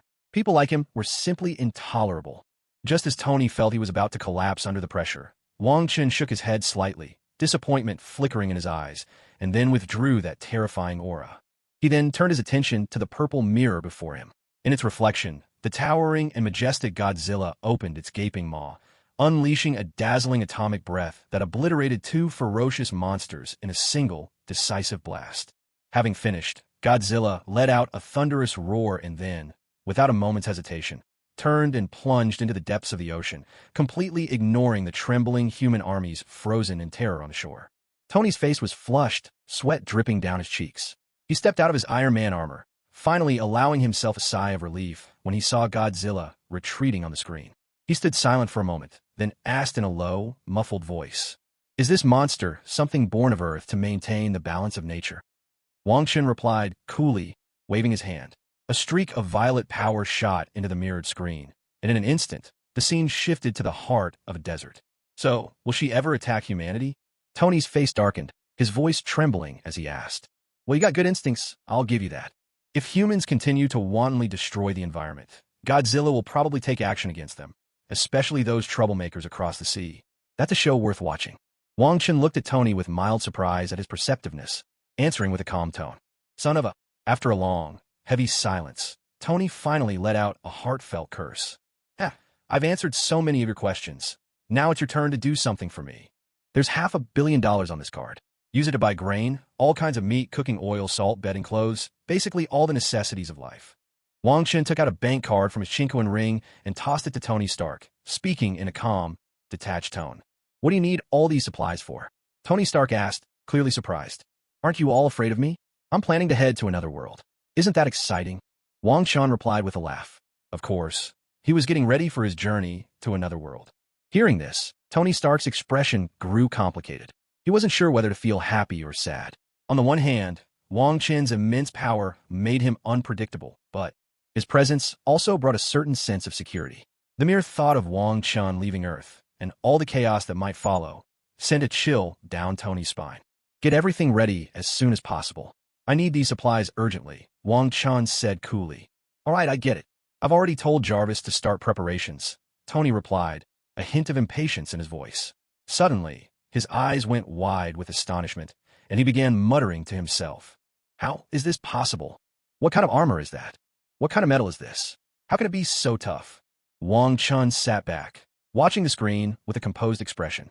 On the display, the destroyer armor, controlled by Loki, rampaged like a wild beast gone berserk. The S.H.I.E.L.D. agents stood no chance, battered and bruised, while poor Coulson, who never had much hair to begin with, looked like he was about to lose the little he had left. Odin, that old geezer, really must be bored out of his mind, Wang Chen sneered with a dismissive twist of his lips. He shook his head and added, and the destroyer's power is honestly disappointing. It's barely enough to impress someone as clueless as Loki. At that moment, on the screen, there was like some indestructible cockroach. No matter how fiercely the destroyer attacked him, he just kept getting back up. Not only that, but his companions showed no fear, charging at the destroyer again and again with remarkable courage. Yet each assault was as futile as throwing eggs at a rock. They were all sent flying by the armor's overwhelming force. Just as the destroyer was about to strike down a blonde woman, the usually goofy Thor finally erupted. Without hesitation, he rushed forward, creating that classic scene of brotherly love. Unfortunately, before Thor could even finish his words, a sudden blast of lasers struck him. His body shot through the air like a cannonball before crashing to the ground with a heavy thud, his fate uncertain. Witnessing this scene, Wang Chen couldn't help but twitch at the corners of his mouth, silently grumbling to himself. This plot is way too far-fetched. Beside him, Tony Stark's eyes were practically gleaming as he stared intently at the destroyer armor, muttering to himself nonstop, every bit the image of a scientist caught up in a frenzy. At that critical moment, the once clear sky was suddenly swallowed by rolling clouds that blotted out the sun. Blinding bolts of lightning slashed across the heavens like silver serpents, each one accompanied by thunderous crashes that shook the air. And then, in a jaw-dropping turn, a hammer bathed in mysterious radiance streaked down from the sky like a meteor, landing squarely in the powerful grip of Thor.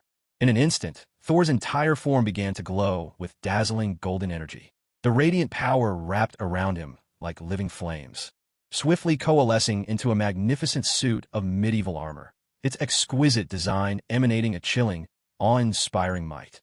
Now clad in full battle regalia, Thor showed not a trace of fear. He let out a mighty roar, fierce as a rampaging lion, and charged at the destroyer with the unstoppable force of a thunderbolt. Simultaneously, the hammer in his hand erupted with brilliant blue arcs of electricity, crackling and roaring like a colossal dragon. Carrying the fury of a storm, it struck the destroyer's impenetrable armor in a single, devastating blow. A deafening explosion shook the entire battlefield. Under this terrifying assault, the destroyer's armor shattered like brittle glass, fragments scattering in every direction. At the sight, Thor's companions and the beautiful, golden-haired woman beside them erupted in jubilant cheers, swept up in excitement. But Tony Stark's face darkened, turning as black as the bottom of a scorched pot. His eyes widened in disbelief as he stared at the scene before him. Was the armor throwing the fight on purpose? How could it be defeated so easily? Wang Chun chuckled, deciding not to take any of it too seriously. With a casual wave of his hand, the violet mirror vanished into the air. He turned to Tony and said, "It's getting late, so I won't keep you for dinner. The supplies you requested will be ready this afternoon. Jarvis will let you know when they're prepared. With a grim expression, Tony Stark climbed into his Iron Man suit and left Wang Chen's house in a hurry, as if he'd just seen a ghost. Why did he even bother coming here? Nothing but trouble. Meanwhile, the Hong Mang mirror within Wang Chen's spiritual sea, having absorbed the vast fortune, suddenly erupted in a brilliant burst of purple divine light. The light surged forth like a roaring tide, swiftly flooding his entire consciousness. As the Hong Mang mirror was restored, a mysterious and powerful force gradually awakened. None other than the primordial purple chi. The Hong Mang mirror kept urging Wong Chun to refine the priceless rivers and mountain society painting. One must understand, the rivers and mountain society painting was nothing less than an innate spiritual treasure. Its vastness alone could rival a golden immortal. Such a treasure, if Wong Chun could successfully refine it, would undoubtedly be like adding wings to a tiger, an overwhelming advantage.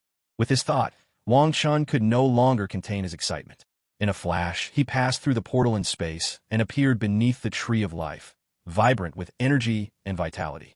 Without hesitation, he summoned his will, and the Hong Mang cauldron, which had been floating in midair, instantly transformed into a streak of light. Quicker than thought, it vanished into his core. The next moment, Wong Chun reappeared, sitting firmly cross-legged atop the awe-inspiring Rivers and Mountain Society painting, which radiated a boundless pressure. Then, something extraordinary happened. The Rivers and Mountain Society painting manifested a domain, a mirage of a real, otherworldly realm, slowly unfolding beneath him. At this moment, Wong Chun dared not relax for even a second. He focused his entire being, summoning the power of his primordial spirit, and launched a relentless assault, attempting to refine the innate restrictions of the painting. Yet, despite his full effort, the pace of refinement was so slow it was almost imperceptible, virtually non-existent. Just as Wong Chun began to feel a hint of frustration, suddenly, streams of innate purple energy, shimmering with celestial brilliance, flowed from the Hong Mang mirror.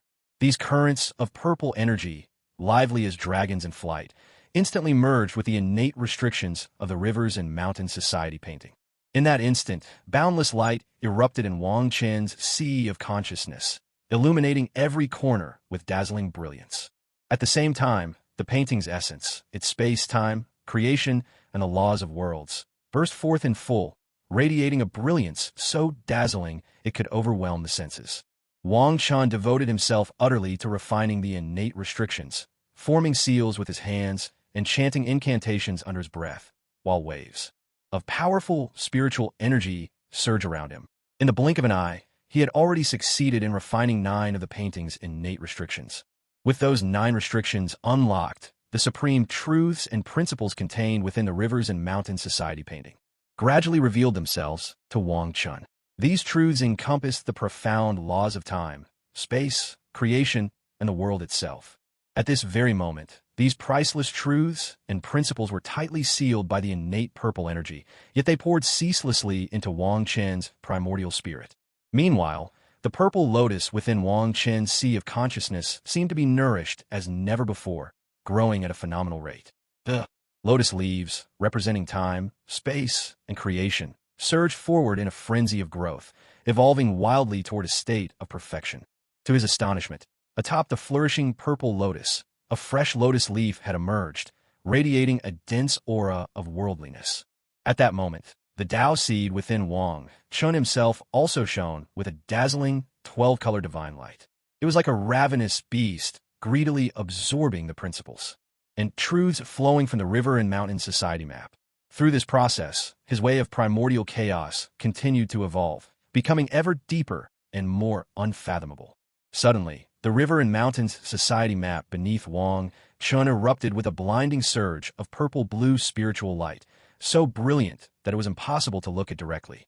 In the next instant, this mysterious treasure map rapidly contracted, shrinking in on itself before transforming into a streak of light that shot like lightning straight into Wang Chen's brow.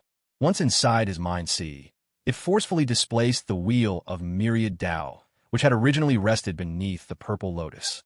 The treasure map then morphed into a vivid, illusory landscape, an ethereal vista of rivers and mountains, spinning ceaselessly. The wheel of myriad Tao, having been pushed aside, showed not the slightest sign of retreat. Instead, it actively soared behind the purple lotus, hanging there with a steady brilliance. It too began to spin rapidly, emanating boundless, immeasurable divine radiance.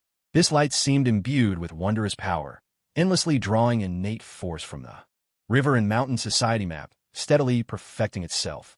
The entire scene was nothing short of magnificent, filled with an overwhelming sense of mystery and power. Yet, as this unfolded, Wang Chen's cultivation unexpectedly regressed rather than advanced. He slipped from the peak of the path unification realm back to its initial stage. Bathed in the innate spiritual radiance from the river and mountain society map, his body underwent a cleansing. Threads of black, dark red, and deep purple impurities seeped out from him, and gradually his spiritual presence stabilized. Emerging from the vast, innate truths of the river and mountain society map, Wang Chen's face was lit with immense joy. No wonder the denizens of the primordial world fought over these innate treasures. So this was what they truly were, living tomes of the great Tao, guiding seekers along their path. Just then, the primordial mirror transmitted another message, causing Wang Chun to frown. Purple divine light flickered around him, and in a blink, he appeared outside dozens of massive warehouses in Manhattan. On Earth, the supplies Tony Stark had prepared for him, everything from seeds to fine wine and daily necessities, all ready to go. With a sweep of his hand, Wang Chun stored them all into the primordial mirror. He paid no mind to the startled staff, and with another flash, he returned to his villa. The message from the primordial mirror was urgent. The source will of that world was on the verge of collapse and needed him to save it immediately. Wang Chen's expression darkened. He was just a minor path unification cultivator, not yet immortal himself. How was he supposed to save the world? That was wishful thinking. As if unable to contain its own impatience, the primordial mirror suddenly shot out from between Wang Chen's brows.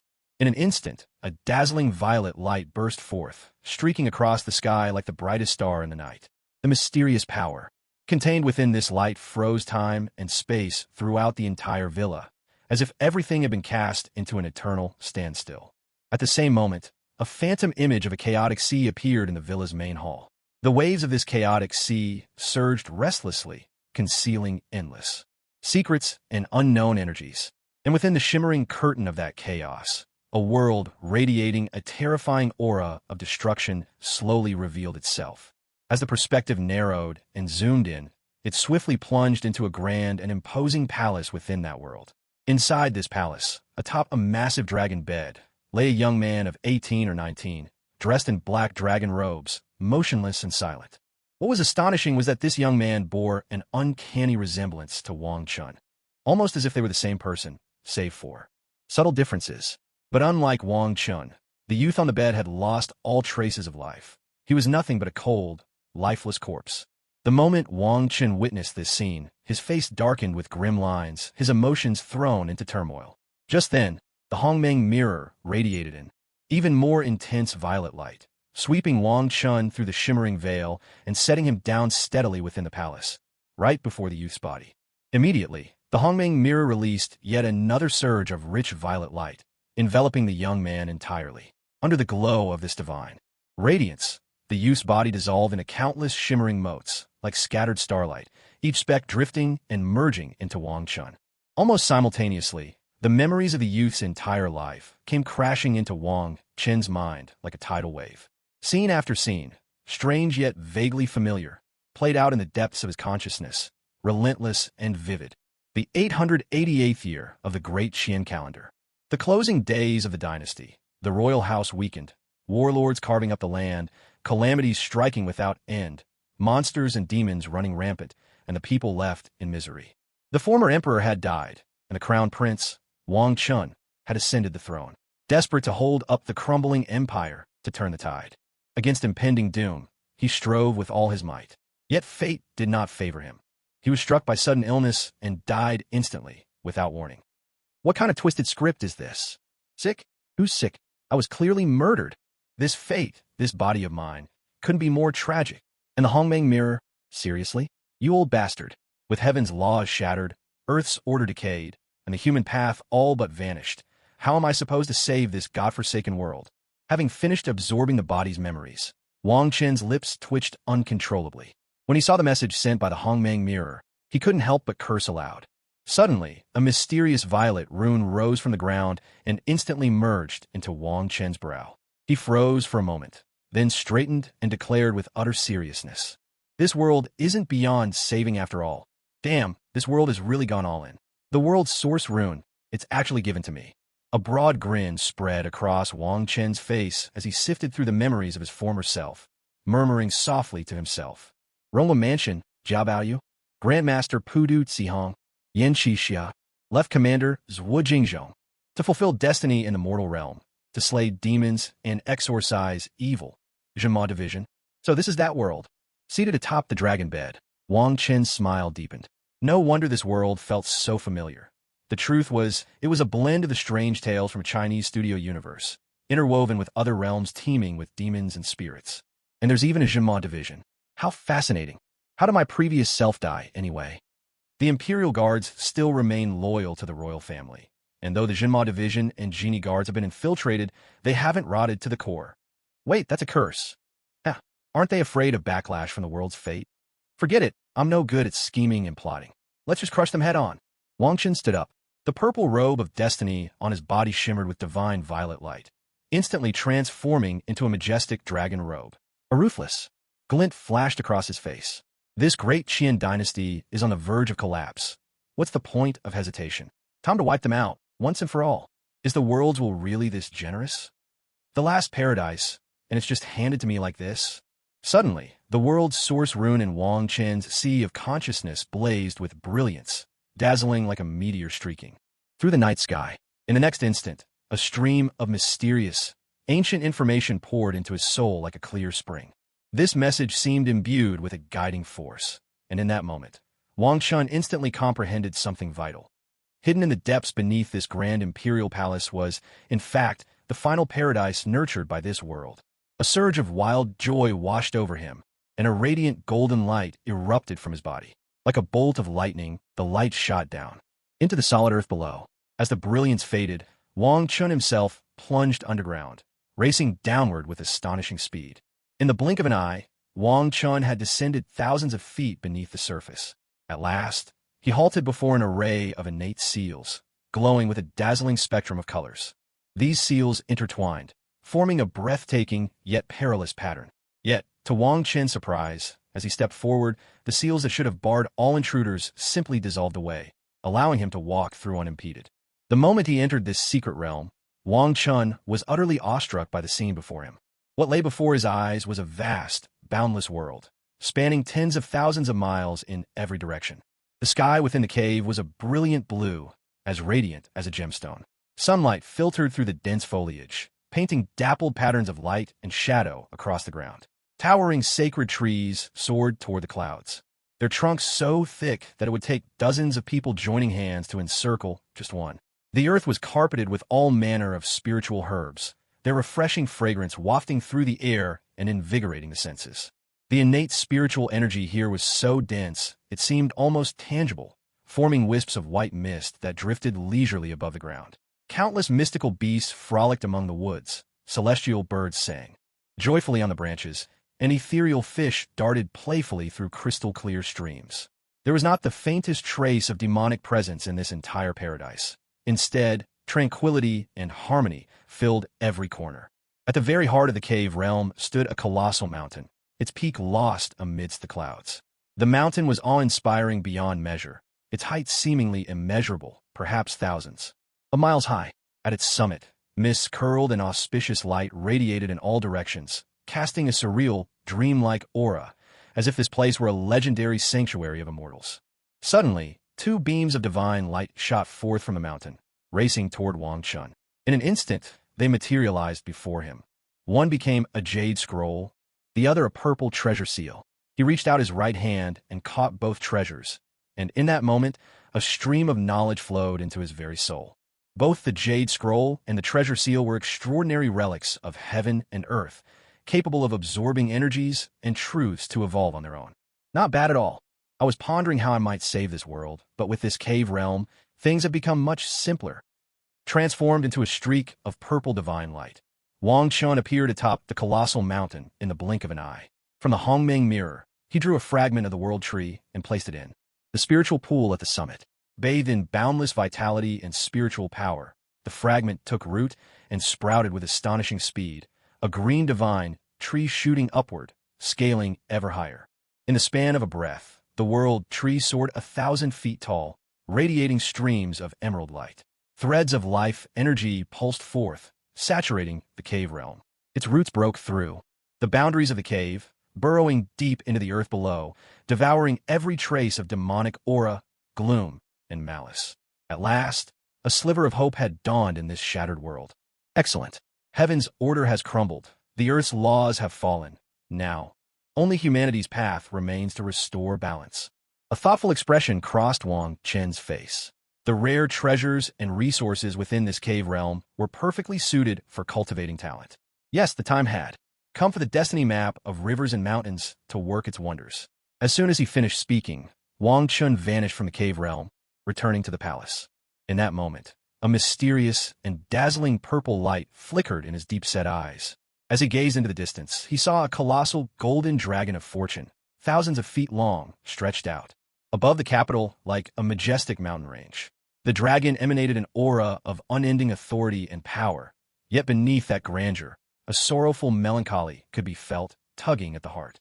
It seemed the dragon of fortune had sensed Wang Chen's gaze, for she let out a series of anguished, resounding roars.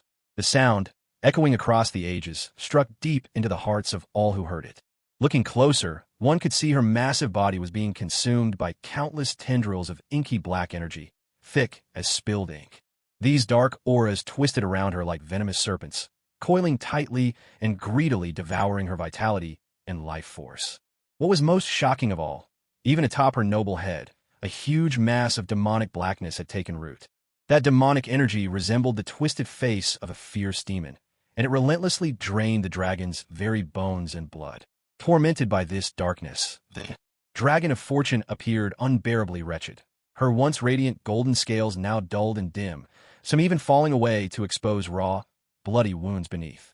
Witnessing such misery, Wang Chun was seized by a furious rage. A mighty and overwhelming aura burst forth from him, and in a flash, he transformed into a dazzling beam of violet divine light, soaring toward the skies above the imperial palace with blinding speed. As he arrived, that purple radiance bathed the palace in otherworldly brilliance, casting everything in a dreamlike glow. At that moment, with a single thought, Wang Chun summoned forth the mountain and river society map from the sea of his consciousness, a legendary artifact of boundless power containing infinite mysteries. Instantly, the treasure unfurled before the dragon of fortune, swelling with the wind until it stretched across the heavens as a shimmering, ethereal painting. Streams of divine light, deep violet and azure, erupted from the map like surging torrents, pouring ceaselessly onto the dragon's body. Those once rampant tides of demonic blackness, upon meeting the divine light, melted away in an instant, like snow under a blazing sun, dispersing into wisps of black smoke that vanished into the air. With two soaring, majestic dragon calls, the flow of fortune, which had been draining away like a breached dam, abruptly ceased. The dragon of fortune began to writhe with excitement, her vast and resplendent form twisting through the air. Each golden scale gleamed brilliantly, as if proclaiming to the world that she had reclaimed her lost strength. With newfound joy, the mysterious and regal dragon darted through the mountain and river society map, and everywhere she passed, the painted scenes underwent dramatic, sweeping changes. The first thing to appear was a grand, magnificent capital city, its streets crisscrossing in intricate patterns, its towers rising high, brimming with vitality and life. As time passed, the capital continued to expand and evolve, gradually taking on the ghostly outline of the entire Great Qian realm. Mountains, rivers, fields, towns, everything was present, as if a vivid, three-dimensional painting had come to life before the people's eyes. At that moment, in a grand and opulent classical courtyard, a monk clad in robes stood with a dark expression, his eyes burning with a rage that sent chills down the spine. It turned out this monk had been secretly trying to siphon off the fortune of Great Qian, but now, to his dismay, he found that his schemes had come to naught. Startled, he flickered and transformed into a beam of golden divine light, soaring skyward in the blink of an eye. As he gazed upon the rivers and mountains society scroll, brimming with unfathomable power before the dragon of fortune, the fury vanished from his face, instantly replaced by unconcealed, wild elation. Meanwhile, streaks of radiant, multicolored light began rising into the sky. All the demons and spirits who usually lurked in the hidden corners of the capital were drawn by the mystical allure of the divine scroll. Unable to contain their curiosity and greed, They emerged from their hiding places one after another, eager to get a glimpse. In an instant, the entire sky came alive with activity. Figures of every strange and fantastic shape darted and soared through the air, painting a scene both eerie and magnificent. How dare you, fiends, to wreak havoc so brazenly in the capital? Today I, the commander, will cut you down where you stand and uphold the law of the king. A burly, righteous-looking middle-aged man bellowed with fury. He was dressed in a finely embroidered robe emblazoned with fish and dragon patterns, his very presence radiating a powerful, awe-inspiring energy.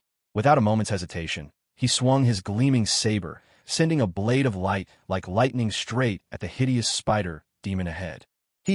And what can a mere little constable of the embroidered uniform guard do? Such arrogance.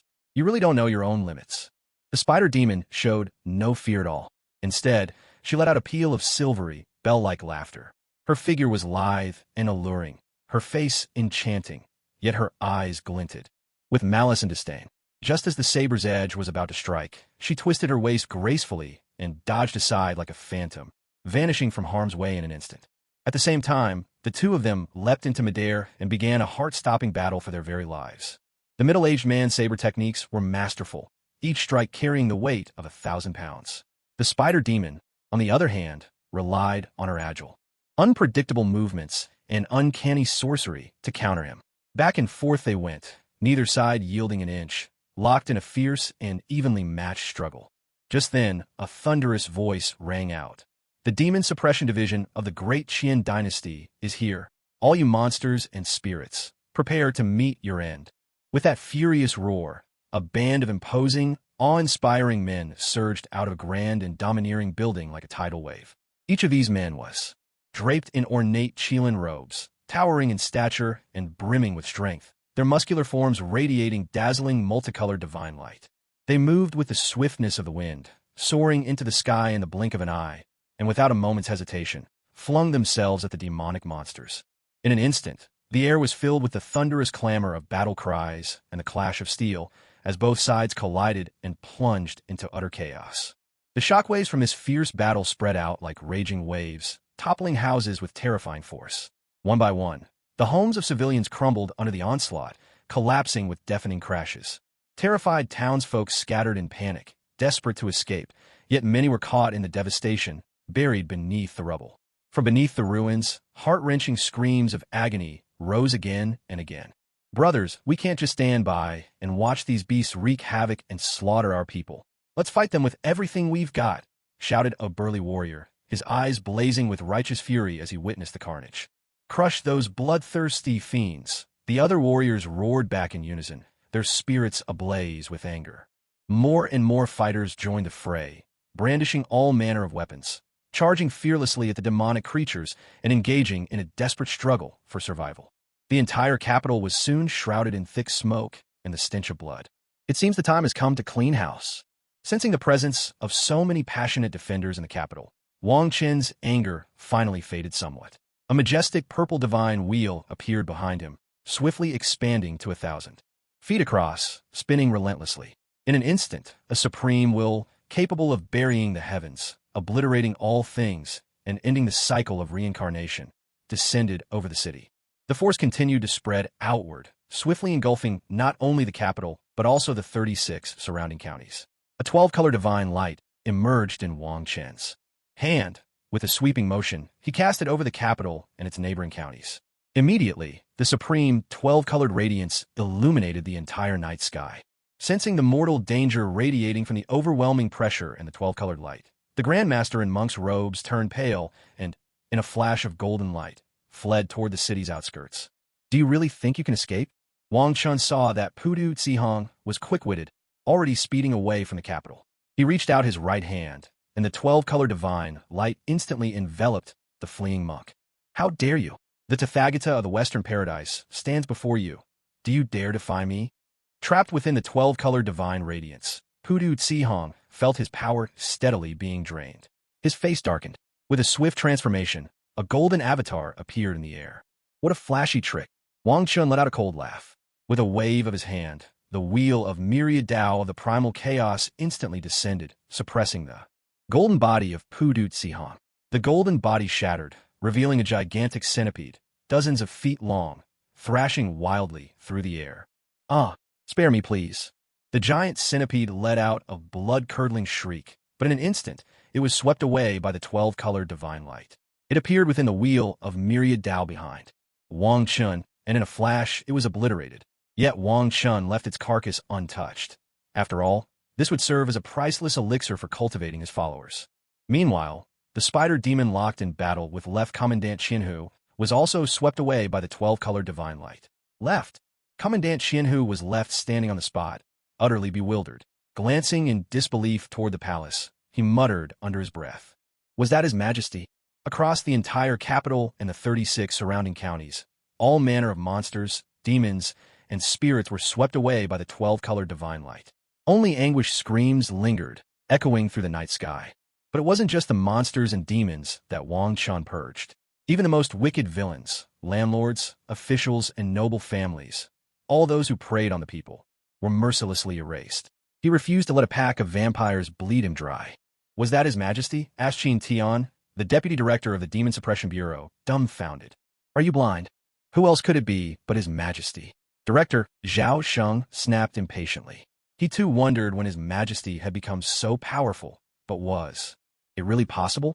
Without hesitation, he dropped to his knees, facing the palace, and with utmost reverence, called out in a booming voice. Long live His Majesty! Long live, 10,000 years!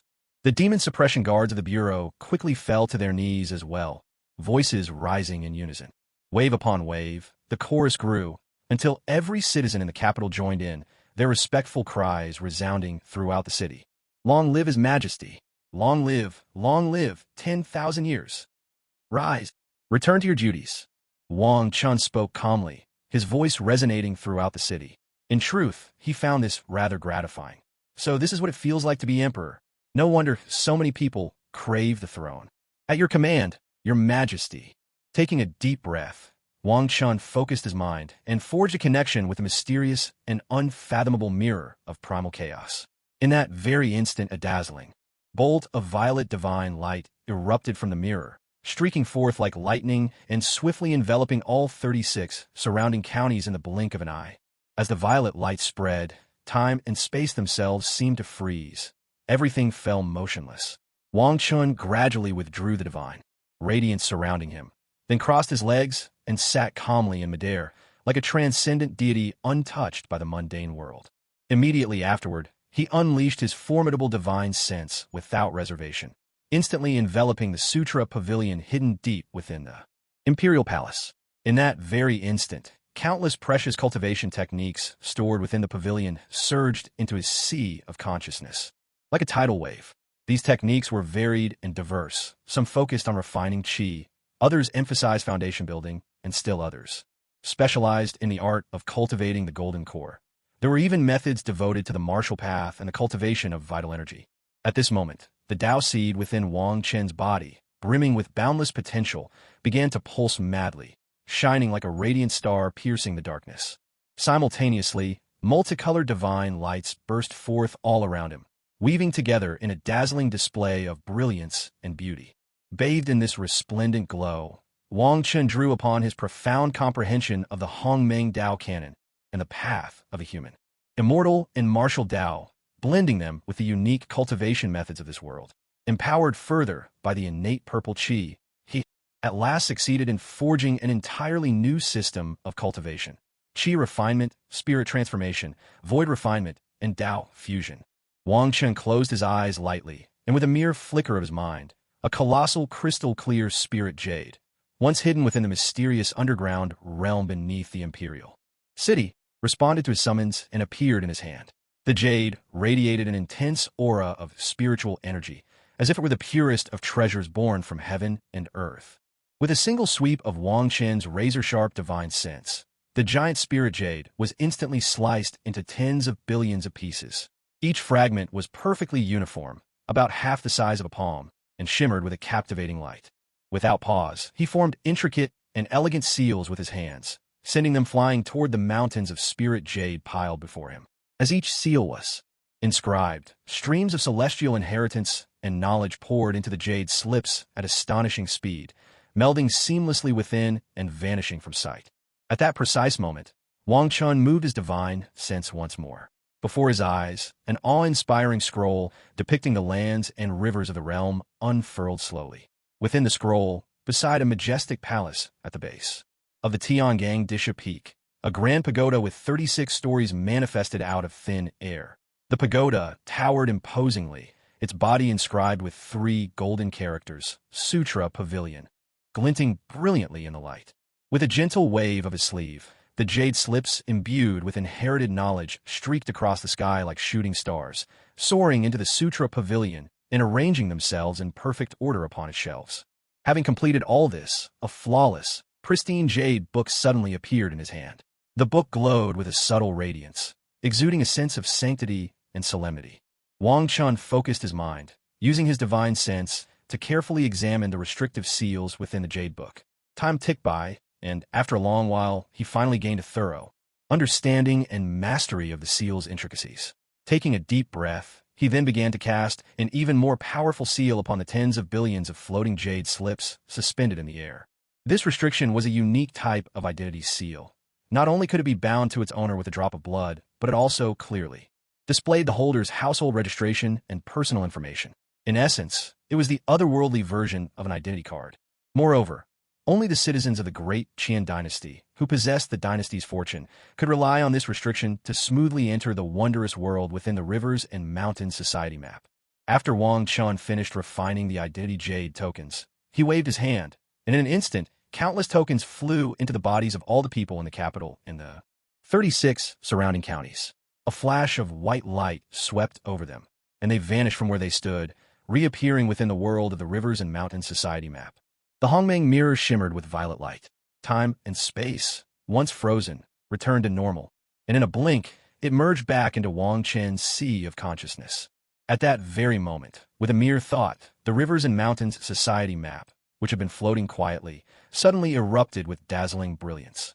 In the blink of an eye, it transformed into a colossal, awe-inspiring divine tapestry that blotted out the sky. It seemed to possess boundless power, swiftly enveloping the entire capital and the 36 surrounding counties. As the divine map unfurled, gentle beams of light rained down from its surface, as delicate and soft as a veil.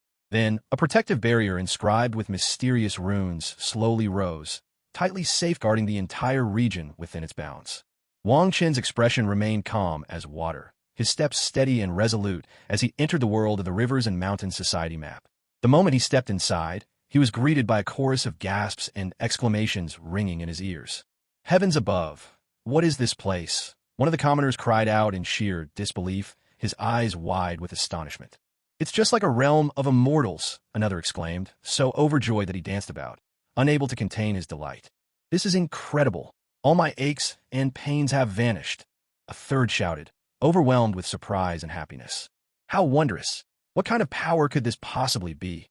The people murmured in awe, their voices filled with amazement. Hey, look over there. So many spirit mushrooms and rare herbs. Someone with sharp eyes spotted the treasures growing in the distance and nearly rushed over in excitement to gather them. Don't be a fool. Don't touch those. Do you even have your own identity jade token? Someone nearby quickly called out to stop them. This is a miracle crafted by His Majesty himself. Sorry, I got carried away for a moment. The person replied sheepishly, scratching his head with an embarrassed grin. For a time, the citizens of the capital and the 36 counties who had entered the rivers and mountains society map were utterly stunned by this dreamlike paradise. They stood in open-mouthed awe, so shocked that they could barely form words, whispering and chattering among themselves as they marveled at this world the likes of which they had never seen before. At the same time, all the civil and military officials of the great Qian dynasty watched these events unfold with grave expressions. Faced with such a sudden and extraordinary change, they understood the weight of their responsibility. One after another, they dispatched their subordinates throughout the land to maintain order, determined to prevent the people from falling into chaos, whether from overwhelming excitement or panic. Wang Chun, bathed in a shimmering violet divine light, appeared in the sky within the rivers and mountains map, gazing down at the capital beneath Tiangang and Disha peaks, as well as the 36 county cities. He nodded in satisfaction. Yet, when his eyes fell on the faint images of the surrounding cities, his face darkened with displeasure. This great Qian dynasty, he thought, truly had become a trap, its absolute hold now reduced to just a handful of strongholds. I am the Taichu Emperor of the Great Qian Dynasty, he announced. Through countless days and nights, I have devoted myself to the profound mysteries of the immortal path and the unparalleled strength of martial arts. At last, perseverance has paid off. I have succeeded in blending the ways of immortality and martial prowess, forging and perfecting an entirely new path of cultivation, one that has never been seen before. From this day forth, every subject of Great Qian may set foot on this new road of cultivation. No longer shall they live in fear of rampaging demons and monsters, nor needlessly fall victim to their insatiable hunger. At that very moment, Wong Chun stood proudly in the heavens, like a deity gazing down upon all beings. Behind him, a supreme divine wheel radiated boundless light, slowly revolving. Each turn seemed to resonate with the rhythm of the world itself. Beneath his feet coiled a dragon of fate and fortune, its body aglow with dazzling golden light, letting out thunderous and exhilarated roars that echoed across the skies. Within the capital, the civil and military officials who had gathered at the Ministry of Justice were, for a moment, struck dumb by Wang Chen's resounding words, as though thunderstruck. But soon after, their faces broke into expressions of wild joy, their excitement written plain for all to see. One after another, these officials dropped to their knees, bowing deeply towards Wang Chun in the sky, their voices rising as one. Long live His Majesty! May the Emperor live for 10,000 years, for 10,000 upon 10,000 years. The citizens of the capital and the 36 county cities, upon hearing Wang Chen's proclamation, stood rooted to the spot as if under a spell. A complex expression crossed their faces, one so hard to describe, hovering somewhere between joy and sorrow, the true feeling impossible to name. For these common folk, living at the lowest rungs of society, the idea of cultivation had always been an unattainable dream. Day after day, they toiled simply to fill their stomachs, chasing after enough food for 3 meals a day. Where would they find the leisure to dream of something as distant and illusory as the path of cultivation? Yet now, as this message truly reached their ears, after the initial shock faded, a sliver of longing and hope began to stir within their hearts. At last, when these more than 2 million citizens recovered from their astonishment, an unstoppable wave of ecstatic joy surged up from deep inside them. It was as if they had gone mad, cheering, jumping for joy, some even weeping tears of excitement. Then, in unison, everyone dropped to their knees, faces filled with reverence, and shouted out together, "Long live the Emperor! May he reign for 10,000 years! Long live the Emperor! May he reign for 10,000 years!" These cries rolled out like mighty waves, each one building upon the last, louder and more fervent, until the whole land depicted. Within the map of the realm reverberated with the people's exhilarated shouts, as if their voices could shatter the very heavens. Watching the officials and the masses calling out wildly, Wong Chun felt a surge of satisfaction. Even the dragon of fortune beneath his feet seemed invigorated, roaring with boundless excitement, as if it had just received a powerful tonic. With tranquil composure, Wang Chun swept his sleeve. In that instant, a dazzling 12-color divine light arched across the sky like a rainbow piercing the sun, shooting toward the towering Songqing Pavilion, which soared all 36 stories high into the clouds. As the divine light struck, the Sutra repository erupted in incomparable brilliance, shining like a radiant star descending to the mortal world. Amidst the glittering light, 36 immense, ethereal images of the Sutra repository appeared, standing tall and unyielding like giants over the capital and its 36 surrounding counties. Yet this was not the end. Next, the Sutra repository surged with energy again, casting forth 2,592 smaller, exquisite phantom images of itself toward distant towns and villages. In an instant, the entire region surrounding the capital was enveloped by these mysterious and solemn phantasms of the Sutra repository. Wang Chen's powerful voice echoed to the heavens. "Hear me, civil and military officials, and all the people of Great Qian. Each of you may now enter the Sutra repository to receive the legacies contained within. The repository will allocate the grade of inheritance according to the amount of Great Qian's fortune you possess. All officials must uphold their duties and maintain order at the scene, ensuring the smooth progress of this transmission of legacy. My beloved subjects, go now and receive the blessings I bestow upon you." With that, Wang Chun turned his palm, and a primordial cauldron exuding an ancient aura appeared out of thin air. With a casual wave of his arm, a surge of intense violet magic swept forth, tightly enveloping half of the dragon phoenix heaven-mending elixir within the cauldron. Then, like a bolt of purple lightning, it shot up into the dense clouds above. When the people began to devote themselves to cultivation, these miraculous heavenly mending elixirs would descend from the sky of their own accord, streaming endlessly into their bodies and replenishing their innate life force. In this way, as long as the people worked diligently at their cultivation methods, the heavenly mending elixirs would automatically take effect, helping them continuously grow stronger and set foot on the path of spiritual advancement. We thank our Emperor for his boundless grace. Long live the Emperor! Long live the Emperor 10,000 times over! Civil and military officials, along with countless citizens, bowed fervently in gratitude. Once their prostrations were complete, they rushed toward the shadowy image of the Sutra Pavilion. Even the ever-scholarly Grand Academician dashed forward with surprising speed, betraying not a trace of his usual age or frailty. Wong Chun stood quietly, his gaze sweeping over the orderly crowd as they received the transmissions. Each person's face was focused, wholly immersed in that mysterious and mighty power. Seeing this, Wang Chen nodded slightly in approval, then turned away and, with light and graceful steps, walked out of the grand landscape scroll. The moment he stepped beyond the painting, his eyes, deep and star-like, suddenly flared with a dazzling 12-colored divine light. These radiant beams danced and intertwined in his pupils like lively spirits, brimming with unfathomable mysteries and power. Wang Chun cast his gaze into the distance, fixing his eyes on the 9 colossal mountain ranges coiling around the capital like slumbering dragons. These mountains stood majestic and imposing, each exuding an ancient and enigmatic aura. The founder of Great Qian truly had an eye for choosing a place. Wang Chun murmured with a hint of admiration in his tone. These 9 mountains are clearly the seats of 9 dragon veins. With such exceptional geomancy and abundant spiritual energy, it's no wonder such a mighty force could be nurtured here. But after his praise, Wang Chun gently shook his head. He drew in a deep breath, and suddenly, a brilliant 12-colored divine light erupted.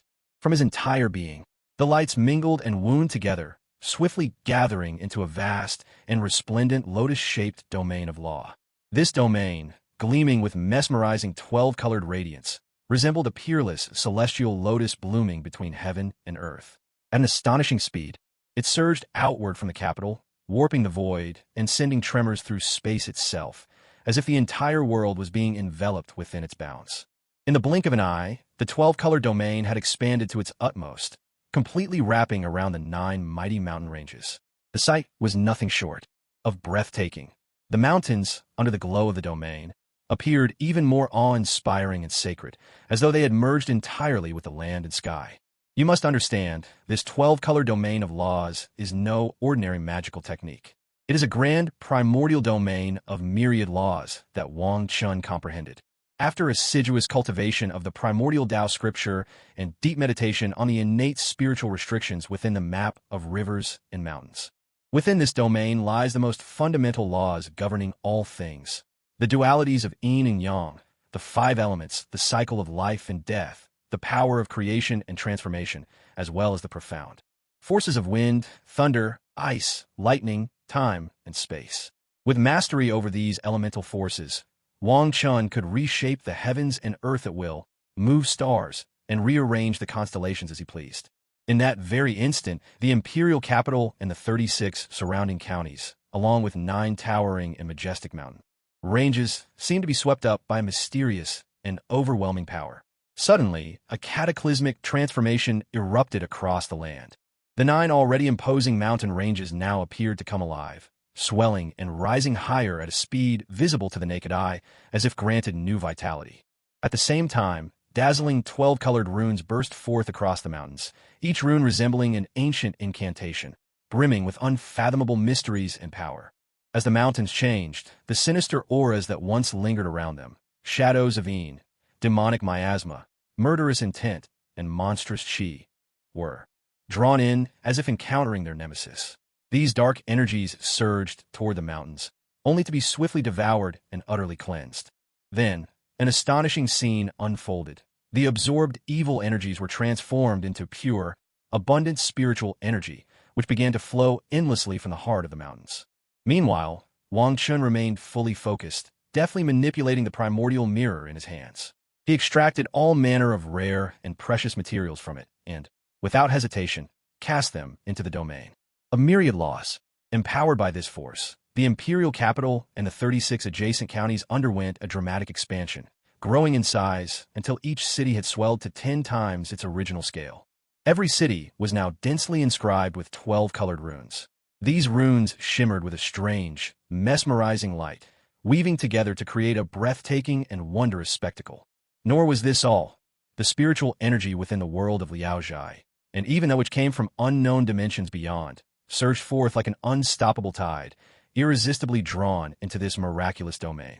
In the blink of an eye, the entire primordial domain was shrouded in swirling mists and auspicious clouds, with spiritual birds soaring overhead and celestial flowers blooming in profusion.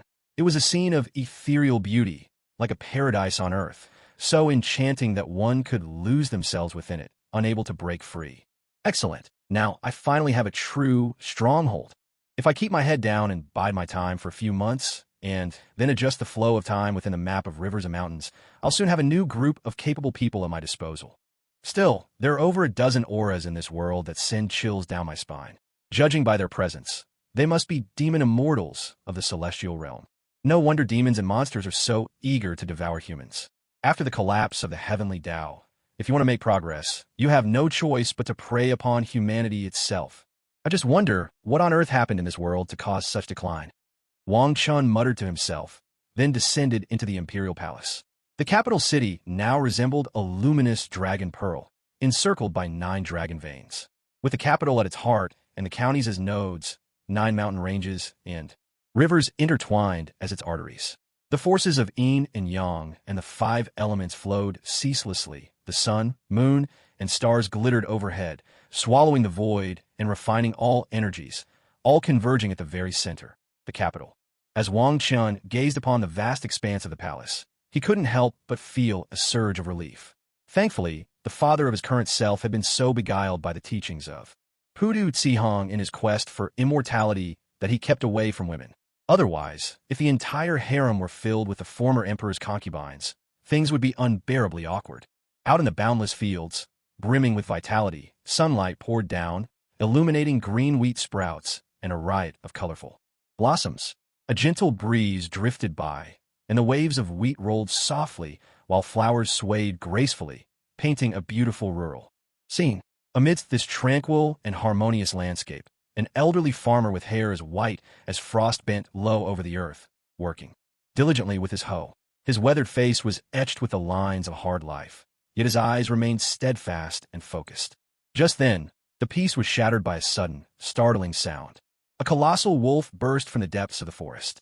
Its body stretched more than 3 meters long and over 2 meters high, covered in shaggy gray fur. Razor-sharp claws glinted coldly, fangs bared, and drool dripped from its maw, exuding a savage and terrifying aura that sent shivers down the spine. With a ferocious snarl, it lunged straight at the old farmer, as if intent on swallowing the frail human whole in a single bite. In the distance, from the broad and level official road, came a cry of alarm. It turned out that a caravan of more than a dozen lavishly decorated, magnificent carriages was approaching slowly from beyond the pass. At the head rode a burly middle-aged man clad in warrior's garb. Thick brows, large eyes, and a face covered in a bristling beard gave him an imposing presence. The moment he saw the giant wolf attacking the old farmer, fury flared in his eyes. With a thunderous shout, he bellowed, "Vile beast, how dare you!" He slapped his horse's back, and in a flash, he shot forward like an arrow loose from a bow, racing toward the old farmer. But in that instant, as he leapt into action, the anger on his face froze, replaced by an expression of utter disbelief. Because he saw that, facing the onrushing wolf, the supposedly ordinary old farmer remained perfectly calm and unruffled. The old man merely looked up slightly, casting a faint, indifferent glance at the monstrous wolf, his face betraying not the slightest hint of fear, as if the danger before him was utterly beneath his notice. Immediately after, an utterly astonishing scene unfolded. The old farmer gripped his hoe tightly with both hands, then suddenly gathered his strength and heaved it upward. In that instant, a phantom image of the hoe, stretching more than 10 feet long, appeared behind him. This shimmering apparition radiated dazzling light, resembling a colossal divine weapon. With overwhelming momentum, it crashed down toward the giant wolf. A deafening boom echoed through the air, like a thunderclap splitting the sky. The giant wolf didn't even have time to let out a final wail before that immense force smashed it to the ground. Its massive body struck the hard earth with bone-jarring impact, sending a cloud of dust and shards of stone flying in all directions. When the dust finally settled, everyone was stunned to see that the once arrogant wolf now lay lifeless on the ground, blood streaming from every orifice. Its eyes were wide open in a death stare, clearly unwilling to accept its fate. Are all the farmers this ruthless these days? The burly middle-aged man who had just landed couldn't stop his mouth from twitching in disbelief. The surrounding guards were even more dumbfounded. The old farmer was actually more formidable than any of them. Not bad, old Wong. You just racked up several dozen contribution points again. Seriously, I'm so jealous of your luck. The Imperial Guard and the Demon Suppression Division have already cleared out the monsters around here, yet you still managed to pick up the leftovers. Two other middle-aged men working the nearby field spoke, their words tinged with envy and resentment. Haha, it's all luck, just luck. Anyway, I can't chat now. Lord Nongjing is coming. My third son's magic sword is finally secured. Still beaming with excitement, the old farmer hoisted the giant wolf onto his shoulder and jogged off toward the official in charge of land reclamation. His vigor was nothing like what one would expect from a humble farmer. At the same time, in a grand and opulent carriage within the caravan, two people sat staring in disbelief at the old farmer outside. The young and handsome man turned to the middle-aged gentleman beside him and grumbled. Second uncle, didn't you say the great Qian dynasty was on its last legs?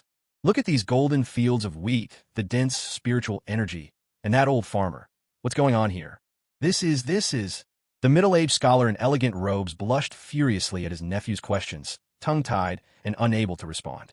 Good grief, if that old farmer were in the army, he'd be a commander of 1,000 men. Who would have guessed he'd be doing this out in the fields? The entire caravan's worldview had been upended. No one spoke for the rest of the journey. They simply kept their eyes glued to the passing scene, overwhelmed by the spectacle. This wasn't farming. They might as well have been watching a battlefield. Holy, is this the capital? The handsome young man, dressed in a blue robe, stepped down from the carriage. When he saw the majestic city before him, its walls rising hundreds of feet high and stretching for miles, he couldn't help blurting out in awe. The middle-aged scholar followed him out, lost for words, while the members of the escort team stood frozen in utter shock. The convoy moved slowly toward the city gate, following in a daze until a voice called out to halt them. Stop. Show your identity jade tokens. Two soldiers clad in battle armor, their burly frames radiating vigor and faces glowing with health, blocked the convoy and barked their demand loudly. The middle-aged leader of the guards, his beard thick and bristling, plastered a smile across his face. With a quick, practiced movement, he dismounted from the carriage and, without drawing attention, slipped a silver coin into one soldier's hand, trying to curry favor. Sir, what's this about an identity jade token? Isn't household registration enough? Huh, so you're from out of town. In that case, take that road over there. Go to the end, and someone will help you get your identity jade tokens. The soldier tossed the silver coin back to the guard captain with a wry smile. In the past, he might have pocketed it, but these days, silver is all but useless. It can't buy you knowledge or martial arts. Pointing toward another street, he replied coolly. Understood, sir. Move along. Don't block the road. Right away, right away. The burly man hurried back to the convoy, and they quickly turned onto the indicated route. At the end of the road stood a small government office, bustling with officials from the Ministry of Household Affairs. Around them, squads of brocade-clad guards and imperial troops kept order. After waiting for quite some time, it was finally the convoy's turn. They went through a series of procedures, still in a daze, and once they emerged onto the street again, cheers erupted from the group. Ha ha ha! The great Qian is incredible. Long live his majesty, Taichu. Second uncle, why are you so happy? Weren't you always complaining about the great Qian? Nonsense, don't say that, though I have to admit, this feels amazing. Hey, look, here come the brocade guards. Damn, that guy's pretty handsome. Who would have thought he was a spy? Why should we care? He's got what's coming to him. Who could have guessed that to get an identity jade token, you need the approval of the Dragon of National Fortune? That's way better than any official inspection. Hurry, let's get settled in. I want to receive my inheritance. Yes. I'm going to check out the mountains and rivers realm. Let's get moving. Excitement filled the air as the convoy quickened its pace. North of the capital lies a region known as the Northern Hall Province, within which the county of Anyang administers a small city called Lixian. At this moment, under the shroud of night, Lixian seemed to be swallowed whole by darkness. The sky was as black as ink, and not even a hand could be seen in front of one's face. An icy, chilling wind howled through the streets, its sound enough to freeze the blood, like countless vengeful spirits shrieking and roaring close to one's ear, sending shivers down the spine and leaving hearts gripped with fear. A string of eerie giggles and unsettling cackles abruptly echoed from the streets of Lixian, mingling with ghostly wails and laughter. Amidst it all, bursts of jarring, discordant music made the night even more sinister. The sudden, eerie noise shattered the tranquility of the night in an instant. All the people of Lixian County trembled from head to toe, paralyzed by fear that overwhelmed their hearts, leaving them in utter despair and helplessness. Big brother, let's finish off these little demons. Their racket is just unbearable. Irwa's young face was scrunched up in pain, his brows tightly knotted. He pressed his hands over his ears, urgently pleading with his older brother beside him. Big brother, Sienna doesn't like them either. At that moment, Hulu's sister's beautiful little face was also clouded with intense disgust. Her bright, expressive eyes glared fiercely in the direction of the noise, puffing with anger as she spoke. Standing nearby, Lu Ming, the demon suppressor, was startled out of his wits by the children's words. Inwardly, he panicked. Oh heavens, these little troublemakers must not ruin everything now. He quickly tried to calm them down. Please, my little ancestors, you must hold back. Wait until the Ghost King of Een Mountain shows himself. Then you can do as you wish. But for now, don't act rashly, or we might alert the enemy. Dawad already looked ready to spring into action, but after hearing Lu Ming's words, a disappointed expression appeared on his face as he replied, All right, we'll do as you say. All the Hulu siblings wore the same look of disappointment, their eyes fixed on Lu Ming, as if he had committed an unforgivable crime. In that very instant, the once clear sky darkened without warning, as a mass of inky black clouds rolled in overhead. These were no ordinary clouds, but a dense gathering of chilling Een energy, suffused with a nauseating, bone-chilling stench of blood that sent shivers down the spine. Amid a wave of sinister, chilling laughter, a figure in vivid red robes, her face twisted in a grotesque snarl, slowly emerged from the clouds. It was none other than the infamous Ghost King of Een Mountain. With a mere flick of her sleeve, streams of pitch-black Een energy shot out like venomous serpents, spreading at lightning speed. In the blink of an eye, the entire county was sealed tight within an impenetrable barrier of ghostly mist. Ha ha! At last, this king has waited for the day when 100,000 living souls are mine for the taking. Once I have absorbed their lifeblood and fortune, I will ascend to the realm of the Ghost Immortal and rule the world forever. The Ghost King of Een Mountain laughed wildly, her shrill, piercing voice seeming to stab straight into the depths of everyone's soul. Before her words had even faded, her body swelled and expanded, transforming in the blink of an eye into a towering, skeletal apparition, 10 stories tall and terrifying to behold. The statue radiated billowing black smoke and a sinister crimson glow, as if a demon god from the deepest hell had descended upon the mortal world. With its appearance, an overwhelming aura of terror instantly filled the heavens and earth, suffocating all who stood beneath it. Holy crap! The Ghost King of Een Mountain is about to ascend to immortality. Lu Ming, the demon suppressor, couldn't help but cry out. His eyes were wide with disbelief, his face a mask of shock. Around him, the other demon suppressors were ashen-faced, inwardly cursing their luck.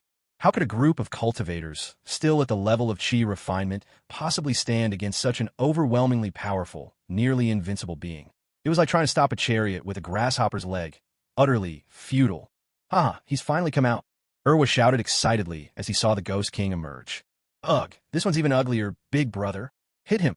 The gourd girl, who Sienna, huffed in indignation. All right, little sister, watch your big brother now. Dawa transformed into a streak of golden light and soared into the sky, instantly growing into a towering giant several stories tall. In his hand, a blazing sun of true fire formed, a miniature sun that he hurled straight at the Ghost King's spectral form. Ugh, big brother always cheats. Yeah, he's the worst. Come on, let's go take him down too. Irwa, Sanwa, Siwa, Wuwa, and Liowa, their little faces full of frustration, burst into 5-colored divine lights and shot towards the Ghost King in unison. These little monsters are unbelievable. Lu Ming's mouth twitched uncontrollably. This was absolutely mortifying. Hey, little sister, let's go deal with those little ghosts. Chihuahua spun the magical gourd in his hands and, seeing the look of shock on the faces of the demon suppressors, grinned mischievously. Yes, those little ghosts are so annoying. Let's wipe them all out. With that, the 2 little rascals joined hands and charged off toward the ghost minions in the city. Boss, what should we do now? One of the demon suppressors whispered. What do you think? Go kill ghosts, of course. Hurry up. Lu Ming's face was as dark as thunder as he bellowed the order.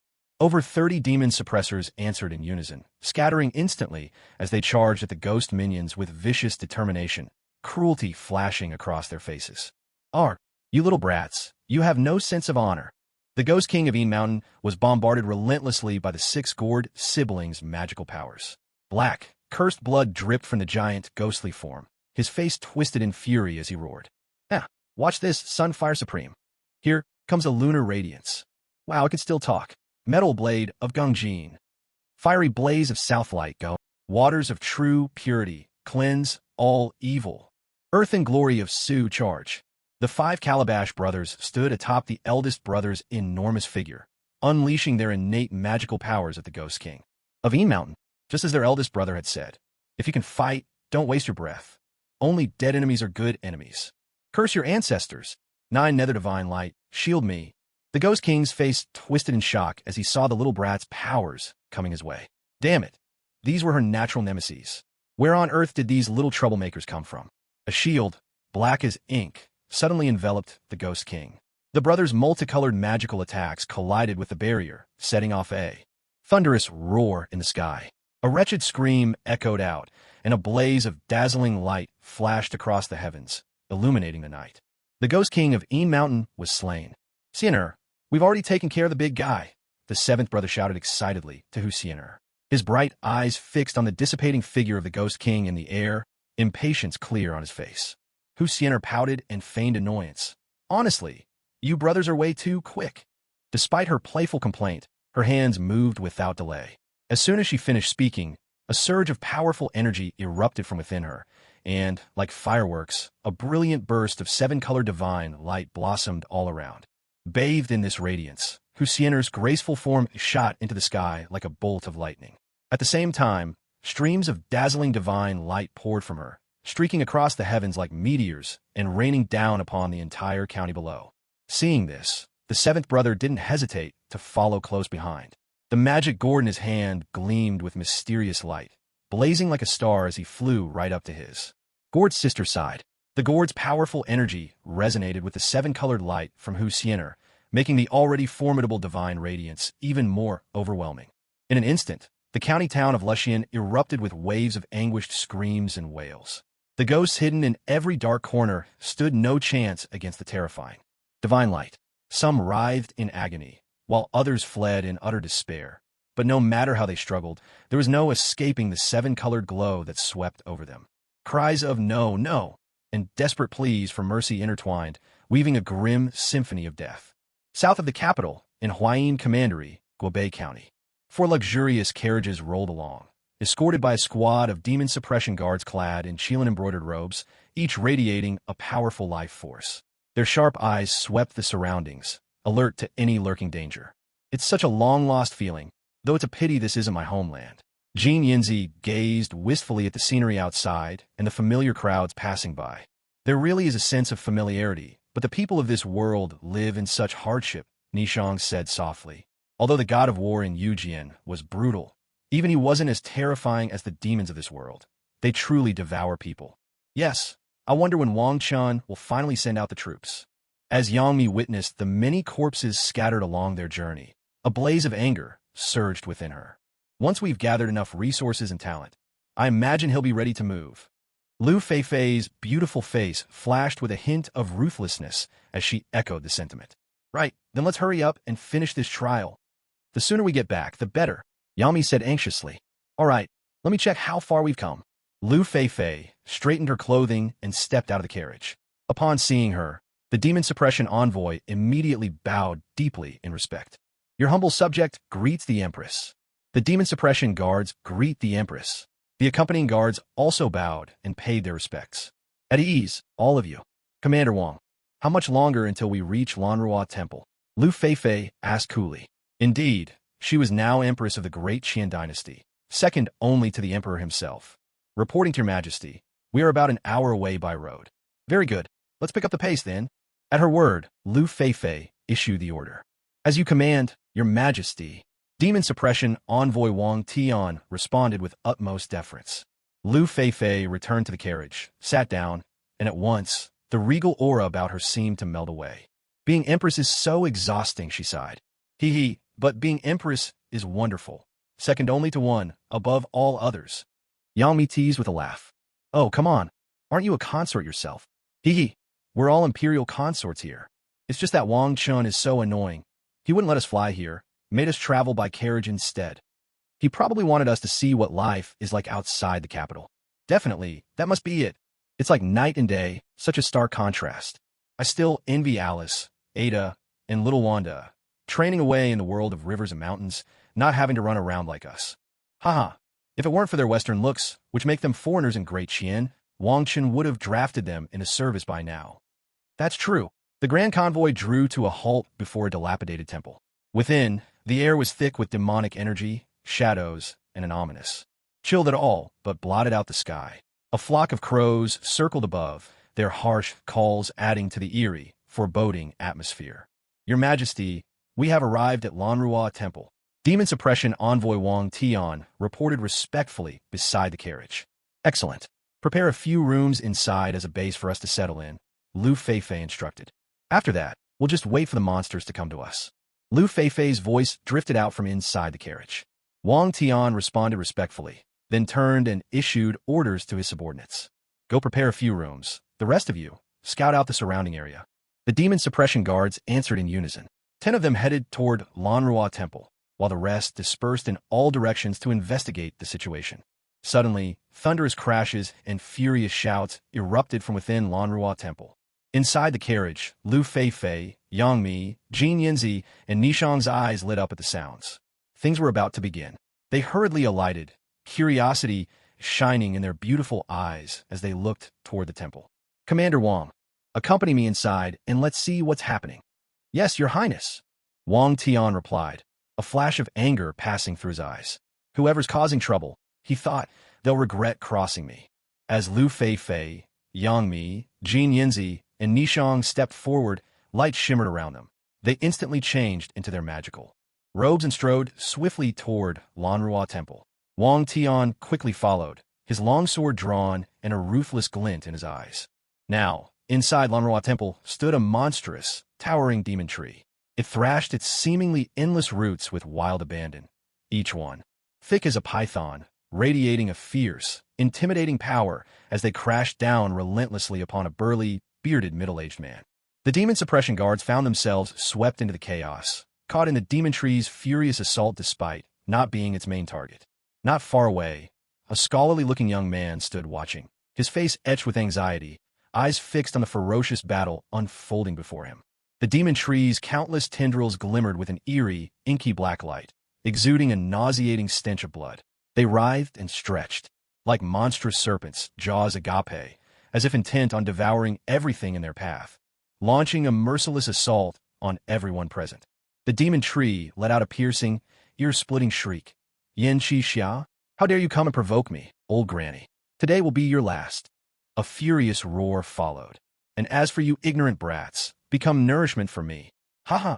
That spine-chilling laughter sent a wave of dread through the entire Lanrua Temple, filling it with a sinister, terrifying aura. Feifei, our timing couldn't be better, said Yang Mi, unfazed by the demonic presence, her voice brimming with excitement. Isn't that the tree demon Wang Chun mentioned? She added cheerfully. It really is, Jin Yinzi said with delight. Then let's kill it. Nishang's eyes gleamed with cold intent. This demon tree would make excellent forging material. At her words, Lu Feifei's lovely face grew icy. In a clear, commanding voice, she declared, Sisters, let's go. We'll kill it and complete our trial. Suddenly, Lu Feifei's delicate form trembled, and a dazzling ice-blue divine radiance burst forth from her entire body. The brilliance was so intense, it seemed to dye the whole space a shimmering, frosty blue. At the same moment, a sword of pure azure appeared in her hand, as if conjured from thin air, the blade gleaming with a cold, icy light, as agile and majestic as a dragon forged from ice itself. A glint of frost flashed in Lu Feifei's beautiful eyes. With a spirited cry, she called out, Monster, meet your end. In a blur, her figure transformed into a streak of blinding blue light, streaking toward the towering tree demon with the swiftness of lightning. Beside her, Yang Mi, Jin Yinzi, and Nishang were not to be outdone. Fiery red flames surged around Yangmi, enveloping her like a phoenix reborn from fire. Jin Yinzi radiated a fresh green glow, gentle as the spring breeze. Nishang, meanwhile, was shrouded in a mysterious black aura, as elusive as a phantom drifting through the night. With voices raised in unison, they each let out a commanding cry, transforming into vibrant streams of divine light. Harnessing the formidable powers of fire, creation, and the lunar path, they surged forward together, launching their assault on the ancient tree demon. For a moment, the sky blazed with intertwining lights of every color, weaving a breathtaking yet perilous tapestry overhead. Lu Feifei's blue sword danced with the wind, sending wave after wave of azure sword energy surging forth, each one infused with the elemental power of water. The blades swept across the heavens, thundering down upon the tree demon in an overwhelming torrent. Each stroke was sharp and unstoppable, their terrible force threatening to rend the very fabric of the world. Right on their heels, the divine fires of Yangmi, the creative power of Jin Yinzi, and the lunar might of Nishang all struck in succession, bombarding the tree demon's immense body without reprieve. Thunderous explosions shook the air, echoing across the battlefield. The tree demon's colossal form quaked violently, its countless roots instantly incinerated. By more than half, debris flew in all directions, while raging flames engulfed the creature, the inferno burning fiercely as thick, black smoke billowed skyward. Mans, how dare you? The tree demon's matriarch unleashed a furious, agonized roar, her voice resounding to the very heavens. Yet the heroes gave her no respite. At that instant, the bearded middle-aged man standing nearby swept his arm through the air, chanting, "Now's our chance. Boundless heavens and earth, lend me your might, thunder strike." At his command, bolts of lightning crashed down from the sky, slamming mercilessly into the tree demon's body. Lightning blazed, electric currents writhing like furious serpents. The tree demon, already battered and wounded, suffered fresh devastation. Her agonized cries rang out, echoing in the chaos. Black Mountain Demon, save me!" Under the violent barrage of thunder and lightning, the tree demon matron's shadowy spirit flickered like a candle in the wind, suffering relentless and merciless assaults from the blazing thunderbolts of pure yang energy. Meanwhile, her massive tree body endured the combined torment of searing flames and crackling lightning, as though she were trapped in a hellish inferno. To make matters worse, an unending torrent of frigid lunar energy and annihilating force poured down upon her, like a deluge unleashed from the heavens. Faced with this terrifying onslaught, the tree demon matron could hold on no longer. Her face twisted into a grimace as she summoned every last ounce of strength to press down on a jade transmission talisman. In that instant, a sinister, bone-chilling wind swept through the ink-black night sky, and waves of pitch-dark energy surged forth like a bursting dam, flooding through every corner of Lanrua Temple with terrifying speed. In the blink of an eye, the flames raging across the tree demon matron's body, along with the crackling, explosive thunderbolts, were instantly snuffed out by the thick tide of energy. At the same time, mysterious ripples shimmered through the air. An aura of utter cold and darkness, lurking like a dormant beast, suddenly materialized before everyone's eyes. "This is bad. All demon suppression guards, evacuate Lanrua Temple at once." Suspended in midair, Lu Feifei witnessed the overwhelming surge of energy, and a look of grave concern flashed across her beautiful eyes. Without a moment's hesitation, she turned and shouted down to Wang Tianjiao below. Wang Tianjiao dared not delay for even a heartbeat. His face had gone ashen, as dark as the bottom of a pot. He cursed inwardly, "Are we really just here to stand by and watch? Nothing more than extras in this disaster?" But the situation was too urgent for further thought. Gritting his teeth, he quickly rallied the demon suppression guards and led them in a hasty retreat from Lanrua Temple. "Ning Kaichen, you go too. Hurry!" Yin Xixia, the bearded swordsman, stared intently at the ripples in the sky with a solemn expression and shouted loudly. "Understood, Master Yin." The young scholar clutched an urn tightly in his arms and dashed out of Lanrua Temple in a panic. Just then, the previously calm sky began to churn with strange, ominous ripples. From the swirling darkness, a pitch-black portal slowly emerged, as if it led straight into a fathomless abyss, exuding a chilling and dreadful aura. With a thunderous boom, a terrifying, icy figure stepped through the portal. The onlookers stared in horror, a grotesque form covered head to toe in countless human heads. Some heads wept, others laughed, some scowled or sneered, each face twisted into a different expression, sending shivers down the spine. Even more shocking, looming behind this figure was the shadow of a colossal black mountain, a spectral peak that seemed to rise from the depths of the underworld itself, radiating an aura of death and dread, as if a demon god had descended upon the mortal realm. Compared to this nightmarish apparition, even the demon lords of the Marvel Universe would seem like mere playthings before a true master of darkness. At that moment, a strange androgynous voice suddenly rang out. "Useless fools." The voice seemed to rise straight from the depths of hell, brimming with fury and contempt. It was none other than the Black Mountain Demon Lord. His twisted, menacing face betrayed no trace of emotion, yet the tendrils of black, shadowy energy swirling around him made his blazing anger painfully clear. This terrifying aura crashed over them like a tidal wave. There was no time to react. Lu Feifei and the others were instantly slammed to the ground. Even Yan Qixia was caught off guard. The force of the blow made blood trickle from the corner of his mouth, and he staggered backward, unable to stop himself. So powerful! Lu Feifei gasped, struggling to her feet, her heart still racing with fear. Her beautiful face was now etched with terror, and her delicate form trembled uncontrollably. Nearby, Yang Mi, Golden Swallow, and Nishang were equally pale with fright. Each of them summoned radiant auras of divine light in a desperate attempt to withstand the crushing presence of the Black Mountain Demon Lord. After a great struggle, the four of them finally managed to push back against some of that suffocating pressure and stand upright once more.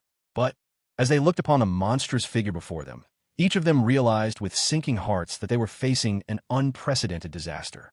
"Demon Lord Black Mountain, this is all my fault," came the weak, trembling voice of the tree demon Granny, her eyes wide with terror as she looked up at him. "Get out of my sight. If you can't even handle a few ants, what use are you to me?" The demon lord's strange, mixed voice echoed again. With a dismissive wave of his hand, a blast of black energy shot out, sending the tree demon flying across the room. She crashed with a deafening bang against the wall. "Since you've dared to wound my minion, I'll make you all into my blood feast." Behind him, the shadow of Black Mountain loomed, towering and oppressive, streaked with an ominous black radiance that seemed capable of swallowing all light. That overwhelming power pressed down like a mountain, surging with unstoppable force toward Lu Feifei, Yan Qixia, and the rest. "Hold the line," Lu Feifei cried out, her voice fierce. Instantly, a flawless, ice-blue pearl appeared before her. The pearl shimmered with dazzling, frosty light, casting a chill so intense it seemed to freeze the very air. As Lu Feifei poured her spiritual strength into it, frost formed in the air around her, and shards of icy brilliance shot forward like daggers.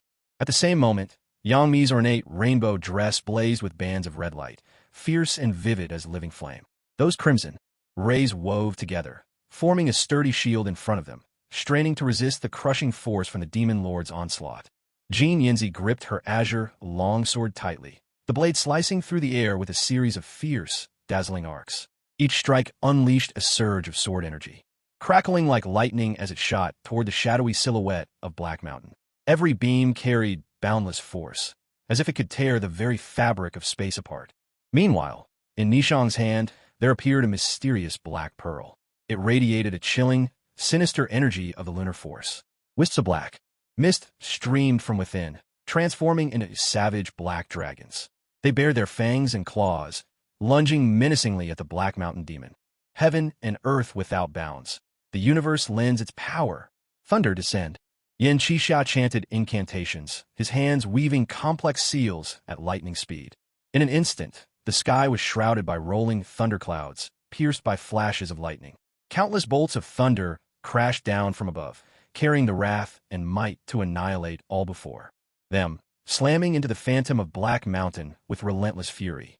The entire realm was flooded with blinding light, while deafening thunderclaps echoed one after another, shaking the very air. Yet, faced with such overwhelming attacks, the Black Mountain Demon merely let out a disdainful sneer. Such flashy tricks. With a casual wave of his sleeve, the fearsome shadow of Black Mountain accelerated once more in its descent, moving with such speed it left all in awe. A deep, muffled impact resounded as the shadow's crushing force struck everyone present. Their bodies convulsed violently, and blood spurted from their lips. The treasures in their hands slipped from their grasp, clattering sharply to the ground. At that moment, their faces turned as pale as paper, their breaths weak and faltering. Clearly, they had been gravely wounded and were now on the brink of death. Li Fei and the others, their faces ashen, cried out in alarm. As their desperate shouts rang out, a 12-color divine radiance flashed through the sky. An ultimate will, capable of burying the heavens, annihilating all beings, and ending the cycle of reincarnation, manifested above. Instantly, the oppressive shadow bearing down on them was obliterated, and before the Black Mountain demon appeared a divine figure, wreathed in 12-colored holy light. At last, you're here. Li Fei and the others breathed a sigh of relief. Yan Qixia gulped nervously. Who is this? How can anyone be so powerful? Who are you? The Black Mountain demon's voice, an eerie blend of male and female tones, rang out, thick with disbelief.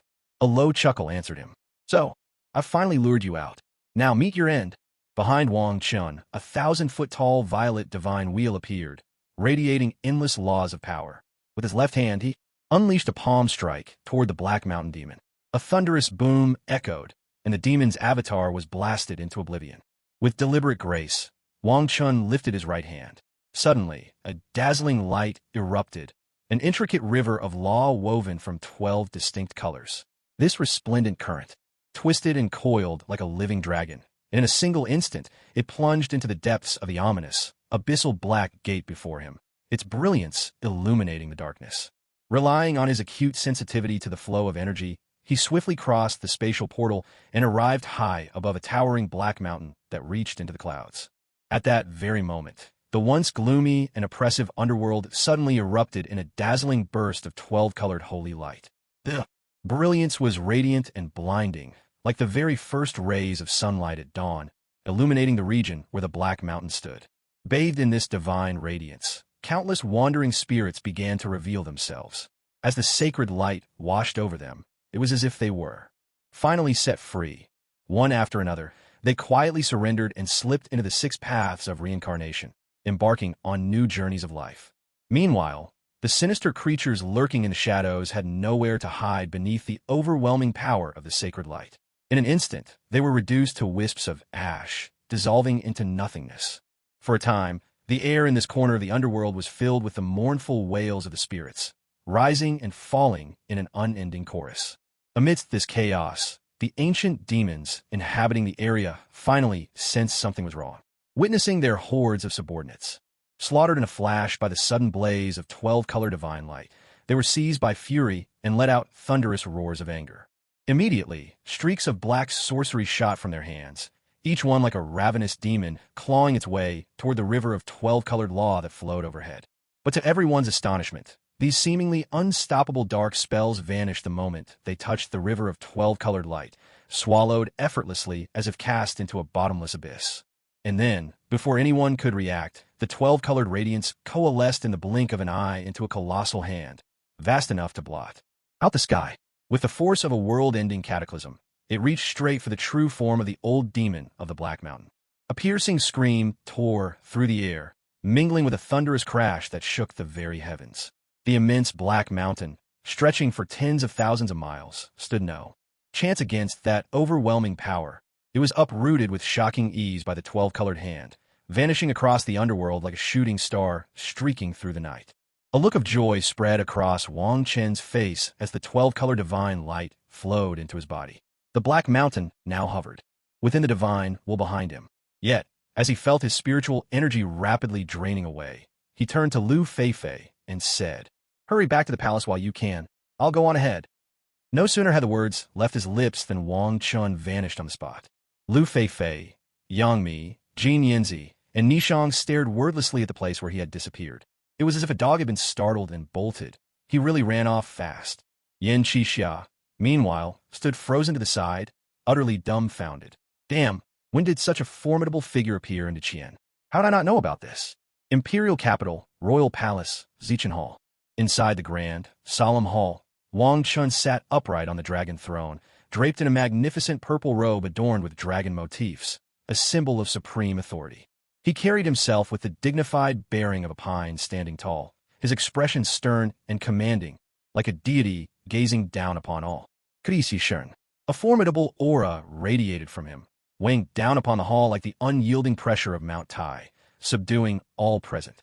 Lining both sides of the hall were hundreds of civil and military officials, standing in precise formation. Each exuded an air of confidence and striking presence. Their robes were a kaleidoscope of official colors, blending together in a brilliant display. From each of them emanated a powerful, vibrant life force, a majestic energy so overwhelming that it seemed, if they so wished, they could tear open the heavens themselves. At this moment, Liu Yu, the Minister of Revenue, dressed in a crimson official robe, stepped forward with a steady, assured stride. Bowing respectfully, he announced in a clear, ringing voice, "Your Majesty, all the wasteland surrounding the capital and the 36 counties have now been fully cultivated, and golden spirit wheat has been sown throughout. Within the Shanhua realm, we have witnessed 5 bountiful harvests already.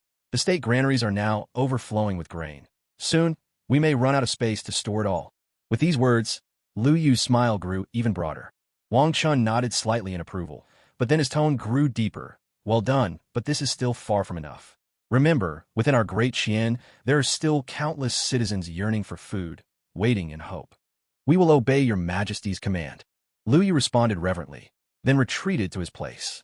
Wang Chen's eyes, sharp as torches, swept across the assembled officials as he asked in an unhurried yet resolute voice, "How goes the resettlement of disaster victims?"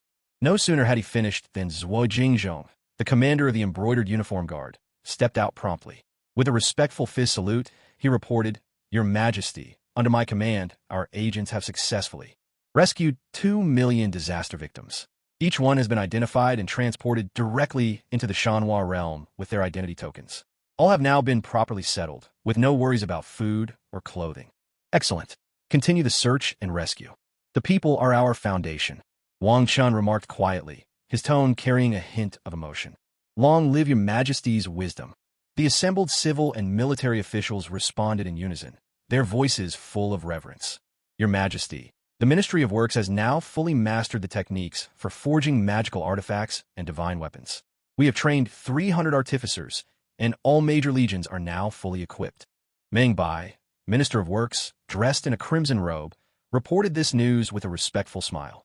Wang Chun gave a gentle nod, acknowledging the accomplishment. "Your Majesty, the 4 great legions, Azure Dragon, White Tiger, Vermilion Bird, and Black Tortoise, are fully prepared. Outside the capital, the common people live, as if in hell, tormented by demons and monsters, exploited by powerful clans. Your servant begs your Majesty to send troops to save the people of Great Qian." At this moment, Fu Tianqiu, now the Grand Minister of Great Qian, broke the silence and spoke. Wang Chun listened, a faint smile playing on his lips, but he remained silent. "I, the Azure Dragon Army Commander Zhou Kuan, request to go to battle. I, the White Tiger Army Commander Bai Qi, request to go to battle. I, the Vermilion Bird Army Commander Wu Qian, request to go to battle. I, the Black Tortoise Army Commander Hong Fei, request to go to battle. We, your loyal subjects, request your permission to march upon the divine land, to sweep away all monsters and demons, to destroy the old noble clans, and to liberate the common people." At that instant, all the ministers in the Grand Hall immediately bowed in unison, their voices echoing through the void. A palpable aura of killing intent and righteous fury filled the hall, swirling around like a gathering storm. Slowly, Wang Chun lifted his gaze to the emptiness above, where a surge of energy was converging. That was the true culprit behind the collapse of the grand world of heaven and earth. A droplet of blood from a Deluo golden immortal level demon. Just a single drop could annihilate an entire world. It appeared almost sentient, stirring as if awakening from a deep slumber. Through the memories of the old demon of Black Mountain, Wang Chun had learned that, aside from the worlds already destroyed, more than 300 other realms had fallen into the hands of demons. Some of these creatures were at the Earth Immortal stage, but more than half had already reached the Heavenly Immortal realm, their eyes fixed greedily on the Prime World, the realm of heaven and earth. There was not a moment to lose. As Wang Chen's commanding voice resounded, a mighty force surged upward from the capital itself, a manifestation of the worlds while launching its final counterattack. Victory or ruin, there would be no middle ground. In that very instant, the skies above the capital and its 36 surrounding counties were suddenly transformed. The once clear blue heavens blossomed into a breathtaking palette of colors, unfurling overhead like an immense, radiant tapestry. Clouds of 7 hues gathered from all directions, flowing together like a tide until they coalesced above the imperial palace, forming a magnificent and awe-inspiring sight. At the same moment, fat droplets of spiritual rain began to pour down, cascading to the earth below like celestial maidens scattering blossoms from the heavens. Among the endless mountains encircling the capital, for great passes stood guard.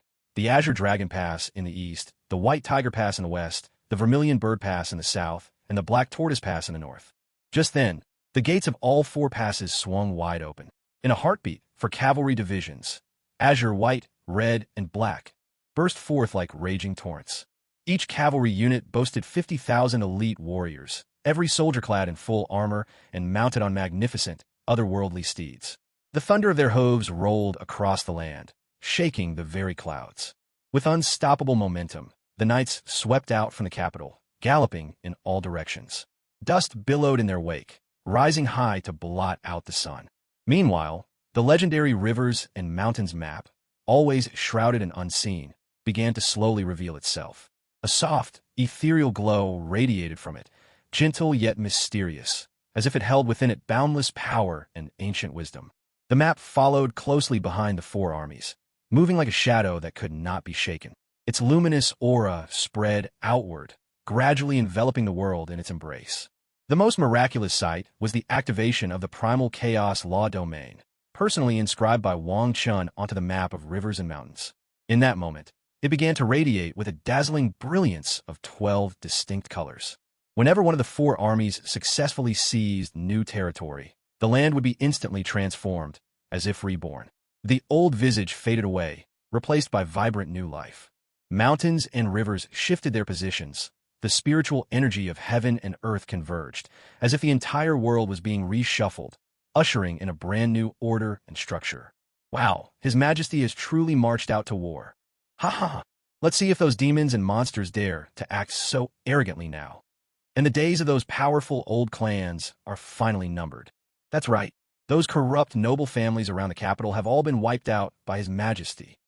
Even 30% of the officials have been purged. Come on, let's go sign up for the Demon-Subduing Guard's strongman selection. No matter what, Old One here has to get a taste of this opportunity. Exactly. With such great merit up for grabs, if we get a share, our cultivation resources are all set. Why wasn't I chosen by any of the 4 great armies? Enough complaining, let's go. Otherwise, we'll miss our chance.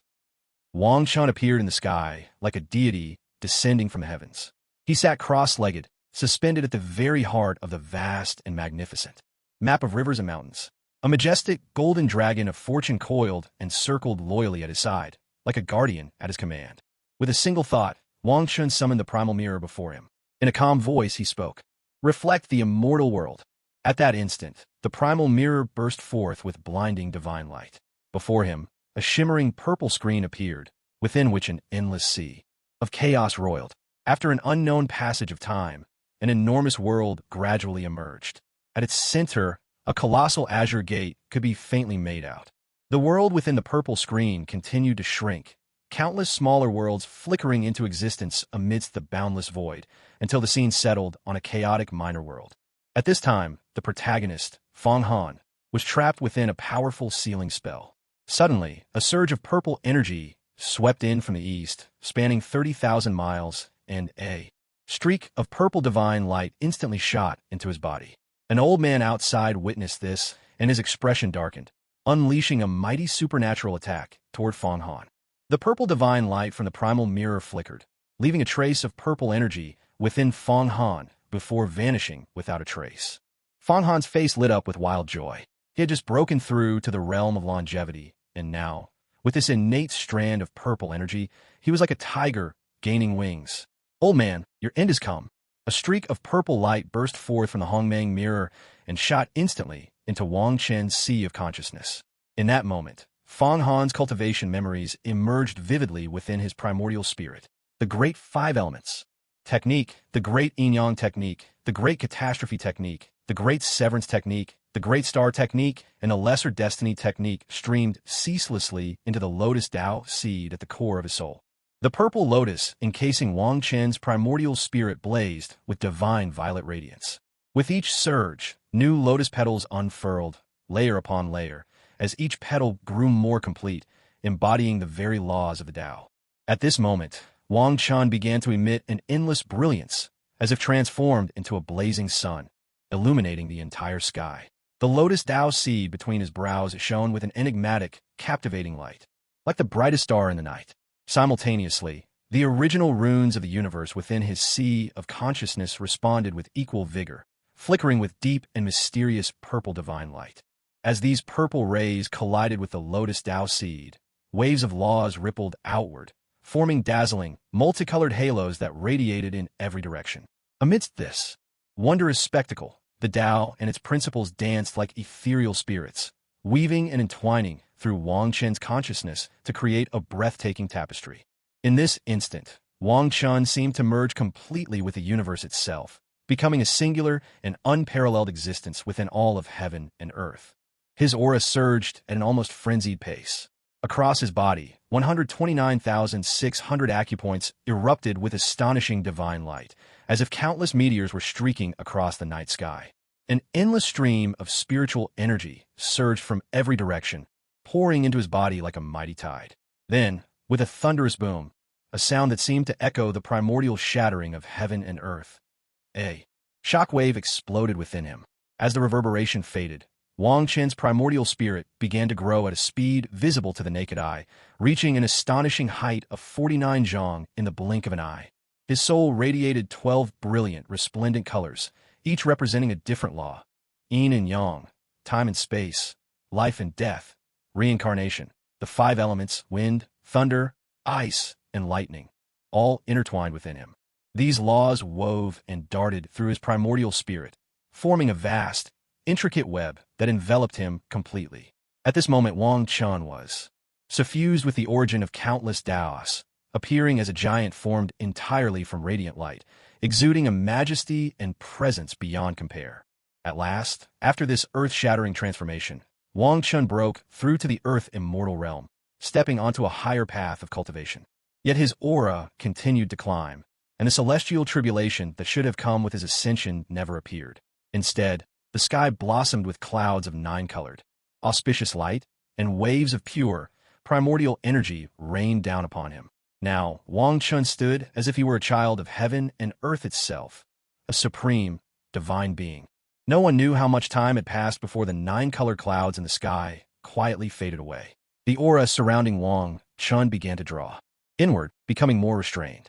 He opened his eyes, and a flash of purple divine light shimmered in his gaze. Within that gaze, the laws of heaven and earth in the realm of heaven and earth appeared one after another, and over 300 small worlds beyond the realm seemed to unfold before him as if within reach. As the purple light gradually faded, a gentle smile appeared on his face, and he murmured to himself, "Boundless life and endless years. At last, I have become an immortal." The 4 great legions, Azure Dragon, White Tiger, Vermilion Bird, and Black Tortoise, swept forth like an unstoppable tide of steel, surging out in full force toward the lands beyond the capital. At the same time, the well-trained and renowned Embroidered Uniform Guard, along with the enigmatic Demon Suppression Division, closely followed behind, forming a righteous army that struck fear into the hearts of all wrongdoers. This formidable force advanced with unwavering resolve, showing no mercy in their campaign. The powerful clans who had long bullied and exploited the common folk, the corrupt officials who traded justice for personal gain, the ruthless landlords and tyrants who squeezed the people dry, and the unscrupulous merchants who cared for nothing but profit, all of them fell beneath the soldiers' blades, one after another. With every swing of their swords, blood was shed. With every furious battle cry, the end of evil was declared. Meanwhile, the Embroidered Uniform Guard busied themselves distributing precious jade tokens to the oppressed commoners, tokens that symbolized their legitimate status and allowed them to stand tall and live with dignity at last. The experts of the Demon Suppression Division galloped tirelessly from place to place, waging desperate battles against hidden demons and monsters, vowing to purge every trace of wickedness from this land. Wherever the great army marched, the people erupted in joyous celebration. They banged drums and clanged gongs, lining the roads to welcome these heroes who had delivered them from suffering and despair.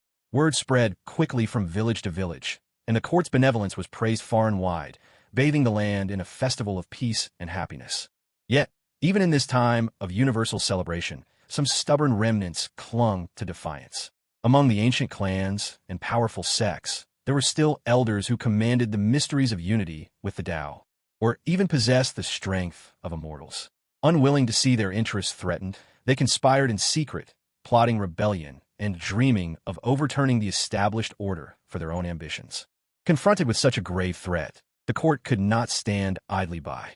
From the wondrous map of rivers and mountains, countless upright and talented officials emerged in an unending stream, journeying across the land to calm the hearts of the people, offer relief to those in need, and embark on a sweeping overhaul of local governance. It is worth noting that within this realm of mountains and rivers, not only did ancient traditions of cultivation endure, but also a vast ocean of written wisdom was carefully preserved for generations to come.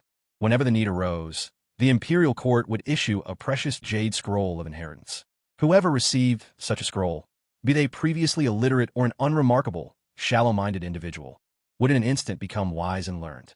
As a result, the great Qian dynasty never lacked outstanding officials to govern the nation and serve the people. Across the vast expanse of Donghai Commandery, a grand and imposing temporary encampment of the Azure Dragon Legion stood proudly on the land. At the very heart of this encampment, occupying the most prominent spot, was the solemn and majestic command tent of the army's leader. At this moment, the atmosphere inside the tent was heavy. Everyone wore grave expressions, their eyes fixed intently on the front. There, a middle-aged general, tall and broad as an iron tower, dressed in azure armor that shimmered with a divine aura, knelt on one knee. With hands clasped in salute, he reported respectfully to the commander seated at the head. "Honorable Commander, after our soldiers fought bravely and shed their blood, all the counties and districts in the Eastern Territories have now been pacified. However, a stubborn force of rebels still clings to resistance. This alliance, led by the Dongfang family and joined by the Songhai sect and the White Lotus cult, now holds fast within Donghai City, refusing to surrender." At this point, the general's face twisted with anger, and his voice quivered slightly with barely contained rage. He drew a deep breath and continued his report. "What's more troubling, according to our spies, the Eastern rebels have a cultivator of immortal rank among them. This individual's powers are unfathomable, and their presence has created a major obstacle for our assault." Throughout the report, the Azure Dragon Legion's commander, Zhou Kun, remained seated above, his face as still as water, betraying no emotion. Yet deep in his eyes a faint, almost imperceptible gleam of amusement flashed. In a low, steady voice, he asked, "And what are the other 3 legions? How do they fare?" The kneeling general, Meng Bai, did not dare hesitate and quickly replied, "Commander, the Vermilion Bird, White Tiger, and Black Tortoise legions face similar resistance. In the south, the Nangon family has rallied the Yin sect and the Blazing Fire cult for a desperate defense. To the west, the Shiman family leads the Heavenly Dragon sect and the Myriad Buddha Monastery in a contest of strength against our forces. As for the north, the Beitang family, in alliance with Jade Beard Mountain and the North Sea sect, has raised formidable fortifications. And what the demon cult, those notorious troublemakers?" Unable to hear any mention of the demon cult, Zhou Kuin's curiosity was piqued, and he pressed the question. "Ah, those fiends of the demon cult are always lurking in the shadows. We found no trace of them so far." General Meng Bai replied, a hint of embarrassment in his tone. "Never mind, then. Let those rats scurry in their sewers for now. Let the Demon Suppression Bureau worry about them. Send word immediately to the commanders of the White Tiger, Vermilion Bird, and Black Tortoise armies. Tomorrow, we launch a full assault against the forces on all sides. With the 4 symbols sky-sealing grand formation, we will crush these traitors and rebels in a single blow." The Azure Dragon commander rose to his feet, a powerful aura of murderous intent radiating from him. His voice was cold and commanding. Meng Bai responded at once, his face alight with fervor. He turned on his heel and hurried off to deliver the message. With Zhou Kuin's command, the entire Azure Dragon army camp shifted in an instant into a state of war readiness. Waves of martial spirit and lethal intent surged through the air, as if a man-eating dragon had suddenly opened its eyes, fixing its deadly gaze upon the Eastern Sea City. In Nanyang Commandery, within the sprawling and imposing encampment of the Vermilion Bird Army, a particularly conspicuous grand tent stood tall among the others. Zhou Kun, that old rascal, why is his temper still so fierce? Wu Qian, commander of the Vermilion Bird Army, gave a quiet chuckle and shook his head, his tone tinged with teasing amusement. He had originally planned to spar with Zhou Kun, playing a drawn-out game of cat and mouse, but it seemed now that such thoughts would come to nothing. Wu Qian's smile faded as he collected himself, his expression turning stern. He lifted his head and shouted toward the entrance of the tent, his voice ringing clear, "Attend me." No sooner had his call echoed than a young officer strode briskly inside. The officer wore a striking set of scarlet armor, standing tall and proud, every movement radiating vigor and confidence. Upon entering, he immediately dropped to one knee, saluting Wu Qian with deep respect. His voice was clear and steady. "Commander, what are your orders?" Wu Qian regarded the spirited young officer with satisfaction and nodded approvingly.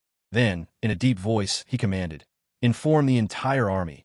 Prepare for battle. At dawn tomorrow, we launch a full-scale assault on the enemy." The young officer responded without hesitation, leapt to his feet, and hurried off to carry out the command. Meanwhile, far away in Shihuang Commandery, the White Tiger Army camp was a hive of activity as well. At the very center of the encampment, inside the main tent, the White Tiger commander Bai Chi sat upright in the seat of command, a freshly delivered intelligence report in his hand. As he finished reading, a cruel smile slowly spread across his face, and a cold, savage gleam flashed in his narrow eyes. "At last, the moment has come," Bai Chi muttered with a chilling laugh.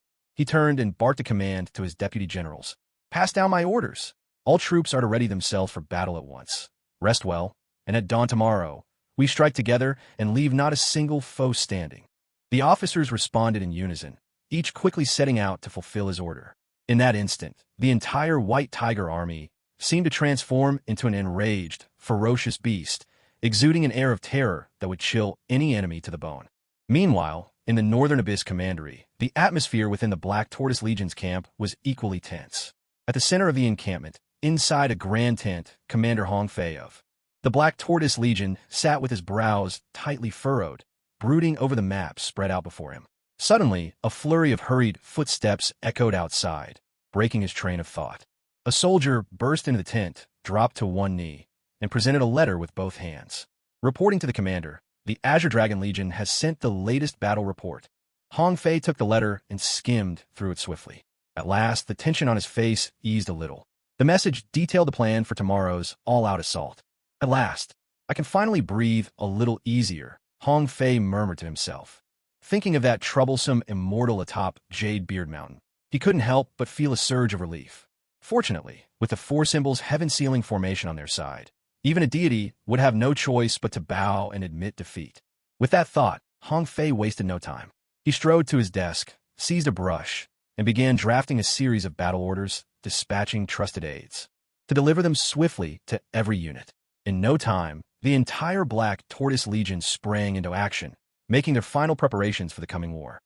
The four great families, Dongfang, Shimin, Nangong, and Beitang, were quick to sense the murderous intent radiating from the four legions.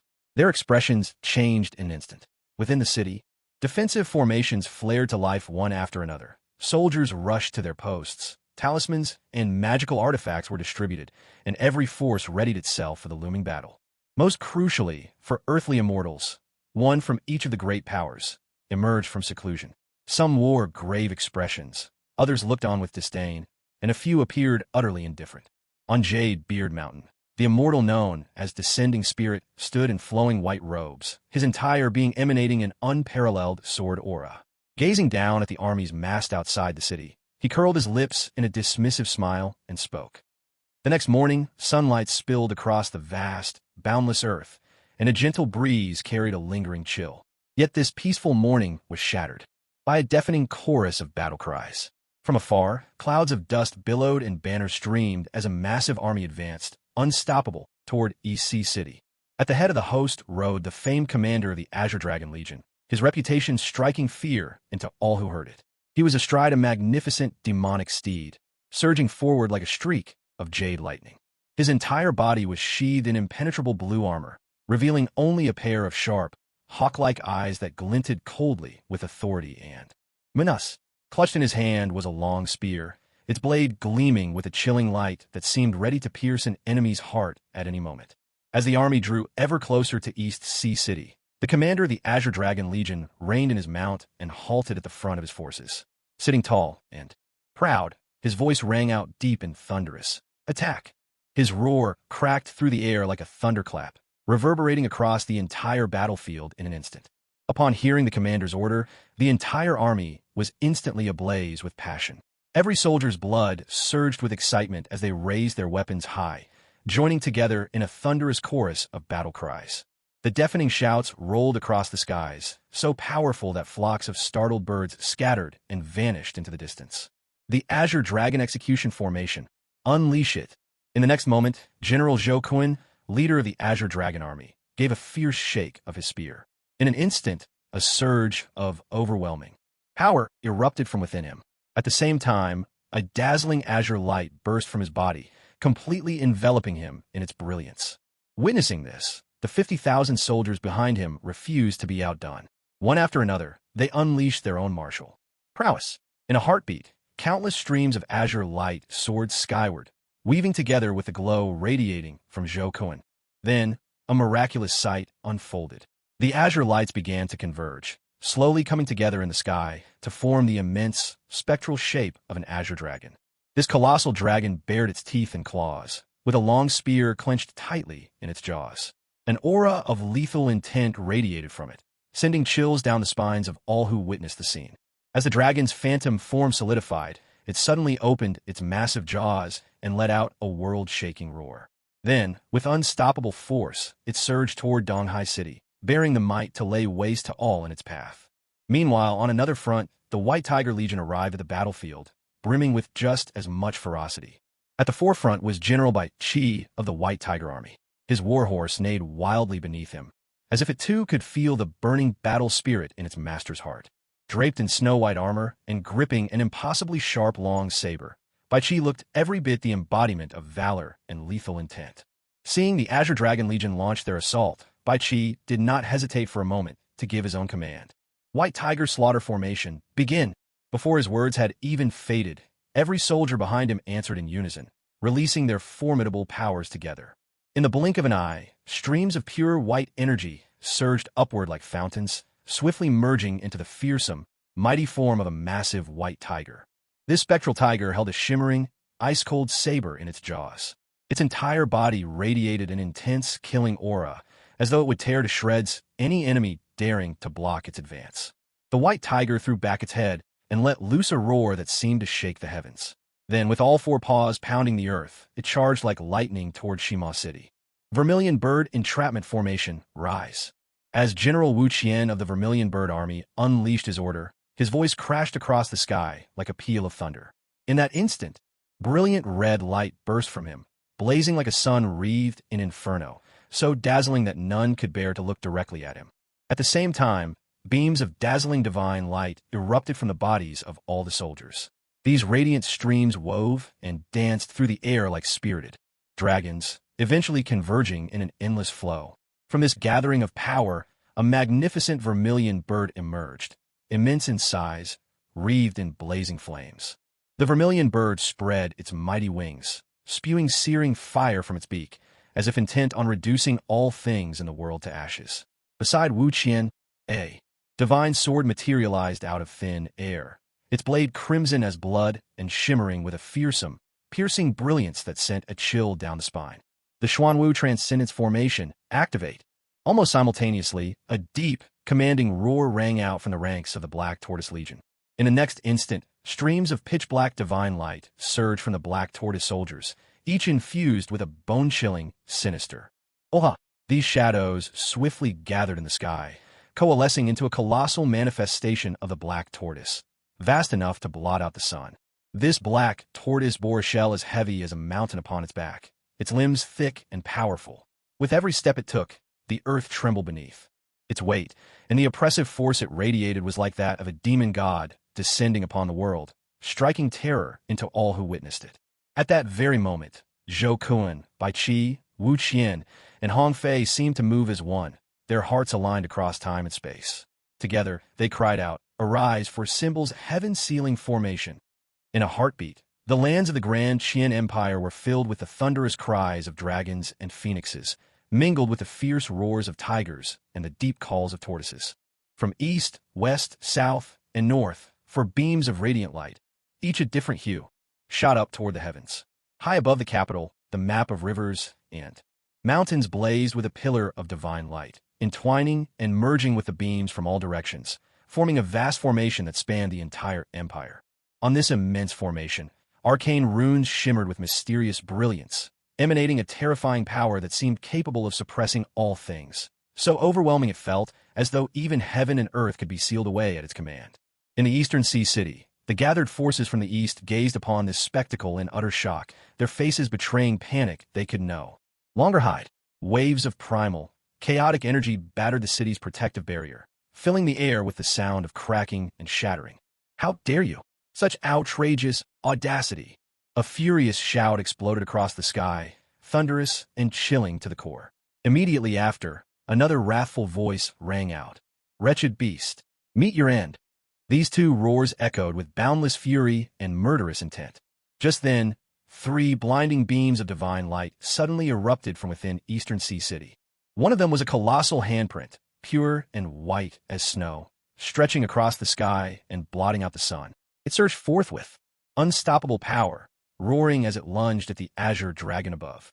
The second was a shadowy blue moon, deep and dreamlike, radiating a biting chill. Like a cold moon suspended high in the heavens, it swept mercilessly toward the dragon.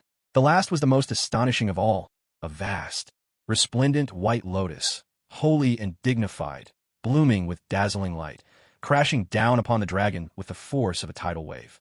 In an instant, thunderous booms erupted in rapid succession, deafening and overwhelming. Divine radiance exploded in all directions, as if fireworks were bursting gloriously in the sky. The entire space was warped and distorted by the wild energies, as though it might shatter at any moment. At the same time, 3 extraordinary beams of divine light soared up from Shima City, accompanied by a melodious Buddhist chant. Amitabha, a towering, majestic Buddha manifested, bathed in golden light. Bathed in the radiance of the Buddha, countless mighty golden dragons rose into the heavens, claws unsheathed and fangs bared, sweeping toward the colossal white tiger in the sky with overwhelming force. Simultaneously, razor-sharp sword gleams shot forth like meteors, piercing the air with shrill whistles, ceaselessly raining down attacks upon the white tiger. For a moment, the tiger's roar echoed through the clouds, reverberating in every heart. The white tiger bellowed in fury, swinging its massive claws to clash fiercely against these formidable assaults. Each collision shook the world itself, sending sparks flying and churning the very heavens. Meanwhile, high above Nanyang City, 3 figures of unfathomable power, earthly immortals, appeared as well. They shouted in unison, "How dare you! Today, you verminous vermilion bird will not escape alive." Even before their words faded, all 3 unleashed their signature flame arts. A raging sea of fire billowed forth, forming a massive domain of 10,000 flames that trapped the phantom of the vermilion bird within. Then, countless blazing infernos twisted into fearsome fire dragons, baring their fangs as they pounced upon the bird. On top of that, 3,000 streaks of searing firestorms rained from the heavens, as dense as a meteor shower, relentlessly bombarding the vermilion bird. For a time, the air was filled with the calls of a phoenix, one after another, ringing out without end. The vermilion bird struggled with all its might, wings beating to raise waves of searing heat, desperately trying to break free of the fiery prison. Yet the onslaught from the 3 Earth Immortal Masters was so fierce that even the vermilion bird found itself hard-pressed to escape. How dare mere ants behave so brazenly? That roar burst through the air like a thunderclap, rattling the ears of all who heard it. At that very moment, a figure in white flashed across the sky above Bamiao City. He was robed in white, purer than snow, his garments billowing as if a banished immortal had descended to the mortal realm. Yet now, his handsome face was twisted with rage, his eyes blazing as though they were set alight by fury. With a sweeping motion of his arm, he uttered 4 words in a calm, commanding voice. 10,000 swords returned to the sect. In an instant, countless sword lights burst forth from his hand, shooting across the sky like a dazzling river of stars. These blades, sharp beyond imagination, carried the force to rend heaven and earth asunder, surging straight toward the colossal Xuanwu apparition hovering above. For a brief, breathtaking moment, sword energy crisscrossed in midair, their brilliance illuminating the entire sky with a spectacular display of radiance. Before anyone could recover from the shock, a thunderous roar erupted, shaking heaven and earth. Suddenly, a massive black serpent, stretching for miles, materialized in midair. Its enormous body loomed like a mountain covered in inky black scales that glinted with a chilling, ominous sheen. The serpent opened its gaping maw and unleashed a torrent of black energy, a flood laced with boundless evil power, rushing furiously toward the Xuanwu apparition. At that very moment, a towering shadow of a dark demon, thousands of feet tall, slowly emerged. This demonic phantom radiated an aura of terror, its twisted, grotesque face enough to strike fear into the bravest of hearts.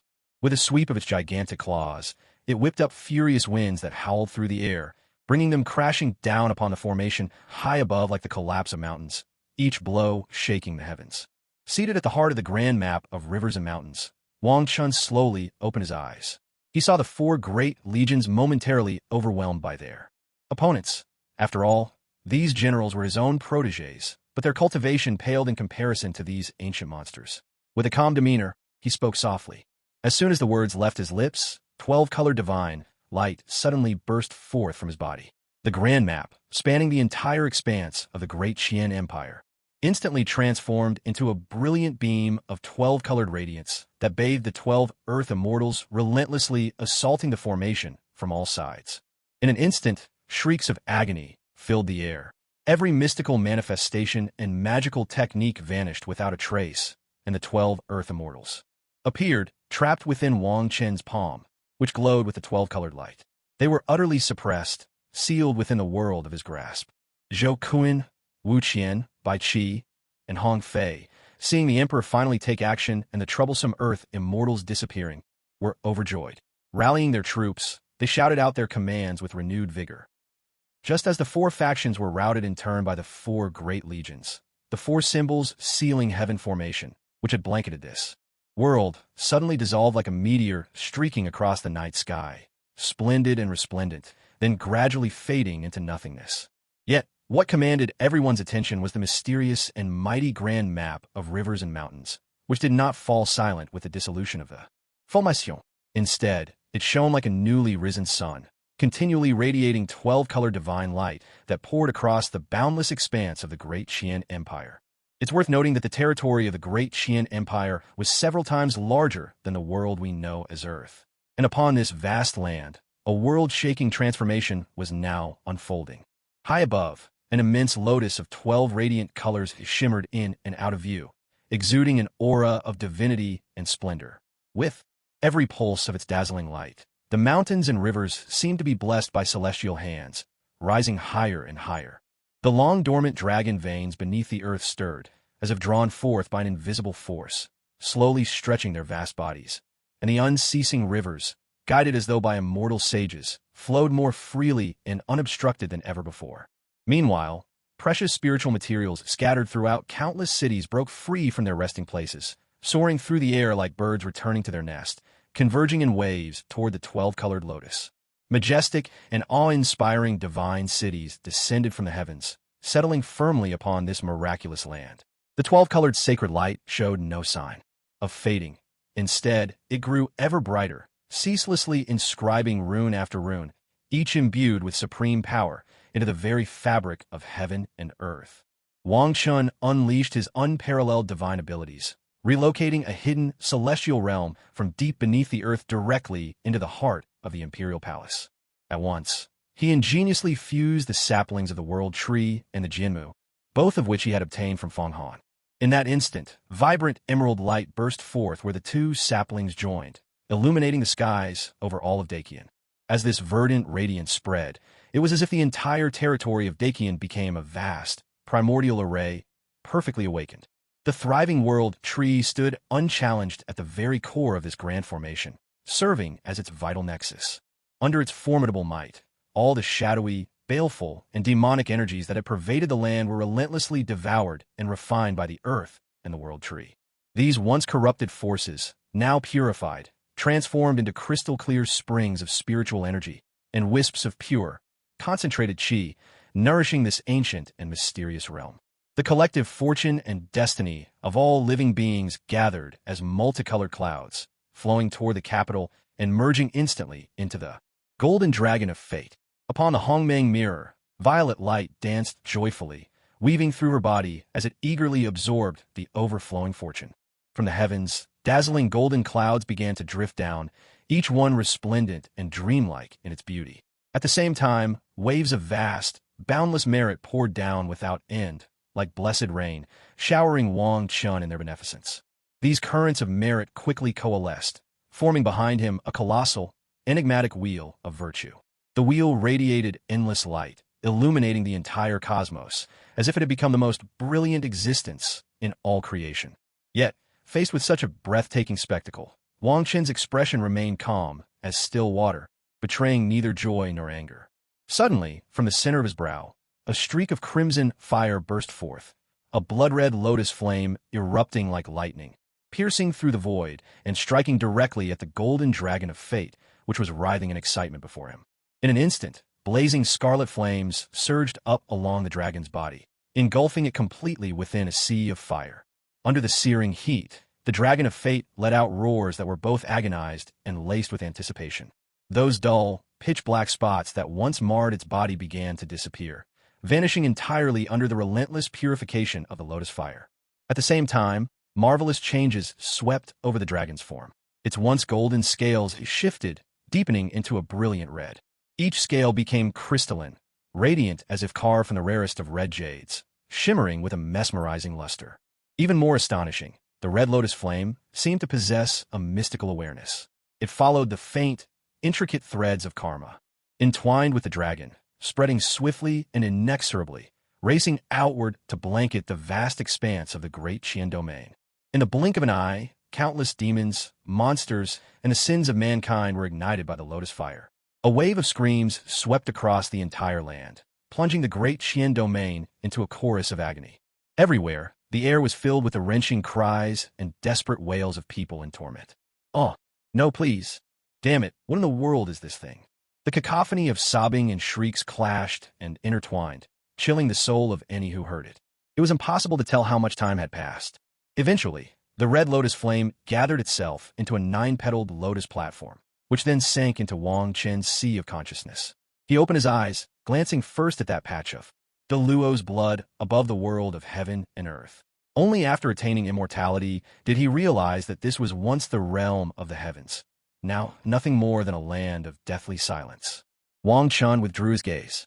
Having fused the cultivation base of the old demon Fong from the world of eternal life and drawn on the power of the world of heaven and earth, his own, Cultivation had soared to the peak of the earth immortal realm.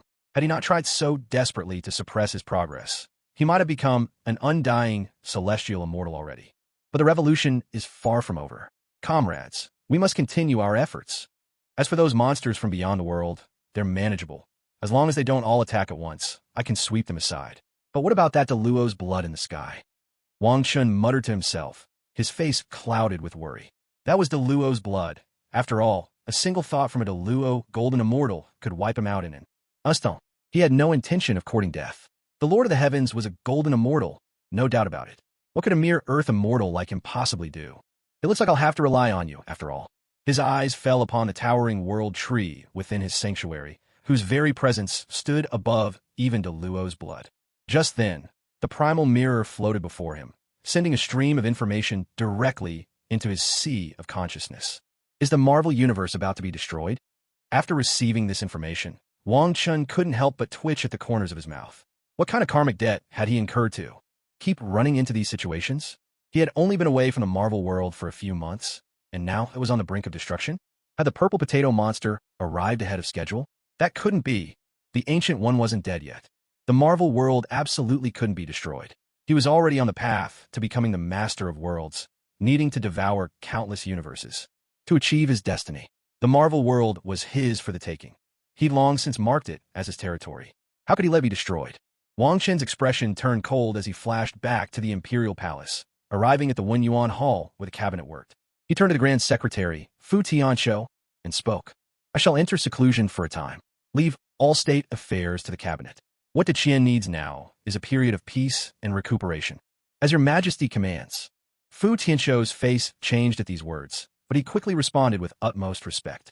Satisfied, Wang Chen disappeared from Wenyuan Hall and reappeared in his private chambers. There, he invoked his mind-shearing technique, and with a flicker of violet divine light, a doppelganger swiftly took form. Fellow Taoist, the Qian will be in your hands. The rivers and mountain scroll, the heavenly book, and the imperial seal are all yours. Go and take care of your affairs. The Qian has me. Ha ha ha. This is actually kind of fun. Wong Chun and his mind-formed avatar held an impromptu conversation, then burst into laughter together. A moment later, Wang Chun went to find Lu Feifei, the gourd siblings, Wanda, and the others, bringing them all into the Hong Mang mirror. Then, passing through the mirror's shimmering veil, he returned to the Marvel Universe. On Earth, in the city of the Big Apple, inside a Chinese-style villa, Wang Chen stepped out from the violet light, taking in the familiar arrangement of the living room. It felt as if a lifetime had passed. After all, he had already become an immortal. Shaking his head, he waved his hand, and a beam of violet light from the Hong Mang mirror shimmered into existence. Lu Feifei, Yang Mi, Jin Yanzi, Nishang, Wanda, and the gourd siblings instantly appeared in the living room. Ah, there's nothing like the feeling of being home. There might be less spiritual energy here, but home is where I feel at peace. We're finally back. Brother, let's go play. After stepping out of the Hong Mang mirror and realizing they were back on Earth, everyone's faces lit up with joy and excitement, filling the house with laughter and playful commotion. Wang Chen smiled at the scene. Hearing the bustle from outside the window, he felt a wave of relief wash over him. But he hadn't forgotten the impending destruction of Earth. With a flash of violet light, he appeared high in the sky, thousands of miles above. Extending his divine sense, Wang Chun instantly enveloped the entire planet. He saw the Ancient One, teacup in hand, nodding towards him. The celestial being gestating in the planet's core, and a silver figure darting about on a glider, with a flaming man trailing after him in wild pursuit. Meanwhile, atop Stark Industries, Loki had already activated the spatial device. A beam of blue light shot up into the sky, while in the ocean, ripples of spatial distortion appeared, hinting at lurking colossal beasts. In the Antarctic, a three-headed dragon lay dormant, and elsewhere, an alien pyramid stood tall. All across the Earth, all manners of demons and monsters hid in the shadows. So that's why the Hong Mang mirror issued a warning, Wang Chun mused. It turns out the Devourer is coming. The 6 great deities of this universe are at least at the level of true immortals. Aren't they overestimating me a bit? Wang Chen's lips twitched with a hint of irony. He paid no mind to Loki's little schemes.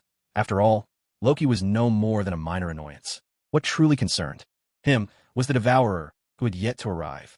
Yet even with that looming threat, the troubles on Earth already seemed endless. What a mess, he thought ruefully. Wang Chen shook his head. With a shimmer of violet divine light, he instantly returned to his villa. There, he saw that everyone had noticed the space beam above Stark Industries, and were now gathered by the window, animatedly discussing the spectacle. It looks like we're about to have some alien visitors on Earth, he remarked as he sat down by the tea table. With a casual wave, he let the spiritual spring. Water from the Hong Mang mirror flow straight into the kettle, then opened a packet of spiritual tea and began to brew it. His tone was calm and unhurried. Really? Aliens are coming? At that, Yang Mi's eyes lit up with excitement. She had never seen an alien before. Life in Deqian had been stifling for her, so she exchanged an eager glance with Wanda, Alice, and Ada, feeling restless with anticipation. Earth really is a hot commodity, Lu Feifei sighed, half exasperated. Earth was never peaceful. If it wasn't demons, it was monstrous beasts, and now even aliens were turning up. Let's go have some fun, Yang Mi cried, dragging her friends along as they all hurried outside to join the excitement. Even Lu Feifei, Nishang, and Golden Swallow were swept up in the commotion, leaving the hall suddenly empty. Loki, that little god. How amusing, Wang Chun chuckled. He's playing the role of cosmic delivery boy quite well. Taking a sip of tea, Wang Chun waved his right hand, and a violet screen of light appeared before him. Instantly, the scene atop Star Tower was projected onto the screen. He settled in, sipping his tea as he watched the unfolding drama, perfectly at ease. At that moment, Tony Stark was plummeting like a meteor from the top of the towering Stark Tower, which soared nearly 300 meters into the clouds. The dazzling red armor modules seemed to come alive, streaking after him with lightning speed. With uncanny precision, the armor pieces assembled themselves around his falling body, snapping together in perfect harmony as he hurtled through the air. At this critical life-or-death moment, the iron armor was finally fully assembled. Without a second's hesitation, Tony Stark ignited the thrusters. With a thunderous roar that shook the air, he shot skyward like a rocket, barely escaping a grisly fate that would have left him broken and lifeless on the ground. But just as one crisis was averted, another erupted. No sooner had he escaped danger than a dazzling blue beam suddenly burst from the top floor of Stark Tower, piercing straight into the heavens. In an instant, a massive and terrifying portal tore open in the sky, like the fabric of the world itself had been ripped apart, revealing an ominous gateway for all to see. Next, countless armored warriors and strange, alien ships began pouring through in formation, flooding the bustling city in overwhelming numbers. These uninvited invaders showed not a glimmer of mercy, launching a ruthless, indiscriminate assault on the entire city with savage abandon. Cries of terror and panic filled the air. No please. Oh my God. In moments, flames soared sky high, smoke billowed everywhere, and peaceful Manhattan was instantly transformed into a hellish battleground. All around, the city echoed with the sounds of terrified wails and gut-wrenching screams, rising and falling in a relentless, chaotic chorus. Meanwhile, high atop Stark Tower, an epic clash was unfolding in the midst of the chaos. Loki, clad in a magnificent Asgardian outfit, with a gem-studded horned helmet and wielding the mighty scepter of the mind, was locked in deadly combat with Thor, the god of thunder. Empowered by the mysterious force of the scepter, Loki was able to stand toe-to-toe with the mighty Thor. Their battle raged back and forth, neither yielding an inch, the ferocity of their fight seeming to shake the very heavens. Amid the vast, turbulent aerial battlefield, Tony Stark, resplendent in his sleek iron armor, zipped through the sky like a blazing meteor. Effortlessly maneuvering the suit's advanced weaponry, Tony unleashed volley after volley of powerful laser blasts at the alien ships. But the enemy vessels seemed endless, like a swarm of locusts blotting out the sky. Though Tony fought with everything he had, the sheer number of foes began to overwhelm even his considerable strength. Meanwhile, Natasha and Hawkeye were far from idle. Each piloted a cutting-edge fighter jet, weaving expertly between the alien crafts and firing off precision-guided missiles and bullets. The two worked in perfect harmony, coordinating seamlessly with Tony's movements and launching wave after wave of fierce attacks. After a fierce skirmish, they finally managed to take down several alien ships, setting the sky ablaze with explosions and scattering flaming wreckage in every direction. As Natasha and Hawkeye paused to catch their breath, they suddenly spotted a familiar and detestable figure hovering above Stark Tower. Loki. Without a moment's hesitation, they trained all their firepower on Loki, unleashing a hailstorm of munitions in his direction. But Loki, gripping that mysterious scepter, merely flicked his wrist. In an instant, a surge of powerful energy erupted forth, striking the aircraft piloted by Natasha and Hawkeye squarely. The jet lost control in a heartbeat, trailing thick smoke as it plummeted toward the ground. Fortunately, at that critical moment, Natasha, Hawkeye, and Captain Steve Rogers demonstrated extraordinary agility and reflexes. With a violent crash, the aircraft smashed into the earth, reduced to a heap of burning wreckage. Yet the three superheroes emerged unscathed from the debris and ruin. Just then, amid the tension and chaos of the battlefield, a peculiar sound suddenly caught everyone's attention. Following the noise, they looked up to see a small, charming scooter leisurely making its way to the center of the battleground. Riding atop, it was none other than Dr. Banner, his calm and carefree expression a stark contrast to the raging battle around him, a sight both astonishing and oddly amusing. In that instant, a jaw-dropping spectacle unfolded. A colossal alien leviathan, stretching dozens of meters long, twisted and contorted as if it were a rampaging beast, drawn with breakneck speed straight toward them by Tony Stark. Captain Steve Rogers took in the scene, a glint of resolve flashing in his eyes. He quickly turned to Dr. Banner and shouted, "Dr. Banner, now's the perfect time to let out all that anger inside you." Hearing this, Dr. Banner gave a slight nod, a composed smile appearing on his face, as if he had been ready all along. With practiced ease, he replied, "That's actually a great idea." With that, he strode forward, steady and unflinching. A deep, rumbling growl began to rise as Dr. Banner's body started to transform before their eyes. In the blink of an eye, he became the Hulk, towering 3 meters high, his muscles erupting with the raw force of a volcanic explosion, power incarnate. Without hesitation, the Hulk swung his massive fist, packed with unstoppable force, and struck the titanic alien warship with all his might. There came a thunderous crash, a sound so mighty it seemed to shake the heavens and the earth. The gigantic alien vessel, struck by the Hulk's earth-shattering blow, lost its balance and crashed to the ground, sending a cloud of dust billowing into the sky. At that very moment, Tony Stark seized the opportunity. Without hesitation, he launched a powerful missile straight at the alien warship. In a split second, flames soared into the sky as deafening explosions erupted one after another, echoing through the heavens. Before the alien ship could even react, it was shattered to pieces by the missile, reduced to nothing but smoldering wreckage. After completing his attack, Tony landed gracefully from above, rejoining his teammates with effortless style. Avengers assemble.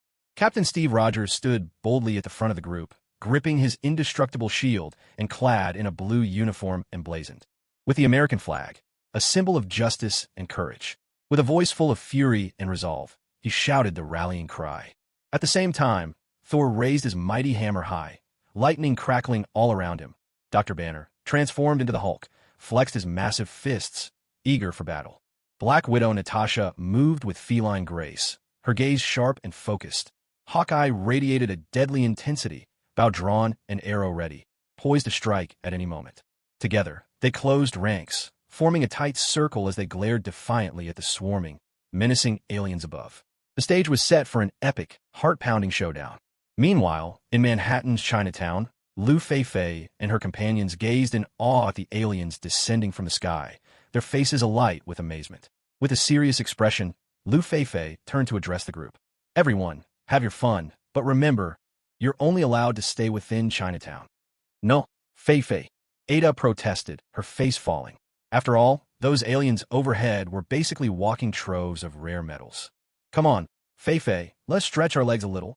Why put such tight boundaries on us? Yami chimed in, her tone full of reluctance. The rest of the group looked at Feifei with pleading eyes. It's not my idea, Feifei replied with a mischievous smile, casting a sly glance at them. It was Wong Chun who laid down the rule. If you're not happy, why not go and try persuading him? Wanda's delicate face broke into a cheerful grin as she spoke softly. You know, ever since Wong Chun became Emperor of the Realm, there's this aura about him that's downright terrifying. Just one glance is enough to give anyone the chills. So let's not bother him, okay? Hearing this, Pietro and Petra quickly nodded in agreement, clearly sharing Wanda's sentiment. Wong Chun was simply too intimidating these days. Yami suddenly spoke up. Well, I have no objections. Jean Yinzi let out an excited cheer. Let's go. Time to have some fun with those aliens. With that, she and Nixiang transformed instantly into two brilliant streaks of light, darting away like shooting stars. Witnessing this, the rest of the group could no longer contain their excitement. They called out in unison, "Wait for us!" At once, Youngmi, Ada, Alice, Wanda, and the others each unleashed their unique powers, transforming into streams of dazzling, multicolored divine light that closely followed the leading figures, Golden Swallow and Nishan. For a moment, the sky shimmered with radiant flashes, painting a breathtaking tapestry of color across the heavens. At the rear, Lu Feifei smiled gently and shook her head. With a graceful twist, her slender figure blurred, and in an instant she became a streak of icy blue light that shot toward the group of aliens in the sky, swift as lightning. Suddenly, a deafening series of explosions echoed through the air, one after another. The aliens who had charged into Chinatown with such aggression now found themselves in dire straits. Some were torn to pieces by the ferocious blasts, reduced to nothing more than drifting ash. Others were engulfed in roaring flames, left as charred. Remains, a few, struck by a wave of biting frost, were frozen into rigid blocks of ice. And some, even less fortunate, were buried beneath heavy earth or mercilessly torn apart. In short, the fate of these aliens was nothing less than tragic. It wasn't long before Chinatown had been completely cleared of all alien invaders. Meanwhile, aboard SHLD's airborne helicarrier, the command center's massive screen displayed the ongoing battle in the Big Apple. Suddenly, the situation unfolding in Chinatown caught Hill's attention. Director, it looks like Wong Chun has returned. Should we ask for his help? Nick Fury's face had darkened to an almost comical degree. After a moment's thought, he replied, "It's too late. Where are the X-Men? They're already on the scene. Look, the fight started." Hill pointed to a split-screen display. On the monitor, the X-Men were shown dominating the battlefield, but there were simply too many alien ships in the skies. They could barely hold their ground, let alone assist the Avengers near Stark Tower. What about the military? Why aren't they here yet? The army can't make it for the time being. Hill's face was ashen, clearly exasperated with the military's delays. She snapped, her tone irate. Damn it. Nick Fury's face grew even darker, and he muttered a curse under his breath. At that moment, the new president called. The previous president, well, he'd already met his end, his body decaying away. Fury answered the phone, and almost immediately, the two were locked in a heated argument. While all of Manhattan Island was engulfed in flames of war, a sudden spatial ripple flickered down a deserted street. As the blue light subsided, a 10-person squad materialized in an alleyway. Taking in a war-torn city, a middle-aged man's expression grew pensive. It's been a long time since I've seen memories like these. Inside that luxurious and spacious villa, Wong Chun lounged comfortably on a plush sofa, watching the unfolding drama with a leisurely air. Within a mysterious curtain of light, a scene played out. A group of dogs were sneaking and creeping their way into this world. At the sight, the corner of Wang Chen's mouth twitched involuntarily. Damn it, is this parallel world really destined to be the unlucky one headed for destruction? This is just fucking ridiculous. Who knows what those two bastards, Eternity and Infinity, are thinking? They've created so many parallel timelines. Don't they realize that doing so drains the world's very essence? Even the fundamental laws of time and space are weakened by this. Grumbling, Wang Chun furrowed his brows, frustration and confusion swirling in his mind. After a while, as if something had suddenly occurred to him, he reached out to rub his chin, muttering to himself. Oh, right, I almost forgot. The first firmament is actually the Marvel world's heaven's will. But that fool managed to self-destruct in the end. As he spoke, a sly smile spread across Wang Chen's face. Well, the first firmament's death couldn't have come at a better time. If he were still around, how would I ever absorb the Marvel universe for myself? With that thought, a smug laugh escaped him. But soon, his laughter faded, and his expression grew serious once more. On another note, the Marvel universe was originally formed from the remains of the goddess of vengeance. And she's no ordinary being.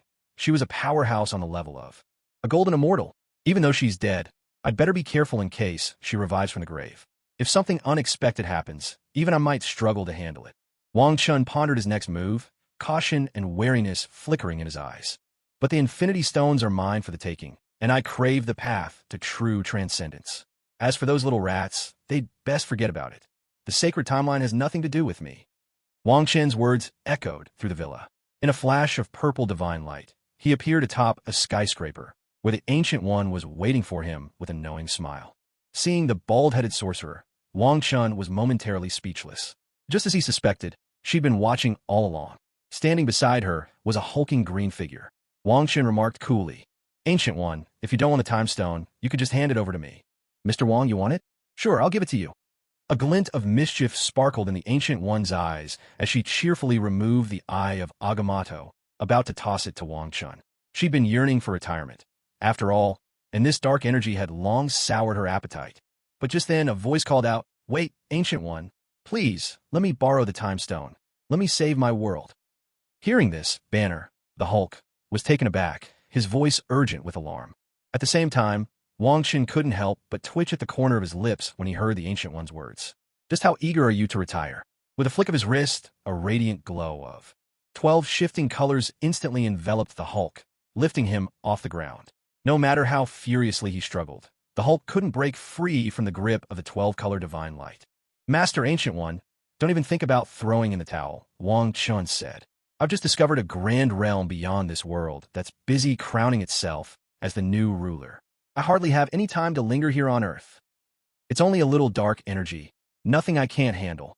Even before his words had fully settled in the air, Wang Chun didn't give the Ancient One the slightest chance to respond.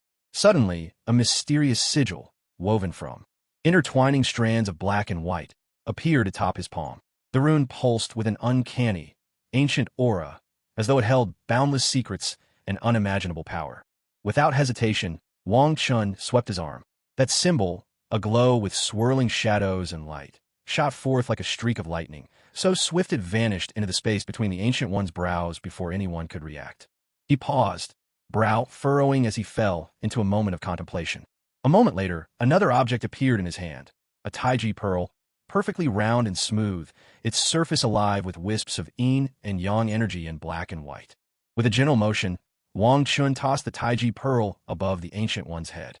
Instantly, the pearl burst into dazzling brilliance, pouring out a thick mist of yin and yang that billowed around the Ancient One like an ethereal cloud. Bathed in this potent force, her body shivered involuntarily. Then, her eyes slipped shut, and she was swept into a mysterious and profound state of enlightenment.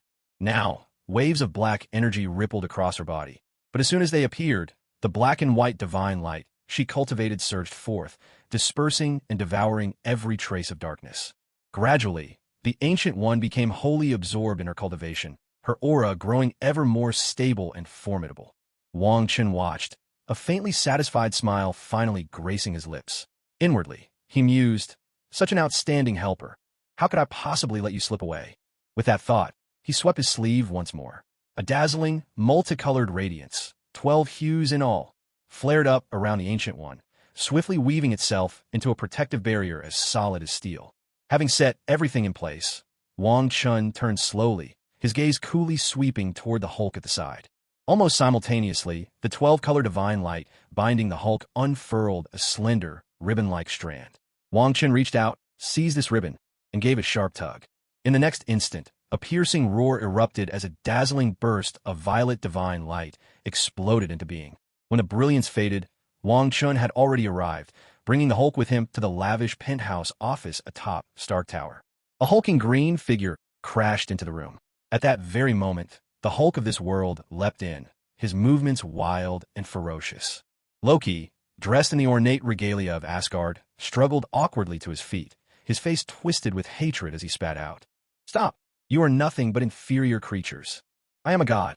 Foolish mortals, I will not." Before Loki could finish his tirade, the furious Hulk grabbed him by the leg and began smashing him into the ground over and over, a scene that had become iconic. Loki, thoroughly trounced. What a pathetic god. The Hulk tossed Loki aside with disdain, growling his verdict before springing away, vanishing from the office and leaving Loki sprawled on the floor, utterly defeated. Staring blankly at the ceiling, Loki's eyes were empty, his spirit crushed. Only then did Wang Chun and his Hulk companion reveal themselves. With a wide grin, Wang Chun remarked, "Watching it live is so much more satisfying." "Big guy, this scene looks familiar, doesn't it?" Floating amidst the 12-colored divine radiance, Banner had given up resisting, lost in his memories.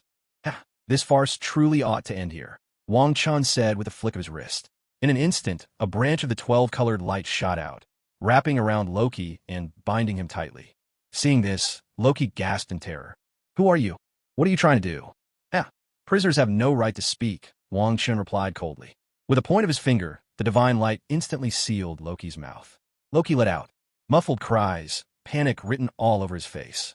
With a tug on the shimmering ribbons, a flash of violet light enveloped them, and they reappeared on the rooftop. Atop Star Tower, Black Widow, Natasha, gritted her teeth, summoning every ounce of strength to grip the Mind Scepter and thrust it hard against the energy shield protecting the portal device. Her once beautiful face was now contorted with effort, veins bulging and fine beads of sweat covering her brow. Yet, even wielding the formidable Mind Scepter, Natasha found herself powerless against the unyielding force of the spatial energy barrier. Just as Natasha steeled herself for another attempt, she suddenly froze, her eyes wide with terror and confusion. Clearly, she had just received devastating news. A nuclear missile was on its way. Meanwhile, off to the side, Wang Chun glanced up at the massive space portal in the sky. The scene that met his eyes made him frown deeply. All across Manhattan Island, ruins and broken walls stretched as far as the eye could see. Flames roared skyward, and this once thriving city was now suffering an unprecedented catastrophe. It seemed doomed to be utterly destroyed by these savage alien invaders. Wang Chun shook his head helplessly, slowly releasing the silk ribbons that had been restraining Banner and Loki. His face betrayed no emotion as he gazed upon the chaotic scene before him. In a calm, detached voice, he said, "What a farce this is. But now, it's time to bring it all to an end." Natasha's face lit up with surprise at his words. She quickly turned around and saw Wang Chun standing there, draped in a regal purple dragon robe, radiating an imposing aura. Beside him were Loki, tightly bound by bands of dazzling multicolored light, and Banner, trapped within the same brilliant glow. A look of shock flashed across her face. Why were there two Hulks? With a gentle wave of his arm, Wang Chun unleashed a spectacular surge of 12-colored divine radiance from his palm, arching across the sky like a brilliant rainbow. In an instant, the entire island of Manhattan was enveloped in the embrace of this resplendent light. From the heart of that radiance surged a supreme will, vast enough to bury the heavens, obliterate all things, and bring the cycle of existence to an end. It pressed down upon the invading aliens with the unstoppable force of a mountain crashing down. To the aliens, this terrifying power seemed to come from the darkest depths of the universe itself, chilling them to the bone. As the boundless divine light descended, one alien airship after another was swept away as easily as autumn leaves in the wind, vanishing without a trace. Even the enormous alien warships were reduced to nothingness the moment they touched the divine brilliance. Not a single scrap remained. Brilliant, multicolored beams rained down upon the city like a healing shower, and wherever the light touched an injured civilian, their wounds healed before their very eyes, life and vitality returning to them in an instant. When the people of the Big Apple saw the demonic aliens disappear, and their own injuries mended by the 12-hued light, a tidal wave of cheers erupted across the city. Ha ha ha! They're gone. Those demons are finally dead.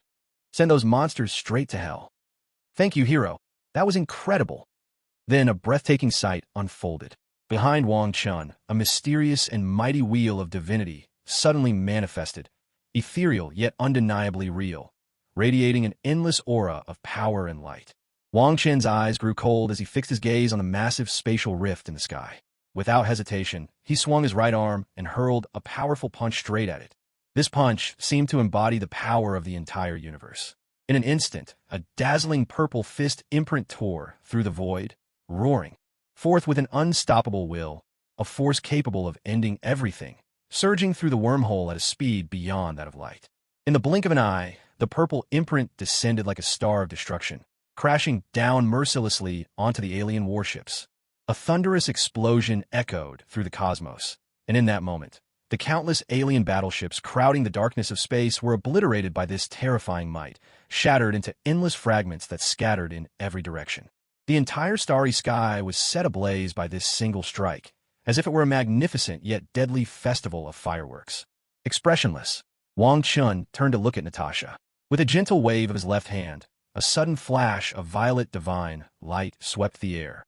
Before Natasha could react, the scepter gripped tightly in her hand slipped free of her grasp, flying straight into Wang Chen's waiting palm. In the next instant, Wang Chen's figure flickered and he appeared before the spatial device. Unflinching, he extended his right hand and plunged it directly into the shield of spatial energy. Immediately, torrents of tyrannical spatial energy surged toward him like furious dragons, raging to invade his body. Yet, faced with this overwhelming force, Wang Chen's frame only trembled slightly, then began to radiate a faint purple glow. Those wild and destructive spatial energies, as if encountering their nemesis, obediently flowed into his body and vanished without a trace. With unhurried composure, Wang Chun gently removed the cosmic cube from the device, then tossed it casually between his hands, as if this universe-shaking artifact were nothing more than a simple toy. At that moment, the wormhole overhead began to quake violently, streaks of blue light flashing and intertwining in the darkness. Moments later, as the final ray of blue faded, the wormhole dissolved completely, returning space to its original calm and silence. A nuclear bomb, an unbelievably powerful one, is heading straight for the Big Apple. Natasha cried out in terror. Just a toy, Wang Chun replied dismissively. Looks like the American government didn't take my warning seriously, he added with a cold smirk. He watched as Tony Stark soared through the air, clutching a nuclear missile and aiming for where the wormhole had been. But now, Tony wore a look of utter confusion. Where had that enormous wormhole gone? Maintaining his composure, Wang Chun swept his arm through the air. Instantly, 12 radiant divine lights burst forth, weaving through the sky like living dragons. In a flash, they wrapped tightly around Tony Stark and the nuclear bomb, enveloping them in a shimmering cocoon of multicolored brilliance. In the blink of an eye, accompanied by a dazzling flash of light, Tony Stark and the nuclear missile were miraculously transported to the top floor of the towering Stark Tower. The radiant 12-color divine light surged like a tide, swiftly merging into Wang Chen's body and vanishing without a trace.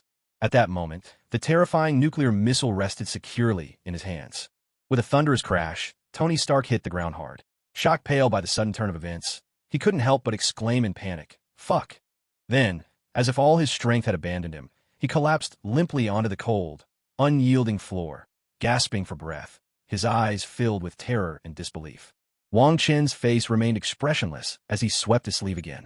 In an instant, a mysterious, dazzling purple light flashed before their eyes. Immediately, a dreamlike purple portal slowly materialized before him, hovering in midair.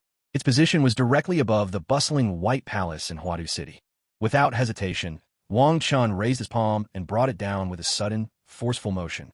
In that instant, a gigantic purple palm, print dozens of feet across and brimming with apocalyptic power, descended from the sky, crashing straight down onto the White Palace. A deafening, earth-shattering roar erupted, resounding through the heavens, as if the entire world trembled in its wake. Billowing clouds of smoke and dust surged upward like a raging sea, blotting out the sun and spreading all around. As the smoke gradually cleared, the once magnificent White Palace had vanished from existence, replaced by an enormous, bottomless crater shaped like a giant hand. Its sight was enough to chill the soul. "Oh my God!" Black Widow, Natasha, stared in horror at the scene where the White Palace beneath the purple portal was simply wiped away by Wang Chun. "Holy shit!" Tony Stark, who had just managed to stand up, froze with his smile halfway, a glint of fear flickering in his eyes as he witnessed the destruction. "Did you really think I was just talking big?" With a flick of his hand, Wong Chun dispersed the portal. Purple light shimmered from his palm, and the 3-meter-long nuclear missile was instantly obliterated by his magic. A cold smile played at his lips. Before, he was simply not powerful enough. If he had caused such a scene in the past, the Ancient One would never have sat by and watched. But now, oomph. On the SHIELD helicarrier, the big screen displayed the image of the White Palace in Huadu City. Nick Fury's face was slick with sweat, fear stark in his single eye as he roared in anger. "Motherfucker!" Then, defeated, he slumped back into his chair, a look of utter resignation on his face. He was exhausted. Let the world end. Let chaos reign.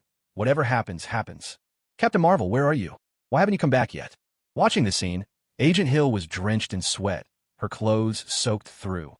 She stared at the screen showing the massive, hand-shaped crater, her face etched with despair. Now, they were in real trouble. Back in Chinatown, Lu Feifei and her group returned to their villa, looking thoroughly disappointed that the aliens had disappeared. They weren't happy at all. Why couldn't the aliens have been a bit tougher? The girls hadn't had nearly enough fun. Meanwhile, Hawkeye, Thor, Hulk, and Captain America saw the aliens vanish and the space portal dissolve. They realized they had won this war. Overjoyed, they dashed toward Star Tower to meet up with Tony and Natasha. At the same time, a few visitors from parallel universes were also heading toward Star Tower. On the top floor of Star Tower, Wong Chun paid no attention to Tony Stark and Natasha, who looked as if they'd just lost their best friend. He sat off to the side, examining the Space Stone and the Mind Stone, while waiting for those few little mice to deliver the remaining Infinity Stones right to his door. "Tony, what do we do now?" Natasha asked, her face dark with frustration. "How should I know what to do?" "Well, the crisis is over. It's time for everyone to head home and mind their own business." Tony Stark was in a foul mood. He'd always had issues with the government, but seeing the White House flattened left him slightly unsettled. Still, those guys had brought it on themselves, hadn't they? Nuclear missiles. Did they really think they could wipe everyone out in one go? Turning away, Tony headed downstairs.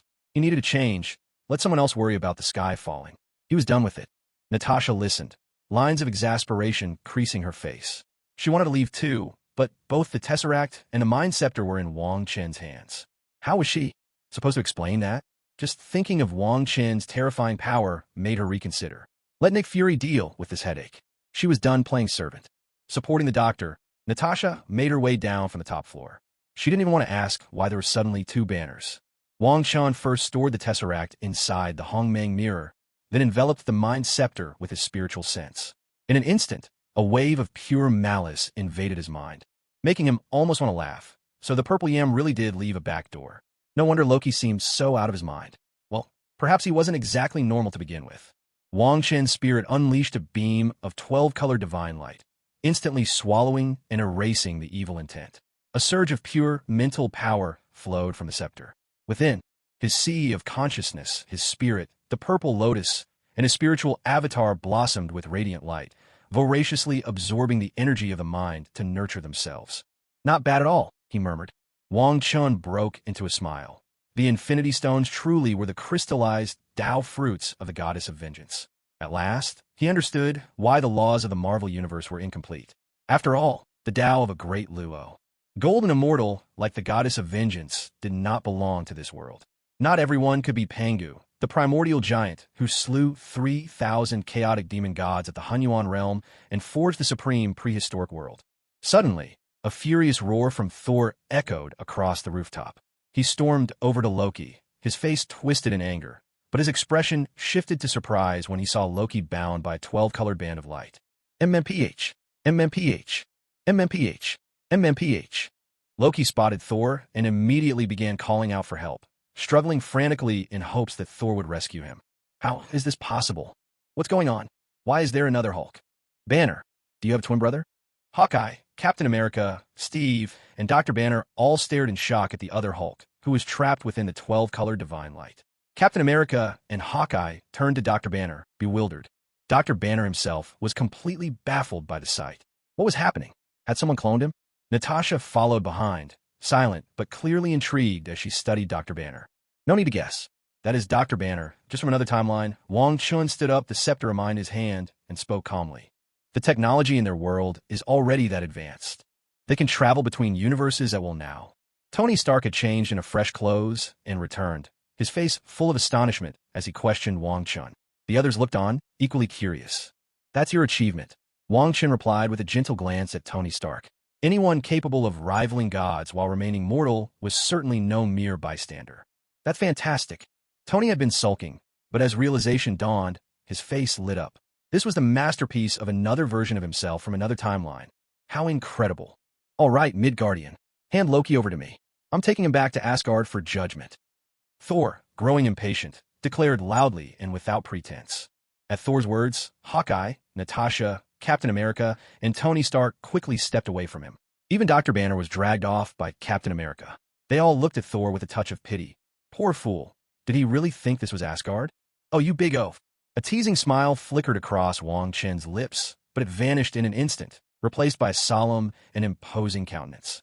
In that moment, he seemed to transform into an ancient deity, his entire being exuding an awe-inspiring, fearsome presence. Wang Chun straightened his posture, his eyes sharp as lightning, fixing Thor with a cold, unwavering stare. The overwhelming, terrifying pressure he emanated rolled toward Thor like an unyielding mountain about to crush an egg, as if it would grind him into dust. Oomph. You want Loki? Then let Odin come here himself. Wang Chen's voice was icy, cutting to the bone, as if echoing from the depths of the netherworld, leaving no room for doubt. As his words faded, his majestic aura intensified, and even the space around them seemed to tremble in response. Thor felt as if he had been plunged into an endless abyss of darkness, the crushing force all around him growing heavier by the second, making it nearly impossible for him to breathe. Large beads of sweat rolled down his forehead, soaking through his clothes. Yet even in such dire straits, he showed not the slightest intention of retreating. He gripped his hammer tightly, blue arcs of lightning crackling and leaping wildly across its surface, desperately resisting the dreadful pressure Wang Chun was exerting. But it was all in vain. Wang Chen's power was simply overwhelming, a force of annihilation, a supreme will crashing down on Thor like a raging tidal wave, unstoppable and absolute. Gradually, Thor could no longer bear the crushing weight. His knees began to buckle, his body involuntarily leaning forward. He clenched his teeth, summoning every last ounce of strength to keep himself from collapsing to the ground. But clearly, he had reached his limit. He could break at any moment. Just then, a portal glowing with orange light suddenly opened. The Ancient One stepped out, casting a slightly reproachful glance at Wang Chun. With a wave of her hand, a shimmering barrier of space appeared between Thor and Wang Chun. Thor slumped onto the ground, staring up at Wang Chun in shock. Mr. Wang, do me a favor. Let Thor and Loki go. After all, Odin has protected Earth for many years.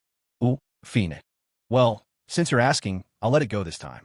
Wang Chun, feeling a touch embarrassed under the Ancient One's gaze, gave in, though he certainly wasn't about to let his tool escape. With a single gesture, he withdrew the oppressive aura filling the air. The 12-color divine ribbons binding Loki vanished in an instant, and he spoke with detached calm. Thank you, Mr. Wang. I'll be taking my leave now. The Ancient One clearly wanted nothing more to do with Wang Chun. Without another word, she stepped through the portal and vanished. She had once worried about Galactus threatening Earth, but now that Wang Chun was here, she decided it was no longer her concern. You two are so weak, you really shouldn't call yourselves gods. It's embarrassing. Once the Ancient One was gone, Wang Chun shot Thor and Loki a look of disdain, his words dripping with mockery. Tony Stark couldn't help himself. He burst out laughing at Wang Chun's comment. Dr. Banner, Natasha, Hawkeye, and Captain Steve Rogers all struggled to suppress their own smiles, the corners of their mouths twitching upward. Heimdall! Thor's eyes widened in fury, his face darkening with rage as he sprang up from the ground. He moved like a gust of wind, and, in the blink of an eye, he was already at Loki's side. Then, he threw back his head and let out a thunderous shout that echoed across the boundless sky. In an instant, a dazzling, seven-colored divine light streaked down from above, swirling like a living ribbon of radiance. It wrapped tightly around Thor and Loki, enveloping them both. In a flash, the two figures vanished completely within the brilliance, leaving behind only a mysterious and intricate magical rune scorched into the earth. Not far away, Wang Chen's lips curled into a subtle, intrigued smile. In his eyes danced a deep, violet gleam, piercing and profound, as though his gaze could see through all illusion. He stood there in stillness, silently watching the miraculous arc of prismatic light, pondering to himself. Interesting. This world's world tree certainly has its secrets, though its name seems a bit overblown. With his extraordinary insight, Wong Chun saw clearly the Rainbow Bridge from Asgard. The legendary bridge shone resplendently, its surface etched with dense, complex runes of space, so intricate as to be almost unreadable. These runes seemed to leap and pulse like musical notes, weaving together into a grand and enigmatic symphony. As his gaze delved deeper, Wang Chun began to unravel the space runes of the Rainbow Bridge. Studying them, he gradually grasped the profound laws, an immense power contained within. At the same time, he sensed the vast, nearly inexhaustible waves of energy surging through the world tree. What astonished Wang Chun most was that, piercing through layers of cosmic mist, he could see the world tree in its entirety, standing tall in a dimension beyond this world. The colossal, divine tree towered like a giant, its thick branches stretching in every direction, leaves lush and radiant with the brilliance of life. Indeed, the world tree had truly achieved the feat of linking 9 worlds, serving as the bridge and bond connecting all realms. Well, this is interesting. Looks like those little mice have arrived. Wang Chun snapped out of his reverie, noticing Tony and the others from another world. An amused look crossed his face. Weren't they supposed to split up and retrieve the stones? Why were they all gathered here instead? He glanced at the Hulk and instantly understood. So was his doing. That explained everything. Suddenly, footsteps echoed from the rooftop. A man in a blue suit emblazoned with a star led a large group up to the rooftop. Oh, for F. Tony Stark's face darkened as he caught sight of someone who looked exactly like himself. He couldn't help but blurt out an expletive in shock. At this moment, even Captain America, with his mask still on, couldn't help but twitch at the corners of his mouth as he witnessed the scene. Natasha and Hawkeye looked utterly speechless. It was, after all, themselves from a parallel universe. What a bizarre turn of events. Are you all right? Let Banner go now. The Avengers from the parallel universe stared anxiously at Banner, who was trapped within the 12-colored divine radiance. Their eyes were filled with worry, as if sheer willpower could tear open the predicament before them. Yet these heroes from another dimension ignored their counterparts in this world. All their fury and concern were aimed squarely at Wang Chun. Without hesitation, Tony tapped the triangular energy core on his chest. In an instant, his nanotech battlesuit surged over him like a living stream of metal, transforming him into a war god of iron and might. Meanwhile, the Thor of this world, a burly figure with a wild beard, brandished a massive axe, charging forward in a storm of righteous fury, eager for a life-and-death battle with Wang Chun. The Captain America of this world had initially wanted to step in and join the fight, but Tony Stark, wearing a sly grin, firmly dragged him aside. The two of them silently retreated to the edge of the battlefield, seemingly content to watch the chaos unfold from a safe distance, as if they were settling in for an entertaining show. At last, Captain America snapped back to his senses, thinking to himself, Wang Chun is so powerful. Why should I get involved? With a helpless shake of his head, he quietly stepped back. Just then, Wang Chun let out a cold, mocking laugh. I have to admit, you all do have courage, but unfortunately, you couldn't even bring the other Infinity Stones with you. How utterly incompetent. The smile vanished from Wang Chen's face in an instant. Suddenly, a blinding 12-hued radiance erupted from within him, flooding the entire space with a brilliance reminiscent of a volcanic eruption. Along with the light came an oppressive, supreme will, an aura that seemed to spell the end of all cycles, striking terror into the hearts of all who witnessed it. In a blink, the dazzling 12-color divine light swept over the Avengers from the parallel world with unstoppable force, trapping them in a crisis unlike any they had ever known. I can't move. My powers, they're gone. This is unbearable. Cries of agony rang out as the parallel Avengers were instantly subdued by the 12-colored light. With a casual wave, Wang Chun sent them drifting into the air to join Banner, who was already trapped within. Banner, for his part, could only look on helplessly. Now they were all defeated. Why don't you all take some time to reflect in there? If you wish to return to your own timeline, be my guest. Wang Chun ignored the Avengers' furious glares and said calmly, "Why don't you guys go cause trouble in some other parallel universe?" As soon as he finished speaking, he vanished right where he stood, leaving no trace behind. Oh look, isn't that Captain America? What a mess you're in. Heh, Natasha, take a look at yourself in a parallel universe. You're even prettier over there. Don't be such a sore loser. Look at yourself in that other world. They've already got nanotechnology, and you're still stuck like this. Aren't you embarrassed? You. Elsewhere, inside a massive American military base. Within this secretive and sprawling complex, the atmosphere was thick with tension and unease. Suddenly, a shadow darted forth like a phantom, a humanoid figure gleaming with dazzling metallic luster. His twisted, menacing face looked as if it had crawled straight out of the depths of hell, radiating a chilling aura of murderous intent as he strode purposefully toward a sealed laboratory. At that moment, a group of brave soldiers sprang into action. They raised their weapons and squeezed the triggers, unleashing a hail of bullets upon the metal man. But he remained unruffled. Lifting his arm, he caused every single bullet to freeze midair in an instant. A powerful metallic pulse erupted from his hand, surging straight toward the soldiers. In the blink of an eye, before they could even cry out, their bodies shattered like fragile porcelain under the onslaught of that terrifying energy. Even more horrifying, the shattered remains did not scatter across the floor as one might expect. Instead, they instantly solidified into chilling, unyielding blocks of metal. This bizarre and unnatural spectacle plunged the entire base into a silence filled with dread. This fearsome figure was none other than the infamous Dr. Doom, Victor Von Doom himself. At that very moment, he had forced his way into the heart of the laboratory, and his eyes immediately fell upon the object he had coveted for so long, the Silver Surfer's cosmic board. A wild, uncontrollable grin spread across Doom's face as he beheld the legendary artifact. He couldn't help but burst into laughter, his voice echoing through the empty laboratory, sounding especially eerie and sinister. Without wasting a moment, Doom produced a piece of advanced technology at lightning speed, manipulating it with practiced ease. Within moments, he had seized control of the board and swiftly equipped it to himself. His mission accomplished, he turned and dashed out of the lab, eager to leave the base behind. Just then, an urgent alarm blared through the facility, its shrill tones slicing through the tense silence. The Fantastic Four arrived at the scene just in time. As they took in the devastation and chaos before them, their hearts sank. They instantly realized how dire the situation had become. It didn't take long for them to learn that all this destruction was the handiwork of Dr. Doom, and a surge of anger erupted within them. Their first act was to rescue the Silver Surfer. Then, without hesitation, they boarded their aircraft, locking onto Dr. Doom's trail. Thus began a gripping and high-stakes chase. The Fantastic Four's ship sped rapidly across the sky. In a matter of moments, they had traversed most of the Pacific Ocean, drawing close to China. Suddenly, a surge of energy struck. The ship was hit, shaking violently with a thunderous roar.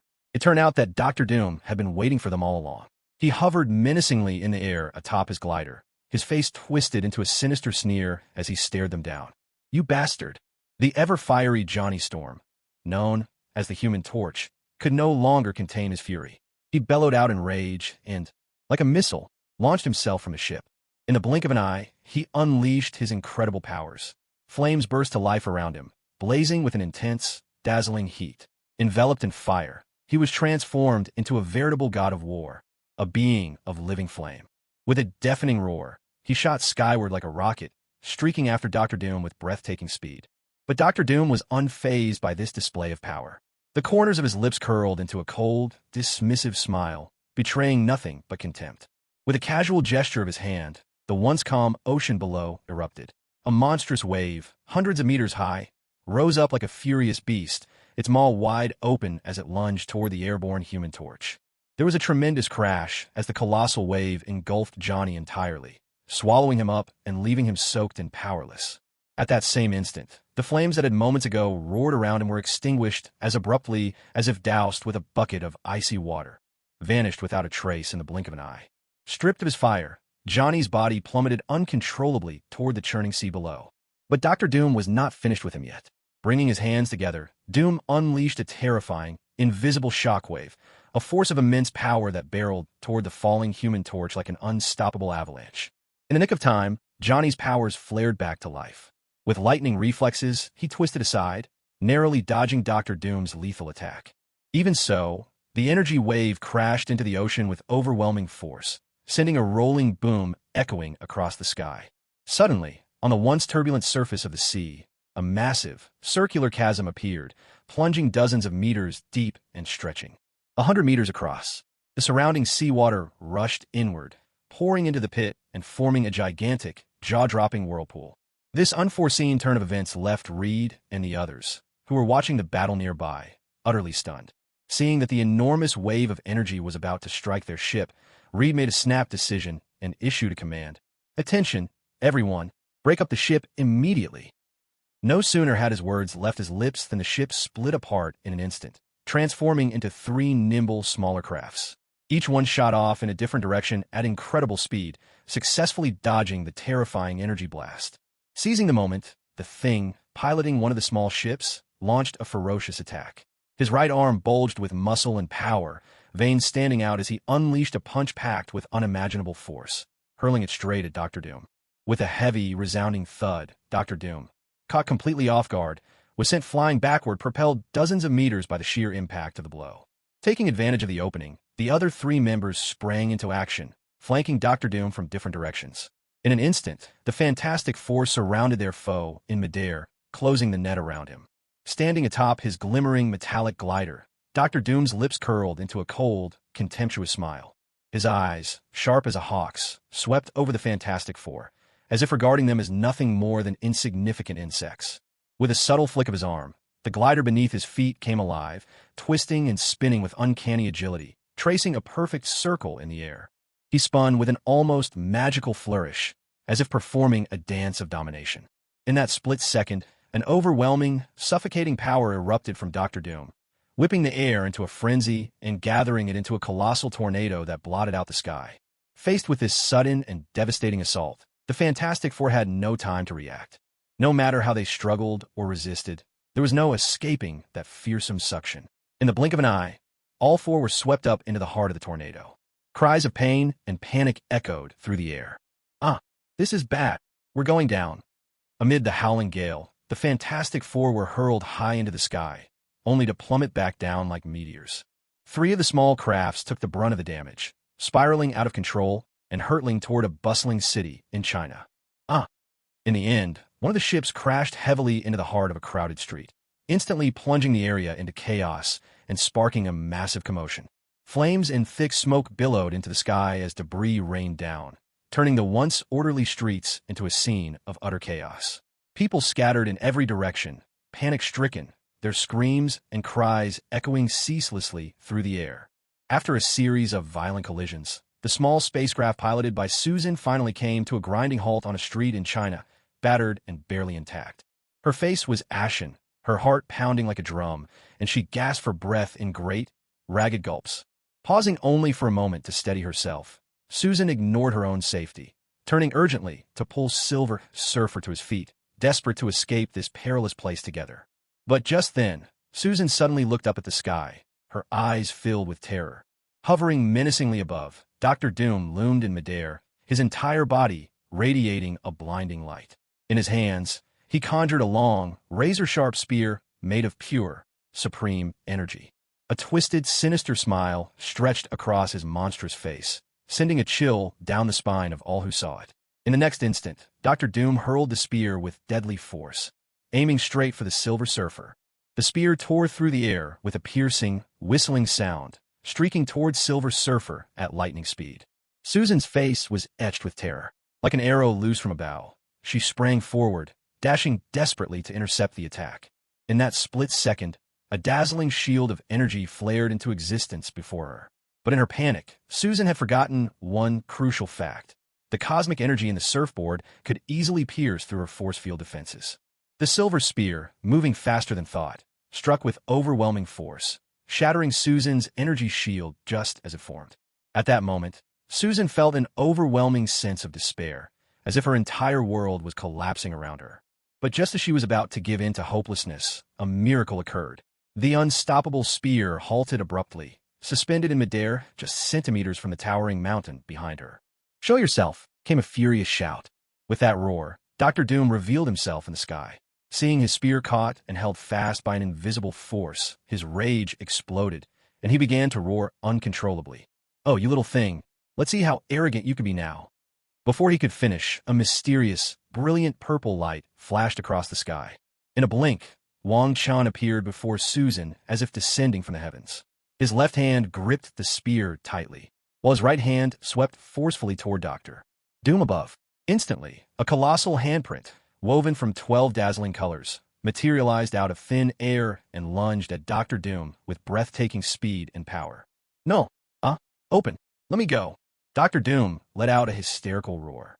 He threw all his strength into a frenzied barrage of powerful energy waves, desperately trying to break free from the massive 12-colored handprint that gripped him tightly.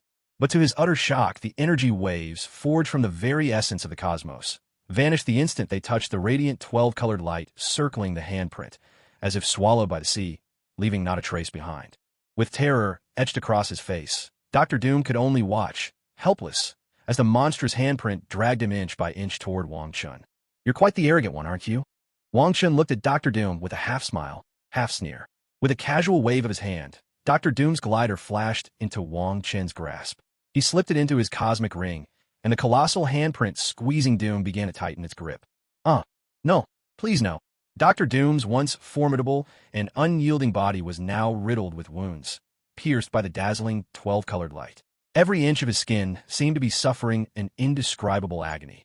His screams echoed through the heavens, piercing and chilling to the bone.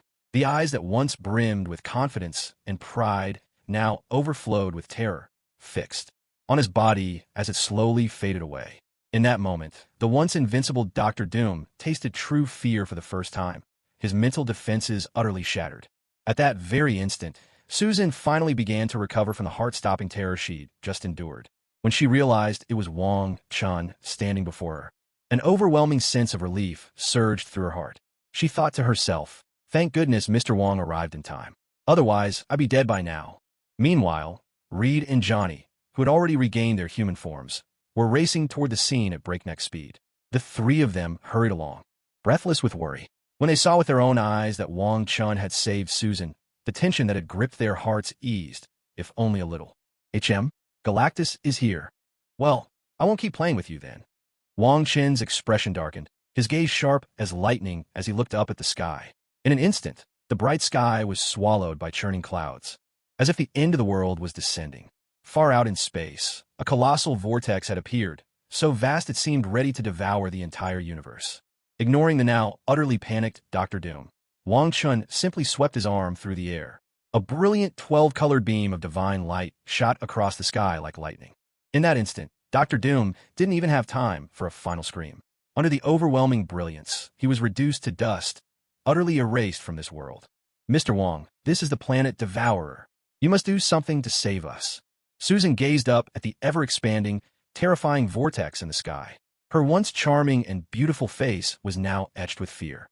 She called out in a trembling voice, her eyes filled with a desperate yearning to survive. "Mr. Wong, maybe you should destroy the hoverboard first." Reed, breathing heavily, rushed to Wang Chen's side and offered his suggestion. "The Devourer has already locked onto Earth. It's too late for that now." "Enough, I'll go and meet him myself." Wang Chen looked up at the vortex with a calm, detached expression and spoke in an even tone. He was a little surprised. How could the Devourer be this weak? Could this be just a projection? Wang Chen's eyes lit up. Though he did not fear the Devourer, a being at the true immortal level was never easy to deal with, 2 whole realms above him. If it weren't for the loose rules of the Marvel Universe, he wouldn't dare act so boldly. Purple divine light flickered from Wang Chen's body. In the blink of an eye, he appeared out in space, directly beneath the gigantic vortex. An overwhelming force of consumption swept down from above, but a radiant purple aura surged up around him, shielding his body. Wang Chun stared intently at the enormous, chilling vortex before him, his brows tightly knitted. He tried to probe the vortex with his spiritual sense, only to find it swallowed without a trace, as if cast into the void.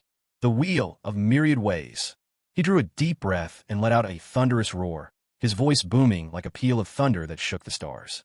Behind him, space twisted and warped as an enormous purple divine wheel, over 1,000 feet tall, slowly took form. The divine wheel glowed with a mysterious, regal purple light, its surface shimmering with more than 20 dazzling beams of law. Each beam pulsed with unfathomable power and ancient secrets. As the purple divine wheel emerged, a supreme will erupted forth, a force that seemed capable of burying the heavens, obliterating all things, and ending the cycle of reincarnation. Like a tidal wave, it surged toward the vortex ahead. All of space seemed to tremble under this terrifying will. Even the distant stars quivered as if startled out of their ancient calm. Yet, even when faced with such a mighty assault, the colossal vortex was only slightly affected. Its formation slowed somewhat, but it showed no sign of stopping. "Still stubborn, are you?" Seeing this, Wang Chen's lips curled into a cold smile. A flash of icy light crossed his eyes. Clenching his right fist, his arm bulged with muscle and taut veins, and without hesitation, he unleashed a devastating punch toward the massive vortex. With a single punch, the thousand-zhong purple divine wheel behind Wong Chun suddenly transformed into a dazzling streak of light, shooting toward the vortex at lightning speed. At the same time, the purple divine wheel continued to swell and expand, and in the blink of an eye, it became an enormous purple barrier, sealing off the vortex completely. The purple divine wheel spun furiously, radiating an incomparable suction force, greedily absorbing and devouring the energy within the vortex. The torrent of energy surged into the divine wheel like a dam breaking, making its light shine even more brilliantly and fiercely. "How dare you, mere ant? Offend a god!" A thunderous voice boomed out from within the vortex, defying the laws of silence and space. Its owner was clearly enraged. From within that vast, all-consuming vortex, a figure slowly emerged. A colossal purple giant, towering 100 zhong high, shocking all who beheld it. This giant bore sharp horns upon its head, its face twisted with fury and rage. From its hands, it unleashed devastating rays of purple cosmic energy, each one like lightning tearing through the darkness, striking the Hong Mang divine wheel with terrifying force. "So you finally come out." Wang Chen's expression grew grave. He knew all too well that, despite this being's frequent appearances as the laughingstock villain in comics and movies, always defeated by various heroes, the truth was far more complex. Either this devourer was simply humoring those so-called heroes, or he was just unlucky, caught at a moment of weakness. Heaven and earth manifest. With a resounding shout, Wong Chun erupted into a brilliant purple divine light, streaking toward the devourer like a meteor. At the same time, his body began to grow at a speed visible to the naked eye. In a mere instant, he too became a 100-zhong-tall giant, towering into the heavens. With a powerful sweep of his arm, the Hong Mang divine wheel, which had been blocking the vortex, responded as if summoned, soaring back to his side and radiating a mysterious, formidable aura. Without hesitation, Wang Chun threw a punch at the devourer. The strike seemed unremarkable, so silent it made no sound, but the overwhelming force behind it was enough to shake the very fabric of the void. Countless pieces of cosmic debris and meteors were instantly reduced to ash the moment they touched the force of his punch, vanishing without a trace. Seeing Wang Chen's fist hurtling toward him, a flash of anger crossed the devourer's purple face. How could he accept defeat? He too roared in defiance, meeting Wang Chen's blow head-on. Their fists collided with earth-shattering might. In an instant, a terrifying surge of energy erupted, causing the surrounding space to tremble violently, as if it might collapse at any moment. Swallowing Star was sent hurtling away like a cannonball in that very instant, vanishing into the endless darkness in the blink of an eye. No one could tell just how far he had been blasted. At that moment, Swallowing Star's face was so dark it seemed as if it could drip water, his gaze heavy with worry. He simply couldn't fathom how, in this vast and boundless universe, a new god of such power had suddenly emerged. Meanwhile, a trace of irrepressible delight flickered across Wang Chen's face. He had just confirmed through his probing that the figure before him was not Swallowing Star's true form. In fact, its real strength was likely only at the celestial immortal level. If that was the case, Wang Chun had no reason to hold back any longer. As soon as the thought crossed his mind, his figure flashed abruptly. Ghost-like, he appeared before Swallowing Star in the blink of an eye. Without hesitation, he swung his massive fist, gathering a force as overwhelming as mountains crashing down, and unleashed a savage blow straight at Swallowing Star. In a flash, the two figures transformed into dazzling streaks of violet light, weaving and colliding madly in the boundless emptiness of space, only to separate just as quickly. Each clash between them unleashed waves of destructive force that surged outward like a tempest at sea. Wherever that power swept by, Even the largest asteroids in space were shattered to dust, dispersing into nothingness. At that moment, a mysterious orange portal slowly materialized above Earth. Light surged within the portal, and soon, the somewhat solemn figure of the Ancient One stepped out from within. She stood silently outside the planet, gazing from afar at Wong Chun and Swallowing Star locked in fierce battle. When she saw Wong Chun relentlessly pressing his attack and pummeling Swallowing Star, the corners of the Ancient One's mouth twitched ever so slightly. However, as she noticed torrents of raging energy waves roaring relentlessly toward Earth, her heart tightened with concern. Wasting no time, the Ancient One swiftly raised her hand, gently touching the eye of Agamotto hanging at her chest. In the next moment, that wondrous eye blazed with a brilliant green light. As she chanted softly, the green light transformed instantly into an immense barrier, looming protectively above Earth and blocking every surging wave of energy from reaching the planet. This can't be. The Silver Surfer's metallic face was twisted in disbelief as he stared intently at a screen detached from the ship, which displayed Wong Chun unleashing the wheel of primordial 10,000 paths. That domineering divine will had actually sealed off the vortex. Mr. Wong truly is remarkable. Ben grinned foolishly, watching as Wong Chun unleashed his overwhelming power, his joy overflowing as he exclaimed in delight. Mother, freaking! WW8, how did Mr. Wong get so huge? Johnny Storm, also known as the Human Torch, was so stunned that he could barely get the words out, his face full of disbelief. Silver Surfer, are all planet eaters really this enormous? Susan stared at the colossal figure of Galactus, swallowing nervously as she asked, confusion etched on her face. Yes, he can freely change the size of his body, the Silver Surfer replied, his eyes locked on the screen, answering without a moment's hesitation. Damn it, why can't we see them anymore? Johnny, seeing that both Wong Chun and Galactus had vanished from the monitor, grew anxious. They're moving too fast. The machines just can't keep up. Reed shook his head, exasperated. What kind of people are these? How can anyone be this outrageous? Mr. Wong has to win, Susan murmured under her breath. America, New York City, the top floor office of Stark Tower.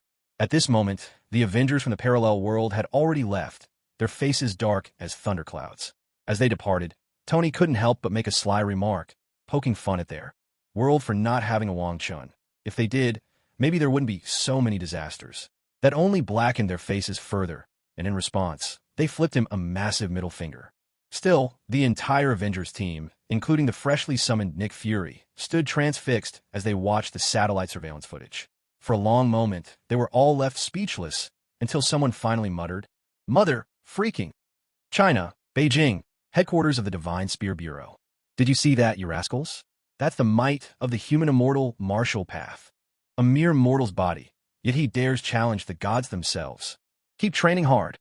Director Zhang Xian pointed at the giant screen showing Wang Chen's clash with Galactus, seizing the moment to give an impromptu lesson.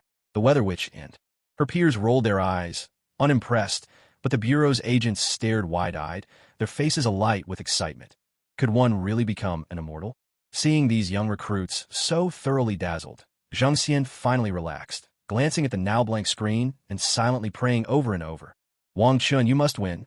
Meanwhile, Wong Chun and Galactus continued their titanic battle in the depths of space, and it was clear that neither would emerge victorious anytime soon. Amid the boundless, ink-black void, a sudden burst of dazzling purple light erupted, like the primordial glow at the dawn of the universe, mesmerizing and sublime. Two violet silhouettes shot backward at lightning speed, so fast that they seemed to transcend the limits of time and space, putting vast distances between them in the blink of an eye. Now, separated by a great gulf of emptiness, the two warriors fixed their gazes upon one another. Their eyes seemed to collide in the void, too tangible. Beams of will clashing and intertwining, unleashing a torrent of divine radiance that illuminated the surrounding darkness of the star-strewn expanse. Wang Chen's expression was grave, his entire attention fixed on Galactus. After their earlier clash, Wang Chun had come to realize just how unfathomable this god from the Marvel Universe truly was. There was indeed something extraordinary and unique about him. What shocked him even more was discovering that Galactus wielded not just one, but two overwhelmingly powerful laws. One was the law of devouring, and the other, the law of destruction. Wang Chen couldn't help but muse to himself, no wonder this guy goes around destroying worlds. Turns out he's a god of destruction, empowered with a special mandate granted by the very worlds themselves. Meanwhile, Galactus was straining every fiber of his immense divine power, desperately attempting to suppress the invading rule forces that had already breached his body. His face was clouded with suspicion, his mind whirling with questions he couldn't answer. Where in the world did this wretched man suddenly come from? His divine rules are so bizarre and troublesome. Even my power of devouring can't seem to overwhelm him right away. Yet, for all the pressure they felt from each other, the battle between Wang Chen and Galactus only grew more exhilarating and intense. Every time Galactus's heavy fist crashed into Wang Chun, the latter's body didn't suffer the slightest harm. On the contrary, each blow made his physique tougher and more resilient. This wondrous sensation filled Wang Chun with thrill. He was finally experiencing the true might of the innate divine power his body harbored, the myriad tribulations physique. So this is the marvel of the myriad tribulations physique. As long as I keep taking hits, I only grow stronger. This is incredible. Wang Chun burst into unrestrained laughter, his eyes gleaming with both confidence and a touch of madness. In a flash, his form erupted with dazzling violet light, streaking across the void toward Galactus like a meteor. Such a golden opportunity, how could he let slip by? Overcome with excitement, he shouted at the top of his lungs, come on, let's settle this here and now." At these words, Galactus couldn't help but twitch at the corner of his mouth. It was simply unbelievable. This fellow's aura was still rising, growing ever more terrifying. A complete madman, Galactus thought. I have no intention of risking my life with him.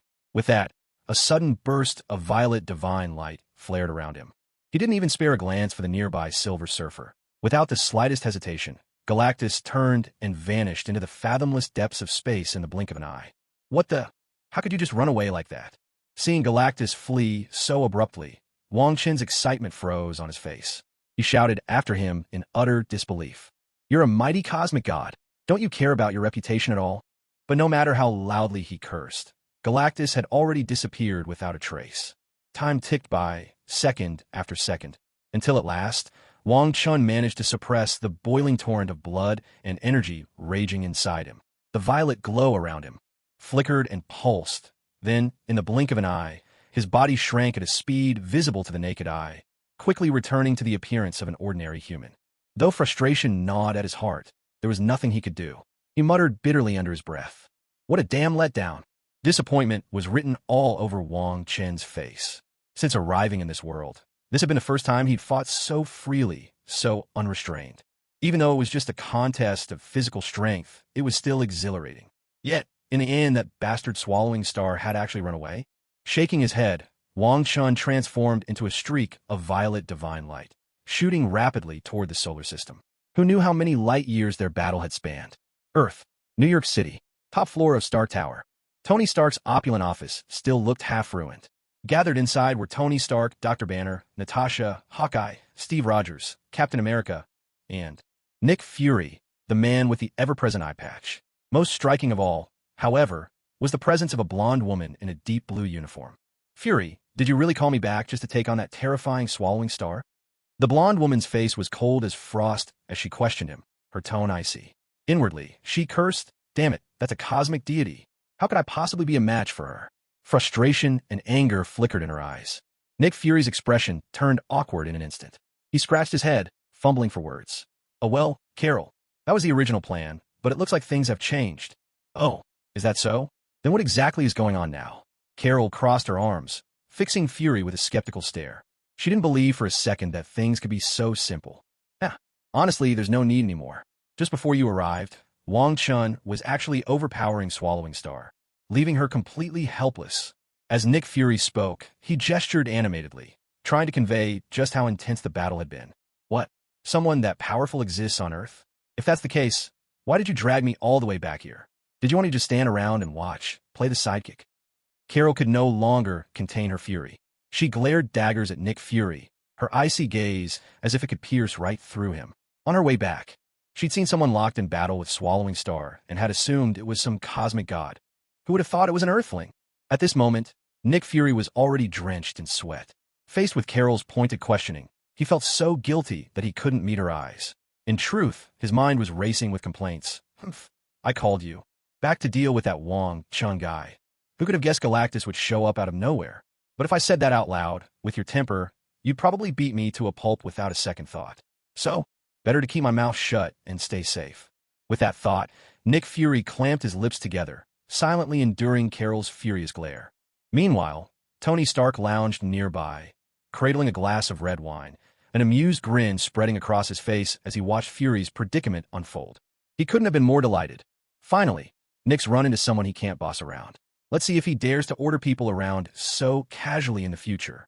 This is truly satisfying. Natasha, Hawkeye, and Dr. Banner were also hiding off to the side, quietly watching the scene unfold, none too eager to cross this formidable woman. You didn't call me back just to deal with Wang Chun, did you? You must really want me to teach you a lesson, don't you? Carol thought for a moment. The timeline didn't add up. Her face was flushed with anger as she cut Nick off, not even bothering to listen to his excuses. She strode over and delivered a not-so-gentle love tap, and soon the office was filled with the sound of his pained screams. After quite a while, Carol finally vented her anger. She stopped, strode over to the bar, poured herself a drink, and downed it in one gulp. Nick Fury groaned as he slowly pulled himself off the floor. His single eye now bore a dark red bruise, and his face was battered and bruised. He looked quite the sorry sight. Tony Stark couldn't hold back. He spat out his wine and burst into laughter. Dr. Banner's face was lit up with a broad grin, while Natasha and Hawkeye tried, and failed, to suppress their own smiles, the corners of their mouths twitching upward. Fury, come here and tell me about this Wong Chun. Carol, seeing Fury's sorry state, couldn't help but smirk. Her mood clearly improved. She spoke in a much calmer tone. Here's what happened. Blah, blah, blah, blah. Blah, blah, blah, blah. And the American government fired a nuke at the Big Apple. Wong Chun stopped it, then leveled the White House with a single slap. Nick Fury hurriedly gave Carol a detailed rundown of Wong Chun and the recent events, sticking strictly to the facts. After all, to someone as powerful as Carol, a lie would be nothing but a joke. After listening to Nick Fury, Carol's beautiful face twitched uncontrollably. The American government was dancing recklessly on the edge of disaster. Did they have a death wish? In her eyes, Wong Chen's temper was already remarkably mild. After all, one must respect the strong. That's the law of survival in the universe. All right, I understand, she said. Nick Fury stared at Carol in disbelief. The White House had been destroyed, just like that? Was that it? No further discussion? This wasn't at all what he'd expected. Carol, meanwhile, sipped her drink, ignoring Nick Fury completely. For a moment, the office was shrouded in silence. Far out in the vast and boundless depths of the universe, a mysterious and powerful violet beam of divine light shot across the sky like a meteor, finally coming to a steady halt above the blue planet of Earth. Moments later, a tall and imposing man appeared, radiating an air of majesty. It was Wong Chun. With his eyes half closed, he let his spiritual sense sweep out in an instant, enveloping the entire Earth. But as he sensed something amiss, his expression darkened, turning as stormy as thunderclouds. So these fools have dared to crawl out and scavenge for scraps too? With a cold snort, Wong Chun seethed inwardly. Before the last word had even faded, his figure vanished like a ghost, appearing instantly in the rift between Earth and another dimension. At that moment, in this dangerous and unknown gap, a breathtaking battle was unfolding. At the center stood the Ancient One, radiating an unparalleled aura of power. Her form gleamed with dazzling black and white divine light, shining like a bright, full moon and dispelling the surrounding darkness.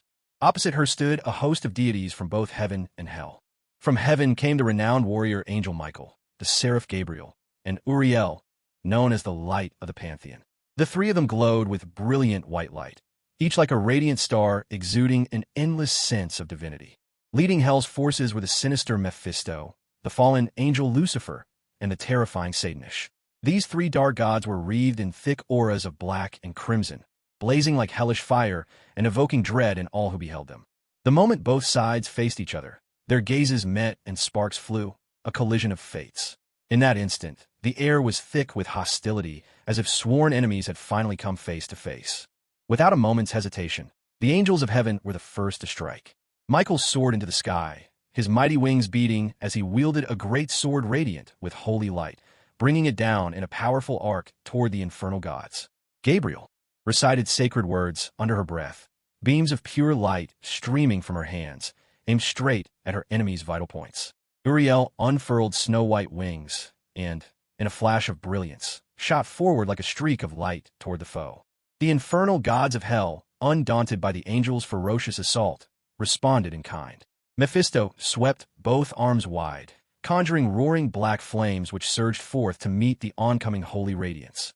Lucifer brandished his demonic blade, dark energy swirling along its length as it clashed with Michael's great sword in a resounding impact. Satanish raised his head and let out a thunderous roar, unleashing a wave of immense darkness from within, the shockwave sweeping toward the angels.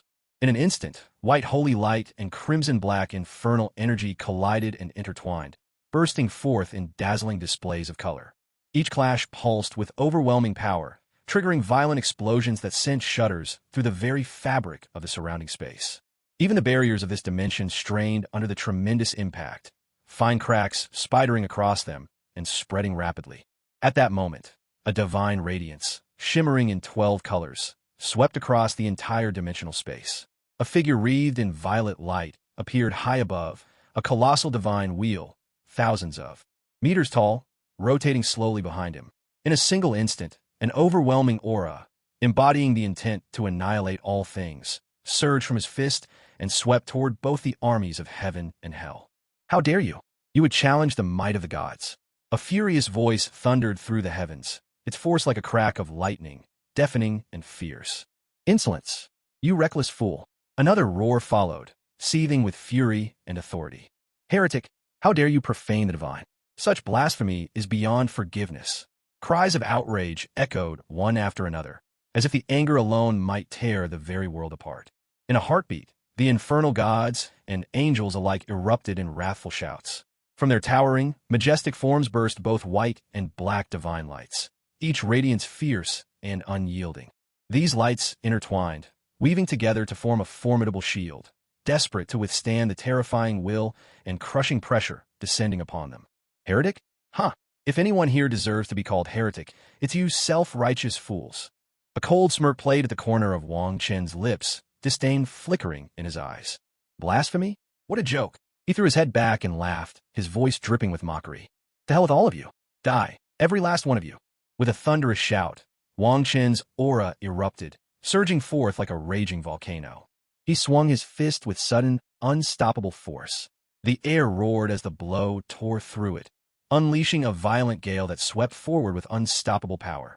At the same time, the immense supreme divine wheel behind him burst forth with dazzling light, blazing like a scorching sun high in the sky. The divine wheel transformed into a streak of radiant energy, hurtling toward the 6 evil gods and angels with a speed faster than the eye could follow. Wherever the wheel passed, the void itself shattered and space twisted and warped.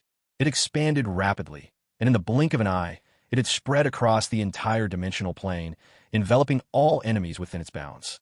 The wheel spun ceaselessly, emitting thunderous roars. With every revolution, it seemed capable of devouring all things under heaven and earth. The energies unleashed by the angels and evil gods were mercilessly swallowed up the moment they touched the wheel, powerless to withstand its terrifying might.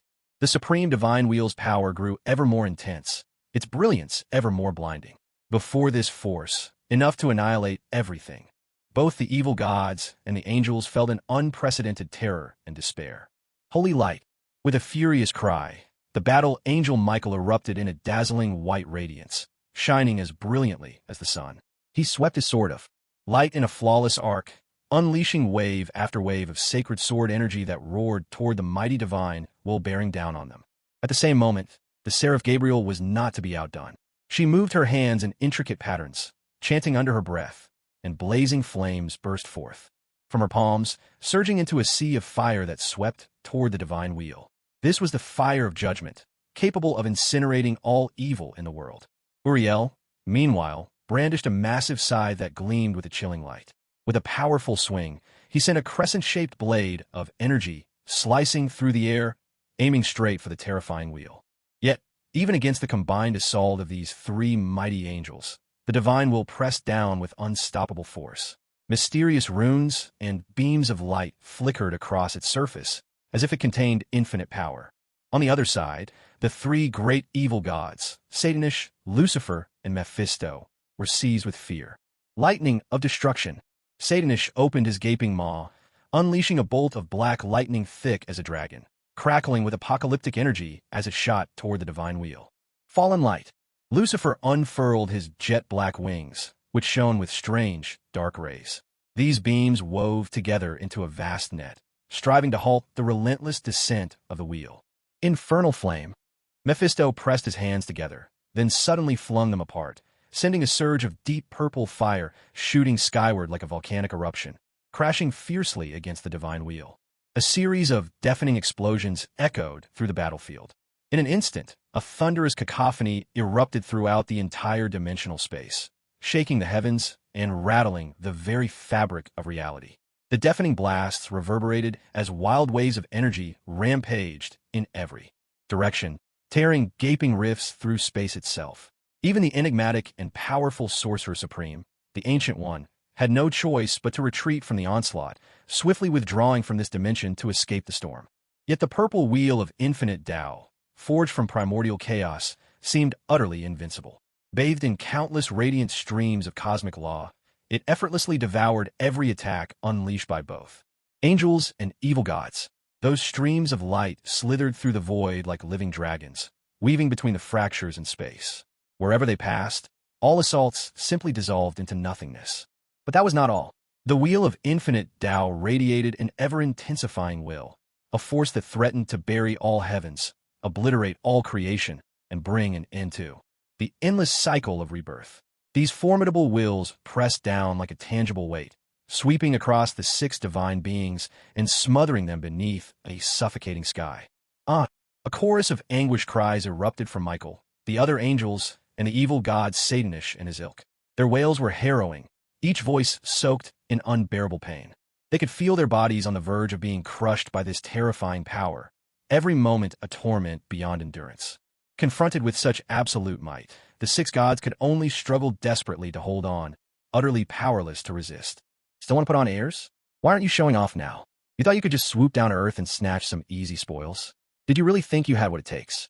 Wang Chun appeared at the very heart of the wheel of infinite Tao, exuding an awe-inspiring presence. He gazed down with utter disdain at the three angels and three evil gods being relentlessly ground away and erased beneath the divine wheel, his words laced with biting mockery. As he spoke, a dazzling burst of 12-color divine light exploded from him, brilliant as a sky full of fireworks. The endless radiance surged into the wheel of infinite Tao, empowering it even further. The wheel's strength soared, and its crushing force intensified dramatically. Today, none of you are leaving this place alive. Even if God himself descended, he couldn't save you now, Wang Chun declared with absolute authority, every word brimming with confidence and command. Truth be told, Wang Chen knew full well that even if these beings perished here, they would eventually be reborn. But he was determined to teach these gods a harsh lesson, to ensure they never again dared covet Earth's bounty so recklessly. Otherwise, if this went on, Earth would never know peace. You wretch, my lord will never forgive you. The warrior Angel Michael, his fury blazing, roared in a frenzy. His handsome features twisted and contorted with unbridled rage. I'll remember your scent, and one day, we'll see who prevails. Mephisto's laughter slithered through the air, cold and sinister, like a whisper from the depths of the underworld, sending a chill straight to the soul. As the furious roars of the six gods echoed through the void, their auras surged madly, unleashing boundless forces of light and darkness. Like a raging tide, these powers crashed and rolled, desperately resisting the ferocious assault of the wheel of primordial laws. You dream of self-destruction? How naive! Yet faced with this terrifying outburst, Wang Chun merely let out a scornful laugh. With a casual flick of his sleeve, a 12-color divine radiance swept forth like lightning, instantly enveloping the gods. In that instant, the once mighty forces of light and darkness shrank away as if confronted by their natural nemesis. In the blink of an eye, they were devoured completely, vanishing without a trace. Damn you! You, a mere ant, dare try to refine us? Blasphemer! Heretic! May you die a wretched death. Their attempt at self-destruction thwarted. The six gods flew into a rage as they watched their power drain away, their voices hoarse with fury. Yapping dogs! Wang Chun sat serenely at the very center of the wheel of primordial laws, his presence emanating a force that shook the heavens. All around him, his 129,600 acupoints resembled deep, swirling black holes, endlessly absorbing the torrents of energy that surged his way. Deep within his sea of consciousness, a radiant purple lotus was in full bloom, shining with dazzling light. Each petal of this purple lotus bore unique hues and intricate patterns. Some symbolized the powers of light and darkness, woven together, in a dance of coexistence and mutual growth. Others embodied the laws of death, growing and evolving in complexity by the moment. The purple lotus bud was especially striking, covered in dense, innate runes like a field of twinkling stars in the night sky. These runes flickered with a faint yet mysterious glow, whispering secrets of ancient and profound origin. Within the lotus realm, Wang Chen's primordial spirit had grown to a towering height of 108 jong. Cradling the primordial bell in his arms, he was encircled by the primordial sword and its accompanying diagram, while the primordial cauldron hovered overhead. These treasures eagerly absorbed the spiritual resonance radiating from his primordial spirit, constantly refining their inner restrictions. Upon his brow, a 12-colored lotus seed shone like a brilliant pearl, radiating an aura both mysterious and dazzling. At the same time, a strand of indestructible primordial purple light wove through his spirit, intertwining with the lotus seed. Their collision sparked threads of ancestral primordial chi, precisely 108 strands, neither more nor less. Gradually, a wondrous vision unfolded within Wang Chen's sea of consciousness, the ninefold heavens. Clearly, this was the influence of the Pan King's mighty arts from the eternal world, enabling him to cultivate not only these miraculous 9 seas of consciousness, but also an infinite multitude of primordial spirits. During this process, his magical power surged continuously like the rising tide, while wisps of purple energy drifted around him, shrouding the air in a dreamlike haze. At that very moment, Wong Chun, who had kept his eyes tightly shut, suddenly opened them wide. An irrepressible joy lit up his face. It turned out that, just as he was pondering how to further perfect the path of reincarnation and restore the earthly order of the heaven and earth realm, the very key items he needed had come to him unbidden. Could it be that my luck truly knows no bounds? Wong Chun murmured to himself, a thrill of excitement welling up inside him, difficult to put into words. Most astonishing of all, without him even noticing, the mysterious and unfathomable primordial mirror had quietly bestowed upon him a sliver of the immortal primordial radiance. This was utterly unexpected, an astonishing delight beyond measure. For one must know, immortal radiance is an exceedingly rare and potent force, typically accessible only to those who have reached the realm of true immortals. And now, what Wang Chun held in his hand was the primordial immortal radiance itself. It surpassed ordinary innate immortal radiance by not one, but 2 whole tiers. Confronted with such an invaluable treasure, Wang Chun couldn't help but marvel at how he had underestimated the wonders and greatness of the primordial mirror. In that moment, his joy surged like the raging sea, wave after wave battering at his heart. Yet, after a long while, he finally managed to suppress his overwhelming excitement, gradually regaining his composure. Then, Wang Chen glanced at the spot beneath the wheel of 10,000 paths of primordial chaos, and saw that the once arrogant 6 divine beings had long since been reduced to mere remnants, utterly obliterated by the power of the primordial mirror. Seeing this, he slowly retracted his divine radiance. The wheel of 10,000 paths of primordial chaos, as if imbued with a life of its own, transformed into a dazzling violet beam and swiftly merged into a sea of consciousness. My, how quick they are to flee! Wang Chun looked around with a hint of frustration, yet there was no sign of Gu Yi anywhere. With no other choice, he could only mutter a few words under his breath to vent his dissatisfaction. In the next instant, a brilliant violet light flickered across his body, and in the blink of an eye, he vanished without a trace, leaving behind this battered and time-worn dimension. As Wang Chen departed, the already fractured expanse seemed as fragile as glass, unable to bear the strain. A crisp, splintering sound rang out.